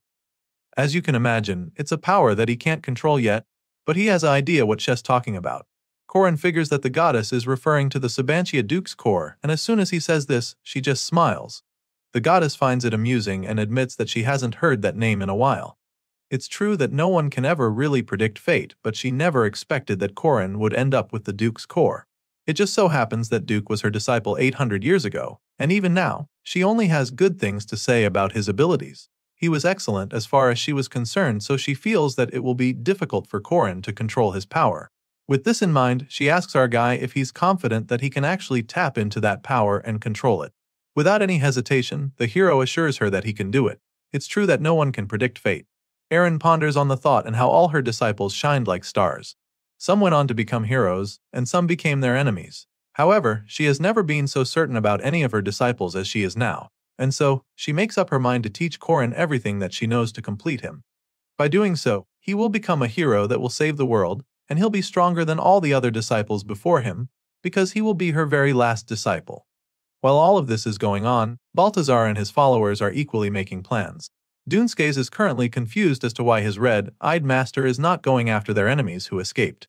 In response, Balthazar states that ending the world, which is the commandment imbued unto his body, desires powerful enemies and danger.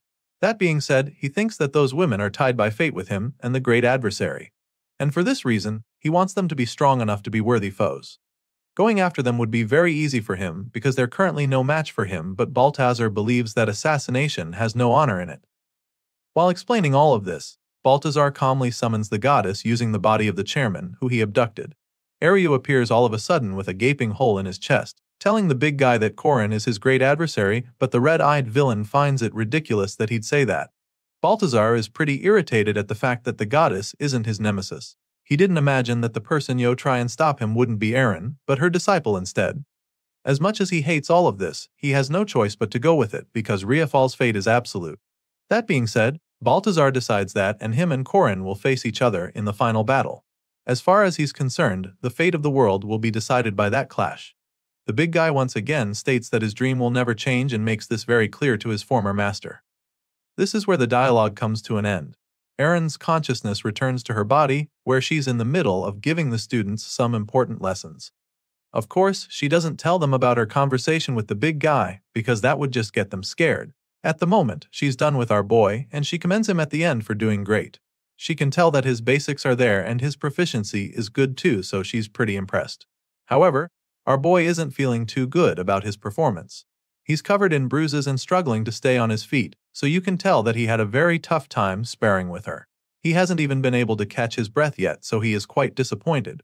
He feels that he's still lacking and decides to try again, determined to show her how capable he is. Corin suddenly gets back on his feet and attempts to tap into the power once again. Duke's demonic nature was passed down to him, so he should be able to control it. However, that's not the case because the first demonic spear is all he can muster. He's struggling to harness the energy and Eren keeps trying to support him regardless. She admits that he's made some good progress so far, but also explains that this just means he's not good at manipulating mana.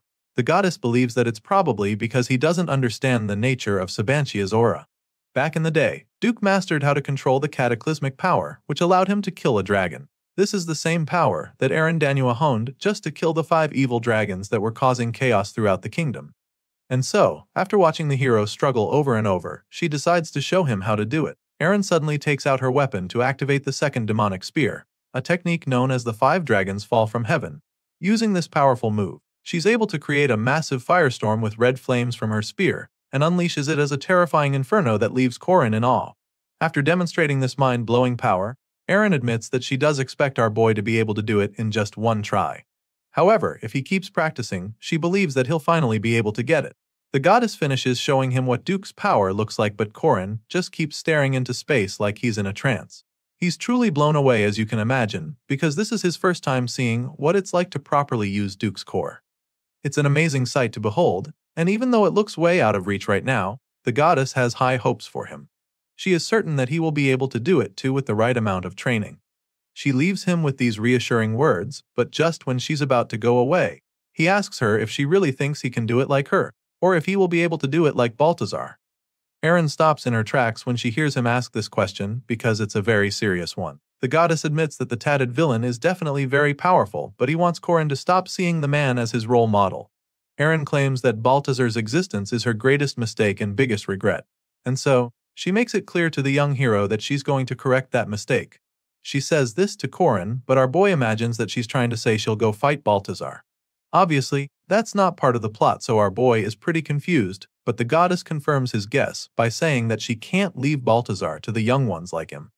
Eren claims that she can no longer hide behind children as an adult, and even if things go wrong, she's willing to face the consequences.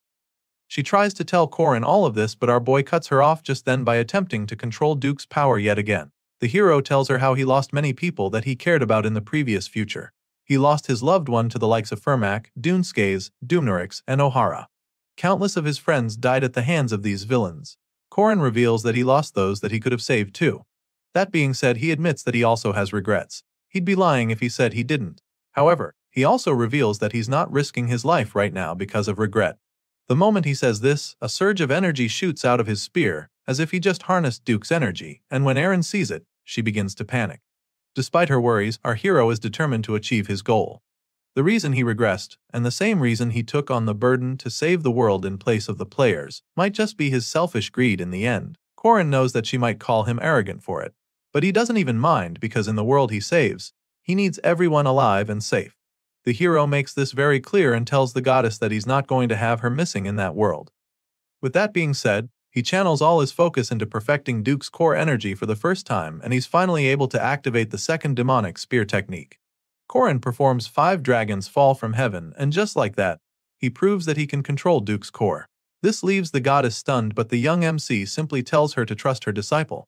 After all, she was the one who said that he is fit to become a hero. That being said, he promises her that she won't die this time, assuring her that he's going to save her.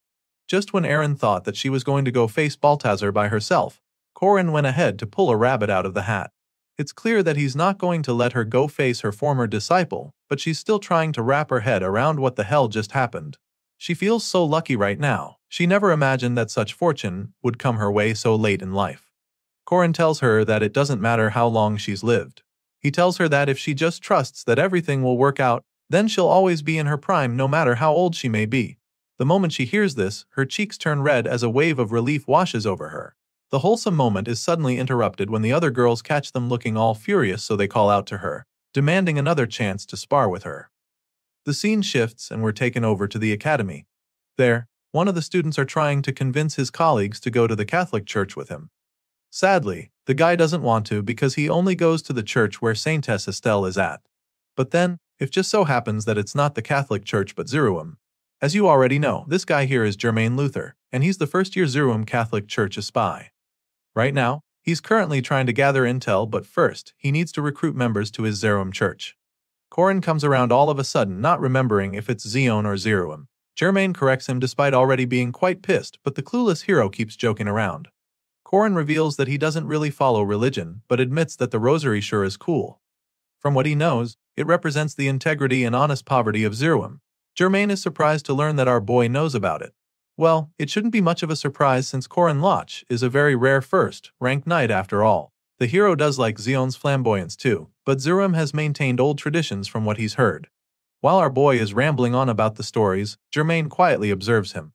The spy heard that our boy also created Corin's Guardians recently and assumes that it's like a small club. He can sense the consideration for others in the way that the MC speaks, but he has infiltrated the academy under Bishop Li Jinyang's orders. And for this reason, he believes that he needs to get close to people like Corin. He's still plotting on how to get close to the hero when Corin asks that they do a mission together out of the blue. Jermaine is taken aback when he hears this, but the next thing he knows, he's standing in front of a big cave with the hero. Apparently, the mission has something to do with this cave. Corin states that the assignment involves a case of people going missing in a village about 70 kilometers from here. Corin suggests that it might be the goblins doing, but Jermaine is just surprised that our boy does things like this too. He thought the Guardian Association is responsible for incidents that take place outside of the academy, so he doesn't get why he's here right now. Well, the MC reveals that the Guardians have actually been taking care of the goblins for the past week, but in reality, they're actually just farming for points. So far, John Warski has defeated Mage Filin, Kranik Luden has defeated the Golem Engineer Drevin, and Yule has prevented Druid Gina's plans. All the rewards are being distributed. On this note, Corin explains that the other Guardians are all out hunting monsters, so he's short on hands.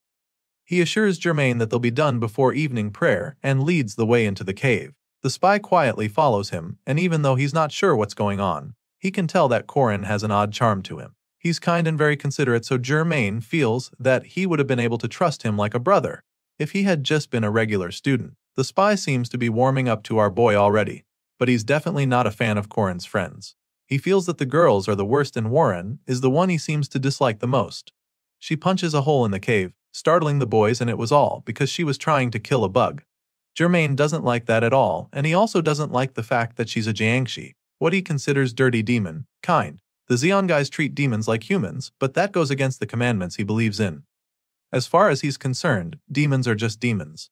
His little hate session is cut short when a monster pops out right in front of him. The others call him to wake him from his daze, and he's instantly mortified by the sight before him.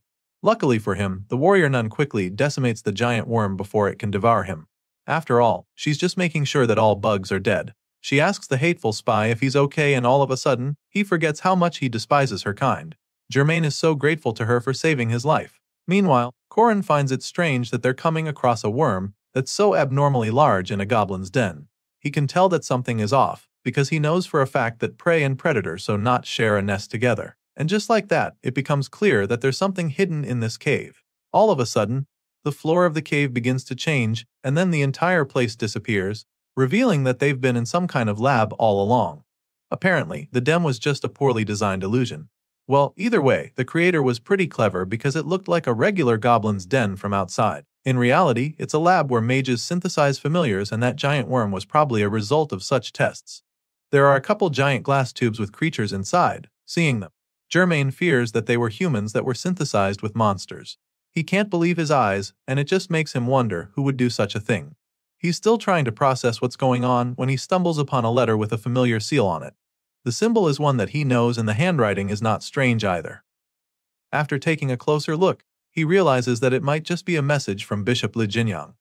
While the spy is still trying to figure out what the hell is going on, Corin instructs Warren to take care of the guy. He also asks her to move the evidence in there outside, so she springs into action. Clearly, our boy already knows what's going on, so he takes off, determined to go after the Jiram. Corin bursts through the door, and of course, he finds the shady mage in the next room. The sorcerer is startled by the hero, so he tries to attack, demanding to know who Corin is. Of course, the MC sees this coming, so he easily counters the attack and lands a devastating blow of his own, which practically splits the mage in half. By doing this, he confirms that his preparations are now complete, and we're about to find out exactly what he means by this. You see, Corin's master plan has 3 steps. The first step was to expose Germain as the dark side of the Catholic Church. The second is to destroy the laboratory, and the third would be to capture the ominous fake head lying at his feet right now. This scary-looking thing is known as Mada's head. It's the monster with 100 legs and 4 faces on a single head. Seeing this, a crazy look of excitement creeps up on Corin's face because now, he's finally ready to pillage the Tribulation Treasure Vault. As we already know, the group known as Corin's Guardians is finally coming to life in this story. As of now, they are the most powerful, trustworthy people. In contrast, Baltazar's underlings have superior weapons. Aradawa possesses the Spear of Light. Andre wields the Cauldron, and Riafal with the Stone of Fate. In order to match this imbalance, our boy had made up his mind to raid the treasury of the gods today. This vault is located on Treasure Island, specifically in a place known as Magmel. Corin's master, the Queen of Paradise, is the last officially left Danon of these islands. However, even Erin doesn't know everything about the Danon. Despite her nature, she still had to discover certain things on her own, like Baltazar and the sites she found him at, which were places she had found by herself. Domains, or the hidden map known as the Fragment of Paradise, can only be unlocked through a hidden event, and this place is just like that. The original condition to be able to even reach it is the death of his master, the goddess. However, that's not the case in this timeline. Corin gets in through the portal created from him, and just as Erin told him, he's going to wait there. Just before he continues on his own, the goddess asks if he's sure he can do this without her help. As you can imagine, she's really worried, so he simply assures her that he can leave it all to her. He's definitely excited about it since he's going in a year early. Besides, he's not even going in all by himself. He'll be going with Alicia and Warren, who have now trained for a few weeks with their master. They're not the only ones helping him, since Marie is also joining them. The blue-haired vampire princess flies into the scene at this point, and they're all excited to see each other. Mariette has just returned from the south. Aside from Lunia, who just stayed back, this is practically the strongest part he can fight with. With these 3, there's really nothing to be afraid of as far as he's concerned, so they all match in, and it doesn't take long for him to notice some strange stuff. He's not the only one who sees it, since Alcina is all over him, yelling about how spooky it is in there. She never liked this kind of atmosphere since she was young. While she's freaking out and acting all scared, Marie takes the opportunity to wrap herself around Corin's arms. The ladies usually can't help themselves around our boy, so the whole mission quickly takes a turn. Marie and Alicia lose focus pretty quickly, leaving Warren, but it doesn't take long before she gets all lovey-dovey as well. After all, Ran is just as scared as the other ladies, so she grabs a hold of Corin's arms to comfort herself. As you can imagine, this becomes a problem, because there are now 3 girls being all touchy when Corin only has 2 arms. Warren and Marie almost start fighting over his right arm, and just when it looks like they might rip it off, Alicia finally suggests that they just share. Eventually, there is a brief moment of peace, but it doesn't last since there's a chance that ghosts might appear any moment now in this spooky place. However, Corin explains that it wouldn't be ghosts that would appear. As far as he's concerned, they're going to be approached by gods. This place is one where gods or remnants of past Danans reside. Clearly, he seems to know something about this place pretty well, and Alcina can instantly tell after listening to what he just said. Well, of course he does know quite a bit about the place. He visited this very place in the game back then with Park Sai-Hu. This is a place where the remnants of dead gods reside. By passing their trials, one can obtain treasure, and these trials are divided into stages. Those who fail the first stages are unable to take the subsequent ones. But because of how hard the final trial is, It's essential to ensure all of your party members pass the first and the second ones. The issue is that the difficulty of the first and the second stages are random. Depending on which god is randomly selected, it could be a simple riddle, or it could even be a mission that puts your life on the line. This is the situation they're faced with right now, so it's not helping that the girls are acting all silly behind him. For some reason, they're all scared, and on top of that, it doesn't look like they can see anything ahead of them. The place is extremely foggy and dark, so you can't really blame them though. Regardless, Corin keeps trying to calm them down, assuring them that everything is alright. To those who have no other idea, the god is known to be selected at random, but in reality, gods can actually be attracted to the players that bring things related to each particular god. Knowing this, our boy came prepared. What he brought is the head of Mata, the 100-foot-tall, four-headed monster. This very monster was defeated by Dagda, the divine king. With this in mind, the hero is confident that the first god that will appear to test them will be helpful divine king Dagda. Corin also knows that the mission that comes with this god is yo cook a delicious meal. As you can imagine, that's going to be a walk in the park for the MC and his gang, especially since he has been in charge of cooking at the dorm. Besides that, he also has Alicia on his team. While the four of them are still trying to figure out their way around this dark and foggy place, they're suddenly startled by a sound coming from the distance. They have no idea what musical instrument is making the sound, and it gets even more confusing when the thick fog starts to clear. Corin also didn't expect this and doesn't get what's up with the sudden change in background. It's at this point that we get to see the string instrument producing the sound. And then, the musician suddenly speaks up, welcoming all the heroes who have come to undergo the trials.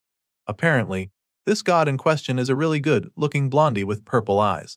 Bro looks really young with a chiseled body, and Corin definitely doesn't recognize him. Our boy has never seen this god before, so he doesn't even get how it's possible. Corin and his team look up at the celestial being sitting in the tree. He definitely knows about the head, since that's what attracted him. The head of the monster is the spoils of war of his father, and the gift that has been given to them by his father. Hearing this, it becomes clear to our boy that the god in front of him is the son of Dagda. Corin is still trying to process this when the nonchalant blondie admits that everything he just said is just an excuse. In truth, he was more interested in something else that Corin brought here. As you can imagine, the hero is taken aback by this because he has no idea what it could be. And in that moment, he announces that women have fallen in love, leaving them even more confused. The blondie finally introduces himself, revealing his name to be Angus, the god of love. As soon as he makes this announcement, the ladies start to get all drowsy at the same time. It's like someone turns off the lights in a flash, and they start drifting away from him. Seeing this, our boy runs as fast as he can, desperate to save the girls. He calls out to them as loud as he can, hoping to wake them up or something, but that does work because they just get taken away from him with ease. Corin watches helplessly as the god of love takes them away from him and taunts our hero at the end, telling him to have a safe trip. All of a sudden, the voice starts to change, and the next thing he hears is a different voice. It's the voice of Lunia, and in that moment she appears right in front of him. She draws him in for a kiss and whispers something to him. Sadly, a part of the hero knows that this is most likely an illusion, but he doesn't fight it. He lets himself fall for it, telling Lunia that he can't stop her. It turns out that this whole scene is actually what Alicia is watching right now. It's her own special nightmare. She watches as her brother-in-law lives a perfect life with her sister. He's the best companion Lunia could have ever asked for, but she can't shake the awful feeling. Right now, she's hiding in this scenario of Corin and her sister living happily ever after, but she's suddenly interrupted by Angus, who sneaks up behind her. The blondie teases her but then suggests that it's time for her to find love too, feeling that she must be popular at the academy. However, she doesn't seem too interested in that, and the god of love can tell, because he knows that she still has feelings for Corin, her brother-in-law. You see, this nightmare Alicia is forced to endure right now. This is a trial of love. While the girls are facing their fears in another realm, Corin furiously confronts Angus, demanding to know where he took them. In response, the blondie simply explains that the trial has already begun. The three girls are currently being tempted in the special orbs with the person they hold love for. As you already know, that person is him. But he's pretty perplexed to hear this. The trials have been formed from memories the girls share with him, but they are all examples of forbidden love that have not been allowed to come to fruition. Terrible forms of love which could harm the ones they love or even themselves. Angus reveals this, explaining that he only wishes to keep pure forms of love because forbidden love merely dilutes the value of true love. If these girls are able to control their desires, they will have the right to receive the reward, but if not, they will wander the realms of illusions forever. Of course, Corin isn't cool with this so he desperately asks what he needs to do to help the girls get through their trials. Well, the answer is quite simple and Angus explains it, revealing that the girls just have to give up on him to pass the trial. At this point, the hero decides to take a look at what's going on in their trials. He starts with Alicia and sure enough, he finds his fiancée's sister having a really erotic dream about him. She definitely has no intention of resisting from what he can see. Sadly, the ardent girl fails her trial and her orb shatters immediately. Next up is Warren, and by the time Corin gets there, he finds that the nun has pinned his TK at the bed already. He tries to stop her but she doesn't listen, telling him that this is the north like he said where the cranes are. At the last second, it looks like she's about to fight it as tears run down her face. She says it not too late, but just fails at the end. After watching Warren fail her trial too, she angus us truly intrigued. He admits that Corin is truly amazing, and he doesn't even know whether to take it as a compliment because the blondie keeps glaring at him. The god of love is getting really irritated now. He feels that ladies of this day lack any sense of chastity or sense of consideration for the person they love. Regardless, he hopes to see if the last woman will be capable of having pure, mature love. In this scenario, we see Isabelle confessing her feelings for Corin to Marie. It's the scenario where one's friends ask the person one loves before they can. It's a classic and quite twisted, but considering how the previous woman was willing to commit full adultery, he's willing to edit this scenario. And so, he takes control of Isabelle and tells Marie to give up on Corin, but the blue-haired girl simply denies having feelings for him. In order to stop this girl's love, Angus feels that she'll need a greater adversary of love, so he decides to dig through Corin's memory. Here he hopes to find out more about the one who loved Corin the most around this time and the strongest one. Unfortunately, he's disappointed to learn that there's no end to this. The story continues with a flashback from thousands of years ago. You see, back then, a god fell in love with a woman in his dreams. You'd wonder how this was even possible, but this very woman appeared in his dreams every day, and it eventually led to the god becoming lovesick. He was so in love that he was almost bedridden, as he could never get in touch with this woman. But after what felt like an eternity of searching all of paradise, he finally found that woman. It just so happened that this mystery woman wasn't exactly expecting him to find her. So, as soon as he found her, she was surprised and hid from him by transforming into a swan in a huge flock. As you can imagine, this god was devastated when this happened, but he didn't give up. Despite the setback, he searched for her until he found her using his authority. That's right, the one we're talking about was Angus, the great god of love. He was the one who claimed that love, and this became a myth. Despite using his power to seize the love he so desired all this years ago, in this present timeline, this powerful god of love realizes that he's dealing with a different situation. Of course, he's talking about Marie, who's desperately running away from him. Even if she's called a demi-human, she's still a human, so it should be impossible for her to give up in this way because that's the love of a mortal. Angus hovers over her, forcing her to keep running away from him as fast as she possibly can. The blue-haired girl is totally horrified because she doesn't even understand how any of this could be happening. This nightmare that Angus trapped her in is definitely taking a toll on her, and despite her best attempts to run away from him, she just can't escape. Last time, she just ran into the younger version of Corin on the street, and she was a bit sorry for Isabelle because Junior Corin gladly accepted her invitation to go on a date.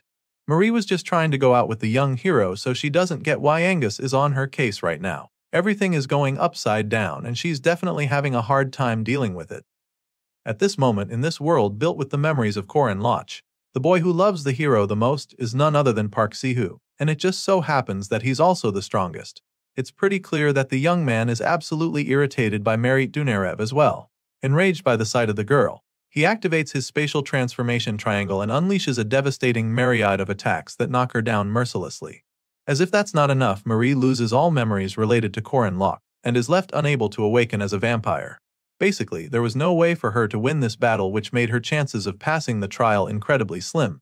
Park Si-hoo looms over her as she struggles to even get back on her feet. He teases her at this point, claiming that she's holding on pretty well and then promises to put her in a tank from now on. That way, it would be easier for him to turn her into a blood bag you extract elixirs from. Apparently, that's all he sees her useful for. But still, rather than doing this right away, he decides to give her one last chance first. That being said, Park Si-hoo spells it out for her, demanding that she forget about Corin and leave the academy immediately. As far as he's concerned, that's what's best for Corin as well, and he makes this very clear to her, but the blue-haired girl is just bewildered by his demands. She is shocked at him when he says this, so he reminds her that the enemy that Corin must face is literally the strongest Danon still alive. In his mind, there's absolutely nothing she can do to be of assistance when the chips are down. Park Si-hoo feels that all she would be able to offer him is to die with him if she's there when he faces Baltazar. On the other hand, Park Si-hoo insists that he's the strongest mage, so he's confident that Corin Loch can actually find his happiness if they're fighting side by side. That being said, he decides that it's time for Marie to fuck off already and stop getting in the way. As you can imagine, these very harsh words cut Marie like daggers, and with her head bowed down in shame and fear, she agrees with Park Si-hoo. She looks absolutely defeated and appears to have finally succumbed to the pressure. Park claims that this is what she has to do for Junior Corin's sake, but on that split moment, she realizes something. This new idea causes a suspicious smile to creep up her face. She decides not to focus on young Corin or his memories, but instead, the Corin that she knows now. By doing so, she's somehow able to tap into her powers and summons a powerful dragon familiar that attacks Park Si-hoo. Of course, the unsuspecting mage doesn't see it coming, so Deokyu, the red dragon, goes in for the kill from behind. The massive beast bites Park Si-hoo right in the shoulder, causing blood to splatter all over the place. You'd think that such an attack would instantly take out the guy, but Park is still standing somehow. He places his hand over the wound to stop the bleeding, while cursing at the blue-haired girl. As you can imagine, he didn't expect the attack and can't even wrap his head around what just happened. He's really furious, but even more curious as to how she was able to use her vampire powers. It shouldn't be possible, so it makes him wonder if her memories suddenly came back. Well, it turns out that the vampire girl is starting to take control of these mind games. This illusion of Park Si-hoo was saying such ridiculous things that it didn't take long for her to realize that this world isn't real. The moment she says this, Park Si-hoo begins to panic, and she simply points out how insane everything he's been saying was. With a powerful surge of energy coursing through her body, she bluntly asks Park what the hell he was talking about by telling her to leave Corin. The blue-haired girl asks this with a very lucid memory of Corin telling her how he hopes that she can be happy. And so, she's certain that she cannot leave the young hero. With the memories flooding back into her mind, her powers suddenly start to come back to her, making her incredibly menacing. At this point, it's pretty clear that Mariette Donarev has fully awakened as a high-ranked vampire. All of a sudden, she starts floating up to the sky with the immense power still crackling all over. With her powers awakened, she creates deadly shards that rain down on Park Si-hoo, who's still watching helplessly below. Marie sends the sharp spikes down on him, insisting that the only way for her to be happy is for Corin to be happy as well. That being said, she finally concludes that the person who can actually make the hero the happiest is not Isabel or even Park Si-hoo. As far as she's concerned, she's the key to unlocking Corin's unlimited happiness, and the moment she says this, the illusion that Angus created suddenly starts to collapse. The orb shatters, releasing a dark cloud of smoke, and this leaves the crafty god of love very confused. Angus can't believe that this is happening, and he definitely doesn't know how it's possible. Seeing this, Corin immediately starts teasing him. It's pretty obvious that this is not what the cunning god predicted, so he proceeds to taunt the blondie. Of course, Angus gets really pissed, but he can't really do anything, so he just yells at the hero to shut his trap. Apparently, this god doesn't believe that what Mariette displayed is actually true love. In fact, in his eyes, the blue-haired girl is no different from the first two ladies who failed their trials. In his mind, the only thing they've shown is the obsession of immature girls, and this brings him to a conclusion. Angus suddenly feels like he understands what's going on, which leaves Corin pretty curious when he hears it. This celestial blondie realizes that there's actually one person to blame for all this. To him, these girls only became this way because of the young man standing in front of him, so he accuses Corin of being the problem. A problem that he intends to take care of. Enraged by everything that's gone down so far, Angus refuses to give up and decides to set up one last test for the hero. He takes the glowing orbs and uses the energy to create one final illusion for Corin Loch to face. A bright flash of light covers everything for a second, and as soon as Corin opens his eyes, he finds himself standing in the middle of a flock of swans. As you already know, this cunning god of love has already faced something like this before. Apparently, this is the trial that allowed him to understand what true love really is thousands of years ago. Angus boasts about how he was able to find the woman in his dreams without hesitating despite her hiding among the swans. Of course, this was no easy task, as the celestial blondie had to sing love songs to the woman all night in order to lure her out. Because of this, he's not sure that Corin will be able to show that level of perseverance. At this point, Corin is starting to realize just how serious this trial actually is. The god of love challenges him to find the woman he really loves out of these 150 swans.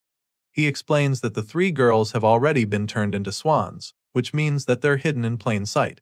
For some reason, rather than letting the hero try to find them throughout the night, he only gives Corin 3 minutes to find the real one.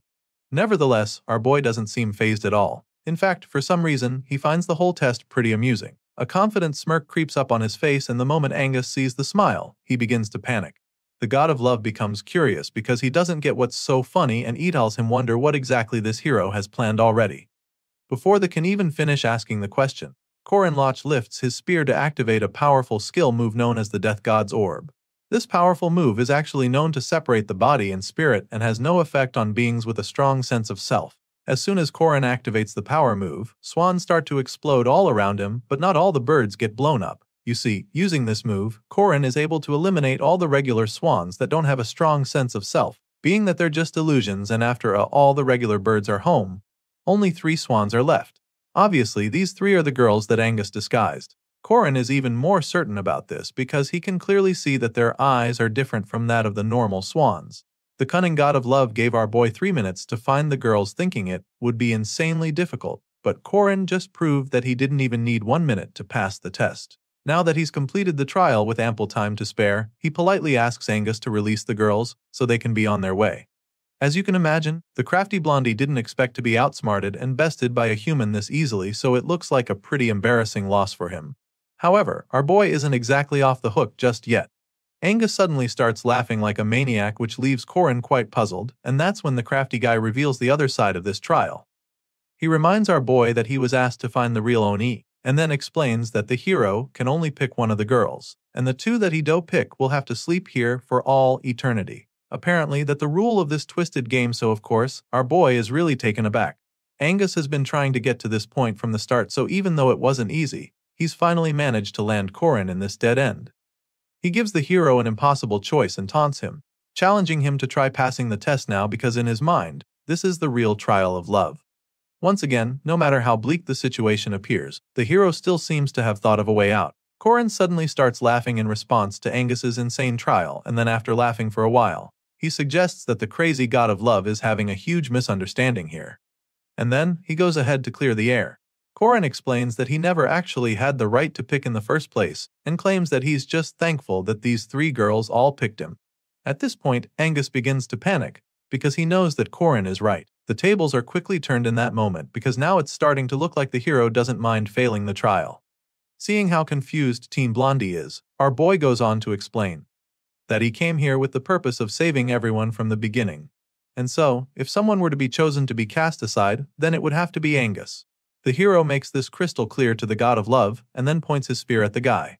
Corin holds the sharp end of his weapon mere inches away from Angus's neck, and the blondie just looks speechless for a second. After a brief moment of silence, he finally responds to everything that Corin said. He reminds the hero that he passed the trail of the swans and won the woman of his dreams.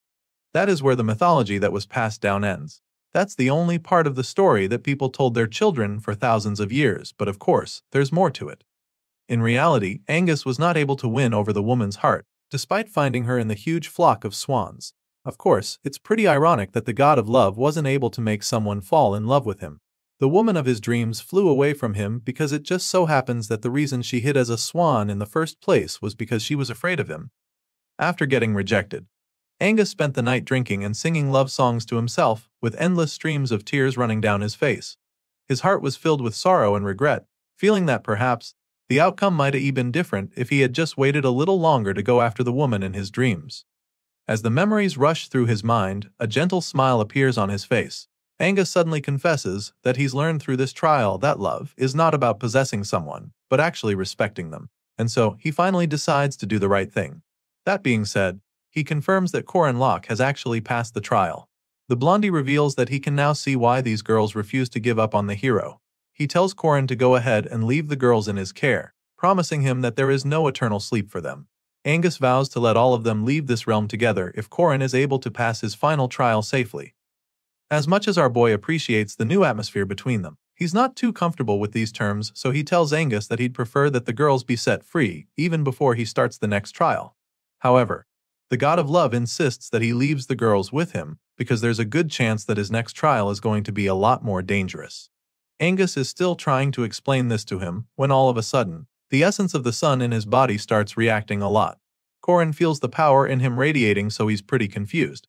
He knows for a fact that Angus is not the one causing it, so he's really puzzled now.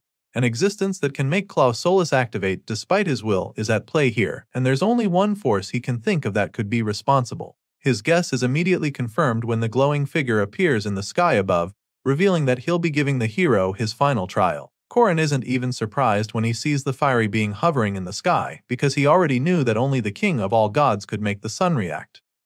At this point, we're officially introduced to Nuada Ergetlam, the one known as the heir of the sun. So, let's have a little backstory to understand who exactly this flaming god is.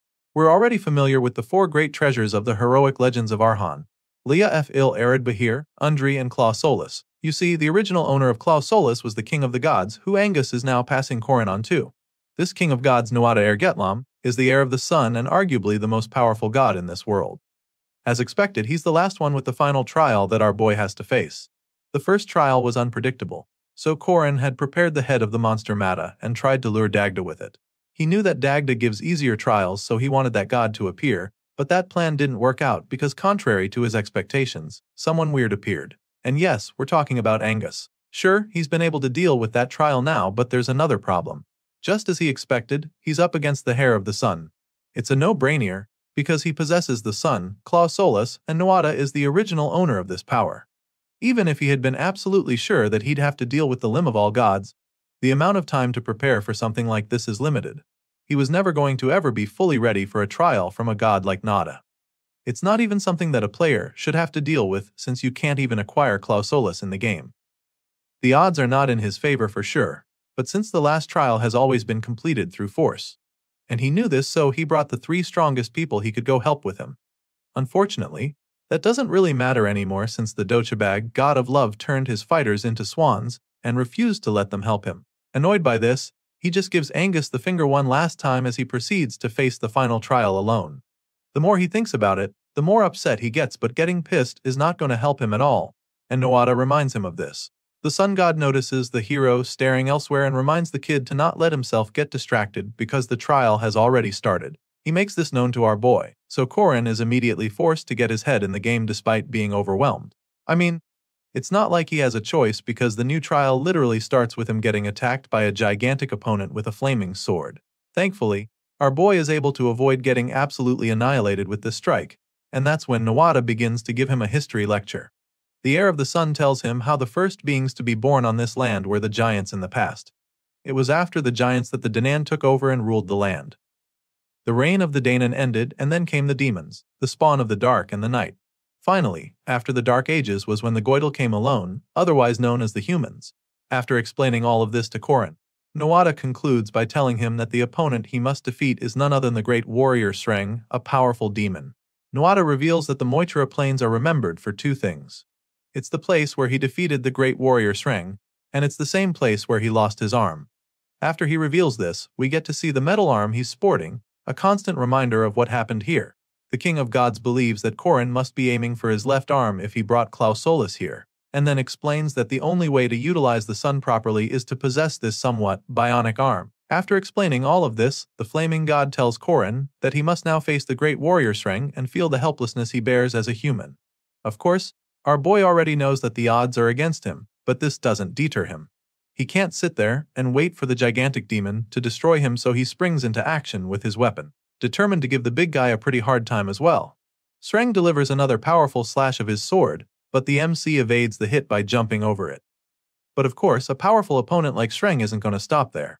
He charges at Corin once again with blistering speed, and in the blink of an eye, our boy is holding back the demon's sword with all the strength he can muster. This ordeal he's faced with is something called the Trial in Mag Mell. It's a trial from the gods meant to help ordinary players to grow. They create stages from their own experiences and teach players lessons through them. It's the same thing that happened with Angus, where the guy forced Corin to find the girls in the flock of swans. Well, he was able to deal with that pretty easily, but this final trial is a completely different ball game, because players can't actually obtain Claw Solus. This is the first time he's seeing Nuada's trial, so he has no idea how to deal with the challenge. However, considering the setting of this world, he can at least infer what intentions lay behind giving such a trial. In order to pass any test, it's best to know exactly what its purpose is, and that's exactly what Corin is trying to figure out right now. The Great Warrior Sreng is a demon warrior who is so strong that he managed to cut off Nuada's arm. That's already been established, so our boy figures that Nuada gave him this trial, because he's trying to find out how much power he's built up until now. Mind you, this power is not essentially the same thing as strength, it's much deeper than that. Our boy knows this all too well, so he proceeds to activate a couple power moves. He uses the runes he's mastered, Kanaz, Hagalaz, Birkanen, and Solo to attack the powerful demon, and of course, this does quite some damage. The fact that he could even plant those symbols on Sreng's body proves that he's faster than the Great Warrior in terms of speed. He proceeds to ignite the runes, and what follows is a devastating explosion that sets Sreng on fire. A confident smile appears on Corin's face after this because it's clear that he's got a shot at winning. After repeated training, he's now able to inscribe this runic magic combination this quickly, so he's impressed, because this is literally on the level of advanced fire magic. Corin is confident that the big guy won't be able to escape his flames so easily because of how potent the magic is, but he immediately has a rethink when he sees the Great Warrior charging at him, again like the flames were nothing. Sreng comes out of the fire without a single scratch, so the young hero is horrified to see that his opponent is completely fine. The Great Warrior lunges at our boy with another incredible attack, but Corin still manages to avoid getting split in half. He dodges the slash, and that's when he starts to notice how monotonous the demon's techniques are. Since the trial started, Sreng has been coming at him with the same combination of moves, so now the hero feels he can capitalize on this. Corin immediately activates his ominous serpent spell, which allows him to deliver a blistering strike straight to Sreng's chest. He drives his spear into the demon's chest in a flash, but Sreng's reaction just sends chills down his spine. The demon just stares at the spear like it's a toothpick because he can't even feel any pain. At this point, Corin begins to panic, especially since his spear just got stuck in the Great Warrior's chest muscles. Rather than trying to pull it out, our boy decides to let go and create some distance between himself and his opponent. After all, that's the wiser thing to do. Despite having a weapon buried in his chest, Sreng charges at Corin once again like the brute he is. As for our boy, he is now at a serious disadvantage. For starters, his rune magic isn't doing anything to the demon, and he's also lost his spear. Ordinary, he'd consider this fight a lost cause, but he's still got a few sticks up his sleeve. You see, our boy hasn't just been the one running around aimlessly while dodging the demon's attacks. The reason Corin was using runes from the start was for a situation like this. We're suddenly taken back to one of his training sessions with the goddess. In this scene, Danua tells him that the training is meant to extend the time he can use the sun, even if it's only by a few seconds. Back then, he didn't even think it was possible to handle the sun on his own, so the goddess told him about the runic spells that had been inscribed over several days in the druid's secret realm. Besides that, she also reminded him of the runes in Nazria that were inscribed over 300 years, just so he can realize that it was indeed possible to use the power of the sun in this manner. Still, Corin felt that the only reason he could use the sun was because Shadow Paradise is filled with mana. He definitely had doubts, but Erin assured him that he had no reason to feel helpless. She urged him to recall it, claiming that she already saw it clearly through Ario's eyes. As far as the goddess was concerned, Corin was more than capable of using the power, because she already witnessed him using it in order to save everyone. This little flashback gives our boy that confidence boost he needs to harness the power of the sun. And just like that, Corin's hair starts to turn white as the surge of energy shoots out of his body in the form of terrifying shockwaves. That's right, the young hero finally activates Claw Solus, the solar convergence. At this moment, it looks like the trial is about to take a drastic turn because Corin is literally about to blow everything in sight. Unfortunately, all the power goes out in a flash. Our boy's hair goes back to normal, and all the power disappeared in the blink of an eye. As you can imagine, he's so confused by this. Corin doesn't understand why the sun suddenly disappeared. He wonders if the activation time has already ended, but quickly realizes that it's not the case, because he hadn't even started using it. Just then, the answer is revealed to him.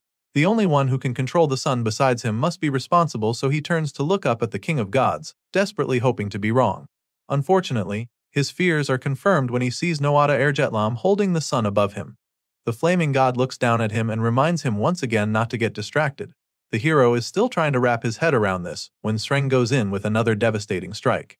This time around, our boy doesn't see it coming, so he's unable to avoid getting hit. His eyes widen in horror the moment he realizes what just happened.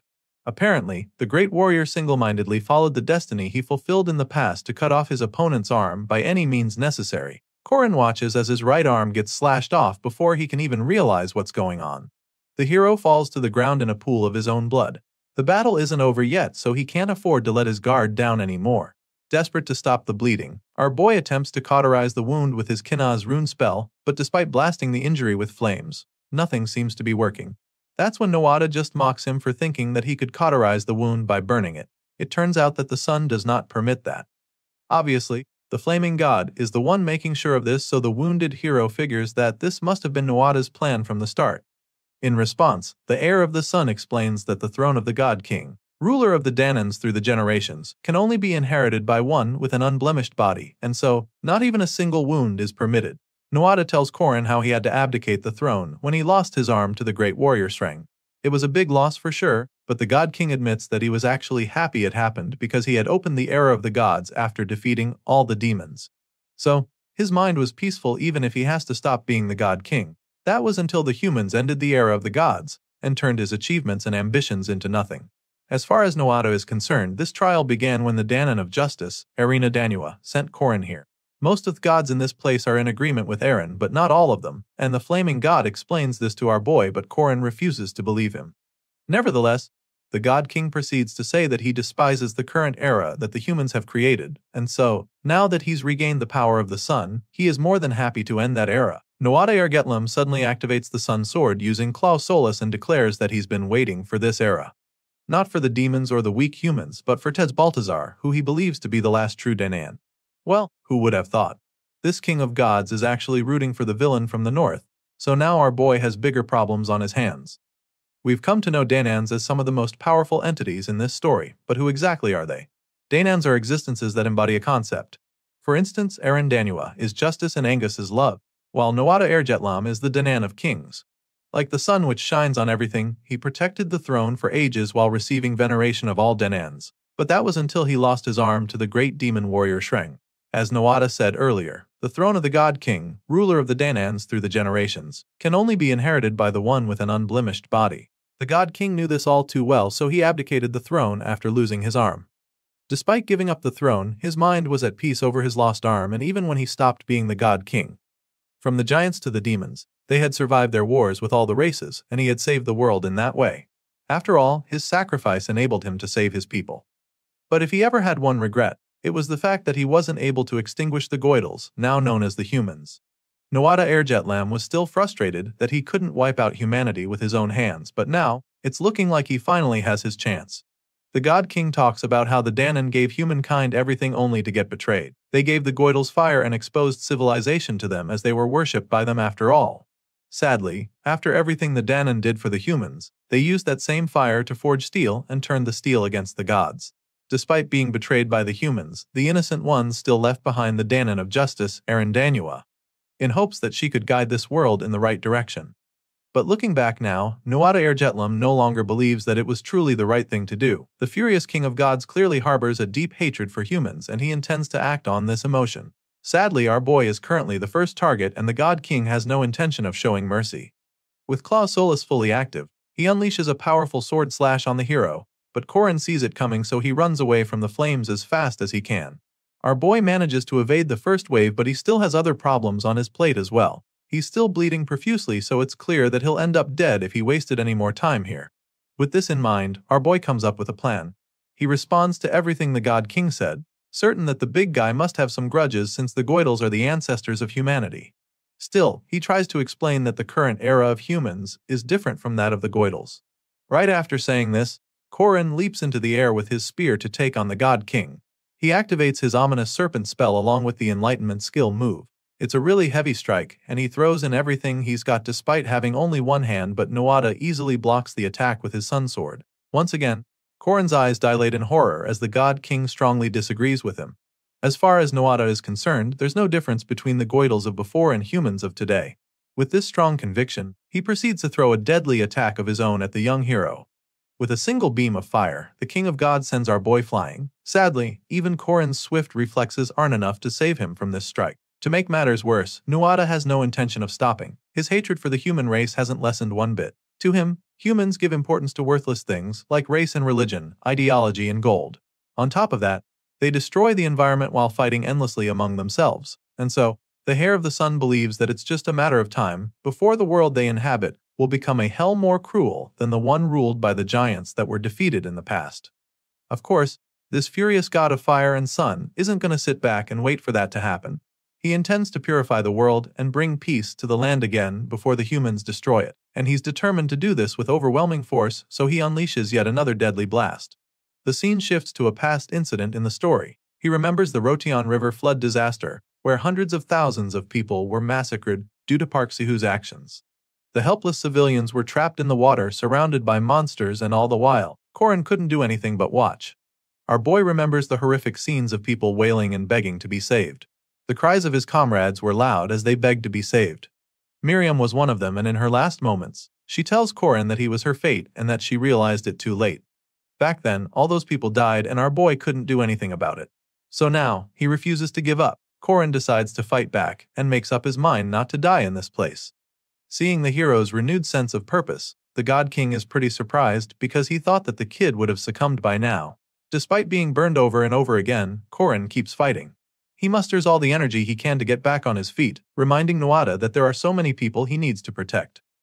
This is why he cannot give up. Of course, the Flaming God is pretty intrigued by our boy's refusal to surrender. But despite the very impressive display that Corin has put on show by staying in the fight, it doesn't make Nuada Ergetlam any less eager to destroy humanity. Besides, as far as he's concerned, the boy is still far too weak to stop him from achieving his ultimate goal. The Flaming God lifts his spear up and charges up his sun sword for the killing blow. Corin looks up at the blazing sword and he can immediately tell that this is the final stage of Clo Solis, which is capable of maximizing the power of the sun. In this current state, the sun sword in Nuada's hands surpasses concentration and manifestation. He knows this for a fact because he's been in this state and has used the sun in this form. Corin identifies this state as the solar compression of Clo Solis. Sadly, despite having all this knowledge about the power of the sun, our boy is not the one wielding it right now. All he can do is watch as the King of Gods proceeds to power up his metal bionic arm. The arm glows bright red as the fire within burns even more, and it's starting to look like the absolute peak of Clo Solis. You see, the compressed form of the sun is imbued onto the big guy's left arm, and so now, that arm literally has the power of the entire sun in it. This basically suggests that Nuada is invincible right now. Our boy eventually gets back on his feet barely, and while he's still trying to catch his breath, the Flaming God advises him to just give up right now. In his mind, the boy is nothing more than a weakling. He tells Corin that this is the last mercy he can give him, but of course, this kid is too much of a main character to surrender. So, after listening to everything the God of Kings has to say, he finally responds. Corin agrees with Nuada, accepting the fact that he is indeed weak. But the hero feels that he still wouldn't use that strength to create a perfect world if his was actually strong enough. Corin claims that he just wants a world where people are able to live their own lives. That's the only thing Corin is fighting for, and after making it very clear to the God King, he charges at Nuada with his spear one more time. The heir of the sun sees the young hero running toward him again, and it becomes very clear that Corin has no intention of taking his advice. Enraged, the God King vows to force the hero down to his knees since he has refused to kneel willingly. Of course, our boy doesn't back down either. He talks about the commandments and how they reflect his actions as thoughts of his enemy. The first commandment is not to turn a blind eye to the misfortune of others. It's a rule that Corin carved into himself in order to grow stronger physically, but while living in this world, he was able to see the expressions of people that he had never seen before. And at the same time, he heard words that he had never heard before. This same power is the power given to him by the people who he is protecting, and so, as long as Nuada stands on the side of Baltazar, the commandments have no choice but to give Corin strength. At this moment, our boy activates Sabantia Duke's core. Corin states once again that he can't turn a blind eye to others' misfortune, because of the path he swore. That being said, he proceeds to discharge a powerful blast from Sabantia Duke's core, with an unwavering determination to save this world. After unleashing this insane blast, Corin suddenly falls to the ground and his body slowly turns to dust. Meanwhile, Nuada just stares at the young hero lying at his feet. He agrees with Corin, claiming that the boy will indeed save the world. The Flaming God is truly impressed by our boy's spirit, but he knows that Corin cannot defeat Baltazar as he is now. He breathes life back into the hero and gives him something to help him defeat his nemesis. However, he's curious as to how many humans the boy will save and how much stronger he will become until that fateful day. Nevertheless, he is satisfied with Corin's performance, so he passes him and leaves him with his metal arm to help him fully harness the power of the sun. Now, the ball is in our boy's court because Nuada has finally left him to struggle and prove his will to save humanity. That's it for this episode. Until next time.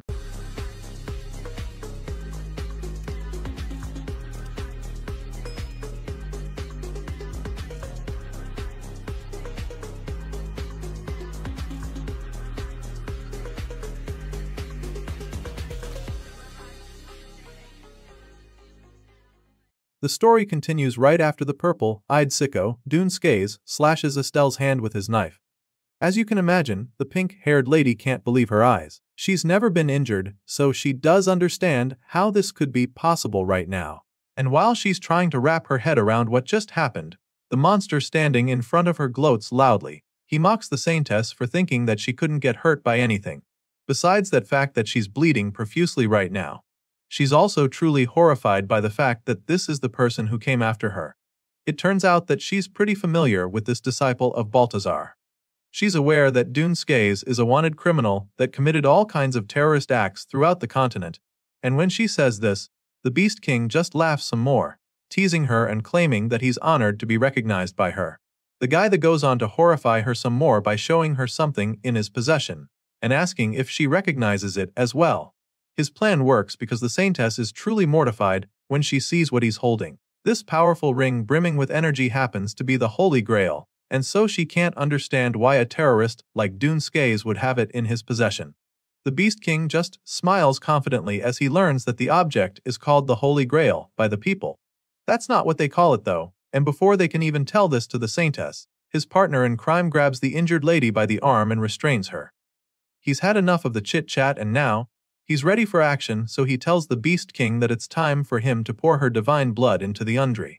Of course, this decision is not something that the saintess is comfortable with, so she screams in horror.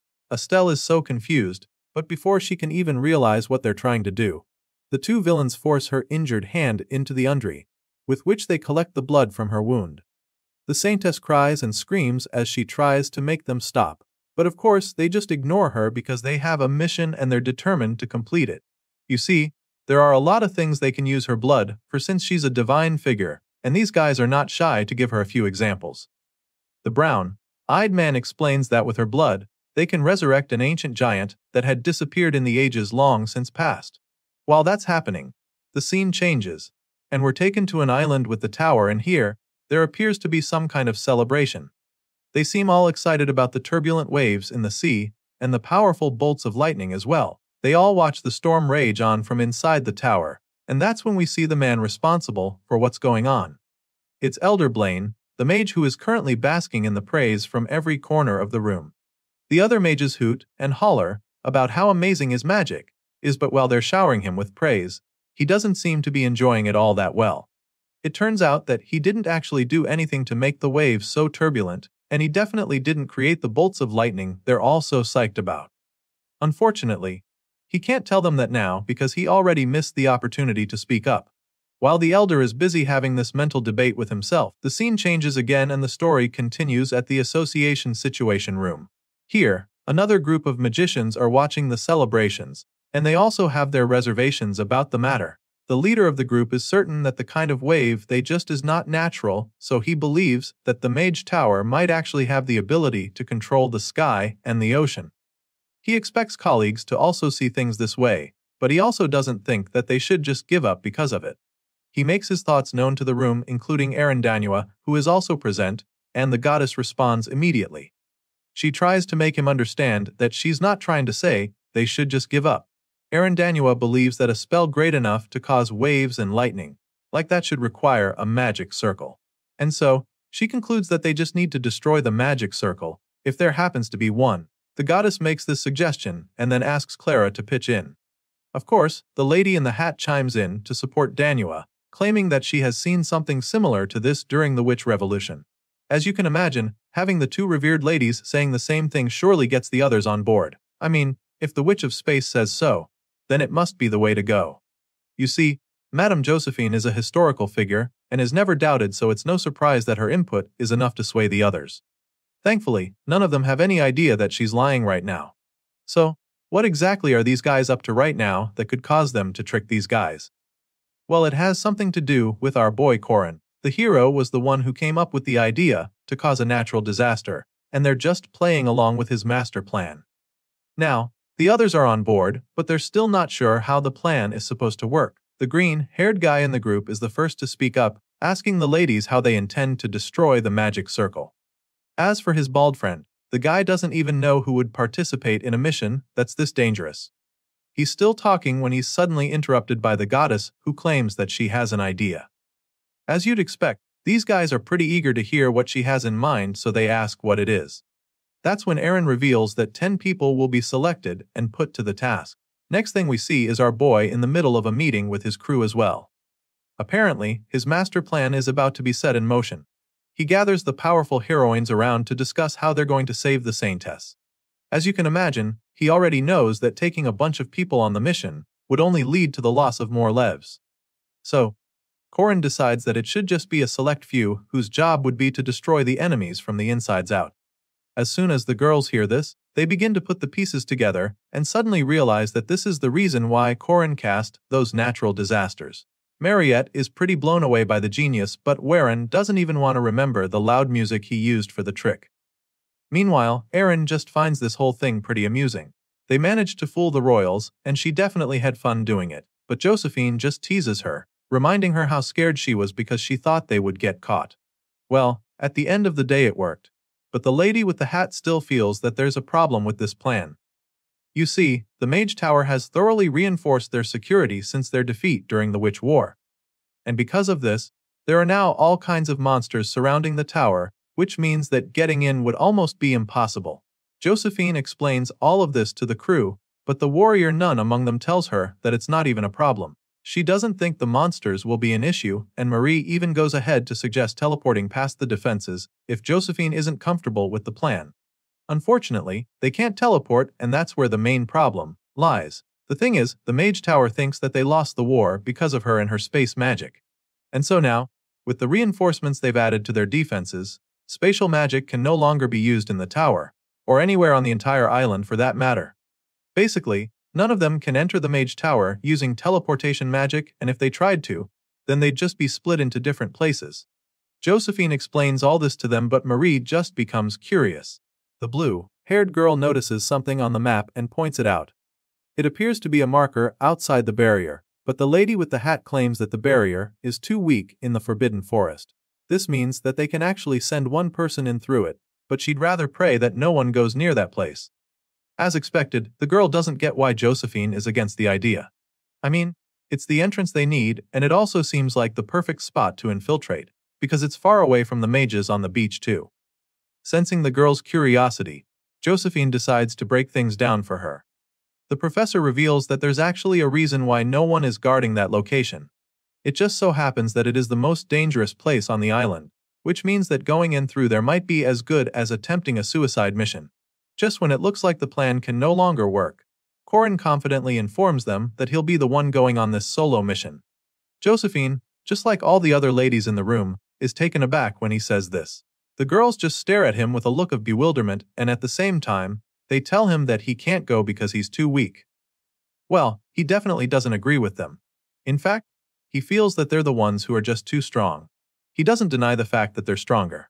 Heck, he's undoubtedly the weakest without the commandments, but he believes that he can do it.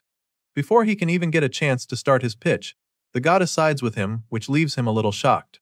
With a proud smile on her face, she asks her disciple if he truly believes that he can do it, and for a second he just stares at her, unable to say a word.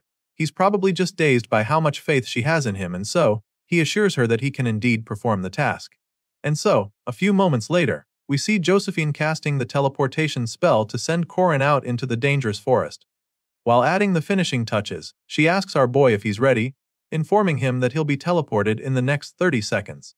The girls tell him not to worry about things back there, and urge him to just be careful out there. Just as he's about to be sent out, Warren grabs his arm and calls his name. He answers her, and that's when she begs him not to get hurt. Corin is a little surprised by what she just said, but, when trying to explain, she just bursts into tears. By this time, our boy's got only 10 seconds left with them, and Warren is still bawling her eyes out next to him. Marie, on the other hand, looks really hopeful because she's sure that she'll get to see him again at the Mage Tower. She tells him goodbye and asks him, once again, if he's got the potatoes, which he confirms. Now, with only a couple seconds left before he disappears, he turns to Warren and pats her on the head, assuring her that everything will be fine. He promises her that he won't get hurt, and then finally thanks her for worrying so much about him. His words calm her immediately as her cheeks turn bright red, and in that very moment, our boy is finally teleported in a bright flash of light that follows. The scene changes to the dark forbidden forest that Josephine talked about, and this is exactly where our boy appears. This banned forest is a demonic realm created by the Green Magic faction, and the place is protected by countless spirits. The banned forest is so notorious that even parties with max-level players struggle here, and our boy Corin is about to experience it firsthand. Moments after he arrives in the place, one of the many spirits appears before him. She finds him pretty handsome, but also lets him know that she thinks he's stupid for coming here. This beautiful and playful spirit is known as Huldra, and she's taken it upon herself to seduce those who invade these woods. As you can imagine, she has an alluring presence, and this captivates the hero for a moment. Huldra spreads her arms and tells Corin to come to her, which he does. It's almost like our boy forgets his senses when she touches his face, and he wouldn't be the first man to be enchanted by the seductress. Most people who come here are captured by the spirits, and then ripped apart before they can even realize it. Huldra is the first one to meet him, and it doesn't take long before the other spirits appear, all ready to devour him. Unfortunately, our boy hasn't even realized what's about to happen. He's still in a trance, and the spirits are more than happy to lure him deeper until there's no escape. In his daze, he takes a hike and Huldra takes the opportunity to strike, but when she tries to tear him to pieces, she just phases through him. The spirit is unable to touch him, which leaves her confused, and in her rage, the hero suddenly regains his senses. As soon as he snaps out of the trance, he decides to take a look around the place. The Mage Tower conducts the most amount of research and development in the magic field. Despite being the banned forest, this is also where all kinds of miracle medicines and ingredients are kept. Not long after his little survey begins, he stumbles upon a familiar plant. It's a mandrake, and Corin is a bit stunned to see it. You see, there's a reason why there are so many demonic spirits in this place, which is the fact that they act as some kind of guardian. The mandrake is literally glowing, so Corin considers taking it for himself. It's almost like the plant is talking to him at this point. But while he's trying to fight back the urge, another spirit starts speeding toward him. The loud banshee's scream and the Baobin Smith's seduction are launched at him with blistering speed, but as soon as they reach him, they become powerless. The flame-like spirits watch in confusion, as the human remains unscathed by their attacks. It's like he's invincible, and besides the fact that he doesn't feel anything, it's also as if he can't see them. After much contemplating, he decides to take it and skips along. After all, he can't detect spirits and they can't hurt him. You might be wondering what exactly is going on with our boy that makes him seem untouchable. Well, it's an oath to restrict oneself in return for a 50% increased damage effect. As far as he's concerned, it's really a kind of debuff. Corin feels that nothing has changed since the first meeting with Sabantia Duke, and he thinks that it is because of his lack of affinity for souls. He's convinced that this is also the reason he can't take any damage from them either. In conclusion, this place is practically heaven for Corin, so he decides to go crazy with his harvesting skills and uproots as many special plants as he can while the devastated spirits watch helplessly. In the middle of his little plant harvesting spree, he receives a notification confirming that he has now consumed azrate sparkling water. As a result, his aura is increased along with his mana. On top of that, his maximum aura is increased by 2,000 while his maximum mana is increased by 1,500. For consuming the honey of imprisonment, his poison resistance is increased as well. Our boy also manages to consume something called the nest of the blood swallow. As a result, he obtains an artificial nest which gives him the senses of the swallow. Basically, this swallow's senses is a special skill that gives Corin the ability to feel the wind on his skin and become more sensitive to threats that may be around him. Our boy goes crazy as he continues to devour everything in sight. He does this for a while and his stats just keep shooting higher. His aura rank goes up to upper middle class at over 13,000, while his mana rank is just shy of 12,000. As for his abilities, the swallow's senses join the already impressive list with skills like his superhuman strength, regeneration and domain comprehension, not forgetting his rune amplification. Now, his strength is over 200, agility at 165. Stamina at 160 while aura and mana stats are tied at 174. These are all extremely impressive figures, and from what he can tell, he's literally as strong as Lunia before she became a vampire. His eyes scan the page erratically as the excitement fills him, and that's when his gaze zooms in on something that shocks him. It's a new notification, and this time, it's not something about his skills. Apparently, our boy has just been approached by a special grade spirit known as the Spirit King, and this creature happens to be the field boss. The gigantic red-eyed beast closes in on him in the blink of an eye and tries to attack him. The moment he sees this, he already knows what's coming next. This creature is definitely not on the same level as the other, which means that it can actually hurt him. Knowing this, Corin grabs his spear and springs into action. He doesn't know why the Spirit King decided to show up now. But what he does know for sure is that he has to take it down right away. Corin knows that beating this thing would mean that he can acquire the treasure with a 1.5% drop rate. The thing is, the miracle herbs in this forest were grown by Elder Dririan, the head of the green magic faction. In the plot of Heroic Legend of Arhan, there are 3 miracle herbs. The first one, bright yellow and shaped like a carrot, is the Goryo ginseng. And that's what our boy acquires after defeating the Spirit King. With the miracle herb now in his possession, he replaces it with some other plants he came with, throwing the green potatoes into the ground as he runs round the forest. Once again, the flame-like spirits are just puzzled by his actions, but all they can do is watch since they can't touch him. As far as our boy is concerned, this is how things should be in the forest. So, what exactly is our boy doing? Well, first of all we need to know how he got these glowing potatoes in the first place. Apparently, Marie made them with the ability she got from Dan and Angus, and then gave them to Corin.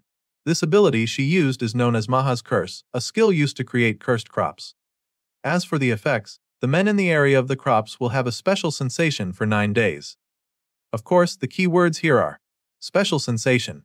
And even though we don't know what this means, the mischievous look on Corin's face leaves room for a good guess. Our crafty hero plants the cursed potatoes all around the forest, leaving the Spirit King and all the other ghosts in tears. Corin can't wait for the crops to grow big and strong, but before they sprout, he needs to finish up here and book it. A few moments later, we see that the hero has successfully infiltrated the magic tower. Currently, our boy is making his way into the underground sewers beneath the magic tower. He dives in through the manhole into the sewage and immediately initiates the next stage of his master plan. According to the plan, this place is the Renda Devis point for the infiltration team, and it's better this way, because they all know that charging at the tower head on would be reckless. The place is pretty dark, so our boy takes out his Rune of Dawn and activates it. This spell bestows vision in the dark, so this allows Corin to see better. Entering from underground and slowly making your way up is the standard strategy route, which is why they're taking this approach. Just then, our boy senses someone near him, so he turns around, and that's when he sees Warren. He's surprised to see the warrior nun there, so he asks her when she got here. I mean, he thought that he would be the first to arrive, since he was teleported to the island. At first, Warren explains that she turned into a crow, but then changes her story in a flash, claiming that she ran all the way here on foot. For some reason, she's still all flustered with her cheeks all pink. As you can imagine, our boy is still pretty confused, especially with the inconsistent story she just gave. At this point, Warren just changes the topic, asking him how the journey was for him up until this point. She heard that there were quite a lot of monsters around here, so she's wondering how he made it. Can't blame her for being all concerned, especially when there are countless monster corpses lying all over the place. Clearly, there were even some over here, so she just concludes that he must have been very lucky to have made it to the Mage Tower in one piece.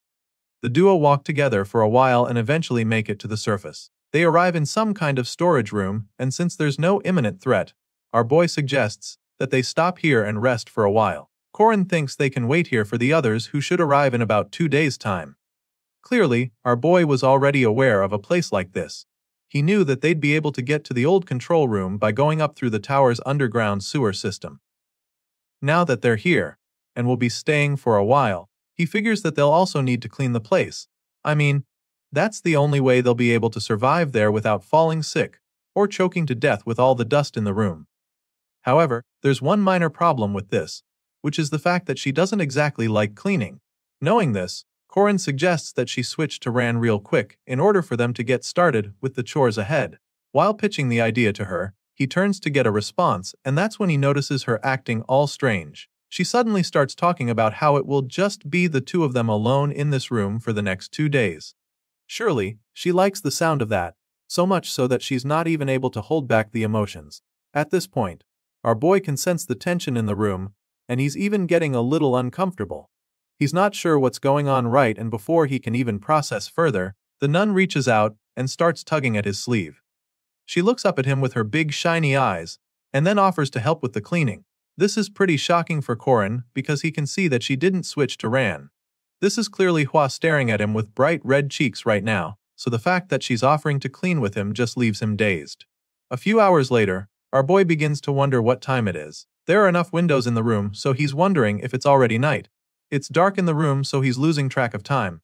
His attention is quickly drawn from that when he looks to the side and sees the black-haired girl passed out. Hua was clearly so exhausted after all that cleaning that she fell asleep without even taking off her apron. Even while she's asleep, you can see how tired she must have been, so Corin is really grateful that she helped with the cleaning. According to the plan they agreed on, the people who will be going to the Mage Tower include him, Mariette and his master Aaron Danua. As for Warren, she's supposed to stay back here in the control room, along with Madame Josephine, who will have to be with her. Knowing that some of them will have to remain here, our boy feels that it's wiser to keep their temporary shelter clean. Our boy is suddenly drawn out of his thoughts when the warrior nun suddenly wakes up. From the way she's cleaning her eyes, you can tell that it was a well-needed nap. She calls out to Corin as she sits up, and the hero starts to feel bad, because he feels that he was the one who woke her up. However, that's not the case, because the one talking to him now is Ran. The blue-eyed girl assures him that Hua is still asleep, so he's relieved to hear this. Still, Corin tells her that she can go back to sleep if she feels like it. After all, he still has a couple things to do by himself. Unfortunately for him, he's not going to get that free time yet, because this young lady is in a cuddly mood. Ran suddenly wraps her hands around him and sinks her face in his chest before he can do anything about it. She tells him that she wants to stay like this for a while, so he just freezes in place, knowing that he can't get her off. He tries to talk her out of it though, but you can already imagine how futile that will be. Before he can even get a word in, she starts talking about how nice and warm it feels for her being held in his arms. The blue-haired girl sinks her face deeper into his chest, and this just gets the hero flustered at this point. Corin doesn't know what to say, so he just sits still as his cheeks get a really pink tint as well. Bro is literally under arrest, but without any handcuffs on him, so he simply accepts fate and allows the blue-eyed girl to fall asleep in his arms. A while later, the duo is joined by another member of the crew. The lady in the blue heels struts into the place, and sure enough, it's Mariette, but she's not alone. The vampire makes her entrance with her big red lizard friend behind her. Apparently, Dioku was the one who found the way, so she thanks the big guy for his help, because he's the reason they were able to arrive at the rendezvous point so quickly. Our boy exclaims when he sees Mariette, and judging by the flustered look on his face, it seems that he and Ran were in an awkward position when their friends arrived. The blue-haired girl is surprised to see that Corin is even here because she didn't think that he'd arrive before her. Well, he nervously confirms that he did in fact get here first, and that's when the other ladies show themselves. Erin chimes in at this point, expressing how proud she is of the young hero. She knew that he'd make it safely, and it's just the kind of thing she expects from her disciple. Madame Josephine makes her entrance as well, and the moment she sees Corin, she claims that she suspected he was up to something when he chose to pass through the Forbidden Forest. She had a feeling that he cooked up a plan, but then when she saw the rune magic engraved all over the sewers, she was simply impressed by how incredibly precise it was. Well, it turns out that the reason our boy was able to do this was because he has more than 10,000 mana. In just one day, he somehow managed to engrave 40 runes into these underground waterways. While they're all still talking about his magic, Mariette suddenly remembers that Corin took the biggest sack of potatoes. She's really impressed that he was able to plant them all by himself, but no one in the room is even surprised, because they already know that it's just the kind of thing Corin does. At this point, the shy guy just laughs modestly, leaving the ladies to their imaginations, because he knows that potatoes weren't the only things he planted in that forbidden forest.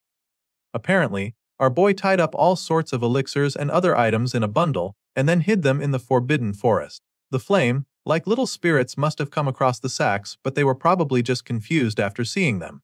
This is because he left them together with Wanin, which once caused a musical natural disaster. So, what exactly is Wan? Well, it's a legendary-grade musical instrument.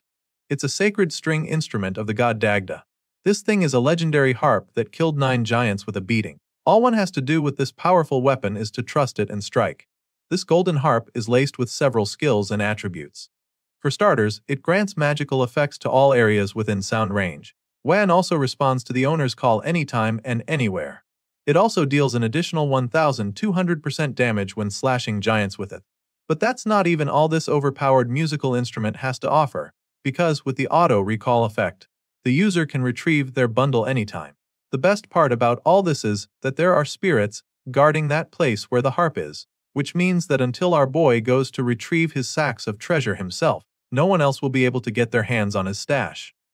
Just thinking about all this makes Corin laugh, because he's truly gotten even more than he expected before going into the Forbidden Forest.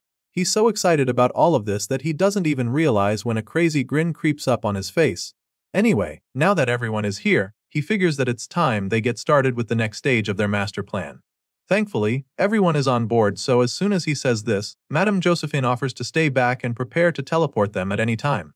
As for Hua, who is now awake, she's ready to protect this place at all cost. So, basically, Madame Josephine will prepare for teleportation while Huaren will stand guard just as they planned. Everything is going the way they discussed, so the trio who will be heading to the tower start to make their own preparations. Corin, Married, and his master Aaron all put on hoods to disguise themselves as mages. Now, all they need to do is rescue Estelle and head back home. Of course, it's always easier said than done. So, just like that, Operation Rescue the Saintess officially commences. The three of them make it into the Mage Tower with ease, but shortly after they sneak in, they encounter some students. Marie immediately warns Corin to be careful, because there are a couple students in front of them. Seeing this, the hero is forced to think fast. The students are only a few meters away from them, and if he doesn't play his cards right, their cover might be blown despite just getting in. So, Corin proceeds to show the girls his impressive acting skills. Before the mages in training can even figure out anything, our boy pretends to be a senior. He pats one on the head and commends him for doing great work. Marie immediately follows his lead, not knowing what else to do. Of course, these kids have no idea what they're being praised for, and they don't seem too keen on finding out either, so they just play along. One guy even gets flustered when a pretty blue-haired girl touches his hair. He just smiles in return, not knowing what to see, and so the other students follow and go on with their day feeling lucky and excited because of the compliments. Meanwhile, the three intruders move on with their mission, feeling pretty good about how they just cleared the first hurdle without any issues. Marie is feeling all giddy about how easy that was, but our boy knows that this trick won't work much longer. Apparently, this method only gets them to the 4th floor, because up until that point, they won't need any special clearance. From the 5th floor onward, only associate professors or higher level mages will be allowed to enter, and that's where they're going to have issues, because the tower uses cutting-edge iris scanners for clearance on those floors. Hearing this, the goddess becomes pretty concerned, because she can already foresee some serious problems with such high-level security in place. She asks Corin what they'll do at that point, and the hero assures her that she has nothing to worry about. Our boy had a feeling that this might happen, which is why they had Mariette bring a familiar on the mission. At this point, Aaron assumes that he's talking about the big red guy Diaku, but that's not it. Apparently, this one is a new familiar from a trip they made to the southern region. He reveals this to his master, but she still doesn't know what he's talking about, and that's when we realize that Corin is referring to Elder Admalek, the leader of the former Red faction. Back in the day, the Black faction's leader was taken away by the Saintess Estelle, but the leader of the Red faction was captured and turned into a vampire. Right after Marie summons him, he starts roaring in rage and swearing to never forgive the hero for ruining him. Unfortunately, this little outburst gets him in trouble very quickly, because Marie doesn't appreciate that kind of behavior. And so, that same angry old mage is now kneeling before Mariette, his new master, because she was the one who turned him into a ghoul, who goes by the name Chunsik. She orders him to sit at her feet like a dog, reminding him who's boss. She's definitely pissed at him for baring his fangs without her permission once again, and he can already foresee his punishment, so he immediately starts begging for mercy. Chunsik apologizes for his behavior, but Marie looks like she's about to tear him to pieces. She threatens to send him back to salt production or ceramic production, which has been a living hell for him. Seeing the display on show, it's clear that the dynamics of their relationship have changed drastically from what it once was. It turns out that the Red and Black faction mages who once tried to kidnap Mariette were taken by the Donarev family, who happened to be the rulers of the South. The family considered the most brutal execution methods to deal with the mages, but thanks to Lady Mariette's merciful forgiveness, they were merely sentenced to forced labor. And thanks to their effort, the South's production reportedly increased by 10% in only a short while. Anyway, back to the matter at hand. Now that they have Elder Admalek at Marie's beck and call, they can easily use him to get past all the high security areas. In other words, the 5th floor is now a free pass. And so, they do just that, making the old man unlock the doors with his big eyes. Once they're in, Marie sends the guy back, and of course, he's grateful that this is all they needed him for. Soon, this trio of infiltrators reaches the 6th floor, and they can already feel that they're close to completing their mission. Corin figures that Estelle should be in the special ward, which is on the 8th floor. This means that they only need to get through 2 more floors to save her. With this confidence and resolve, they keep going up the stairs with Corin leading the way. At this time, not just the Tower Master, but even Dunskays might be around, and our boy is aware of this possibility. With this in mind, he concludes that they need to be very careful to avoid running into those guys. They're still trying to be as sneaky as possible, but for some reason, Ryokyu starts barking, which pisses Corin off. He tells the familiar to cut it out because they'll be in serious trouble if they get caught in this place. He tries to shut the little guy up, but that's when Marie tells him that Ryokyu is onto something. She knows that he doesn't do false alarms, and since he looks scared, she knows that something is up. Corin is just taken aback by the fact that Ryokyu could be scared of something. It sounds impossible at first, but then they all look up at the huge door in front of them. There's an ominous glow on it, so our boy begins to wonder what could be causing that kind of reaction. It's definitely creepy, and even though he's curious to find out what's on the other side, he's also a little reluctant. Well, they've already come this far, and it's not like they have a choice, so the 3 of them slowly make their way into the creepy room. This place is quite literally a red room, because there's practically no other color in there. As soon as they enter, they're greeted by a bunch of weird stuff, which makes Marie conclude that this must be the Mage Tower's experiment sector. Seeing everything around, Corin curiously asks his master if she has ever been somewhere like this before. I mean, he definitely hasn't, so he's hoping she has some experience with stuff like this. Unfortunately, she hasn't either. Aaron explains this, claiming that they never showed her any experimental sector when she visited the tower as the Academy's chairman. Hearing all of this, the blue-haired girl begins to panic a little. They look up at the eerie structure above them, and the closer they get, the more horrifying it looks. It starts glowing brighter all of a sudden, so Marie calls out to the hero, while the goddess just struggles to believe what she's looking at. As for our boy, he's just as mortified as they are, because he actually recognizes this being hovering above them. Apparently, this thing sending chills down their spines is the being that first ruled over their world. Corin identifies it as the Key Titan, and that's when we get to see the giant eye looking down at them. Well, the Sky Titan wasn't actually just an eye, but it appears that this is all that's left of it. Marie is absolutely blown away by what she's looking at. As far as she's concerned, the giants they saw on the Sky Island don't even compare to how big this being must have been. Just one eyeball is as big as a giant's body, which is definitely mind-boggling for her. Hearing this, Aaron just agrees with her, but just when she's about to tell Marie who the owner of this eye is, she gets interrupted by the appearance of some unwanted visitors. Unsurprisingly, it's Dunskays and the Tower Master. The Beastkind chimes in, laughing like a maniac, claiming that they'll finally be able to see the Sky Titan very soon. Remember when these guys took Estelle's blood? Well, this is the ritual they were talking about. These villains are currently on their way to resurrecting the giant King Balor, and he's so excited about it that he doesn't even sense the 3 intruders in the room with him. Thankfully, our boy and his buddies didn't get caught, but now they're staying as still as possible because they could get spotted with the smallest of mistakes. Anyway, Dunskays talks about how he'd rather finish this ritual in one go, because it's such a hassle injecting the sacred blood bit by bit. Corin and the others overhear this and immediately confirm exactly what's going on here. The goddess didn't want to believe it, but now it's clear that these guys are trying to bring the Sky Titan back to life. In the original timeline, Giant King Balor slew the god King Nuada, but was eventually defeated by the Danon of Light. He was the most powerful demon king, and when he died, the war with the Sky Giants came to an end. Just thinking about the story makes Corin's blood boil. He gets that the tower is obsessed with resurrection, but this is going too far. Balor was the greatest threat to the Danans as he possessed the power to destroy the world. Even the divine King Nuada was slain by this Sky Titan, which just goes to show what a force the Giant King was. The one who killed Balor was Lu, the Danon of Light, and yet, the one who claims to be Lug's successor and wants to revive the world of the Danon is the same person trying to resurrect Balor. It doesn't even make any sense, but Corin knows that it won't change anything because these bastards will stop at nothing to achieve their goals. Sure, they're crazy, but he's really puzzled that they're not afraid to resurrect something like the Giant King. Well, even if anyone is, Dunskays definitely isn't. The crazy Beast King proceeds to the next stage of the ritual. He unveils the Undri, which is one of the 4 great treasures of the Danans and a source of infinite life. Right after Dunskays does this, everything goes quiet for a second, which makes the infiltrators quite curious. They try to take a look, but that's when the Beast King senses their presence.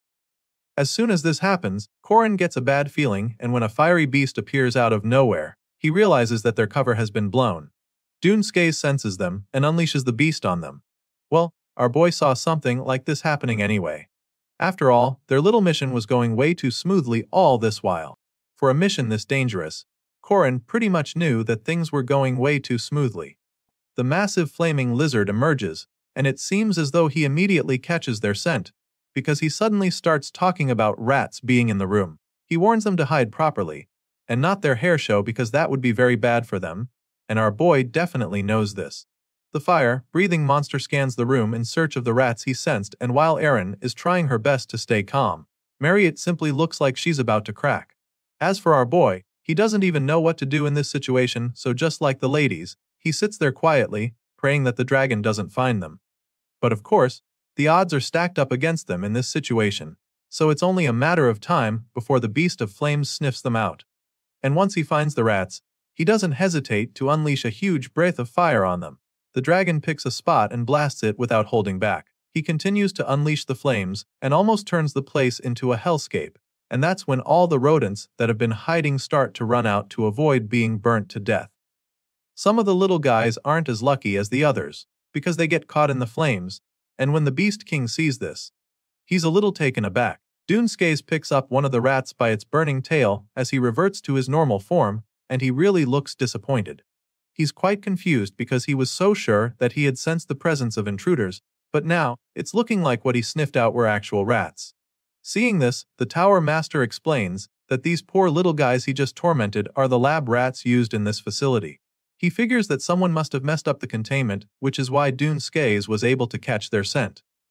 Anyway, now that they can't find any intruders, the two partners in crime decide to head back out. They've already initiated the next stage of the resurrection ritual, so the Tower Master suggests that they go back, because the standoff with the royal army is still ongoing. Of course, the Beast King agrees with him, so the two of them quickly make their way out of the place. After they leave, the three infiltrators finally start to come out of their hiding places. It's a miracle that they weren't caught, and it's even crazier how they managed to stay out with the terrifying flames that Dunsuke unleashed on them. Thankfully, the Beast King's efforts to smoke them out didn't work, so now our boy can have a sigh of relief. He comes out from under the rubble with sweat and dust all over his face, and immediately lets the others know just how close that was right now.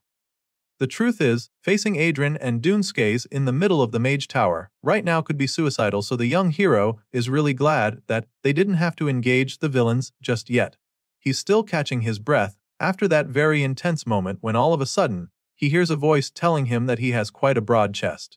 Of course, he's shocked, so he looks down, and that's when he sees Erin burying her face in his chest. The goddess presses herself on him like she's trying to get sucked into his body, and the nervous hero simply starts trying to explain why his chest seems so broad. He gets flustered as well, but he keeps his cool, claiming that the contact area needs to be minimized. Basically, Corin starts talking gibberish because of how nervous he is, so they just change the topic before Marie gets even more jealous than she already is. Once Erin finally lets go of him, he asks the ladies if they know what the new plan is. Well, the giant eye is still hanging over them, so the blue-haired girl concludes that eliminating that thing should be their first course of action. For all they know, it could be some kind of spy, or it might even have some power. Well, as much as Corin would like to get rid of that creepy eyeball hovering over them, he knows that they don't have the luxury of time. So, he explains that they shouldn't drag the infiltration too long. They came here to save the Saintess, and despite the new development, he believes that it should remain their priority if they want to leave this place alive. Corin says this, feeling pretty held back because he'd love to just activate remote rune magic and blow the whole thing up, but then again, that's easier said than done. It's way too risky to attempt something like that, and not just because of the kind of attention it would draw. You see, the Mage Tower took heavy losses against his master Erin during the Witch War, and thus means that they've layered anti-space and anti-remote rune defenses throughout the entire tower. This makes it pretty hard for them to use that kind of magic here, and the best Madame Josephine can even do is create a temporary spatial circle with a short amount of time before it expires. That's the plan anyway. Because of how suppressed her powers are in the tower, she had to stay back with Warren to create an exit for them, knowing that it would only last a few seconds. With this in mind, Corin estimates that the spatial magic circle for their teleportation should be nearly complete by this time. which means that they should have already found the Saintess because of how narrow the window of escape is. And so, while Madame Josephine does her thing back in the control room, Corin decides that his team of infiltrators should get a move on. Soon, they reach the 10th floor, but even at this point, there's still no sign of the Saintess. At first, Corin assumed that Estelle would be on the 8th floor, but now, they've gone even higher and still haven't found her. Now, the pressure is starting to build up because they don't have much time left. At this point, he suggests that they split up and search different areas of the 10th floor so that they can cover ground faster. His master, Manhwa, agrees with this plan and tells them to cause as much chaos as possible if they get detected to alert the others so that they can regroup. Apparently, Dioku is also going to be playing a key role in this search for the Saintess, and the big guy seems to understand the assignment. Marie is also confident that Dako will be able to handle himself because she's not even going to be with him. She informs the others that they'll be splitting up. Hearing this, our boy decides that it's time to get moving, but before dashing out in different directions, he tells them to be careful. They're so close to the end now, and he'd hate for them to get caught. All they have to do now is rescue the Saintess and escape. After that, the mission will be complete, but then, again, we all know it's usually easier said than done. A few moments later, we catch up with the hero who's still knocking out mages left and right. It's starting to get exhausting because he has been searching for a while and still hasn't found the Saintess, and it's making him wonder how many more rooms he'll have to search. Corin begins to brainstorm while effortlessly choking out yet another mage in training. He's suddenly drawn out of his thoughts when he sees a bottle of wine speeding straight at him. Corin ducks at the very last second to avoid getting slammed in the head. The bottle shatters on the wall right behind him. And while he's still trying to process what the hell just happened, he hears a familiar voice yelling at him. It's the Saintess, who is currently furious because she asked for a 35-year-old bottle of wine and was given a 17-year-old one. Estelle continues to bark at him from inside the cage for a few seconds before she realizes that Corin is the one standing right in front of her. Her green eyes widen in shock when his soft voice interrupts her tantrum. As you can imagine, he's really happy to see her, but he also finds her behavior amusing. She looks healthy still, so he is hoping that nothing bad happened to her while she was locked up in the cage. At this point, the Saintess is absolutely stunned because she can't believe that Corin is here. She exclaims joyously while the slick hero takes the hood off his head to fully reveal his face. He gives a small smile, glad to see that she's okay. I mean, he figured that the treatment wouldn't really be that bad considering the fact that she's the Saintess. Well, he was pretty spot on because Estelle isn't exactly being treated like a hostage. That so-called cage we were talking about, well, it's filled with all the luxury anyone could ask for, which makes Corin wonder if this is really a prison or actually a hotel. Anyway, Estelle is so excited to see that the hero has come to rescue her, and as much as Corin would love to catch up with her right now, he knows that they don't have time for that. So, he simply suggests that they talk later, and then asks her to take a few steps back away from the bars. As soon as she hears him say this, she already knows what he's about to try, so she stops him in his tracks. You see, the Saintess has been in here long enough to know that breaking these bars without triggering an alert will not be easy, so she explains this to our boy. While she's busy saying this, Corin casually takes off his disguise and drops it to the floor. After all, he's got no reason to hide anymore, right? Estelle warns him that the geezers of the tower painstakingly layered their enchantments here, but Corin just tells her that she has nothing to worry about. That being said, he activates his magical energy and begins to conjure up a weapon. In a flashback, we see Manhwa, the child of the sea, presenting a spear to Corin Loch as the disciple of Manhwa. As you can imagine, this is no ordinary spear, as it is the red spear that disperses magic known as J-Durg. Surely, this weapon is unlike anything that the hero has ever used before, so he's more than happy to try it out now, at a time when he needs all the firepower he can get. This legendary grade weapon, J-Durg, is one of the twin spears of Manhwa. As you'd expect, it's packed with all sorts of powerful attributes, but the most notable ones include the fact that it can nullify all magical effects on a single target.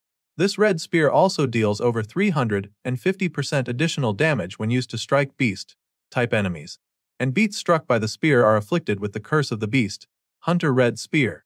Our boy conjures this overpowered weapon and happily introduces the Saintess to J-Durg, before unleashing two mighty slashes that go through the prison bars like butter. The pink-haired lady just watches with her jaw dropped as the hero sets her free from her luxurious prison. He demonstrates exactly how this spear nullifies magic, leaving the Saintess stunned and in disbelief. It takes her a while to process what just happened as she holds the freshly cut metal bars in her hands. What Corin just did shouldn't even have been possible, and surely he can understand her confusion. However, there's no time to explain, so he gives her a hand, informing her that they can now escape. Even though they're in a rush, Corin figures that it would be great if the Saintess offered a prayer. As far as he's concerned, a buff would really make their escape easier. Unfortunately, it appears that she won't be able to help with that at the moment. For some reason, her holy power isn't activating, and that is definitely not a good sign. Corin isn't too surprised to see this though, and it's probably the reason he asked if she could offer a prayer. Actually, this is just like in the original story. At this very point, Estelle also wasn't able to use her holy power. The hero has a fair guess as to why this is happening, and we're about to find out as well. As soon as she explains the situation to him, he takes her by the hand and leads the way, telling her that their priority now is regrouping with the others. But then, all of a sudden, the whole room begins to freeze up, ice creeps up the walls and a strong chill fills the air. Corin is alarmed when he senses this because it's a familiar feeling. He knows this sensation, and in that very moment, he turns to see the person responsible standing down the hall. The ominous figure stands there, surrounded by a dark power that gives the hero goosebumps. According to the original plot, the most powerful cryomancer in their world was Elder Slarian, otherwise known as Blue School, and it's starting to look like this angry guy is the first hurdle Corin will have to face on his way out of the Mage Tower. But that's not exactly the case because Elder Slarian is only a problem in the original plot. For some reason, in this timeline, Blue School has been frozen up in a big block of ice like a large tuna by someone else. Someone who we can only believe is the strongest cryomancer in this current timeline. This blue-haired sorcerer turns out to be Mariette Donarev, and it's safe to say, she just went full beast mode on Elder Slarian. Right now, Corin is probably very grateful to have someone like her on his side. The vampire princess is just as surprised when she sees Corin here. She gets all nervous because she wanted to deal with Elder Slarian quietly, but that clearly didn't work out so well. I mean, the whole place is now covered in frost, so that doesn't exactly give the vibe of stealth, but Corin is actually impressed by her magical display. He commends her for the amazing work, even though she caused a scene, and that's about the same time Aaron Danua bursts onto the scene, urging them to get a move on. The goddess knows that the enemies must have heard all the noise, which means that the tower mages will soon be here. And so, she suggests that they hurry the hell out of there. Corin and his buddies blast right out of the mage tower through the walls, making a lot of noise in the process. The hero carries the Saintess in his arms as they all fly out of the place from the 10th floor. At this point, you'd think our guy is crazy for jumping from such a great height when he can't even fly, but it turns out that this is also part of the plan. Just when it looks like he's about to be sent crashing down with the lady in his arms, Mariette casts a spell to help him out. The blue-haired cryomancer activates frost wings for everyone on the rescue team to help them fly safely out of there. A confident smile creeps up on the hero's face when he feels the new icy wings on his back, because everything is going according to plan. They're almost home free now since all they have to do is glide down to the ground. And after they land, they'll just head for the underground magic circle that Madame Josephine must have prepared for their teleportation back to him. It's all going so smoothly until all of a sudden they're faced with another hurdle. While gliding down, a terrifying cackle cuts through the air which sends chills down Corin's spine. Feeling puzzled, our boy begins to wonder what the hell is going on, and that's when the familiar voice speaks out to him. It's none other than Dunskays, who is currently on their tail. The Beast King is really excited to finally find the rats he's been sensing for a while. So much so that he jumped right out of the tower as well, and is now getting down to catch them. Corin looks up at that moment, and is horrified to see that Dunskays is right above him. As you can imagine, our boy begins to panic just like the Saintess, who has also been traumatized by the Beast King, and for good reason. You see, this team may have taken down Dunskays back on the Sky Island, but among his countless forms, they only managed to slay a mere dark bull and a dragon. Corin remembers this very well because of how long that battle was. As a result, what remains of Dunskays' different fighting forms are 2 ferocious dragons. And so, when the Beast King gets close, Corin begins to brace himself for the worst. The Saintess panics as well, afraid that Skays might turn into a dragon again to finish them off. But to their surprise, the Beast King simply flies right down past them. Of course, this confuses Crown Loch, making him even more nervous, because now he has no idea what the sick villain is planning. He knows that Dunskays is very powerful, and there's a reason why they still haven't been able to take the guy down for good. Besides the two magic dragon forms, there are also countless creatures that the Beast King could fill an estate with, and yes, he's talking about toads. And so, as soon as the villain flies past them, he summons a swarm of toads and then transforms into his most terrifying dragon form yet. With the Beast King in this form, he's finally ready to finish the intruders off for good. The blue-haired vampire on the team is terrified when she sees the dragon, but this doesn't stop her from blasting the giant lizard with over 200 blood spears. She unleashes the rain of spears with her staff and deals a lot of damage to the swarm of giant toads around them. Toads alone can't overpower a great spell, and once Manhwa confirms this, she goes all out with a devastating attack of her own. The goddess charges up her spear to cast an even more powerful spell. She activates the silver spear resonance, which releases several shock waves that rock the tower.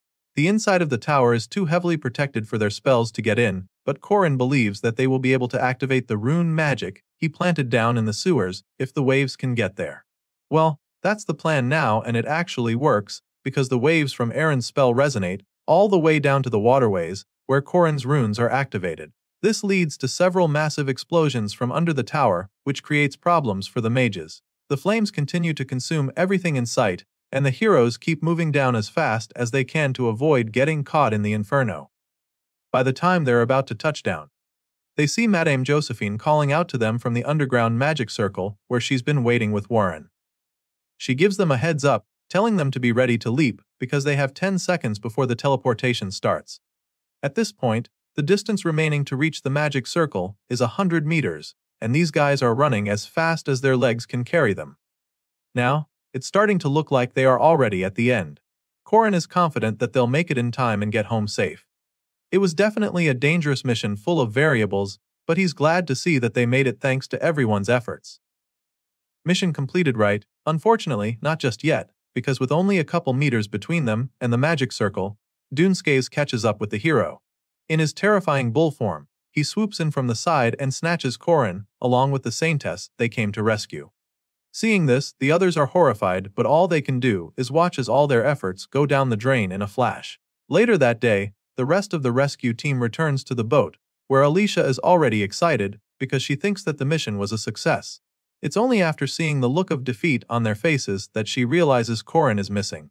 She keeps asking them where the young hero is, but nobody says anything. Mariette is so broken that she even goes down on her knees with tears dropping from her eyes, which confirms that the Saintess rescue mission was indeed a failure. Understandably, Mariette is absolutely devastated by the fact that they lost Corin. The girl bawls her eyes out, wailing desperately as she screams Corin's name at the top of her voice. She grabs Madame Josephine by her clothes, begging the woman to help her save the hero. But the witch doesn't seem very eager to move at all.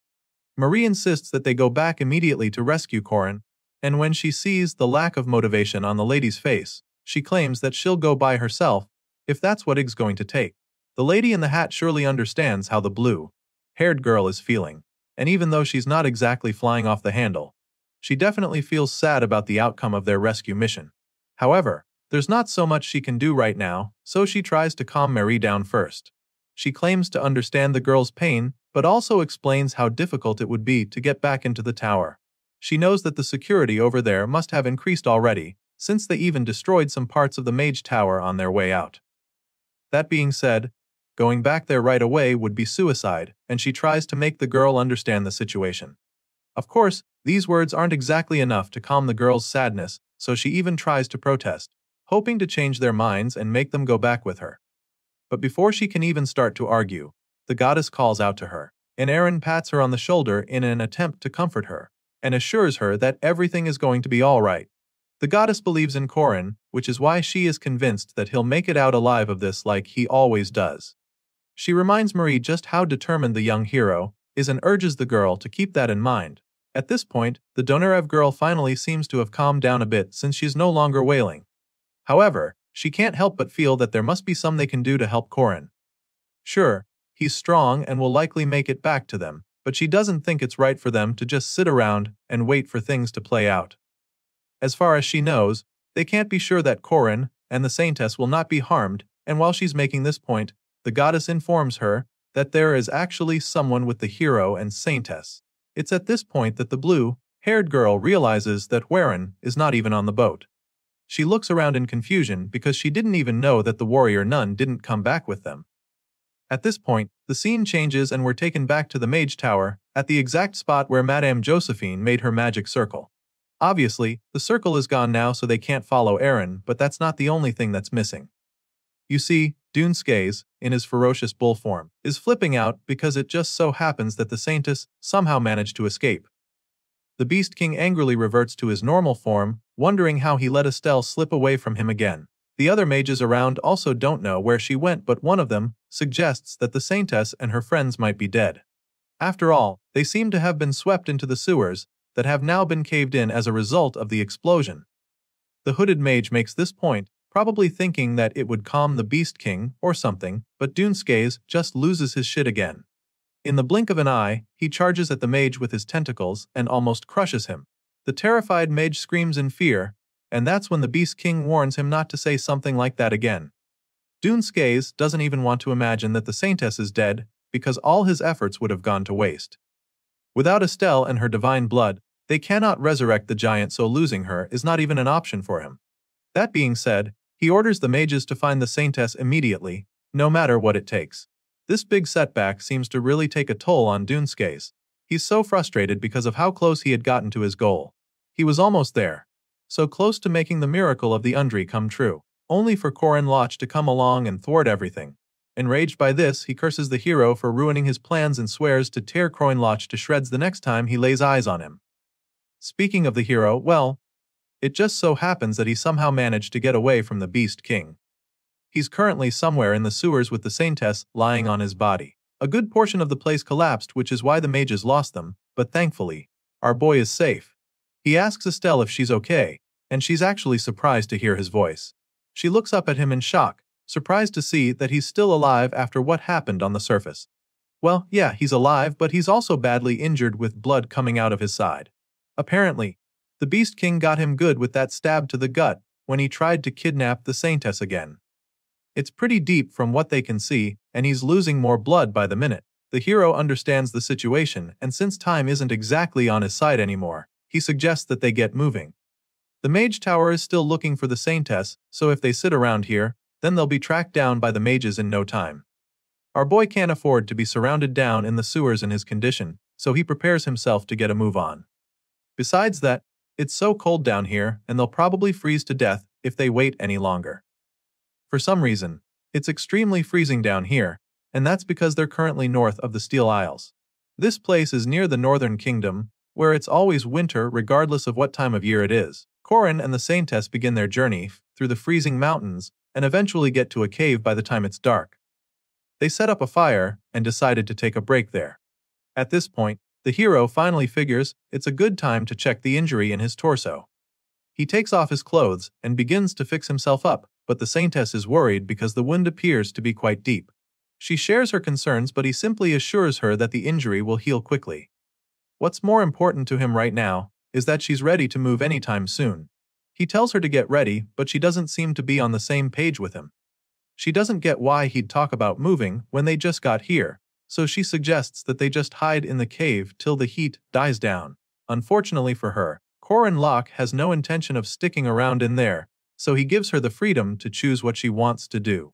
Bro tells her that she can sit in the cave if she's confident in lasting so long, and that's when she asks how long he's talking about. By this time, the hero is fully dressed again, and so he explains that she'll have to wait 20 days if she decides to hide until she's rescued. As you can imagine, that's a long time, and the Saintess is taken aback by the revelation. Seeing the look of bewilderment on her face, Corin decides to explain the situation to her. You see, the entire island, including the ports, are probably being guarded at the moment, which means that they can't escape. On top of that, it wouldn't take 20 days for their troops to arrive on the island. After explaining this to her, Corin once again tells her that he has no intention of waiting in a cave for that long, and so he tells her what he has in mind.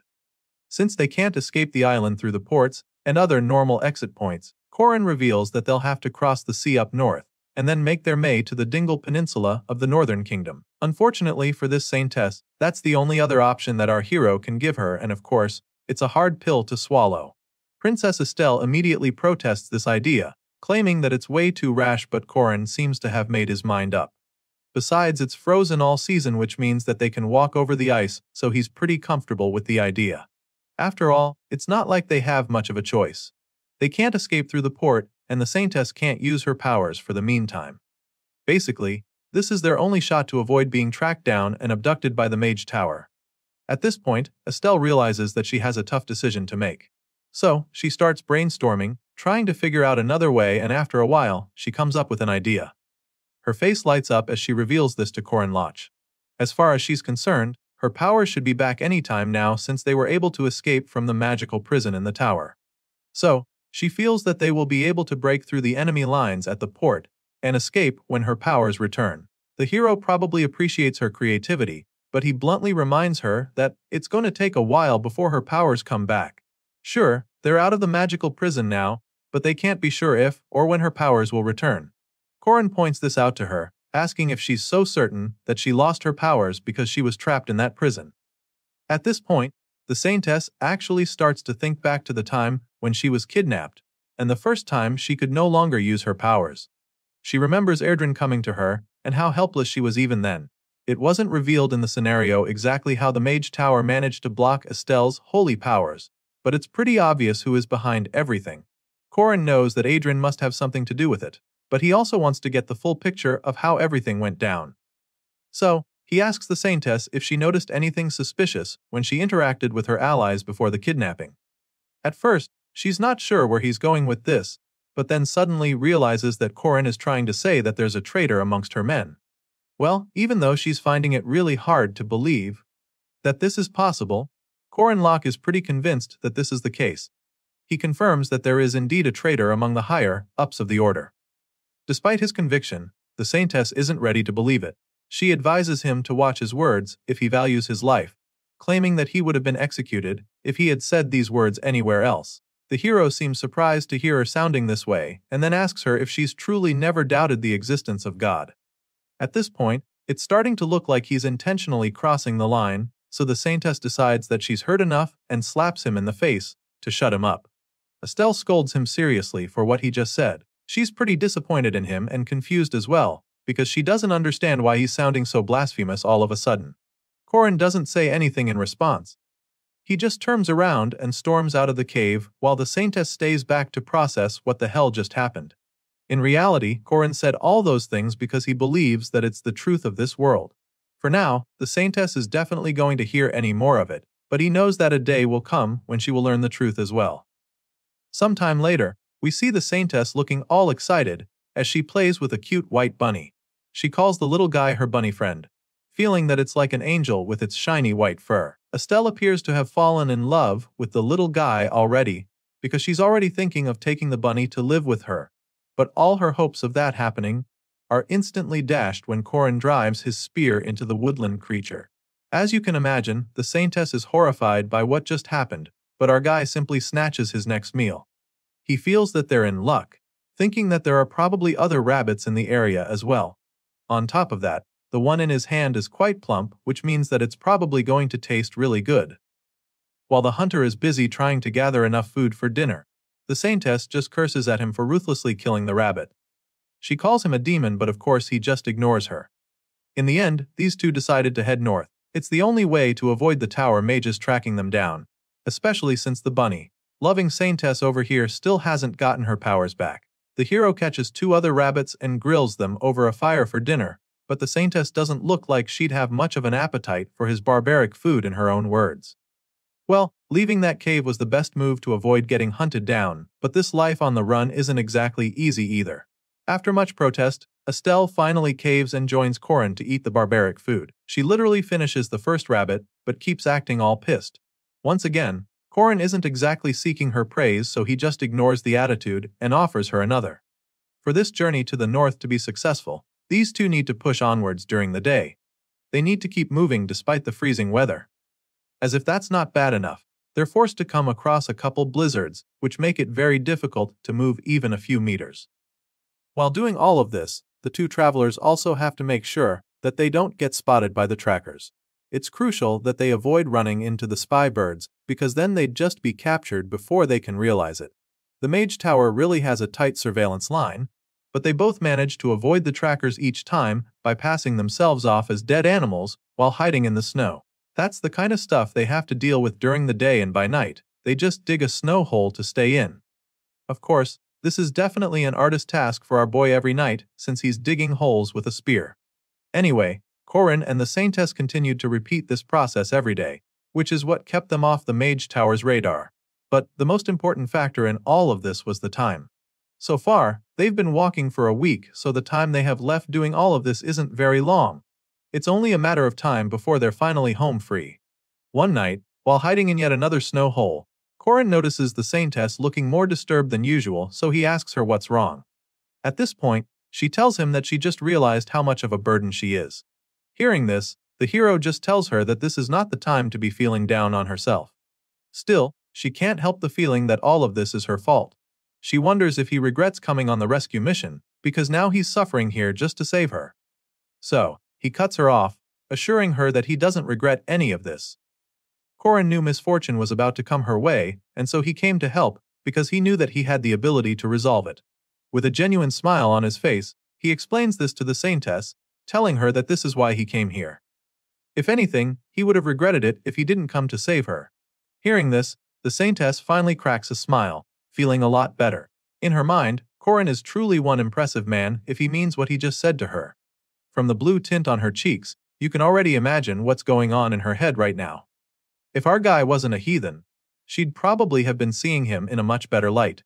The wholesome moment is suddenly interrupted when she notices the hero groaning in pain.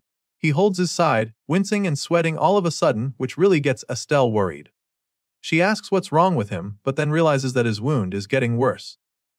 Seeing this, she helps him take his shirt off, feeling that the pain got worse because his clothes are wet. So, she helps him take off the clothes, hoping to help him dry off for a bit. But then, as soon as she unveils his body, she's horrified by what she sees. Corin is bleeding through the bandage, which is now already soaked. The injury also seems to be spreading very quickly, which is definitely not a good sign. At this point, the Saintess thinks back to when Dunsuke struck the hero. From all indications, Corin has been struck with the curse of Panbihana, a curse that activates when stabbed by the white ox's horns. Apparently, this wound doesn't heal, which explains why our boy currently looks like he's in critical condition. Corin tried burning the wound shut, but due to the powers of the sun, his body can't be burnt.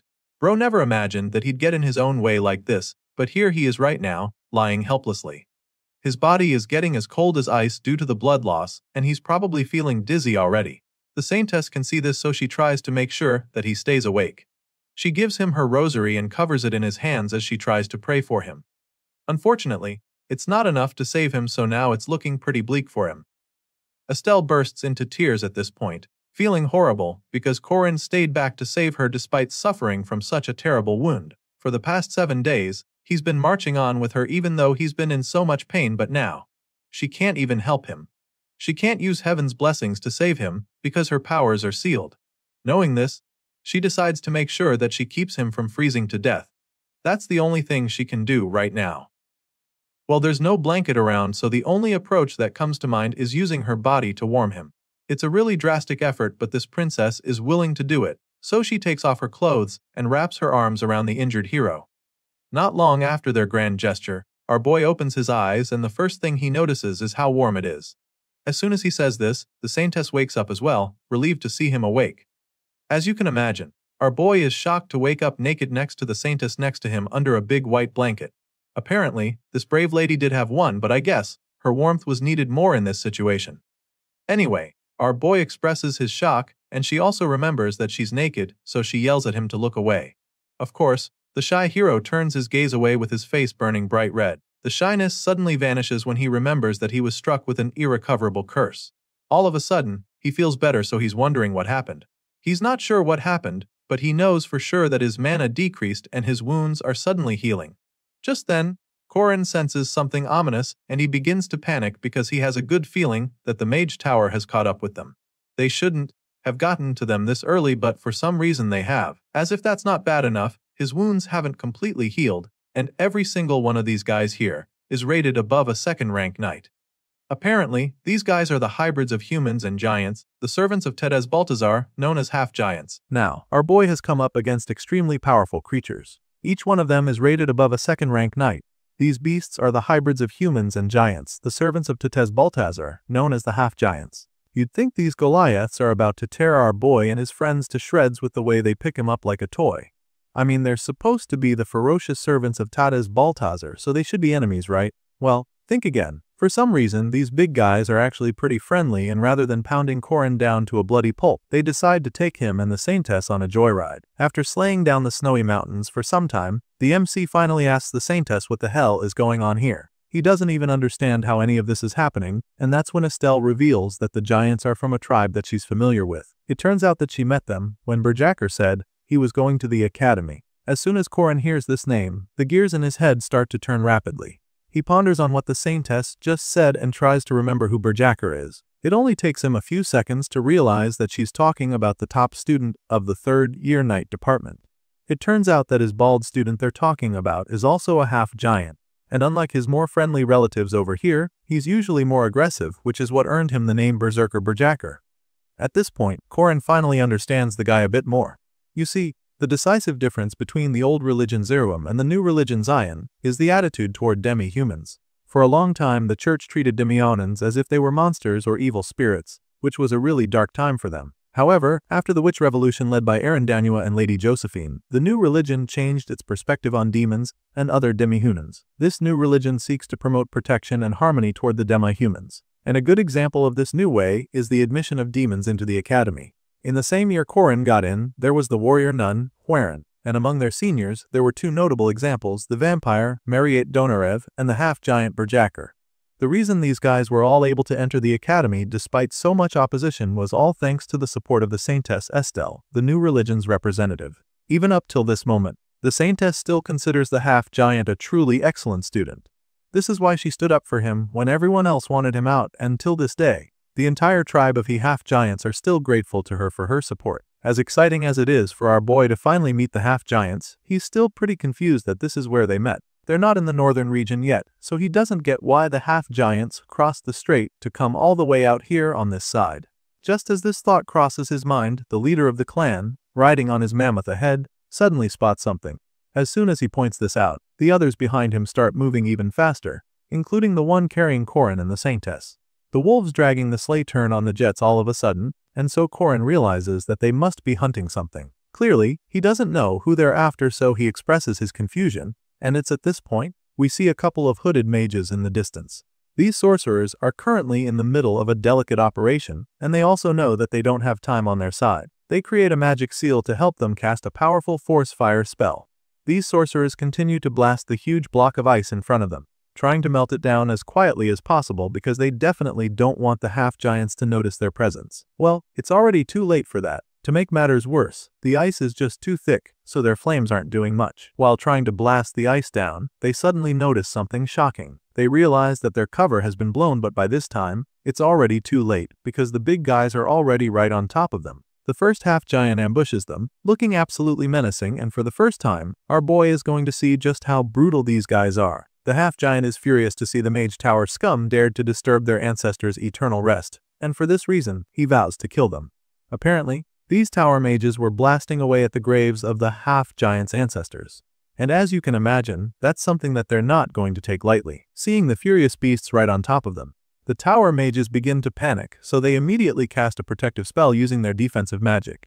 They quickly create a barrier to protect themselves, but of course, this is not going to hold for long. Out of nowhere, two extremely powerful slashes hit the dome in a flash, and even though it looks like it didn't break the shield, you can tell that this is just the beginning. Corin lands those two brutal strikes and prepares to go in with another lethal attack with G-Durg, the legendary rank weapon. It's one of the twin spears of Mananan Mac-Lir, and we're about to find out exactly what it's capable of. You see, this legendary weapon nullifies all magical effects on a single target. It deals 350% additional damage to beast-type enemies with each strike. Beasts struck by the spear are instantly afflicted with the Curse of the Beast, Hunter Red Spear. After using the twin spear, Corin is still pretty drained of mana, so he realizes that it's going to take some time before he fully recovers. Just then, he looks up, and that's when he sees the half-giants on their mammoths ready to crush the tower mages in their magic dome. At this point, our boy realizes that these big guys might not even need his help at all. They look pretty capable of handling the situation themselves, so he steps aside for a moment to let them do their thing. The half-giant leader makes his mammoth stump on the magic dome, and the terrifying mages begin to panic even more when they see the cracks forming in their shield. The big guy is clearly having a lot of fun up there, so while the sorcerers are busy shitting themselves, he takes the time to chat with Corin.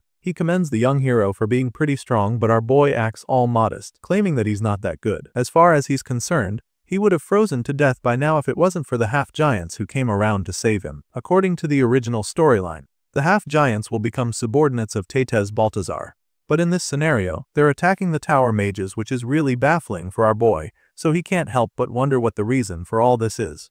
The scene changes, and the next thing we see is that they're all back in the half-giant village. Here, the half-giant tribe chief talks about how good it is to see the famous saintess of the southern people again. Of course, Estelle is equally happy to see Corin, chief of the tribe, since it's been like 3 years since they last saw each other. Now that they're old here, the old chief asks how that little rascal Berjacker is doing at the academy. He'd like to know if the young giant is doing well and hopes that the kid hasn't caused any trouble so far. Of course, the saintess is more than happy to tell him how Berjacker is doing. She informs the tribe chief that his son is actually doing really well, and that he's even the top student in the 3rd year night department. Chief Corin laughs excitedly when he hears this, suggesting that this is the kind of feedback he was hoping for. After all, the kid should be able to do that, at least being the son of the chief. After chatting about that for a bit, the old chief suddenly informs the saintess that they don't usually accept outsiders. He's happy to see her for sure, but he's not exactly comfortable with the companion she came with yet. He has no idea who the young man is, so he asks her who he is, and before the chief can even finish talking, our boy falls to his knees in excitement. Apparently, he's been waiting for the chief to talk to him, so now, he can't wait to have a word with the big guy. Corin has always believed that giants are the true creators of this world, so he doesn't hesitate to admit this to the chief. Whenever he heard the history of the grand race of giants,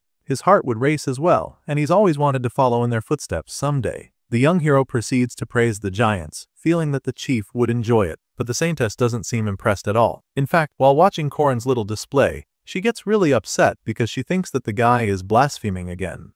Even though she's not enjoying it, the tribe chief seems to be pretty blown away by his words. He gets really engrossed and is also surprised because he heard that the Southerners dismiss their history as mere mythology. As such, he's very curious to hear what Corin thinks about that ideology. Corin curiously waits for Corin's response, and our boy doesn't disappoint. He dramatically falls on his knees again, referring to the great giant king, and then reveals that he has actually seen the remains of the Lord Balor with his own eyes. As you can imagine, the tribe chief is taken aback when he hears this, and at this point, Corin knows that he's definitely gotten the guy's attention. Sure, he may have exaggerated a bit, but the fact remains that he didn't tell a single lie since he arrived here. After all, he really did see the eye of the giant king in the mage tower. Now that Corin knows this, he is extremely furious.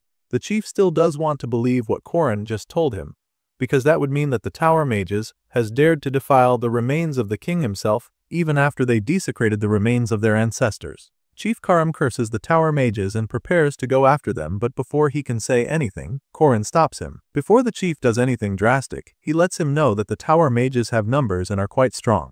Of course, they can't compare to the giants, but there's no doubt that the sorcerers possess considerable power. Hearing this, the chief takes a step back, and even though he's already boiling in rage, he calms down and asks our boy what he thinks they should do instead. At this point, Corin simply takes the half-giant's huge hand, holding his big fingers to calm him down, and once Corin finally stops boiling, he tells the chief that he would like to fight on his side. At this point, it's pretty clear that our boy has found favor in the chief's eyes, and so Corin doesn't deny his request. He agrees to let Corin fight with his clan, and orders his warriors to grab their weapons so that their ancestors may rest in peace. On the way out of the chief's house, the saintess finally gets the chance to talk to Corin.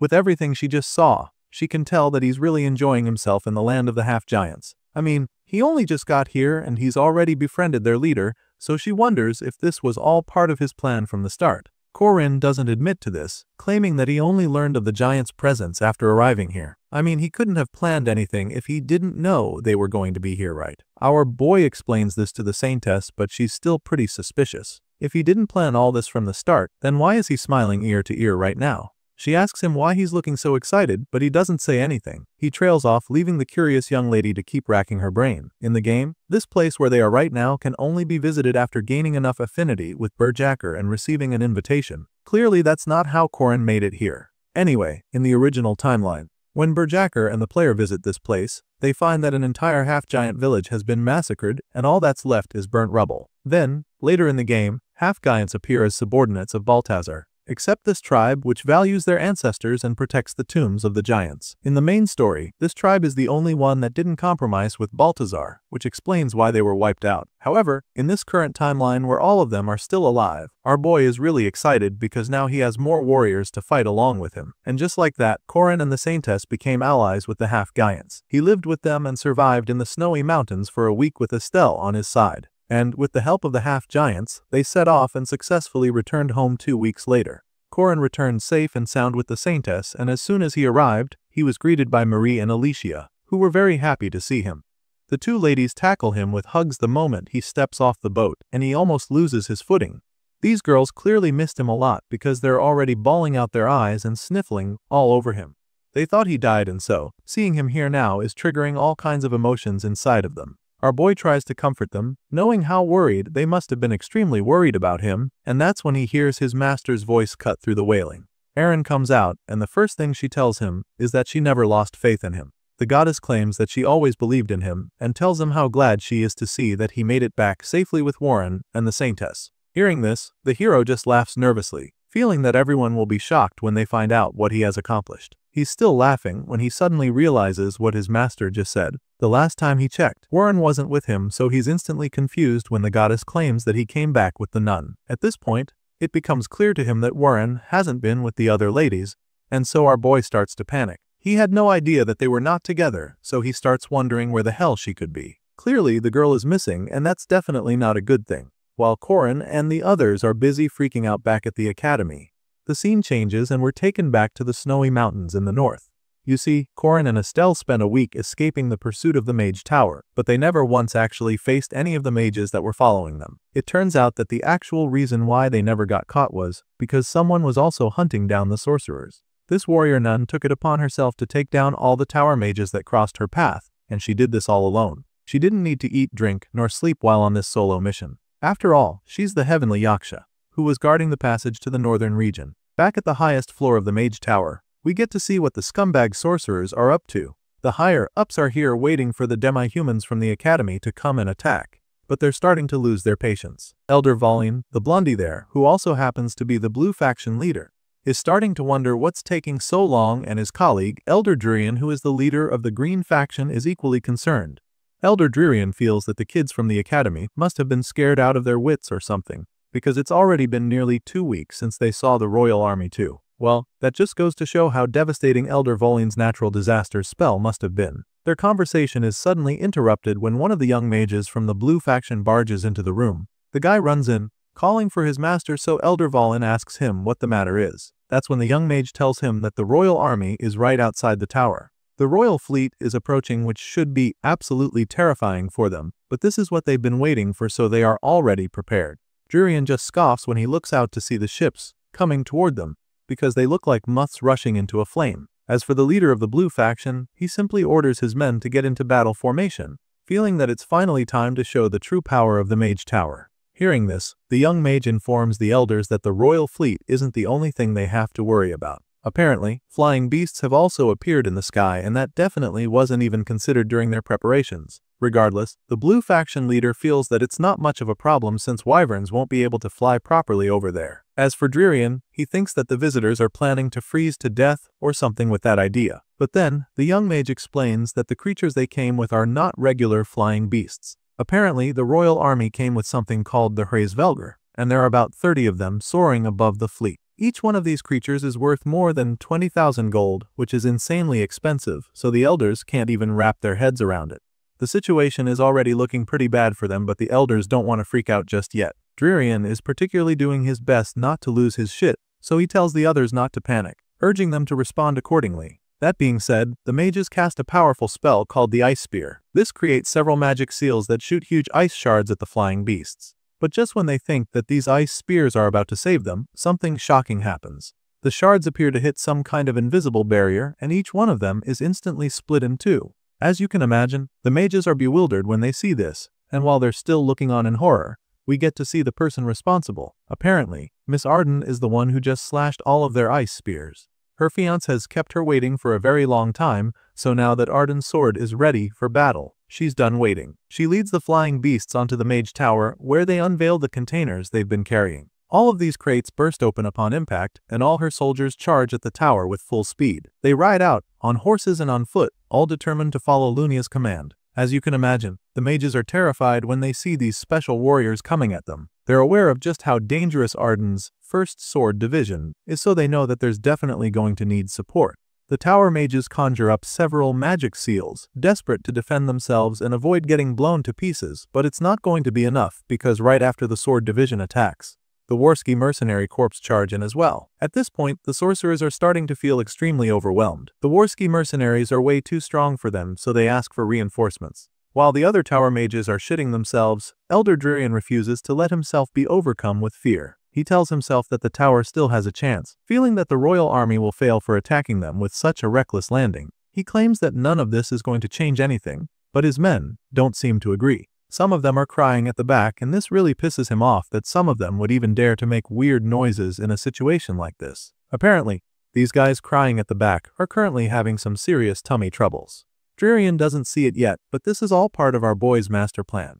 They have no idea what is about to befall them, and Corin is confident that none of them will ever find out either. Remember the time he spent in that forest planting seeds? Well, the seeds of curses, scattered throughout the archipelago, known as the seeds of Kriniuk, have already started to manifest. The vile treasure brought from the land of the gods bears a horrifying curse, and these mages are about to see just how bad it can be. It's the curse of Maha, which takes effect after the seeds sprout in a land. And if this land is invaded, all men living on the land will suffer from labor pains. And so, just as Corin and his army attack the Mage Tower Island, the curse immediately takes effect, and the screams of men can be heard all the way up in the sky where our boy currently is. Corin looks down on the island as the mages scream in agony, and after seeing just how potent the curse is, all he can think about is what an evil scoundrel Angus is for giving him the seeds. Anyway, now that their enemies are occupied with excruciating labor pains, the hero decides that this is the best time for revenge. Meanwhile, back down in the Mage Tower, we see that Adrian and Dunskays have come to learn of the situation. The Beast King is so confused when he sees the mages rolling on the floor and crying like babies. He asks the Tower Master to tell him what the hell is going on, and Adrian simply admits that he didn't even think their enemies were capable of laying a curse this powerful. The Tower Master is just as confused as everyone else, and he's starting to feel really defeated too. From the look of things, the Magic Tower is finished, because they already lost half of their available troops to this plague. Dunskays is disappointed to hear that the curse has done so much damage that quickly. It's a real shame because they were so close to fulfilling their objective. If only they had a bit more time, they could have revived all the sky giants. But right now, that's no longer an option on the table. Adrian doesn't even think that it matters anymore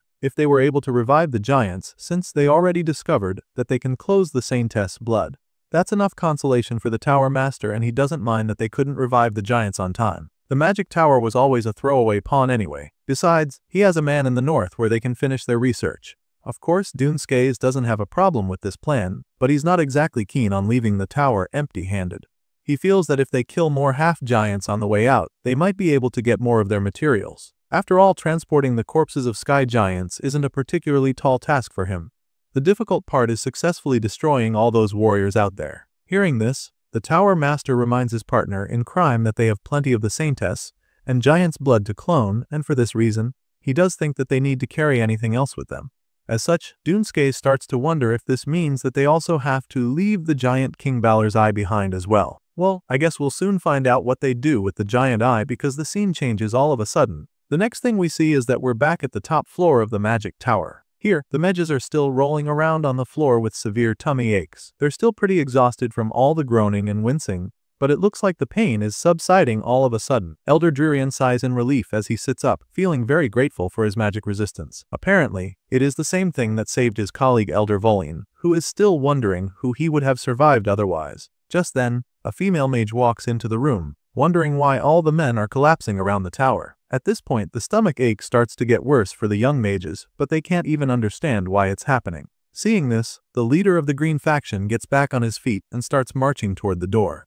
Volin sees him storming out, so he calls out to him, asking him where he's going. In response, Drurian bluntly states that he needs to go to the forest immediately, but the leader of the blue faction doesn't get why he wants to do that right now, in such an urgent time. Even if there are rare herbs that can treat the stomach aches, He doesn't think that it's the right time to be going out to search for them, but before he can finish talking, Dririan cuts him off, stating that he's not just going out in search of rare herbs. He explains that the Goreo ginseng from the east that they spent 10 years worth of their faction's funding is out there, and so he feels that he needs to go out to the forest to retrieve it at all costs. That being said, the green faction leader bursts out of the tower and makes his way into the forest. As at the time when Elder Dririan made this drastic decision, he wasn't fully able to consider that the Forbidden Forest had already been raided. He had no idea that our boy Corin already took all that he needed from there. So by the time the mage arrives in the forest, he is absolutely bewildered by what he sees. You see, the magic tower, which had lost half of their forces due to the curse, had also lost control of their minions too, but the faction leader had no idea until he arrived at the forest. As such, the moment he arrives, those spirits that they put there to protect the forest and keep intruders out begin to attack the mage. Dririan can't believe his eyes when the terrifying spirit comes upon him, and all he can do is scream for help right before he is consumed. Elsewhere, we catch up with our boy and the ladies who are now on a mission to find their missing comrade. Corin takes out a map as he comes up with a plan. He starts by suggesting that they report the situation immediately. Meanwhile, east of the Steel Isles, Marie and the goddess are leading the rest of Corin's guardians. Aaron takes the lead, and it doesn't take long for the blue-haired girl to notice that the surveillance has loosened up compared to before. Clearly, the cure weakened the Magic Tower's forces significantly, allowing the Eastern landing operation to succeed. Back in the Magic Tower, the mages are being robbed by the invaders, but they can't really do anything about it. They just watch as their precious materials are taken from them mercilessly. They're so pissed that these guys get to take their stuff without even knowing how much they're worth, but all their rants and screams are simply futile. I mean, it's not like the Warski mercenaries give a shit about what they have to say, so they casually take over the tower. While the robbery is going on, we get to see what's happening west of the Steel Isles. Here, the Arden sisters brutally destroyed all the monsters that come their way. It's almost like a contest at this point, because both girls are going at it with whatever they've got. Lunia urges Alicia to stay sharp, because it's too early to relax, and the younger one definitely has her head in the game. Seeing this, it's safe to say that the West is being taken care of faster than any other place, thanks to the Ardens. South of the Steel Isles, the Royal Knights appear to be completely in charge. One of the swordsmen comes around to inform the captain that they've surrounded the east-west and south already and explains that the mages are running north through the frozen reef as a result. The knight goes on to say that they don't have enough troops to guard the north as well, and so he's afraid that they'll end up losing the mages at this rate. Contrary to this young knight's idea, the captain has been told that they have enough troops to hold the north as well. Apparently, he's referring to the newly recruited captain's guardians led by none other than our boy. This new team basically consists of a couple half-giants fighting alongside Corin Loch. And it just so happens that they're already north of the Steel Isles waiting to intercept the mages trying to escape. Sure enough, the sorcerers come face to face with our boy and his new band of half-giants, so they're pretty taken aback. They're shocked to see even more invaders here, and the chief of the half-giants is just stunned when he realizes that everything is playing out as Corin said it would. In response, our boy confirms that the mages stop at nothing to achieve their purpose. It appears that something big is coming as well, and our boy can already sense it, so he tells the half-giants to brace themselves. Just then, they all look up at the sky and a wave of horror washes over the half-giants when they see what's up there. It turns out that Duneskays and the Tower Master ended up resurrecting the giant King Balor in the end, and now, they're planning to use the clone against his own descendants. These twisted mages somehow managed to bring back the Slayer of the Divine King and the Danans, Balor of He Deathly Eye. At this point, you can call this creature a colossal titan, because that's exactly what he is. While Corin and the half-giants look up in horror, the mages are absolutely ecstatic because they feel that the tables just turned. As far as they're concerned, this is the pinnacle of the Magic Tower's research, the ultimate weapon that has surpassed even death. To them, this is the tool that will finally give the Mage Tower the kind of untouchable power they've been seeking. But all of this excitement immediately turns into horror when they see that the colossal beast is about to step on them. At this point, all they feel is fear, so they run for their lives.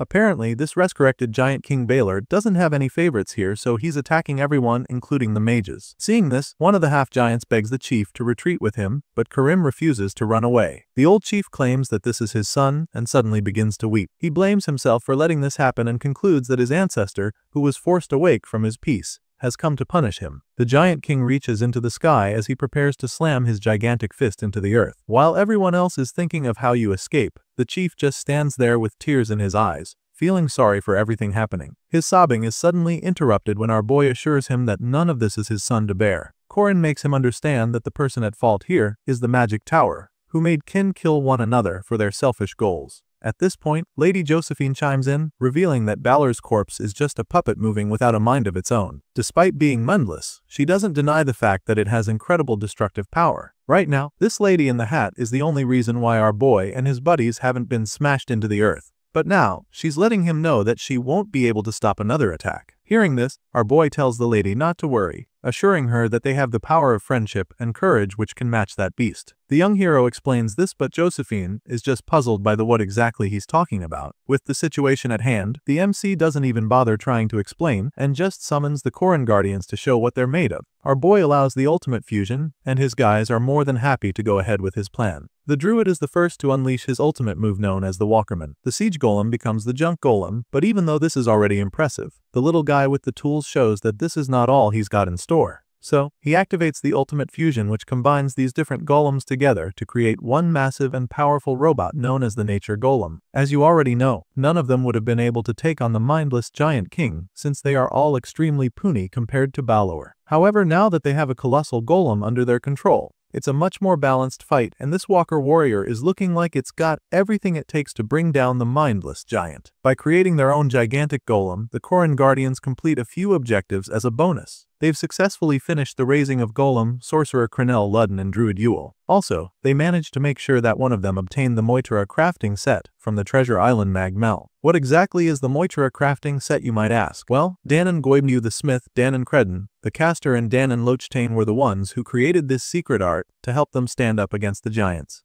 With this powerful golem up and running, Corin's Guardians successfully complete their final form to enable the Walker Warrior have a chance. Just then, the Giant King takes the first swing, but the Walker Warrior sees it coming and immediately evades the strike. The kids controlling the golem laugh in excitement when they see how much faster they are than the Giant King puppet. When the Walker Warrior dodges the first attack, it's time for them to take a swing too, so they give the Nature Golem a weapon on his own to level the playing field even further. The gigantic mecha robot picks up a giant sword all of a sudden and points it at Balor immediately. The blade of the sword instantly starts brimming with energy as soon as the Walker Warrior wields it, and judging by the intimidating battle stance we're seeing right now, it's pretty clear that this enormous robot is about to be on some Optimus Prime level performance. They activate the Nature Golem Walker Warrior's brave sword, and by this time, we get to see the half-giants on the other side. The chief and his clan suddenly start to look alive again when they see the Walker Warrior, so they even start chanting in support. A few moments ago, the chief thought it was over and that he deserved to be destroyed by the mindless puppet of the Giant King for failing his ancestors.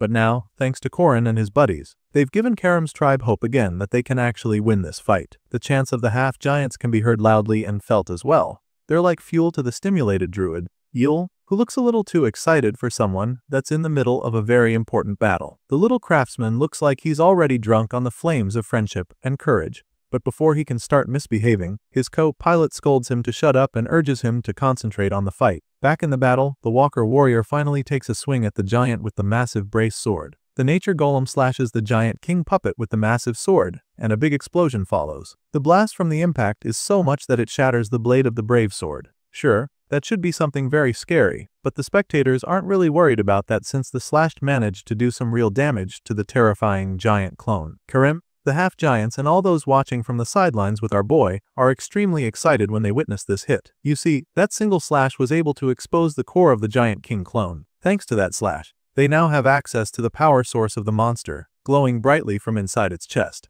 Upon seeing the core, Corin and the others realize that the tower mages have been using golem tech to control the puppet Balor. So now, the kids controlling the Walker Warrior know that all they need to do to win is to get their hands on that core. If they can just remove it, they can shit down the Giant King's clone for good, so that's exactly what they go for. They reach for the core, and when it looks like they're about to grab it, the beast grabs the hand of the Walker Warrior to stop him.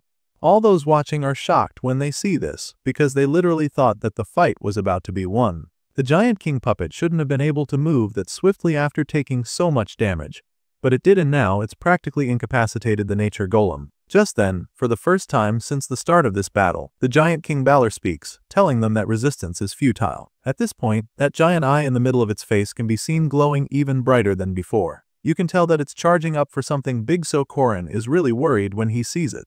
He yells at the guys controlling the Nature Golem to watch out and dodge the incoming blast. But in that split moment, the clone unleashes its signature attack on them, called the Deathly Eye.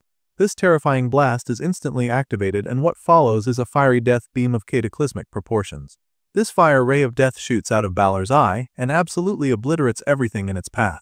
Thankfully, the nature golem is big enough so even though the death beam bores a hole right through it, the pilots inside somehow avoid getting incinerated as well. They just sit in the huge mecha, praying for her beam to stop so that they can come out alive. After unleashing that devastating blast, Adrian speaks to the kids through the clone. He commends them for coming up with a very good golem, admitting that it's very well made. Even as the leader of the Golden faction, he's impressed. However, he believes that he has already witnessed the pinnacle of golem technology, and as a result, he can confidently say that golems are not perfect. Clearly they aren't, which is why he's taken a different approach, following the footsteps of his master, Balthazar, who has shown him new possibilities. This new way is what he used to create this weapon of mass destruction standing above everything on the island. By combining a sky giant's body and a mage's mind, Adrian believes that he has finally cracked the code to unlimited and uncontestable power. And on top of that, he didn't just take the corpse of any regular giant, but the body of the giant king of legends himself. That, combined with his mind, which is the pinnacle of the magic tower, is what he considers to be the perfect being. As far as this crazy wizard is concerned, he has finally achieved perfection after so many years. He has yearned for this feeling for a long time and he's finally here, so he couldn't be happier. The Golden faction leader lets out a powerful and villainous laugh, feeling totally invincible, but his little celebration is cut short when our boy calls out to him. The hero uses his powerful red twin spear to slice down the mage tower like a loaf of bread with only 3 slashes.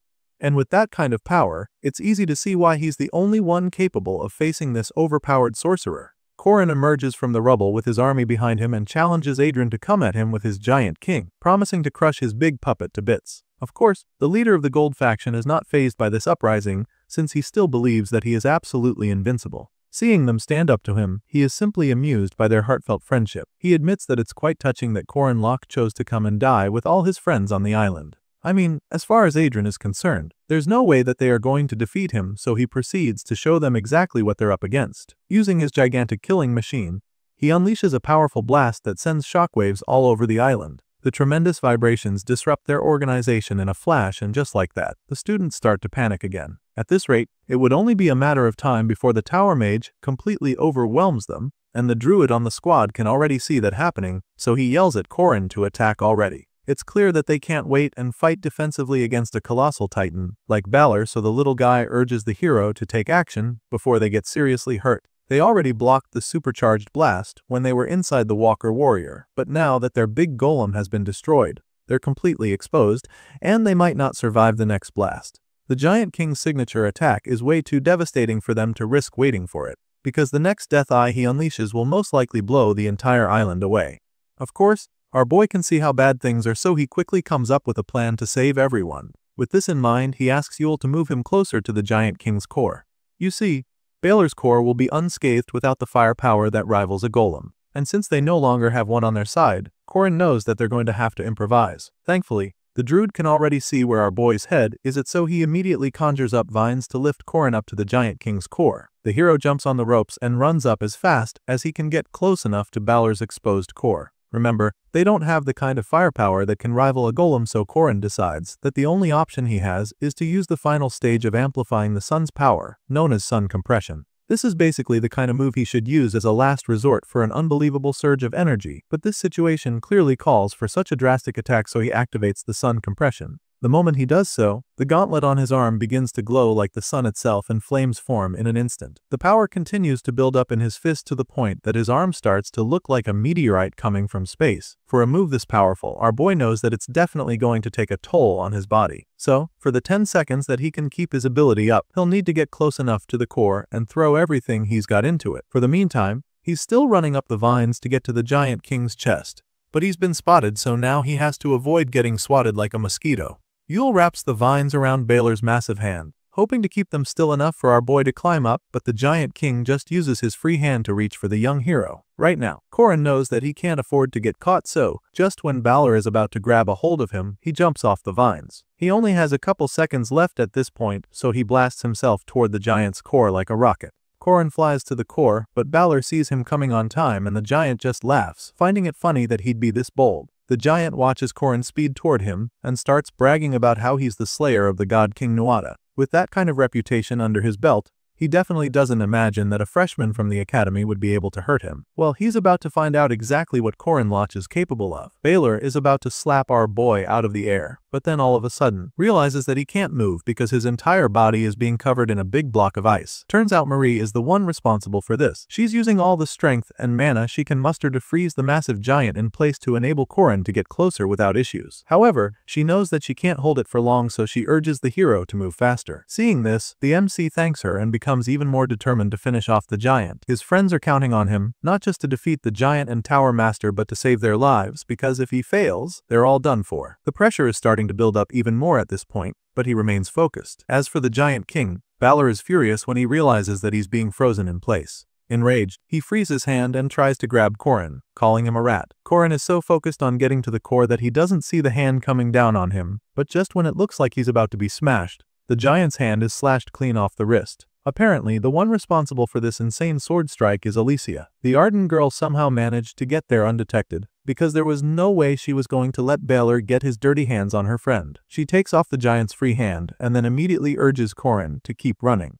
They're all counting on him and doing everything they can to help him succeed, so it's all up to him now to finish the job. Meanwhile, the Tower Master sees all of this and begins to get really worked up. He's furious that Corin and his friends are even getting this close to him, and it makes him wonder what the hell the rest of the mages are waiting for before stopping him. Seeing that he's lost control of the situation, he tells the sorcerer to attack them immediately, but just as he gives the order, a loud voice cuts through the chaos, telling the Tower Master to just give up already. This voice belongs to none other than the goddess Erin, who finally appears on the battlefield for the first time, and she makes this big entrance with a bang because she's already taken out all the mages around. Erin wiped out all the remaining forces that Adrian was banking on, and now that he's the only one left, she boldly informs him that there's nothing left of the Mage Tower. The Danon of Justice makes it very clear to him that the history of the tower is about to end here and now. Right after she says this, we see that our boy has finally gotten close enough to the core. So, while Adrian is distracted, he takes the opportunity to finally land the finishing blow to destroy Balor's core with the sun compression attack. You'd think that this is where the battle comes to an end, since he's finally so close to landing the blow, but all of a sudden, a loud mocking laugh is heard coming from behind him. Corin hears this noise and his eyes instantly widen in horror, because he knows exactly who this is. Apparently it's Dunskays, and the guy finds it amusing that the young hero has forgotten about him so soon. As soon as our boy hears the voice, Corin reveals that this is what he has been waiting for. He was wondering when the Beast King would arrive, so now he just has to deal with him. But now, there's a huge dragon that he needs to go through first. A big smile appears on Corin's face just thinking about it facing the King of Beasts. And so, he grabs his weapon. Brimming with energy as he prepares to take down the mighty dragon upon him, we're already familiar with his legendary spear known as Derg. Using this weapon against the Beast King, Corin automatically afflicts Dunskays with the hunting curse of the red spear. This curse basically means that Corin can now deal 350% more damage to the dragon since it's a beast-type enemy. The curse also means that the target is unable to escape from the hunting grounds. The target has been marked, and so the hunter, which is our boy in this case, will gain an accuracy boost. With all of this already in play, the young hero proceeds to follow up with his infinite Returning Heavens attack skill, and finishes it off with the Chaos Spear special power move. This unleashes a rain of attacks on her dragon, and it's so much that the beast begins to screech in agony. Of course, is what Corin was going for, so when he realizes that the dragon is vulnerable, he delivers yet another devastating blow. This time around, he activates the Sabantia Duke core, and once all that power builds up, he unleashes another mind-boggling strike called the Black Mystery Demonic Spear. But while he's in the middle of this, Dunskays appears right in front of him, looking strangely excited. The Beast King doesn't even look like he's afraid of the attack that Corin is about to use. In fact, he's just intrigued by the fact that the boy appears to have a lot of time on his hands. By the time the hero sees the Beast King, the guy is already right next to him, and just as he's about to finish charging up his attack, something even more shocking happens. He looks back at the giant King Balor as is stunned when he sees the massive eye glowing once again. Now, it's looking like Balor is about to overwhelm them with another Death Eye blast, but Corin's finishing strike isn't ready yet. Just then, he hears the giant king talk again. Balor is starting to think that this must be the return of the legends, and so, he tells our boy, who is the successor of the sun, to kneel before him. As you can imagine, our boy has no intention of doing such a thing. He'd rather go down with the giant king than to kneel before him or the Tower Master. And so, with this desperate will to defeat the enemy, Corin finally uses his ultimate power move. The wave of heat coming from his body can be felt throughout the island, and it's almost as though the sun itself has come down to the earth. What makes the whole thing more terrifying is the fact that the Giant King is also about to unleash another Death Eye blast. Just as everything is about to explode, we see Corin entering the scene out of nowhere. The warrior nun appears in the sky right above the Giant King and shoots down like an asteroid. She crashes right in the Giant King's head from behind, and this destabilizes the massive golem. The force from her attack sends the Giant King golem falling to the ground headfirst, and this collision also causes the Death Eye blast to miss the target. Rather than blowing Corin and his friends into oblivion, the death beam gets pointed at the earth and even hits Balor's leg. Our boy sees this and realizes that the effects of the sun compression blast he's about to unleash could be fatal for Corin if she is too close, so he tells her to dodge it and get away from the field. The warrior nun understands what he's trying to say, so she immediately takes herself as far away as possible. Meanwhile, the frustrated tower master is starting to really lose his shit now that his giant golem has been forced down. He curses at Corin and his friends, calling them lowly beings for what they've done, but he refuses to give up as well. Adrian is determined to win this battle since he simply can't imagine losing to a bunch of kids. With this pent-up rage, the Tower Master quickly gets back on his feet, claiming that the fight is far from over, and then reveals that he's going to use the Death Eye one more time. The Gold Faction leader is about to shoot back up with another attack, but that's when he opens his eyes to see something absolutely terrifying. It's Corin Locke, coming at him with the energy of the sun practically concentrated in his fist. By this time, it's just 3 seconds left before he can finally unleash the supercharged attack. Unfortunately, it's not all clear for him just yet, because even though the Tower Master is currently helpless, Doomskaze is still in the picture, and the annoying Beast King is determined to do everything in his power to stop the young hero. At the moment, Doomskaze has taken the form of a massive bull, a beast that Corin is pretty familiar with by now. However, this doesn't make it any easier to fight. The Beast King charges at Corin, furiously warning him to not get in his master's way again. At this point, the raging bull is already very close to him and about to ram him off the island, but our boy expects this, so he has a plan to counter it. He takes out his spear once again, feeling disappointed that the Beast King still doesn't understand that his new weapon is literally made to take on beasts. So, he decides to demonstrate just how powerful Makler's twin spear is. Corin attacks the bull with the famous Black Mystery demonic spear skill and combines it with 5 Dragons Fall from Heaven ability. This time around, he's finally able to unleash the strike properly without any distraction, so it's definitely more powerful than anything he's used all day. The Beast King can equally see that this blast is stronger than anything the kid has thrown since the battle started, so he's taken aback by it so much that he starts to wonder when the boy acquired such abilities. Sure enough, Corin lands the mighty blow that sends the bull flying, and after seeing the fear in Doomskaze's eyes, he is confident that the Beast King should be able to tell the difference in their levels now. Despite having his giant beast taken down, the Tower Master refuses to give up.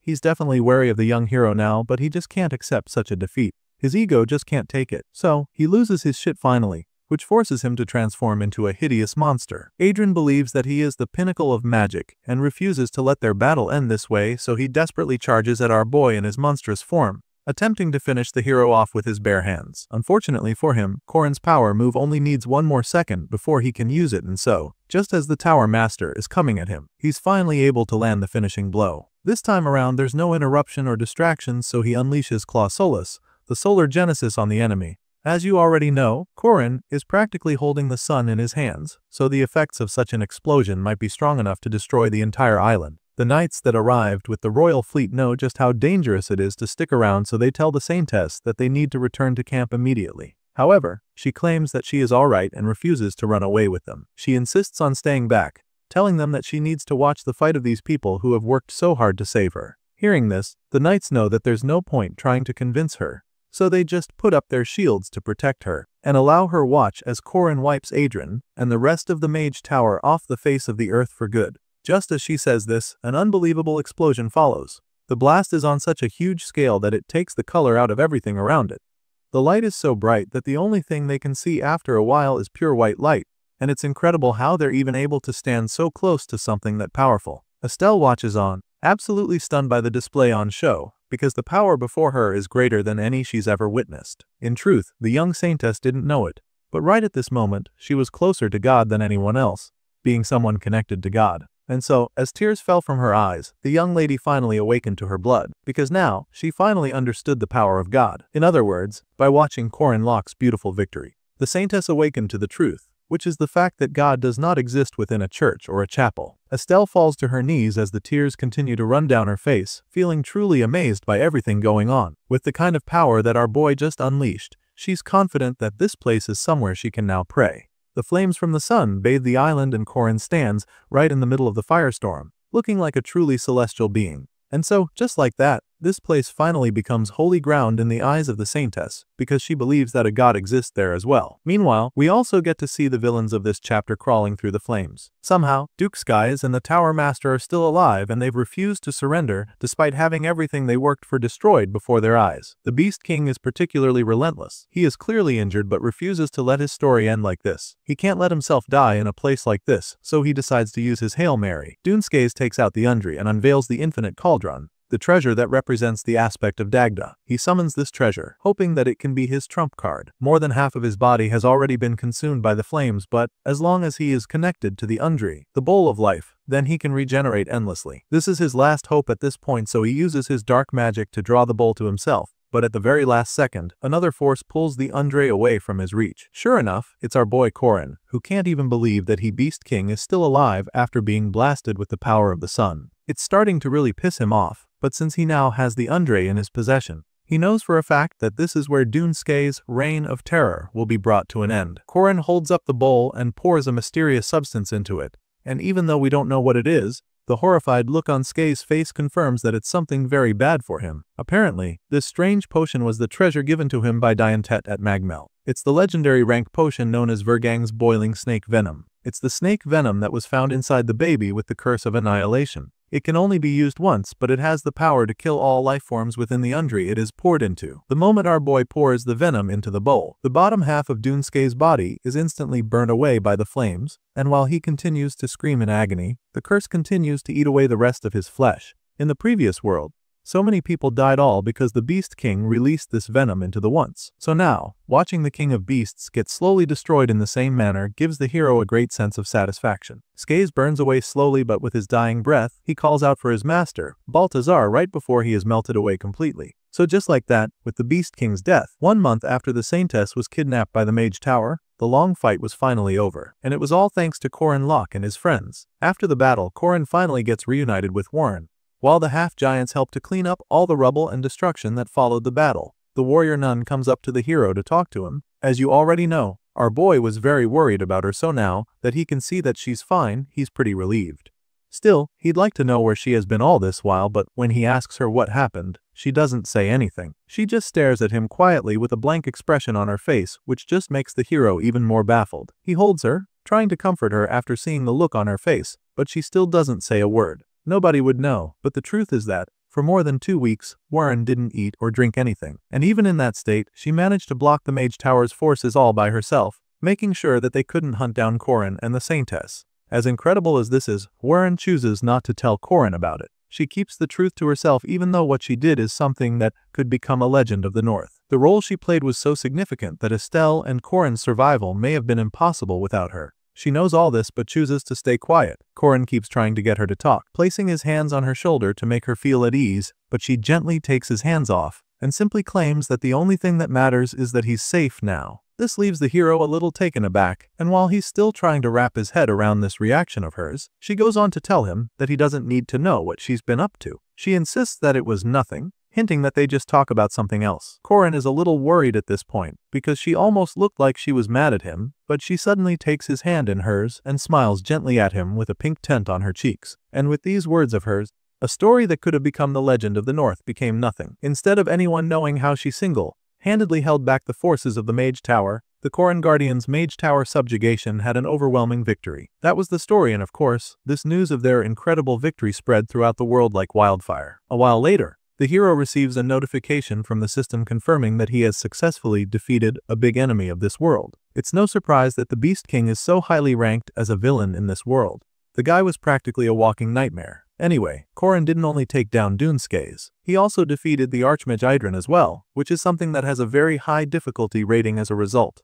And so, the young hero is handsomely rewarded for these feats. For starters, he gets 160 points equally distributed to him and his friends. Corin gets an aura rank increase as well, from middle-high status to the highest possible ranking. Sure enough, his mana rank is increased too from middle to the highest point. He also gains something called Aether Understanding as part of the rewards, and finally he obtains an attribute known as the War Flag. So what exactly are these new skills he just earned? First of all, Aether Understanding is a skill that gives him the ability to instinctively understand the formation of magic. As for the War Flag, well, this just means that he has become a symbol of the battlefield. Corin is now the flag that shines the brightest in all battles and is a core that must not fall. The warrior flag comes with a few perks, like the fact that the MC will now receive more attention on the battlefield. His stats will also change depending on the level of his allies' envy, and as such, if he ever falls on the field, all of his allies will also fall into a state of anxiety. In other words, their chances of winning a fight now lie largely in Corin's actions. Meanwhile, his aura and mana ranks have now risen to an incredibly high point,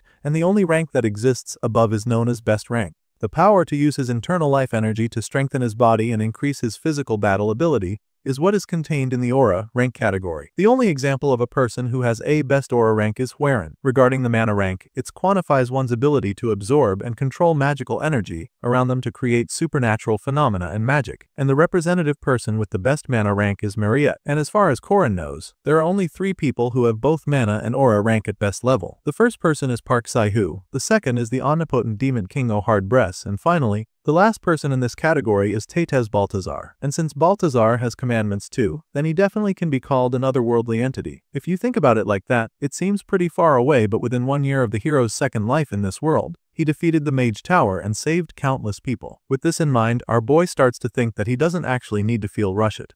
In his mind, all he needs to do is just be strong enough for the coming moments. Corin sits in his tent and takes off his battle clothes while pondering on all this, and then his thoughts are suddenly interrupted when Mariette comes in to inform him that they're all done here. He's a little taken aback when he hears this, so he asks her what happened. You see, this mission to save the Saintess was the kind that has unlimited plundering allowed, whether it be physical or human resources. So basically, they were allowed to take possession of whatever they could from the Mage Tower Island. Corin had already given up on taking physical resources because Mariette was there, and instead, he chose to focus on something else. Outside, we get to see just how much these guys gotta take from the island. For starters, they arrested 457 mages, including 2 elder ranks and 6 professor ranks. The Royal Knights ask if this is okay, and our boy surprisingly states that he'll manage this number. It turns out that his focus in this plundering mission is to take as much human resources as he can. Back in the 10th, the vampire starts to get all touchy with our boy, telling him about how she now has a lot of ghouls to manage, and as such, she feels that she needs more fresh blood to be able to handle the workload properly. Apparently, Corin already knows where this is going, so he doesn't even bother fighting. He tells the vampire that he's free at the moment, so she thanks him for the meal he's about to give her right just as she's about sinking her fangs into his neck. Just when she thinks she's about to enjoy a tasty blood meal from the hero, Huaren stops her. The warrior nun almost knocks Mariette's teeth out of her mouth. The blue-haired girl groans when this happens and snaps at Huaren, wondering why she just got interrupted. That's when the nun informs Corin that he has a guest. As soon as she says this, the Saintess casually struts into the tent,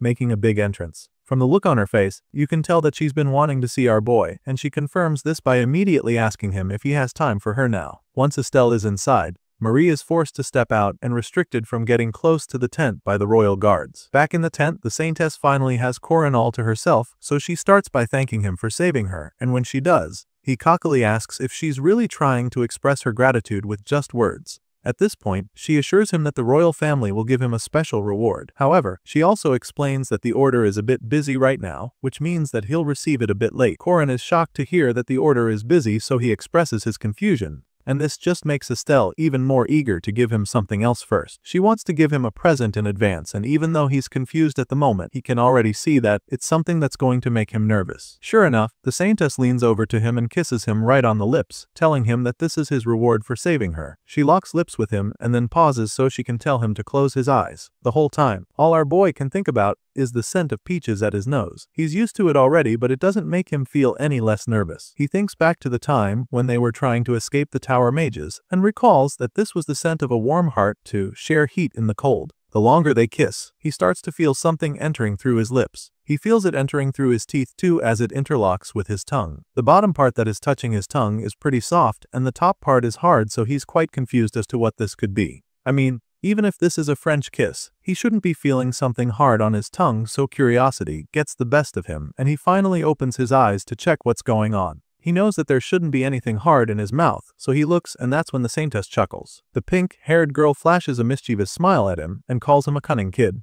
Seeing what just happened, She can now confirm that he's a man after all, and even though she's pretty excited for some reason, Corin can't understand what's going on. His whole face is just bright red, because he's extremely flustered right now. He doesn't even know what to say, but the Saintess just keeps teasing him. She can also see how red his face is, so she jokes about showing him his reflection. After sharing a long and steamy kiss, Estelle finally decides to let our boy catch a break. She can see that he's already overwhelmed, so she casually struts out of his tent, suggesting that they continue their makeout session later. The Saintess seems to be enjoying this way too much, because she even tells Corin that he has to call her sister when she comes back for round 2. The MC almost chokes when she says this, so he can't take it anymore. He lets her know that she just crossed the line with that joke, but of course, she doesn't really care. She simply ignores him and walks away, leaving him to deal with the redness on his cheeks by himself. He wipes his lips once she's out, and all he can think about is how difficult it is to deal with Estelle. She's definitely a handful, and he's not sure how to handle her the next time she comes around,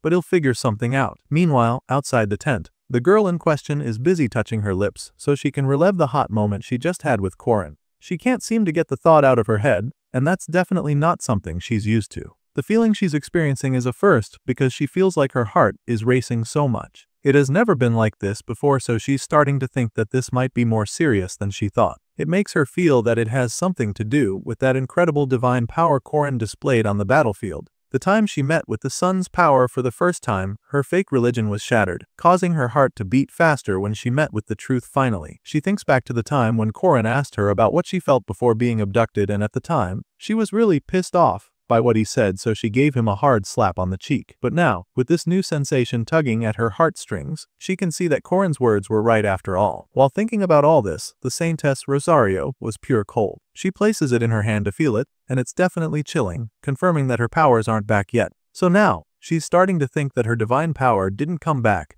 because someone had switched out her Rosario with a fake. She feels this way because she can definitely sense something inside her, but her cross isn't reacting at all. With this in mind, she begins to come up with a list of suspects. The only people who could access this item are of the Order's high-ranking members. While she's still brainstorming, her thoughts are suddenly interrupted by one of the knights who comes over to inform her that she has a meeting with the Pope. As you can imagine, she's not too excited to hear this, but it's her duty, so she can't turn down the invitation. It leaves her a little torn though, because now she is not sure if she will be able to see Corin again during the summer break once she answers the summon of His Holiness. The young Saintess sighs in frustration, because she wants to meet with the sun again with a clean heart for that matter.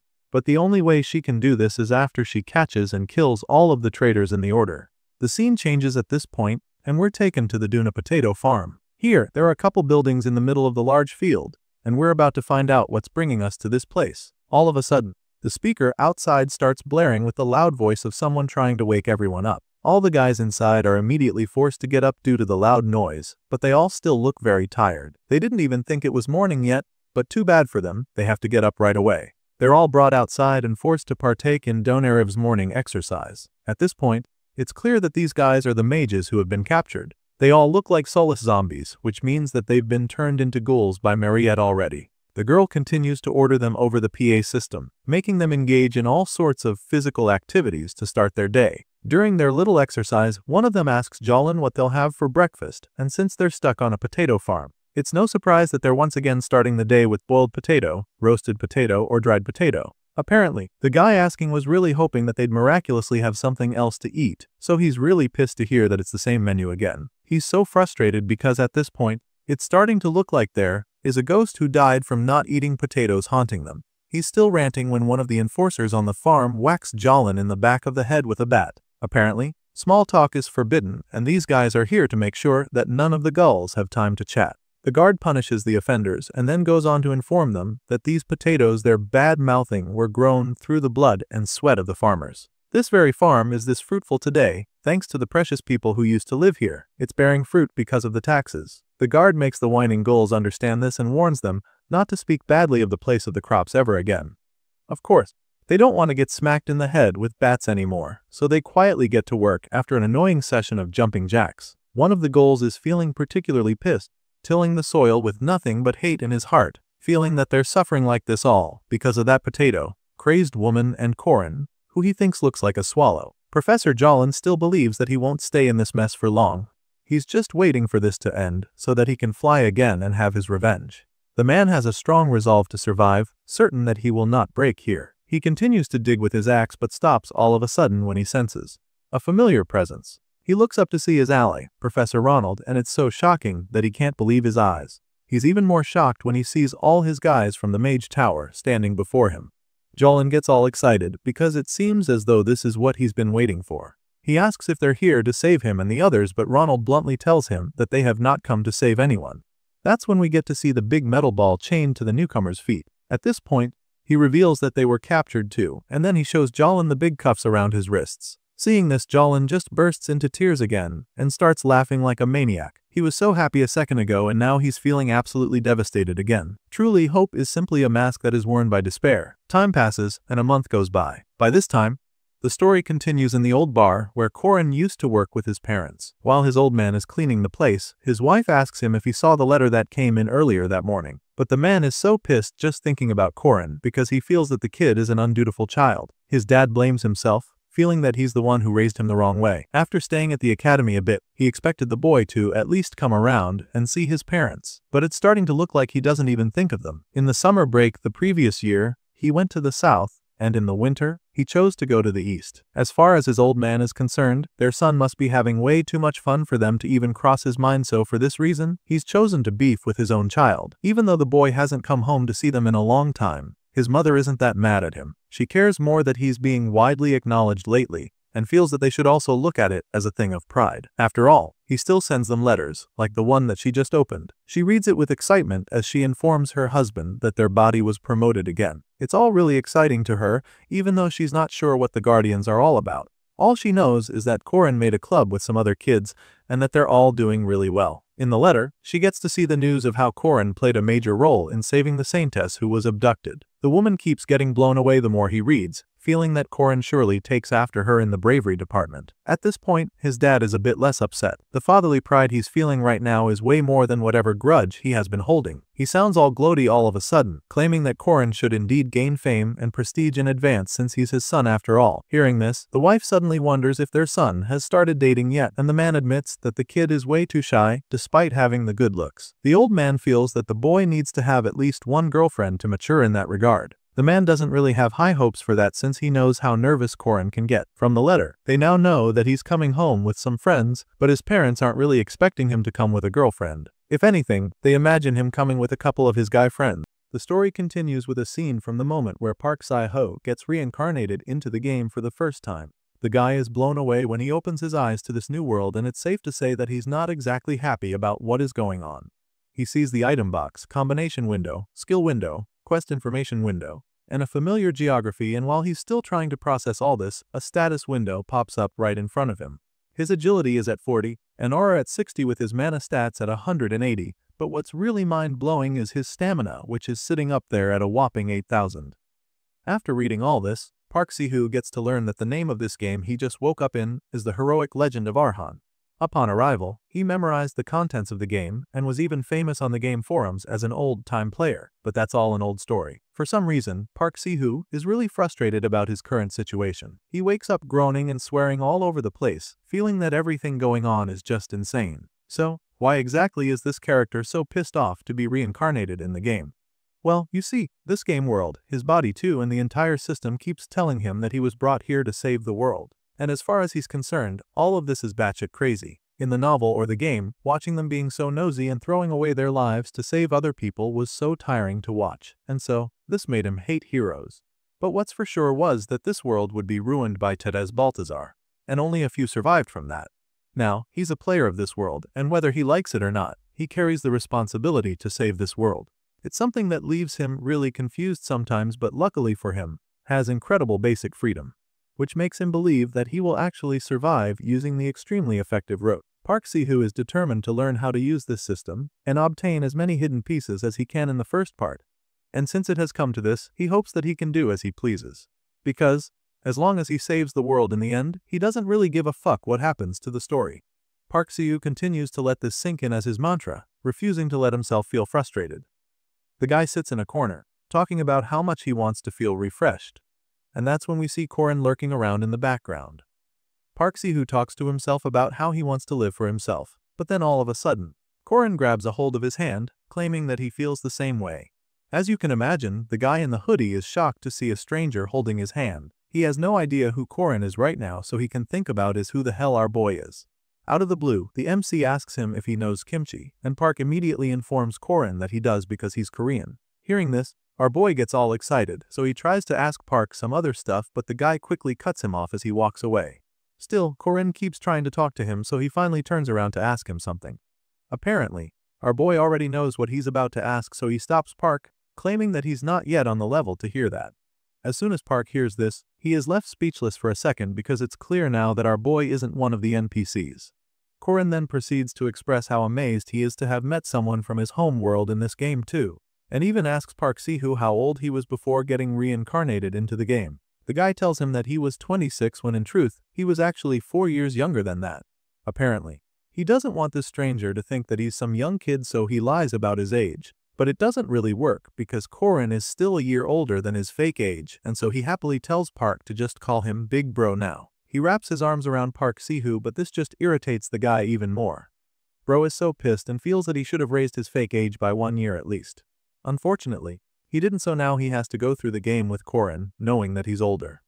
On the other hand, our boy is actually really excited to have someone from the real world here with him now, so he starts asking Park Sihu a bunch of questions, like whether he has played the game before. Without any hesitation, Sihu tells Corin that he hasn't played it before, claiming that he entered right about when he was going to start. Of course, this isn't completely true, but it's because Sihu doesn't want to give this stranger too much information. After all, he doesn't know what type of human the man who reincarnated into Corin Loch is yet. Meanwhile, the MC is pretty taken aback when Sihu claims to be a noob in the game, but this doesn't make him any less eager to get to know the new guy. He assures the new player that he has nothing to worry about, telling him that he knows all about the game. That being said, he suggests turning on Sihu's status window for the meantime, but the new guy just pretends to not know what he's talking about. He's still not happy about this new acquaintance, so he decides to just think of it as if he's just made a useful subordinate. Back to the hero Corin Loch. He was previously 28 years old and was studying physical education from a famous university in the city. And so, as far as this guy is concerned, he's currently an extra in Heroic Legend of Arhan. With all of this in mind, later when Corin is training with his spear, Park Sihu finally asks him why he's just working here as a trainer if he was a physical education student from a famous university. Hearing this, our boy explains that some bastards were paid off by the association president and did match fixing. And so, he confronted him about it, so they started antagonizing him and kicked him out. Park Sihu already doesn't like Corin, so when he hears this, he just concludes that the spearman must really be an idiot to have let himself get kicked out for something that didn't even really concern him. To him, it was a really dumb way to go, so Sihu casually asks Corin if he really doesn't regret his actions. Well, Corin just states that, if he didn't confront the guy, he would have made enough money to go to Brazil. And if he did, then he could have become a national athlete. That would have been a dream come true for sure, but that's when he would have actually regretted his choices, knowing that he didn't stand up for the right thing.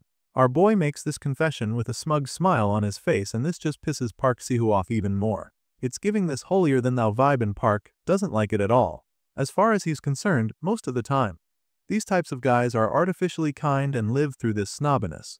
He remembers that the bastards who tried to get his number in the university were all like this. To him, they were all pretending to be good people, pretending to be kind.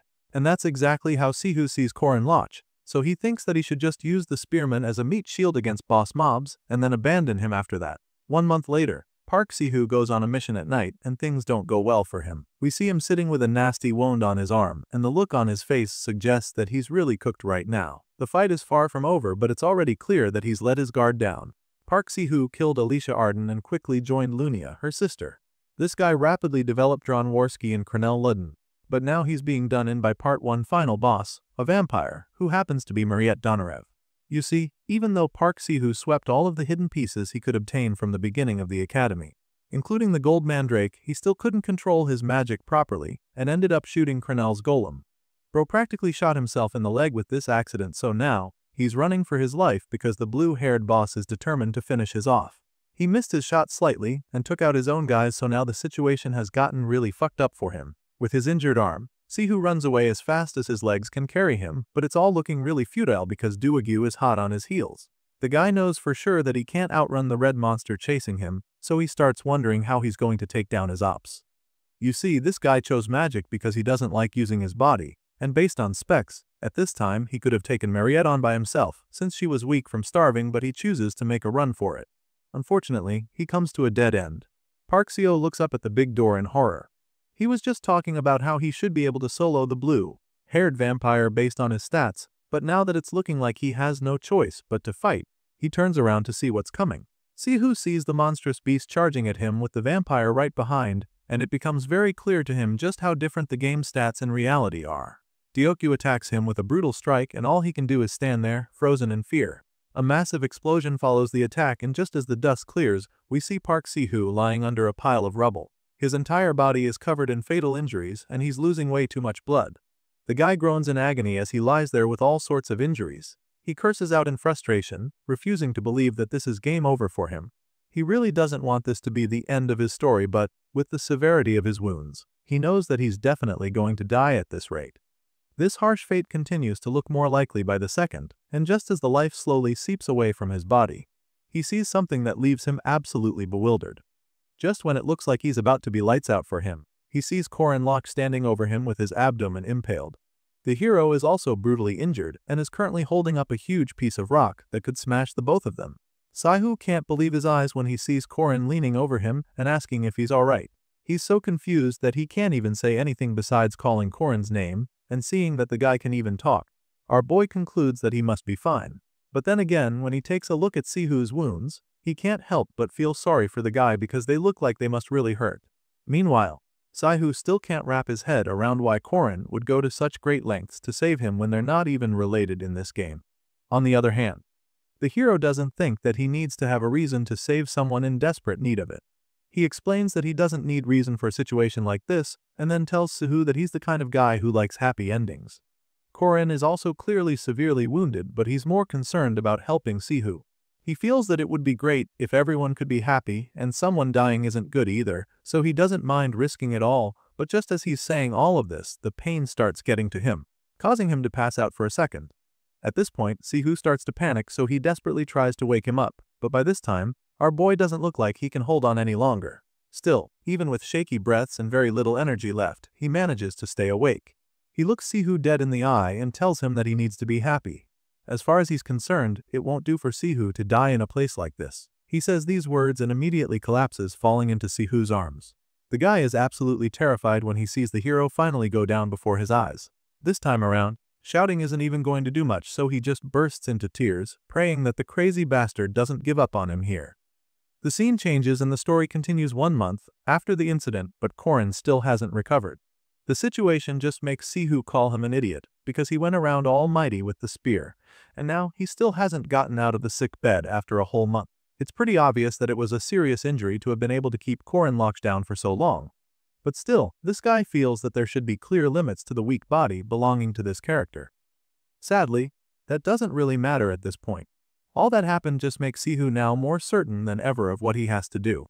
After checking in on Corin for the day, he finally decides to leave, and just as he walks out the door, we get to see a clearer picture of what this character is all about.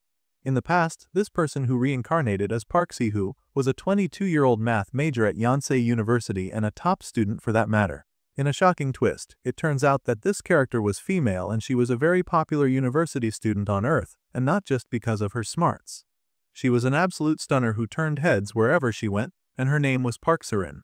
She had a really bright future with a lot of potential, and there were countless men after her as well.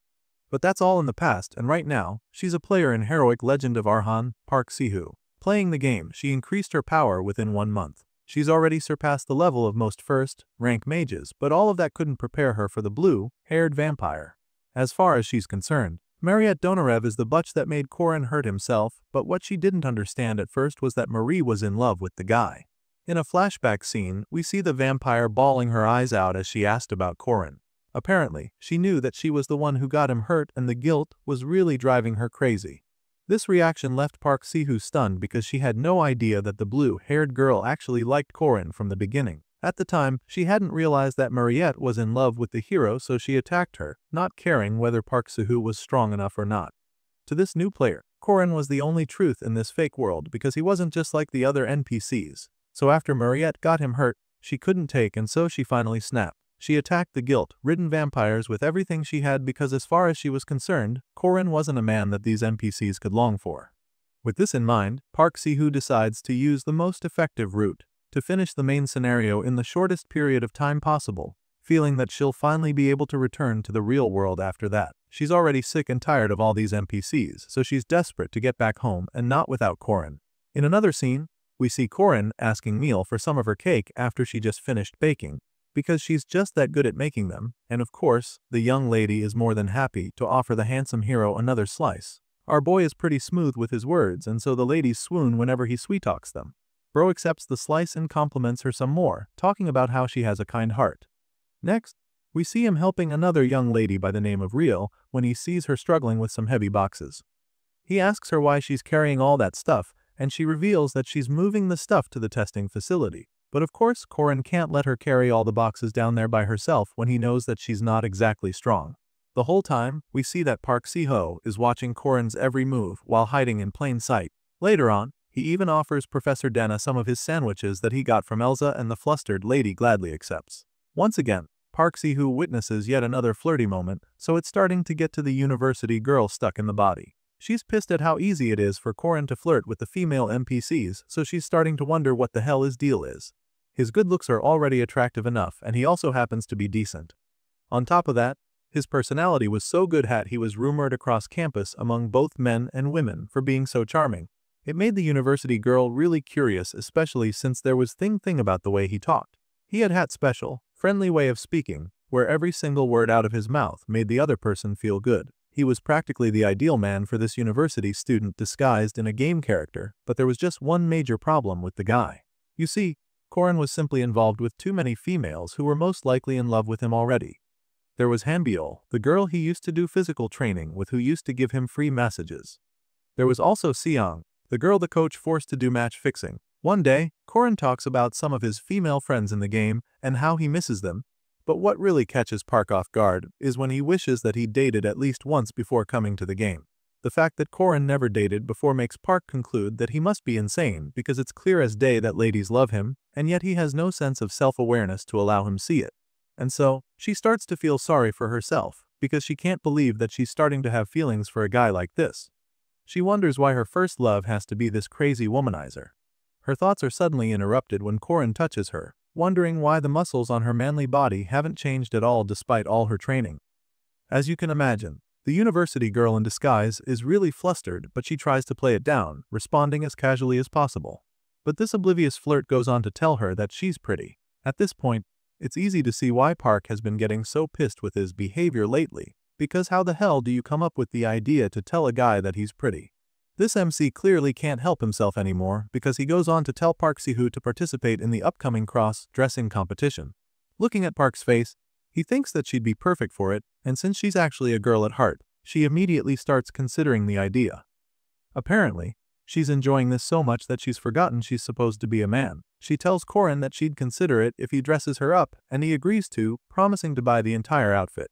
She reveals that she's free this evening too, and that's when she realizes that she must be crazy too, because why is she feeling so happy about something like this? Unfortunately, the annoying flirt explains that he's not free, and guess why? Because there's this junior, Yuna, who promised to treat him to a meal because she wants to consult him about something.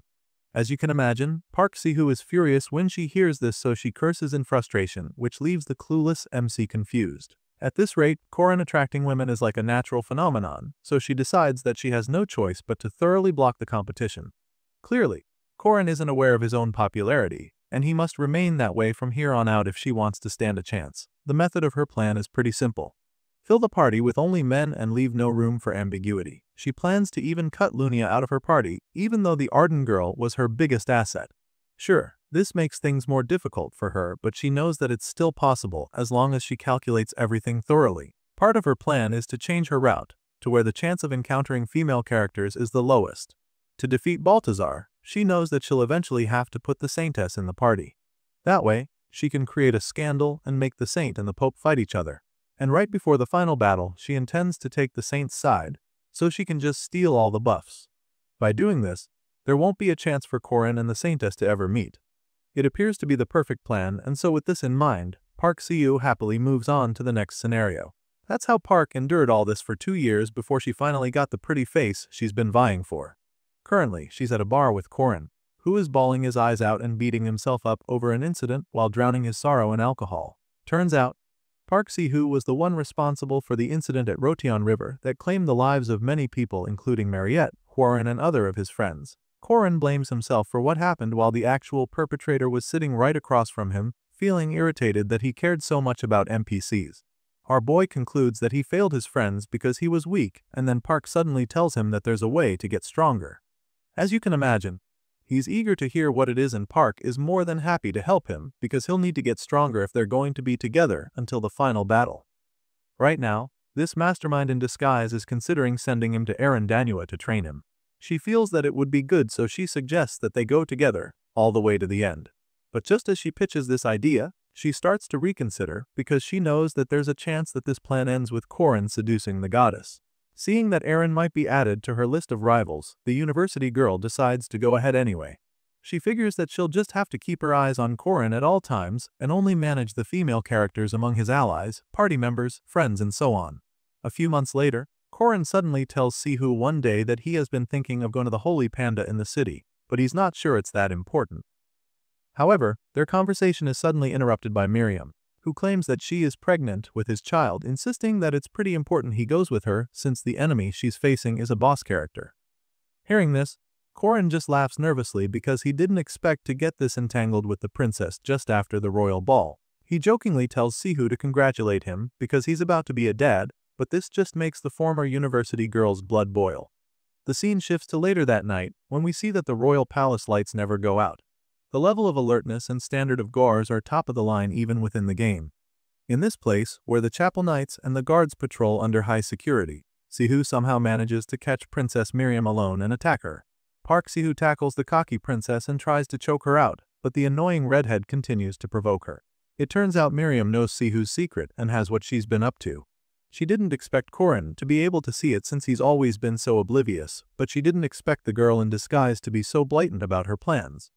Miriam has already arranged for a letter revealing everything to be sent to Corin if anything happens to her, and so Park Si-hoo lets go of her when she hears this because it's clear that she can't kill the princess without getting hurt too. So, Si-hoo offers to make a deal with the princess, claiming to know what she really wants. Basically, what Miriam wants is Corin, so she tells Si-hoo that she will have to disappear and offers to give her a congratulations check. However, this mastermind has something else in mind. She knows one thing that Corin cannot tolerate, so she takes advantage of it. Despite Miriam's blackmail, Si-hoo attacks her and leaves her for dead, knowing that the result will be just as she planned. Sure enough, Corin returns and is absolutely devastated to find the mother of his unborn child on the brink of death. He cries out because he told her to wait for him, but she didn't, so now she just apologizes with her dying breath, telling him how much she loves him. Si-hoo's plan works, but she's just pissed that Miriam had to die with such a dramatic display. What's even more disturbing is the fact that the princess looks her dead in the eye right before giving up the ghost and promises Si-hoo that she will fail. It turns out this ends up being some kind of curse because even after getting past Mariette and Miriam to get Corin all to herself, the hero ends up getting caught in a life-threatening trap. It's starting to get annoying, so Si-hoo decides not to hold back anymore because as far as she's concerned, Corin belongs to her. He's the only real thing she has in this fake world, and she's determined to bring down the curtain on this scenario and take him home with her no matter what it takes.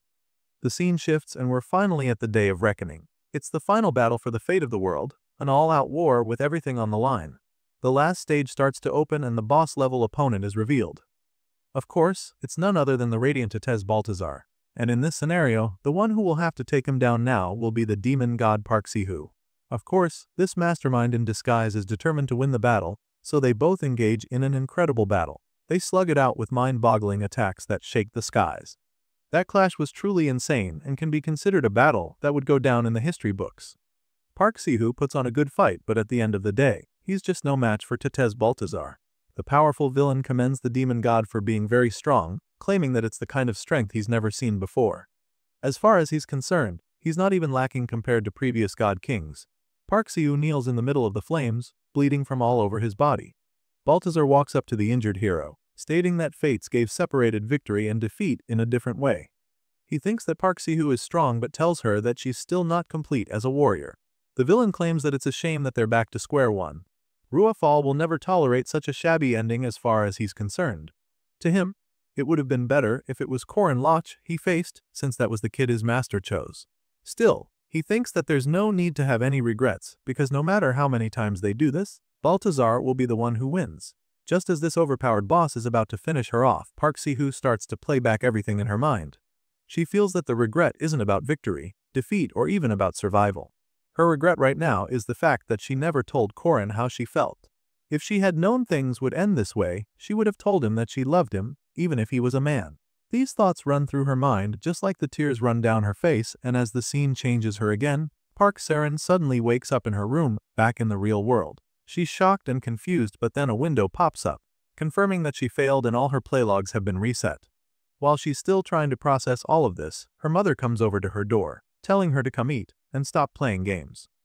For those in the real world, it's probably only been a couple hours, but for this university girl, it's been years. So the moment she hears her mother's voice, she runs out to tackle the woman with a hug. She hugs her mother and dashes out of the house immediately, claiming that she has to go somewhere, but this just leaves the poor woman pretty confused. Sharon runs across town to Corin's workplace to look for him, but there, the coworker informs her that our boy didn't come to work. So, she bursts out of the place and rushes to get his contacts despite warning from the workers. Right now, she's desperate to meet Corin and determined to see him against all odds. She considers stopping by a store to change her clothes first or even do her makeup before seeing him, but ultimately decides not to because there's no time for that. She's already waited more than 3 years, so she can't wait another minute. Sharon makes it to his apartment and stands in front of the door for a while to catch her breath. The lights are on, so she thinks he must be at home. After a brief moment of hesitation, she starts knocking on the door to get him to come out. She's back in the real world, so she believes that he should be back as well since he's just another extra in the game. However, he doesn't answer, so she lets herself in, desperate to explain things to him, but when she enters his room, her heart sinks. She falls to her knees as the reality dawns on her. Tears run down her face as she stares at his computer screen. It's like her entire world just collapsed because unlike her, Corin is still in the game and now she has no idea how to get to him. Back in the game, the story continues with Corin and his friends finally arriving at the royal capital after their victory over the Tower Mages and the Beast King. Ren and Ron are absolutely blown away by how huge the place is, and apparently, there's something that's looking extremely tasty to Ren. She starts running ahead of everyone else, talking about how she wants to eat it. While the Gold Wolf girl is going crazy about what she can stuff into her belly, we see Corin and the others casually soaking in everything they see around as they make their return to the place. You see, the royal capital is the most developed city in the Ill-Lost Kingdom, and this is because this is where the royal palace is located. As a result, all the government ministries are clustered around the palace, making the city the central hub for transportation spreading out in every direction. After taking a look around, Corin admits that he wasn't particularly keen on coming back to this place despite all the amazing perks that come with living there. Alicia is taken aback when she hears this, so she asks the MC why he would prefer staying away from the capital even when it's his hometown. He admits that this is indeed the place he was born and brought up, but it's also where he has some painful memories, so that's why he wasn't exactly eager to come back. He gives this pretty vague response, but Alicia still doesn't seem to understand completely, so he just changes the topic instead, to avoid having to explain further. Just then, he looks over at Mariette, who looks really excited to be back in the royal capital. The girl is currently holding many bags, so when he sees her, he nervously asks her why she brought so much stuff with her. Well, this blue-haired girl brought these gifts for Corin's parents, and she got so many because she didn't know what they would like. Since she knows nothing about them, she decided to get different random gifts, and talking about it now leads her to ask him what kind of people his family members are. At this point, our boy explains that they're pretty normal people, revealing that his parents run a restaurant and that his little sister attends the Royal Academy. He starts telling Marie all of this and then proceeds to think deeply about what family actually means to him. The truth is, ever since coming to this world, home has been an awkward place for Corin Loch. He's basically a stranger from Earth who only took the place of someone else, and so, he just sees himself as the shell containing the memories of the real Corin Loch.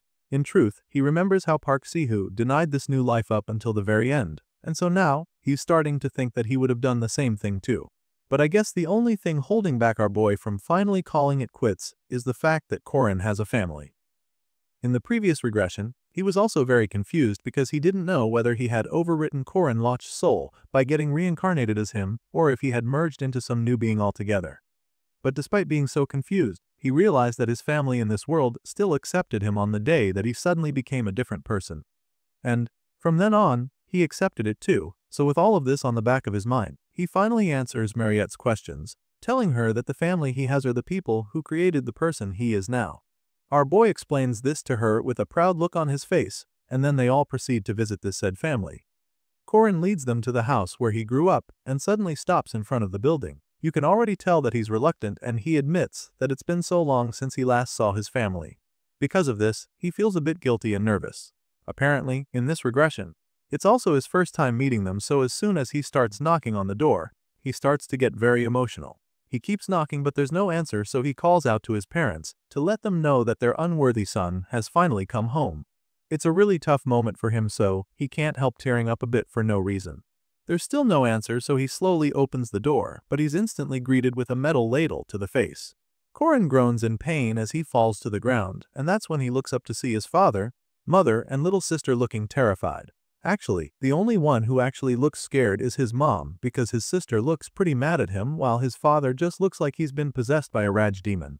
At this point, our boy is very confused, so he asks them why they would attack him, and his old man bluntly claims that our boy isn't his son. As far as he's concerned, Corin has been possessed by a demon.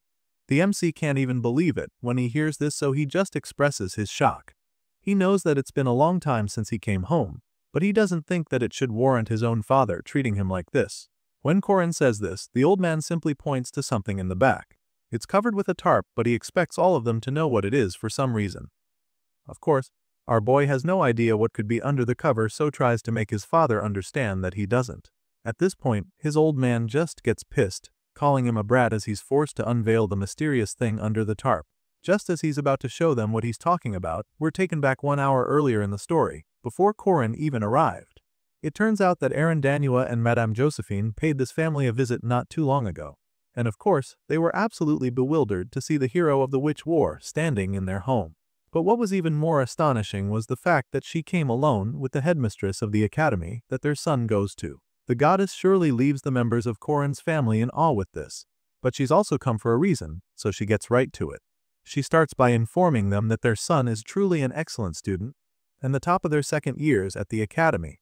But that's not all she has to say, because she also lets them know that she and Corin have a personal relationship too.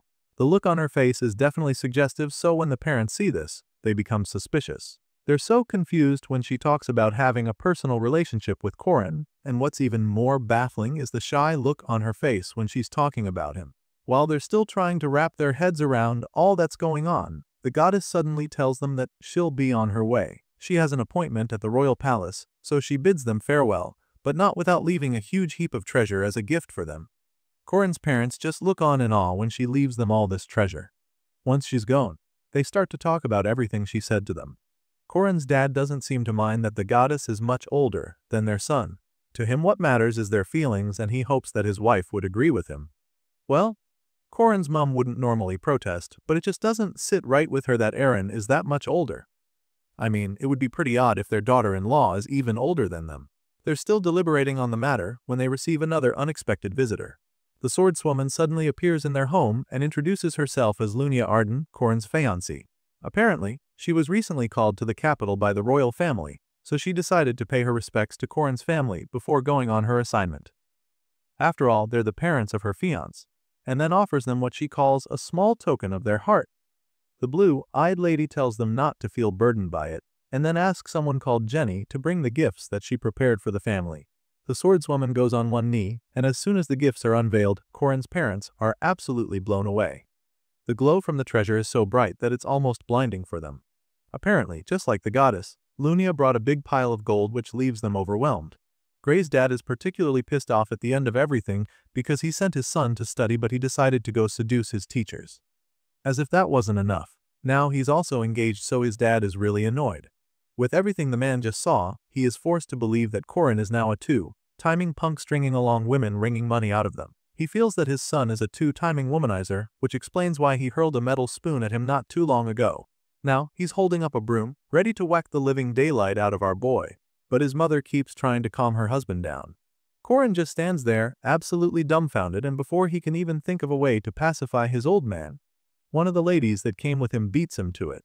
She addresses his parents as if they're her own mother and father, so this leaves them stunned. They already know where this is going, so they start to panic.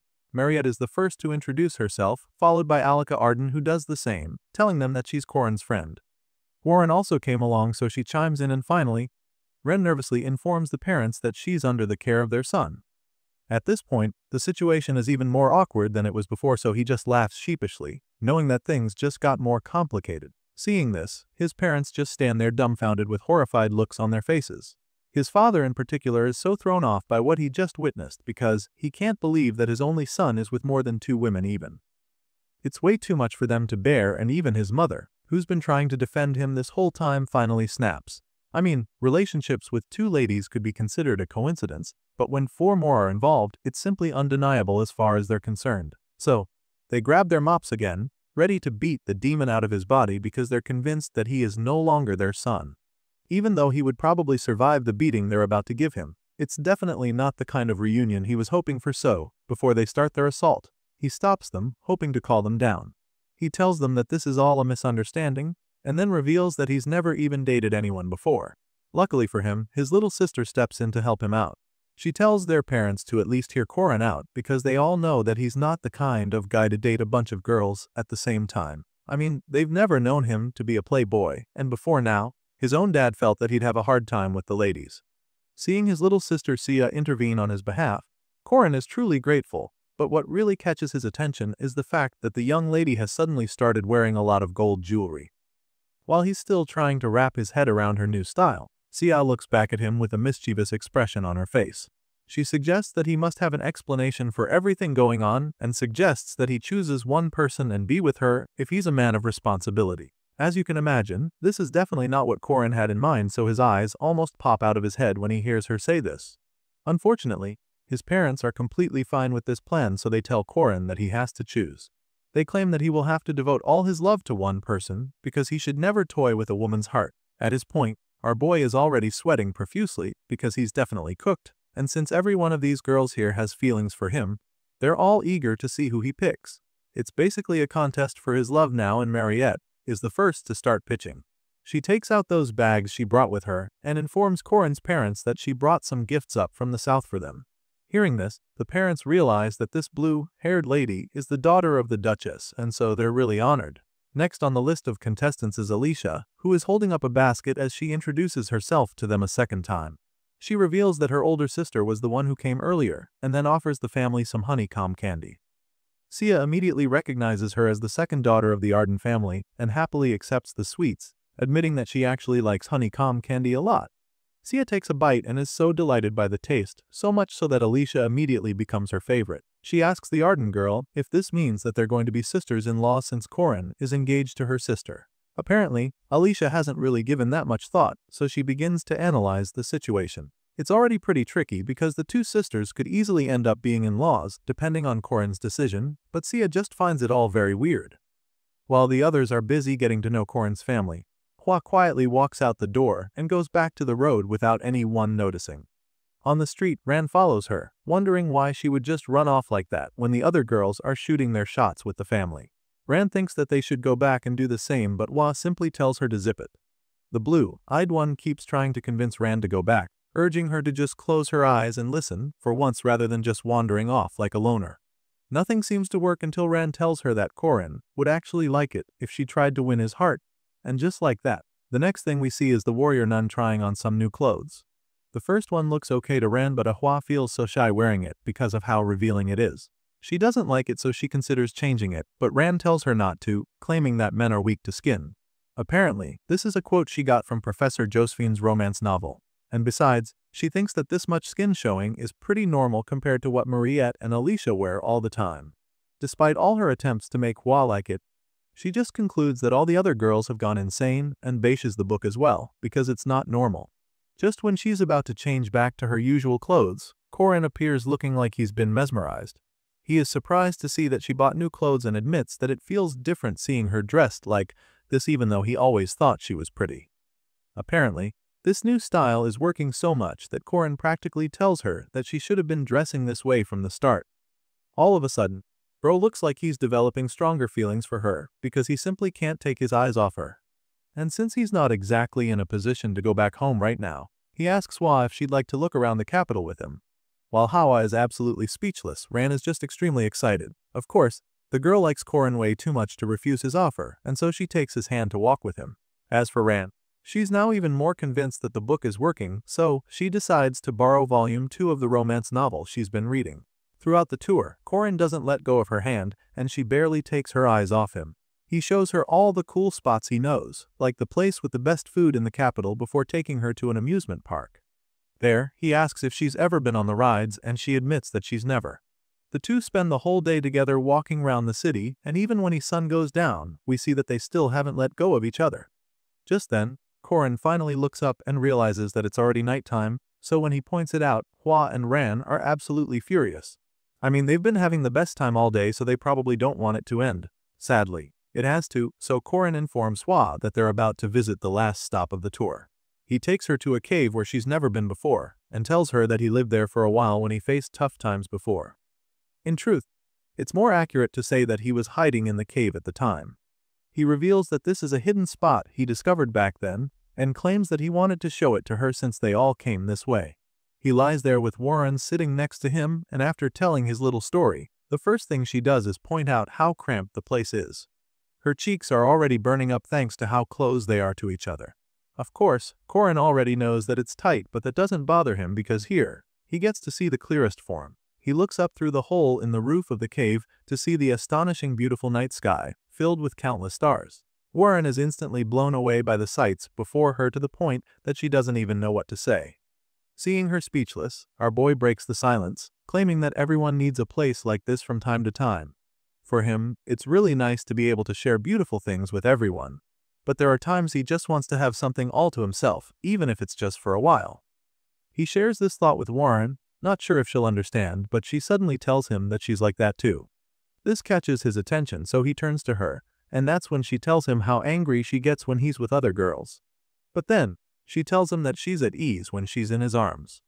Warren starts to confess how her heart races when he touches her, and even though it's clearly not easy for her to say all this, she musters up the courage to tell him how she really feels about him.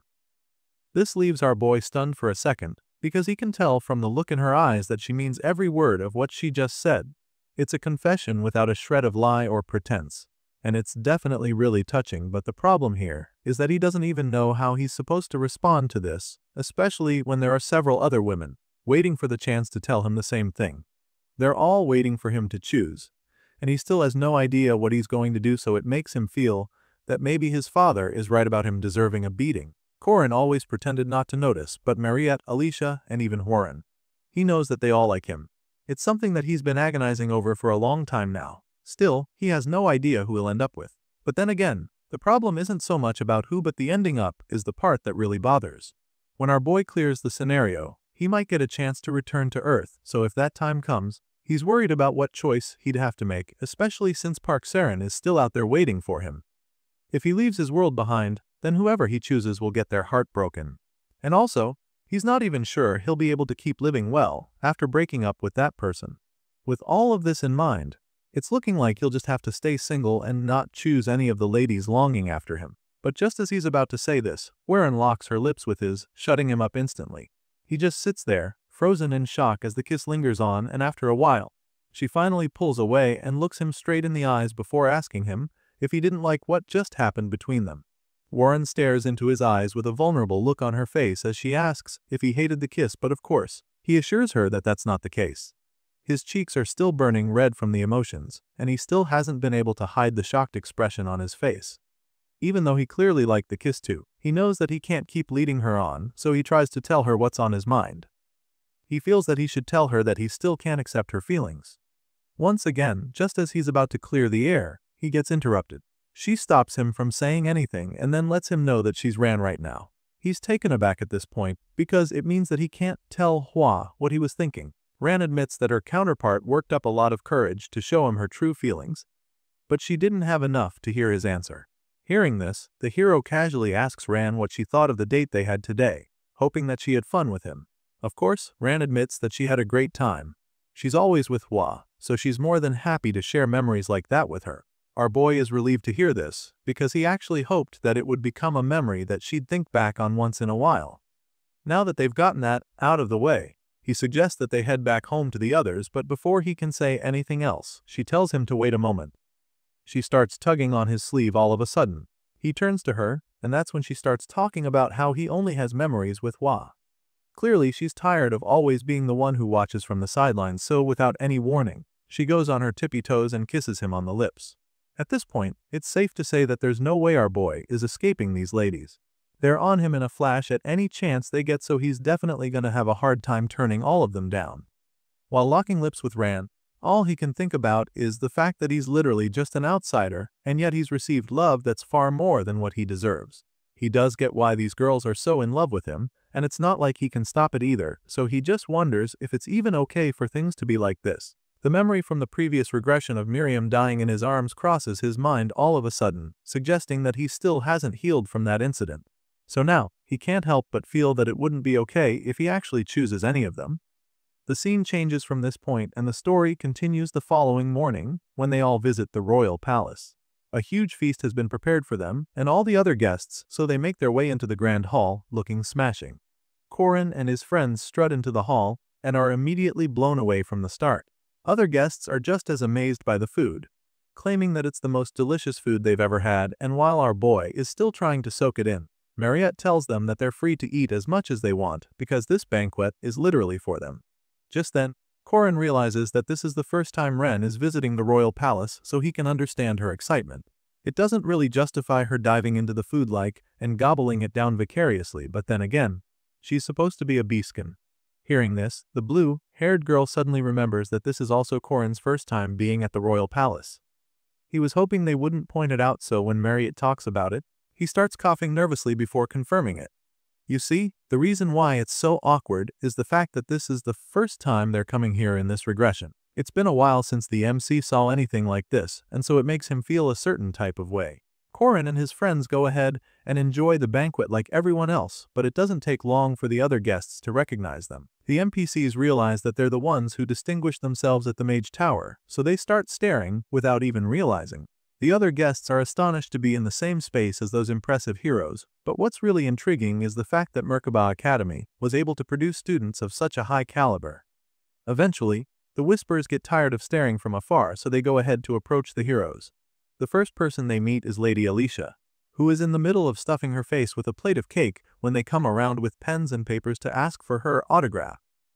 The Arden girl is taken aback when she sees these guys coming to her with such a request, and she's not even sure they're referring to her at first.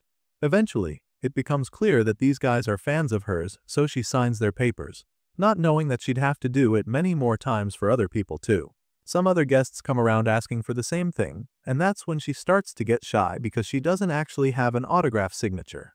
Meanwhile, Corin watches all this happen from across the hall, and a big smile just creeps up on his face in the process.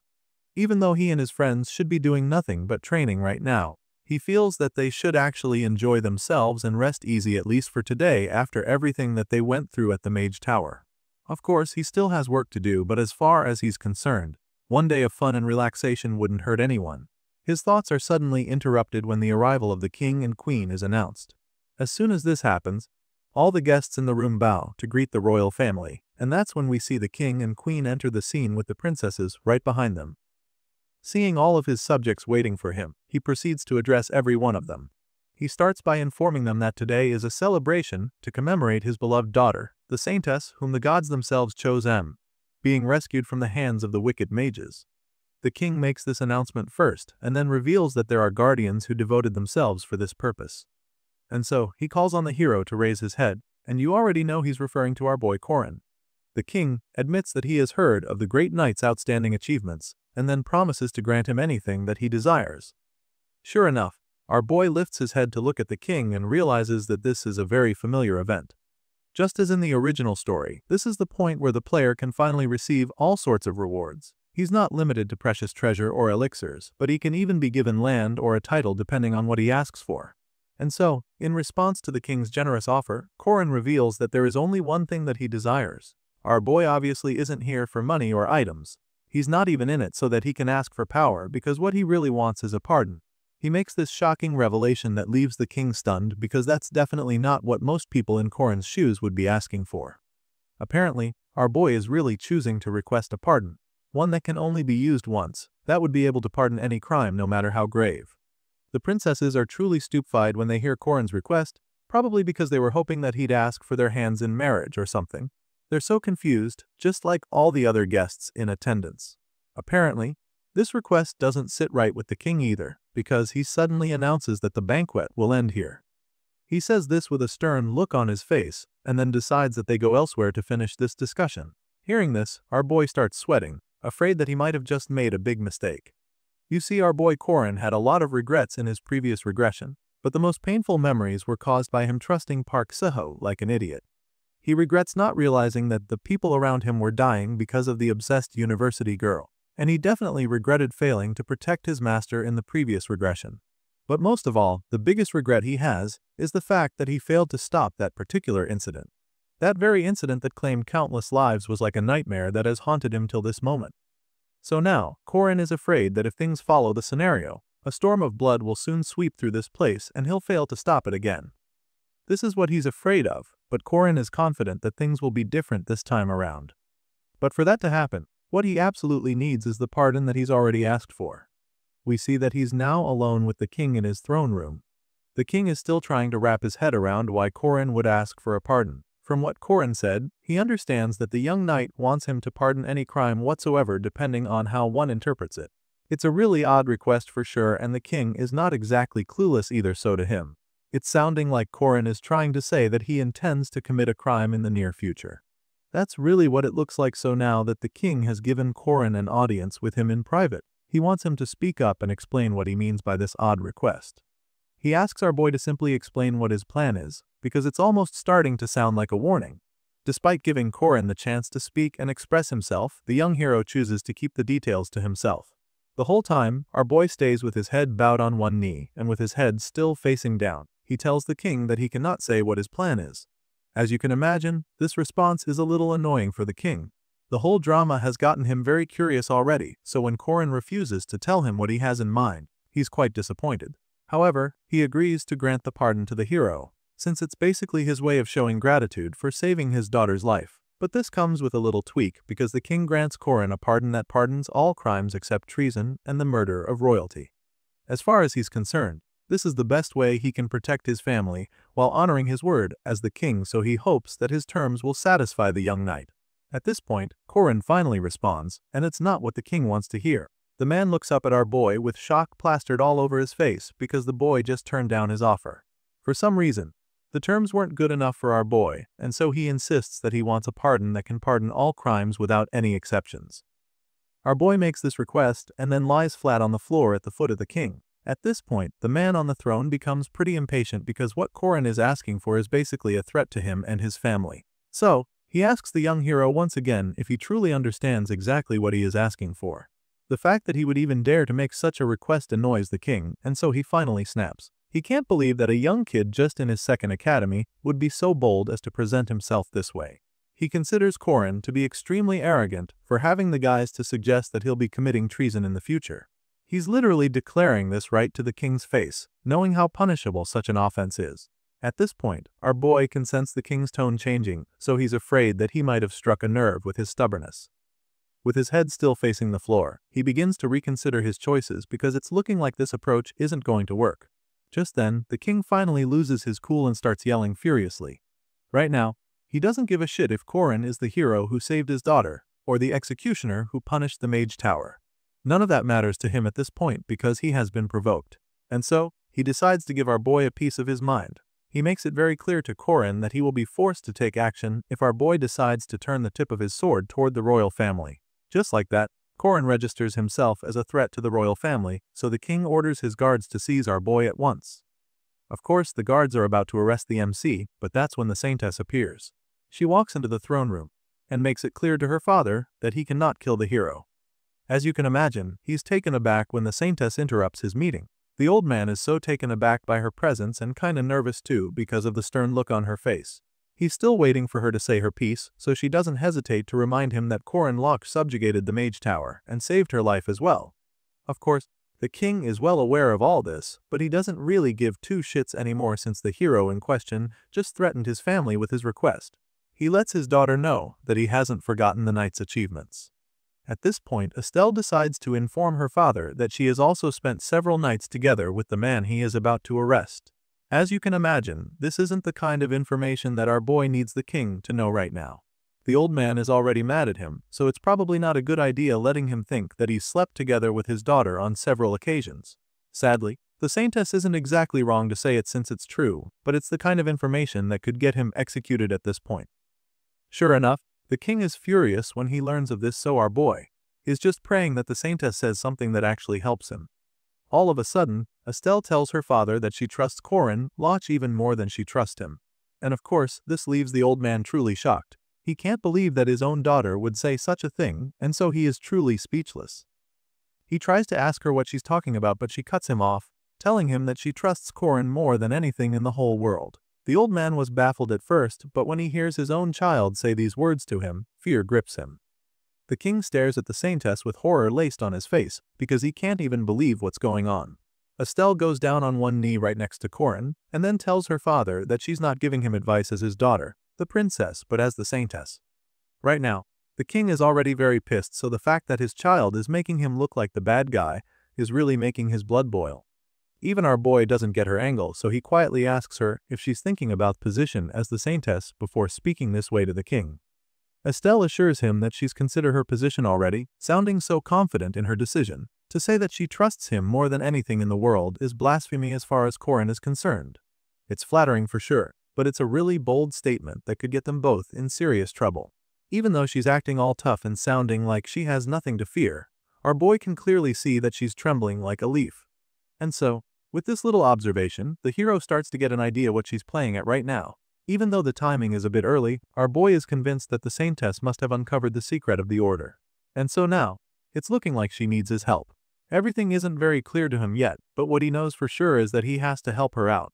So, now that he knows that he has her support, he feels that they might just have a shot at reaching whatever goal she's trying to achieve here. Our boy quietly observes the saintess the whole time, looking out for any clues she might give him, but he's suddenly interrupted by a voice that cuts into the room. The one responsible for this is none other than Princess Miriam, who is truly amused by the interesting spectacle going down in her father's throne room. The red-haired princess struts into the room, talking about how Corin always manages to be entertaining. Apparently, his odd request has been on her mind since the banquet, and so now, she's come here to get more details about this pardon that he asked for. The unpredictable Miriam gives him a mocking round of applause, along with a really mischievous smile on her face as if she knows something that she shouldn't. It turns out that Princess Miriam being here right now is the worst possible turn of events for our boy. For Corin, the timing couldn't have been worse. You see, Miriam is the saintess of the Catholic Church, and since he's the one who destroyed the Mage Tower, which was an ally to the Church, then there's absolutely no way she would be pleased with him. And if it's Miriam who sees Estelle as a thorn in her side, she'll try to interfere no matter what. The two sisters don't exactly see eye to eye, so the fact that Estelle is trying to help Corin get this pardon he asked for, Miriam will likely do everything in her power to make sure that it doesn't happen. Or so he thinks. The MC grinds his teeth in frustration as Miriam walks up to the throne, but in a shocking twist, she asks her father to give Corin the pardon. As you can imagine, our boy is stunned, but Miriam just keeps flashing him that suspicious smile. She refuses to kneel, claiming that she's enjoying the view of looking down at her sister. Anyway, she insists that her father give Corin the pardon, leaving the king utterly confused. These two are not only the saintesses of the order, but princesses too, so the king didn't imagine that his daughters would take the side of a traitor. Feeling defeated, he flops back down on his throne, absolutely regretting the fact that he even raised children. Unfortunately, now that both saintesses have stood by the hero, he agrees to grant Corin his wish, and our boy thanks him deeply. Just like that, Corin succeeds, but he can't shake the feeling that he's still missing something. It was the same when they fight the Mage Tower before, when Miriam surprised him by betraying the mages for him. So now that she's helped him again, he can't shake the feeling that something is off. Later that night, we see Miriam in her room with her snake, but she's not alone. She feels that her hypocritical father must be worried about how far her anger and hatred will spread. Just then, a shadow appears and she tells the figure that she's disappointed in him for barging into a lady's room like that. Clearly, this person is not a stranger, which is why she can scold him for lacking the manners of a gentleman. The man responds, claiming that he doesn't like to be noisy, and that's when we see that her secret visitor is none other than Tates Baldassar. That's it for this episode. Until next time.